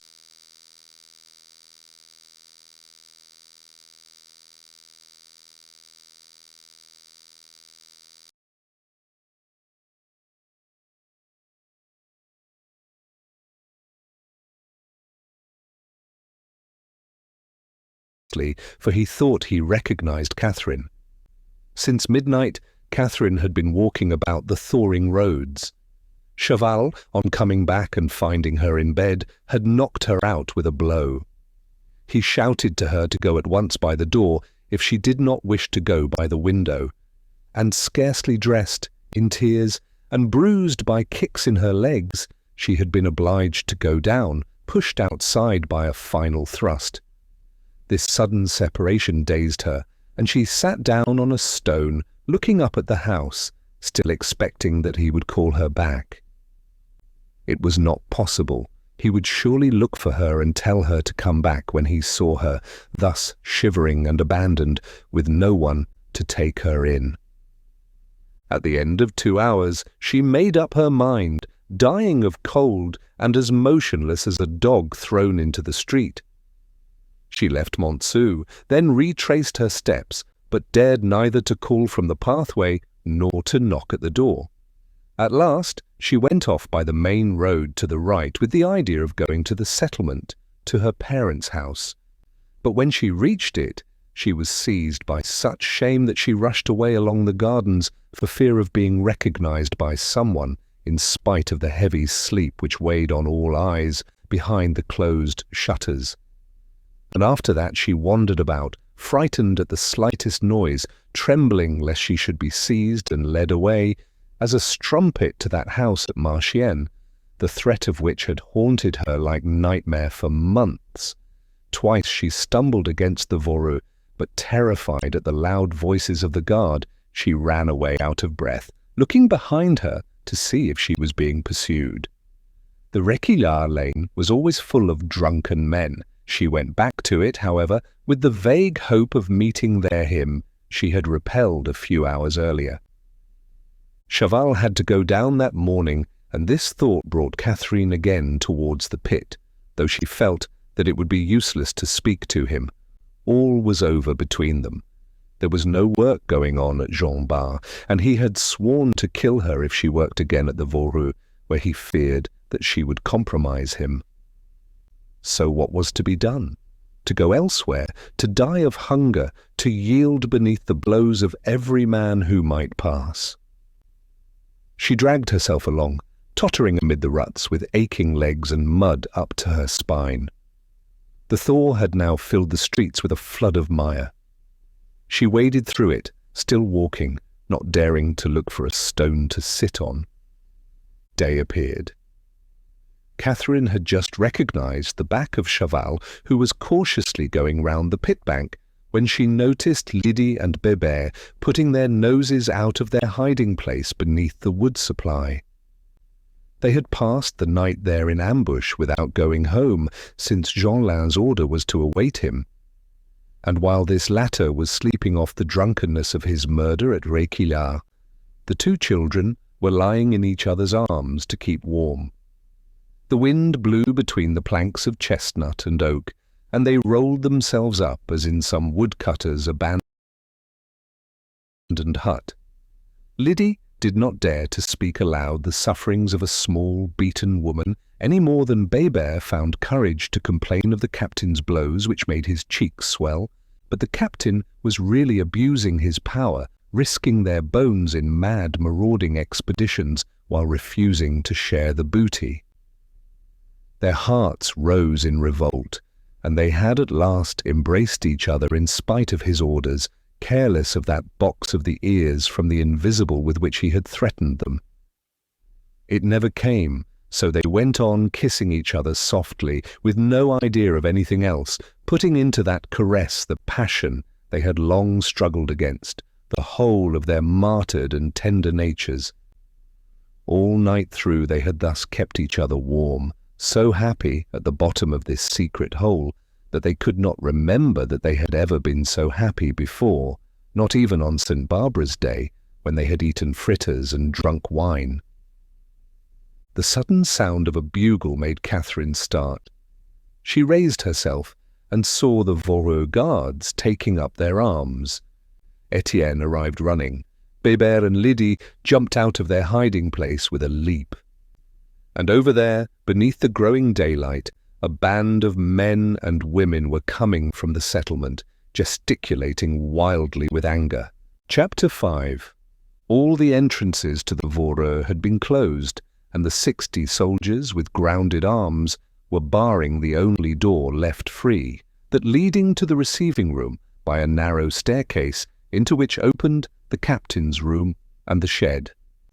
The men had been drawn up in 2 lines against the brick wall so that they could not be attacked from behind. At first the band of miners from the settlement kept at a distance. They were some 30 at most, and talked together in a violent and confused way. Maheu, who had arrived first with dishevelled hair beneath a handkerchief knotted on in haste, and having Estelle asleep in her arms, repeated in feverish tones, "Don't let anyone in or anyone out! Shut them all in there!" Maheu approved, and just then Father Mouque arrived from Réquillart. They wanted to prevent him from passing, but he protested. He said that his horses ate their hay all the same, and cared precious little about a revolution. Besides, there was a horse dead, and they were waiting for him to draw it up. Étienne freed the old groom, and the soldiers allowed him to go to the shaft. A quarter of an hour later, as the band of strikers, which had gradually enlarged, was becoming threatening, a large door opened on the ground floor, and some men appeared drawing out the dead beast, a miserable mass of flesh still fastened in the rope net. They left it in the midst of the puddles of melting snow. The surprise was so great that no one prevented the men from returning and barricading the door afresh. They all recognized the horse, with his head bent back and stiff against the plank. Whispers ran around, "It's Trompette, isn't it?" "It's Trompette." It was, in fact, Trompette. Since his descent, he had never become acclimatized. He remained melancholy, with no taste for his task, as though tortured by regret for the light. In vain Bataille, the doyen of the mine, would rub him with his ribs in his friendly way, softly biting his neck to impart to him a little of the resignation gained in his 10 years beneath the earth. These caresses increased his melancholy. His skin quivered beneath the confidences of the comrade who had grown old in darkness, and both of them, whenever they met and snorted together, seemed to be grieving, the old one that he could no longer remember, the young one that he could not forget. At the stable they were neighbours at the manger, and lived with lowered heads, breathing in each other's nostrils, exchanging a constant dream of daylight, visions of green grass, of white roads, of infinite yellow light. Then when Trompette, bathed in sweat, lay in agony in his litter, Bataille had smelled at him despairingly with short sniffs like sobs. He felt that he was growing cold. The mine was taking from him his last joy, that friend fallen from above, fresh with good odours, who recalled to him his youth in the open air. And he had broken his tether, neighing with fear, when he perceived that the other no longer stirred. Mouque had indeed warned the head captain a week ago, but much they troubled about a sick horse at such time as this. These gentlemen did not at all like moving the horses. Now, however, they had to make up their minds to take him out. The evening before, the groom had spent an hour with two men tying up Trompette. They harnessed Bataille to bring him to the shaft.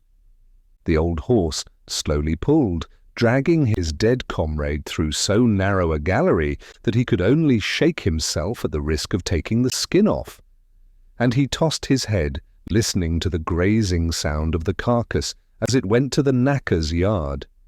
At the pit-eye, when he was unharnessed, he followed with his melancholy eye the preparations for the ascent, the body pushed on to the crossbars over the sump, the net fastened beneath the cage. At last, the porters rang meat. He lifted his neck to see it go up, at first softly, then at once lost in the darkness, flown up for ever to the top of that black hole. And he remained with neck stretched out, his vague beast's memory perhaps recalling the things of the earth. But it was all over. He would never see his comrade again, and he himself would thus be tied up in a pitiful bundle on the day when he would ascend up there. His legs began to tremble. The fresh air which came from the distant country choked him, and he seemed intoxicated when he went heavily back to the stable. At the surface, the colliers stood gloomily before Trompette's carcass. A woman said in a low voice, "Another man, that may go down if it likes." But a new flood arrived from the settlement, and Levaque, who was at the head, followed by his wife and Bouteloup, shouted, "Kill them, those Borans! No blacklegs here! Kill them! Kill them!" All rushed forward, and Étienne had to stop them. He went up to the captain, a tall, thin young man of scarcely 28 years, with a despairing, resolute face. He explained things to him. He tried to win him over, watching the effect of his words. What was the good of risking a useless massacre? Was not justice on the side of the miners? They were all brothers, and they ought to understand one another. When he came to use the word republic, the captain made a nervous movement, but he preserved his military stiffness and said suddenly, "Keep off! Do not force me to do my duty." 3 times over, Étienne tried again. Behind him, his mates were growling. The report ran that Monsieur Hennebeau was at the pit, and they talked of letting him down by the neck to see if he would hew his coal himself. But it was a false report. Only Négrel and Dansaert were there. They both showed themselves for a moment at a window of the receiving room. The head captain stood in the background, rather out of countenance since his adventure with Pierron, while the engineer bravely looked round on the crowd with his bright little eyes, smiling with that sneering contempt in which he enveloped men and things generally. Hooting arose, and they disappeared, and in their place only Souvarine's pale face was seen. He was just then on duty. He had not left his engine for a single day since the strike began, no longer talking, more and more absorbed by a fixed idea, which seemed to be shining like steel in the depths of his pale eyes. "Keep off!" repeated the captain loudly. "I wish to hear nothing. My orders are to guard the pit, and I shall guard it. And do not press on to my men, or I shall know how to drive you back." In spite of his firm voice, he was growing pale with increasing anxiety as the flood of miners continued to swell. He would be relieved at midday, but fearing that he would not be able to hold out until then, he had sent a trammer from the pit to Montsou to ask for reinforcements. Shouts had replied to him. "Kill the blacklegs! Kill the Borains! We mean to be masters in our own place." Étienne drew back in despair. The end had come. There was nothing more except to fight and to die.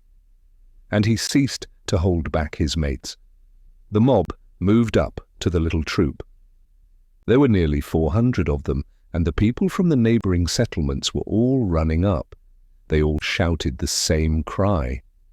Maheu and Levaque said furiously to the soldiers, "Get off with you! We have nothing against you! Get off with you!" "This doesn't concern you," said Maheu. "Let us attend to our own affairs." And from behind, the Levaque woman added, more violently, "Must we eat you to get through? Just clear out of the bloody place." Even Liddy's shrill voice was heard. She had crammed herself in more closely with Bébert and was saying in a high voice, "Oh, the pale-livered pigs!" Catherine, a few paces off, was gazing and listening, stupefied by new scenes of violence, into the midst of which ill luck seemed to be always throwing her. Had she not suffered too much already? What fault had she committed, then, that misfortune would never give her any rest? The day before, she had understood nothing of the fury of the strike. She thought that when one has one's share of blows, it is useless to go and seek for more. And now her heart was swelling with hatred. She remembered what Étienne had often told her when they used to sit up. She tried to hear what he was now saying to the soldiers. He was treating them as mates. He reminded them that they also belonged to the people and that they ought to be on the side of the people against those who took advantage of their wretchedness. But a tremor ran through the crowd, and an old woman rushed up. It was Mother Brulé, terrible in her leanness, with her neck and arms in the air, coming up at such a pace that the wisps of her grey hair blinded her. "Ah, by God, here I am!" she stammered, out of breath. "That traitor Pierron, who shut me up in the cellar." And without waiting, she fell on the soldiers, her black mouth belching abuse. Pack of scoundrels, dirty scum, ready to lick their master's boots and only brave against poor people. Then the others joined her, and there were volleys of insults. A few indeed cried, "Hurrah for the soldiers! To the shaft with the officer!" But soon there was only one clamour. "Down with the red breeches!" These men, who had listened quietly, with motionless, mute faces, to the fraternal appeals and the friendly attempts to win them over, preserved the same stiff passivity beneath this hail of abuse. Behind them, the captain had drawn his sword, and as the crowd pressed in on them more and more, threatening to crush them against the wall, he ordered them to present bayonets. They obeyed, and a double row of steel points was placed in front of the strikers' breasts. "Ah, the bloody swine!" yelled Mother Brulé, drawing back. But already they were coming on again in excited contempt of death. The women were throwing themselves forward, Maheu and the Levaque shouting, Kill us then! We want our rights!" Levaque, at the risk of getting cut, had seized 3 bayonets in his hands, shaking and pulling them in the effort to snatch them away. He twisted them in the strength of his fury, while Bouteloup, standing aside and annoyed at having followed his mate, quietly watched him. "Just come and look here," said Maheu. "Just look a bit if you are good chaps." And he opened his jacket and drew aside his shirt, showing his naked breast with his hairy skin tattooed by coal. He pressed on the bayonets, compelling the soldiers to draw back, terrible in his insolence and bravado. One of them had pricked him in the chest, and he became like a madman, trying to make it enter deeper and to hear his ribs crack. "Cowards, you don't dare! There are 10,000 behind us. Yes, you can kill us. There are 10,000 more of us to kill yet." The position of the soldiers was becoming critical, for they had received strict orders not to make use of their weapons until the last extremity. And how were they to prevent these furious people from impaling themselves? Besides, the space was getting less. They were now pushed back against the wall, and it was impossible to draw further back. Their little troop, a mere handful of men, opposed to the rising flood of miners, still held its own, however, and calmly executed the brief orders given by the captain. The latter, with keen eyes and nervously compressed lips, only feared lest they should be carried away by this abuse. Already a young sergeant, a tall, lean fellow whose thin moustache was bristling up, was blinking his eyes in a disquieting manner. Near him, an old soldier with tanned skin and stripes, 1 in 20 campaigns, had grown pale when he saw his bayonet twisted like a straw. Another, doubtless a recruit still smelling the fields, became very red every time he heard himself called scum and riff-raff. And the violence did not cease. The outstretched fists, the abominable words, the shovelfuls of accusations and threats which buffeted their faces. It required all the force of order to keep them thus, with mute faces, in the proud, gloomy silence of military discipline. A collision seemed inevitable when Captain Richomme appeared from behind the troop, with his benevolent white head overwhelmed by emotion. He spoke out loudly. "By God, this is idiotic! Such tomfoolery can't go on!" And he threw himself between the bayonets and the miners.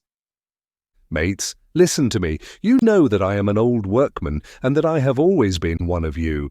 Well, by God, I promise you that if they're not just with you, I'm the man to go and say to the bosses how things lie. But this is too much. It does no good at all to howl bad names at these good fellows and try and get your bellies ripped up."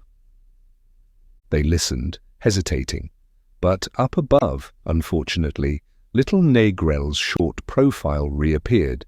He feared, no doubt, that he would be accused of sending a captain in place of venturing out himself, and he tried to speak. But his voice was lost in the midst of so frightful a tumult that he had to leave the window again, simply shrugging his shoulders. Richomme then found it vain to entreat them in his own name, and to repeat that the thing must be arranged between mates. They repelled him, suspecting him, but he was obstinate and remained amongst them. "By God, let them break my head as well as yours, for I don't leave you while you are so foolish." Étienne, whom he begged to help him in making them hear reason, made a gesture of powerlessness.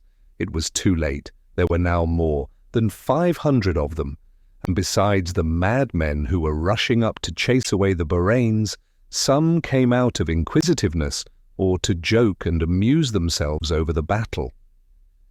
In the midst of one group, at some distance, Zacharie and Philomene were looking on as at a theatre so peacefully that they had brought their 2 children, Achille and Désiré. Another stream was arriving from Réquillart, including Mouquet and Mouquette. The former at once went on, grinning, to slap his friend Zacharie on the back, while Mouquette, in a very excited condition, rushed to the first rank of the evil-disposed. Every minute, however, the captain looked down the Montsou road. The desired reinforcements had not arrived, and his 60 men could hold out no longer. At last it occurred to him to strike the imagination of the crowd, and he ordered his men to load. The soldiers executed the order, but the disturbance increased, the blustering and the mockery. "Ah, these shammers, they're going off to the target," jeered the women, the Brûlés, the Levaque, and the others.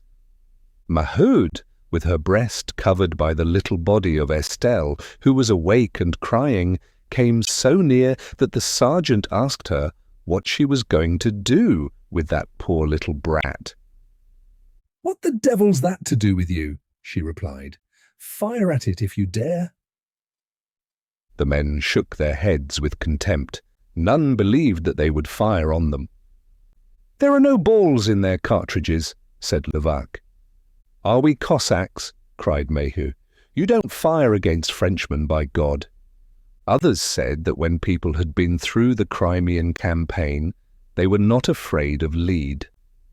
And all continued to thrust themselves on to the rifles. If firing had begun at this moment, the crowd would have been mown down. In the front rank, Mouquette was choking with fury, thinking that the soldiers were going to gash the women's skins. She had spat out all her coarse words at them, and could find no vulgarity low enough, when suddenly Having nothing left but that mortal offence with which to bombard the faces of the troop, she exhibited her backside. With both hands, she raised her skirts, bent her back, and expanded the enormous rotundity.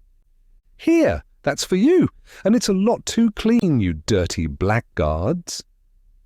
She ducked and butted, so that each might have his share, repeating after each thrust. "There's for the officer, there's for the sergeant, there's for the soldiers." A tempest of laughter arose. Bébert and Lydie were in convulsions. Étienne himself, in spite of his sombre expectation, applauded this insulting nudity.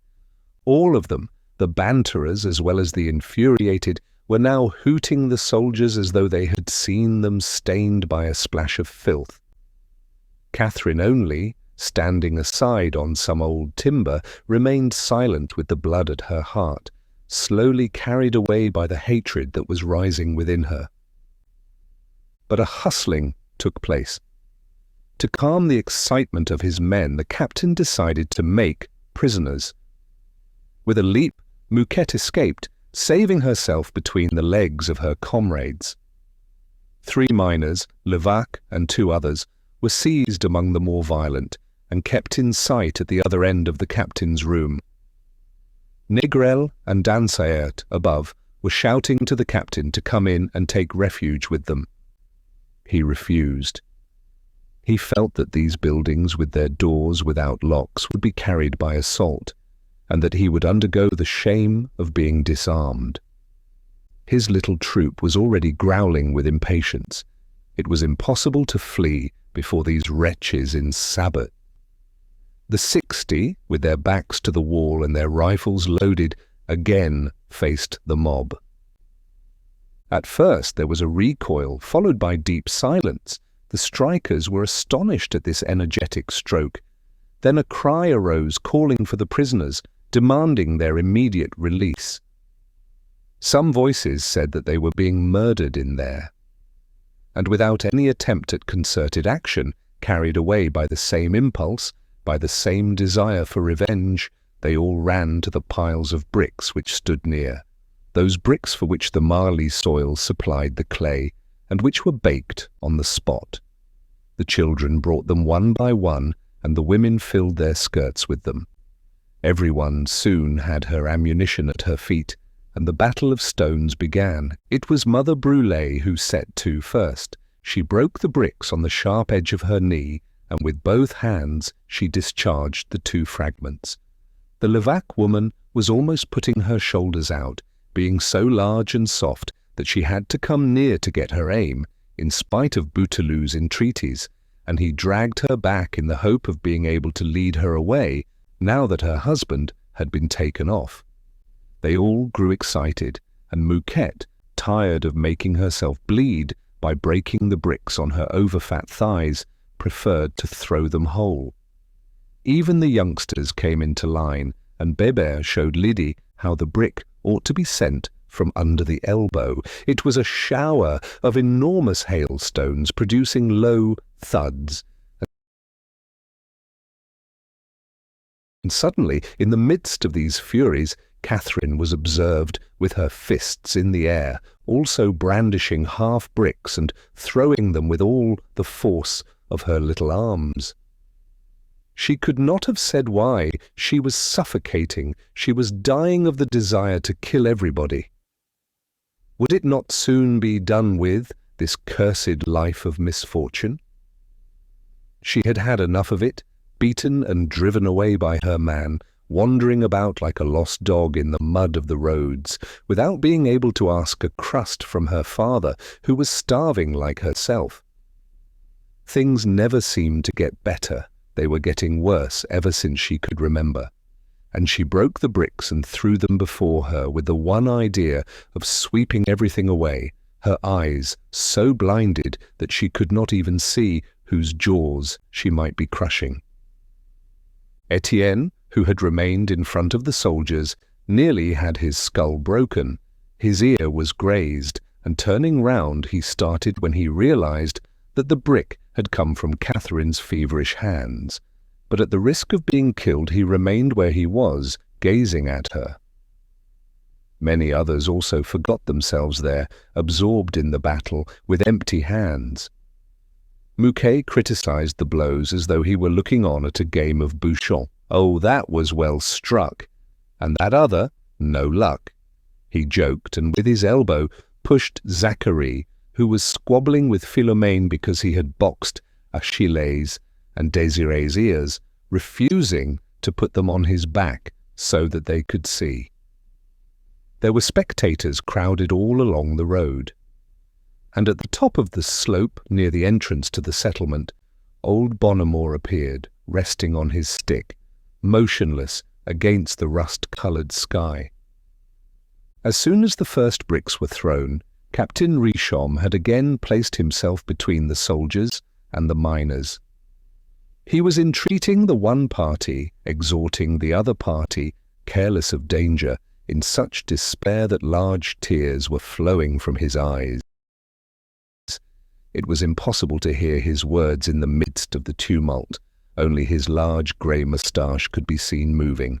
But the hail of bricks came faster. The men were joining in, following the example of the women. Then Maheu noticed that Maheu was standing behind with empty hands and sombre air. "What's up with you?" she shouted. "Are you a coward? Are you going to let your mates be carried off to prison? Ah, if only I hadn't got this child, you should see." Estelle, who was clinging to her neck, screaming, prevented her from joining Mother Brûlé and the others. And as her man did not seem to hear, she kicked some bricks against his legs. "By God! Will you take that? Must I spit in your face before people to get your spirits up?" Becoming very red, he broke some bricks and threw them. She lashed him on, dazing him, shouting behind him cries of death, stifling her daughter against her breast with the spasm of her arms, and he still moved forward until he was opposite the guns. Beneath this shower of stones the little troop was disappearing. Fortunately, they struck too high and the wall was riddled. What was to be done? The idea of going in, of turning their backs for a moment, turned the captain's pale face purple. But it was no longer possible. They would be torn to pieces at the least movement. A brick had just broken the peak of his cap. Drops of blood were running down his forehead. Several of his men were wounded, and he felt that they were losing self-control in that unbridled instinct of self-defense when obedience to leaders ceases. The sergeant had uttered a "by God," for his left shoulder had nearly been put out, and his flesh bruised by a shock, like the blow of a washerwoman's beetle against linen. Grazed twice over, the recruit had his thumb smashed, while his right knee was grazed. Were they to let themselves be worried much longer? A stone having bounded back and struck the old soldier with the stripes beneath the belly, his cheeks turned green, and his weapon trembled as he stretched it out at the end of his lean arms. 3 times the captain was on the point of ordering them to fire. He was choked by anguish. An endless struggle for several seconds set at odds in his mind all ideas and duties, all his beliefs as a man and as a soldier. The rain of bricks increased, and he opened his mouth and was about to shout, "Fire!" when the guns went off of themselves, 3 shots at first, then 5, then the roll of a volley, then one by itself, some time afterwards, in the deep silence. There was stupefaction on all sides. They had fired, and the gaping crowd stood motionless, as yet unable to believe it. But heart-rending cries arose while the bugle was sounding to cease firing. And here was a mad panic, the rush of cattle filled with grape-shot, a wild flight through the mud. Bébert and Lydie had fallen one on top of the other at the first 3 shots, the little girl struck in the face, the boy wounded beneath the left shoulder. She was crushed and never stirred again, but he moved, seized her with both arms in the convulsion of his agony, as if he wanted to take her again, as he had taken her at the bottom of the black hiding place where they had spent the past night. And Jeanlin, who just then ran up from Requillart, still half asleep, kicking about in the midst of the smoke, saw him embrace his little wife and die. The 5 other shots had brought down Mother Brûlé and Captain Richomme. Struck in the back as he was entreating his mates, he had fallen onto his knees, and slipping onto one hip, he was groaning on the ground, with eyes still full of tears. The old woman, whose breast had been opened, had fallen back stiff and crackling, like a bundle of dry faggots, stammering one last oath in the gurgling of blood. But then the volleys swept the field, mowing down the inquisitive groups who were laughing at the battle 100 paces off. A ball entered Mouquet's mouth and threw him down with fractured skull at the feet of Zacharie, Philomene, whose 2 youngsters were splashed with red drops. At the same moment, Mouquet received 2 balls in the belly. She had seen the soldiers take aim, and in an instinctive movement of her good nature, she had thrown herself in front of Catherine, shouting out to her to take care. She uttered a loud cry and fell onto her back, overturned by the shock. Étienne ran up, wishing to raise her and take her away, but with a gesture she said it was all over. Then she groaned, but without ceasing to smile at both of them, as though she were glad to see them together now that she was going away. All seemed to be over, and the hurricane of balls was lost in the distance, as far as the frontages of the settlement, when the last shot, isolated and delayed, was fired. Maheu, struck in the heart, turned round and fell with his face down into a puddle black with coal. Maheu leant down in stupefaction. "Eh, old man, get up, it's nothing, is it?" Her hands were engaged with Estelle, whom she had to put under one arm in order to turn her man's head. "Say something, where are you hurt?" His eyes were vacant, and his mouth was slavered with bloody foam. She understood. He was dead.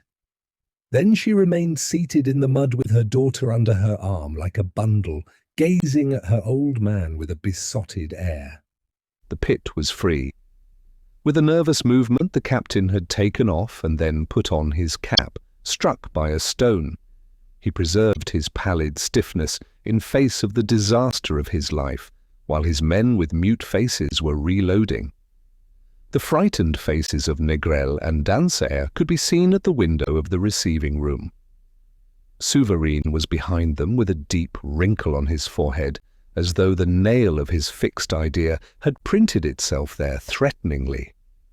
On the other side of the horizon at the edge of the plain, Bonnemort had not moved, supported by one hand on his stick, the other hand up to his brows to see better the murder of his people below.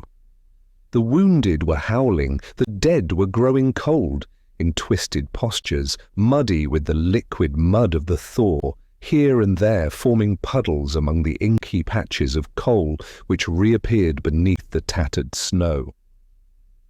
And in the midst of these human corpses, all small, poor, and lean in their wretchedness, lay Trompette's carcass, a monstrous and pitiful mass of dead flesh. Étienne had not been killed. He was still waiting beside Catherine, who had fallen from fatigue and anguish, when a sonorous voice made him start. It was Abbé Ranvier, who was coming back after saying Mass, and who, with both arms in the air, with the inspired fury of a prophet, was calling the wrath of God down on the murderers. He foretold the era of justice, the approaching extermination of the middle class by fire from heaven, since it was bringing its crimes to a climax by massacring the workers and the disinherited of the world. Part 7. Chapter 1. The shots fired at Montsou had reached as far as Paris with a formidable echo. For 4 days all the opposition journals had been indignant, displaying atrocious narratives on their front pages. 25 wounded, 14 dead, including 3 women and 2 children. And there were prisoners taken as well. Levaque had become a sort of hero and was credited with a reply of antique sublimity to the examining magistrate. The empire, hit in mid-career by these few balls, affected the calm of omnipotence without itself realizing the gravity of its wound. It was simply an unfortunate collision, something lost over there in the Black Country, very far from the Parisian boulevards which formed public opinion. It would soon be forgotten. The company had received official intimation to hush up the affair and to put an end to a strike which, from its irritating duration, was becoming a social danger. So on Wednesday morning, 3 of the directors appeared at Montsou. The little town, sick at heart, which had not dared hitherto to rejoice over the massacre, now breathed again and tasted the joy of being saved. The weather, too, had become fine. There was a bright sun, one of those first February days which, with their moist warmth, tipped the lilac shoots with green. All the shutters had been flung back at the administration building. The vast structure seemed alive again. And cheering rumours were circulating. It was said that the directors, deeply affected by the catastrophe, had rushed down to open their paternal arms to the wanderers from the settlements.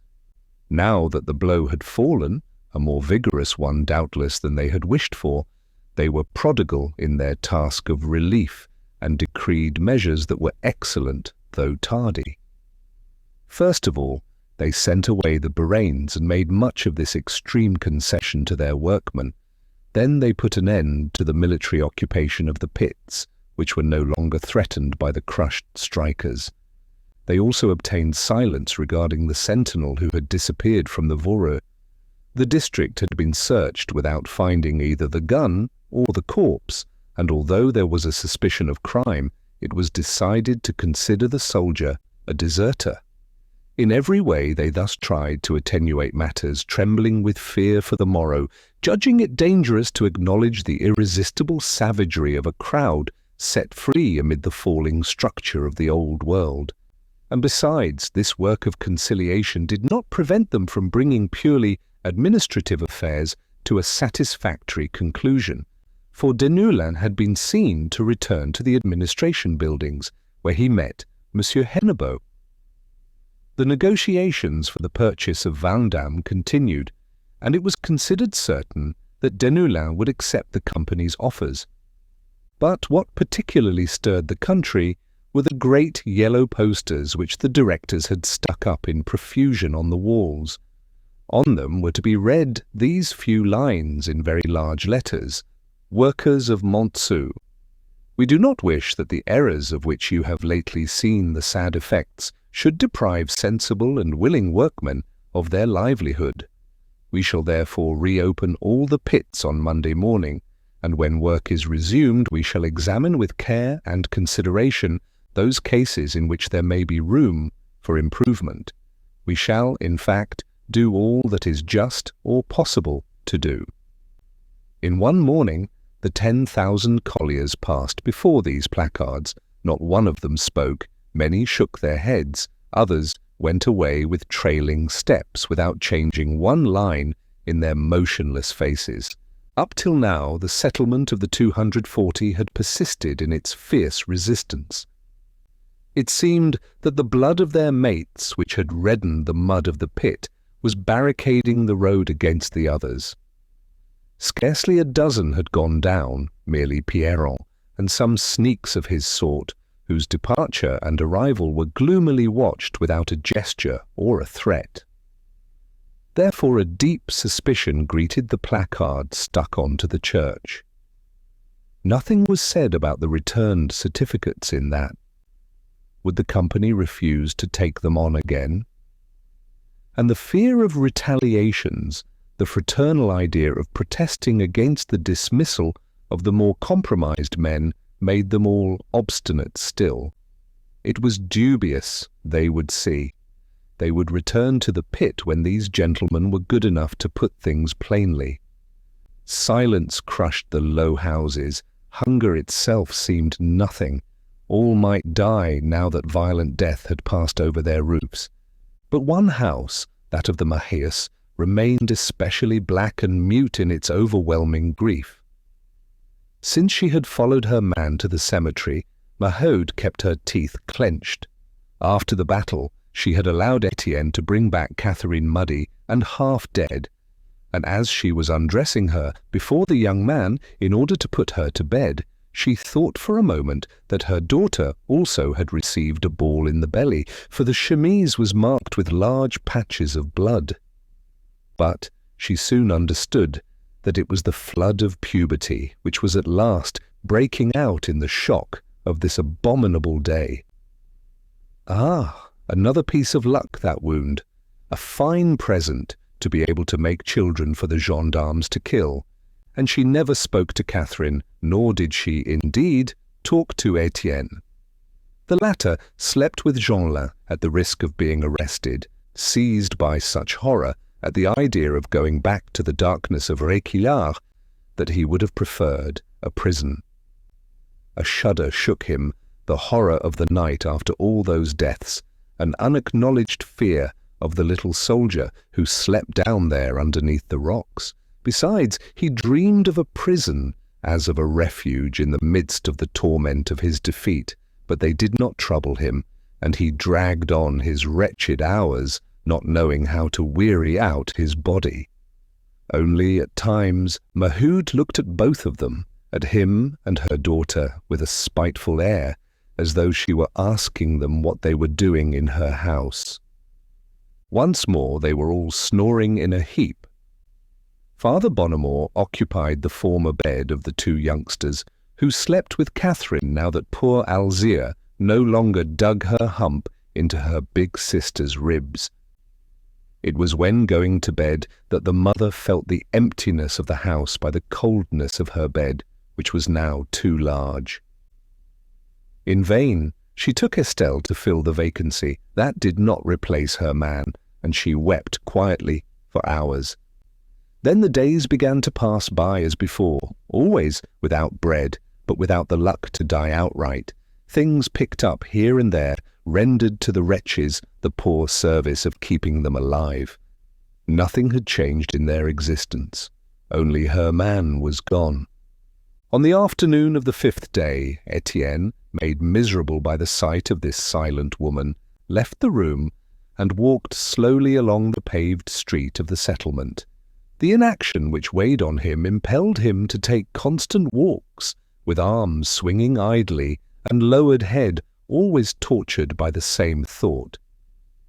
He tramped thus for half an hour when he felt, by an increase in his discomfort, that his mates were coming to their doors to look at him.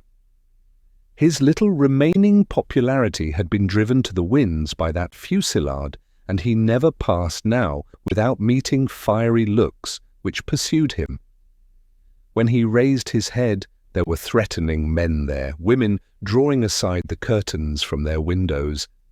And beneath this still silent accusation and the restrained anger of these eyes, enlarged by hunger and tears, he became awkward and could scarcely walk straight.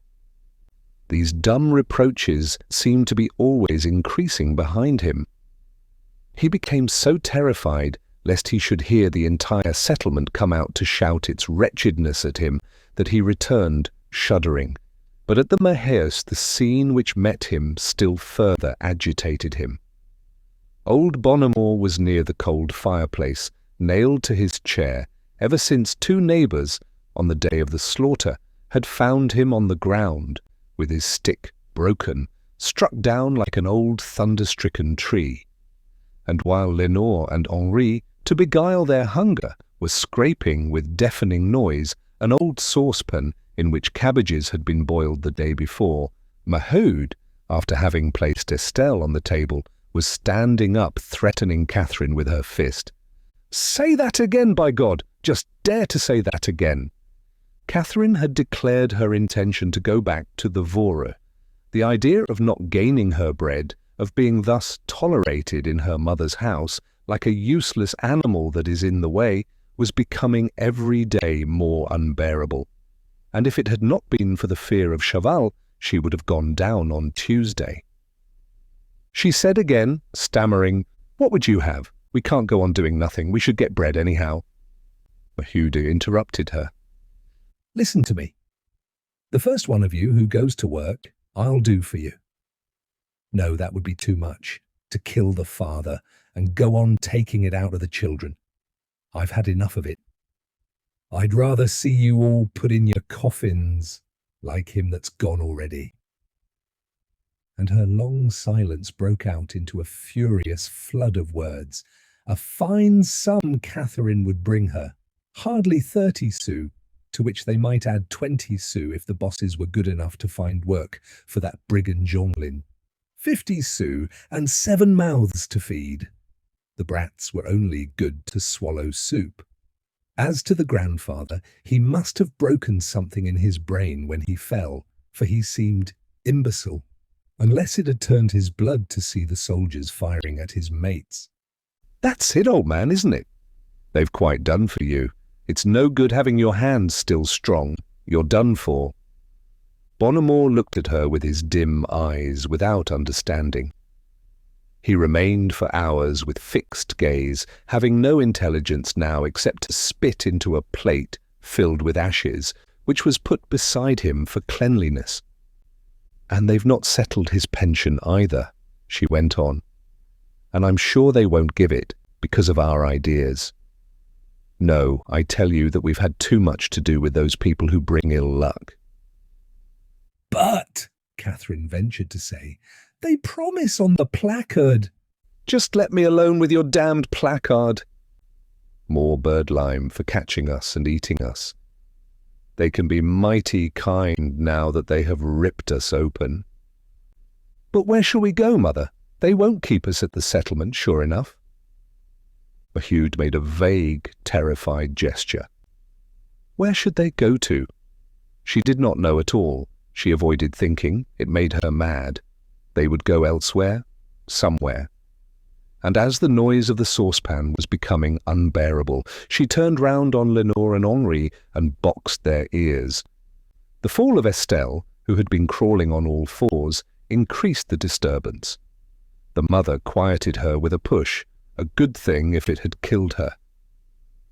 She spoke of Alzire. She wished the others might have that child's luck. Then suddenly she burst out into loud sobs with her head against the wall. Étienne, who was standing by, did not dare to interfere. He no longer counted for anything in the house, and even the children drew back from him suspiciously. But the unfortunate woman's tears went to his heart, and he murmured, "Come, come, courage, we must try to get out of it." She did not seem to hear him, and was bemoaning herself now in a low, continuous complaint. Ah, the wretchedness! Is it possible? Things did go on before these horrors. We ate our bread dry, but we were all together. And what has happened, good God? What have we done then, that we should have such troubles, some under the earth, and the others with nothing left but to long to get there too? It's true enough that they harnessed us like horses to work, and it's not at all a just sharing of things to be always getting the stick and making rich people's fortunes bigger without hope of ever tasting the good things. There's no pleasure in life when hope goes. Yes, that couldn't have gone on longer. We had to breathe a bit.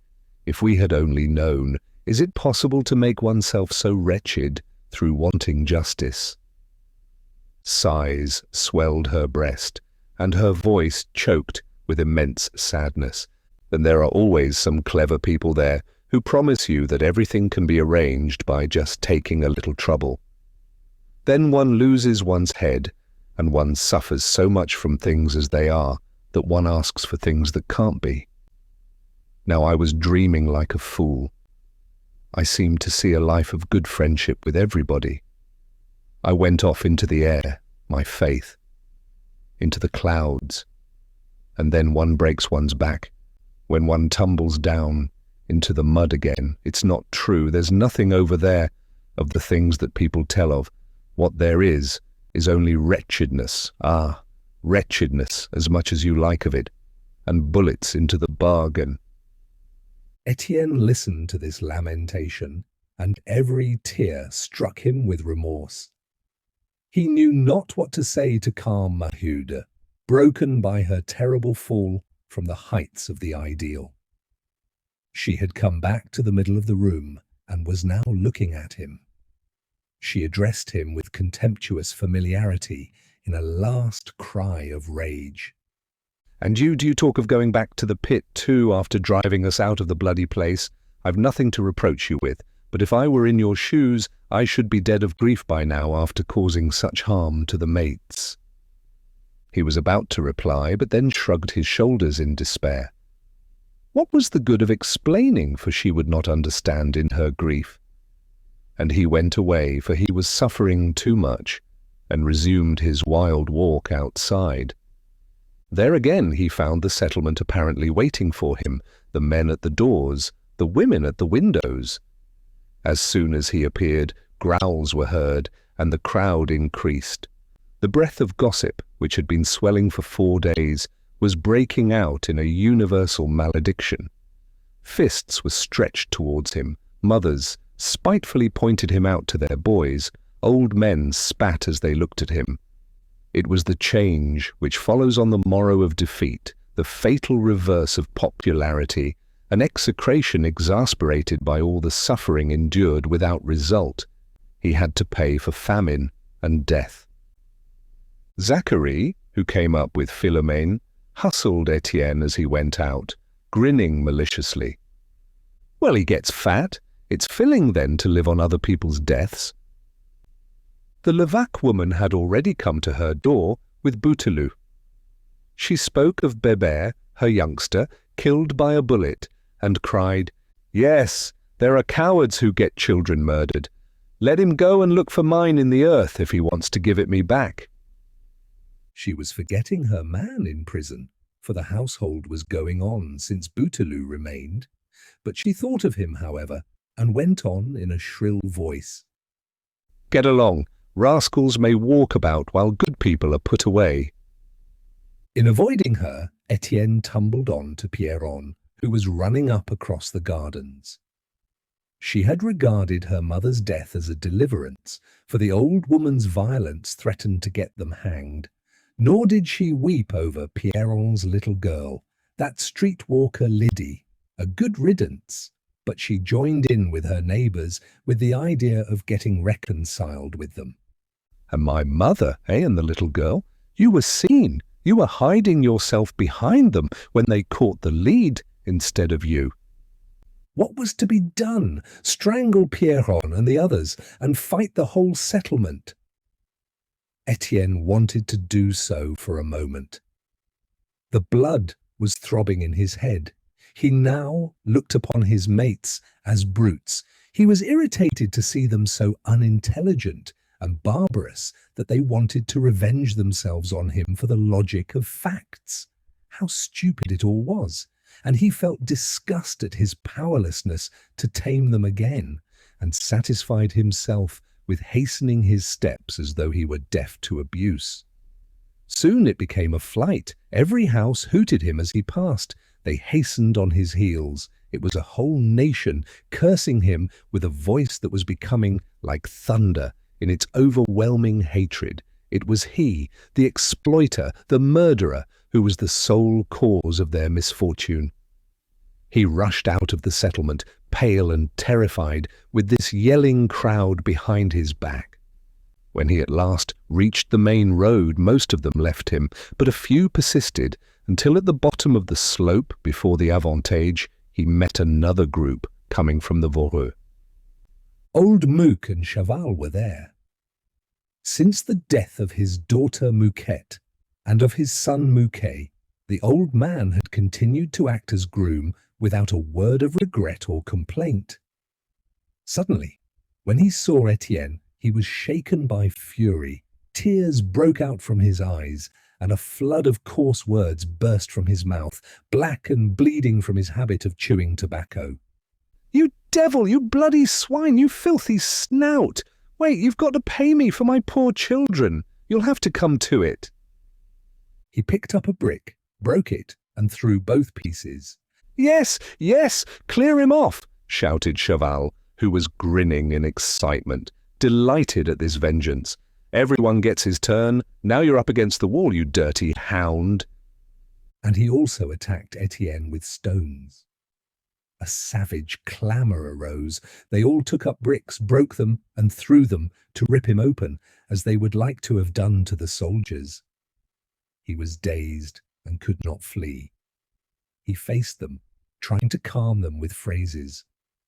His old speeches, once so warmly received, came back to his lips. He repeated the words with which he had intoxicated them at the time when he could keep them in hand like a faithful flock. But his power was dead, and only stones replied to him. He had just been struck on the left arm and was drawing back in great peril when he found himself hemmed in against the front of the Avantage. For the last few moments, Rasseneur had been at his door. "Come in," he said simply. Étienne hesitated. It choked him to take refuge there. "Come in, then I'll speak to them." He resigned himself and took refuge at the other end of the parlour, while the innkeeper filled up the doorway with his broad shoulders. "Look here, my friends, just be reasonable. You know very well that I've never deceived you. I've always been in favour of quietness, and if you had listened to me, you certainly wouldn't be where you are now." Rolling his shoulders and belly, he went on at length, allowing his facile eloquence to flow with the lulling gentleness of warm water. And all his old success came back. He regained his popularity, naturally and without an effort, as if he had never been hooted and called a coward a month before. Voices arose in approval. "Very good, we are with you, that is the way to put it." Thundering applause broke out. Étienne, in the background, grew faint, and there was bitterness at his heart. He recalled Rasseneur's prediction in the forest, threatening him with the ingratitude of the mob. What imbecile brutality! What an abominable forgetfulness of old services! It was a blind force which constantly devoured itself. And beneath his anger at seeing these brutes spoil their own cause, there was despair at his own fall and the tragic end of his ambition. What? Was it already done for? He remembered hearing beneath the beeches 3,000 hearts beating to the echo of his own. On that day, he had held his popularity in both hands. Those people belonged to him. He felt that he was their master. Mad dreams had then intoxicated him. Montsou at his feet, Paris beyond, becoming a deputy perhaps, crushing the middle class in a speech, the first speech ever pronounced by a workman in a parliament. And it was all over. He awakened, miserable and detested. His people were dismissing him by flinging bricks. Rasseneur's voice rose higher. "Never will violence succeed. The world can't be remade in a day. Those who have promised you to change it all at one stroke are either making fun of you or they are rascals." "Bravo, bravo!" shouted the crowd. Who then was the guilty one? And this question which Étienne put to himself overwhelmed him more than ever. Was it in fact his fault, this misfortune which was making him bleed, the wretchedness of some, the murder of others, these women, these children, lean and without bread? He had had that lamentable vision one evening before the catastrophe. But then a force was lifting him. He was carried away with his mates. Besides, he had never led them. It was they who led him, who obliged him to do things which he would never have done if it were not for the shock of that crowd pushing behind him.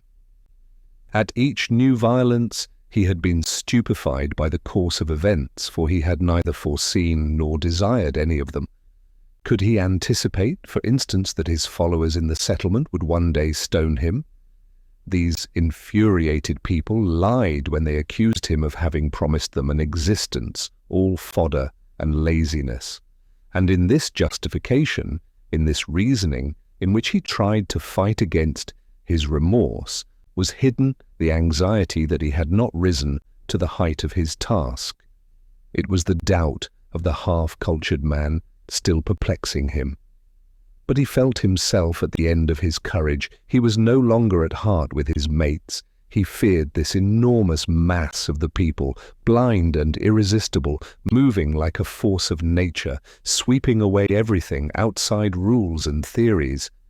A certain repugnance was detaching him from them, the discomfort of his new tastes, the slow movement of all his being towards a superior class. At this moment, Rasseneur's voice was lost in the midst of enthusiastic shouts. "Hurrah for Rasseneur! He's the fellow! Bravo! Bravo!" The innkeeper shut the door while the band dispersed, and the two men looked at each other in silence. They both shrugged their shoulders. They finished up by having a drink together. On the same day there was a great dinner at Piolaine. They were celebrating the betrothal of Négrel and Cécile.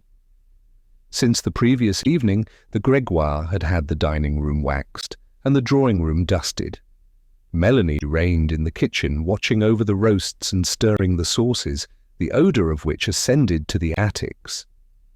It had been decided that Francis, the coachman, should help Honorine to wait. The gardener's wife would wash up, and the gardener would open the gate. Never had the substantial, patriarchal old house been in such a state of gaiety. Everything went off beautifully. Madame Hennebeau was charming with Cécile, and she smiled at Négrel when the Montsou lawyer gallantly proposed the health of the future household. Monsieur Hennebeau was also very amiable. His smiling face struck the guests. The report circulated that he was rising in favour with the directors, and that he would soon be made an officer of the Legion of Honour on account of the energetic manner in which he had put down the strike. Nothing was said about recent events, but there was an air of triumph in the general joy, and the dinner became the official celebration of a victory. At last, then, they were saved, and once more they could begin to eat and sleep in peace. A discreet allusion was made to those dead whose blood the Voreux mud had yet scarcely drunk up. It was a necessary lesson, and they were all affected when the Grégoires added that it was now the duty of all to go and heal the wounds in the settlements. They had regained their benevolent placidity, excusing their brave miners, whom they could already see again at the bottom of the mines, giving a good example of everlasting resignation. The Montsou notables, who had now left off trembling, agreed that this question of the wage system ought to be studied cautiously. The roasts came on, and the victory became complete when Monsieur Hennebeau read a letter from the bishop announcing Abbé Ranvier's removal. The middle class throughout the province had been roused to anger by the story of this priest who treated the soldiers as murderers, and when the dessert appeared, the lawyer resolutely declared that he was a free thinker. Deneulin was there with his two daughters. In the midst of the joy, he forced himself to hide the melancholy of his ruin. That very morning he had signed the sale of his Vandamme concession to the Montsou Company. With the knife at his throat, he had submitted to the directors' demands, at last giving up to them that prey they had been on the watch for so long, scarcely obtaining from them the money necessary to pay off his creditors. He had even accepted, as a lucky chance at the last moment, their offer to keep him as divisional engineer, thus resigning himself to watch, as a simple salaried servant, over that pit which had swallowed up his fortune. It was the knell of small personal enterprises, the approaching disappearance of the masters, eaten up one by the ever-hungry ogre of capital, drowned in the rising flood of great companies.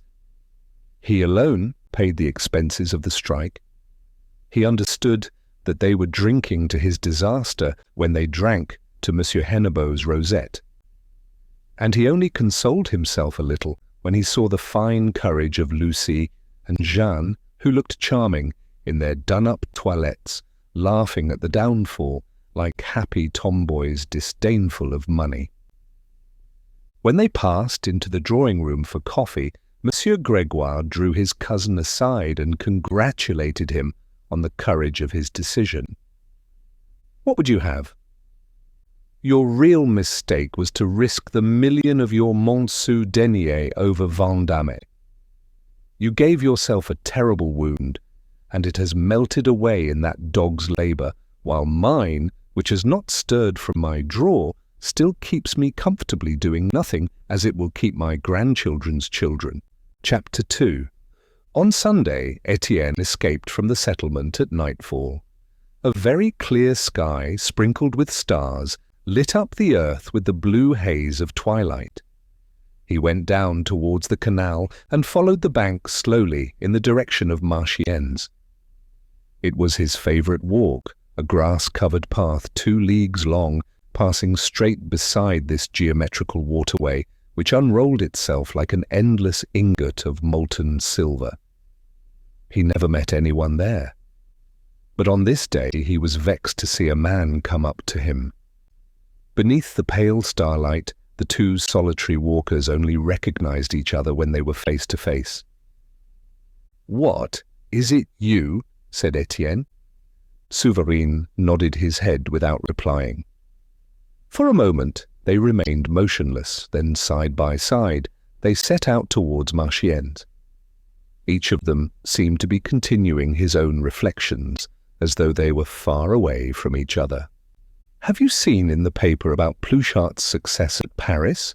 asked Étienne at length. After that meeting at Belleville, they waited for him on the pavement and gave him an ovation.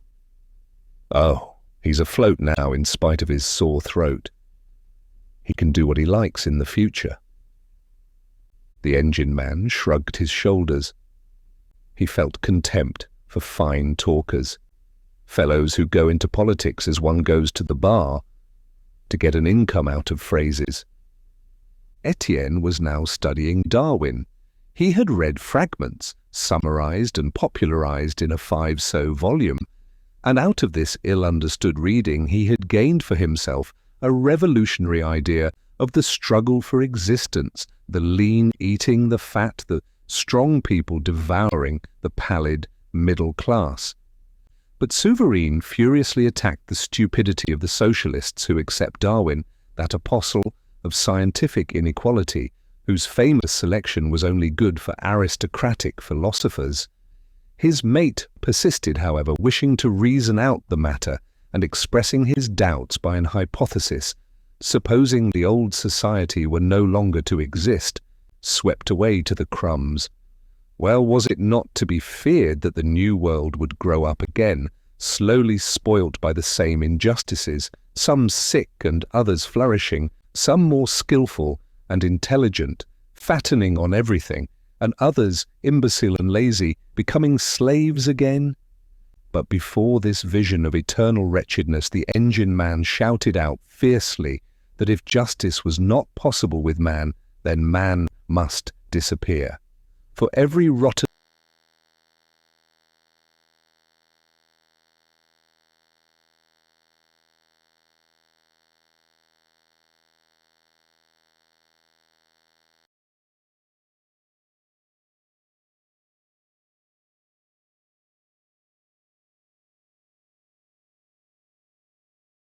society, there must be a massacre until the last creature was exterminated.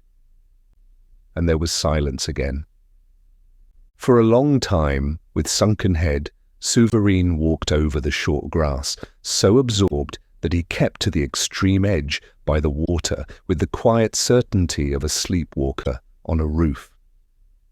Then he shuddered causelessly as though he had stumbled against a shadow. His eyes lifted, and his face was very pale. He said softly to his companion, "Did I ever tell you how she died?" "Whom do you mean?" My wife, over there, in Russia. Étienne made a vague gesture, astonished at the tremor in his voice and at the sudden desire for confidence in this lad, who was usually so impassive in his stoical detachment from others and from himself. He only knew that the woman was his mistress and that she had been hanged at Moscow. The affair hadn't gone off, Souverine said, with eyes still vacantly following the white stream of the canal between the bluish colonnades of tall trees. We had been a fortnight at the bottom of a hole undermining the railway, and it was not the imperial train that was blown up, it was a passenger train. Then they arrested Anushka. She brought us bread every evening, disguised as a peasant woman. She lit the fuse too, because a man might have attracted attention. I followed the trial, hidden in the crowd, for 6 days. His voice became thick, and he coughed as though he were choking. Twice I wanted to cry out and to rush over the people's heads to join her. But what was the good? 1 man less would be 1 soldier less. And I could see that she was telling me not to come when her large eyes met mine. He coughed again. On the last day in the square I was there. It was raining. They stupidly lost their heads, put out by the falling rain. It took 20 minutes to hang the other 4. The cord broke. They could not finish the 4th. Anushka was standing up, waiting. She could not see me. She was looking for me in the crowd. I got onto a post and she saw me, and our eyes never turned from each other. When she was dead, she was still looking at me. I waved my hat. I came away. There was silence again. The white road of the canal unrolled to the far distance, and they both walked with the same quiet step, as though each had fallen back into his isolation. At the horizon, the pale water seemed to open the sky with a little hole of light. It was our punishment, Souverine went on roughly. We were guilty to love each other. Yes, it is well that she is dead. Heroes will be born from her blood, and I no longer have any cowardice at my heart. Nothing, neither parents, nor wife, nor friend. Nothing to make my hand tremble on the day when I must take others' lives or give up my own. Étienne had stopped, shuddering in the cool night. He discussed no more. He simply said, "We have gone far. Shall we go back?" They went back towards the Voreux slowly, and he added, after a few paces, "Have you seen the new placards?" The company had that morning put up some more large yellow posters. They were clearer and more conciliatory, and the company undertook to take back the certificates of those miners who went down on the following day. Everything would be forgotten, and pardon was offered even to those who were most implicated. "Yes, I've seen," replied the engine man. "Well, what do you think of it?" "I think that it's all up. The flock will go down again. You are all too cowardly." Étienne feverishly excused his mates. A man may be brave. A mob which is dying of hunger has no strength. Step by step, they were returning to the Voreux, and before the black mass of the pit, he continued swearing that he, at least, would never go down, but he could forgive those who did. Then, as the rumour ran that the carpenters had not had time to repair the tubbing, he asked for information. Was it true? Had the weight of the soil against the timber, which formed the internal skirt of scaffolding to the shaft, so pushed it in that the winding cages rubbed as they went down for a length of over 50 metres? Souverine, who once more became uncommunicative, replied briefly. He had been working the day before, and the cage did, in fact, jar. The engine men had even had to double the speed to pass that spot. But all the bosses received any observations with the same irritating remark. It was coal they wanted. That could be repaired later on. "You see, that will smash up," Étienne murmured. "It will be a fine time." With eyes vaguely fixed on the pit in the shadow, Souverine quietly concluded, "If it does smash up, the mates will know it, since you advised them to go down again." 9 o'clock struck at the Montceau steeple, and his companion having said that he was going to bed, he added without putting out his hand, Well, goodbye, I'm going away. What? You're going away? Yes, I've asked for my certificate back. I'm going elsewhere. Étienne, stupefied and affected, looked at him. After walking for 2 hours, he said that to him. And in so calm a voice, while the mere announcement of this sudden separation made his own heart ache. They had got to know each other, they had toiled together. That always makes one sad, the idea of not seeing a person again. You're going away, and where do you go? Over there, I don't know at all. But I shall see you again? No, I think not. They were silent and remained for a moment facing each other without finding anything to say. Then goodbye. Chapter 3. At 4 o'clock, the descent began. Dansert, who was personally installed at the marker's office in the lamp cabin, wrote down the name of each worker who presented himself and had a lamp given to him. He took them all, without remark, keeping to the promise of the placards. When, however, he noticed Étienne and Catherine at the wicket, he started and became very red and was opening his mouth to refuse their names. Then he contented himself with a triumph and a jeer. Ah, so the strong man was thrown. The company was, then, in luck, since the terrible Montsou wrestler had come back to it to ask for bread. Étienne silently took his lamp and went towards the shaft with the putter. But it was there, in the receiving room, that Catherine feared the mate's bad words. At the very entrance, she recognized Chaval, in the midst of some 20 miners, waiting till a cage was free. He came furiously towards her, but the sight of Étienne stopped him. Then he affected to sneer with an offensive shrug of the shoulders. Very good. He didn't care a hang, since the other had come to occupy the place that was still warm. Good riddance. It only concerned the gentleman if he liked the leavings, and beneath the exhibition of this contempt he was again seized by a tremor of jealousy, and his eyes flamed. For the rest, the mates did not stir, standing silent, with eyes lowered. They contented themselves with casting a sidelong look at the newcomers. Then, dejected and without anger, they again stared fixedly at the mouth of the shaft, with their lamps in their hands, shivering beneath their thin jackets in the constant draughts of this large room. At last the cage was wedged on to the keeps, and they were ordered to get in. Catherine and Étienne were squeezed in one tram, already containing Pierron and 2 pikemen. Beside them, in the other tram, Chaval was loudly saying to Father Mouque that the directors had made a mistake in not taking advantage of the opportunity to free the pits of the blackguards who were corrupting them. But the old groom, who had already fallen back into the dog-like resignation of his existence, no longer grew angry over the death of his children, and simply replied by a gesture of conciliation. The cage freed itself and slipped down into the darkness. No one spoke. Suddenly, when they were in the middle third of the descent, there was a terrible jarring. The iron creaked, and the men were thrown onto each other.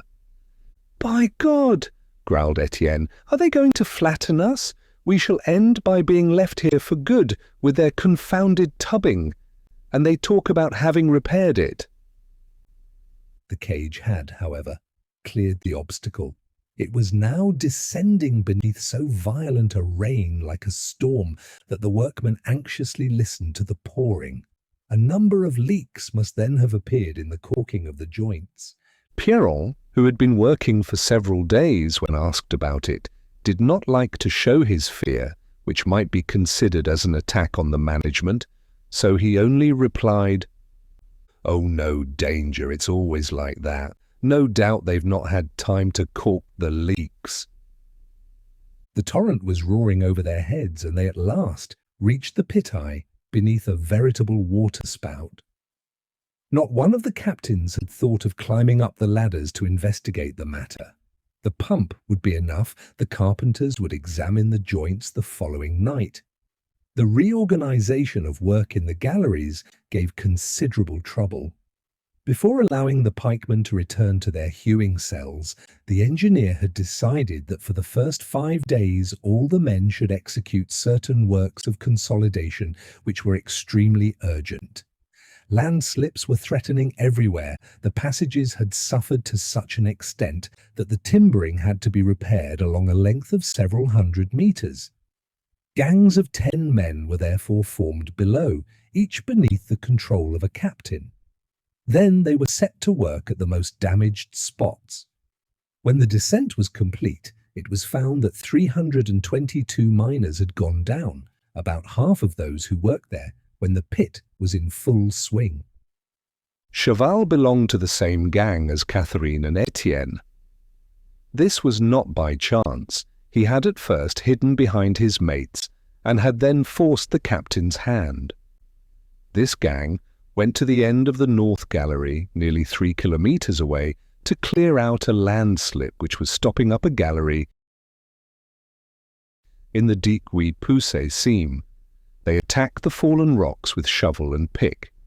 Étienne, Chaval, and 5 others cleared away the rubbish, while Catherine, with 2 trammers, wheeled the earth up to the upbrow. They seldom spoke, and the captain never left them. The putter's 2 lovers, however, were on the point of coming to blows. While growling that he had had enough of this trollop, Chaval was still thinking of her and slyly hustling her about, so that Étienne had threatened to settle him if he did not leave her alone. They eyed each other fiercely and had to be separated. Towards 8 o'clock, Dansaert passed to give a glance at the work. He appeared to be in a very bad humour and was furious with the captain. Nothing had gone well. What was the meaning of such work? The planking would everywhere have to be done over again. And he went away, declaring that he would come back with the engineer. He had been waiting for Négrel since morning and could not understand the cause of this delay.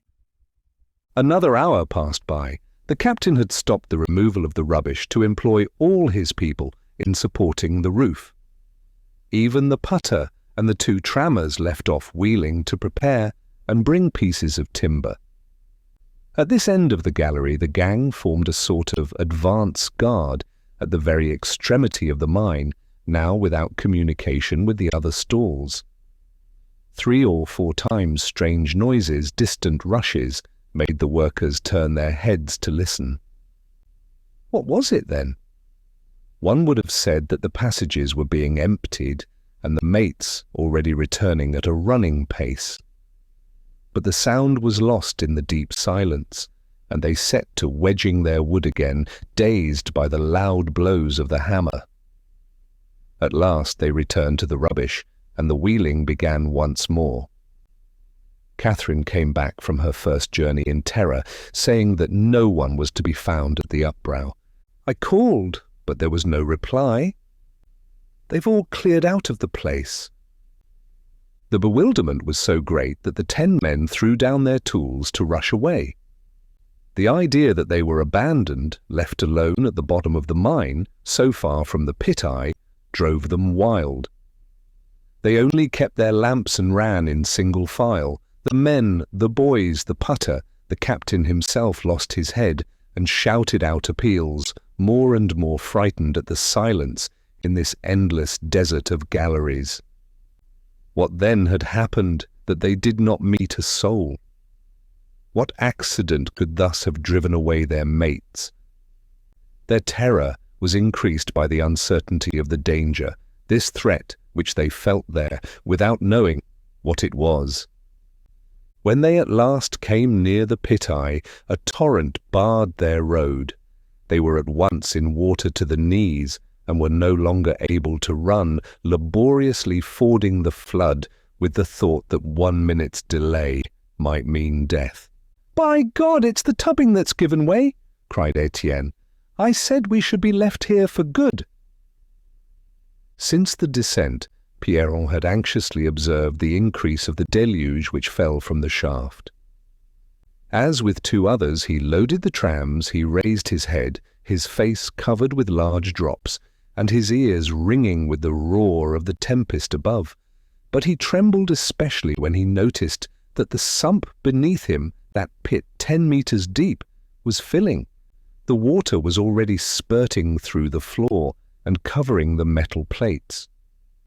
This showed that the pump was no longer sufficient to fight against the leaks. He heard it panting with the groan of fatigue. Then he warned Dansaert, who swore angrily, replying that they must wait for the engineer. Twice he returned to the charge without extracting anything else but exasperated shrugs of the shoulder. Well, the water was rising. What could he do? Mook appeared with Bataille, whom he was leading to work, and he had to hold him with both hands, for the sleepy old horse had suddenly reared up and, with a shrill neigh, was stretching his head towards the shaft. "Well, philosopher, what troubles you?" "Ah, it's because it rains. Come along, that doesn't concern you." But the beast quivered all over his skin, and Mook forcibly drew him to the haulage gallery. Almost at the same moment as Mook and Bataille were disappearing at the end of a gallery, there was a crackling in the air, followed by the prolonged noise of a fall. It was a piece of tubbing which had got loose and was falling 180 meters down, rebounding against the walls. Pierron and the other porters were able to get out of the way, and the oak plank only smashed an empty tram. At the same time, a mass of water, the leaping flood of a broken dike, rushed down. Dansaert proposed to go up and examine, but, while he was still speaking, another piece rolled down.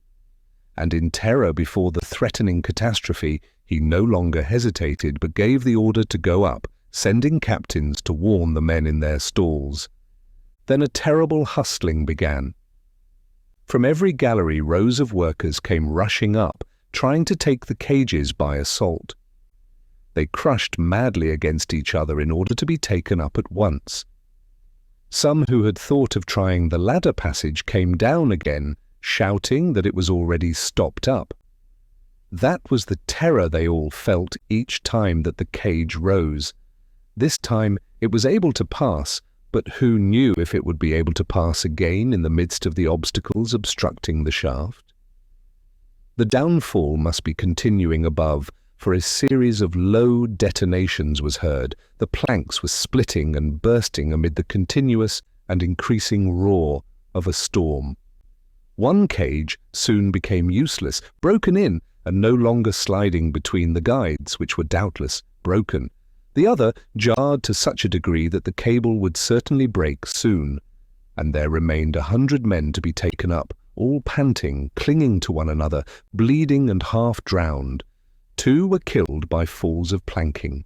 A third, who had seized the cage, fell back 50 meters up and disappeared in the sump.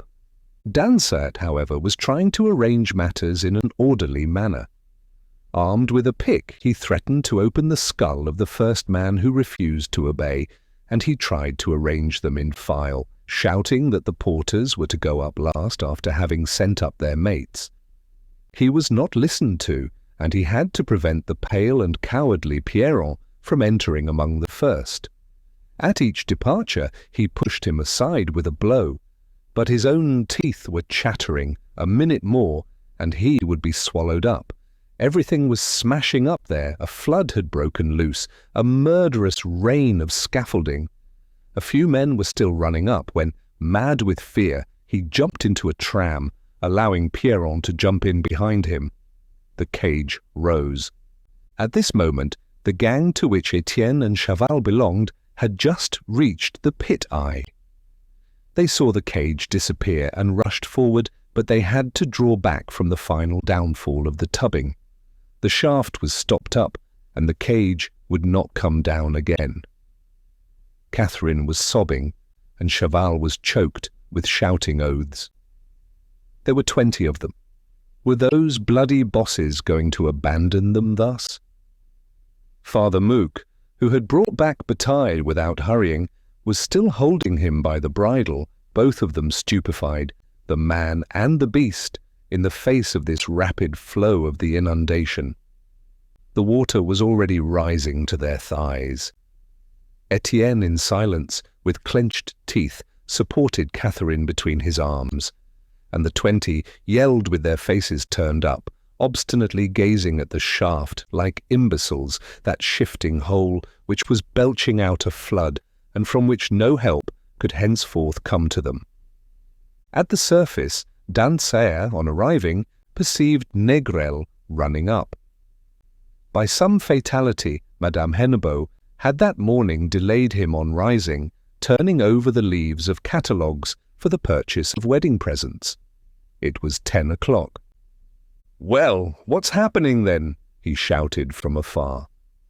"The pit is ruined," replied the head captain, and he described the catastrophe in a few stammered words, while the engineer incredulously shrugged his shoulders. What, could tubbing be demolished like that? They were exaggerating. He would make an examination. "I suppose no one has been left at the bottom?" Dansaert was confused. No, no one. At least, so he hoped. But some of the men might have been delayed. "But," said Négrel, "what in the name of creation have you come up for then? You can't leave your men." He immediately gave orders to count the lamps. In the morning, 322 had been distributed, and now only 255 could be found. But several men acknowledged that in the hustling and panic they had dropped theirs and left them behind. An attempt was made to call over the men, but it was impossible to establish the exact number. Some of the miners had gone away, others did not hear their names. No one was agreed as to the number of the missing mates. It might be 20, perhaps 40. And the engineer could only make out one thing with certainty. There were men down below, for their yells could be distinguished through the sound of the water and the fallen scaffolding on leaning over the mouth of the shaft. Négrel's first care was to send for Monsieur Hennebeau and to try to close the pit, but it was already too late. The colliers who had rushed to the 240 settlement, as though pursued by the cracking tubbing, had frightened the families, and bands of women, old men, and little ones came running up, shaken by cries and sobs. They had to be pushed back, and a line of overseers was formed to keep them off, for they would have interfered with the operations. Many of the men who had come up from the shaft remained there stupidly, without thinking of changing their clothes, riveted by fear before this terrible hole in which they had nearly remained forever. The women, rushing wildly around them, implored them for names. Was so-and-so among them? And that one? And this one? They did not know. They stammered, they shuddered terribly, and made gestures like madmen, gestures which seemed to be pushing away some abominable vision which was always present to them. The crowd rapidly increased, and lamentations arose from the roads. And up there on the pit bank, in Bonnemore's cabin, on the ground, was seated a man, Souvarine, who had not gone away, who was looking on. "The names, the names!" cried the women, with voices choked by tears. Négrel appeared for a moment and said hurriedly, "As soon as we know the names they shall be given out, but nothing is lost so far. Everyone will be saved. I am going down." Then, silent with anguish, the crowd waited. The engineer, in fact, with quiet courage, was preparing to go down. He had had the cage unfastened, giving orders to replace it at the end of the cable by a tub. And as he feared that the water would extinguish his lamp, he had another fastened beneath the tub, which would protect it. Several captains, trembling and with white, disturbed faces, assisted in these preparations. "You will come with me, Dansaert," said Négrel abruptly. Then when he saw them all without courage, and that the head captain was tottering, giddy with terror, he pushed him aside with a movement of contempt. "No, you will be in my way. I would rather go alone." He was already in the narrow bucket, which swayed at the end of the cable, and holding his lamp in one hand and the signal cord in the other, he shouted to the engine man, "Gently!" The engine set the drums in movement, and Négrel disappeared in the gulf, from which the yells of the wretches below still arose. At the upper part, nothing had moved. He found that the tubbing here was in good condition. Balanced in the middle of the shaft, he lighted up the walls as he turned round. The leaks between the joints were so slight that his lamp did not suffer. But at 300 meters, when he reached the lower tubbing, the lamp was extinguished as he expected, for a jet had filled the tub. After that he was only able to see by the hanging lamp which preceded him in the darkness, and, in spite of his courage, he shuddered and turned pale in the face of the horror of the disaster. A few pieces of timber alone remained. The others had fallen in with their frames. Behind, enormous cavities had been hollowed out, and the yellow sand, as fine as flour, was flowing in considerable masses, while the waters of the torrent, that subterranean sea, with its unknown tempests and shipwrecks, were discharging in a flow like a weir. He went down lower, lost in the midst of these chasms which continued to multiply, beaten and turned round by the waterspout of the springs, so badly lighted by the red star of the lamp moving on below, that he seemed to distinguish the roads and squares of some destroyed town far away in the play of the great moving shadows. No human work was any longer possible. His only remaining hope was to attempt to save the men in peril.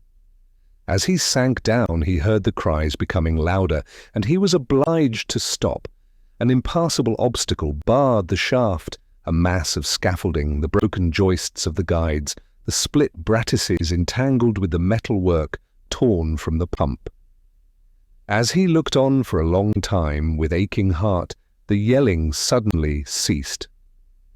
No doubt the rapid rise of the water had forced the wretches to flee into the galleries, if, indeed, the flood had not already filled their mouths. Négrel resigned himself to pulling the signal cord as a sign to draw up. Then he had himself stopped again. He could not conceive the cause of this sudden accident. He wished to investigate it and examine those pieces of the tubbing which were still in place. At a distance, the tears and cuts in the wood had surprised him. His lamp, drowned in dampness, was going out, and, touching with his fingers, he clearly recognized the marks of the saw and of the wimble, the whole abominable labor of destruction. Evidently, this catastrophe had been intentionally produced. He was stupefied, and the pieces of timber, cracking and falling down with their frames in a last slide, nearly carried him with them. His courage fled. The thought of the man who had done that made his hair stand on end and froze him with a supernatural fear of evil, as though, mixed with the darkness, the men were still there paying for his immeasurable crime. He shouted and shook the cord furiously, and it was indeed time, for he perceived that the upper tubbing 100 meters higher was in its turn beginning to move. The joints were opening, losing their oakum caulking, and streams were rushing through. It was now only a question of hours before the tubbing would all fall down. At the surface, Monsieur Hennebeau was anxiously waiting for Négrel. "Well, what?" he asked. But the engineer was choked and could not speak. He felt faint. "It is not possible. Such a thing was never seen. Have you examined?" He nodded with a cautious look. He refused to talk in the presence of some captains who were listening, and led his uncle 10 meters away, and not thinking this far enough, drew still farther back. Then, in a low whisper, he at last told of the outrage, the torn and sawn planks, the pit, bleeding at the neck and groaning. Turning pale, the manager also lowered his voice with that instinctive need of silence in face of the monstrosity of great orgies and great crimes. It was useless to look as though they were trembling before the 10,000 Monceau men. Later on, they would see. And they both continued whispering, overcome at the thought that a man had had the courage to go down, to hang in the midst of space, to risk his life 20 times over in his terrible task. They could not even understand this mad courage in destruction. They refused to believe, in spite of the evidence, just as we doubt those stories of celebrated escapes of prisoners who fly through windows 30 meters above the ground. When Monsieur Hennebeau came back to the captains, a nervous spasm was drawing his face. He made a gesture of despair and gave orders that the mine should be evacuated at once. It was a kind of funeral procession in silent abandonment, with glances thrown back at those great masses of bricks, empty and still standing, but which nothing henceforth could save. And as the manager and the engineer came down last from the receiving room, the crowd met them with its clamour, repeating obstinately, "The names, tell us the names." Maheu was now there, among the women. She recollected the noise in the night. Her daughter and the lodger must have gone away together, and they were certainly down at the bottom. And after having cried that it was a good thing, that they deserved to stay there, the heartless cowards, she had run up and was standing in the first row, trembling with anguish. Besides, she no longer dared to doubt. The discussion going on around her informed her as to the names of those who were down. Yes, Catherine was among them. Étienne also, a mate, had seen them. But there was not always agreement with regard to the others. No, not this one. On the contrary, that one, perhaps Chaval, with whom, however, a trammer declared that he had ascended. The Levaque and Pierron, although none of their people were in danger, cried out and lamented as loudly as the others. Zachary, who had come up among the first, in spite of his inclination to make fun of everything, had weepingly kissed his wife and mother, and remained near the latter, quivering, and showing an unexpected degree of affection for his sister, refusing to believe that she was below so long as the bosses made no authoritative statement. "The names! The names! For pity's sake, the names!" Négrel, who was exhausted, shouted to the overseers, "Can't you make them be still? It's enough to kill one with vexation. We don't know the names." 2 hours passed away in this manner. In the first terror, no one had thought of the other shaft at the old Réquillart mine. Monsieur Hennebeau was about to announce that the rescue would be attempted from that side, when a rumour ran round. 5 men had just escaped the inundation by climbing up the rotten ladders of the old unused passage, and Father Mouque was named. This caused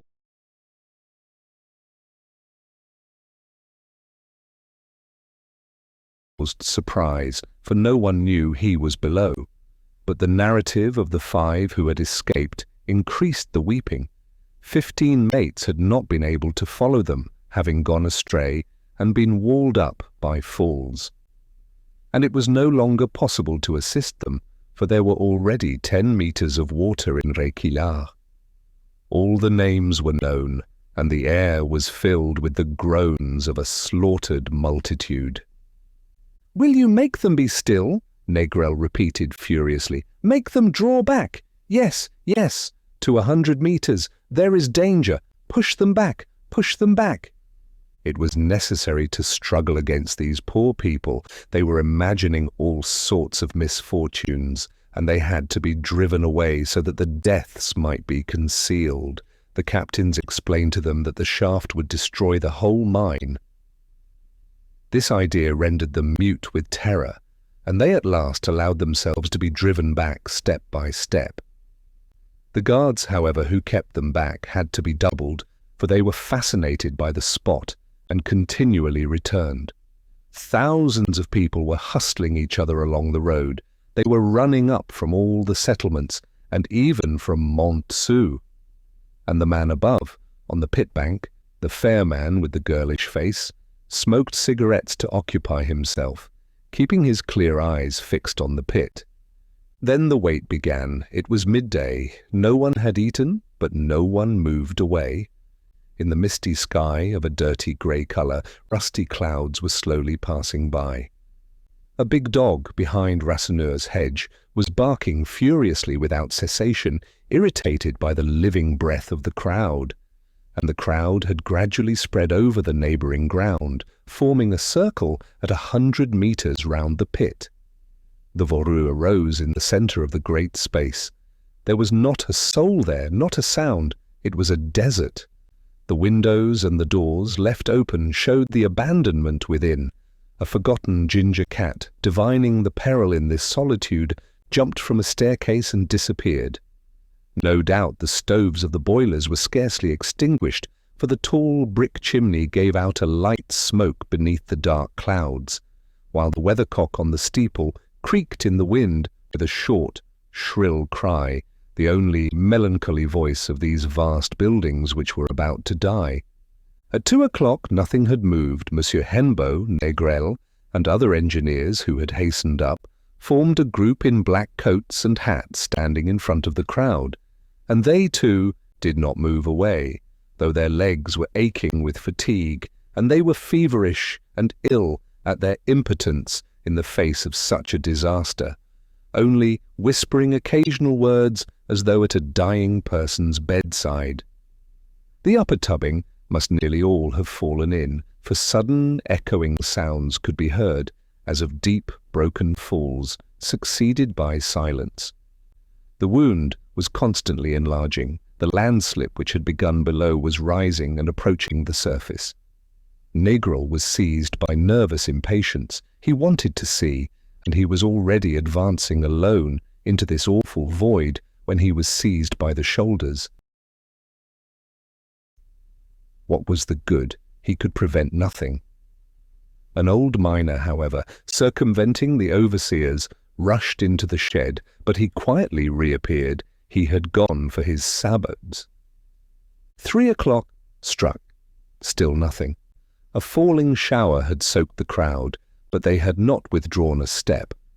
Rasseneur's dog had begun to bark again, and it was at 20 minutes past 3 only that the first shock was felt. The Voreux trembled, but continued solid and upright. Then a second shock followed immediately, and a long cry came from open mouths. The tarred screening shed, after having tottered twice, had fallen down with a terrible crash. Beneath the enormous pressure, the structures broke and jarred each other so powerfully that sparks leapt out.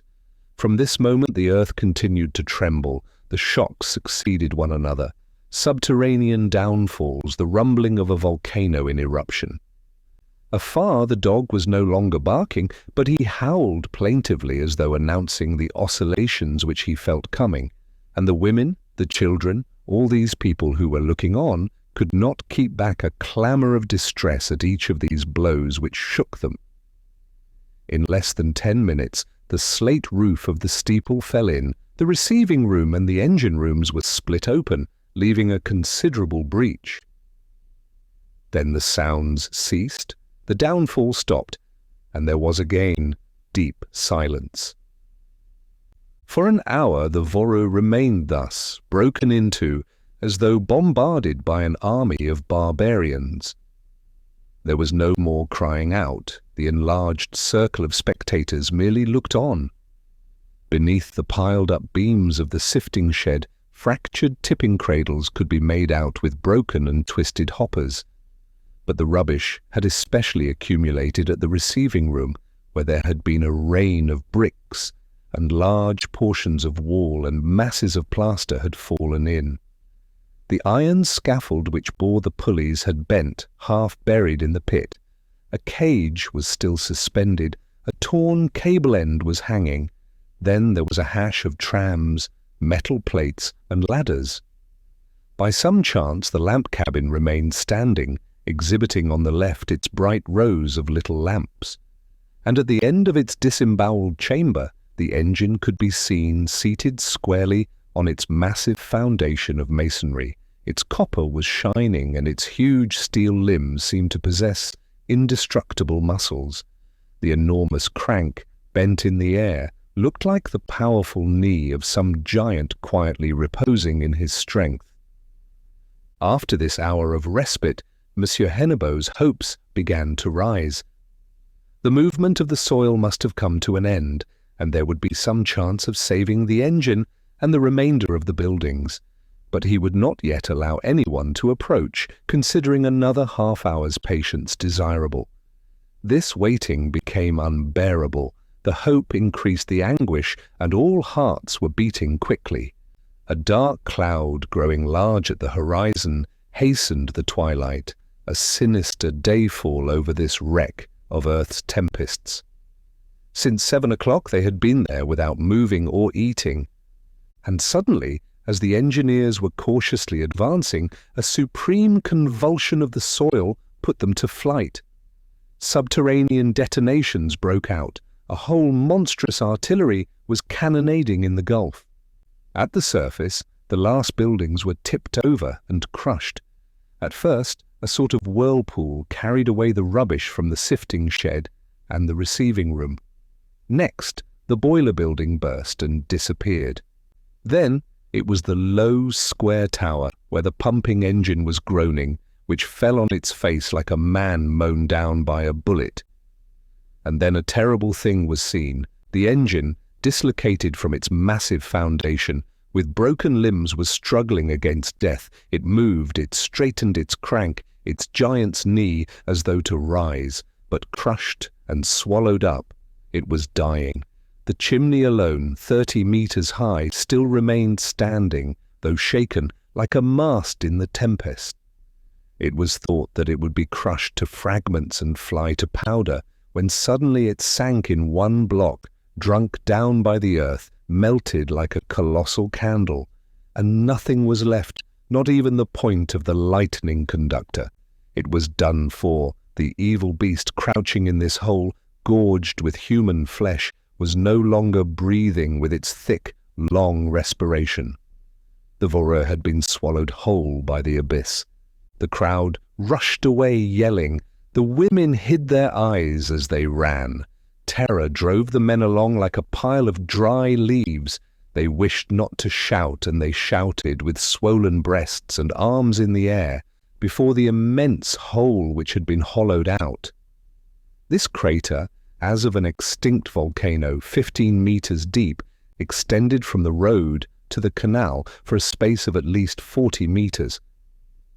The whole square of the mine had followed the buildings, the gigantic platforms, the footbridges with their rails, a complete train of trams, 3 wagons.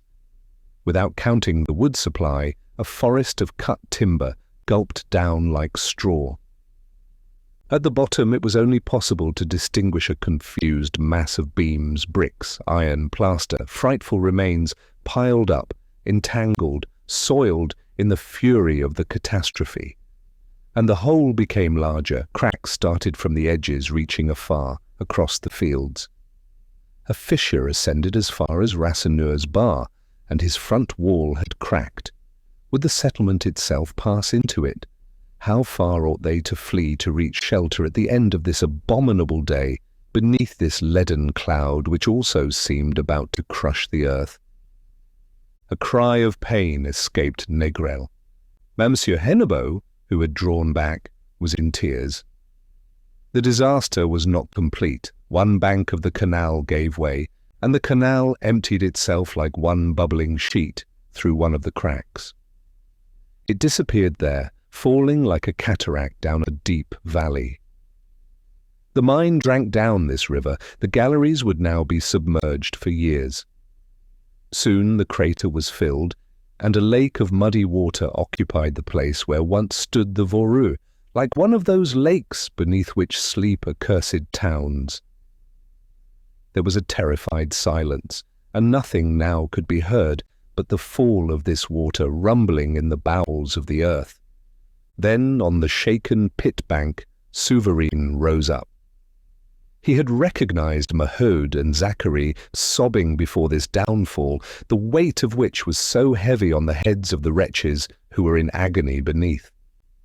And he threw down his last cigarette. He went away without looking back into the now dark night.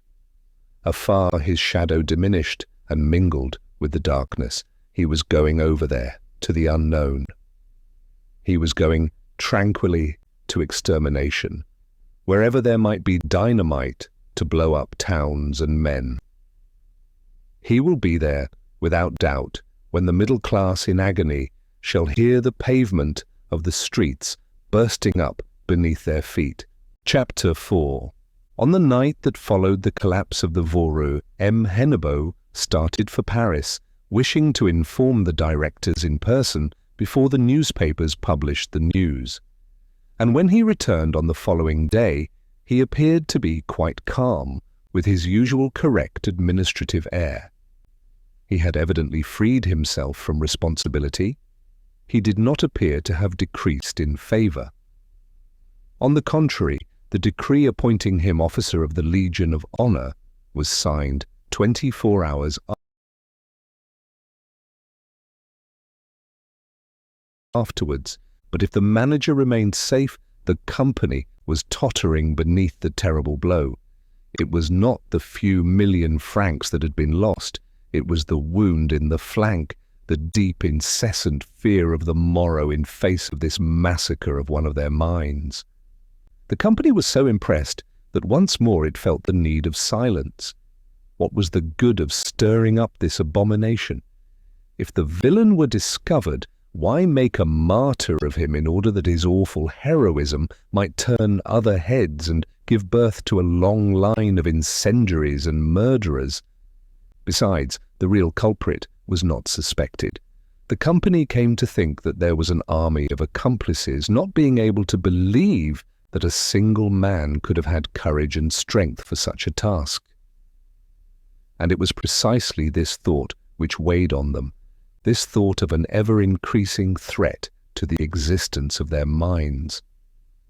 The manager had received orders to organize a vast system of espionage and then to dismiss quietly, one by one, the dangerous men who were suspected of having had a hand in the crime. They contented themselves with this method of purification, a prudent and politic method. There was only one immediate dismissal, that of Dansaert, the head captain. Ever since the scandal at Pierron's house, he had become impossible.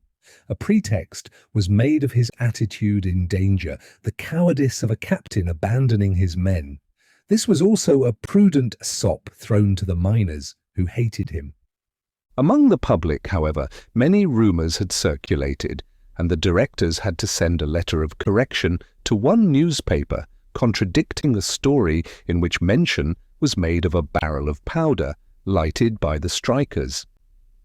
After a rapid inquiry, the government inspector had concluded that there had been a natural rupture of the tubbing, occasioned by the piling up of the soil, and the company had preferred to be silent and to accept the blame of a lack of superintendence.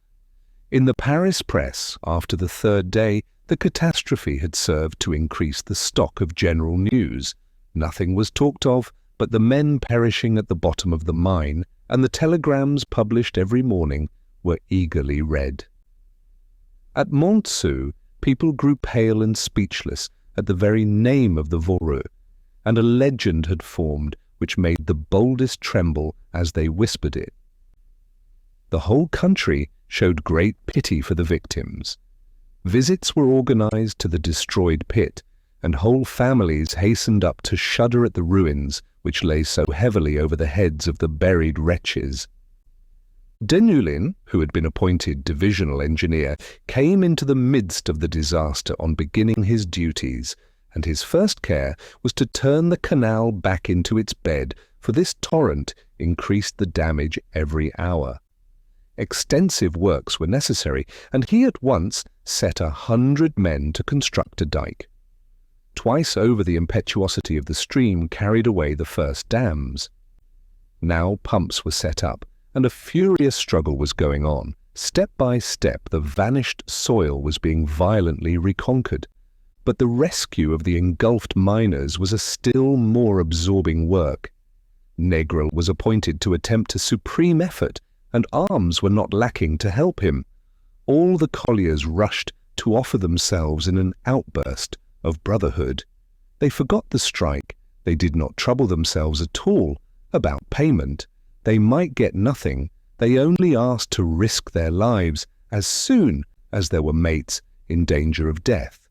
They were all there with their tools, quivering as they waited to know where they ought to strike.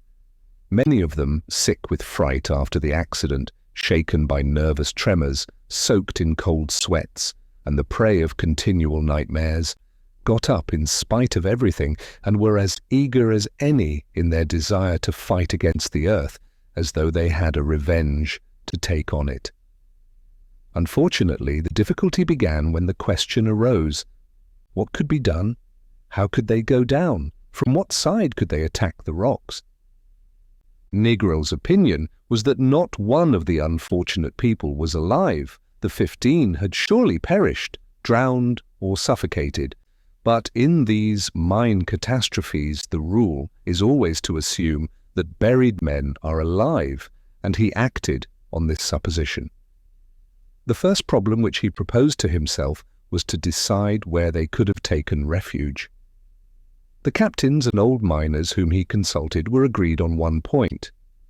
In the face of the rising water, the men had certainly come up from gallery to the highest cuttings, so that they were, without doubt, driven to the end of some upper passages. This agreed with Father Mook's information, and his confused narrative even gave reason to suppose that in the wild flight the band had separated into smaller groups, leaving fugitives on the road at every level. But the captains were not unanimous when the discussion of possible attempts at rescue arose.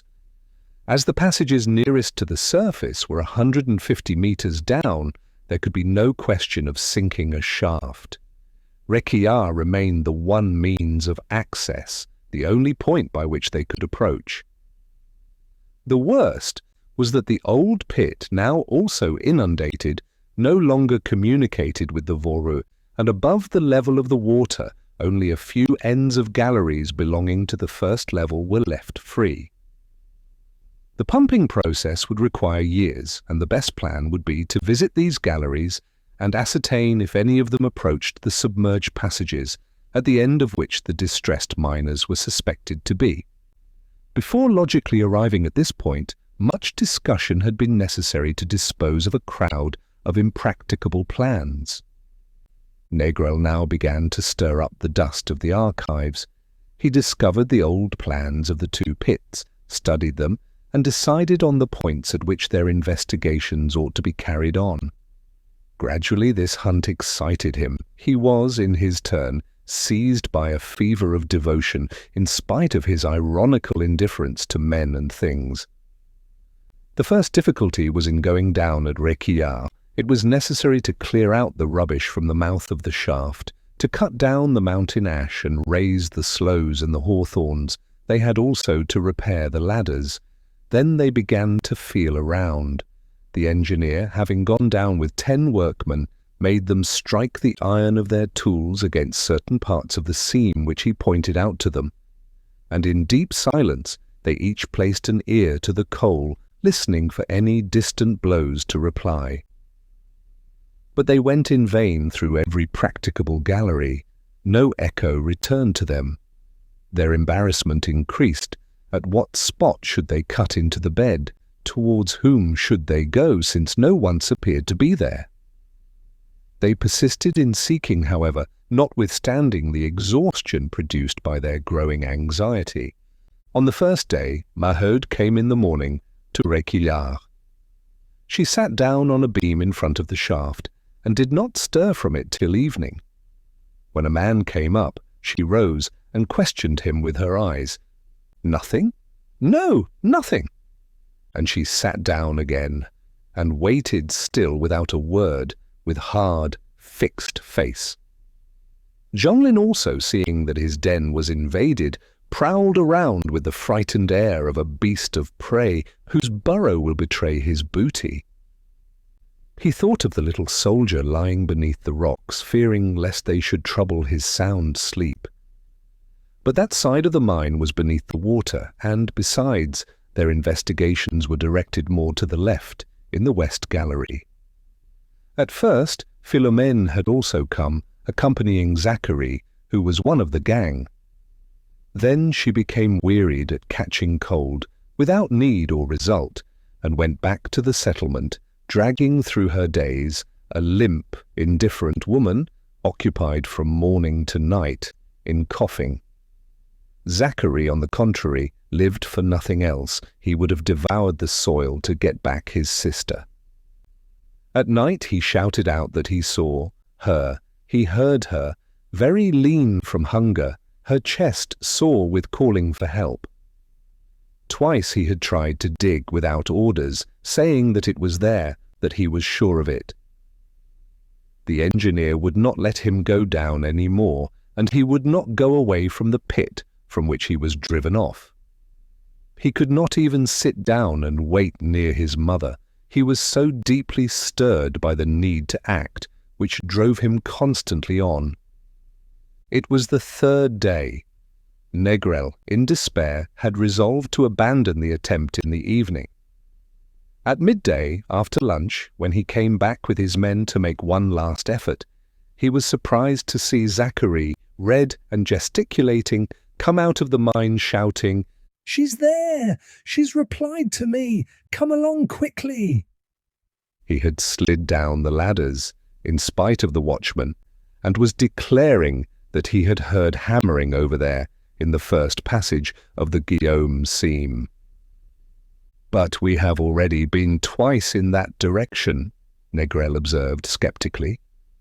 "Anyhow, we'll go and see." Maheu had risen and had to be prevented from going down. She waited, standing at the edge of the shaft, gazing down into the darkness of the hole. Négrel, down below, himself struck 3 blows at long intervals. He then applied his ear to the coal, cautioning the workers to be very silent. Not a sound reached him, and he shook his head. Evidently, the poor lad was dreaming.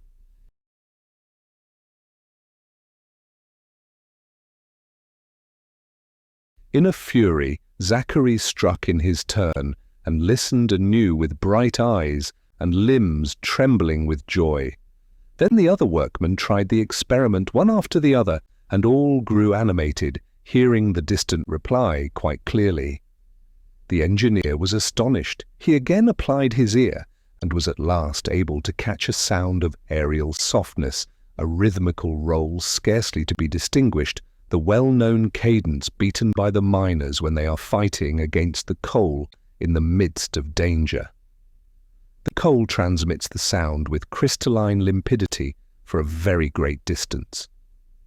A captain who was there estimated that the thickness of the block which separated them from their mates could not be less than 50 meters, but it seemed as if they could already stretch out a hand to them, and general gladness broke out.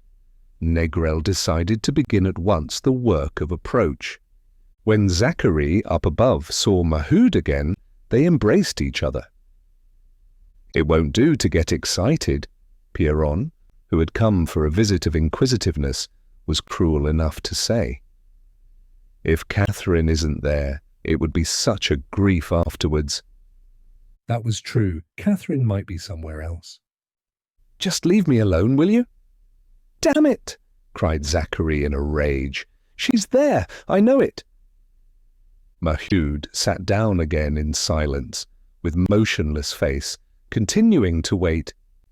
As soon as the story was spread at Montsou, a new crowd arrived. Nothing was to be seen, but they remained there all the same, and had to be kept at a distance.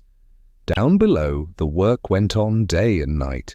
For fear of meeting an obstacle, the engineer had had 3 descending galleries opened in the seam, converging to the point where the enclosed miners were supposed to be. Only one pikeman could hew at the coal on the narrow face of the tube. He was relieved every 2 hours, and the coal piled in baskets was passed up from hand to hand by a chain of men increased as the hole was hollowed out. The work at first proceeded very quickly. They did 6 meters a day. Zachary had secured a place among the workers chosen for the hewing. It was a post of honor which was disputed over, and he became furious when they wished to relieve him after his regulation 2 hours of labor. He robbed his mates of their turn and refused to let go the pick. His gallery was soon in advance of the others. He fought against the coal so fiercely that his breath could be heard coming from the tube like the roar of a forge within his breast. When he came out, black and muddy, dizzy with fatigue, he fell to the ground and had to be wrapped up in a covering. Then, still tottering, he plunged back again, and the struggle began anew. The low, deep blows, the stifled groans, the victorious fury of massacre. The worst was that the coal now became hard. He twice broke his tool and was exasperated that he could not get on so fast. He suffered also from the heat, which increased with every meter of advance and was unbearable at the end of this narrow hole where the air could not circulate. A hand ventilator worked well, but aeration was so inadequate that on 3 occasions it was necessary to take out fainting hewers who were being asphyxiated. Negrel lived below with his men. His meals were sent down to him, and he sometimes slept for a couple of hours on a truss of straw, rolled in a cloak. The one thing that kept them up was the supplication of the wretches beyond, the call which was sounded ever more distinctly to hasten on the rescue.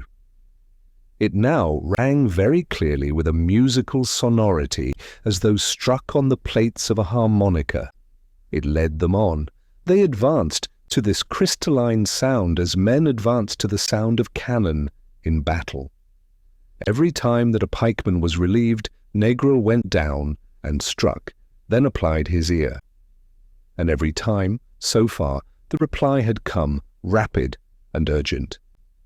He had no doubt remaining, they were advancing in the right direction, but with what fatal slowness, they would never arrive soon enough. On the first 2 days they had indeed hewn through 13 meters, but on the 3rd day they fell to 5, and then on the 4th to 3. The coal was becoming closer and harder to such an extent that they now with difficulty struck through 2 meters. On the 9th day, after superhuman efforts, they had advanced 32 meters and calculated that some 20 must still be left before them. For the prisoners it was the beginning of the 12th day. 12 times over had they passed 24 hours without bread, without fire, in that icy darkness. This awful idea moistened the eyelids and stiffened the arm of the workers. It seemed impossible that Christians could live longer. The distant blows had become weaker since the previous day, and every moment they trembled lest they should stop. Maheu came regularly every morning to sit at the mouth of the shaft. In her arms she brought Estelle, who could not remain alone from morning to night. Hour by hour she followed the workers, sharing their hopes and fears. There was feverish expectation among the group standing around, and even as far as Montsou, with endless discussion. Every heart in the district was beating down there beneath the earth. On the 9th day, at the breakfast hour, no reply came from Zachary when he was called for the relay. He was like a madman, working on furiously with oaths. Negrel, who had come up for a moment, was not there to make him obey, and only a captain and 3 miners were below. No doubt Zachary, infuriated with the feeble, vacillating light, which delayed his work, committed the imprudence of opening his lamp, although severe orders had been given, for leakages of fire damp had taken place, and the gas remained in enormous masses in these narrow, unventilated passages. Suddenly a roar of thunder was heard, and a spout of fire darted out of the tube, as from the mouth of a cannon charged with grape shot. Everything flamed up, and the air caught fire like powder from one end of the galleries to the other. This torrent of flame carried away the captain and 3 workers, ascended the pit, and leapt up to the daylight in an eruption which split the rocks and the ruins around. The inquisitive fled, and Maheu arose, pressing the frightened Estelle to her breast. When Négrel and the men came back, they were seized by a terrible rage. They struck their heels on the earth as on a stepmother who was killing her children at random in the imbecile whims of her cruelty. They were devoting themselves, they were coming to the help of their mates, and still they must lose some of their men. After 3 long hours of effort and danger, they reached the galleries once more, and the melancholy ascent of the victims took place. Neither the captain nor the workers were dead, but they were covered by awful wounds which gave out an odour of grilled flesh. They had drunk of fire, the burns had got into their throats, and they constantly moaned and prayed to be finished off. One of the 3 miners was the man who had smashed the pump at Gaston Marie with a final blow of the shovel during the strike. The 2 others still had scars on their hands, and grazed, torn fingers from the energy with which they had thrown bricks at the soldiers. The pale and shuddering crowd took off their hats when they were carried by. Maheu stood waiting. Zacharie's body at last appeared. The clothes were burnt, the body was nothing but black charcoal, calcined and unrecognizable. The head had been smashed by the explosion and no longer existed. And when these awful remains were placed on a stretcher, Maheu followed them mechanically, her burning eyelids without a tear. With Estelle drowsily lying in her arms, she went along, a tragic figure, her hair lashed by the wind. At the settlement, Philomène seemed stupid. Her eyes were turned into fountains, and she was quickly relieved. But the mother had already returned with the same step to Réquillart. She had accompanied her son, she was returning, to wait for her daughter. 3 more days passed by. The rescue work had been resumed amid incredible difficulties. The galleries of approach had fortunately not fallen after the fire-damp explosion, but the air was so heavy and so vitiated that more ventilators had to be installed. Every 20 minutes the pikemen relieved one another. They were advancing. Scarcely 2 meters separated them from their mates. But now they worked feeling cold at their hearts, striking hard only out of vengeance. For the noises had ceased, and the low, clear cadence of the call no longer sounded.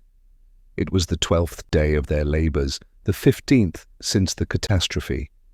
And since the morning there had been a death-like silence. The new accident increased the curiosity at Montsou, and the inhabitants organised excursions with such spirit that the Grégoire decided to follow the fashion. They arranged a party, and it was agreed that they should go to the Voreux in their carriage, while Madame Hennebeau took Lucie and Jeanne there in hers. Deneulin would show them over his yards, and then they would return by Réquillart, where Négrel would tell them the exact state of things in the galleries, and if there was still hope. Finally, they would dine together in the evening. When the Grégoire and their daughter Cécile arrived at the ruined mine, toward 3 o'clock, they found Madame Hennebeau already there, in a sea-blue dress, protecting herself under her parasol from the pale February sun. The warmth of spring was in the clear sky. Monsieur Hennebeau was there with Deneulin, and she was listening, with listless ear, to the account which the latter gave her of the efforts which had been made to dam up the canal.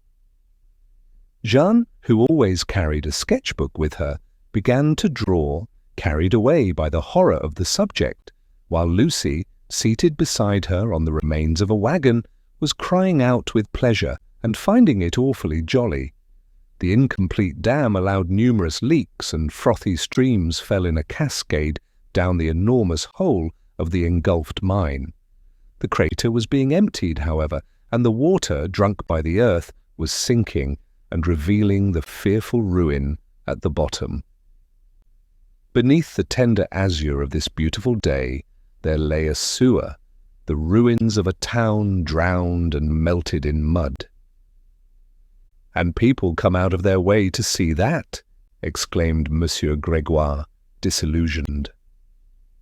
Cécile, rosy with health and glad to breathe so pure an air, was cheerfully joking, while Madame Hennebeau made a little grimace of repugnance as she murmured, "The fact is, this is not pretty at all." The two engineers laughed. They tried to interest the visitors, taking them round and explaining to them the working of the pumps and the manipulation of the stamper which drove in the piles. But the ladies became anxious. They shuddered when they knew that the pumps would have to work for 6 or 7 years before the shaft was reconstructed and all the water exhausted from the mine. No, they would rather think of something else. This destruction was only good to give bad dreams. "Let us go," said Madame Hennebeau, turning towards her carriage. Lucy and Jeanne protested. "What? So soon?" And the drawing, which was not finished. They wanted to remain. Their father would bring them to dinner in the evening. Monsieur Hennebeau alone took his place with his wife in the carriage, for he wished to question Négrel. "Very well, go on before," said Monsieur Grégoire. "We will follow you. We have a little visit of 5 minutes to make over there at the settlement." Go on, go on. We shall be at Réquillart as soon as you." He got up behind Madame Grégoire and Cécile, and while the other carriage went along by the canal, theirs gently ascended the slope. Their excursion was to be completed by a visit of charity. Zachary's death had filled them with pity for this tragical Maheu family, about whom the whole country was talking. They had no pity for the father, that brigand, that slayer of soldiers, who had to be struck down like a wolf. But the mother touched them, that poor woman who had just lost her son after having lost her husband, and whose daughter was perhaps a corpse beneath the earth, to say nothing of an invalid grandfather, a child who was lame as the result of a landslip, and a little girl who died of starvation during the strike. So that though this family had in part deserved its misfortunes by the detestable spirit it had shown, they had resolved to assert the breadth of their charity, their desire for forgetfulness and conciliation by themselves bringing on alms. 2 parcels, carefully wrapped up, had been placed beneath a seat of the carriage. An old woman pointed out to the coachman Maheu's house, number 16 in the 2nd block. But when the Grégoires alighted with the parcels, they knocked in vain. At last they struck their fists against the door, still without reply. The house echoed mournfully, like a house emptied by grief, frozen and dark, long since abandoned. "There's no one there," said Cécile, disappointed. "What a nuisance! What shall we do with all this?" Suddenly the door of the next house opened, and the Levaque woman appeared. "Oh, sir, I beg pardon, ma'am. Excuse me, miss. It's the neighbour that you want? She's not there. She's at Réquillart." With a flow of words, she told them the story, repeating to them that people must help one another, and that she was keeping Lenore and Henri in her house to allow the mother to go and wait over there.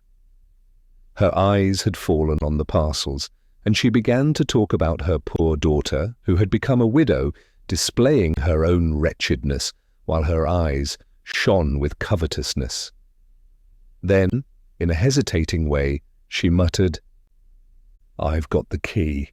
If the lady and gentleman would really like, but the grandfather is there." The Grégoires looked at her in stupefaction.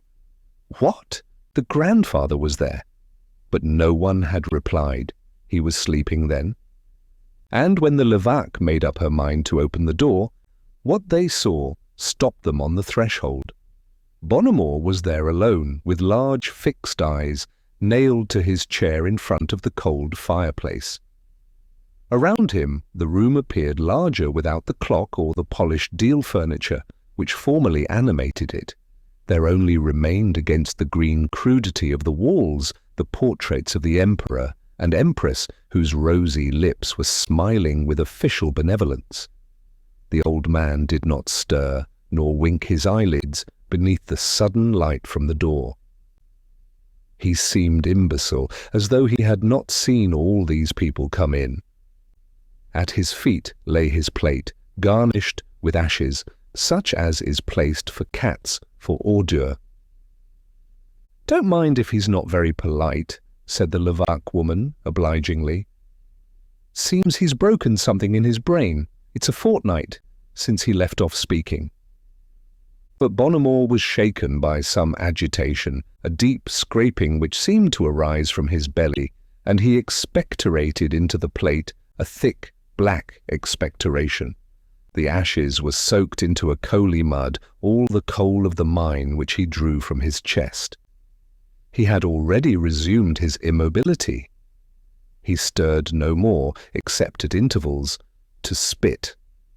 Uneasy, and with stomachs turned, the Grégoires endeavoured to utter a few friendly and encouraging words. "Well, my good man," said the father, "you have a cold, then?" The old man, with his eyes to the wall, did not turn his head, and a heavy silence fell once more. "They ought to make you a little gruel," added the mother. He preserved his mute stiffness. "I say, papa," murmured Cécile, "they certainly told us he was an invalid, only we did not think of it afterwards." She interrupted herself, much embarrassed. After having placed on the table a pot au feu and 2 bottles of wine, she undid the second parcel and drew from it a pair of enormous boots. It was the present intended for the grandfather, and she held one boot in each hand, in confusion, contemplating the poor man's swollen feet, which would never walk again.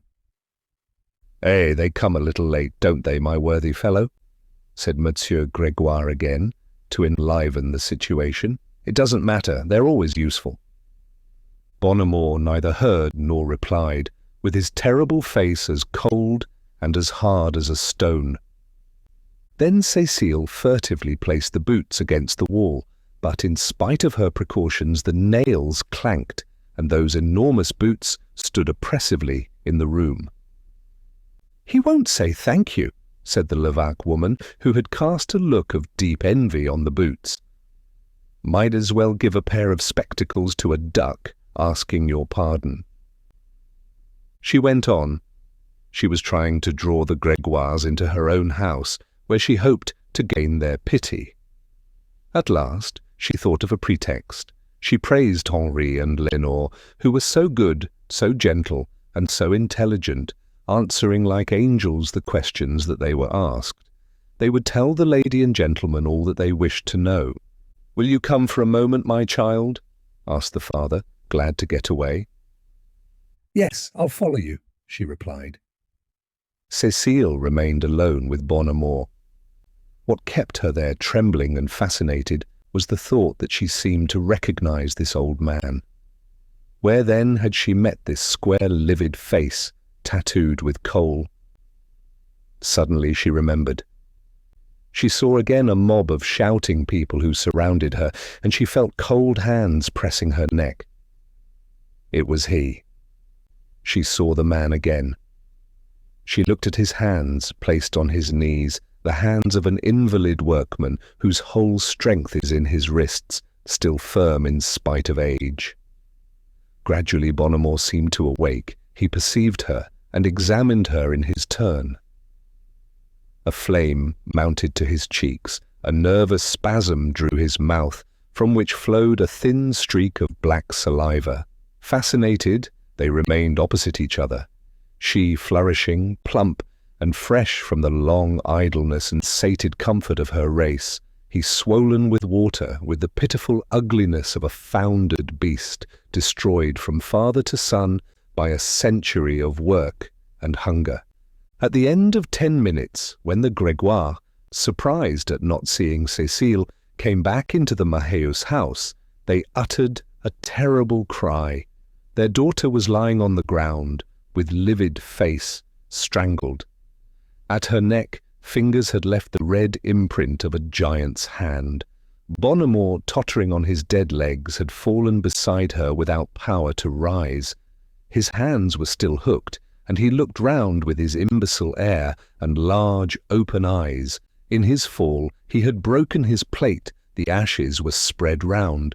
The mud of the black expectoration had stained the floor, while the great pair of boots, safe and sound, stood side by side against the wall. It was never possible to establish the exact facts. Why had Cécile come near? How could Bonnemort, nailed to his chair, have been able to seize her throat? Evidently, when he held her, he must have become furious, constantly pressing, overthrown with her, and stifling her cries to the last groan. Not a sound, not a moan had traversed the thin partition to the neighbouring house. It seemed to be an outbreak of sudden madness, a longing to murder before this white young neck. Such savagery was stupefying in an old invalid who had lived like a worthy man, an obedient brute, opposed to new ideas. What rancour, unknown to himself by some slow process of poisoning, had risen from his bowels to his brain? The horror of it led to the conclusion that he was unconscious, that it was the crime of an idiot. The Grégoires, meanwhile, on their knees, were sobbing, choked with grief. Their idolized daughter, that daughter desired so long, on whom they had lavished all their goods, whom they used to watch sleeping, on tiptoe, whom they never thought sufficiently well nourished, never sufficiently plump. It was the downfall of their very life. What was the good of living, now that they would have to live without her? The Levaque woman in distraction cried, "Ah, the old beggar! What's he done there? Who would have expected such a thing? And Maheu, who won't come back till evening. Shall I go and fetch her?" The father and mother were crushed and did not reply. "Eh? It will be better. I'll go." But before going, the Levaque woman looked at the boots. The whole settlement was excited, and a crowd was already hustling around. Perhaps they would get stolen. And then the Maheus had no man, now, to put them on. She quietly carried them away. They would just fit Bouteloup's feet. At Réquillart, the Hennebeaus, with Négrel, waited a long time for the Grégoire. Négrel, who had come up from the pit, gave details. They hoped to communicate that very evening with the prisoners, but they would certainly find nothing but corpses, for the death-like silence continued. Behind the engineer, Maheu, seated on the beam, was listening with white face when the Levaque woman came up and told her the old man's strange deed. And she only made a sweeping gesture of impatience and irritation. She followed her, however. Madame Hennebeau was much affected. What an abomination! That poor Cécile, so merry that very day, so full of life an hour before. Monsieur Hennebeau had to lead his wife for a moment into old Mouk's hovel. With his awkward hands he unfastened her dress, troubled by the odour of musk which her open bodice exhaled. And as with streaming tears she clasped Négrel, terrified at this death which cut short the marriage, the husband watched them lamenting together, and was delivered from one anxiety. This misfortune would arrange everything. He preferred to keep his nephew for fear of his coachman. Chapter 5. At the bottom of the shaft, the abandoned wretches were yelling with terror. The water now came up to their hips. The noise of the torrent dazed them. The final falling in of the tubbing sounded like the last crack of doom, and their bewilderment was completed by the neighing of the horses shut up in the stable, the terrible, unforgettable death cry of an animal that is being slaughtered. Mouk had let go Bataille. The old horse was there, trembling, with its dilated eye fixed on this water, which was constantly rising. The pit eye was rapidly filling, the greenish flood slowly enlarged under the red gleam of the 3 lamps which were still burning under the roof. And suddenly, when he felt this ice soaking his coat, he set out in a furious gallop and was engulfed and lost at the end of one of the haulage galleries. Then there was a general rush, the men following the beast. "Nothing more to be done in this damned hole," shouted Mook. "We must try at Réquillart." The idea that they might get out by the old neighbouring pit if they arrived before the passage was cut off now carried them away. The 20 hustled one another as they went in single file, holding their lamps in the air so that the water should not extinguish them. Fortunately, the gallery rose with an imperceptible slope, and they proceeded for 200 metres, struggling against the flood, which was not now gaining on them. Sleeping beliefs reawakened in these distracted souls. They invoked the earth, for it was the earth that was avenging herself, discharging the blood from the vein because they had cut one of her arteries. An old man stammered forgotten prayers, bending his thumbs backwards to appease the evil spirits of the mine. But at the first, turning disagreement broke out. The groom proposed turning to the left. Others declared that they could make a short cut by going to the right. A minute was lost. "Well, die there! What the devil does it matter to me?" Chaval brutally exclaimed. "I go this way." He turned to the right, and 2 mates followed him. The others continued to rush behind Father Mook, who had grown up at the bottom of Réquillart. He himself hesitated, however, not knowing where to turn. They lost their heads. Even the old men could no longer recognize the passages, which lay like a tangled skein before them. At every bifurcation they were pulled up short by uncertainty, and yet they had to decide. Étienne was running last, delayed by Catherine, who was paralyzed by fatigue and fear. He would have gone to the right with Chaval, for he thought that the better road, but he had not, preferring to part from Chaval. The rush continued, however. Some of the mates had gone from their side, and only 7 were left behind old Mook. "Hang on to my neck and I will carry you," said Étienne to the young girl, seeing her grow weak. "No, let me be," she murmured. "I can't do more. I would rather die at once." They delayed and were left 50 metres behind. He was lifting her, in spite of her resistance, when the gallery was suddenly stopped up. An enormous block fell in and separated them from the others.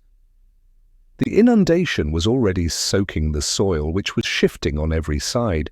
They had to retrace their steps, then they no longer knew in what direction they were going. There was an end of all hope of escaping by Réquillart. Their only remaining hope was to gain the upper workings, from which they might perhaps be delivered if the water sank. Étienne at last recognized the Guillaume seam. "Good," he exclaimed. "Now I know where we are. By God, we were in the right road, but we may go to the devil now. Here, let us go straight on. We will climb up the passage." The flood was beating against their breasts, and they walked very slowly. As long as they had light, they did not despair, and they blew out one of the lamps to economize the oil, meaning to empty it into the other lamp. They had reached the chimney passage when a noise behind made them turn. Was it some mates, then, who had also found the road barred and were returning? A roaring sound came from afar. They could not understand this tempest which approached them, spattering foam, and they cried out when they saw a gigantic whitish mass coming out of the shadow and trying to rejoin them between the narrow timbering in which it was being crushed. It was Bataille. On leaving the pit-eye, he had wildly galloped along the dark galleries. He seemed to know his road in this subterranean town which he had inhabited for 11 years. and his eyes saw clearly in the depths of the eternal night in which he had lived. He galloped on and on, bending his head, drawing up his feet, passing through these narrow tubes in the earth, filled by his great body. Road succeeded to road, and the forked turnings were passed without any hesitation. Where was he going? Over there, perhaps, towards that vision of his youth, to the mill where he had been born on the bank of the Scarpe, to the confused recollection of the sun burning in the air like a great lamp. He desired to live. His beast's memory awoke. The longing to breathe once more the air of the plains drove him straight onwards to the discovery of that hole, the exit beneath the warm sun into light. Rebellion carried away his ancient resignation. This pit was murdering him after having blinded him. The water which pursued him was lashing him on the flanks and biting him on the crupper. But as he went deeper in, the galleries became narrower, the roofs lower, and the walls protruded. He galloped on in spite of everything, grazing himself, leaving shreds of his limbs on the timber. From every side the mine seemed to be pressing on to him, to take him and to stifle him. Then Étienne and Catherine, as he came near them, perceived that he was strangling between the rocks. He had stumbled and broken his 2 front legs. With a last effort, he dragged himself a few meters, but his flanks could not pass. He remained hemmed in and garroted by the earth. With his bleeding head stretched out, he still sought for some crack with his great troubled eyes. The water was rapidly covering him. He began to neigh with that terrible prolonged death rattle with which the other horses had already died in the stable. It was a sight of fearful agony, this old beast shattered and motionless, struggling at this depth, far from the daylight. The flood was drowning his mane, and his cry of distress never ceased. He uttered it more hoarsely, with his large open mouth stretched out. There was a last rumble, the hollow sound of a cask which is being filled. Then deep silence fell.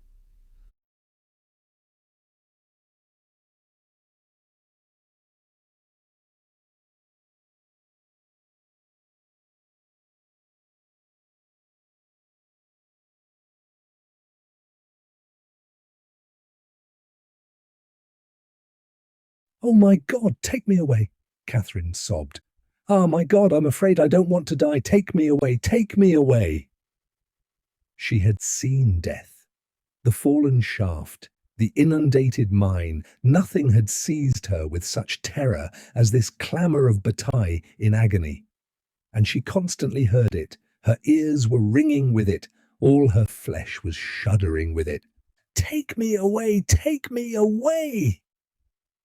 Étienne had seized her and lifted her. It was, indeed, time. They ascended the chimney passage, soaked to the shoulders. He was obliged to help her, for she had no strength to cling to the timber. 3 times over he thought that she was slipping from him and falling back into that deep sea of which the tide was roaring beneath them. However, they were able to breathe for a few minutes when they reached the first gallery, which was still free. The water reappeared, and they had to hoist themselves up again. And for hours this ascent continued, the flood chasing them from passage to passage and constantly forcing them to ascend. At the 6th level, a respite rendered them feverish with hope, and it seemed that the waters were becoming stationary. But a more rapid rise took place, and they had to climb to the 7th and then to the 8th level. Only one remained, and when they had reached it, they anxiously watched each centimetre by which the water gained on them. If it did not stop, they would then die like the old horse, crushed against the roof, and their chests filled by the flood. Landslips echoed every moment, the whole mine was shaken, and its distended bowels burst with the enormous flood which gorged them. At the end of the galleries, the air, driven back, pressed together and crushed, exploded terribly amid split rocks and overthrown soil.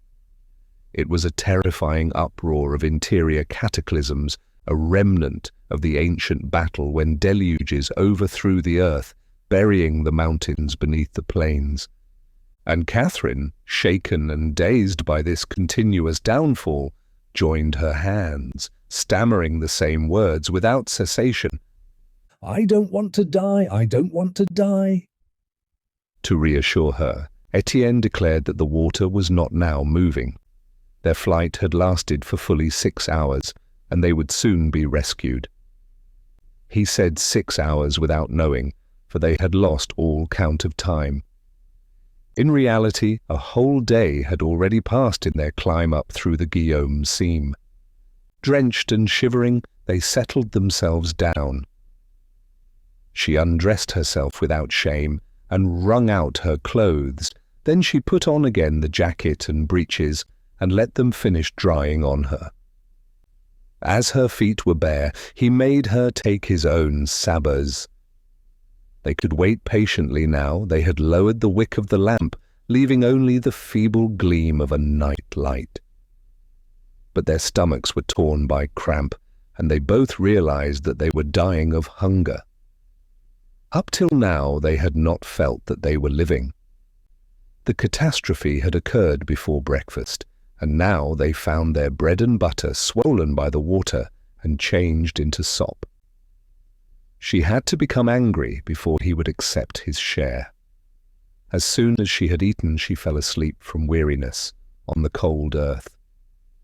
He was devoured by insomnia and watched over her with fixed eyes and forehead between his hands. How many hours passed by thus, he would have been unable to say. All that he knew was that before him, through the hole they had ascended, he had seen the flood reappear, black and moving, the beast whose back was ceaselessly swelling out to reach them. At first it was only a thin line, a supple serpent stretching itself out. Then it enlarged into a crawling, crouching flank, and soon it reached them, and the sleeping girl's feet were touched by it. In his anxiety he yet hesitated to wake her. Was it not cruel to snatch her from this repose of unconscious ignorance, which was, perhaps, lulling her with a dream of the open air and of life beneath the sun? Besides, where could they fly? And he thought and remembered that the upbrow established at this part of the seam communicated end to end with that which served the upper level. That would be a way out. He let her sleep as long as possible, watching the flood gain on them, waiting for it to chase them away. At last, he lifted her gently, and a great shudder passed over her. "Ah, my God, it's true, it's beginning again, my God!" She remembered, she cried out, again finding death so near. "No, calm yourself," he whispered. "We can pass, upon my word." To reach the upbrow, they had to walk doubled up, again wetted to the shoulders. And the climbing began anew, now more dangerous, through this hole entirely of timber, 100 meters long. At first, they wished to pull the cable so as to fix one of the carts at the bottom, for if the other should come down during their ascent, they would be crushed. But nothing moved. Some obstacle interfered with the mechanism. They ventured in, not daring to make use of the cable which was in their way, and tearing their nails against the smooth framework. He came behind, supporting her by his head, when she slipped with torn hands. Suddenly they came across the splinters of a beam which barred the way. A portion of the soil had fallen down and prevented them from going any higher. Fortunately, a door opened here, and they passed into a passage. They were stupefied to see the flicker of a lamp in front of them. A man cried wildly to them, "More clever people as big fools as I am." They recognized Chaval, who had found himself blocked by the landslip which filled the upbrow. His two mates, who had set out with him, had been left on the way with fractured skulls. He was wounded in the elbow, but had had the courage to go back on his knees, take their lamps and search them to steal their bread and butter. As he escaped, a final downfall behind his back, had closed the gallery. He immediately swore that he would not share his victuals with these people who came up out of the earth. He would sooner knock their brains out. Then he, too, recognized them. His anger fell, and he began to laugh with a laugh of evil joy. "Ah, it's you, Catherine. You've broken your nose, and you want to join your man again. Well, well, we'll play out the game together." He pretended not to see Étienne. The latter, overwhelmed by this encounter, made a gesture as though to protect the putter, who was pressing herself against him. He must, however, accept the situation. Speaking as though they had left each other good friends an hour before, he simply asked, "Have you looked down below?" "We can't pass through the cuttings, then." Chaval still grinned. "Ah, bosh! The cuttings! They've fallen in too. We are between two walls, a real mouse-trap. But you can go back by the brow if you are a good diver." The water, in fact, was rising. They could hear it rippling. Their retreat was already cut off. And he was right. It was a mousetrap, a gallery end obstructed before and behind by considerable falls of earth. There was not one issue. All three were walled up. "Then you'll stay?" Chaval added jeeringly. "Well, it's the best you can do, and if you'll just leave me alone, I shan't even speak to you.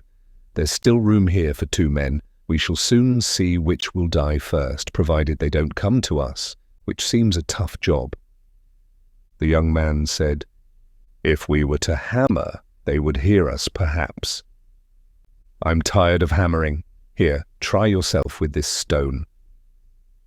Étienne picked up the fragment of sandstone, which the other had already broken off, and against the seam at the end he struck the miner's call, the prolonged roll by which workmen in peril signal their presence. Then he placed his ear to listen. 20 times over he persisted. No sound replied. During this time, Chaval affected to be coolly attending to his little household. First, he arranged the 3 lamps against the wall. Only one was burning, the others could be used later on. Afterwards, he placed on a piece of timber the 2 slices of bread and butter which were still left. That was the sideboard. He could last quite 2 days with that if he were careful. He turned round, saying, "You know, Catherine, there will be half for you when you are famished." The young girl was silent. It completed her unhappiness to find herself again between these 2 men, and their awful life began. Neither Chaval nor Étienne opened their mouths, seated on the earth a few paces from each other. At a hint from the former, the latter extinguished his lamp, a piece of useless luxury. Then they sank back into silence. Catherine was lying down near Étienne, restless under the glances of her former lover. The hours passed by. They heard the low murmur of the water forever rising, while from time to time deep shocks and distant echoes announced the final settling down of the mine. When the lamp was empty and they had to open another to light it, they were, for a moment, disturbed by the fear of fire damp, but they would rather have been blown up at once than live on in darkness. Nothing exploded, however. There was no fire damp. They stretched themselves out again, and the hours continued to pass by. A noise aroused Étienne and Catherine, and they raised their heads. Chaval had decided to eat. He had cut off half a slice of bread and butter, and was chewing it slowly to avoid the temptation of swallowing it all. They gazed at him, tortured by hunger. "Well, do you refuse?" he said to the putter in his provoking way. "You're wrong." She had lowered her eyes, fearing to yield. Her stomach was torn by such cramps that tears were swelling beneath her eyelids. But she understood what he was asking. In the morning he had breathed over her neck. He was seized again by one of his old furies of desire on seeing her near the other man. The glances with which he called her had a flame in them which she knew well, the flame of his crises of jealousy when he would fall on her with his fists, accusing her of committing abominations with her mother's lodger. And she was not willing.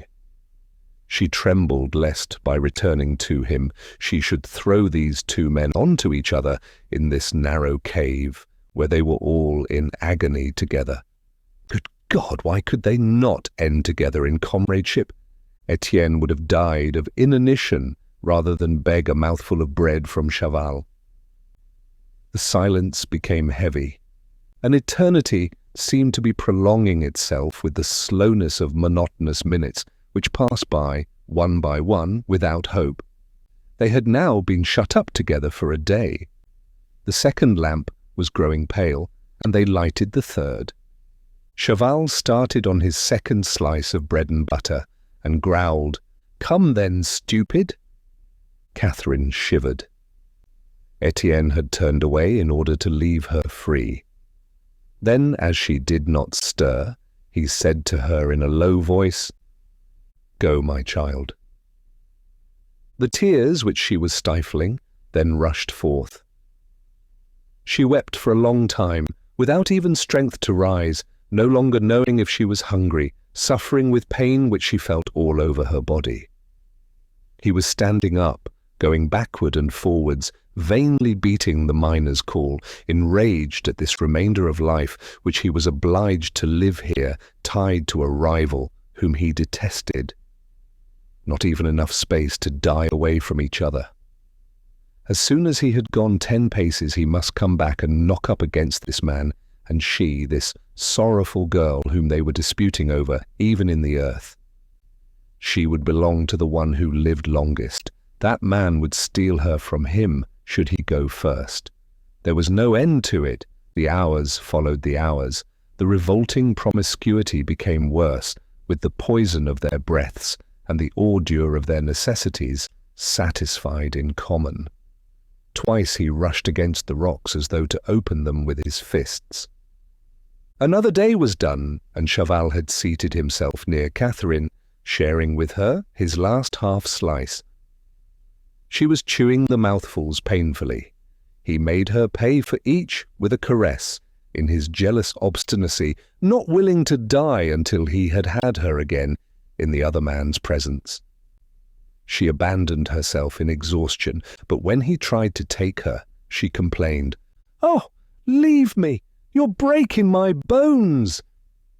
Étienne, with a shudder, had placed his forehead against the timber so as not to see. He came back with a wild leap.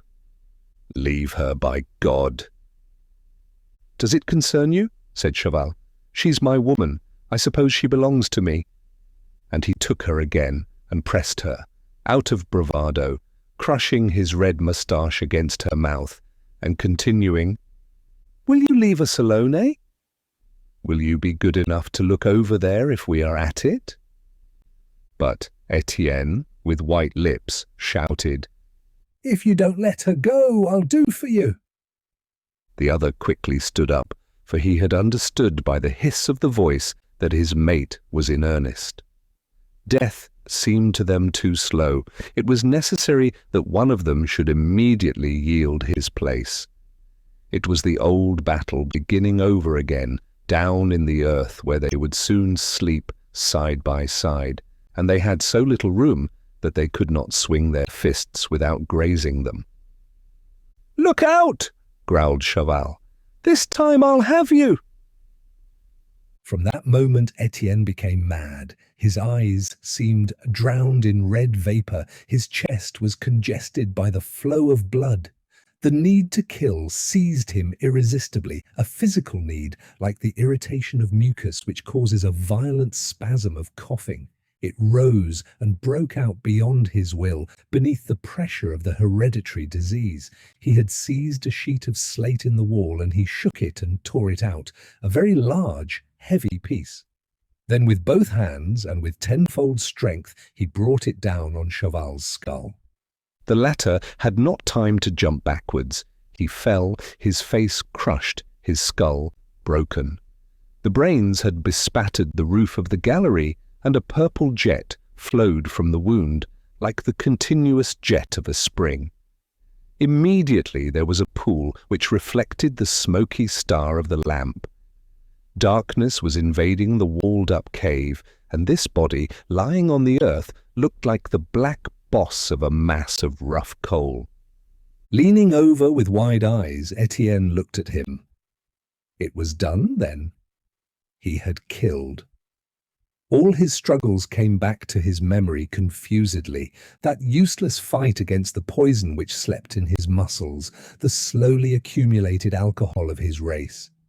He was, however, only intoxicated by hunger. The remote intoxication of his parents had been enough.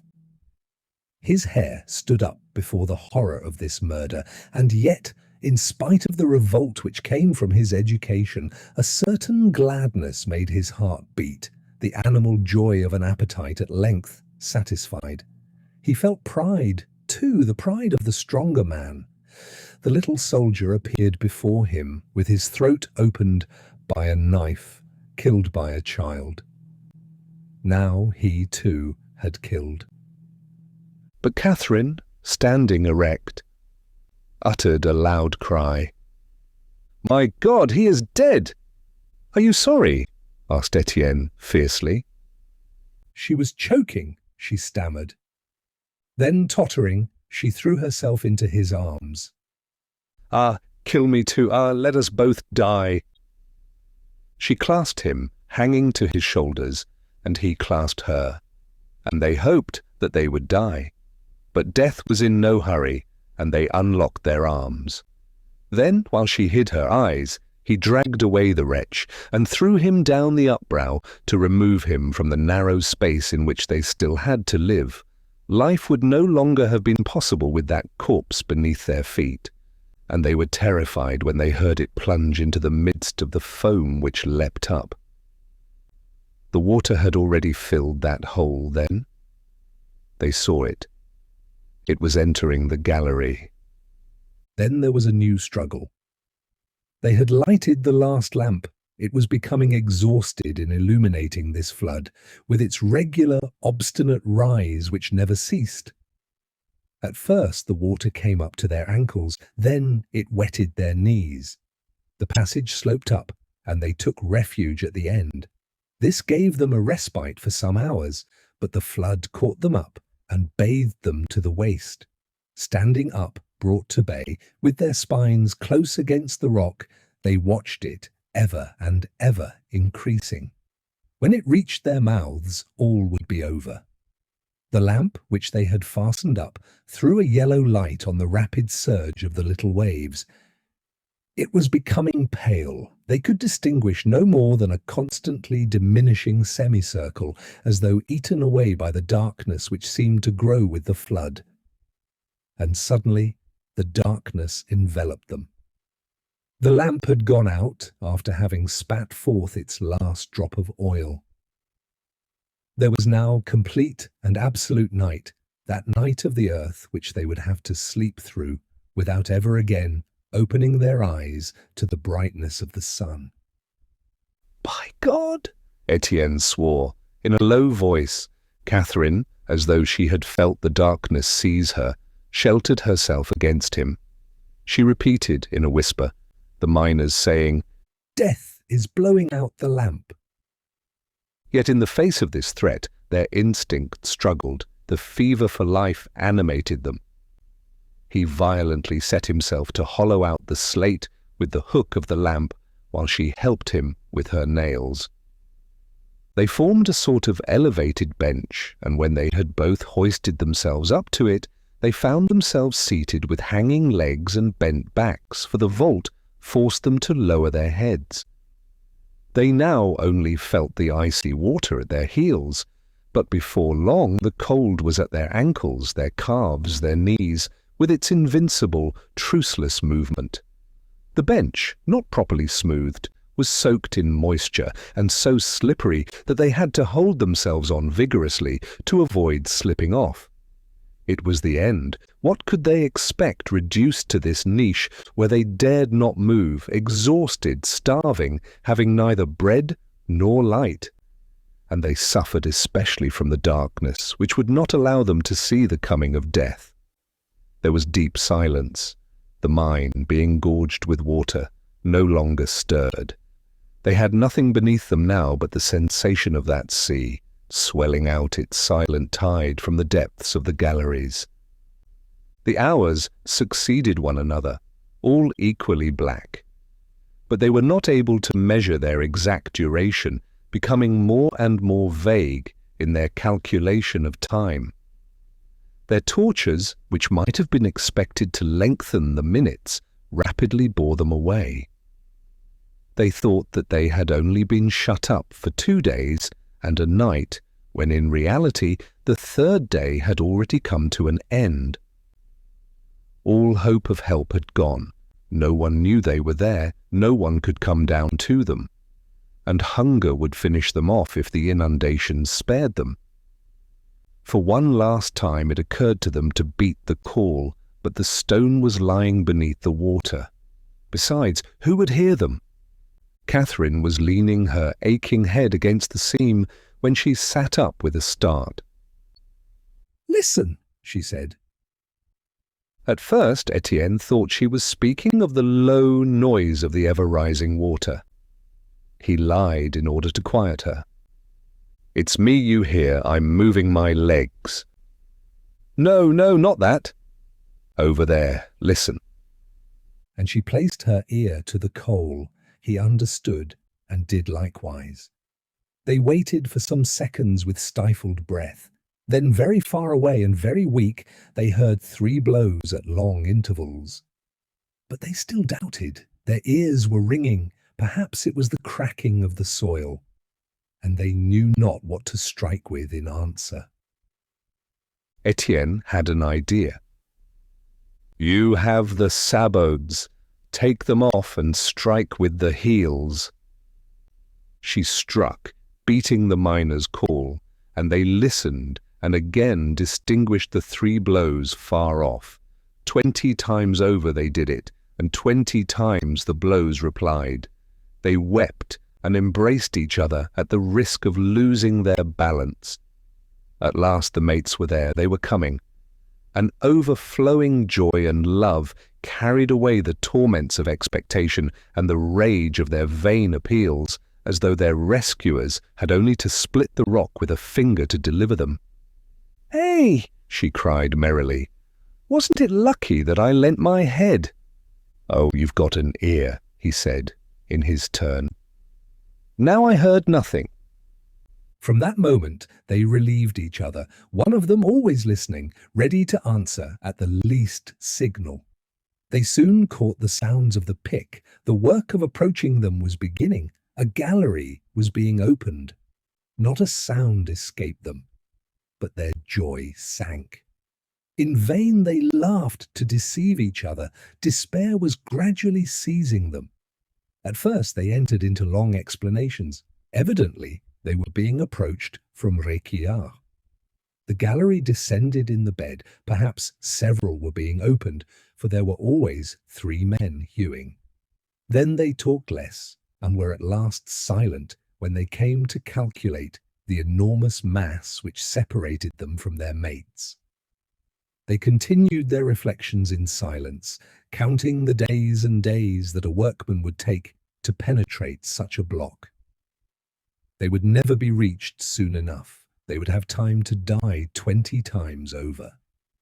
And no longer venturing to exchange a word in this redoubled anguish, they gloomily replied to the appeals by a roll of the sabots without hope, only retaining the mechanical need to tell the others that they were still alive. And thus passed a day, 2 days. They had been at the bottom 6 days. The water had stopped at their knees, neither rising nor falling, and their legs seemed to be melting away in this icy bath. They could certainly keep them out for an hour or so, but their position then became so uncomfortable that they were twisted by horrible cramps and were obliged to let their feet fall in again. Every 10 minutes, they hoisted themselves back by a jerk on the slippery rock. The fractures of the coal struck into their spines, and they felt at the back of their necks a fixed, intense pain through having to keep constantly bent in order to avoid striking their heads. And their suffocation increased. The air, driven back by the water, was compressed into a sort of bell in which they were shut up. Their voices were muffled and seemed to come from afar. Their ears began to buzz. They heard the peals of a furious tocsin, the tramp of a flock beneath a storm of hail going on unceasingly. At first, Catherine suffered horribly from hunger. She pressed her poor, shriveled hands against her breasts. Her breathing was deep and hollow, a continuous tearing moan, as though tongs were tearing her stomach. Étienne, choked by the same torture, was feeling feverishly round him in the darkness when his fingers came upon a half-rotten piece of timber which his nails could crumble. He gave a handful of it to the putter, who swallowed it greedily. For 2 days they lived on this worm-eaten wood, devouring it all in despair when it was finished, grazing their hands in the effort to crush the other planks which were still solid with resisting fibres. Their torture increased, and they were enraged that they could not chew the cloth of their clothes. A leather belt, which he wore round the waist, relieved them a little. He bit small pieces from it with his teeth, and she chewed them, and endeavoured to swallow them. This occupied their jaws, and gave them the illusion of eating. Then when the belt was finished, they went back to their clothes, sucking them for hours. But soon these violent crises subsided. Hunger became only a low, deep ache with the slow, progressive languor of their strength.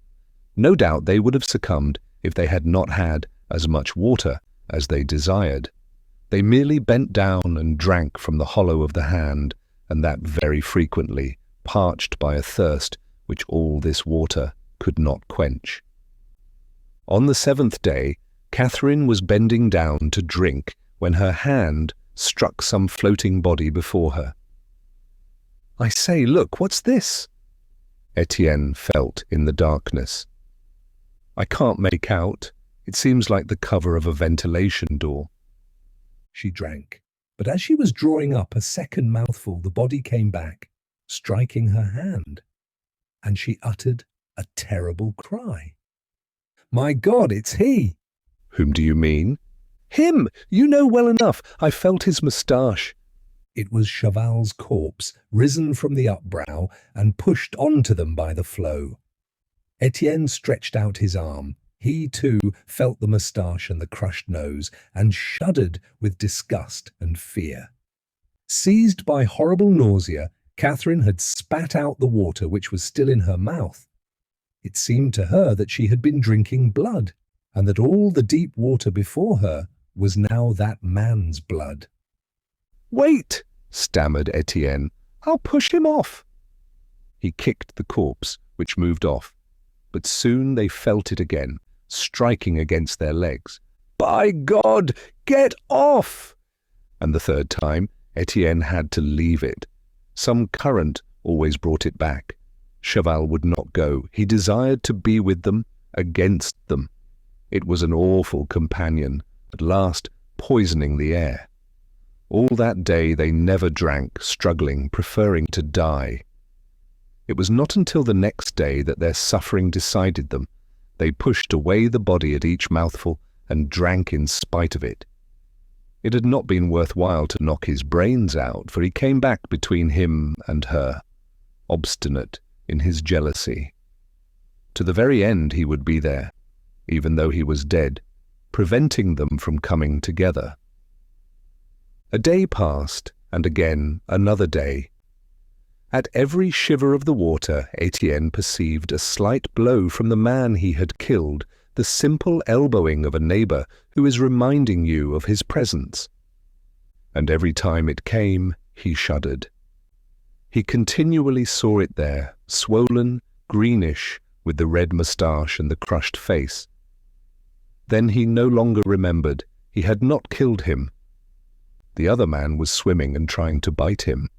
Catherine was now shaken by long, endless fits of crying, after which she was completely prostrated. She fell at last into a condition of irresistible drowsiness. He would arouse her, but she stammered a few words and at once fell asleep again without even raising her eyelids. And fearing lest she should be drowned, he put his arm round her waist. It was he now who replied to the mates. The blows of the pick were now approaching. He could hear them behind his back. But his strength too was diminishing. He had lost all courage to strike. They were known to be there. Why weary oneself more? It no longer interested him whether they came or not. In the stupefaction of waiting, he would forget for hours at a time what he was waiting for. One relief comforted them a little. The water sank, and Chaval's body moved off. For 9 days the work of their deliverance had been going on, and they were for the first time taking a few steps in the gallery when a fearful commotion threw them to the ground. They felt for each other and remained in each other's arms like mad people, not understanding, thinking the catastrophe was beginning over again. Nothing more stirred. The sound of the picks had ceased. In the corner where they were seated, holding each other, side by side, a low laugh came from Catherine. "It must be good outside. Come, let's go out of here." Étienne at first struggled against this madness, but the contagion was shaking his stronger head, and he lost the exact sensation of reality. All their senses seemed to go astray, especially Catherine's. She was shaken by fever, tormented now by the need to talk and move. The ringing in her ears had become the murmur of flowing water, the song of birds. She smelled the strong odor of crushed grass and could see clearly great yellow patches floating before her eyes, so large that she thought she was out of doors, near the canal, in the meadows on a fine summer day. "Eh? How warm it is! Take me then. Let us keep together." "Oh, always, always." He pressed her, and she rubbed herself against him for a long time, continuing to chatter like a happy girl. "How silly we have been to wait so long. I would have liked you at once, and you did not understand. You sulked. Then do you remember at our house at night, when we could not sleep, with our faces out, listening to each other's breathing, with such a longing to come together?" He was won by her gaiety and joked over the recollection of their silent tenderness. "You struck me once. Yes, yes, blows on both cheeks." "It was because I loved you," she murmured. "You see, I prevented myself from thinking of you. I said to myself that it was quite done with, and all the time I knew that one day or another we should get together. It only wanted an opportunity, some lucky chance. Wasn't it so?" A shudder froze him. He tried to shake off this dream. Then he repeated slowly, "Nothing is ever done with. A little happiness is enough to make everything begin again." "Then you'll keep me, and it will be all right this time." And she slipped down, fainting. She was so weak that her low voice died out. In terror, he kept her against his heart. "Are you in pain?" She sat up, surprised. "No, not at all." "Why?" But this question aroused her from her dream. She gazed at the darkness with distraction, wringing her hands in another fit of sobbing. My God, how black it is!"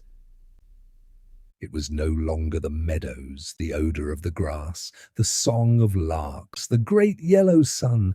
It was the fallen, inundated mine, the stinking gloom, the melancholy dripping of this cellar where they had been groaning for so many days. Her perverted senses now increased the horror of it. Her childish superstitions came back to her. She saw the black man, the old dead miner, who returns to the pit to twist naughty girls' necks. "Listen, did you hear?" "No, nothing. I heard nothing." "Yes, the man, you know?" Look, he is there. The earth has let all the blood out of the vein to revenge itself for being cut into, and he is there. You can see him. Look, blacker than night.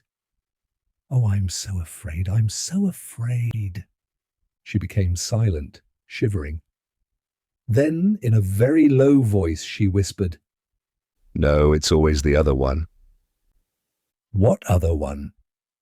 Him who is with us, who is not alive. The image of Chaval haunted her. She talked of him confusedly.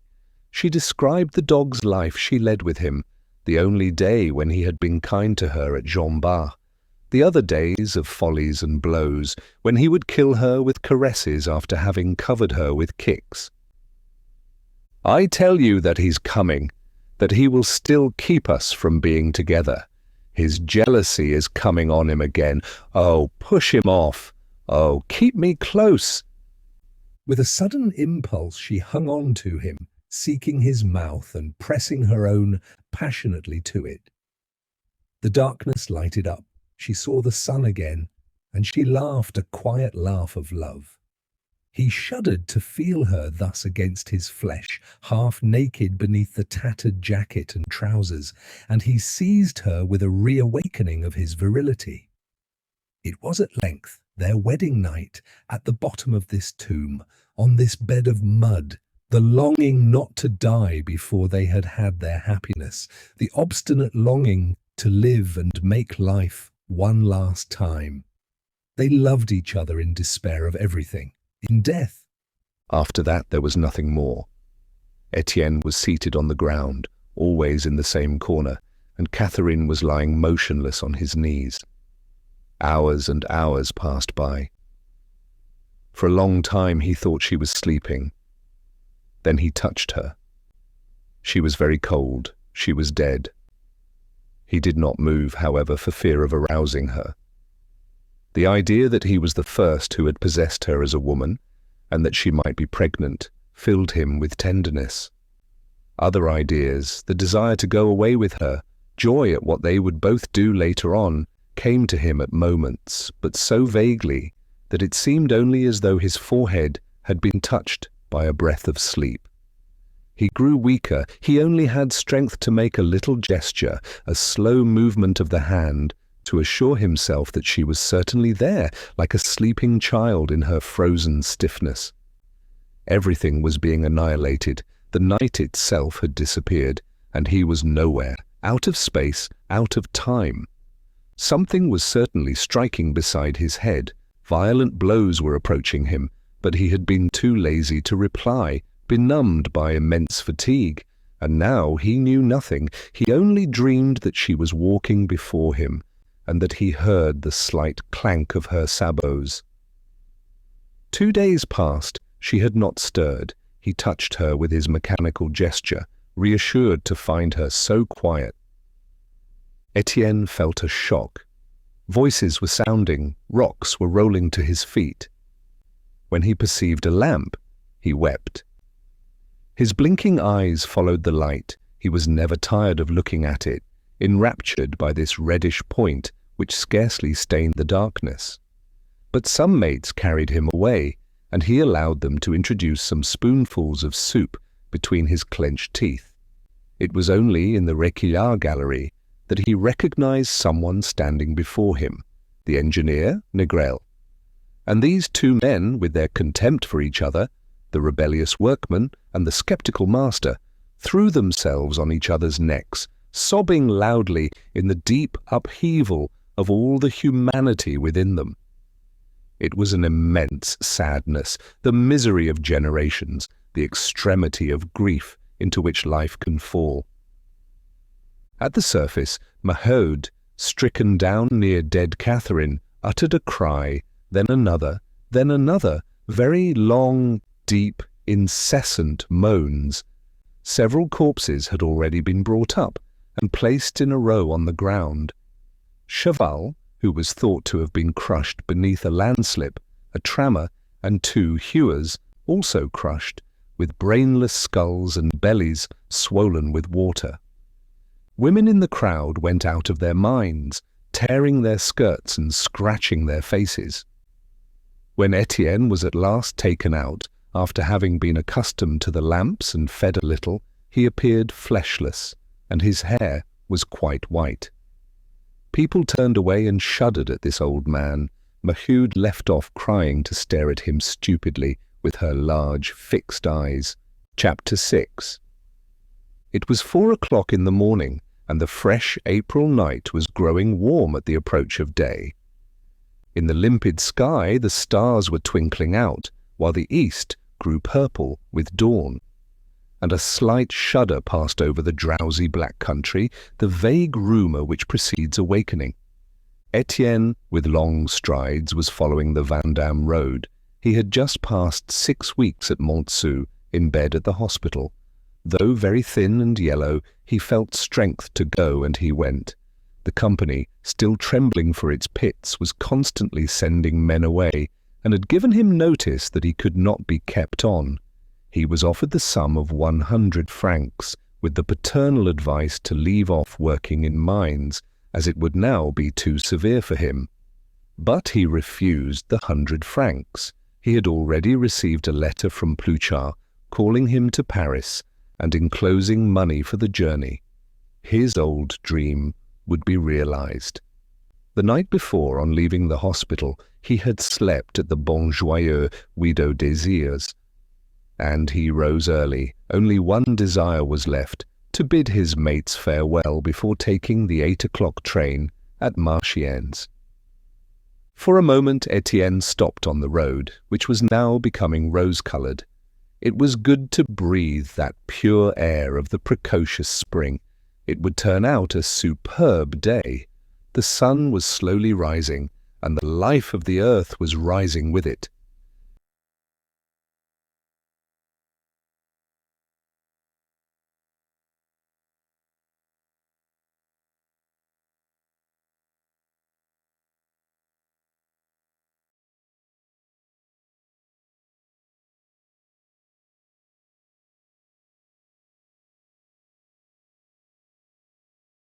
And he set out walking again, vigorously striking with his briar stick, watching the plain afar as it rose from the vapours of the night.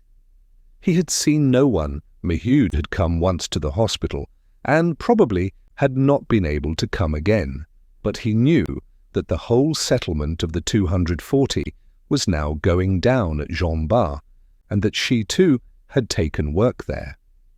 Little by little the deserted roads were peopled, and colliers constantly passed Étienne with pallid, silent faces. The company, people said, was abusing its victory. After 2.5 months of strike, when they had returned to the pits conquered by hunger, they had been obliged to accept the timbering tariff, that disguised decrease in wages, now the more hateful because stained with the blood of their mates. They were being robbed of an hour's work, they were being made false to their oath never to submit, and this imposed perjury stuck in their throats like gall. Work was beginning again everywhere, at Mirou, at Madeleine, at Crèvecoeur, at the Victoire.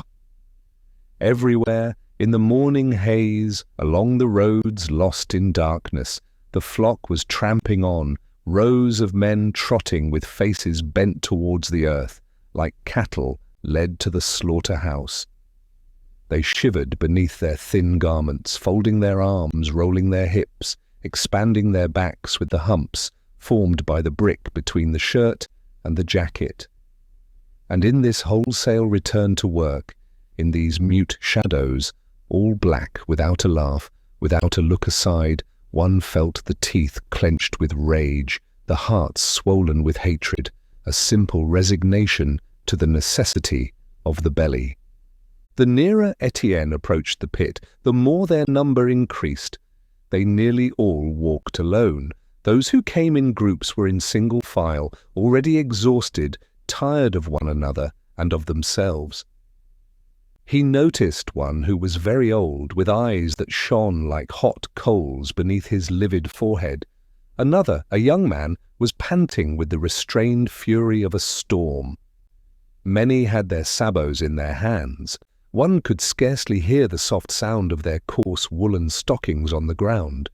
It was an endless rustling, a general downfall, the forced march of a beaten army, moving on with lowered heads, sullenly absorbed in the desire to renew the struggle and achieve revenge. When Étienne arrived, Jean Bart was emerging from the shade. The lanterns, hooked onto the platform, were still burning in the growing dawn. Above the obscure buildings, a trail of steam arose like a white plume, delicately tinted with carmine. He passed up the sifting staircase to go to the receiving room. The descent was beginning, and the men were coming from the shed. For a moment he stood by, motionless amid the noise and movement. The rolling of the trams shook the metal floor. The drums were turning, unrolling the cables in the midst of cries from the trumpet, the ringing of bells, blows of the mallet on the signal block. He found the monster again, swallowing his daily ration of human flesh, the cages rising and plunging, engulfing their burden of men without ceasing, with the facile gulp of a voracious giant. Since his accident, he had a nervous horror of the mine. The cages, as they sank down, tore his bowels. He had to turn away his head. The pit exasperated him. But in the vast and still sombre hall, feebly lighted up by the exhausted lanterns, he could perceive no friendly face. The miners, who were waiting there with bare feet and their lamps in their hands, looked at him with large, restless eyes, and then lowered their faces, drawing back with an air of shame. No doubt they knew him, and no longer had any spite against him. They seemed, on the contrary, to fear him, blushing at the thought that he would reproach them with cowardice. This attitude made his heart swell. He forgot that these wretches had stoned him. He again began to dream of changing them into heroes, of directing a whole people, this force of nature which was devouring itself. A cage was embarking its men, and the batch disappeared. As others arrived, he saw at last one of his lieutenants in the strike, a worthy fellow who had sworn to die. "You too," he murmured with aching heart. The other turned pale and his lips trembled. Then, with a movement of excuse, "What would you have? I've got a wife." Now, in the new crowd coming from the shed, he recognized them all. "You too! You too! You too!" And all shrank back, stammering in choked voices. "I have a mother. I have children. One must get bread." The cage did not reappear. They waited for it mournfully, with such sorrow at their defeat that they avoided meeting each other's eyes, obstinately gazing at the shaft. "And Maheu?" Étienne asked. They made no reply. One made a sign that she was coming. Others raised their arms, trembling with pity. Ah, poor woman, what wretchedness! The silence continued, and when Étienne stretched out his hand to bid them farewell, they all pressed it vigorously, putting into that mute squeeze their rage at having yielded, their feverish hope of revenge. The cage was there. They got into it and sank, devoured by the gulf. Pierron had appeared with his naked captain's lamp fixed into the leather of his cap. For the past week he had been chief of the gang at the pit-eye, and the men moved away, for promotion had rendered him bossy. The sight of Étienne annoyed him. He came up, however, and was at last reassured, when the young man announced his departure. They talked. His wife now kept the estaminet du progrès, thanks to the support of all those gentlemen who had been so good to her. But he interrupted himself and turned furiously on to Father Mouque, whom he accused of not sending up the dung-heap from his stable at the regulation hour. The old man listened with bent shoulders. Then, before going down, suffering from this reprimand, he too gave his hand to Étienne with the same long pressure as the others, warm with restrained anger and quivering with future rebellion. And this old hand, which trembled in his, this old man who was forgiving him for the loss of his dead children, affected Étienne to such a degree that he watched him disappear without saying a word. "Then Maheu is not coming this morning?" he asked Pierron after a time. At first the latter pretended not to understand, for there was ill luck even in speaking of her. Then, as he moved away, under the pretext of giving an order, he said at last, "Eh, Maheu! There she is!" In fact, Maheu had reached the shed with her lamp in her hand, dressed in trousers and jacket, with her head confined in the cap. It was by a charitable exception that the company, pitying the fate of this unhappy woman, so cruelly afflicted, had allowed her to go down again at the age of 40, and as it seemed difficult to set her again at haulage work, she was employed to manipulate a small ventilator which had been installed in the north gallery in those infernal regions beneath Tartaret, where there was no movement of air. For 10 hours, with aching back, she turned her wheel at the bottom of a burning tube, baked by 40 degrees of heat. She earned 30 sous. When Étienne saw her, a pitiful sight in her male garments, her breast and belly seeming to be swollen by the dampness of the cuttings, he stammered with surprise, trying to find words to explain that he was going away, and that he wished to say goodbye to her. She looked at him without listening, and said at last, speaking familiarly, "Eh?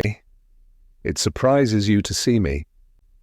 It's true enough that I threatened to wring the neck of the first of my children who went down again, and now that I'm going down I ought to wring my own, ought I not?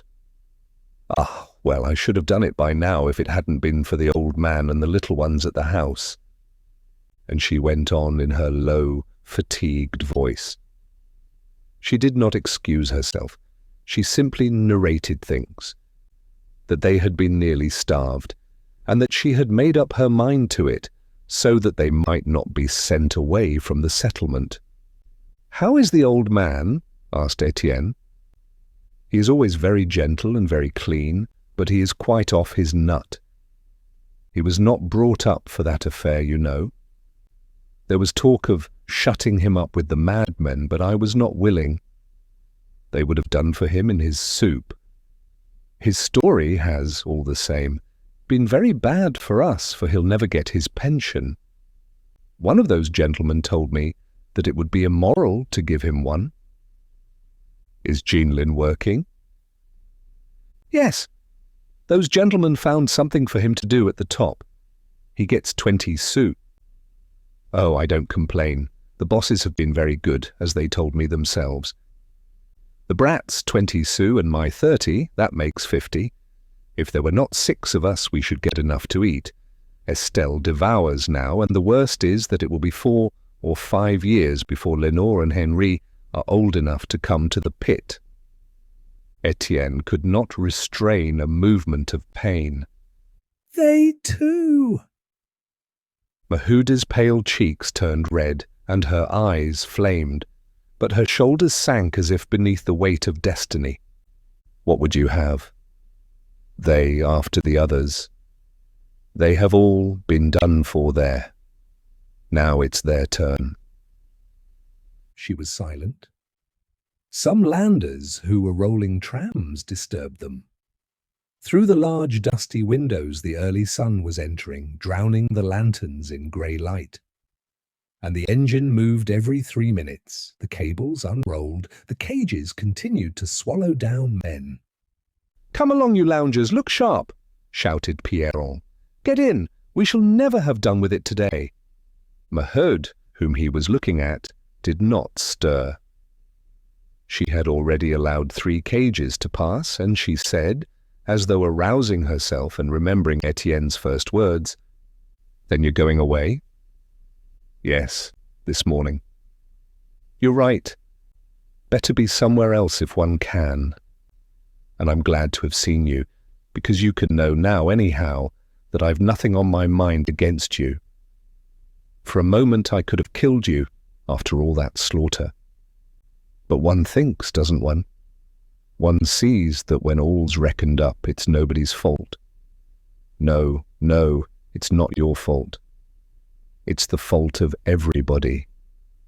Now she talked with tranquillity of her dead, of her man, of Zachary, of Catherine, and tears only came into her eyes when she uttered Alzir's name. She had resumed her calm reasonableness and judged things sensibly. It would bring no luck to the middle class to have killed so many poor people. Sure enough, they would be punished for it one day, for everything has to be paid for. There would even be no need to interfere. The whole thing would explode by itself. The soldiers would fire on the masters just as they had fired on the men. And in her everlasting resignation, in that hereditary discipline under which she was again bowing, a conviction had established itself, the certainty that injustice could not last longer, and that if there were no good God left, another would spring up to avenge the wretched. She spoke in a low voice, with suspicious glances round. Then, as Pierron was coming up, she added, aloud, "Well, if you're going, you must take your things from our house. There are still 2 shirts, 3 handkerchiefs, and an old pair of trousers." Étienne, with a gesture, refused these few things saved from the dealers. "No, it's not worth while. They can be for the children. At Paris, I can arrange for myself." 2 more cages had gone down, and Pierron decided to speak straight to Maheu. "I say now, over there, they are waiting for you.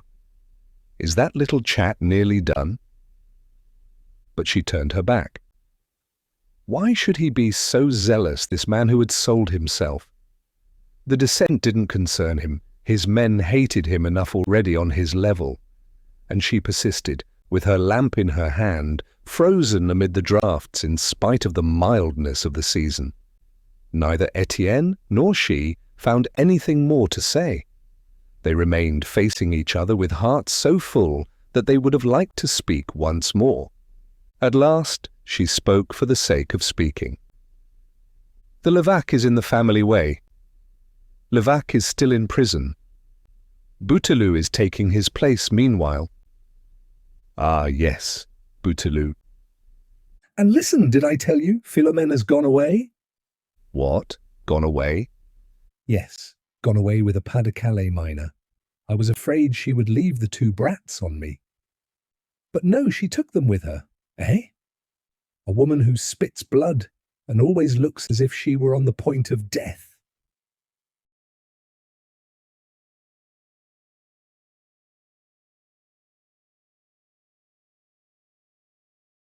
She mused for a moment, and then went on in a slow voice.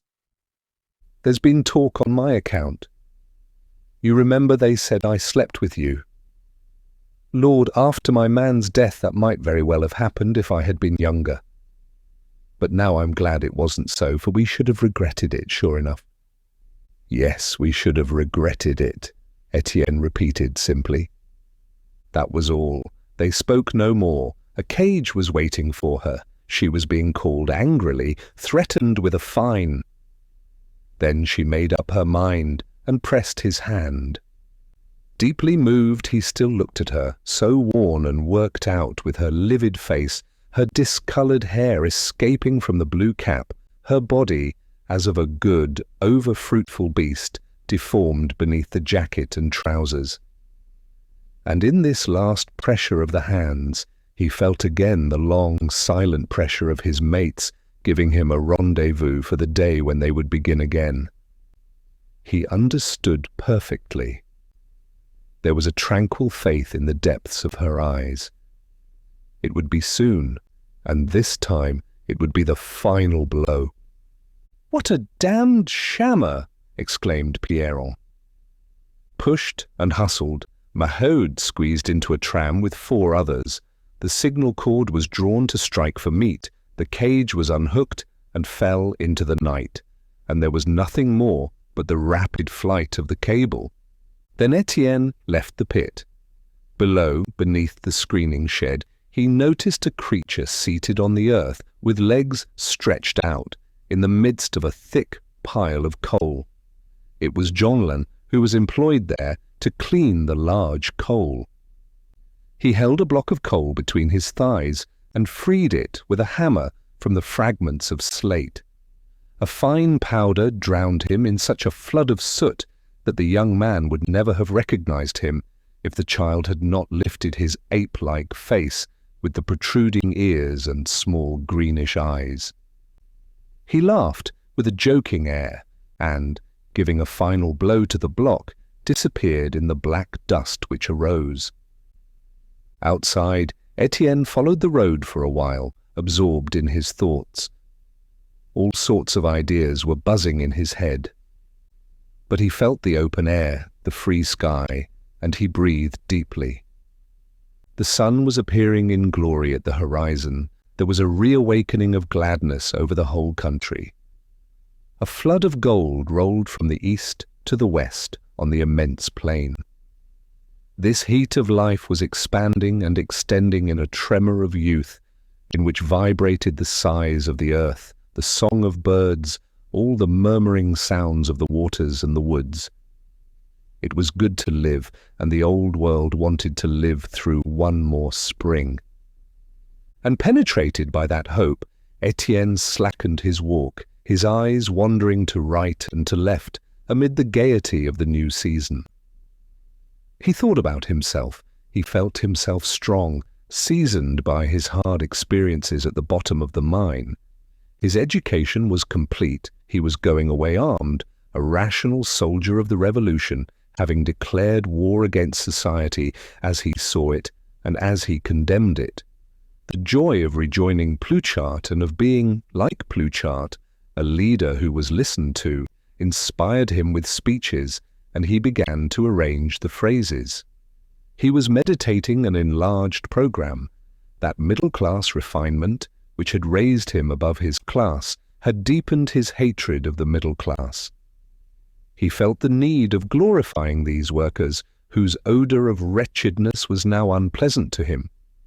He would show that they alone were great and stainless, the only nobility and the only strength in which humanity could be dipped afresh. He already saw himself in the tribune, triumphing with the people if the people did not devour him. The loud song of a lark made him look up towards the sky. Little red clouds, the last vapours of the night, were melting in the limpid blue, and the vague faces of Souvarine and Rasseneur came to his memory. Decidedly, all was spoilt when each man tried to get power for himself. Thus that famous international which was to have renewed the world had impotently miscarried, and its formidable army had been cut up and crumbled away from internal dissensions. Was Darwin right then, and the world only a battlefield where the strong ate the weak for the sake of the beauty and continuance of the race? This question troubled him, although he settled it like a man who is satisfied with his knowledge. But one idea dissipated his doubts and enchanted him, that of taking up his old explanation of the theory the first time that he should speak. If any class must be devoured, would not the people, still new and full of life, devour the middle class, exhausted by enjoyment? The new society would arise from new blood. And in this expectation of an invasion of barbarians, regenerating the old decayed nations, reappeared his absolute faith in an approaching revolution, the real one, that of the workers, the fire of which would inflame this century's end with that purple of the rising sun which he saw like blood on the sky. He still walked, dreaming, striking his briar stick against the flints on the road, and when he glanced around him, he recognized the various places. Just there, at the Four Chauboeuf, he remembered that he had taken command of the band that morning when the pits were sacked. Today the brutish, deathly, ill-paid work was beginning over again. Beneath the earth, down there at 700 meters, it seemed to him he heard low, regular, continuous blows. It was the men he had just seen go down, the black workers who were hammering in their silent rage. No doubt they were beaten. They had left their dead and their money on the field.